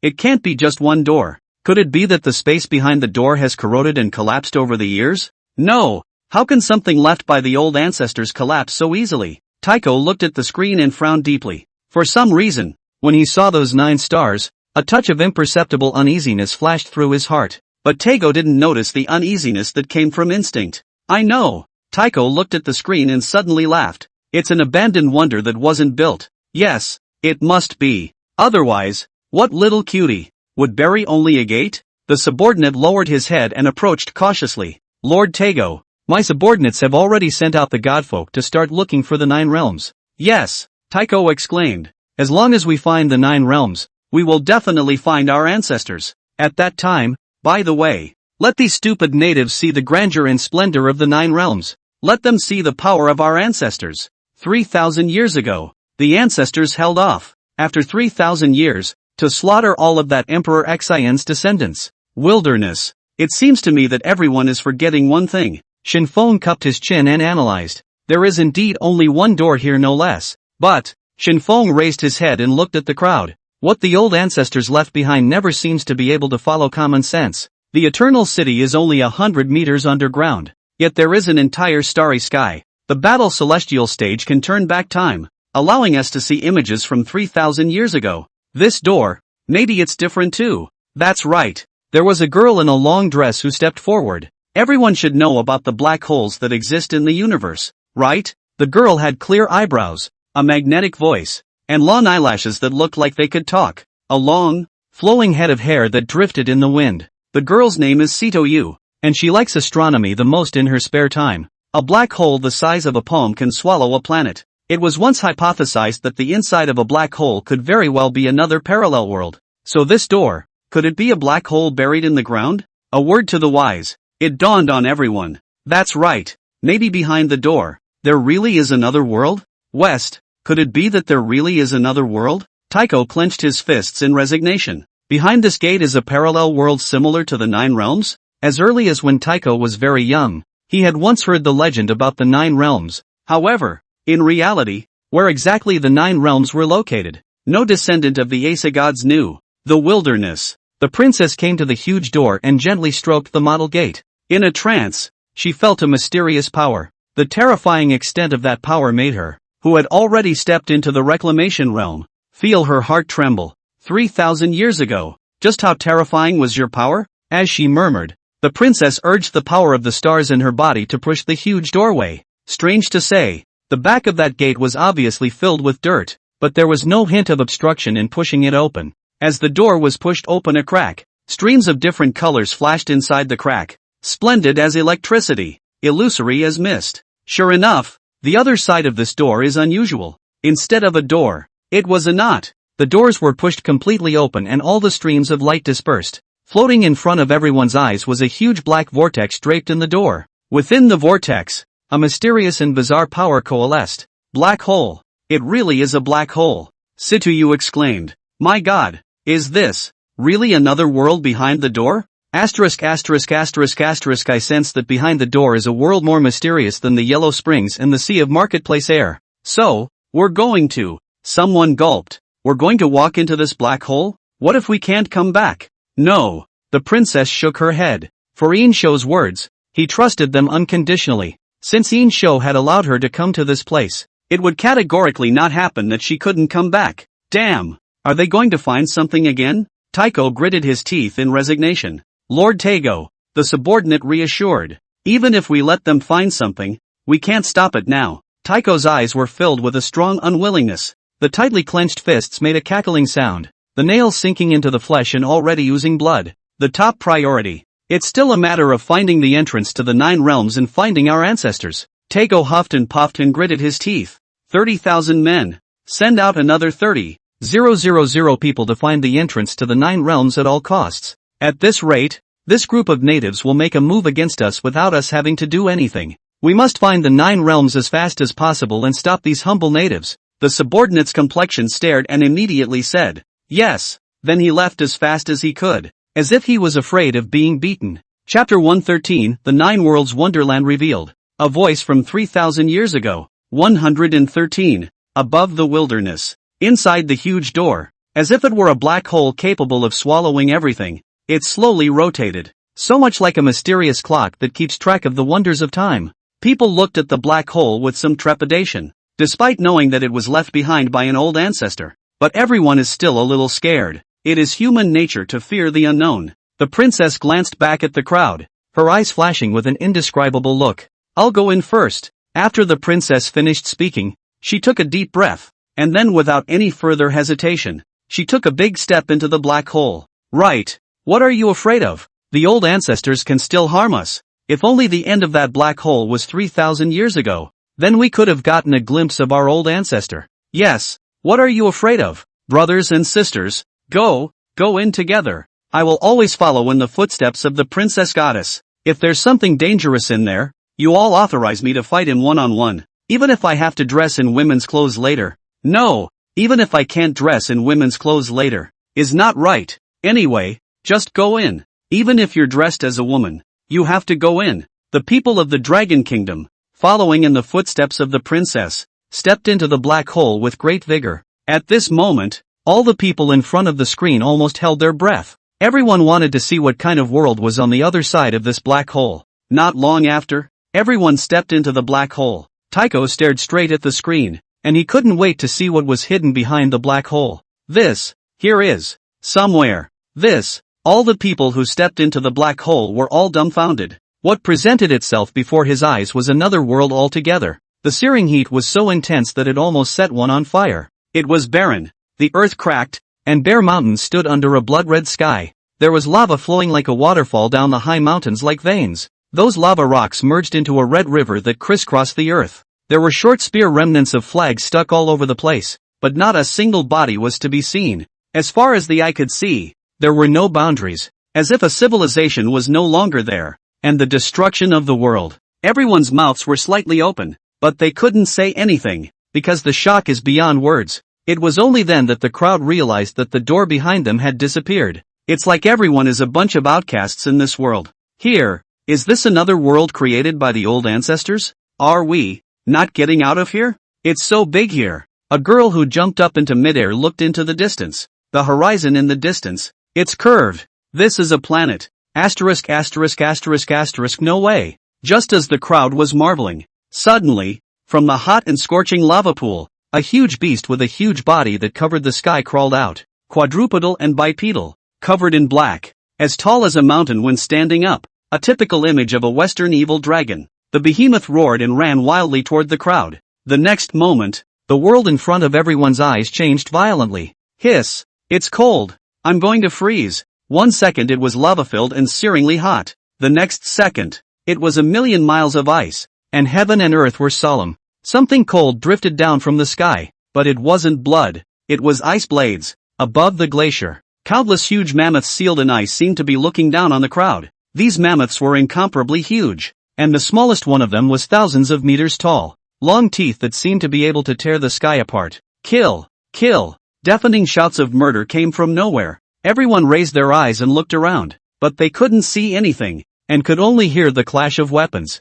and the sound of cutting through flesh and bone. Just by listening to those sounds, one could imagine the ferocity of the battle. Click! There was a huge flash of lightning that turned everything around them bleak and white, and the cold faded away to be surrounded by an endless expanse of yellow sand again. Thunderstorms raged, even like rain, descending from the sky, constantly destroying the earth with thousands of holes. Immediately afterward, the world began to change in succession. At one time it's a valley with corrosive rain. At another it's a tornado-ravaged plain. Either they are full of life and spring flowers, or they are littered with corpses and horrifyingly eerie. Everywhere, it's a completely different environment. It even has a very different ecosystem. And every bit of it was huge and infinite, as if it really was a new planet. One hears it constantly. Those roars of war. Those roars were like flags waving in the wind and thunderous war drums. Finally, the colors of everything faded abruptly, and the crowd stood in a black void. It was black overhead and black underfoot, with no boundaries and no end in sight. The more Tago looked through the screen, the more he saw these places, the more he realized something wasn't right. How is it that all these places, inexplicably, give him a sense of familiarity? Lord Tagore. The subordinate stood behind Tago and seemed to want to say something. Tago, however, didn't hear him at all, his eyes losing focus and staring blankly at the screen. A thought that terrified him slowly took root from his heart. Tycho shook his head vigorously, trying to banish the thought from his mind, but to no avail. His heart grew restless and his breath caught. No, that's not it. It must not be. Inside black space. What is this place? Again? How come there's nothing left? It feels so mysterious here? What the hell is this place? It can't be that this is the border of the universe, can it? Look there. You guys. Sitiyu pointed not far behind the crowd, and that beautiful young face was filled with shock. The crowd looked back. A huge stone monument, nestled in the darkness of nothingness, at least 1,000 meters tall, majestic and ancient, modeled with traces that sealed the vastness and vicissitudes of the universe. Beneath the stone monument, a patchwork of silver-colored ripples rose, gradually spreading and fading as they spread. Above the stone monument, two shockingly large words were engraved. No boundaries. A thick, boundless voice violently reverberated from nothingness. It's the old ancestor's voice, Sitiyu exclaimed. The voice was recognizable and familiar to all. With the power of chaos, Lone detained 9 nameless stars to fall here. Name given: Molten Flame, Tempest, Erisher's Scourge, White Frost, Thundering Flare, Chanhua, Underworld, Aura, Boundless. Using the 9 stars as the foundation and the memory of the stars as the basis, create a starry training ground, supplemented by starry sky giants to accompany the training. All great Shang warriors, descendants of the human race, may train here. The human race will not be extinguished, but will be reborn here, baptized in blood through the fire of war. The might of the great merchant will forever shake the world. This place is called 9 Realms. Chapter 114, Is the Great Shang a mythical origin? Everything is related to him. 114. 9 worlds? Everyone looked at each other in disbelief, and they all saw from each other's eyes a strong shock. Everyone had heard of the name of the 9 realms. Those are the 9 worlds within the Norse mythological system, which, according to legend, are connected by a great tree called the World Tree. What the crowd had just seen was actually the 9 realms. Only, there was no World Tree. What's this? This is the real 9 realms? The 9 worlds in the myths and legends turned out to be created by the old ancestors? And, this 9 realms, turns out to be the old ancestors' training ground? This.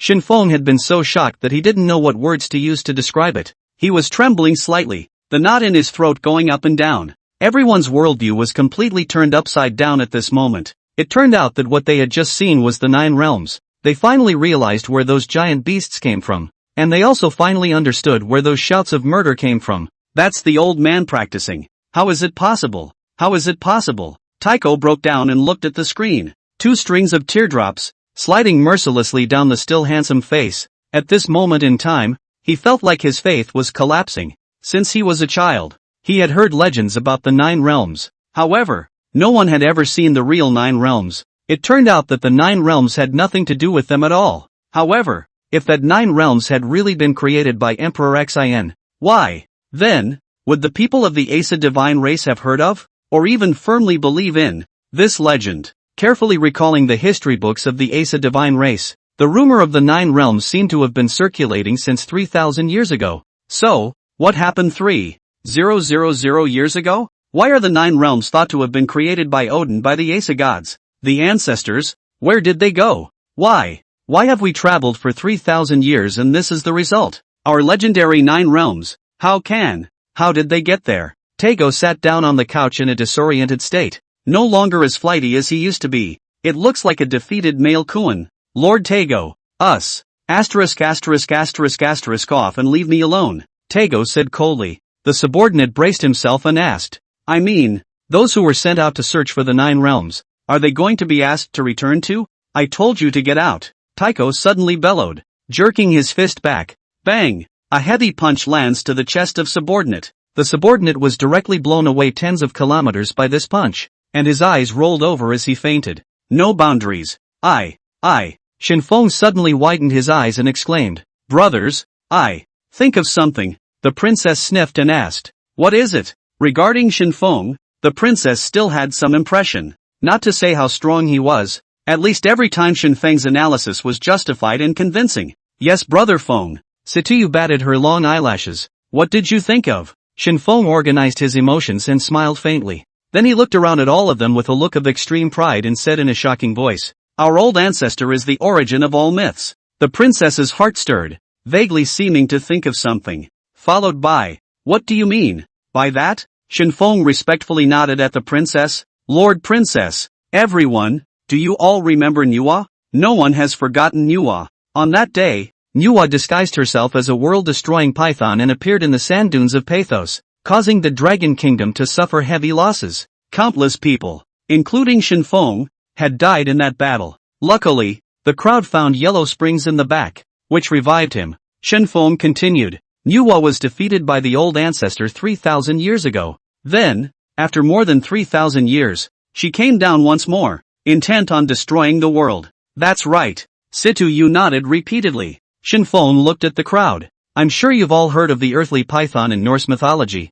Jemengard, right? Everyone nodded their heads. Rumor has it that it's also a giant python that can destroy the world. At that time, when the extinction nightmare swept through the entire Dragon Kingdom, there were also many people who suspected that it was the resurrection of Jemengard. But as it turned out later, it wasn't Jemengard at all. Even the crowd later learned that none of the descendants of the gods brought by Tego had ever heard of the name of Jemengard. But offhand, they know Odin, they know Thor, they know Baldur and Tyr. As a matter of fact, this situation is absolutely impossible. In that case, there is only one possibility. Jemengard doesn't even exist. I don't know if you've ever heard a version of Norse mythology. Shenfeng quickly organized his thoughts and said, in the twilight of the gods, Jemengard and Thor, the god of thunder, stood on opposite sides, one man and one snake, entangled for a long, long time. In the end, Thor, the god of thunder, utilized Thor's hammer to severely damage Jemengard,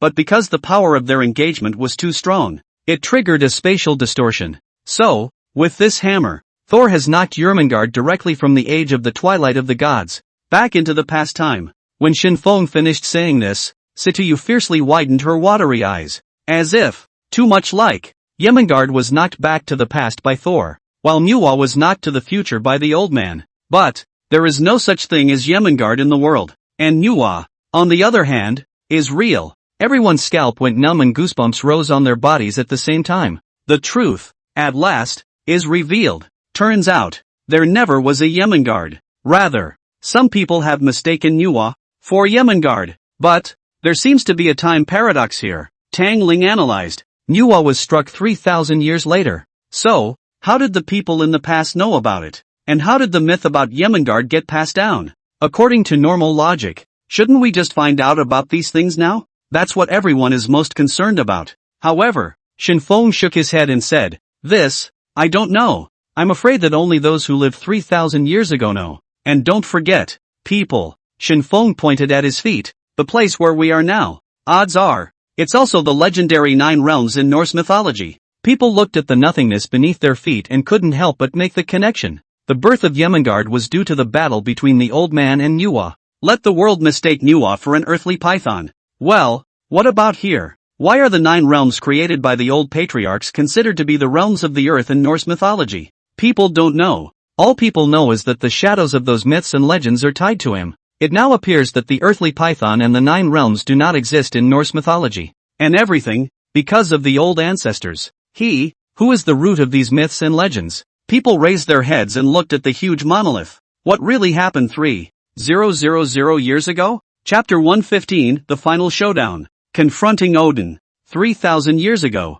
Deceitful. This humble aborigine is simply too deceitful. Amidst the snow and wind, Odin's face was hard to see, always calm and collected. His chest was now rising and falling violently, and a burst of eerie red light emerged from behind his black eye patch. It wasn't long before Odin sensed that Heimdall was also dead. It wasn't long afterward that the army of God reported back that these natives had put a lot of stuff on this hillside. Odin immediately arrived to see such a scene. Tens of thousands of altars, just laid out in front of him on this hillside. The altar, after all, was filled with Asa's divine army. All of them had their arms and legs chopped off and were already dying. Even if we invited all the Asa gods who could heal and the most powerful witches, I'm afraid there's nothing we can do. What's more, it's dead as a doornail. They stared with wide eyes, without the slightest hint of warmth in their sockets, which had been covered with snow. Look closely and you can still see the look of fear and pain. Odin's heart dripped blood as he looked at the misery of the mountains. Damn natives, I will,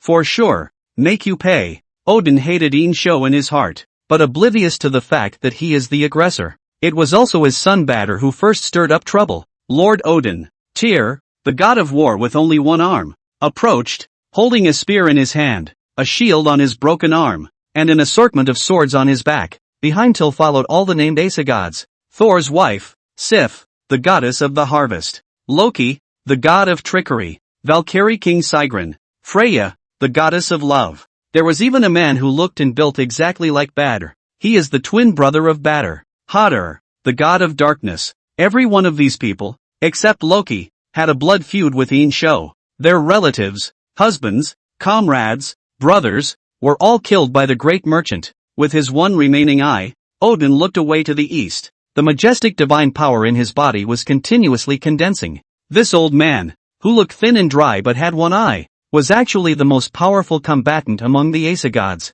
A suit of armor and helmet, woven from streams of light, covered Odin's body. It was as if all of his figures had grown taller in an instant. Nothing can be undone anymore. The prophecy of the twilight of the gods is being fulfilled. Odin's voice became majestic and dominant for a moment. But, this should not be the last of our Aesa gods. We have traveled across 3,000 years of time just to find a new home. We, who are going to fight for survival. Let us usher in the final showdown. The 9 realms. Yin Shou looked at the gate that Wang Yi had built and nodded with satisfaction. Just like the arbitrary gate in a certain cartoon in the latter days. As long as you open this gate, you can step into any of the 9 worlds and battle the giant beasts. A cycle that would allow Yin Shou to continuously become stronger had begun to form. The generals fought in the 9 realms, becoming stronger in battle after battle and improving the combat power of the Great Shang. The generals who died in battle, on the other hand, were resurrected from the Yellow Springs, and they would receive a small boost in their own power, not to mention, most importantly, it would also allow the power of chaos within Yin Shou's body to stack. Moreover, Yin Shou had discovered something. Not long ago, it was Chu Feng's rebirth that helped him break through to the shattered star realm. That is to say, the stronger the power of the generals in life, the higher the realm, the higher the enhancement Yin Shou can obtain. The gates of the 9 realms would slowly open, black vortexes surfacing in front of everyone's eyes, and batch after batch of Great Shang generals, stepping into the gates without any hesitation. They will be here, experiencing the rigors of what they have never experienced before. The sky suddenly erupted in a dazzling burst of light. Thunder exploded in the midst of the blizzard. A mighty voice, from a distance, "O humble native, you will pay for what you have done." Yin Shou sniffed back. In the sky, a huge phallic figure was getting closer and closer. The phallic figure was a one-eyed old man, wearing golden armor and a helmet of majesty, with a shield in one hand and a spear in the other. He just stood there,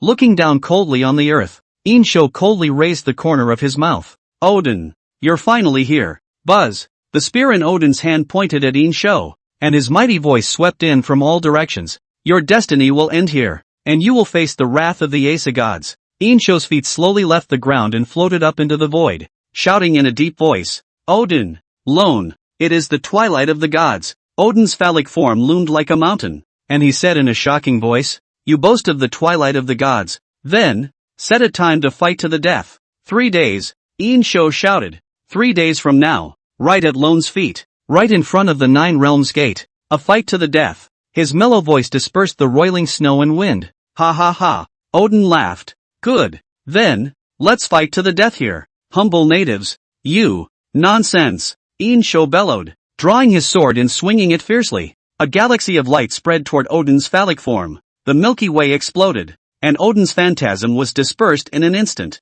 Between heaven and earth, it seemed as if Yin Shou was the only one left stepping in the void. He took his sword back into its scabbard and shouted, "Here, it's Lone's territory. Lone, will forge for you a tomb for the ages. You barbarians, you only need to know one thing. He who provokes the great merchant, dies." West, the wind and snow remained. As all the Aesa gods watched, Odin's eyes snapped open. Only, his face was a little hard to see. "How's it going, father of the gods?" Tyr, the god of war, asked. The knot in Odin's throat twitched and he didn't answer right away, but instead looked around at the hundreds of thousands of Aesa gods from above. In the middle of the day, he spoke in a deep voice. 3 days, Odin's voice was still powerful and majestic, giving a strong sense of security. 3 days later, we will fight that native, to the death, at the place called the 9 realms. My people. Odin raised his spear high in his hand and stabbed it into the sky. The time has come to defend the divine race.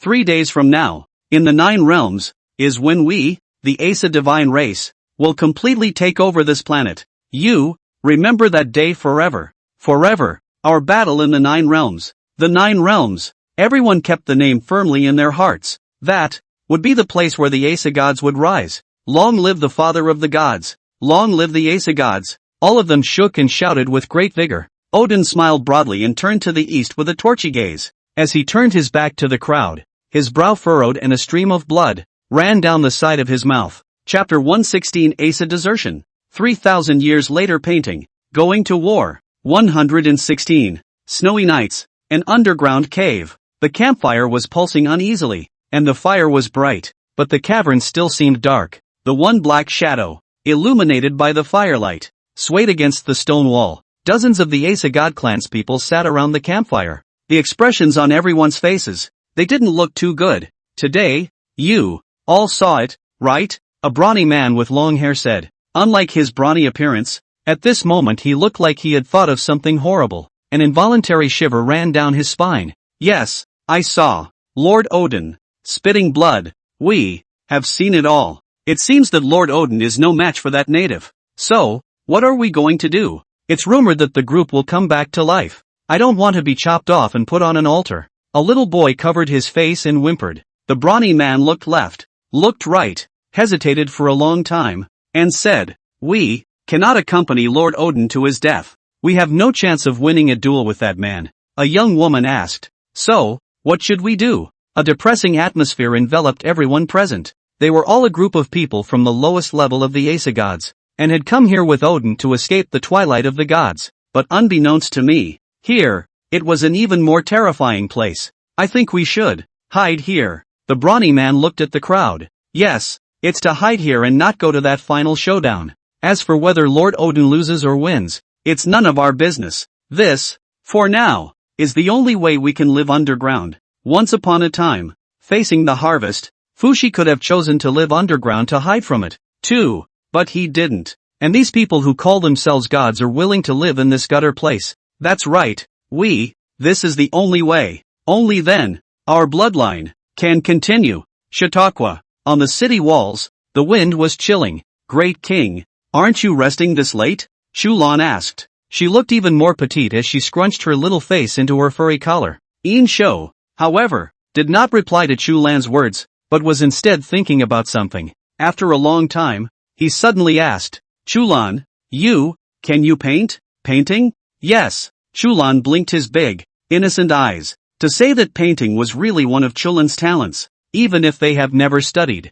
even if they are only 9 years old this year, what they have drawn is marvelous and amazing. Yin Shou let out a light laugh. In that case, it couldn't be better. 3,000 years later, distant Scandinavia. A blonde-haired fishing guy was sitting by the river with a listless look on his face. After a full day of nesting, the fish are holding up, but they just won't take the bait. The fishing guy is even starting to wonder about life. But just a moment later, his eyes snapped open. The fish floats in the river are vibrating wildly, sending ripple after ripple. There are big fish. The angler's instincts told him it had to be a big one. His face flushed with excitement. He shouted unintelligible words and shook the spinning wheel on his fishing rod fast and slow. With so much commotion, it naturally attracted more fishing guys. Everyone was wide-eyed, wanting to see what big guy they could catch. However, to everyone's surprise, hanging on the fish hook was a painting. Oh man, how come I catch everything but fish? But soon, the crowd realized that the painting seemed unusual.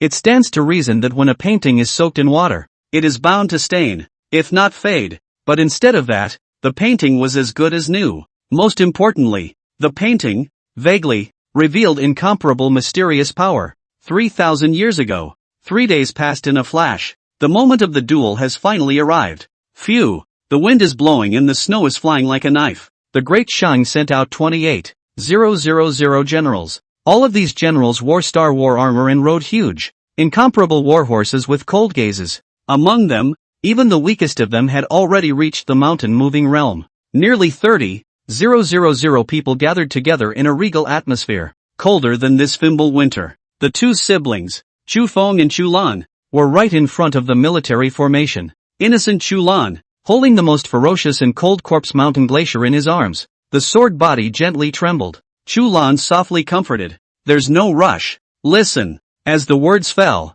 the sword did stop vibrating. Chu Lan raised his head and looked at the enemy across from him with eyes without a trace of impurity. The horse's hooves trampled the snow and ice, crushing the frozen crust. Yin Shou carried the human emperor's sword and rode on top of his warhorse, pacing back and forth in front of the formation. The warhorse let out a low neigh, as if it couldn't wait. The human emperor's sword, too, was foolish. Yin Shou's gaze was cold, without a trace of emotion as he gazed at the opposite military formation. The 800,000 Asa divine army stood neatly under the roiling wind and snow. Odin was clad in golden armor and a golden helmet, his red cape hunting behind him. He removed his black eye patch, and a dangerous red light radiated from the damaged eye. Behind Odin followed the gods of the Asa clan. Till, Hodel, Sigrun, Frey, Loki, all the gods that could be named. All came. Swish! The spear in Odin's hand was pointed at the merchant army. Listen to the natives across the street. Odin bellowed in a deep voice.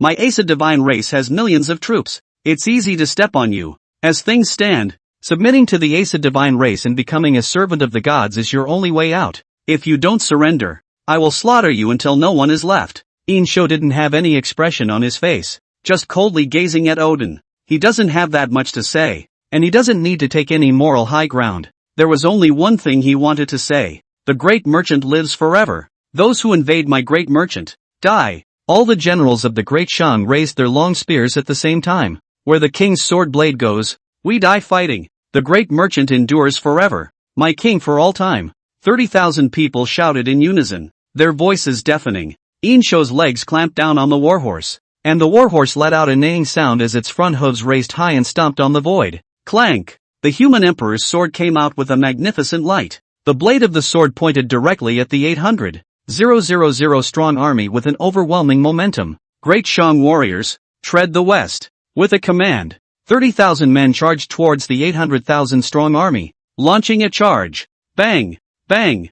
Bang! The horses' hooves trampled the earth and raised the snow, like a white hurricane that spread out to the sky. Odin leapt to mid-air. Warriors of the gods, for the sake of the Asa gods tomorrow, kill all these natives. 800,000 troops, pouring out. The two sides, men and horses, instantly collided as if they were mountains and seas, emitting a shocking roar. Chapter 117, Exterminating the Heavenly Jedi. Dawn of the People. Closing the loop. 117. The battle. It has begun. At the outset, it was a white-hot situation with no end in sight. Swords clashed and warriors hissed. The tattered cloak hunted in the wind. On one side is man, and on the other side is the so-called god. This vast war blossomed over this earth. Blood flew, and the sparks from the clash of blades were like fire trees. Body after body fell to the ground, buried by the wind and snow. The winter of Fimbul was, indeed, extraordinarily tragic. On the side of the Asa divine race, there were not only people, but also tens of thousands of starry sky giants. They roared, tearing everything in front of them to shreds. The corpse mountain glacier vibrated madly in Chu Lan's arms. Chu Lan blinked her big, innocent and unsullied eyes and whispered, "You can't wait, can you? Thirsty? Then go." Whoosh! The zombie mountain glacier violently stabbed into the clouds in the sky and disappeared. On the ground, the snow had been colored red. Holding a giant sword, Chu Feng stood on a corpse mountain that was over 10 meters tall, constantly harvesting the lives of his enemies. The roars of the generals on both sides grew louder and louder, till the war god of the Asa divine race rushed up the mountain of corpses with his spear in his hand, and battled Chu Feng to one place. No one noticed that in the middle of the sky, a bizarre change was taking place. It seemed as if a cloud of red ink was rapidly fainting in the water, and the dark clouds that filled the sky turned red, bloody red. Even the snowflakes that drifted down turned blood red. In an instant, the earth was covered in red. An ominous and terrifying aura enveloped the entire world. It was only then that people noticed that the sky had changed. They stopped fighting and looked at the sky with a horrified look. The sky was filled with blood clouds that rolled like wolves. In the next moment, from the center of the blood cloud, a cold air with a pungent smell of blood filled the air. The cold dispersed the blood cloud in the center, as if the red sky, leaking a large hole. The movements of the generals who hadn't yet stopped fighting all came to a halt. Even some people jumped into the air, but also by the mysterious and strange power. Hard condensed. No, that's not mystical power. Instead, it's cold. It was not until then that people realized that the Asa divine army and the star beasts in the center of the battlefield were all sealed by cold ice and did not move at all. It's as if time is frozen. Gradually, the cold ice was covered in a blood-red color. In Yin Shou's mind, a system prompt came. Destroy the Jedi. Zombie mountain glacier's companion skill. Cold air filled the air. and the aura of death and terror oppressed the battlefield.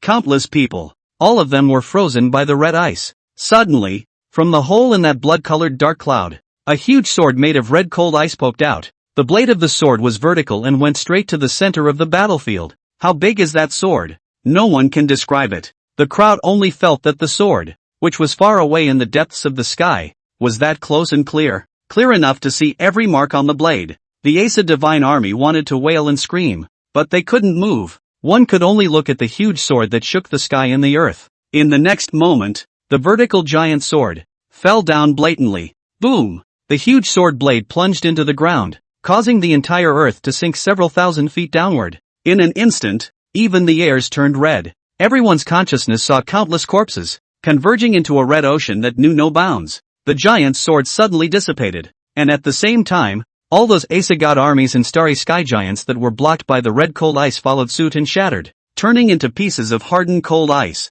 Corpse Mountain Glacier re-entered Chulan's arms and lay quietly. Chulan gently patted the sword without saying much. Underground caves. Those Asa god race deserters who were hiding in this place were somehow able to see that scene. Instead of watching, the scene inexplicably came to them. Terrible. So terrible. The power of death. Heavens, indeed. The Nine Realms is not at all the place where the Asa divine race will rise, but where it will perish. We need to find a way to tell the godfolk of Asgard to never come here. You can't provoke that person, much less travel to the Nine Realms. There, it's the grave of the Asa divine race. Quickly, use the divine power of all of us to mentally contact the Asa godfolk. Someone said, no, it's too far, and besides, we're simply not that powerful. Couldn't care less. If not, the Asa divine race will completely disappear from the universe. We may be deserters, but we are also Asa gods. Even if we lose all of our godly power because of this, we must inform our descendants. Thus, these people held hands and formed a circle, urging all of their divine power. Asgardian star, Tycho's ancestor, wall, Flag's eyes snapped open. There is a message. It's a message back from the adults of the god race. Lord Vol, what did they say? Val frowned. It's too far away to sense. I can only hear two words.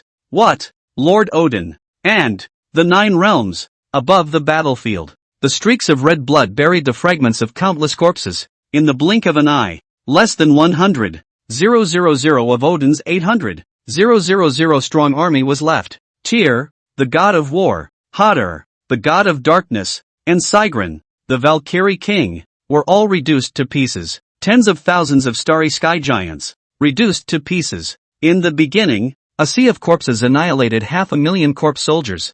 And the power of this Corpse Mountain ice river was unknown to have exceeded the Corpse Mountain and Sea of Blood by a great deal. Odin's heart was dripping blood as he watched the misery on the battlefield. At this moment he finally realized the truth that neither man nor God, it seemed, could fight against fate. Obviously he was hiding from the twilight of the gods, but it was a misadventure that led to the prophecy. Yin Shou's human emperor's sword pointed at Odin from a distance. If he was still in the realm of reincarnation, facing Odin, maybe it might be roughly 50-50ths. Then he, who had stepped into the shattered star, was already ahead of Odin by an unknown amount. Today, the gods are here to face the twilight, and the people. The dawn will come. Haya, the warhorse on his hips neighs, trailing a long red trajectory like a comet, stabbing at Odin high above. Today, everything about the Asa gods will come to an end. At the same time, all of the Great Shang generals, led by Chu Feng, hissed and rushed towards the remnants of the Asa divine race. Humble natives, you will see the power of a god king, Odin suddenly bellowed. Endless divine radiance was suddenly infused into the spear in his hand. That spear suddenly became extremely huge. Golden thunder that was constantly shining. Boom! Rumble! The sky and the earth all shook violently at this moment. Odin put all of his divine power and condensed it on top of the spear. With all the divine energy leaving his body, Odin is aging fast. His hair turned gray, his teeth all fell out, and countless folds appeared on his skin for a split second, clinging to his bones. It was as if the years had burst their banks on him, making him thousands of years older in an instant. However, the power of that spear was getting stronger and stronger. Chapter 118 Odin's Death. The next spectacle is a painting. Underground caverns. Everyone sitting around the campfire screamed and fell to the ground at the same time. Their faces were pale and covered in cold sweat. It was a long time before he came back to his senses. Just now, we almost used up all our divine power and died here. someone said with a palpitating heart. But fortunately, the brawny man and wiped the blood from the corner of his mouth. Fortunately, we've gotten the message back to Asgard. I hope the gods and people of Asgard understand that this is a dangerous place. Our divine power. Almost exhausted. What should we do next? The pugnacious man sighed and muttered. Do nothing. Hide and live underground until it is safe. Above the battlefield. Boom! The spear wrapped all of Odin's divine power and blasted towards Yin Shou like thunder. Odin's face, which had aged beyond recognition, showed relief. This strike will surely kill him. Although the price was that Odin would become an ordinary man from now on, there was no other way for Odin to do it for the sake of the Aes gods. The sky was wrapped in golden thunder and lightning, the light dispersing all the wind and snow. Yin Shou looked at the spear that was getting closer and closer, but did not dodge. Boom! There was another loud bang, and all the divine power, in a moment, was dispersed. The golden light that filled the sky suddenly disappeared. The spear pierced Yin Shou's star thunder battle armor and shattered into several sections, falling from the void, while Yin Shou, unharmed. What? It was as if a great mountain had collapsed in Odin's heart. The blow that he had put his best foot forward had no effect whatsoever. Yin Shou would not give Odin another chance to be shocked. 100 feet apart, he threw out the human emperor's sword in his hand fiercely. Whoosh! A straight line that stabbed into Odin's body, dragging his broken body ever forward. Bang! With a loud bang, the heavy snow in the sky suddenly stopped. There was not a breath of wind between heaven and earth. Odin had been firmly nailed to the mountain wall by the flying sword, and his golden armor and helmet gradually cracked, detaching from his body and falling to the ground with a crisp sound. His pale, dry limbs hung limp, but he raised his head with all his strength. The one remaining eye was thick with hate. I don't. Gone. With a thought from Yin Shou's mind, the human emperor's sword was violently pulled out of the mountain wall and flew back into his hand. A cloud of blood erupted from Odin's chest. After all, he didn't finish the last word and fell from his height to the ground. A burst of golden light overflowed from his body and was blown away by the wind. God King Odin. Die. Oh my God. The father of the gods is dead. Father. How? It's over. We've lost. The soldiers are defeated. The remaining 100,000 or so troops scattered in all directions when they saw that Odin was dead. Even Odin's son, Loki, the god of trickery, did not have the slightest desire for revenge. More than 100,000 people, dispersing in a flurry, ran wildly in all directions. Xu Feng mounted his warhorse and shouted, Great Shang warriors, follow me in pursuit. Sure enough, in the middle of the underground cavern, the deserters of the Aes divine race looked at each other, both seeing fear in the other's eyes. Lord Odin's breath is gone. Looks like we guessed right. A man stumbled in from outside and said with a sobbing voice, It's over. It's all over. Our divine army is almost completely wiped out. Right now, those aborigines are searching around for traces of the divine army, trying to drive us to extinction. Ha? Cutting off all the people? Then everyone unanimously looked at the brawny man. Who was the head in this? Everyone knew that although he looked tough on the outside, in reality, he was the one with the most delicate mind. It was he who discovered Odin vomiting blood, and it was he, too, who prepared this underground cavern for shelter after the fall of Badr, the god of light. Now, I'm afraid he's the only one who can make up his mind. The brawny man stared blankly at the throbbing bonfire, the flames losing focus in his vision. We were wrong to begin with. We shouldn't have come to this planet. The natives that Lord Odin spoke of are an existence that the Aes gods cannot afford to mess with. There's only one way for us, to stay out of their way. No one could hear the emotion in his dull voice. He closed his eyes and let out a long breath as if he had made some kind of major decision. We only have to close our divine consciousness and give up all our divine power. It's the only way to have a chance at survival. He rubbed his temples, resignedly, but after that, we will age rapidly and our lives, too, will be just a few decades. In this way, we will no longer be gods. Chautauqua, the great hall of the king's palace. Your Majesty, the last general was incompetent, and after the enemy army fled, the last general only killed more than 20,000 people. The gods of the Aes divine race, as well as the remaining men, are nowhere to be found. Please chastise the great king. Xu Feng knelt on one knee and lowered his head deeply. Although this battle was a great victory, not having annihilated the enemy completely, in Xu Feng's opinion, the win was not thorough enough. And who knew if these extraplanar people would make a comeback? And when they did, it would be a problem. Yin Shou did not say anything and did not mean to blame Xu Feng. Such an outcome he had probably guessed. And not just on the planet. Between the stars, there were still quite a few Aesa gods in reserve. So, the response has long been made. The so-called Aesa gods must all be destroyed. They had, at one time, wanted to make people their divine servants. If for no other reason than the insulting word indigenous in their mouths, they must be eliminated. The might of the Great Shang does not allow anyone to violate it, much less any race to provoke it. Night. The snow has stopped, but the winter of Fimble is not over yet. The chill was worse under the clear, windless night sky. It was a bone-chilling cold, a cold that no clothing could protect against. Above the city walls, a thick layer of frost was formed. At this moment, in the citadel, the lights are bright and warm. Shulan, didn't you say that you know how to paint? Yin Shou sat on a chair and drank the turbid wine in his bottle in one gulp. That's right, great king. Shulan raised her head with some pride, her large, agile and flawless eyes blinking like twinkling stars. Very well, Yin Shou said in a deep voice. In that case, I will order you to help me make a painting. This painting was no ordinary painting, but the next spectacle Yin Shou had conceived. A spectacle used to destroy all Aesa gods. This spectacle was something that Yin Shou had long ago begun to conceptualize. Once Chulan heard that she could help Yin Shou, she smiled happily, her eyes curved again like crescent moons. Chulan, willing to paint for the great king. Chapter 119, using the spirit of the god king as pigment. The power of the Pango clan. 119. Bang! Bang!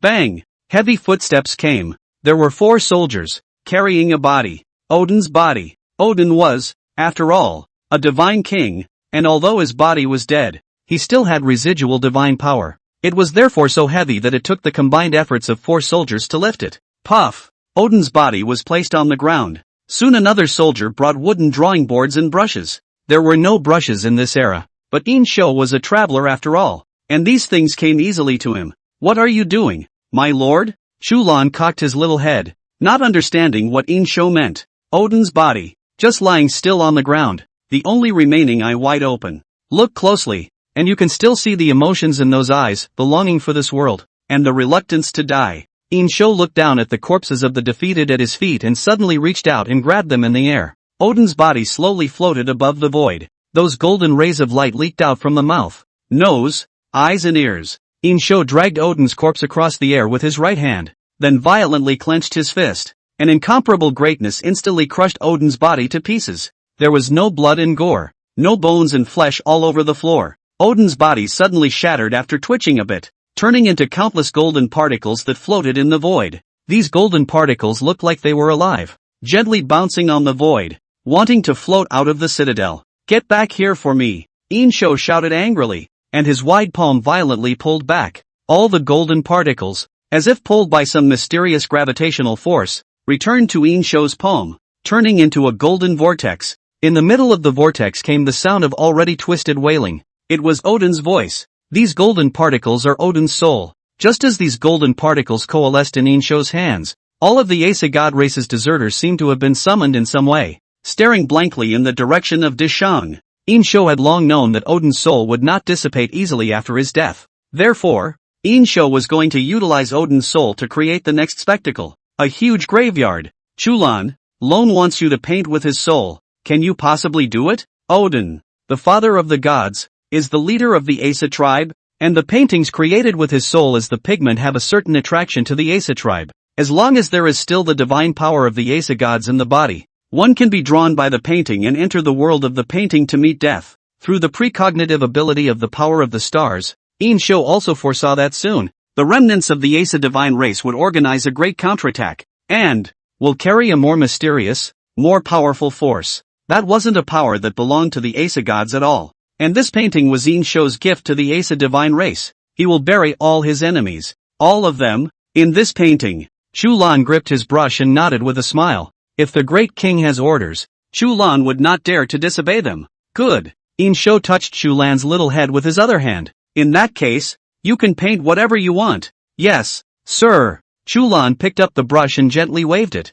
An array of golden light condensed on the tip of the brush. The tip of the brush poured over the drawing board, outlining bits of light that illuminated the citadel. At the beginning, Chulan still had a few hesitations when he put down his pen, but gradually, her movements became more and more natural and flowing. Chulan himself entered an ethereal state. She had no idea what she was doing or what she was looking at. just swiping at the golden paint with an almost instinctive feeling. The light mapped her petite silhouette, flickering on and off. It was also reflected in her innocent, flawless eyes. Looking at Chulan, who was waving his brush recklessly, Yin Shou's cold face sketched an even colder smile. Come on, no matter who, no matter how powerful, you, all of you, will die here. In the latter days, the netizens used to magically change a word. If you're here, you're here. Now that we're here, let's bury it here, above a battleship in the west. How many of us are there left? Hotter, the god of darkness,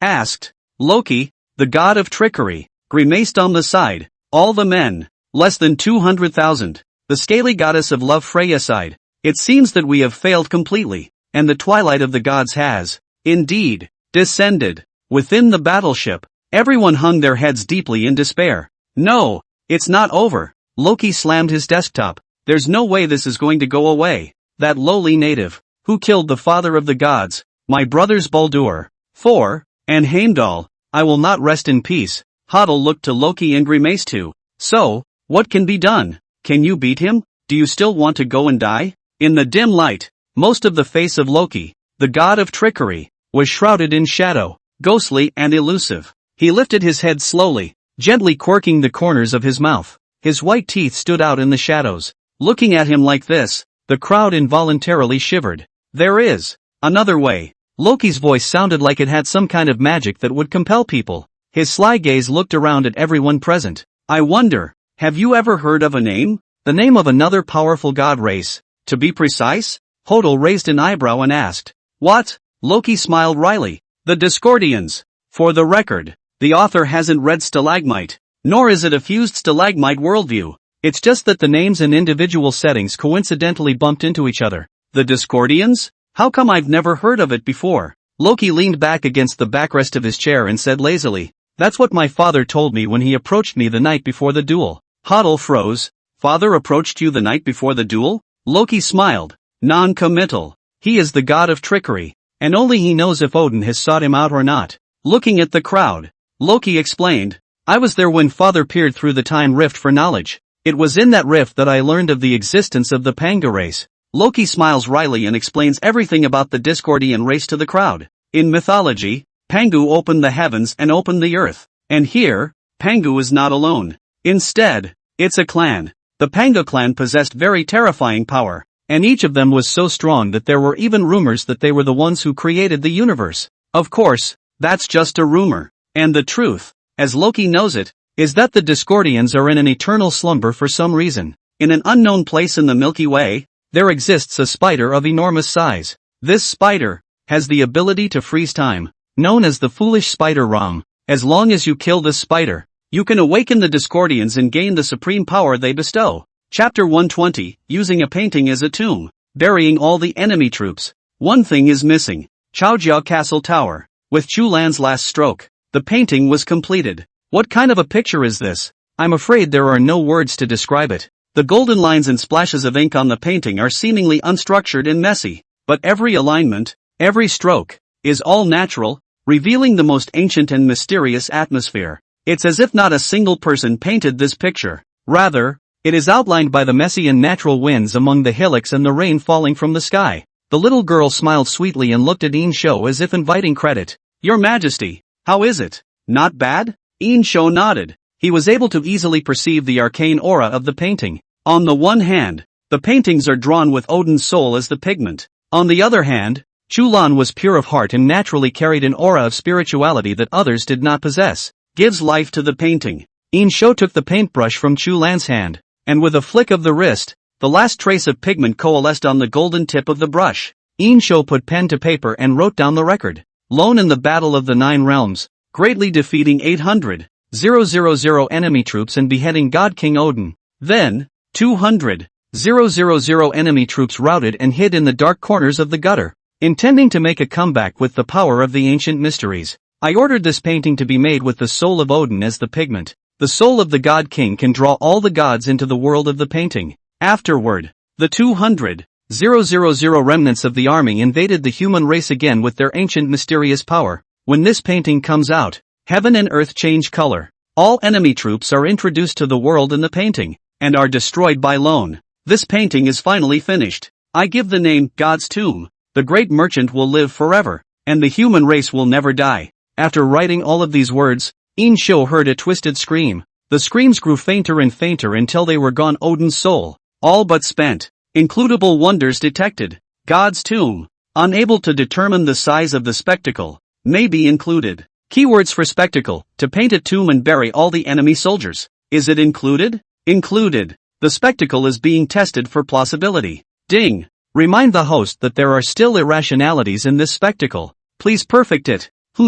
Yin Shou was a bit surprised. I can't believe the inclusion failed. This is the first time this has happened. What's the problem? Yin Shou frowned slightly, reviewing it again in his mind. There doesn't seem to be a problem. Why would it fail to be included? Your Majesty, Chulan asked crisply. Why are you frowning? Are you not satisfied with Chulan's painting? Yin Shou shook his head. It's just that Lone feels that there seems to be, in this painting, one thing missing. Chulan blinked her big eyes. Since the great king wants to use this painting to destroy the enemy army, there is indeed one thing missing. Oh, Yin Shou looked at Chulan with a wry smile. And tell me. Chulan tilted his little head. People, of course, can destroy paintings, but if the painting is alive, it is difficult to harm everything in the world of the painting. Yin Shou immediately thought of a word. Descending strike. The so-called descending blow is not that one side is countless times ahead of the other. That can only be called crushing. A true dimensional descending strike is the extinction of a higher dimensional force against a lower dimensional force. To draw an analogy, humans can paint a picture with abandon, but there is nothing they can do about what is in the picture. Now that's a real descending blow. Yin Shou is, right now, in this situation. Odin's soul, exhausted, could no longer paint the picture. Now he lacked a medium that would allow him to deliver a descending blow to the painted world. Your Majesty, Chulan said after a moment's thought, why not add another stroke to this painting? It was as if a door had suddenly opened in his mind. At the corner of Yin Shou's mouth, a deep smile crossed. Lone. Got it. Yin Shou immediately pulled out the dagger at his waist and gently cut his fingertips. Silk of blood seeped out, tinting a bright red. Yin Shou used his fingertips to lightly stroke a red color on the painting, and it left a trail like a comet. Included. Ding. Congratulations to the host. The spectacle has been successfully included. Reminder. This spectacle has been discovered by a later generation. Loki led the gods and the army of gods to an unknown land. There was a calm water surface above the heads of the crowd, and below their feet, those silver-glowing ripples of water were framed by some mysterious force. In the center of the water at his feet was a huge spider. The spider has 6 human faces, and each one, with a creepy smile, is chilling. Foolish spiders, Ram, as long as you kill it, you will be able to awaken the sleeping Panga clan and gain the power of the Panga clan. Loki alone could not kill the foolish spider, but, with the addition of these divine races, that would be enough. The spider's large, clumsy body lay on the surface of the water, motionless, as if asleep. A wry smile curved the corners of Loki's mouth. No one could read what deep meaning was in that smile. He held a dagger in one hand and a lance called the Darkness Lance in the other as he took a step towards the spider. All of the Asa divine race also walked towards the foolish spider with grave expressions on their faces. Half a day later, Pust, Loki pulled the Darkness Lance, which was stained with black blood, from the spider's body. The 6 faces of the foolish spider let out miserable screams at the same time.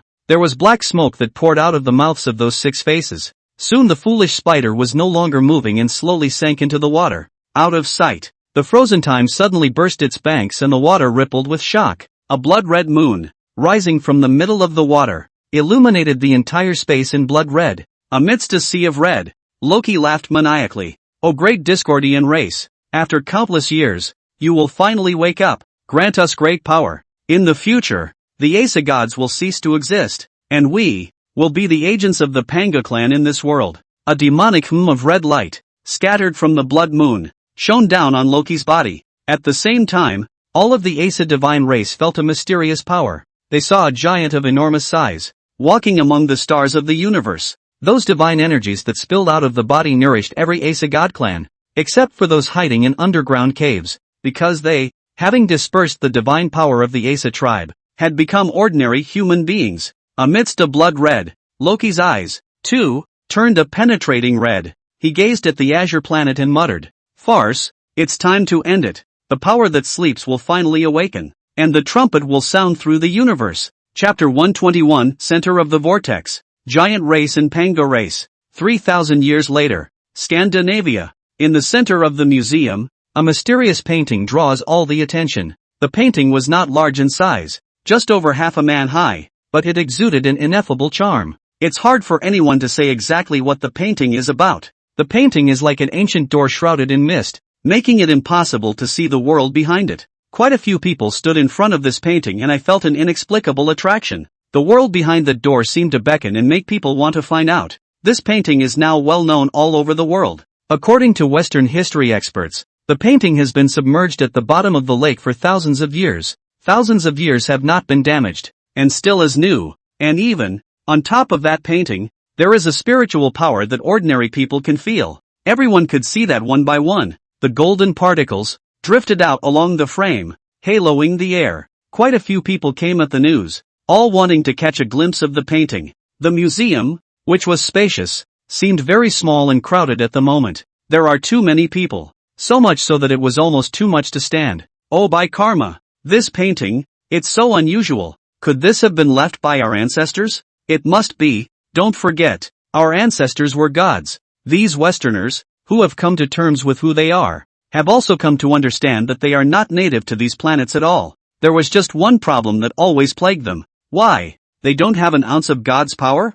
This picture. Tago looked at the picture on the computer screen. It's Lord Odin. It's Lord Odin's breath. His whole body was almost on the verge of drilling inside the computer screen. Could it be? This is what Lord Odin left us. I'm about to find Lord Odin? Unlike the fishing guy who hooked this picture up, and the people who are visiting the museum, the painting is a very different picture to Tago's eyes. To the ordinary Western eye, this is just a painting with messy lines, but it was as if the painting had some kind of magic. The image reflected in Tago's eyes was that of the gods of Asa, led by Odin. The gods are in a scenic area, each in their own way. Everything looks so good. Tago's chest began to heave violently with excitement, and he oohed and awed as he rose to his feet. Proceed to this museum immediately. Meanwhile, the Dragon Kingdom. This painting, isn't this painting of an old ancestor? In a large conference room that could accommodate hundreds of people, Sitiyu covered her mouth and exclaimed in shock. Yes, why is it exhibited in a foreign museum when it's obviously our old ancestor?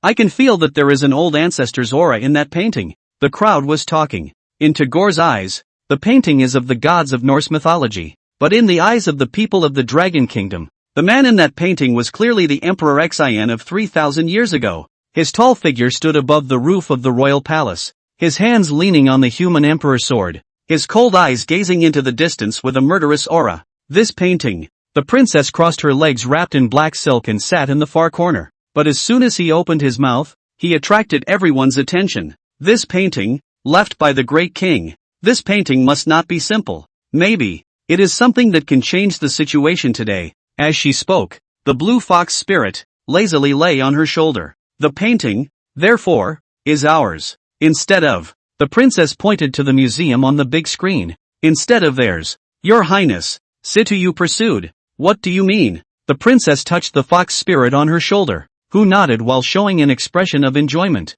The princess smiled coldly. Of course, to get back what belongs to us. Your Highness. Suddenly, a soldier pushed the door in a hurry. What is it? The princess raised an eyebrow. Tycho, they are heading to the museum. When the princess sniffed, a flash of coldness instantly flashed through her foxy eyes. Looks like someone wants to get ahead of the game. As the words fell, the princess said no more and got up to walk out of the conference room. The people in the conference room glanced at each other, then stood up at the same time and stepped out of the conference room following the footsteps of the crown princess. Them, to head to the museum. Dragonland, Tycoon. Both sides are traveling to this otherwise unknown museum. This museum, it seems, has become the center of a vortex. It had been a while since Tycho had arrived on the blue planet. The Dragon Kingdom and them have yet to produce a large-scale conflict, but the calm, as we all know, is about to be shattered. This was also the first official meeting between Longwood and Tago since he came to Blue Star. Museums, not just museums. Maybe, it's another Sarajevo. 3,000 years ago. Chautauqua. The winter of Fimble is not yet over. Although the snow had stopped, the cold air between heaven and earth was heavier. Everyone had a premonition that an unprecedentedly powerful force was pressing down on the earth. The remnants of the Aesa gods have gained a new power. Yin Shou stood against the wind on the roof of the royal palace, the gale blowing the cloak on his shoulder armor hunting and dancing wildly behind him. This image was exactly the same as the one that the princess and the others saw in the painting 3,000 years later. At this moment, Yin Shou's eyes were cold and murderous as he gazed into the distance. He could sense that the Aesa gods were coming soon. Hoo-hoo! The gusty winds lifted the snow all over the ground, like a messy white veil, enveloping the earth. Gaze across the miles of emptiness. At the end of the sky, a dark silhouette had become clearer and clearer. The leader of the group was dressed in a black robe and hood. Most of his face was shrouded in shadow, but those eerie, creepy eyes were exceptionally bright. He raised his head. His eyes were fierce, and he grinned. The white teeth stood out. It looks like a demonic charm from the underworld. Loki, the god of trickery, led the descendants of the god Aesa, who had gained the power of Pangaea, to come. Loki had waited too long for this day. His true purpose was nothing at all to avenge Odin's death. Even the fact that Odin would go step by step to destruction was because he compelled him to do so. His true purpose was to destroy Odin, and afterward gain the power of the Discordian race and revive its glory. Loki is not really Odin's son, but was adopted by Odin, Loki's mother, a giant clan deity named Fae. But then the Aesa gods, led by Odin, wiped out all of the giants, leaving only Loki in his swaddling clothes. But Loki was born different, and in just 1 month, he could already think about things like an adult. So he pretended to be unaware of everything and lurked at Odin's side, and always ready to awaken the sleeping Pangaea. The Discordians, technically, are Loki's ancestors, because the giant race is only a descendant branch of the Pangaea race. Chapter 122, 2 Timespaces. Coming to War. 122. In ancient times, the mighty Pangaea ruled over 8 gigantic galaxies, and among them was the galaxy where Yin Shou was located. Rumor has it that each of the Pangaea clan is tall and possesses unparalleled strength. It was only later, for reasons unknown, that all of the Pangaea clan fell into slumber at the same time. And, ordering Roma, the foolish spider, a bizarre creature of the universe, to guard the long sleep of the Discordians. But before his long sleep, one of the Discordians was united with an alien woman and gave birth to 900 children. These children had inherited part of the Pangaea race's genes and were tall. They call themselves the Giants. Only, with the change of time, the giant race gradually fell into disrepute, both in terms of strength and size, becoming weaker and weaker little by little. Finally, one day, Odin led the Aesa gods in a thunderous destruction of the giants. The giants were completely wiped out without any respite. What Odin doesn't know is that before her death, Loki's mother, Fae, informs Loki of the secret that has been passed down from generation to generation of the giant race, the way to awaken the Discordian race and gain the power of the Discordian. Loki, on the other hand, had been waiting for the right opportunity. My lord, they're coming. Chu Feng's cold and rude voice came from behind him. In the midst of the raging wind, Yin Shou's cold gaze did not have a single ripple. He took 2 slow steps forward and said in a shocking voice, "Painting." Bang! Bang! 2 soldiers carried the half-man-high painting and stood behind Yin Shou. A piece of black burlap, covering the painting, made it impossible to get a glimpse of it. "Your Majesty, everything is ready." "Very well," Yin Shou said in a deep voice. "Today, let's put an end to all of this, once and for all. From now on there will be no more Aesa gods in this world." As the words fell, he leapt against the roiling wind. His figure then rushed to the end of the sky like a meteor. In the midst of the flight, the red warhorse neighs, treads on the void, and flies to his crotch. At the same time, all the Great Shang generals on the roof straddled their warhorses and rushed towards the sky right behind them. The whistling wind flowed past his ears, sounding like a roaring sound. Yin Shou tugged on the reins and gazed at the end of the sky. Come on, come on. Today, Lone will bury you all together." 3,000 years later, Scandinavia. Night. The aurora borealis was bright and colorful, shedding its light silently on the museum's massive architecture. Normally, there would be no aurora at this time of the month, but there was. Everyone had a hunch that, perhaps, it was because of that one painting. The princess led a group of Dragon Kingdom elites and landed on the ground from the void. "This is it." The princess smoothed the broken hair around her ears against the wind. Even though it was nighttime, the museum was still packed. Many people want to see the painting. Go! The crowd headed toward the museum's main entrance. As he was walking, there was the sudden sound of landing footsteps behind him. Tygo led hundreds of Aesa godfolk and came here as well. They were convinced that the painting was a miracle left by Odin. The atmosphere of the scene, all of a sudden, became tense. The museum staff looked left and right, wanting to say something. The crown princess looked back and met Taego on all fours. Their eyes met in the cold breeze, and the temperature of the air plummeted, causing the staff member to shiver. The princess recognized the person in front of her as the one who had once called for the Dragon Kingdom to kneel down. Taego. And Taeko recognized that this woman was the one who had forged that hanging sword, and even more so the woman who, not long ago, had told him to get the hell out of the shattered star cave. The corner of the princess's mouth sketched up a disdainful sneer. Taiko's fists were clenched up as if they were poised to strike. All of the Dragon Kingdom, too, turned back to look furiously at Taego, confronting the Asa godfolk he led. The two winds met not far from each other, forming a whirlwind that swept up the yellowed leaves on the ground. "You natives, what's the saying?" Taego's eyes were fierce and he laughed. "Like, it's the wrong person, right?"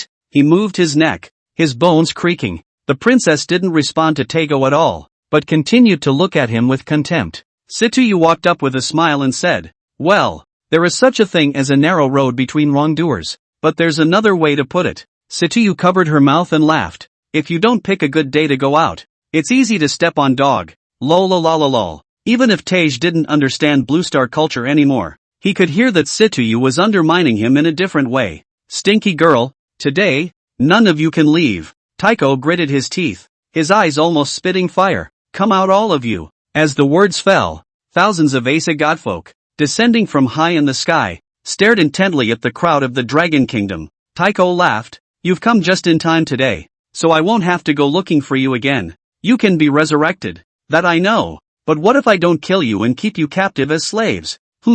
Ha. He wanted to see the panicked eyes of the princess. "More than anything, I want to see all the dragons on their knees begging for mercy." Taego stared viciously at the princess's exquisite body, licked his lips, and an evil thought arose in his heart. But, much to Taego's dismay, all the people of the Dragon Kingdom, in fact, none of them showed any fear. A young man dressed in hip-hop, walking up with a six-parent pace, patted his chest. "So many people scared the baby to death." Snap. "Brothers, all stop watching the show and come out and move." With a clap of the young man's hand, thousands more Dragon Nation people jumped down from the sky to the ground. Nearly tens of thousands of people, on both sides, faced off in front of the museum. "Lord Taego's subordinate advised in a low voice. "We haven't found Lord Odin yet. It's not the right time to go to war." Taego sniffed slightly, and suddenly, as if he had thought of something, he actually laughed out loud. Just kidding.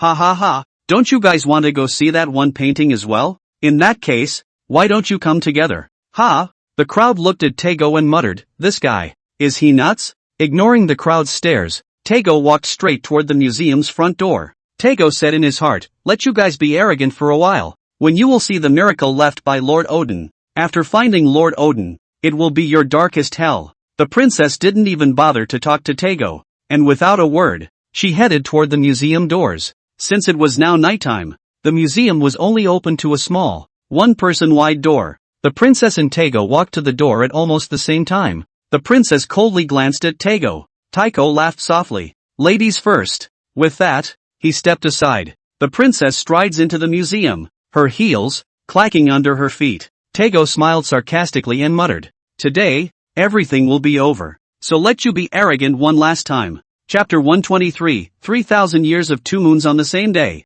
Capture the painting and go to war on a large scale. 123. 3,000 years ago. My lord. In the middle of marching, Yin Shou heard the voices of the soldiers behind him. "Sky. Something's wrong with the sky. There are two moons."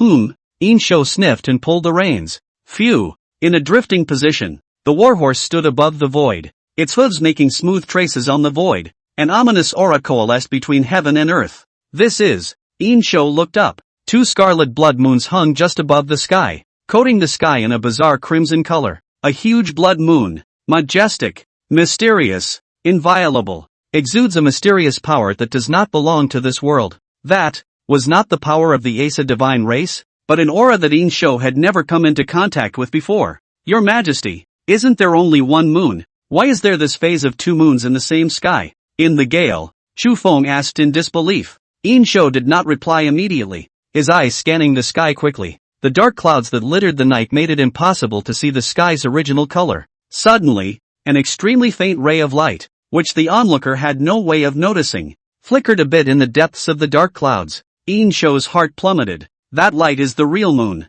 So, what are those two blood moons? Yin Shou immediately released his divine sense and perceived it. A moment later, his eyes snapped open. That, not the moon. Chu Feng was a bit stunned. Great King. This, Yin Shou coldly said. That, is two eyes. 3,000 years later, the crowd of the Dragon Kingdom led by the Crown Princess and the Asa Godfolk led by Taigo came under the painting exhibited in the museum at almost the same time. That one painting just hung there silently, exuding divine power that caused the air around it to emit a golden light. Ah! Tycho closed his eyes with a mesmerized look. It's Lord Odin. I feel Lord Odin's scent. This painting, indeed, is a gift left to us by Lord Odin. All of the Asa Godfolk were beaming with joy. They've been punched in the face ever since they arrived on this planet. Badr, the immortal god of light, is dead, and so is Thor, the god of thunder. As if this planet was the graveyard of their Asa god clan? Many had even begun to question whether coming to this planet was a mistake.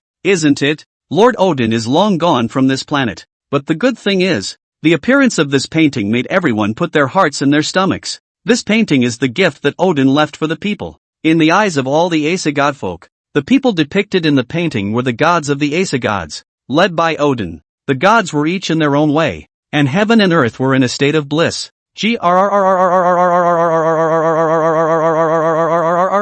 These alien guys, are they crazy? Lunnan looked at Tago and the others with a sympathetic face, because in the eyes of the people of the Dragon Kingdom, the painting clearly depicted Emperor Xin. Of course, there were also people with delicate minds like Shinfeng who began to secretly analyze. The Asa godfolk are definitely not crazy. Even if they went crazy, it would be impossible for so many people to go crazy at the same time. The only explanation for this is one. That is that the painting will look different to different people. Yes, it must be. Just who left this painting behind? Anyway, is it the old man? Or Odin? Or perhaps some other mysterious being? The people of the Dragon Kingdom looked at each other in disbelief, and they all began to wonder about the origin of the painting. The princess frowned tightly as she stared at the painting, her gaze as if she wanted to travel through the painting to find the truth of what happened 3,000 years ago. Weird. That's weird. Miles away, sitting in his office, Zheng Haiyan looked at the images in the video and frowned tightly. Why does this painting, in different people's eyes, look different? The painting cast in Zheng Haiyang's eyes was another very different picture. Zheng Haiyang saw the body. There were bodies everywhere, all over the drawing board. Elder Zhang, the guard asked, do you think that this painting was really left to us by our old ancestor?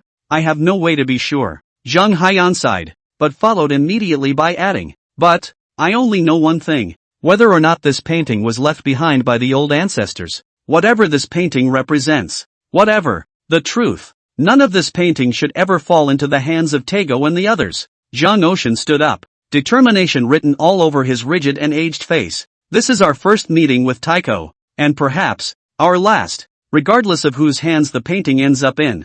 This time, it's going to be hard to end this. The guard's mind was shaken. Looking at Zhang Ocean's white-haired back, he asked in a slightly hurried voice, Elder Zhang, what do you mean? Zheng Haiyan took a deep breath. These aliens, they've been arrogant for too long. Here, this is the land of our human race. A legacy left to us by our old ancestors 3,000 years ago. How can we allow others to get their hands on it? Notify everyone. Zheng Haiyang's cloudy eyes flashed with a stern and icy essence. Prepare for massive war. The guard's pupils suddenly dilated, and after freezing for a moment, he immediately tensed his body and said in a shocked voice, yes, museum. What are you going to do? The princess looked coldly at a few of Tago's subordinates. The men came under the panel and tried to remove it. Tago grimaced and disliked back. What for? Can't you see? We want to retrieve the painting our ancestors left us. I know that you guys are powerful now, but everything has to be reasonable. This painting, left behind by our ancestors,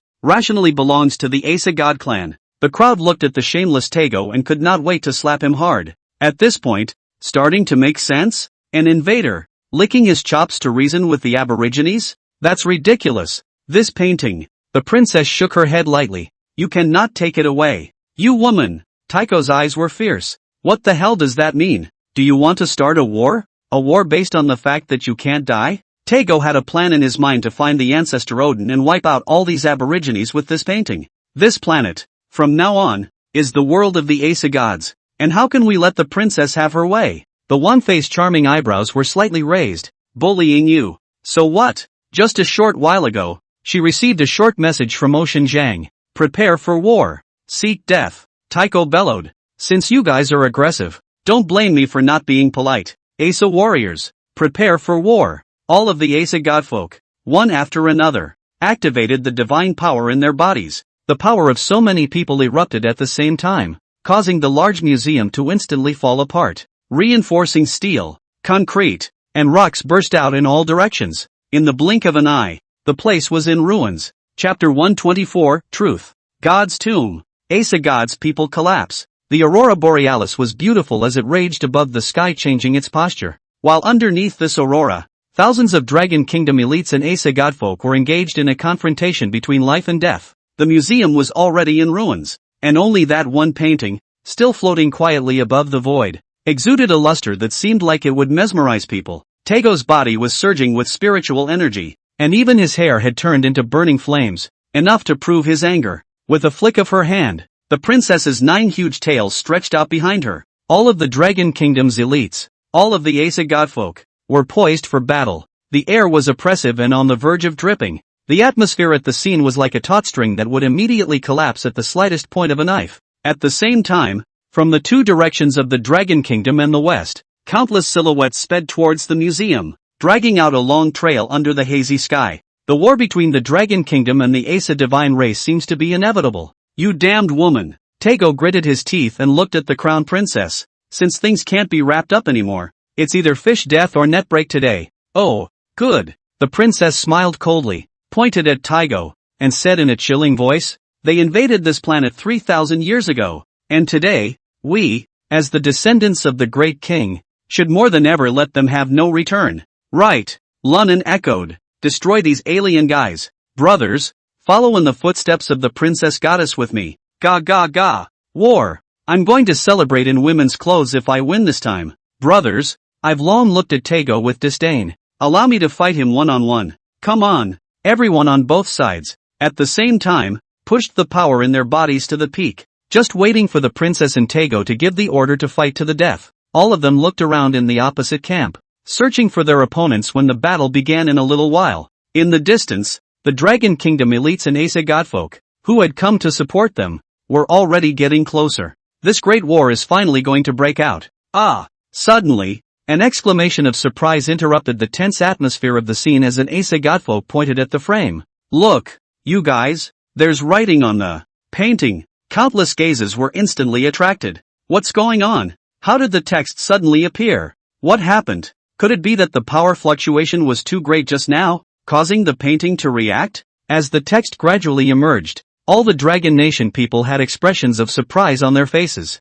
This painting was left by our old ancestors. A burst of light flowed through the aurora borealis, gleaming against the aurora in the sky. Columns and columns of words that traveled through 3,000 years of space and time, as if they were alive, surfaced on the surface of the painting, exposing the truth to the world. Lone in the Battle of the 9 Realms, greatly defeating 800,000 enemy troops and beheading the God King Odin. Then, 200,000 enemy troops routed and hid in the dark corners of the gutter. Intending to make a comeback with the power of ancient mysteries, I ordered this painting to be made with the soul of Odin as the pigment. The soul of the God King can draw all the gods into the world of the painting. Afterward, the 200,000 remnants of the army invaded the human race again with their ancient mysterious power. When this painting comes out, heaven and earth change color. All enemy troops are introduced to the world in the painting, and are destroyed by Lone. This painting is finally finished. I give the name, God's Tomb.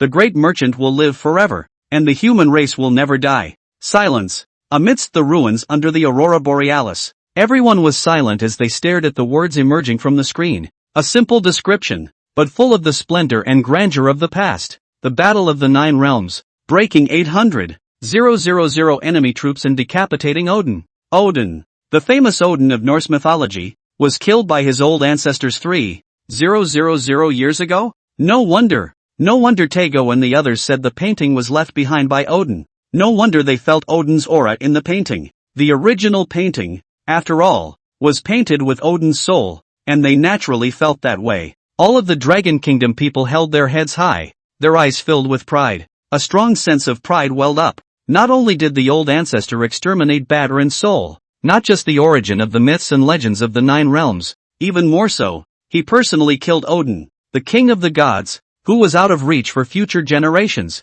even painting with his soul. Ha ha ha, Tycho, you kid didn't guess wrong on that one. This painting is indeed related to your family's ancestor. The ancestors of your family were exterminated by our old ancestors 3,000 years ago. You have flown for 3,000 years. Did you come here specifically to collect the corpses? Sure enough, our old ancestor can't lose. So this painting, it's the tomb of all the Aesa gods, buried people in the painting, the unimagined path. I have to say, that's a powerful imagination. Old ancestor. Wait, I have a question. The text says that the remnants of the Aesa gods are making a comeback with a new force. What is the new force? I don't know. All I know is that they're dead. That's enough. They are now buried in this painting before us. Quickly, notify No. 1, No. 2, and No. 5 units to head to the west for support immediately. In the office, Zheng Haiyang gave orders loudly. Troops 3, 4, 7 and 10.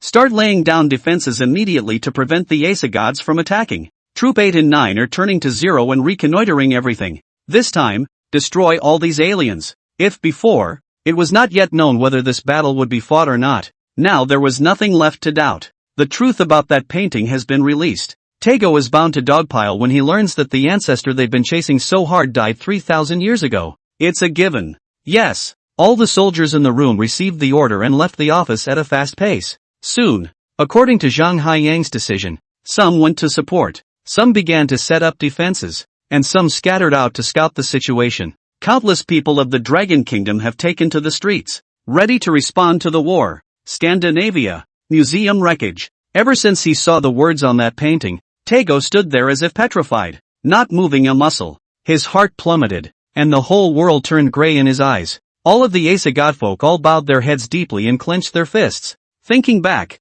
they were so spirited and arrogant when they first came to this planet. And look at the end now. It makes them feel as if they are a clown. How did this happen? 2 lines of tears ran down Taego's cheeks. Answer me. Taego violently grabbed his subordinate's collar. Tell me why this is happening. Lord Taego. Why is that? Bang! Taiko punched his subordinate hard, sending him flying. Chapter 125, starting the S3 season? Eternal City Spirit Beast appears. Puff! Taiko took a few steps back before sitting helplessly on the ground. He lifted his head to look at the painting stonily. His mouth opened with difficulty, trying to say something, but his voice got stuck in his throat. It was as if the divine power in his body had collapsed, all of it extinguished, and his hair rested messily on his forehead. The ancestor that he had been searching for so hard had died 3,000 years ago. This was something that Taiko could not accept in any way. His world had completely collapsed. Everything, it's a lie. The 9 realms,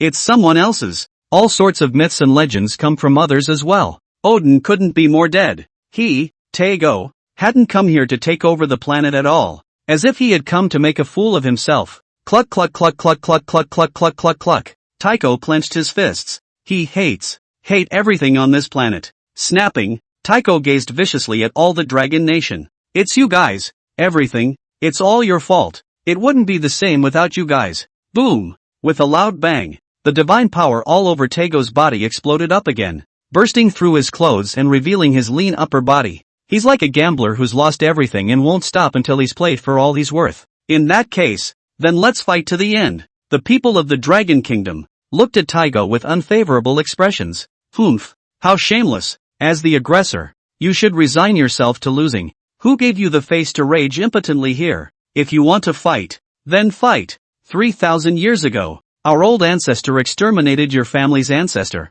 Today, we are just as capable of exterminating you. Come, fight. The human race will not yield, and the Dragon Kingdom will not admit defeat. Above the sky, countless people of the Dragon Kingdom and the Aesa godfolk, who had come to support them, landed on the ground. Crowds of people were gathered, and both sides were so densely packed that they couldn't see the edge of the road at a glance. At the same time, there are countless desperate war correspondents who come to the scene, either hovering high in the sky in a helicopter or standing at a distance. But all in all, no one dared to approach the center of the battle circle. The broadcast, too, instantly caught the world's attention. Everyone wants to know the outcome of this battle, because this battle will determine the fate of Blue Star in the future. If the Dragon Kingdom wins, then from now on, the Dragon Kingdom is the absolute king on this planet. If Tycho wins, what will he do with all these dragons that will keep coming back to life? Imprisonment, or simply destroying the Yellow Springs? Here it comes.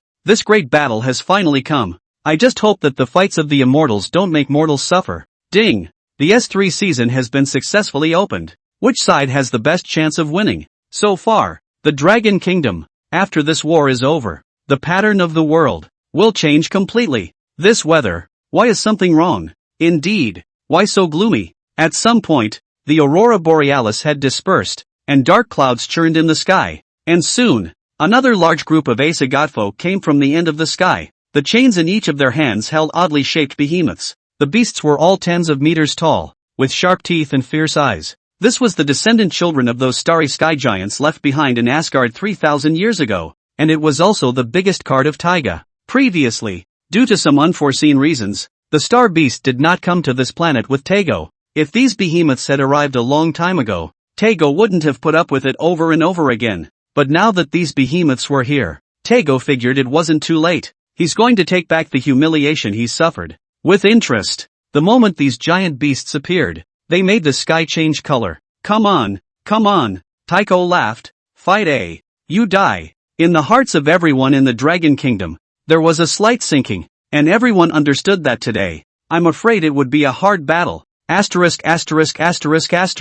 Isn't it just a bunch of? What are you afraid of? Yes, 3,000 years ago, the old ancestor was not even afraid of the sky. We will disgrace him. Afraid of these, whoever dares to stop in front of us, no matter how powerful, the human race will fight with their lives. Brothers, someone raised his arm and shouted, screw the beasts and demons. We are human beings. This planet is our home. We won't allow others to trample on it. Just then, on the other side of the sky, the hissing of a deer suddenly came. It's the giant deer from the Eternal City. The giant deer, hundreds of meters tall, stepped into the void and walked from the distance with a sacred and inviolable majesty. The giant foot above his head was practically running through the sky. Behind the giant deer followed a dozen huge animals, or a jackal of enormous size with bloodshot eyes, or a giant tiger with wings on its back and a white body, or the giant bear that towers and looms like a mountain. This.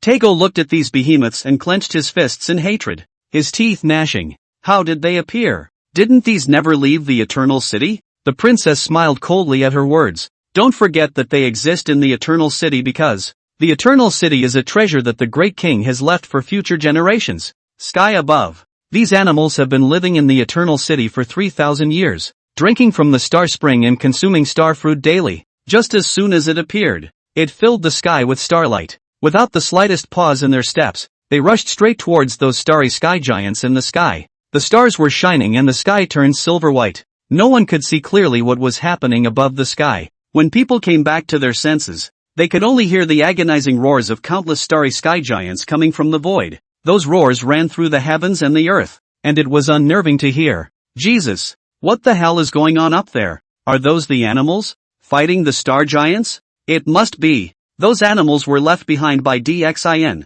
who is the lord of the human race. So of course these animals will protect humans. It's full of security. Darn it. Why wasn't I born in the Dragon Kingdom? The starry sky behemoth, which lasted only a moment, was nowhere to be seen. The starlight dispersed. A dampness fell from the sky. It's raining? Not rain. It's the blood of the star beast. People saw those incomparably vicious starry sky giants in the void turn into smithereens. Their blood, falling like rain, filled the sky with colorful auroras that appeared once more. The radiance shines on everything in the world. In the flowing aurora borealis, the giant deer and the animals stepped into the void, one step at a time, toward the east, gradually fading into the sky, out of sight. The star beasts have all been eliminated, and their mission has been accomplished. What follows will be a duel of men. Unforgivable.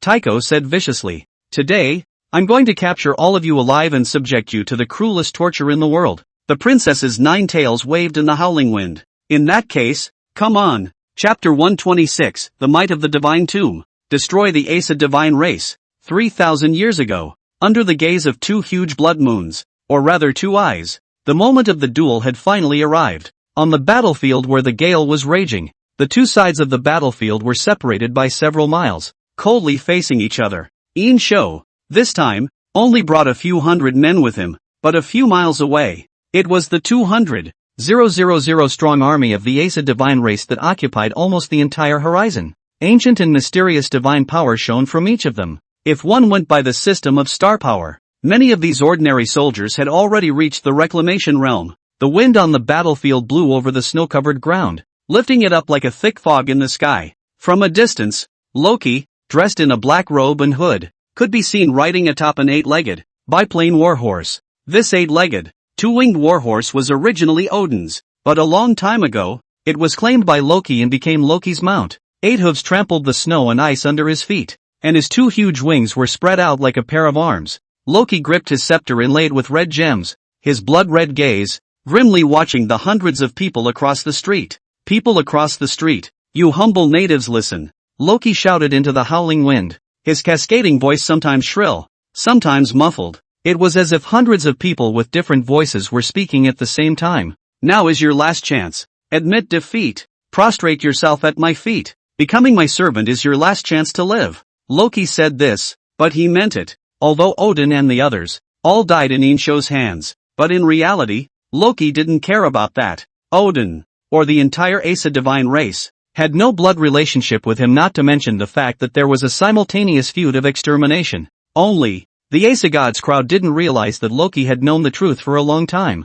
He had lurked at Odin's side for so many years in order to promote the prophecy of the Twilight of the gods, to see the Asa gods fall, and then, to awaken the Discordians and gain their power. Behind me, there is an army of 200,000. All these people are not what they used to be. Loki looked at Yin Shou. If you still don't submit, they will step on this planet and wipe you out forever. Since the beginning, Yin Shou hadn't said a word. He just faced the gusty wind and looked at Loki and the others with indifferent, looking at dead people eyes. From the moment the spectacle was included in the system, their end was doomed. Drawl. With Yin Shou giving a low shout, 2 soldiers carried the drawing board, covered with coarse cloth, to the front of the general's formation. As the canvas was lifted, the image was presented to the Asa gods. In an instant, the pupils of the Asa gods dilated. It's the scent of Lord Odin. How did this happen? How did Lord Odin's scent end up in that painting? What did he do with Lord Odin's body? Swish! The human emperor's sword came out, its blade pointing at the painting. Yin Shou's thick, low, war drum-like voice cleansed around the scene. Check it out. This is your god king. His soul, which has become the paints this place of death for you. Today is the end of all of your Asa god race. Loki removed his hood, and a grim, eerie face emerged from the shadows. He grinned. If you're trying to demoralize us with this, you're wrong. Warriors, Loki suddenly shouted, tread down this planet and avenge your fallen compatriots. Roar. The 200,000 strong army, at the same time, let out a terrifying battle roar. Kill them. Loki took the lead, rushing towards the Shang ruler's camp, which only had a few hundred people. The 200,000 strong army followed closely behind, destroying and charging. The earth-shattering hoofbeats seemed to shatter the earth. However, from the beginning to the end, Yin Shou and the Great Shang generals had no intention of making a move. In the midst of galloping his horse furiously, Loki frowned tightly, a feeling of uneasiness looming in his heart. Suddenly, as if sensing something, the warhorse at Loki's hip came to a violent stop. At the same time, the 200,000 strong army also stopped one after another, the warhorses on their hips neighing uneasily, as if they wanted to escape from this place. But it was too late. With that painting as the center, a huge golden vortex suddenly erupted, spinning crazily. The 200,000 strong army was turned upside down in an instant. What's going on? Ah! Oh God! Help! Amidst the screams, people, warhorses, and weapons were pulled by the vortex, continuously surging towards the painting. 200,000 men and horses, densely packed and covering the sky, spread out in every corner of the vortex, forming a huge triangle. The closer you get to the direction of the painting, the narrower the area becomes. In an instant, tens of thousands of people were swallowed into the painted world. What? This is impossible. Loki's wide eyes were filled with horror. A never-before-seen coolness spread from the soles of his feet all the way to the sky. The next moment, he felt a large invisible hand that was pulling his body. Although he didn't know what would happen, Rather, Loki was convinced that once he was absorbed into that painting, it was definitely not a good outcome. Yikes! Loki put his heart on the line, and the scepter went hard through his feet, pinning him to the ground. The thrust was extremely deep, and most of the scepter went into the ground. Just as Loki breathed a small sigh of relief, he suddenly felt an even stronger pull, and also felt that he was leaving his body. The attraction is just too powerful. Because of Odin's soul as a medium, even those deserters who had dispersed all their godly powers and were hiding in underground caves were pulled by the force. Even, there were images of the battlefield. If they didn't have no more divine power in their bodies, I'm afraid they would have been sucked into the world of the painting as well. It seems, we made the right choice. The pugnacious man sighed heartily while holding onto the wall and swaying left and right. The Ace of Gods, after today, will cease to exist. Above the battlefield. Ah! Loki let out a deafening scream. The pain of this hard stripping of the soul from the body was 100 times more painful than skinning. Soon, Loki's soul was ripped out of his body and sucked into the painting. In an instant, 200,000 men and women of the Aesa divine race disappeared into thin air, leaving the earth empty. Only Loki's soulless shell had fallen limply to the ground. The battle, surprisingly, was over in this short moment. This 200,000 strong army, all of it, was wiped out. The Aesa Gods, none of them survived. They had only just gained the power bestowed by the Panga clan, and before they were even able to exert it, they all entered the world of the painting and waited for death to come. On the battlefield, a bleak wind blew, swirling snow and covering Loki's torso like a thin mortuary veil. Chapter 127, The World in Pictures. Source of the Legend of Jörmungand. 127. Ah! Loki's eyes snapped open to find himself in a golden color. This golden color is boundless and has no end. 200,000 of the Aesa God race's army then fell beside him in pieces, screaming miserably. On top of that, here Loki saw another group of people. Another group of people dressed in modern clothing with the divine power of the Aesa Gods. The man at the head of the group, his clothes broken and full of woes, only had one arm left. You are Lord Loki? 3,000 years later, not long ago, with a loud boom, the Dragon Kingdom and the Aesa divine race finally engaged in battle. This battle that should have started a long time ago had been delayed until now, and both sides had long since accumulated countless amounts of anger. As the original inhabitants of this planet, in the eyes of the Dragon Nation, these Aesa godfolk were shameless invaders. It wasn't even that long ago that there was a great deal of talk about making people his servants. As for Tego and the others, they had traveled across a distance of 3,000 years to get here and were faced with one piece of bad news after another. The ancestor they were struggling to find had been exterminated by others 3,000 years ago. The hatred between the two sides is simply irreconcilable. Therefore, once the war started, it was a deadly situation. Batch after batch of Aesa godfolk fell, and batch after batch of dragons fell, but neither side backed down. The Dragon Kingdom would never admit defeat, and they weren't afraid to die at all. Even if you die in battle, you will be able to rise again in the Yellow Springs, and there was no way back for the Aesa godfolk. You damned woman, I'm going to make you pay. Tego hissed and swung his fist at the princess. That raging and furious punch seemed to be wrapped in 1,000 armies. Divine power surged above his body, burning with white flames, looking like a fireman. Before the person arrived, a horrifyingly scorching aura had already pounced on his face. After all, Tego was the current leader of the Aesa godfolk, and although he had repeatedly suffered defeat after coming to the Blue Planet, his own strength was still not to be underestimated. Bastard! Come fight me! You don't deserve to fight the princess goddess! Come on! Quack quack quack! A figure rushed up and tried to stop Tego. Get out of here! Tycho bellowed, blowing the figure to pieces with a single punch. Looking at the approaching Tycho, the eyes of the princess were filled with cold killing intent. This is the man who spoke out to insult the great king and the Dragon Kingdom. He must die. The huge tail spread out behind him, and a sweeping motion sent all the Aesa godfolk intent on sneaking up behind him flying. The princess, four fingers together into a handblade, met Tycho's searing breath. Everything, up to this point. Swish! The two rubbed shoulders. It was so fast that no one could even see what was happening. Ah! The princess spat blood from her mouth and half-kneeled on the ground. She lost? No! Tego, who was standing with his back to the princess, suddenly let out a miserable scream. In the next moment, his entire right hand flew up in the air. Blood was splattered all over the place. One of his arms was chopped off flush by the princess. A strand of blood, splattered on the floating painting, instantly disappeared into the painting. The painting began to vibrate violently, countless divine powers floating around the painting. Only at this moment, no one noticed. Asterisk. Ah! Taiko hissed and growled. I'll cut you up by 1,000 cuts. Ah! In the midst of a wild roar, pale flames leaked out from the cut in Taiko's shoulder. Those flames twisted serpentine, weaving into a new, massive arm. I'm going to make you suffer the most excruciating pain. Taiko yelled and charged at the princess. Suddenly, the painting floating in the air emitted an eye-catching and dazzling burst of luxurious light. What's going on? Taiko's movements paused, looking at the painting in disbelief. Suddenly, a huge vortex bloomed violently like a giant golden flower from the surface of the painting. As if something had suddenly occurred to him, Taiko was shocked and backed away. But before he could react next, a huge attraction suddenly pulled hard on Taiko's body.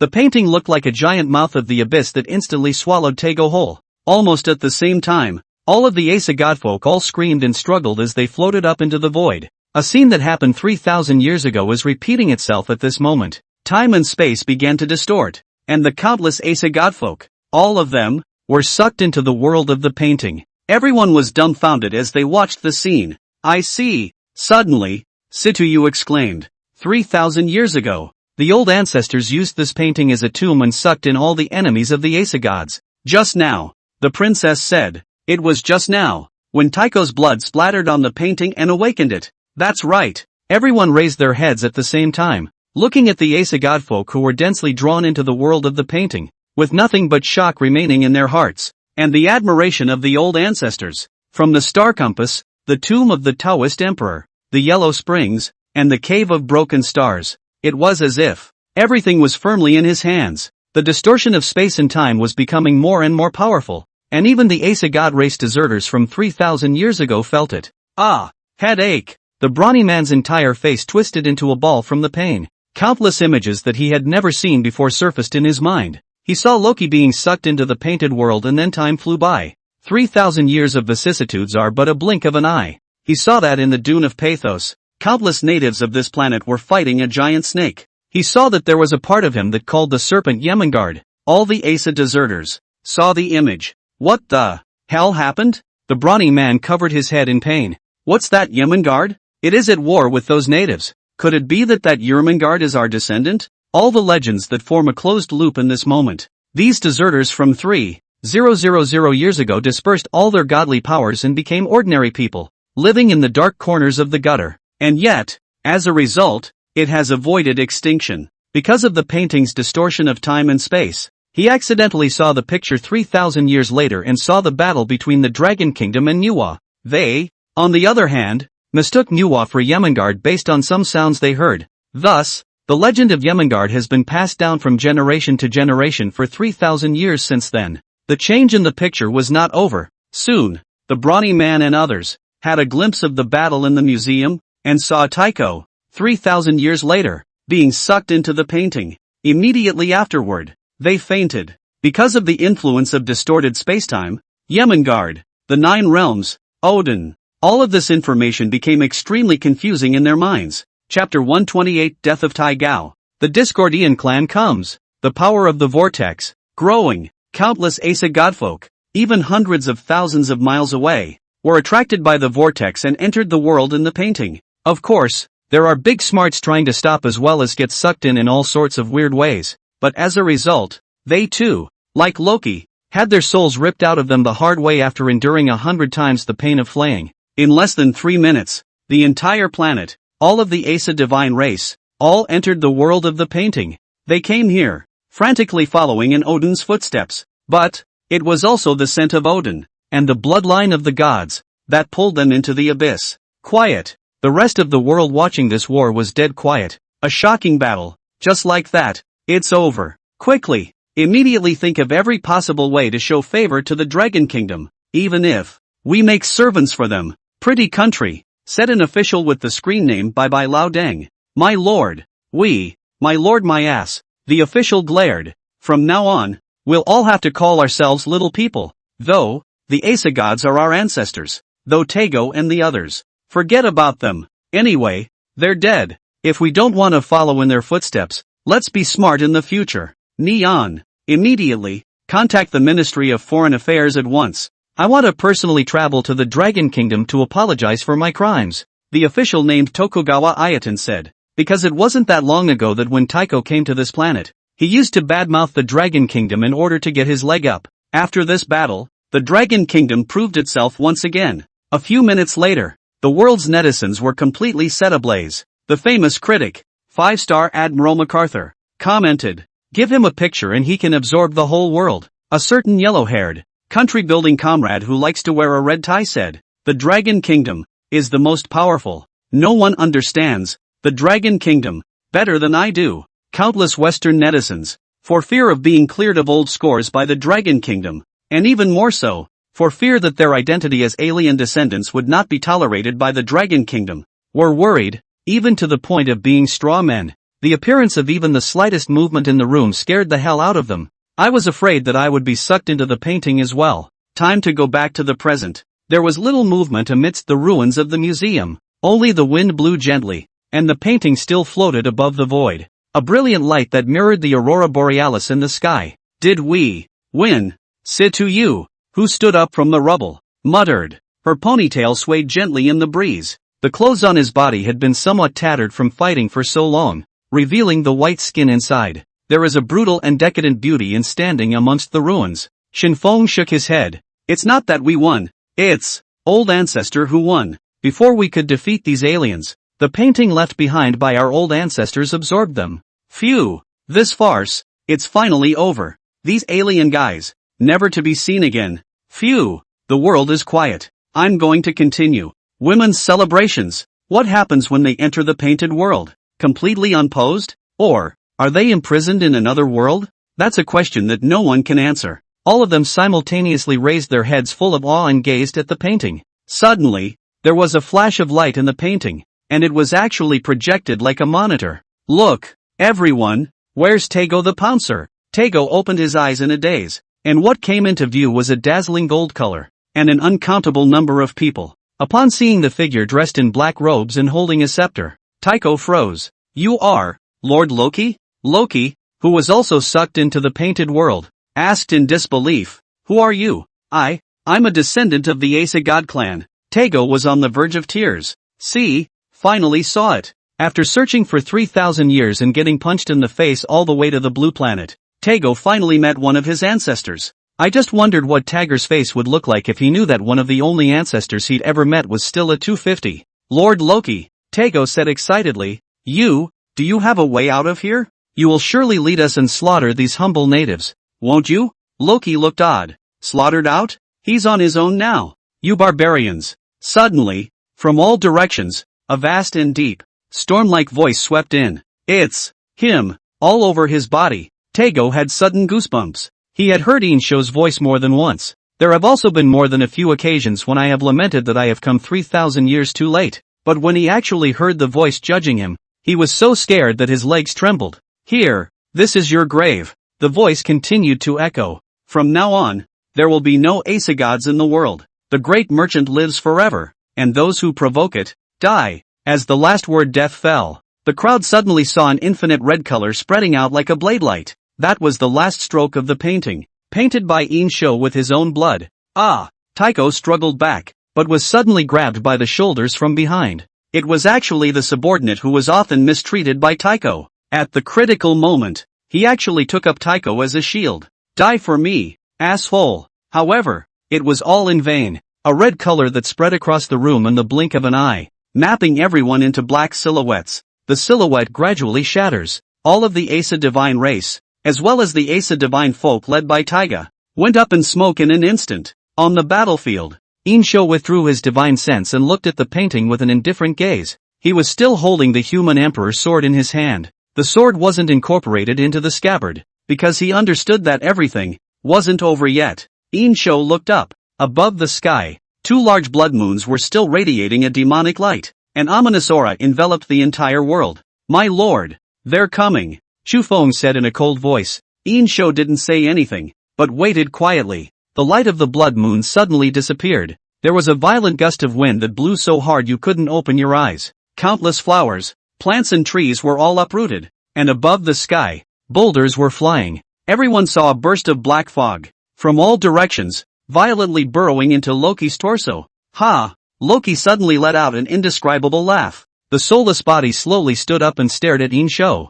Those aren't Loki's eyes, because those eyes, and the two blood moons just now, were exactly the same. At the same time, this image also surfaced above the divine tomb. The same painting from 3,000 years later. Look, you guys, that guy, it's the old ancestor. What happened? Hiss, who's that guy? It looks so scary. Why is it possessing Loki's corpse? Could, Shinfeng analyzed, the source of the Asa divine race's 200,000 remnant troop strength is him. Who is he? Chapter 129, 7 Starry Heaven. The reason for disappearance. 129. 3,000 years ago. Yin Shou coldly looked at Loki. The human emperor's sword in his hand gently chimed, making a thrilling sound. The strength of this guy in front of him was terrifying. Why did he appear possessed in Loki's body instead of just appearing on his own? There are only two possibilities. First, it's likely that this guy doesn't have a physical body and can only use Loki's shell as a medium. Second, his power was too strong,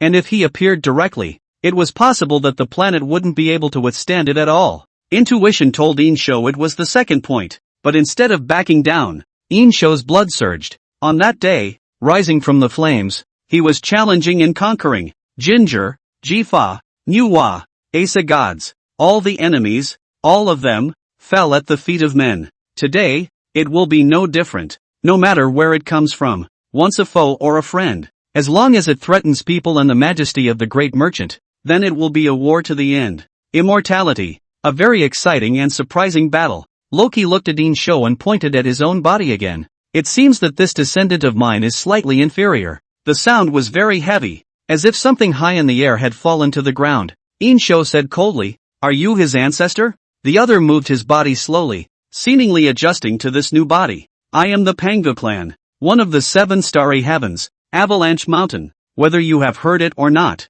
it doesn't matter." You, Avalanche Mountain looked at Yin Shou. "I've heard about your past. You're an outstanding king. So, I don't intend to kill you." This descendant, Avalanche Mountain once again pointed to his own body, also just when my compatriots and other clans born branch bloodline. Does not matter. With the sound of Avalanche Mountain, the truth of Loki's life comes to the surface. What's ridiculous is that he's hellbent on recapturing the glory of the Panga tribe. However, his ancestors did not take him into consideration because of his impure bloodline. Doesn't even care if he lives or dies. Both 3,000 years ago, and 3,000 years from now, are watching this scene in silence. The Pangea, a mind-blowing presence. After all, in some mythological versions, Pangu is the ancestor of all things, the being who opened up the heavens and the earth. So, what do you want to say? Yin Shou is always ready to go to war. There is no need to be nervous. Avalanche Mountain said softly, "I admire you and am not here to make an enemy of you.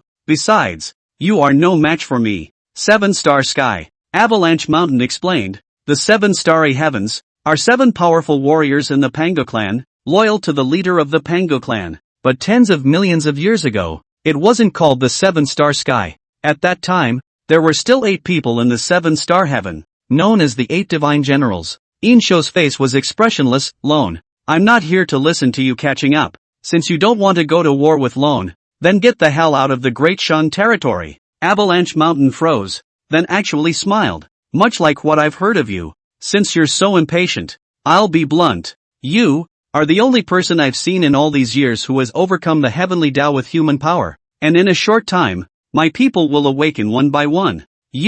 Could you be willing to join the Panga clan? Obtain the powerful power of the Panga clan, become one of the 8 divine generals, and serve the Panga clan? At that time, you will have supreme honor and even greater power. Will you?" It turned out that the reason why Avalanche Mountain had descended on this planet was actually to pull himself together. Yin Shou finally understood his purpose. Panga clan, 7-star heaven, 8 divine generals. These things, neither the Sea of Ruins and Empty Space nor the Star Compass had ever given any hints. It seemed that this Panga clan was in existence that could not even reach the power of the stars. But, Yin Shou would not stoop under anyone. The Pangu? Neither can it. 3,000 years later, people looked at the images in that painting and, naturally, heard them conversing. Asterisk asterisk asterisk asterisk. Does Pangu really exist in this world? It does exist. Only it's not one person, but a clan. Those two moons just now. They're his eyes. I know. Suddenly, Situyu exclaimed.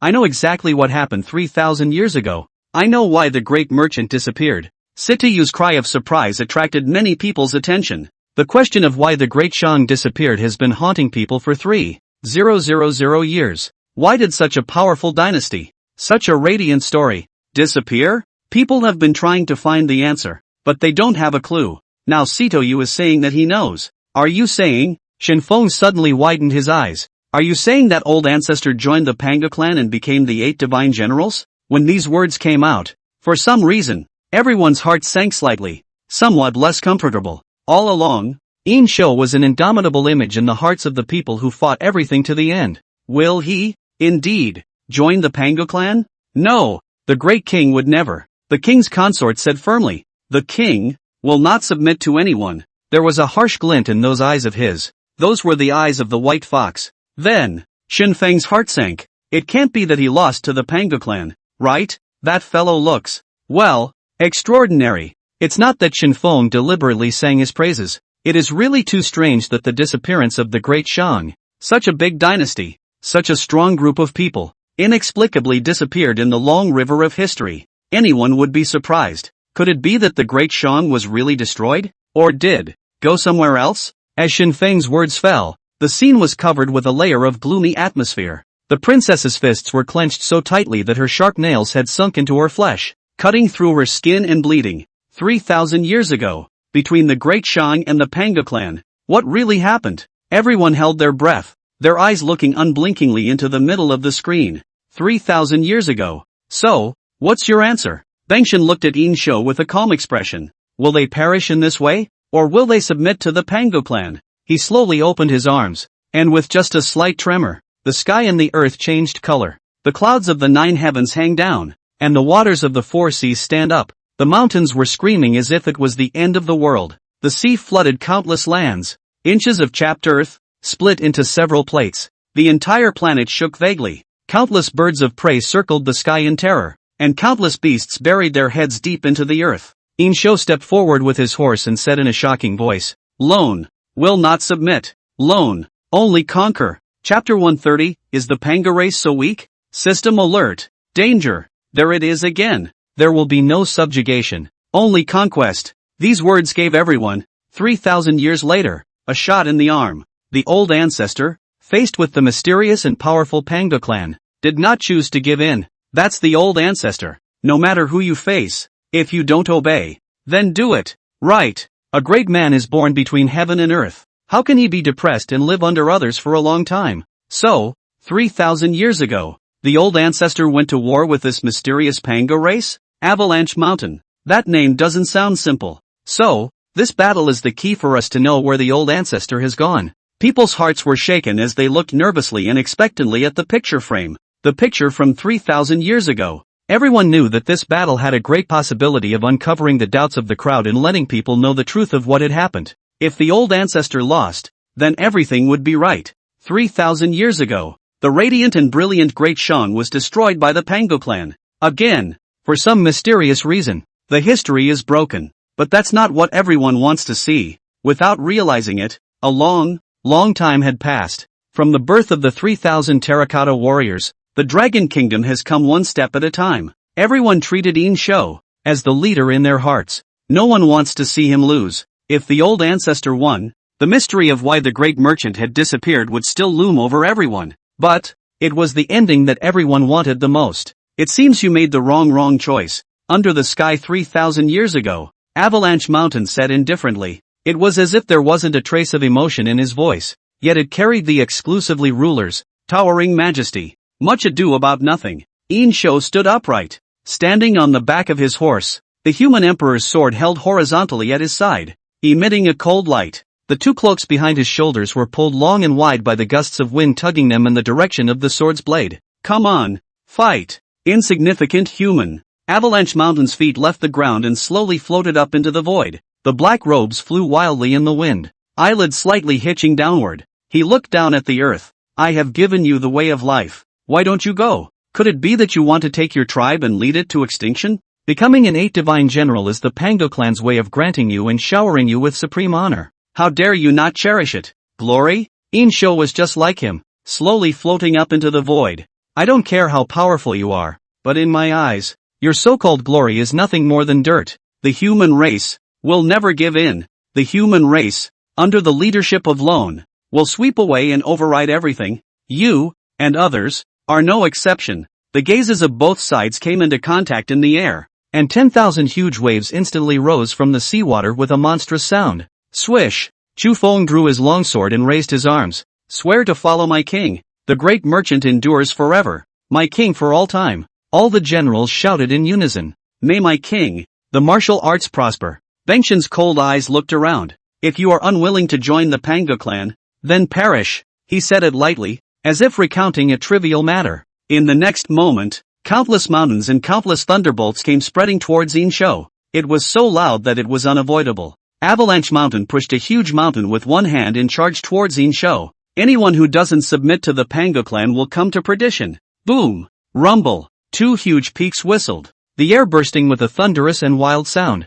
However, Yin Shou was slightly stunned. Something's wrong? How is this avalanche mountain so weak? Weak and pathetic. If one were to use the power of the stars to measure it, it would at most be the Starfall realm. Could it be that the Pangea are not what they seem? Or have you been asleep for so long that you no longer know how the world has changed? But the power they bestowed on Loki was clearly that powerful, that terrifying. Although Loki and the Ace of Gods did not have the opportunity to exert this power, Yin Shou still felt it. But how could the person named Avalanche Mountain in front of him be at this level? Looking at his hideous expression, it was clear that he had gone all out. But Yin Shou also knew that now was not the time to dwell on that. Facing the great mountains and thunder that came at him, Yin Shou's behind flashed with a luxurious light, like a fiery sun falling down. The human emperor's sword was swung out horizontally, and in an instant, the flying mountains crumbled to pieces. In the midst of the sky of debris, Avalanche Mountain leapt high into the air and stomped with a foot from above. Weak.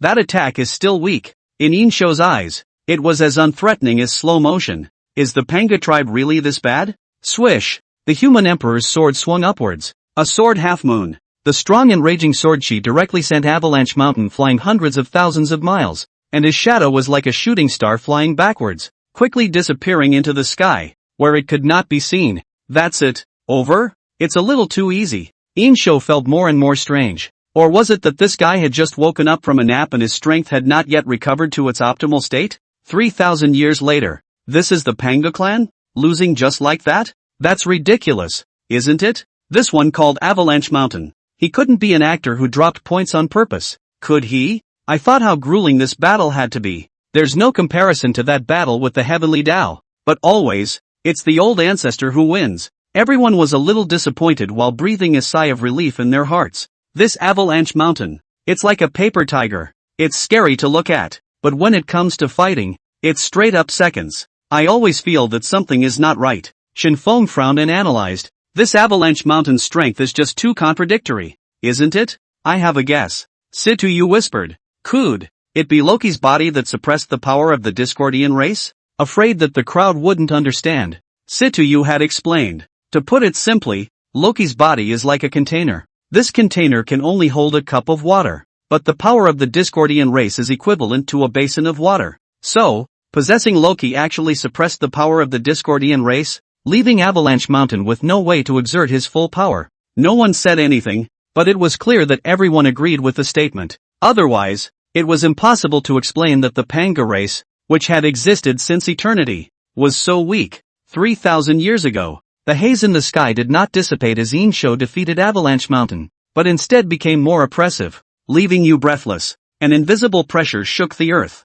The rushing waters stilled into a calm mirror, and the raging winds, suddenly stilled. An aura of danger that had never been seen before overwhelmed the entire earth. This aura was 1,000 times more terrifying than Nuwa, than that golden dragon. It was a greatness that no one could describe in words. In Yin Shou's mind, the red glow flickered on and off, as if warning of something. The voice of the system came out suddenly. Alert the host to danger. Danger! Please take cover as soon as possible. The enemy is more dangerous than ever. Chapter 131, System Alert. Real Power. 131. Yin Shou's gaze stared slightly. Dangerous? That's a first. The system is even starting to indicate danger? It seems his suspicions were right. just now was definitely not Avalanche Mountain's true strength. His true strength was far more terrifying than imagined. Alert the host. The system's voice sounded again. The enemy is a terrifying existence that the host has never faced before. If you tough it out, you'll only have a 30% chance of winning,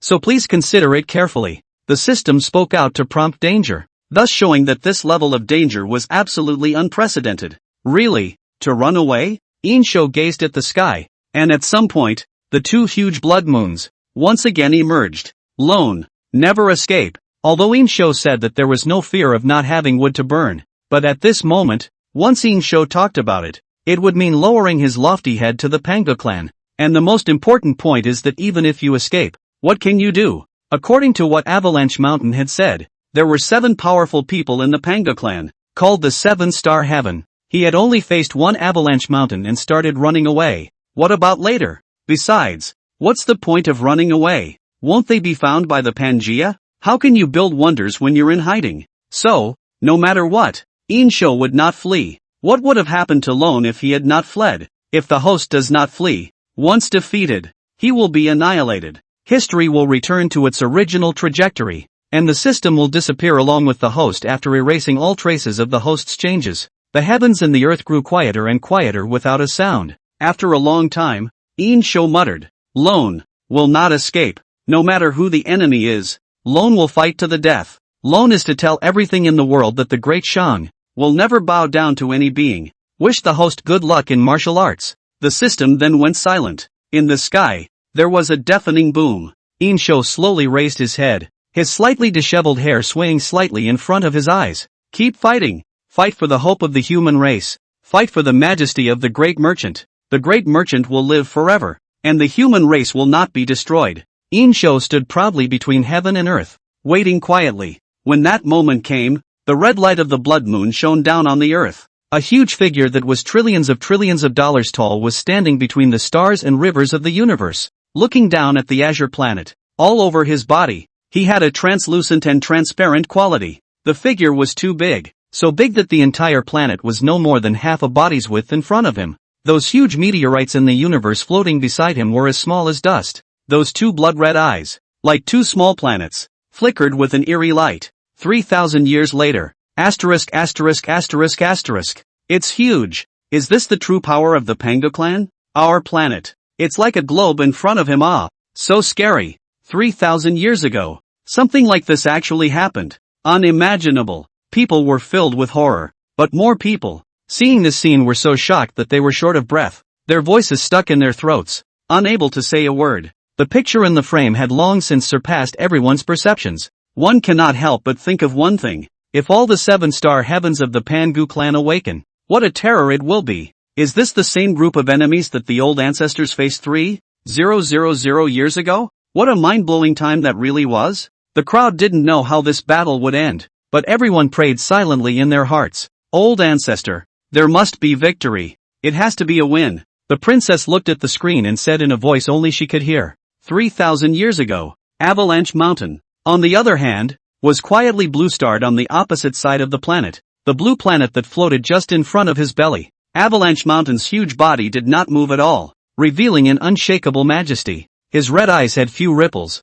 but in the depths they hid endless power. Everyone looked up at his huge figure with nothing but shock in their hearts. The entire sky could no longer accommodate that huge figure. Yin Shou was also shocked beyond measure. But beyond the shock, his whole body was burning with hot blood. How can you not get your blood boiling when facing such a powerful enemy? This, then, is the wave and splendor of what these times should be. At this moment, this heaven and earth, this star, this universe, all of them were eclipsed. There was only a battle intent that shook the ancient world and rose up to the sky. Come on, Yin Shou bellowed, his body's power being instantly catalyzed to its peak. Boom! There was a violent burst of light that illuminated the entire heaven and earth. Within the light, Yin Shou had already transformed into a gigantic Dharma phase. In past battles, every time Yin Shou had manifested his Dharma phase behind him, but at this moment, he had become one with the Dharma. His figure became 10,000 feet tall, like a giant that shook the earth. Behind his back, two huge golden arms woven with streams of shining light stretched out. The unprecedented fervor of battle inspired all the power within him. Break! Yin Shou sunk one foot in. Boom! The earth instantly collapsed, cracking open countless abysses. Bang! Behind him, once again, two huge arms stretched out. The 6 arms spread out as far as they could, covering the sky. In the universe, there was a sound like a star shattering. I am the 7-star heaven of the Pango clan, and so is Avalanche Mountain. The sound echoed through a universe where sound could not possibly exist. Avalanche looked at the planet and slowly raised his hand. Between the lifting of his hands, the Milky Way poured in and shifted the stars. He held a large axe in his huge palm. The axe head refracted the starlight of almost the entire galaxy in majesty. At this moment, no one doubted that this axe could even split a crack in the universe. "This," said Situyu with a blossoming face, "is this the prototype of the divine axe that opened up the heavens and the earth?" No one answered her words, and all looked at the picture in awe. In a trance, one might even think that the axe would travel through time and space and cleave directly on the blue planet 3,000 years later. "Come on!" Amidst the endless pressure, Yin Shou shouted towards the huge, boundless figure. "Today, there will be no end to death." The majestic voice cut through the nebulae in his eyes and cleansed the universe. Between the cosmic stars and rivers, Avalanche Mountain swung his incomparably huge axe towards the azure planet and ruthlessly chopped it down. His movements were slow, so slow that they were almost like slow motion. Or maybe he wasn't moving slowly at all, just because he was so huge and scary. The countless star meteorites, when the axe fell, went up in smoke in just an instant. Yin Shou's 10,000 feet tall figure raised his head and silently looked at the axe that was getting closer and closer. That axe is not sharp, because he's too big. Even the sharpest part of the axe blade was millions of miles wide. When the axe fell, it blotted out all the light, and the whole world was plunged into darkness. Chapter 132, Lone, Will Not Lose. Exterminating Avalanche Mountain. This huge axe, Yin Shou had already transformed into a phantom that was 10,000 meters tall, but in front of this huge axe, he still looked incredibly small. In the endless darkness, the axe flickered with an icy light. The massive axe blade cut through the atmosphere, leaving a huge scar on it. Bears of celestial fire seeped out of the wounds in the atmosphere. It was like an apocalyptic scene that made the people before and after the 3rd millennium. All of them were shocked with their hearts beating wildly. "Old ancestor, you must win! Your Majesty, you must win!" Countless people cried out in their hearts. The blade of the giant axe covered an area of hundreds of thousands of miles. It's as if it's going to cut up the entire planet. The incomparable sense of oppression caused countless living beings to have their livers and guts shattered. The Eternal City. "You, Master, will surely win, won't you?" Manhwa sat on the peach blossom tree, her gaze piercing through the Eternal City's 10,000 miles of emptiness. As things stood, this was already Yin Shou's fight alone, because there was no one else in the world who could intervene in such a horrible duel. "Master, Yoa will always be behind you, regardless of victory or defeat." Manhwa slowly closed his eyes, not daring to look at this earth-shattering battle. "Tarzan, brother, did you see that?" Phantom C muttered. "Today's human race can already fight with the Pango race. Is that what you want to see?" Phantom C looked into the distance. Yin Shou's figure reflected in his eyes. "New king, the future of the human race, at this moment, is in your hands." The axe was getting closer and closer. The originally sharp blade of the axe became a plane for hundreds of thousands of miles as the distance drew closer. Yin Shou's eyes were bloodshot, and veins were bulging on his face. He waited until the shocking oppression descended. Then he cried out in a magnificent voice, "Come on! Today, there will be no end to death." Bang! There was a terrifying thud. A fierce stream of light blossomed like a star ring,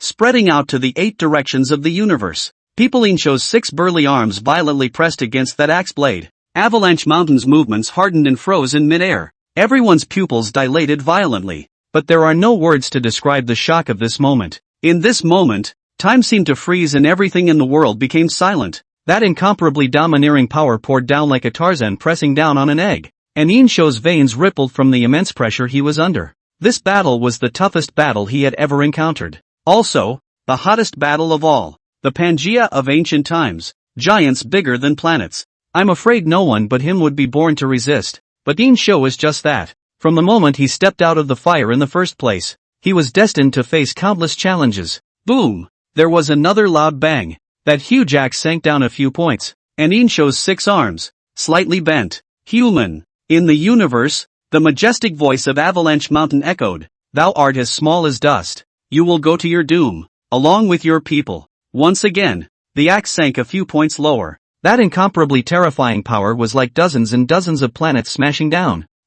Yin Shou's teeth were clenched, and an unyielding light burst out from his eyes. Extinction? No, never. He has come one step at a time and changed his destiny, and he must not perish from it. The human race, moreover, could not be crushed and disappear in such a humiliating manner. The endless power made each of his arms almost shatter. Everyone's heart sank as they clenched their fists. No, can't give up. Absolutely can't give up. Yin Shou silently shouted in his heart. My mythic blueprint, my ambitious and dominant endeavor has just begun. How can it end like this? How can big business disappear like a flash in the pan when it's so hard to change its fate? For the sake of the great merchant, for the sake of dignity, for the future of the human race, spell it out. Lone, do not concede defeat. In the void, Yin Shou let out an earth-shattering roar, countless rays of light that flowed crazily through his body. Lone, do not concede defeat. Screw the Pangea, screw Avalanche Mountain. A shocking power erupted from Yin Shou's body. In a furious roar, Yin Shou once again straightened his arm, and the huge axe head was even slightly lifted by the top. Oh my god, the old ancestor he, Shinfeng he half a day, but did not him out a reason. Yin Shou swung one of his arms and blasted a fist fiercely towards the top. Bang! The axe trembled slightly once again with a loud boom. Do not concede defeat. Lone will not admit defeat. I won't lose. Bang! Bang! Bang! A loud bang exploded in the void, erupting into scattered greatness. In front of Yin Shou's eyes was a smiling face. There are the ancients and there are the moderns. There are men and women, old and young. Their mouths opened and closed, but Yin Shou couldn't hear what they were saying at all. A memory, a struggle as close as yesterday. Feverish blood is burning, and the will to fight is surging. The unyielding roar resounded through the sky. Bang! Bang! Bang! The sound of blows mingled with roars of fury. Everyone's heart lifted at this moment. Your Majesty, you must win. Must. The six fists blasted the axe quickly upward with a blistering wind. Each punch used up all the power in Yin Shou's body, because that power was too majestic. Huge cracks began to appear on Yin Shou's 6 arms. Ding! With a crunching sound, an arm shattered and turned into countless pieces because it couldn't withstand that tremendous force, followed closely by a second, third. In the blink of an eye, Yin Shou's already had 5 of his arms reduced to pieces. The ones that shattered here were only the arms of the phantom, but he didn't give up, and as long as he still had an ounce of strength, he would fight until the last moment. He gathered all his strength into his last fist, which burned with red blazing fury. Everything, up to this point. Drink! Yin Shou roared and swung his last fist. Just for a moment, the world went silent as the fist made contact with the giant axe. The ages of the ages seemed to freeze at this moment. All sound dissipated between heaven and earth. This punch gathered all his strength and determination. Suddenly, a red light gradually spread out from the blade of the axe, gradually spreading to the entire axe. Yin Shou's Dharma phase dispersed and transformed back into his human form, standing proudly between heaven and earth, looking into the wind at an infinite red color. The red color spread quickly, sweeping over Avalanche Mountain's entire body like a flame. Yin Shou raised the human emperor's sword high, its body reflecting a brilliant light. Swinging his sword, he chopped at that huge being. Swish! A sword light, like a river of stars pouring out, rendered the entire sky. It swept over the giant axe, and likewise, over Avalanche Mountain's enormous body. Chapter 133, Setting Up a Monument. Dragon Kingdom Great Decision. Star power joins the curriculum. The incomparable sword light, like a river of stars, swept through Avalanche Mountain's body, quenching and washing away all the dirt. That giant axe began to shatter into countless pieces. Crushing spread. Avalanche Mountain's gigantic body began to shatter, as if it was being eroded by an invisible force. Why? No. In the universe, the roar of Avalanche Mountain's unwillingness was heard. He struggled desperately to get away from the crush, and the stars were shaken by his struggles. No. No. Why did I lose? Finally, the sword light gradually faded. No. Avalanche Mountain's entire body turned into fragments. Those huge fragments that floated in the universe like stars. His presence faded away, leaving nothing but nothingness and silence. Winning! Winning! 3,000 years later, a cheer erupted from beneath the museum's ruined paintings. OMG! It really won! Winning! Look at it! Old Shen! See? A long-haired young man pushed Shinfeng, who was still frothing. Hard! The old ancestor has won! Ha ha ha! Old ancestor beat this guy to dust. It was only at this point that Shinfeng came back to his senses. Just now, under that powerful sense of oppression, he almost thought that even everything after 3,000 years would disappear. Winning. Really. Winning the fight. Everyone at the scene, on the verge of jumping up and down with excitement. People hugged each other, high-fived, and cheered to celebrate this 3,000-year-old human victory. Old ancestor won. Situyu jumped up high in joy and actually threw his underwear out like a madman. The princess's gaze was far-reaching, and she looked at the one painting without saying a word. But her heart had almost stopped just now. Until this moment, she hadn't been able to think. She looked at the painting in fascination, as if she wanted to travel through 3,000 years of time to witness the radiance and splendor of the past through the scene in this painting. Pretty country. Phew. The old man, whose screen name was Bye Bye Old Dang, let out a long breath and sat down on a chair almost as if he had lost his strength. He was drenched in cold sweat. He understood one thing. Everything that will be gone from him now. It was thought that after Tage and the others arrived, they, the descendants of the god race, could face the dragon nation with their heads held high. But now, Tego is dead. All the Asa godfolk are dead. As for Odin, he died 3,000 years ago. The old ancestors of the Dragon Kingdom, on the other hand, accomplished one seemingly impossible feat after another 3,000 years ago. The gap. How come it's so big? Moreover, he firmly believed that the old ancestor of the Dragon Kingdom must be somewhere in this world today. How could someone who was able to defeat even the Pango clan die? My lord, we, the subordinate was beside him with a sobbing voice. The old man shook his head wearily. In the future, don't harbor any more illusions. Our time is completely over. Mister, our forefathers were. Shut up. The old man gritted his teeth and rebuked. Then, made a decision that went against his ancestor. In the future, no mention of this matter is allowed. Remember, from today onwards, we have no ancestors. Neon. Tokugawa-san. What are you doing? The subordinate saw Tokugawa take out a short sword and put it in his suitcase. Tokugawa-san. You wouldn't want to assassinate someone from the Dragon Kingdom, would you? Tokugawa Jyotin glared at his subordinate without any good humor. You think I'm a little cutie? Assassinate? Can I kill it? It's going to bring disaster to our entire country when the time comes. The subordinate wondered. And what do you mean by that? What do you mean? Tokugawa let out a bitter laugh. Of course it's to obtain forgiveness from the Dragon Kingdom. This sword. Tokugawa gritted his teeth. If the Dragon Kingdom is not willing to forgive, I will only commit harakiri. By my death, I will keep our Neon safe. The folder in the subordinate's hand fell to the floor with a raking sound. Duh, Tokugawa-san. Tokugawa said, don't talk about useless things. If you're not as strong as others, you have to resign yourself to your fate. They're better than us, and we're fine with being dogs for them. But one day we're better than them. We're going to make them pay, and we're going to rebuild God's toilet. Just a shame. Tokugawa sighed. The subordinate asked, unfortunately what? Unfortunately, that day will never come. Dragon Nation. In the office. Go find it immediately. Zheng Haiyang ordered decisively. At all costs and by all means, we must find that ancient battlefield based on the topography of the video. Elder Zhang, a subordinate beside him explained. This, I'm afraid, is a bit difficult. We only have the video for reference. And besides, 3,000 years have passed. The landscape may have changed. Then it must be found as well.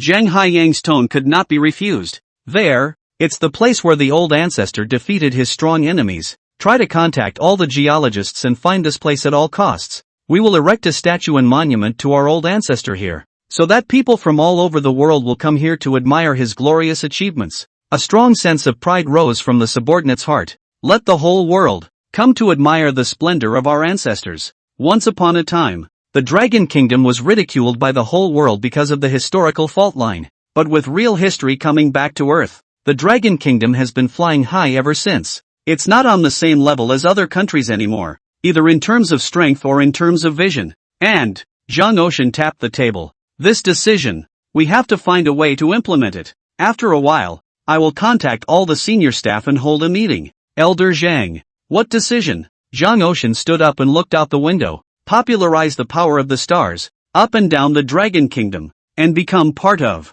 education. The subordinate's eyes widened. Zheng Haiyang continued. Let all people, even newborn babies, have access to the power of the stars. Popularize the use of these powers as a school course for all students. When the youth is strong, the nation is strong. We can't just wallow in the glory created by our old ancestors. We, following in the footsteps of our old ancestors, will create an era that belongs to us. I have a premonition that next, old ancestors' journey will be even more radiant, and we, step by step, will uncover all the truths buried for 3,000 years. Maybe, there's a chance to meet him. So let's be strong enough. When that day comes, we can pat ourselves on the back with pride, tell our old ancestor that we, as descendants, have not disgraced him. Chapter 134, The Eternal Realm. The Origin of the Pango Clan. A New Spectacle. 3,000 years ago there was a deafening silence of all music under the sky. When Avalanche Mountain's enormous body disappeared into the universe, the cold winter of the earth seemed to pass in a flash.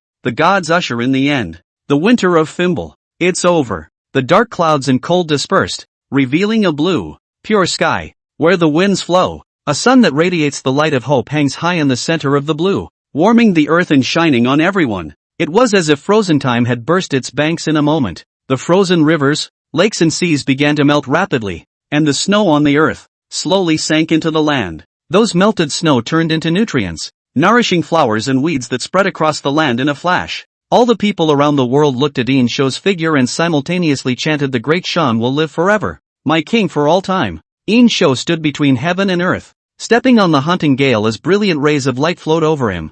There was only a serenity in his mind, like a lake without any ripples. Countless amounts of energy poured into his hands from the human emperor sword. In the midst of the rising wind, he slowly opened his eyes. 7 colored auspicious clouds spread across the sky, and 7 colored streams of light entwined throughout the land. All the generals of the great merchant, as well as the people of the great merchant, gained great power in this stream of light. Yin Shou, on the other hand, had made another breakthrough because he had used the human emperor's sword to decapitate Avalanche Mountain. From the realm of broken stars, he stepped into the realm of eternity. A burst of light wrapped around his body. Wherever the light swept through, every bone, every inch of skin, every blood vessel, was undergoing a transformational change. Countless geese, cranes, circled the sky with joyful chirps. Yin Shou's body was already immune to all physical attacks in this world, and not dead or dying. The power was increased by dozens of times compared to Shattered Star. Yin Shou lightly waved his hand. A gust of wind blew, and the frame that buried all the Asa gods blew up, blown up by the wind. The picture frame flew across the sky, across the ancient city gate, across the vast ocean. 3,000 years later, all sights in the frame disappeared. People stood amidst the ruins, still unable to recover from the shock. Awesome, awesome. Within the Dragon Kingdom, a man who was watching the live stream was constantly slapping his thighs. The man's name was Chen Yang, a well-known director in the Dragon Kingdom. The movies he's made are basically 9+ out of 10 masterpieces. It was even teased that he alone could compete with Hollywood. At this moment, Chen Yang had an idea in his heart. He's going to make a movie. Make a movie about the old ancestors. Just thinking about this, Chen Yang's heartbeat couldn't help but speed up. What a bold idea this is. I'm afraid no one has thought of it yet. Chen Yang immediately took out his cell phone and dialed a number. Old Lu? I have an idea. Are you interested in joining? Together? An apartment. Old ancestor. That's awesome. The woman named Yi Shuangshuang's eyes were full of stars. Yi Shuangshuang is under 30 years old and is a tomato website writer by profession. Such a wonderful story. It's too bad he wasn't written as a novel. What should the old ancestral story be called? Yi Shuangshuang pondered for a moment, her slender fingers quickly tapping the keyboard. The Great Merchant Tyrant, exposed after 3,000 years. Let's go with this one. The name is cheesy but it's kinda creative. Hey, 3,000 years ago, the earth springs into bloom and everything comes back to life. But a lot of things, again, without realizing it, are quietly changing. Even the flowers, plants and trees that were no more than ordinary had a vague hint of aura. Yin Shou didn't immediately return to Chaoge, but went to the star compass. Before, he didn't know anything about the Pango clan, and the star compass was naturally unable to project. But now it's different. 7-star sky. That means there are 6 other enemies like Avalanche Mountain. The Pango clan was so powerful that it was impossible to ignore. But the good thing is, those remaining 6 haven't woken up yet. Since they didn't wake up, Yin Shou has a way to make them sleep forever. The glittering starlight of the star compass elongated Yin Shou's tall and lanky figure. He recited in a deep voice, "The Pango clan." The bright starlight suddenly projected images that Yin Shou had never seen before. He also realized the truth about the Discordian race. or even, the longer truth, eternity. Since the chaos of the universe, a twin brother was conceived. They were all huge and powerful. They were born by drawing on the essence of the power of the universe and rule over everything in the universe. The elder brother's name is Universe Emperor, and the younger brother's name is First Heavenly Father. This Yuan Shi Tianzun is not the other Yuan Shi Tianzun. The duo continued to absorb the power of the universe, growing stronger and stronger. Only later, the two brothers turned against each other and became implacable enemies because of the distribution of power. So, Cosmopolitan went far away and founded a new race, the Pangu. He searched for 8 stars and manifested 8 divine generals, the 8 divine generals, with the intention of competing with the First Heavenly Father. The First Heavenly Father was losing ground. Later, Shura, one of the 8 divine generals, was bribed by the First Heavenly Father and betrayed the Great Emperor of the universe. Even though Cosmic Emperor eventually destroyed the First Heavenly Father, his power began to dissipate because of Shura's backstabbing. So, in order to temporarily preserve their strength, all the Pango race fell asleep at the same time and used it to escape this calamity, and made Ram, the foolish spider, watch over the sleeping place. Before falling asleep, one of the gods, Nightcrawler, with the life of his people, created the race of giants to which Loki belonged. And the giant race existed for the task of waiting until the right time to awaken the sleeping Pango race. When the Discordians wake up again, their power will be restored. Just that, in their slumber, they also still didn't forget to absorb the power of the various planets in the universe all the time. And Yin Shou learned an even more shocking news. In eternity, there was life on all the planets, and all of these beings were absorbed by the Pangea. These planets, it was as if they were the sustenance of the Discordian race. By the time they had absorbed all the power, the planet was reduced to scrap and floating in the universe. So it is. Yin Shou slowly nodded, unable to help but clench his fists. To put it in an unpleasant phrase, these planets, like being captive by the Discordian race, a steady stream of nourishment for them. A strong feeling of unwillingness welled up from his chest. He broke Ziji, changed his fate against the heavens, and fought against the heavenly Tao and the human emperor. All that was done was to make it even higher for the Discordians to get their sustenance. No, it mustn't be. Yin Shou would never be willing to become a pawn of the Panga clan. He was going to shatter this travesty himself. He was going to change this ridiculous fate once and for all. The power of the First Heavenly Father no longer exists. And now, he was facing the Panga clan led by the Cosmic Emperor. Lone will not let anyone override Lone. Immediately begin to conceptualize the next spectacle. The spectacle used to wipe out all the Discordians, wishing everyone an awesome May Day in advance. My mom has a 3-day vacation, and I'm going to take my parents out for a break, so I'm taking 2 days off, so I hope you'll forgive me. Thank you all for your concern some time ago. My father has been discharged from the hospital and is recuperating quite well, though his logic is still different from normal. Finally, I hope that the life expectancy of the person who invented the transfer is transferred. People who invent little vacations live little longer. Chapter 135, the next wonder is the Chaotix. The Discordians sleep in the universe, so the wonders used to destroy them naturally exist in the universe. And this, too, corresponded exactly with a plan Yin Shou had been working on all along. Migration. Take all the generals and subjects of the great merchant to migrate and go to the stars. It was something he had to do. As his great merchant gets more powerful, so do the bugs. Posterity will surely begin to wonder why such a powerful Grand Chamber of Commerce disappeared. It's not about the butterfly effect anymore. It's about a paradox that even the system can't fix. So he had to get off the planet. Moreover, as the power grew stronger and stronger, a mere planet could no longer satisfy Yin Shou's ambition. He wants conquest, constant conquest of other beings in the universe. So no matter what, he's outta here. Next, Yin Shou intended to conceptualize 2 wonders. This first wonder is the city of Chaoge, or the Yin ruins. Yin Shou. I'm sure many of you have read about it from history books. It refers to the remains of the capital city of Yin Shang. However, the Yin ruins excavated in the original world, as the name suggests, were already a broken wall. What Yin Shou wanted to leave behind, on the other hand, was the entire Chaoge, the complete city. As long as the descendants come here and believe that he migrated to the universe with all of them, it will be fine. The second wonder, on the other hand, was used to destroy all the Pangea that were still asleep. These ancient races used everything in the universe as sustenance for their growth, so the power of any planet becomes weaker and weaker.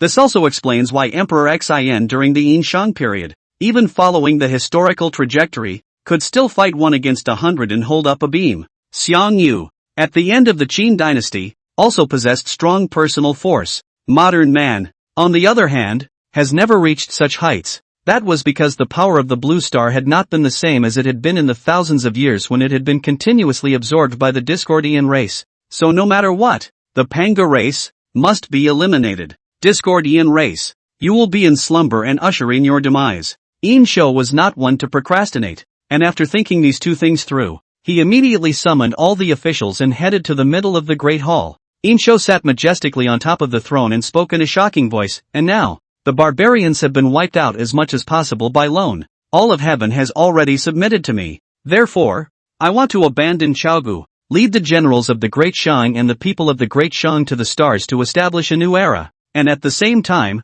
eliminate the remaining members of the Panga clan. The tone of Yin Shou's voice was not one of consultation, but rather one of notification, of command. Of course, at this point in time, no one would oppose any of Yin Shou's decisions. And this decision, too, made everyone's heart soar. Head for the stars. What a feat. What a splendor that would be. Since ancient times, the stars have had a remarkable significance for mankind. But in the world, no one can step into the stars. But big business can. All of them spoke at the same time. Your Majesty is wise. Chu Feng was the first to step forward and said in a shocking voice, "Swear to follow the great king to the death." The other officials also said together, "Swear to follow the great king to the death." Good. Yin Shou stood up. In that case, 10 days later, Lone will lead you and set foot in the starry sky. When he finished, he turned and left, leaving the hot-headed officials behind. What Yin Shou wanted to take away was all the generals of the Great Shang and the people of Chaoge. As for the people of the other small frontier countries, and the great merchants outside of Chaoge, they were to remain on the earth. After all, he couldn't take all of them. These are the people who will also be used to construct the history of future generations. But even so, he now had an army of 90,000, and hundreds of thousands of sons and daughters in the city of Chaoge, which was not an easy task. The good thing is, the Aesa gods have left a great legacy. Their battleships. You know, when Odin first came to Blue Star, he brought nearly 1 million people with him. Among them, there are countless battleships of all sizes. Yin Shou led a group of craftsmen to step into the battleships, and after learning how they were piloted, he ordered some of them to be driven back to Chaoge and remodeled in the style of the Great Shang. As for the rest of the battleships, they were exiled by Yin Shou with supreme power into the vastness of the universe. 3,000 years later, a post is on the internet, suddenly on fire. The title of the post was simple. Just a few words. Did you see that? It turns out that since the elimination of all the Aesa godfolk, the people of the Dragon Kingdom have begun to experience a hallucination. There are always people walking around who suddenly realize that the scene in front of them has changed. From a city of skyscrapers and concrete, it suddenly became an ancient city gate. Even ancient soldiers clad in heavy armor can be seen walking the streets. But in but a moment, these images disappeared like a mirage. But everyone recognized that it was a soldier of the great merchant. Such a scene was happening in every corner up and down the Dragon Kingdom. Countless people have seen the ancient city. It was reminiscent of the image of the crowd watching the battle between the old ancestor and Nuwa on that one standing heavenly platform. Time and space also overlapped at that time, and the crowd accidentally came to 3,000 years ago and saw the full picture of that time. Although what was seen was only a vision from 3,000 years ago, it proves that space and time will begin to overlap and distort to a certain extent. Does that mean that time and space are about to overlap again? The crowd will come 3,000 years ago? Things have been getting bigger and bigger, and at first, people were only seeing these images occasionally, but as time went on, the number of times people saw the images became more and more frequent. Now, everyone realized that perhaps something was about to happen. The internet has long been buzzing about this. Oh my gosh, are we really going to meet the old man? What's with feeling a little nervous? I can't wait. If it's really like this, then it's great. To see our old ancestors' elegance 3,000 years ago. I have no regrets despite my death. Death? Just kidding. Do you think we'll die now that it's happened? If I could go back to your 3,000 years ago to follow my old ancestor and conquer the world together, how cool would that be? Ha ha ha. That's right. I'm going to follow in the footsteps of my old ancestor and the princess goddess forever. Ga ga ga. It's you again. You duck spirit. Endlessly quacking from the beginning to the end. Guys, please allow me to fight him one-on-one. I think there's such a thing as temporal overlap. It's still unlikely to happen, right? What we saw last time was just fantasy after all. It's like a video left over from 300 years ago. I don't think there's a high probability of this kind of thing happening. And if it does, I'll be in women's clothing. Chapter 136, Nomad in Nikyu. 100 meters below the city is actually Chaoge. 136. 3,000 years ago. The Eternal City. Beneath the starlight that spread out across the landscape stood two stunningly beautiful women. One enchanting and charming, the other agile and lovely. Who am I?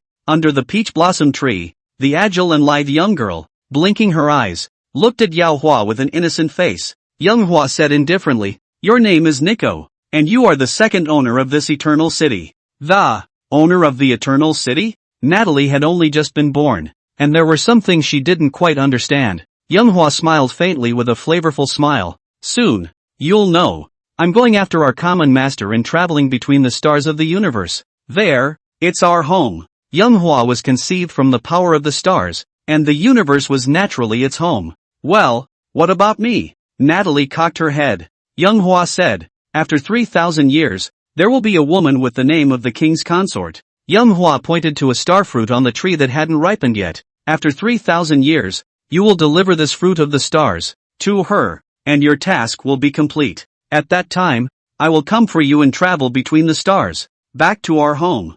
3,000 years. Nico didn't understand time, and at this point didn't know what 3,000 years meant. Is 3,000 years long? Xiao Hua laughed. "A long time? Too soon. Nico, this is a task you must accomplish. Do you understand? But 3,000 years, I'll be lonely?" Young Hua gently beckoned, and countless animals loomed out from the void. At the head of the group was a huge spirit deer. "They, your companions, will be here with you." Spirit Deer stepped forward and gently rubbed his forehead against Natalie's petite frame. Natalie smiled broadly. Her eyes curved like the crescent moon in the sky. "How about that? Now can we?" Yoha lovingly stroked the top of Nico's head. Of course, Nico obeys. Actually, originally, Yin Shou had given this task to Yao Hua. However, Yao Hua didn't want to wait 3,000 years in the Eternal City. It was natural for her to follow her master. Not too long ago, she had merged with Yin Shou. Thus, the star power of Yin Shou and his own power were used to give birth to Nico.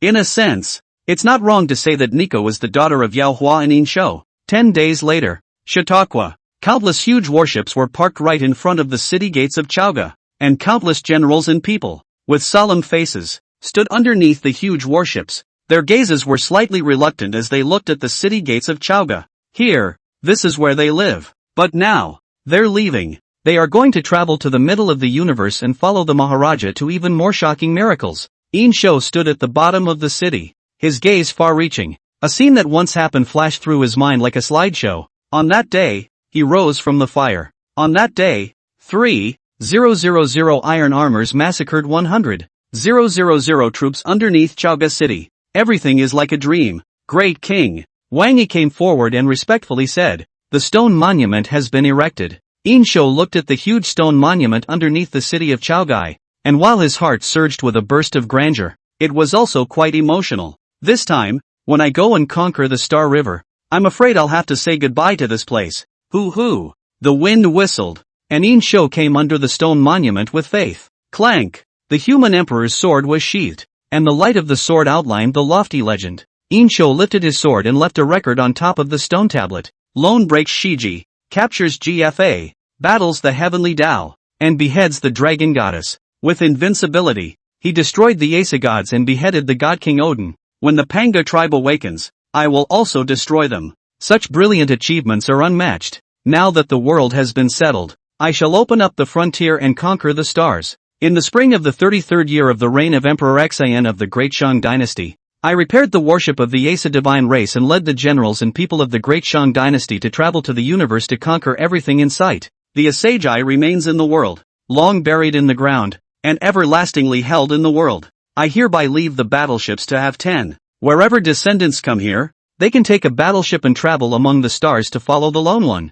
Brilliant human race, eternal and indestructible. The name of this place is Dengtian City. After leaving all the written records behind, Yin Shou returned his sword to its sheath, and the system's voice was also heard in his head. Includable wonders detected. Ascendant City, a giant wonder to be included. Keywords for spectacle, step into the universe and conquer everything in sight. Is it included? Inclusion. Congratulations to the host. The spectacle has been successfully included. Yin Shou immediately opened the system interface again, found the princess's ID, edited a message and sent it over. If you want to know the truth about everything, if you want to know why the great merchant disappeared, the destination is here. Behind it, a locator message. After getting these done, Yin Shou shut down the system and boarded the already remodeled battleship. In fact, with Yin Shou's power nowadays, he could have traveled directly between the stars without having to leave a spectacle behind. However, his wonders had to be certified by later generations before they could come true.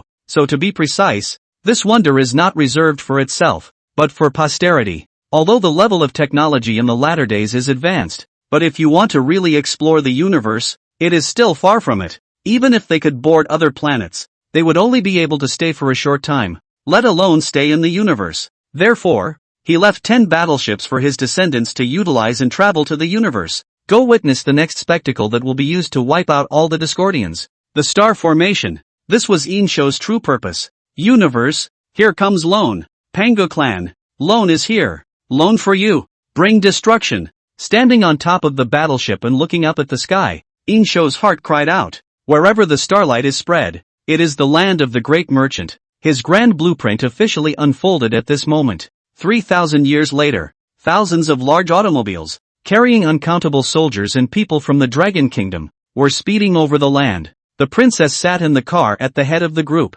a miniature radar in her hand, constantly comparing and locating locations. Just a short while ago, she received a message from Yin Shou. This news instantly ignited the hearts of all the people in the Dragon Kingdom. Isn't the truth about the disappearance of the great merchant the question that has been troubling all of us? And so, untold numbers of people came to this place. However, after seeing the location of the locator, everyone was dumbfounded. Most of the wonders that Yin Shou had left behind in the past were a deserted wasteland, or yellow sand all over the place, or bare hills. And now, this time, the location was a bustling city. This, Zhang Ocean frowned at the city. What the old ancestors left behind, is here? No, the princess shook her head. Not this city. As she used her star power to sense, she whispered, what the great king left behind is 100 meters underneath this city. Chapter 137, Floating Island in the Universe, Assaghiri Inquisition. 137. 3,000 years ago. Your Majesty, everything is ready, the soldier in charge of piloting the battleship said. Yin Shou gazed quietly out the window and said, depart. Dozens of battleships, taking off at the same time, had reached a height of hundreds of feet in just a moment. Everyone looked downward at the same time, at the city that was already getting farther and farther away, and also getting smaller and smaller. As Yin Shou's mind moved, a protracted hurricane suddenly blew above the earth. The gusts of wind swept up dust and sand all over the ground, covering the sky, the whole world, as if it had become black. In the gale, those sands and dusts gradually flooded the magnificent Chaoge city. Everything has been long buried in the ground, just waiting for that big bang after years of silence. As the battleship grew faster and faster, it passed through the atmosphere, through the layers of barriers, and finally, came into the universe. People stared at the image in front of them with wide eyes, incredulously, as if they were dreaming. The stars, anyone who's ever seen them.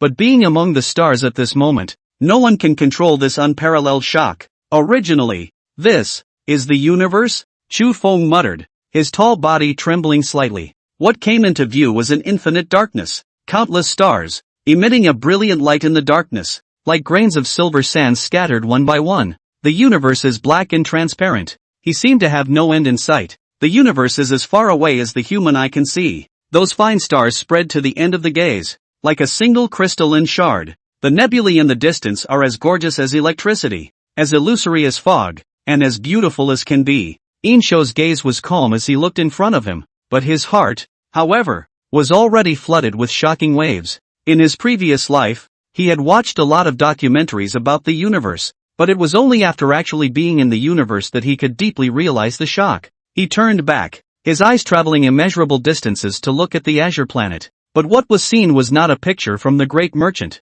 He was seeing images that were hundreds or even thousands of years old. After the battleship was transformed by Yin Shou with the power of chaos, its speed increased drastically. Therefore, after entering the universe, there is no way to measure speed in units anymore. What Yin Shou saw, on the other hand, was only an image from thousands of years ago that hadn't dissipated yet. Not the real thing. Great King, this is it. Chu Feng lowered his voice, trying his best to make his voice not so shaky. But even so, it was still possible to hear the unspeakable excitement in his voice. Yin Shou nodded. Not far away is a huge floating island, although not as big as the Blue Star, but enough to accommodate hundreds of millions of people. It was perfect as a temporary stopping place for the crowd. Although, there is no air, no water, but this time, the people who came with Yin Shou to the universe, even if they were ordinary people, the worst of them had reached the realm of fire bathing. Back then, when the princess reached the fading dust realm after receiving the baptism of Starlight,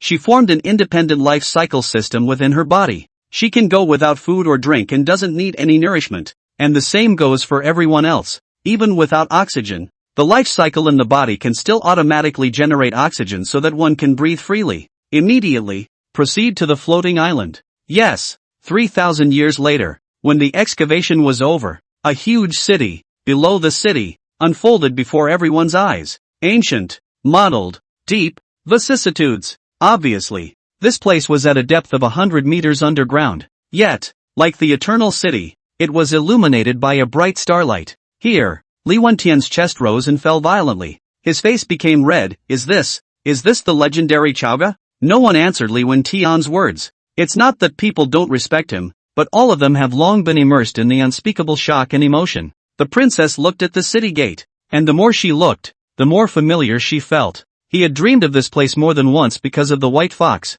Now, finally, she's here. In a trance, everyone was hallucinating. People saw that a large army of 100,000 people stood under the city gate. Where is King Zhou? Kill King Zhou. The voice that traveled through 3,000 years and echoed in the ears of the crowd was the voice of the Ziji rebels. Soon it was seen again that a cavalry of 3,000 men in breastplates made a charge toward the 100,000. As they charged, they shouted, "Great Shang lives forever, my king for all time." But soon the images were gone again. People again saw Yin Shou riding a huge warhorse, soaring in the sky. Or see, he stood at the border gate with a little girl only 7 or 8 years old. A scene from 3,000 years ago passed before the eyes of the crowd like a passing movie. Ah, this is where the old ancestors lived 3,000 years ago. Here, did any of this happen? I remember. That battle just now. That battle. Xin Feng's eyes widened. That battle was the Battle of Chaoge.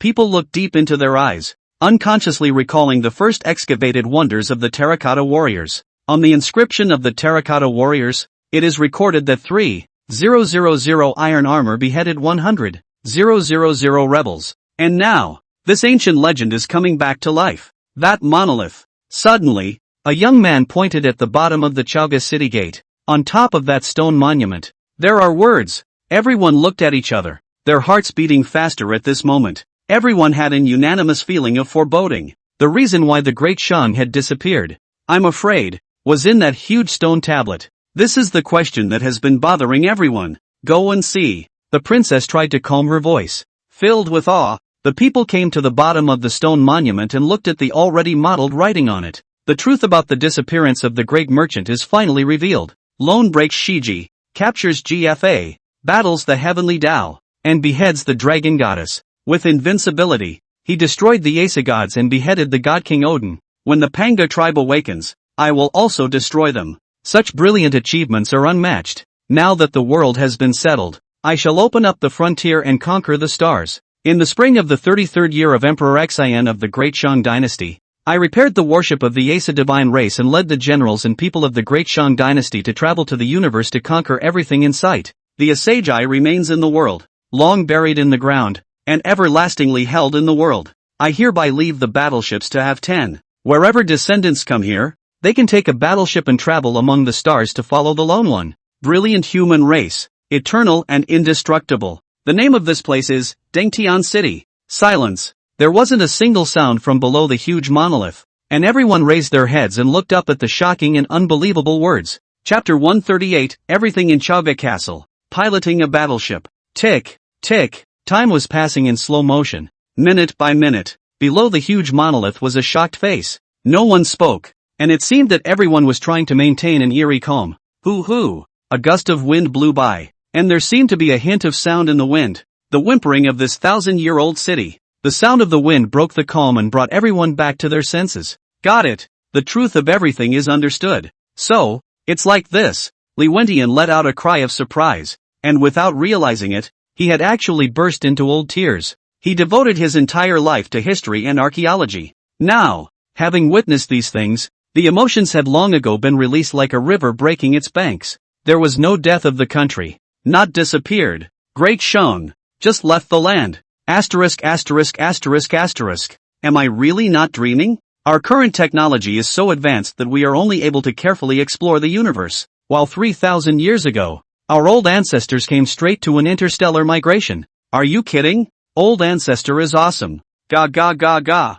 Dengtian City. Someone murmured the name. Chaoge became Dengtian City, where the old ancestor 3,000 years ago went to the universe. Look, you guys, look at the back. The Asagi remains in the world, long buried in the ground, and everlastingly held in the world. I hereby leave the battleships to have 10. Wherever descendants come here, they can take a battleship and travel among the stars to follow the lone one. In other words, the old ancestor left us 10 battleships so that we can also travel to the universe and follow in his footsteps? Doesn't that mean the old ancestors are out there somewhere in the universe, waiting for us? Waiting for us? Hearing those 4 words, goosebumps instantly rose on the princess's body. An indescribable feeling spread throughout the heart. Go into town and see. As the words fell, the crowd followed in the footsteps of the princess and stepped into the city of Chaoge. Inside the city of Chaoge, everything seemed as if it hadn't passed through these thousands of years, still maintaining the same appearance as it once did.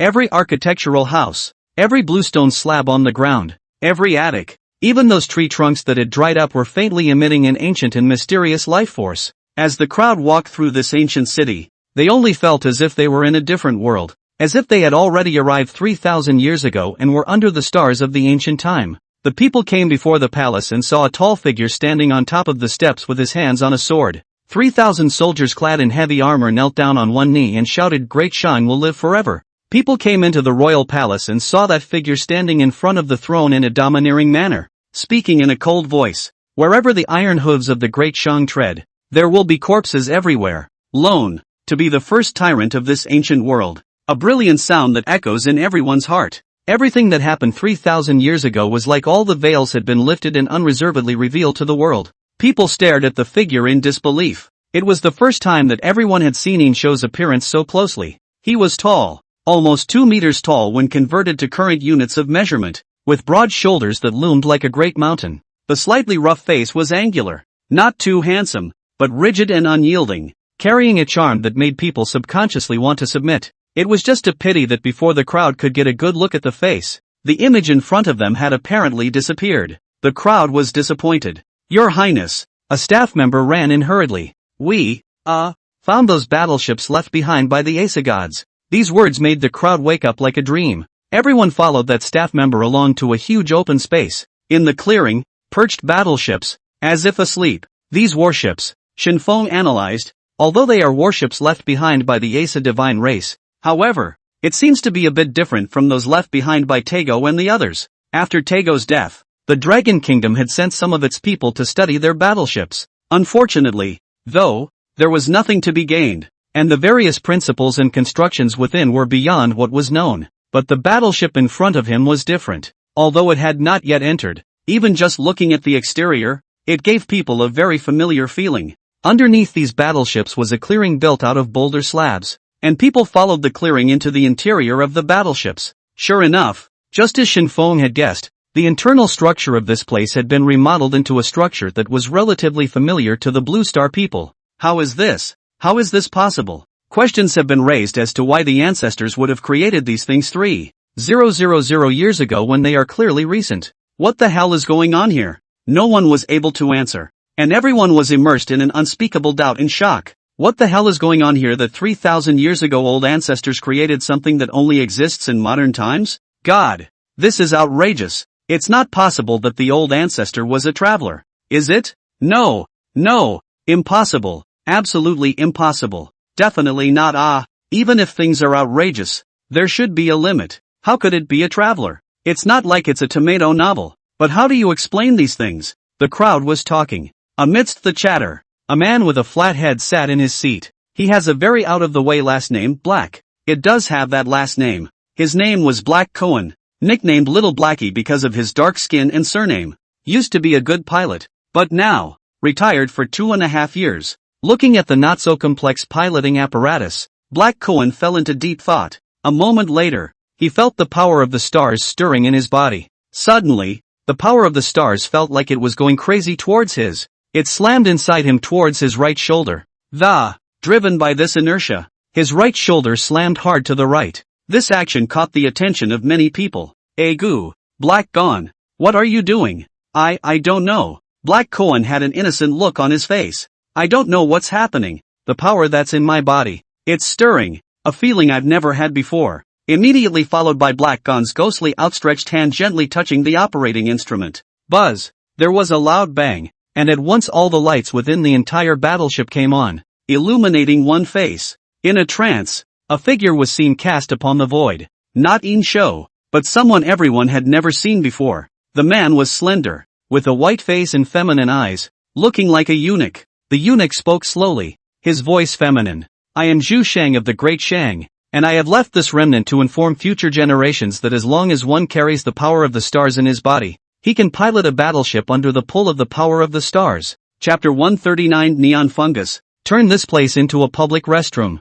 Neon. It seems that Tokugawa-san's guess was right. The Dragon Kingdom, indeed, is going to start changing the world. In the large conference room, Abe Harakes clenched his fists unwillingly. Times have changed, I guess. From now on, we will have to look at the face of the Dragon Kingdom. Abe Harakes is a high-ranking member of the Neon hierarchy, and a descendant of Abe Harawaki, the great historical Yin and Yang master. Not long ago, Tokugawa Ieyaton traveled to the Dragon Kingdom to apologize for his crimes, and went so far as to commit harakiri directly in order to morally kidnap the Dragon Kingdom. As a result, his position was also replaced by Abe Harakes. Gentlemen, tell us what we're going to do next, Amber Harakes asked. He could also see that the attitude of the top brass of the Dragon Kingdom towards Neon was very ambiguous, but some of the populace of the Dragon Kingdom hates Neon with a passion. As a result, he was always worried that one day something would go wrong. A man called Sakamoto Ryuku said, I think that the most important thing we should do now is to frantically brush up our favor on the Dragon Kingdom side, and do whatever it takes to lower their hatred towards us. As for how to brush up on goodwill, let's bring out what we do best. Cartoons, comics, games. On top of those areas, we started to incorporate a lot of dragon elements, dragon protagonists, dragon language dubbed subtitles, etc. Abe Harakes nodded. This is just one of them. And also, we must value every dragon nation. After that, after using adults.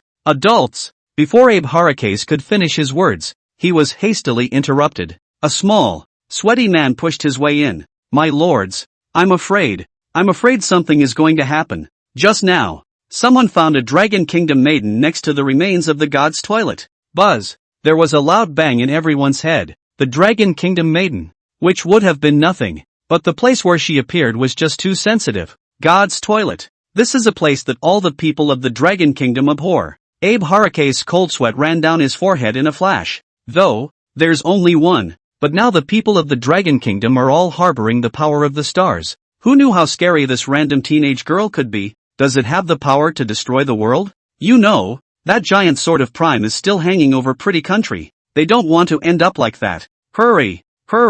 Abe Harakes stood up in a panic. Everyone with me? Go there and take a look. Street. Situyusuke calmly looked at the neon grass and trees, his long messy hair blown by the wind. A hot super short dress that exposed her long legs to the wind made her look incredibly attractive. Here is not so good. Sito, you once upon a time especially liked secondary culture. I love neon cartoons, comics and games, and I have a huge collection of hand-me-downs, almost enough to buy a suite in a small county. But like it or not, for the place of neon, Sito you had never forgotten his hatred. This nation is vile and dirty, knowing the small rights but not the big ones. 90 out of 100 are clothed. Anything to act polite and talk nice. In fact, the heart may be plotting something. There is only that small portion of the group in Neon that can face up to the mortal sin they committed back in the day. This time, when he came to Neon, Situyuichi wanted to simply see what this so-called animation country was like. Secondly, I heard that Neon demolished the god's toilet some time ago,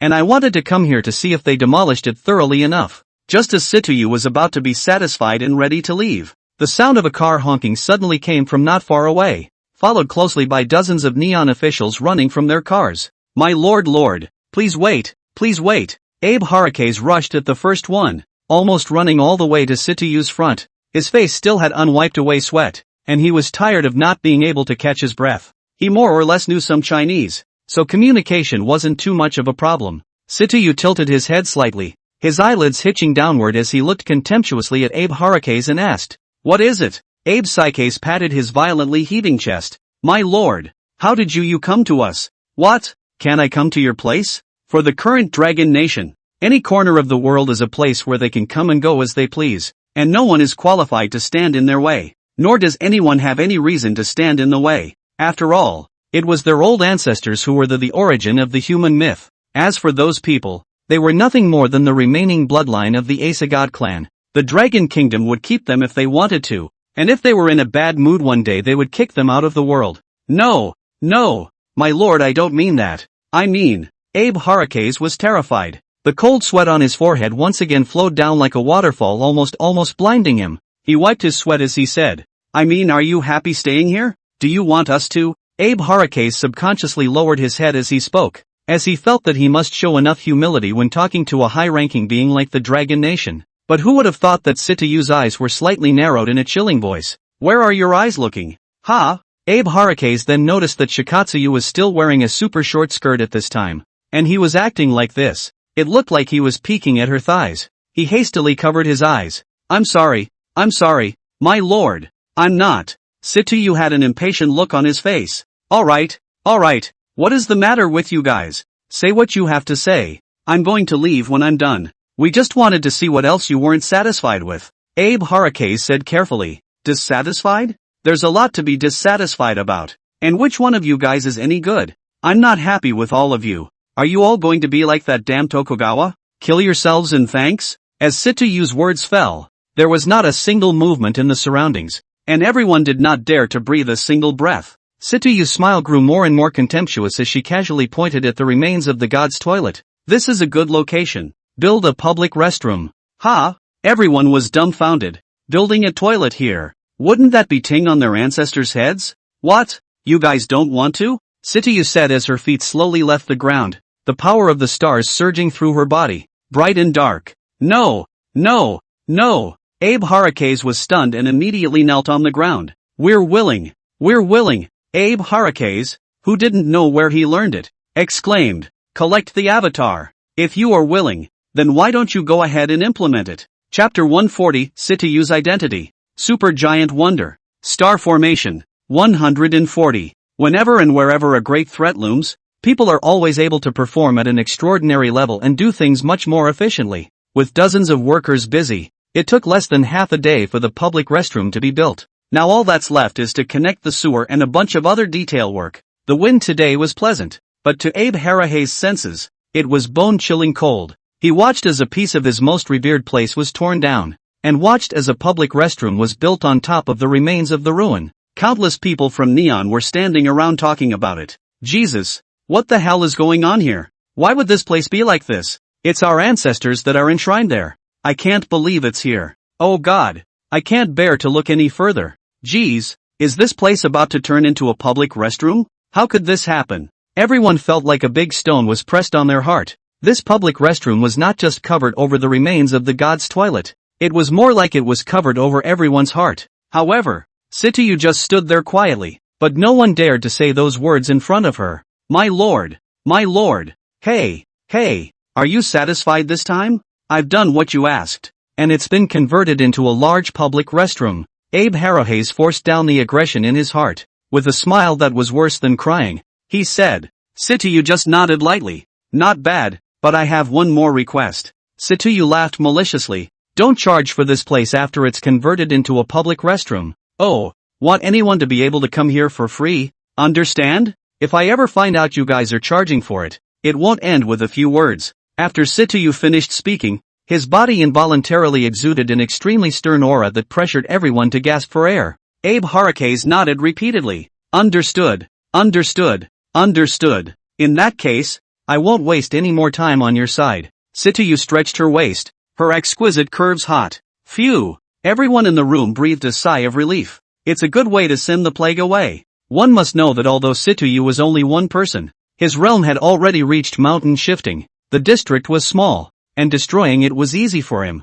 Good day, my lord. Situyu lightly laughed and turned back. You guys? You're also considered to know what's going on. Ha! As the laughter fell, Situyu leapt up, as if riding the wind, and flew towards the distance. Xiaoyu, wait for me for a while. A voice came from behind him. It was Situyu's good brother Xin Yuchang. Yu Chang, why are you here too? Situyu asked as she stopped in midair. Hi, isn't this a meeting with a teacher? Situyu covered her mouth and laughed gently. Xin Yuchang, you are really as good as your name. For some reason, Xin Yuchang got goosebumps looking at Situyu's smiling face. He shook his head vigorously. Okay, Xiaoyu, let's not talk about this. Hurry back to your country. Lord Crown Princess and the others. They are ready to pilot their battleships and take us out into the universe. Cosmos? Situyu shook his head. Impossible, right? This is too outrageous. We can go to the universe? I feel like there's not much hope.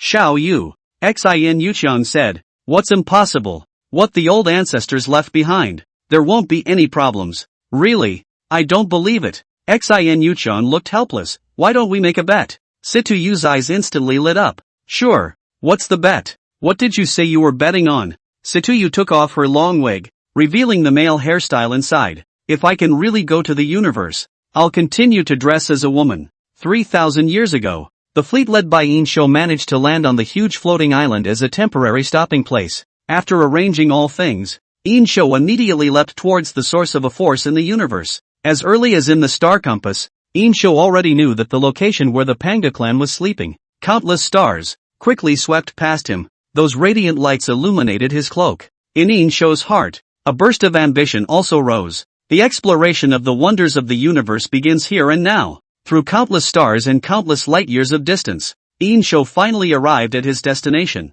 It was as if the end of the universe was in front of him, with countless stars suspended and motionless. In the universe, there is no concept of time, so these stars are also framed. Vaguely visible were tens of thousands of huge stars, like the lines of constellations, outlining ancient, gigantic totems. In the center of the totem, powerful forces could be felt stirring. That power was very familiar to Yin Shou. It's the power of the Discordians. Only, these powers were far stronger than the Avalanche Mountain that he had killed not long ago. It seems that Avalanche Mountain's strength isn't considered strong in the 7-star heaven. The other 6 are far ahead of him in power. A chill flashed across Yin Shou's gaze. If these remaining 6 awakened at the same time, plus the Cosmic Emperor, then Yin Shou was afraid that it would be difficult for him to win. Even though he was already in the realm of eternity, immortal and indestructible, he could ignore all physical attacks. But, it was definitely not an easy task to defeat such a strong enemy. Therefore, the Panga clan must not be allowed to wake up, and they must all be exterminated before they awaken. At that thought, Yin Shou immediately moved his mind. Countless stars were instantly pulled by his intention, actually forming a huge star vortex in the universe. Those brilliant rays of light radiated a regal luster in the whirlwind. The vortex grew bigger and bigger and bigger, attracting tens of thousands of stars that hadn't stopped yet. The vortex gradually covered the entire star map, as if it was a huge mountain suppressing the star map underneath it. There was a loud, deafening sound of a burst that traveled down the impossibly loud universe. The powerful force actually caused the space of the universe to begin to distort. Woo, woo, a whimpering sound could be heard faintly in the middle of the star map. Is it the Discordians who are rebelling? Yin Shou was not sure. After a few moments of contemplation, he left his voice in the middle of the universe. Lone led the children and generals of the great merchant to come here among the vast stars. The former head of the Panga clan, Cosmic Emperor, is sleeping here with the Panga clan congregation. Lone, with supreme power, condenses billions of stars here. It's the star formation. With the power of this formation, suppress the remaining members of the Panga clan and kill them all here. The great merchant led by Lone will use this as a base to conquer the Star River. The system's voice sounded once more. Includable wonders detected. Star formation, super mega wonders to be included. Spectacle keywords, congeal billions of stars. Strangle the Panga clan. Is it included? Inclusion. Congratulations to the host. The spectacle has been successfully included. Final chapter. The great merchant will live forever. My king for all time. 3,000 years later. When the battleships piloted by people came into the universe, they all marveled at the grandeur and vastness of the universe.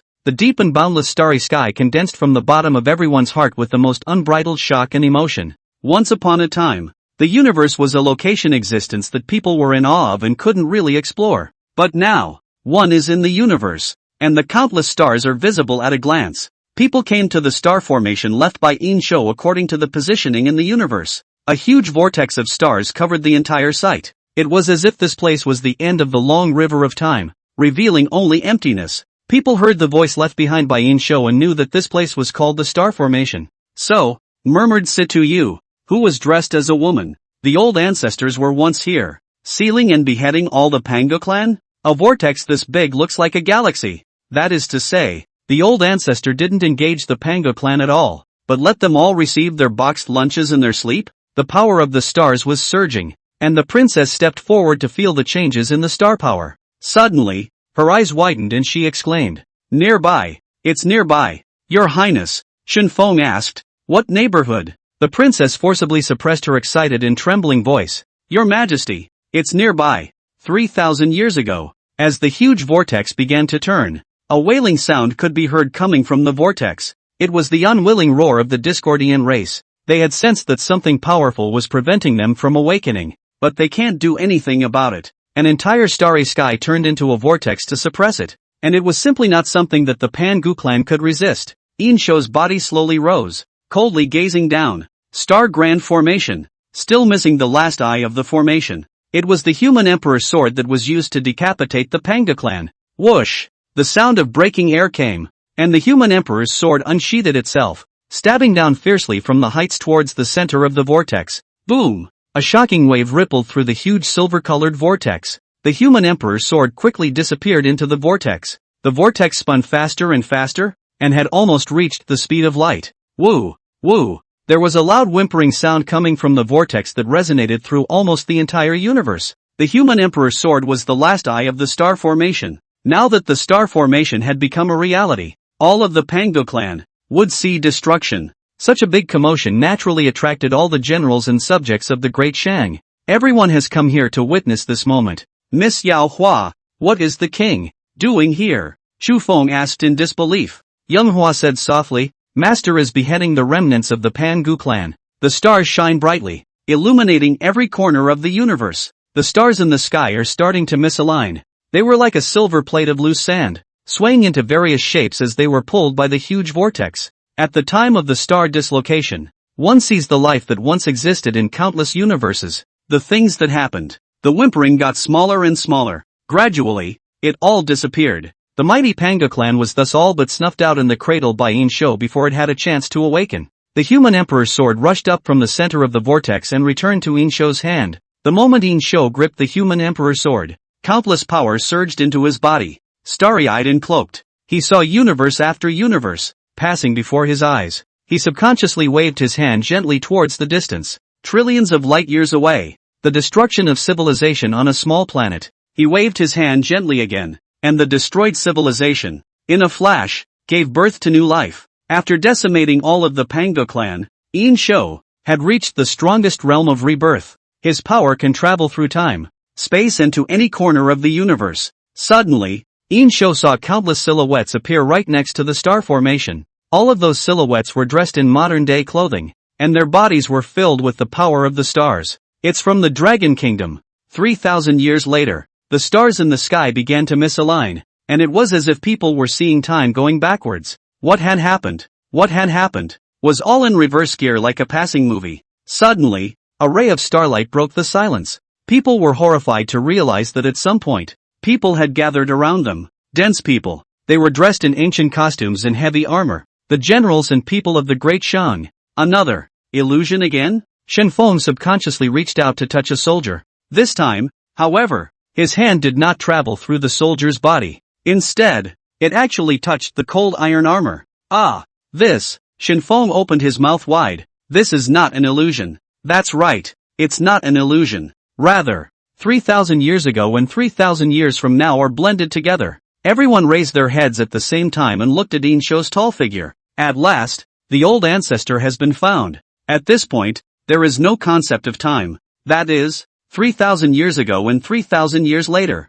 High above, Yin Shou silently looked down on everything. In the next moment, the human emperor's sword was raised high. Clank! The sword chirped and trembled, deafening the ears. As the king of the human race, I shall revitalize the human race in the universe. Are you willing to accompany Lone? Conquer the stars and conquer every corner of the universe. All the generals of the Great Shang simultaneously shook their voices and shouted, wherever the king's sword blade goes, that's where we will die. The great merchant endures forever, my king for all time. All the people of the Great Shang followed and shouted, the Great Shang will live forever, my king for all time. All the Dragon Kingdom people shouted, the great merchant will live forever, and my king will live forever. Time overlaps around 3,000 years. There was a hurricane in the universe where there would be no wind. Blow Yin Shou's cape. It sounded like a deafening trumpet blast. The clarion call for the rise of the human race. Everything will be subjugated to the feet of man. End of book. Writing those last few words, I have mixed feelings in my heart. I apologize for the somewhat rushed ending. Originally, this chapter was supposed to be about 8,000 words. It's a matter of the author's own state. From the beginning of the Fushi chapter, the author has not been able to write quietly because of my father's condition, which has led to a lot of problems with the plot and the loss of a large number of readers. The latter had to take care of his father, who was discharged from the hospital every day, and his writing was all in a very poor state. Now the book is only making a couple $dozen a day. Lastly, I really thank you all for catching up all the way to this point. Take a bow. The next book, an urban cerebral text, features the protagonist's identity as the King of Hell. The author will release the book as soon as possible after a few days of preparation, so I hope you will support it. May all readers have a bright future ahead of them and see you with the new book. Extra Yin Shou and White Fox. The new enemy turns out to be extras. Is time in the universe time? Perhaps it is, or perhaps there was no time in the first place. Time is only given by man. Between the stars, the huge floating island was a new sight, a skyscraper that rises up into the universe. At the very center of the floating island of the universe, at the top of one of the best buildings, a tall figure stood right in front of the floor-to-ceiling windows. He was wearing a white shirt that was as simple as it could be, with an open collar that hinted at a firm chest. He was tall, almost 2 meters tall, and his rigid and majestic face was sealed with the loftiness of blood and battle. How many days had passed since Yin Shou unified the entire universe? He couldn't remember it himself. Since pacifying all the powerful beings in the universe, he had established this kingdom suspended between the stars, utilizing the power of the rebirth realm. Yin Shou gave this floating island time, 4 seasons, and even a whole new set of ecological systems. And, with the overlap of time around 3,000 years, countless advanced technologies, just like springing up, blossomed on this floating island. Yin Shou named the floating island King's Landing. It means the city of King's Landing. The present-day King's Landing city had become the center of the universe, and every moment, countless people came here to worship. Squeak! The door behind him was gently pushed open. A white, petite shadow walked in. Yin Shou did not turn around, but said indifferently, "It's you. Are you still awake?" As if the white fox understood Yin Shou's words, it grunted and lay at Yin Shou's feet as if it was pampered. That familiar feeling of contentment made White Fox's eyes curve like crescent moons. This scene was like the one at the Chaoge castle past that day. On that day, the Great Shang was about to die. The White Fox came to Yin Shou's feet in the same way. What Yin Shou asked was, "Have you not gone to run for your life yet?" Those were the last words White Fox heard, before he died. Later, when the time overlapped, Yin Shou then stripped the White Fox's soul from the body of the princess and regifted the body. And with that, White Fox returned to him once more.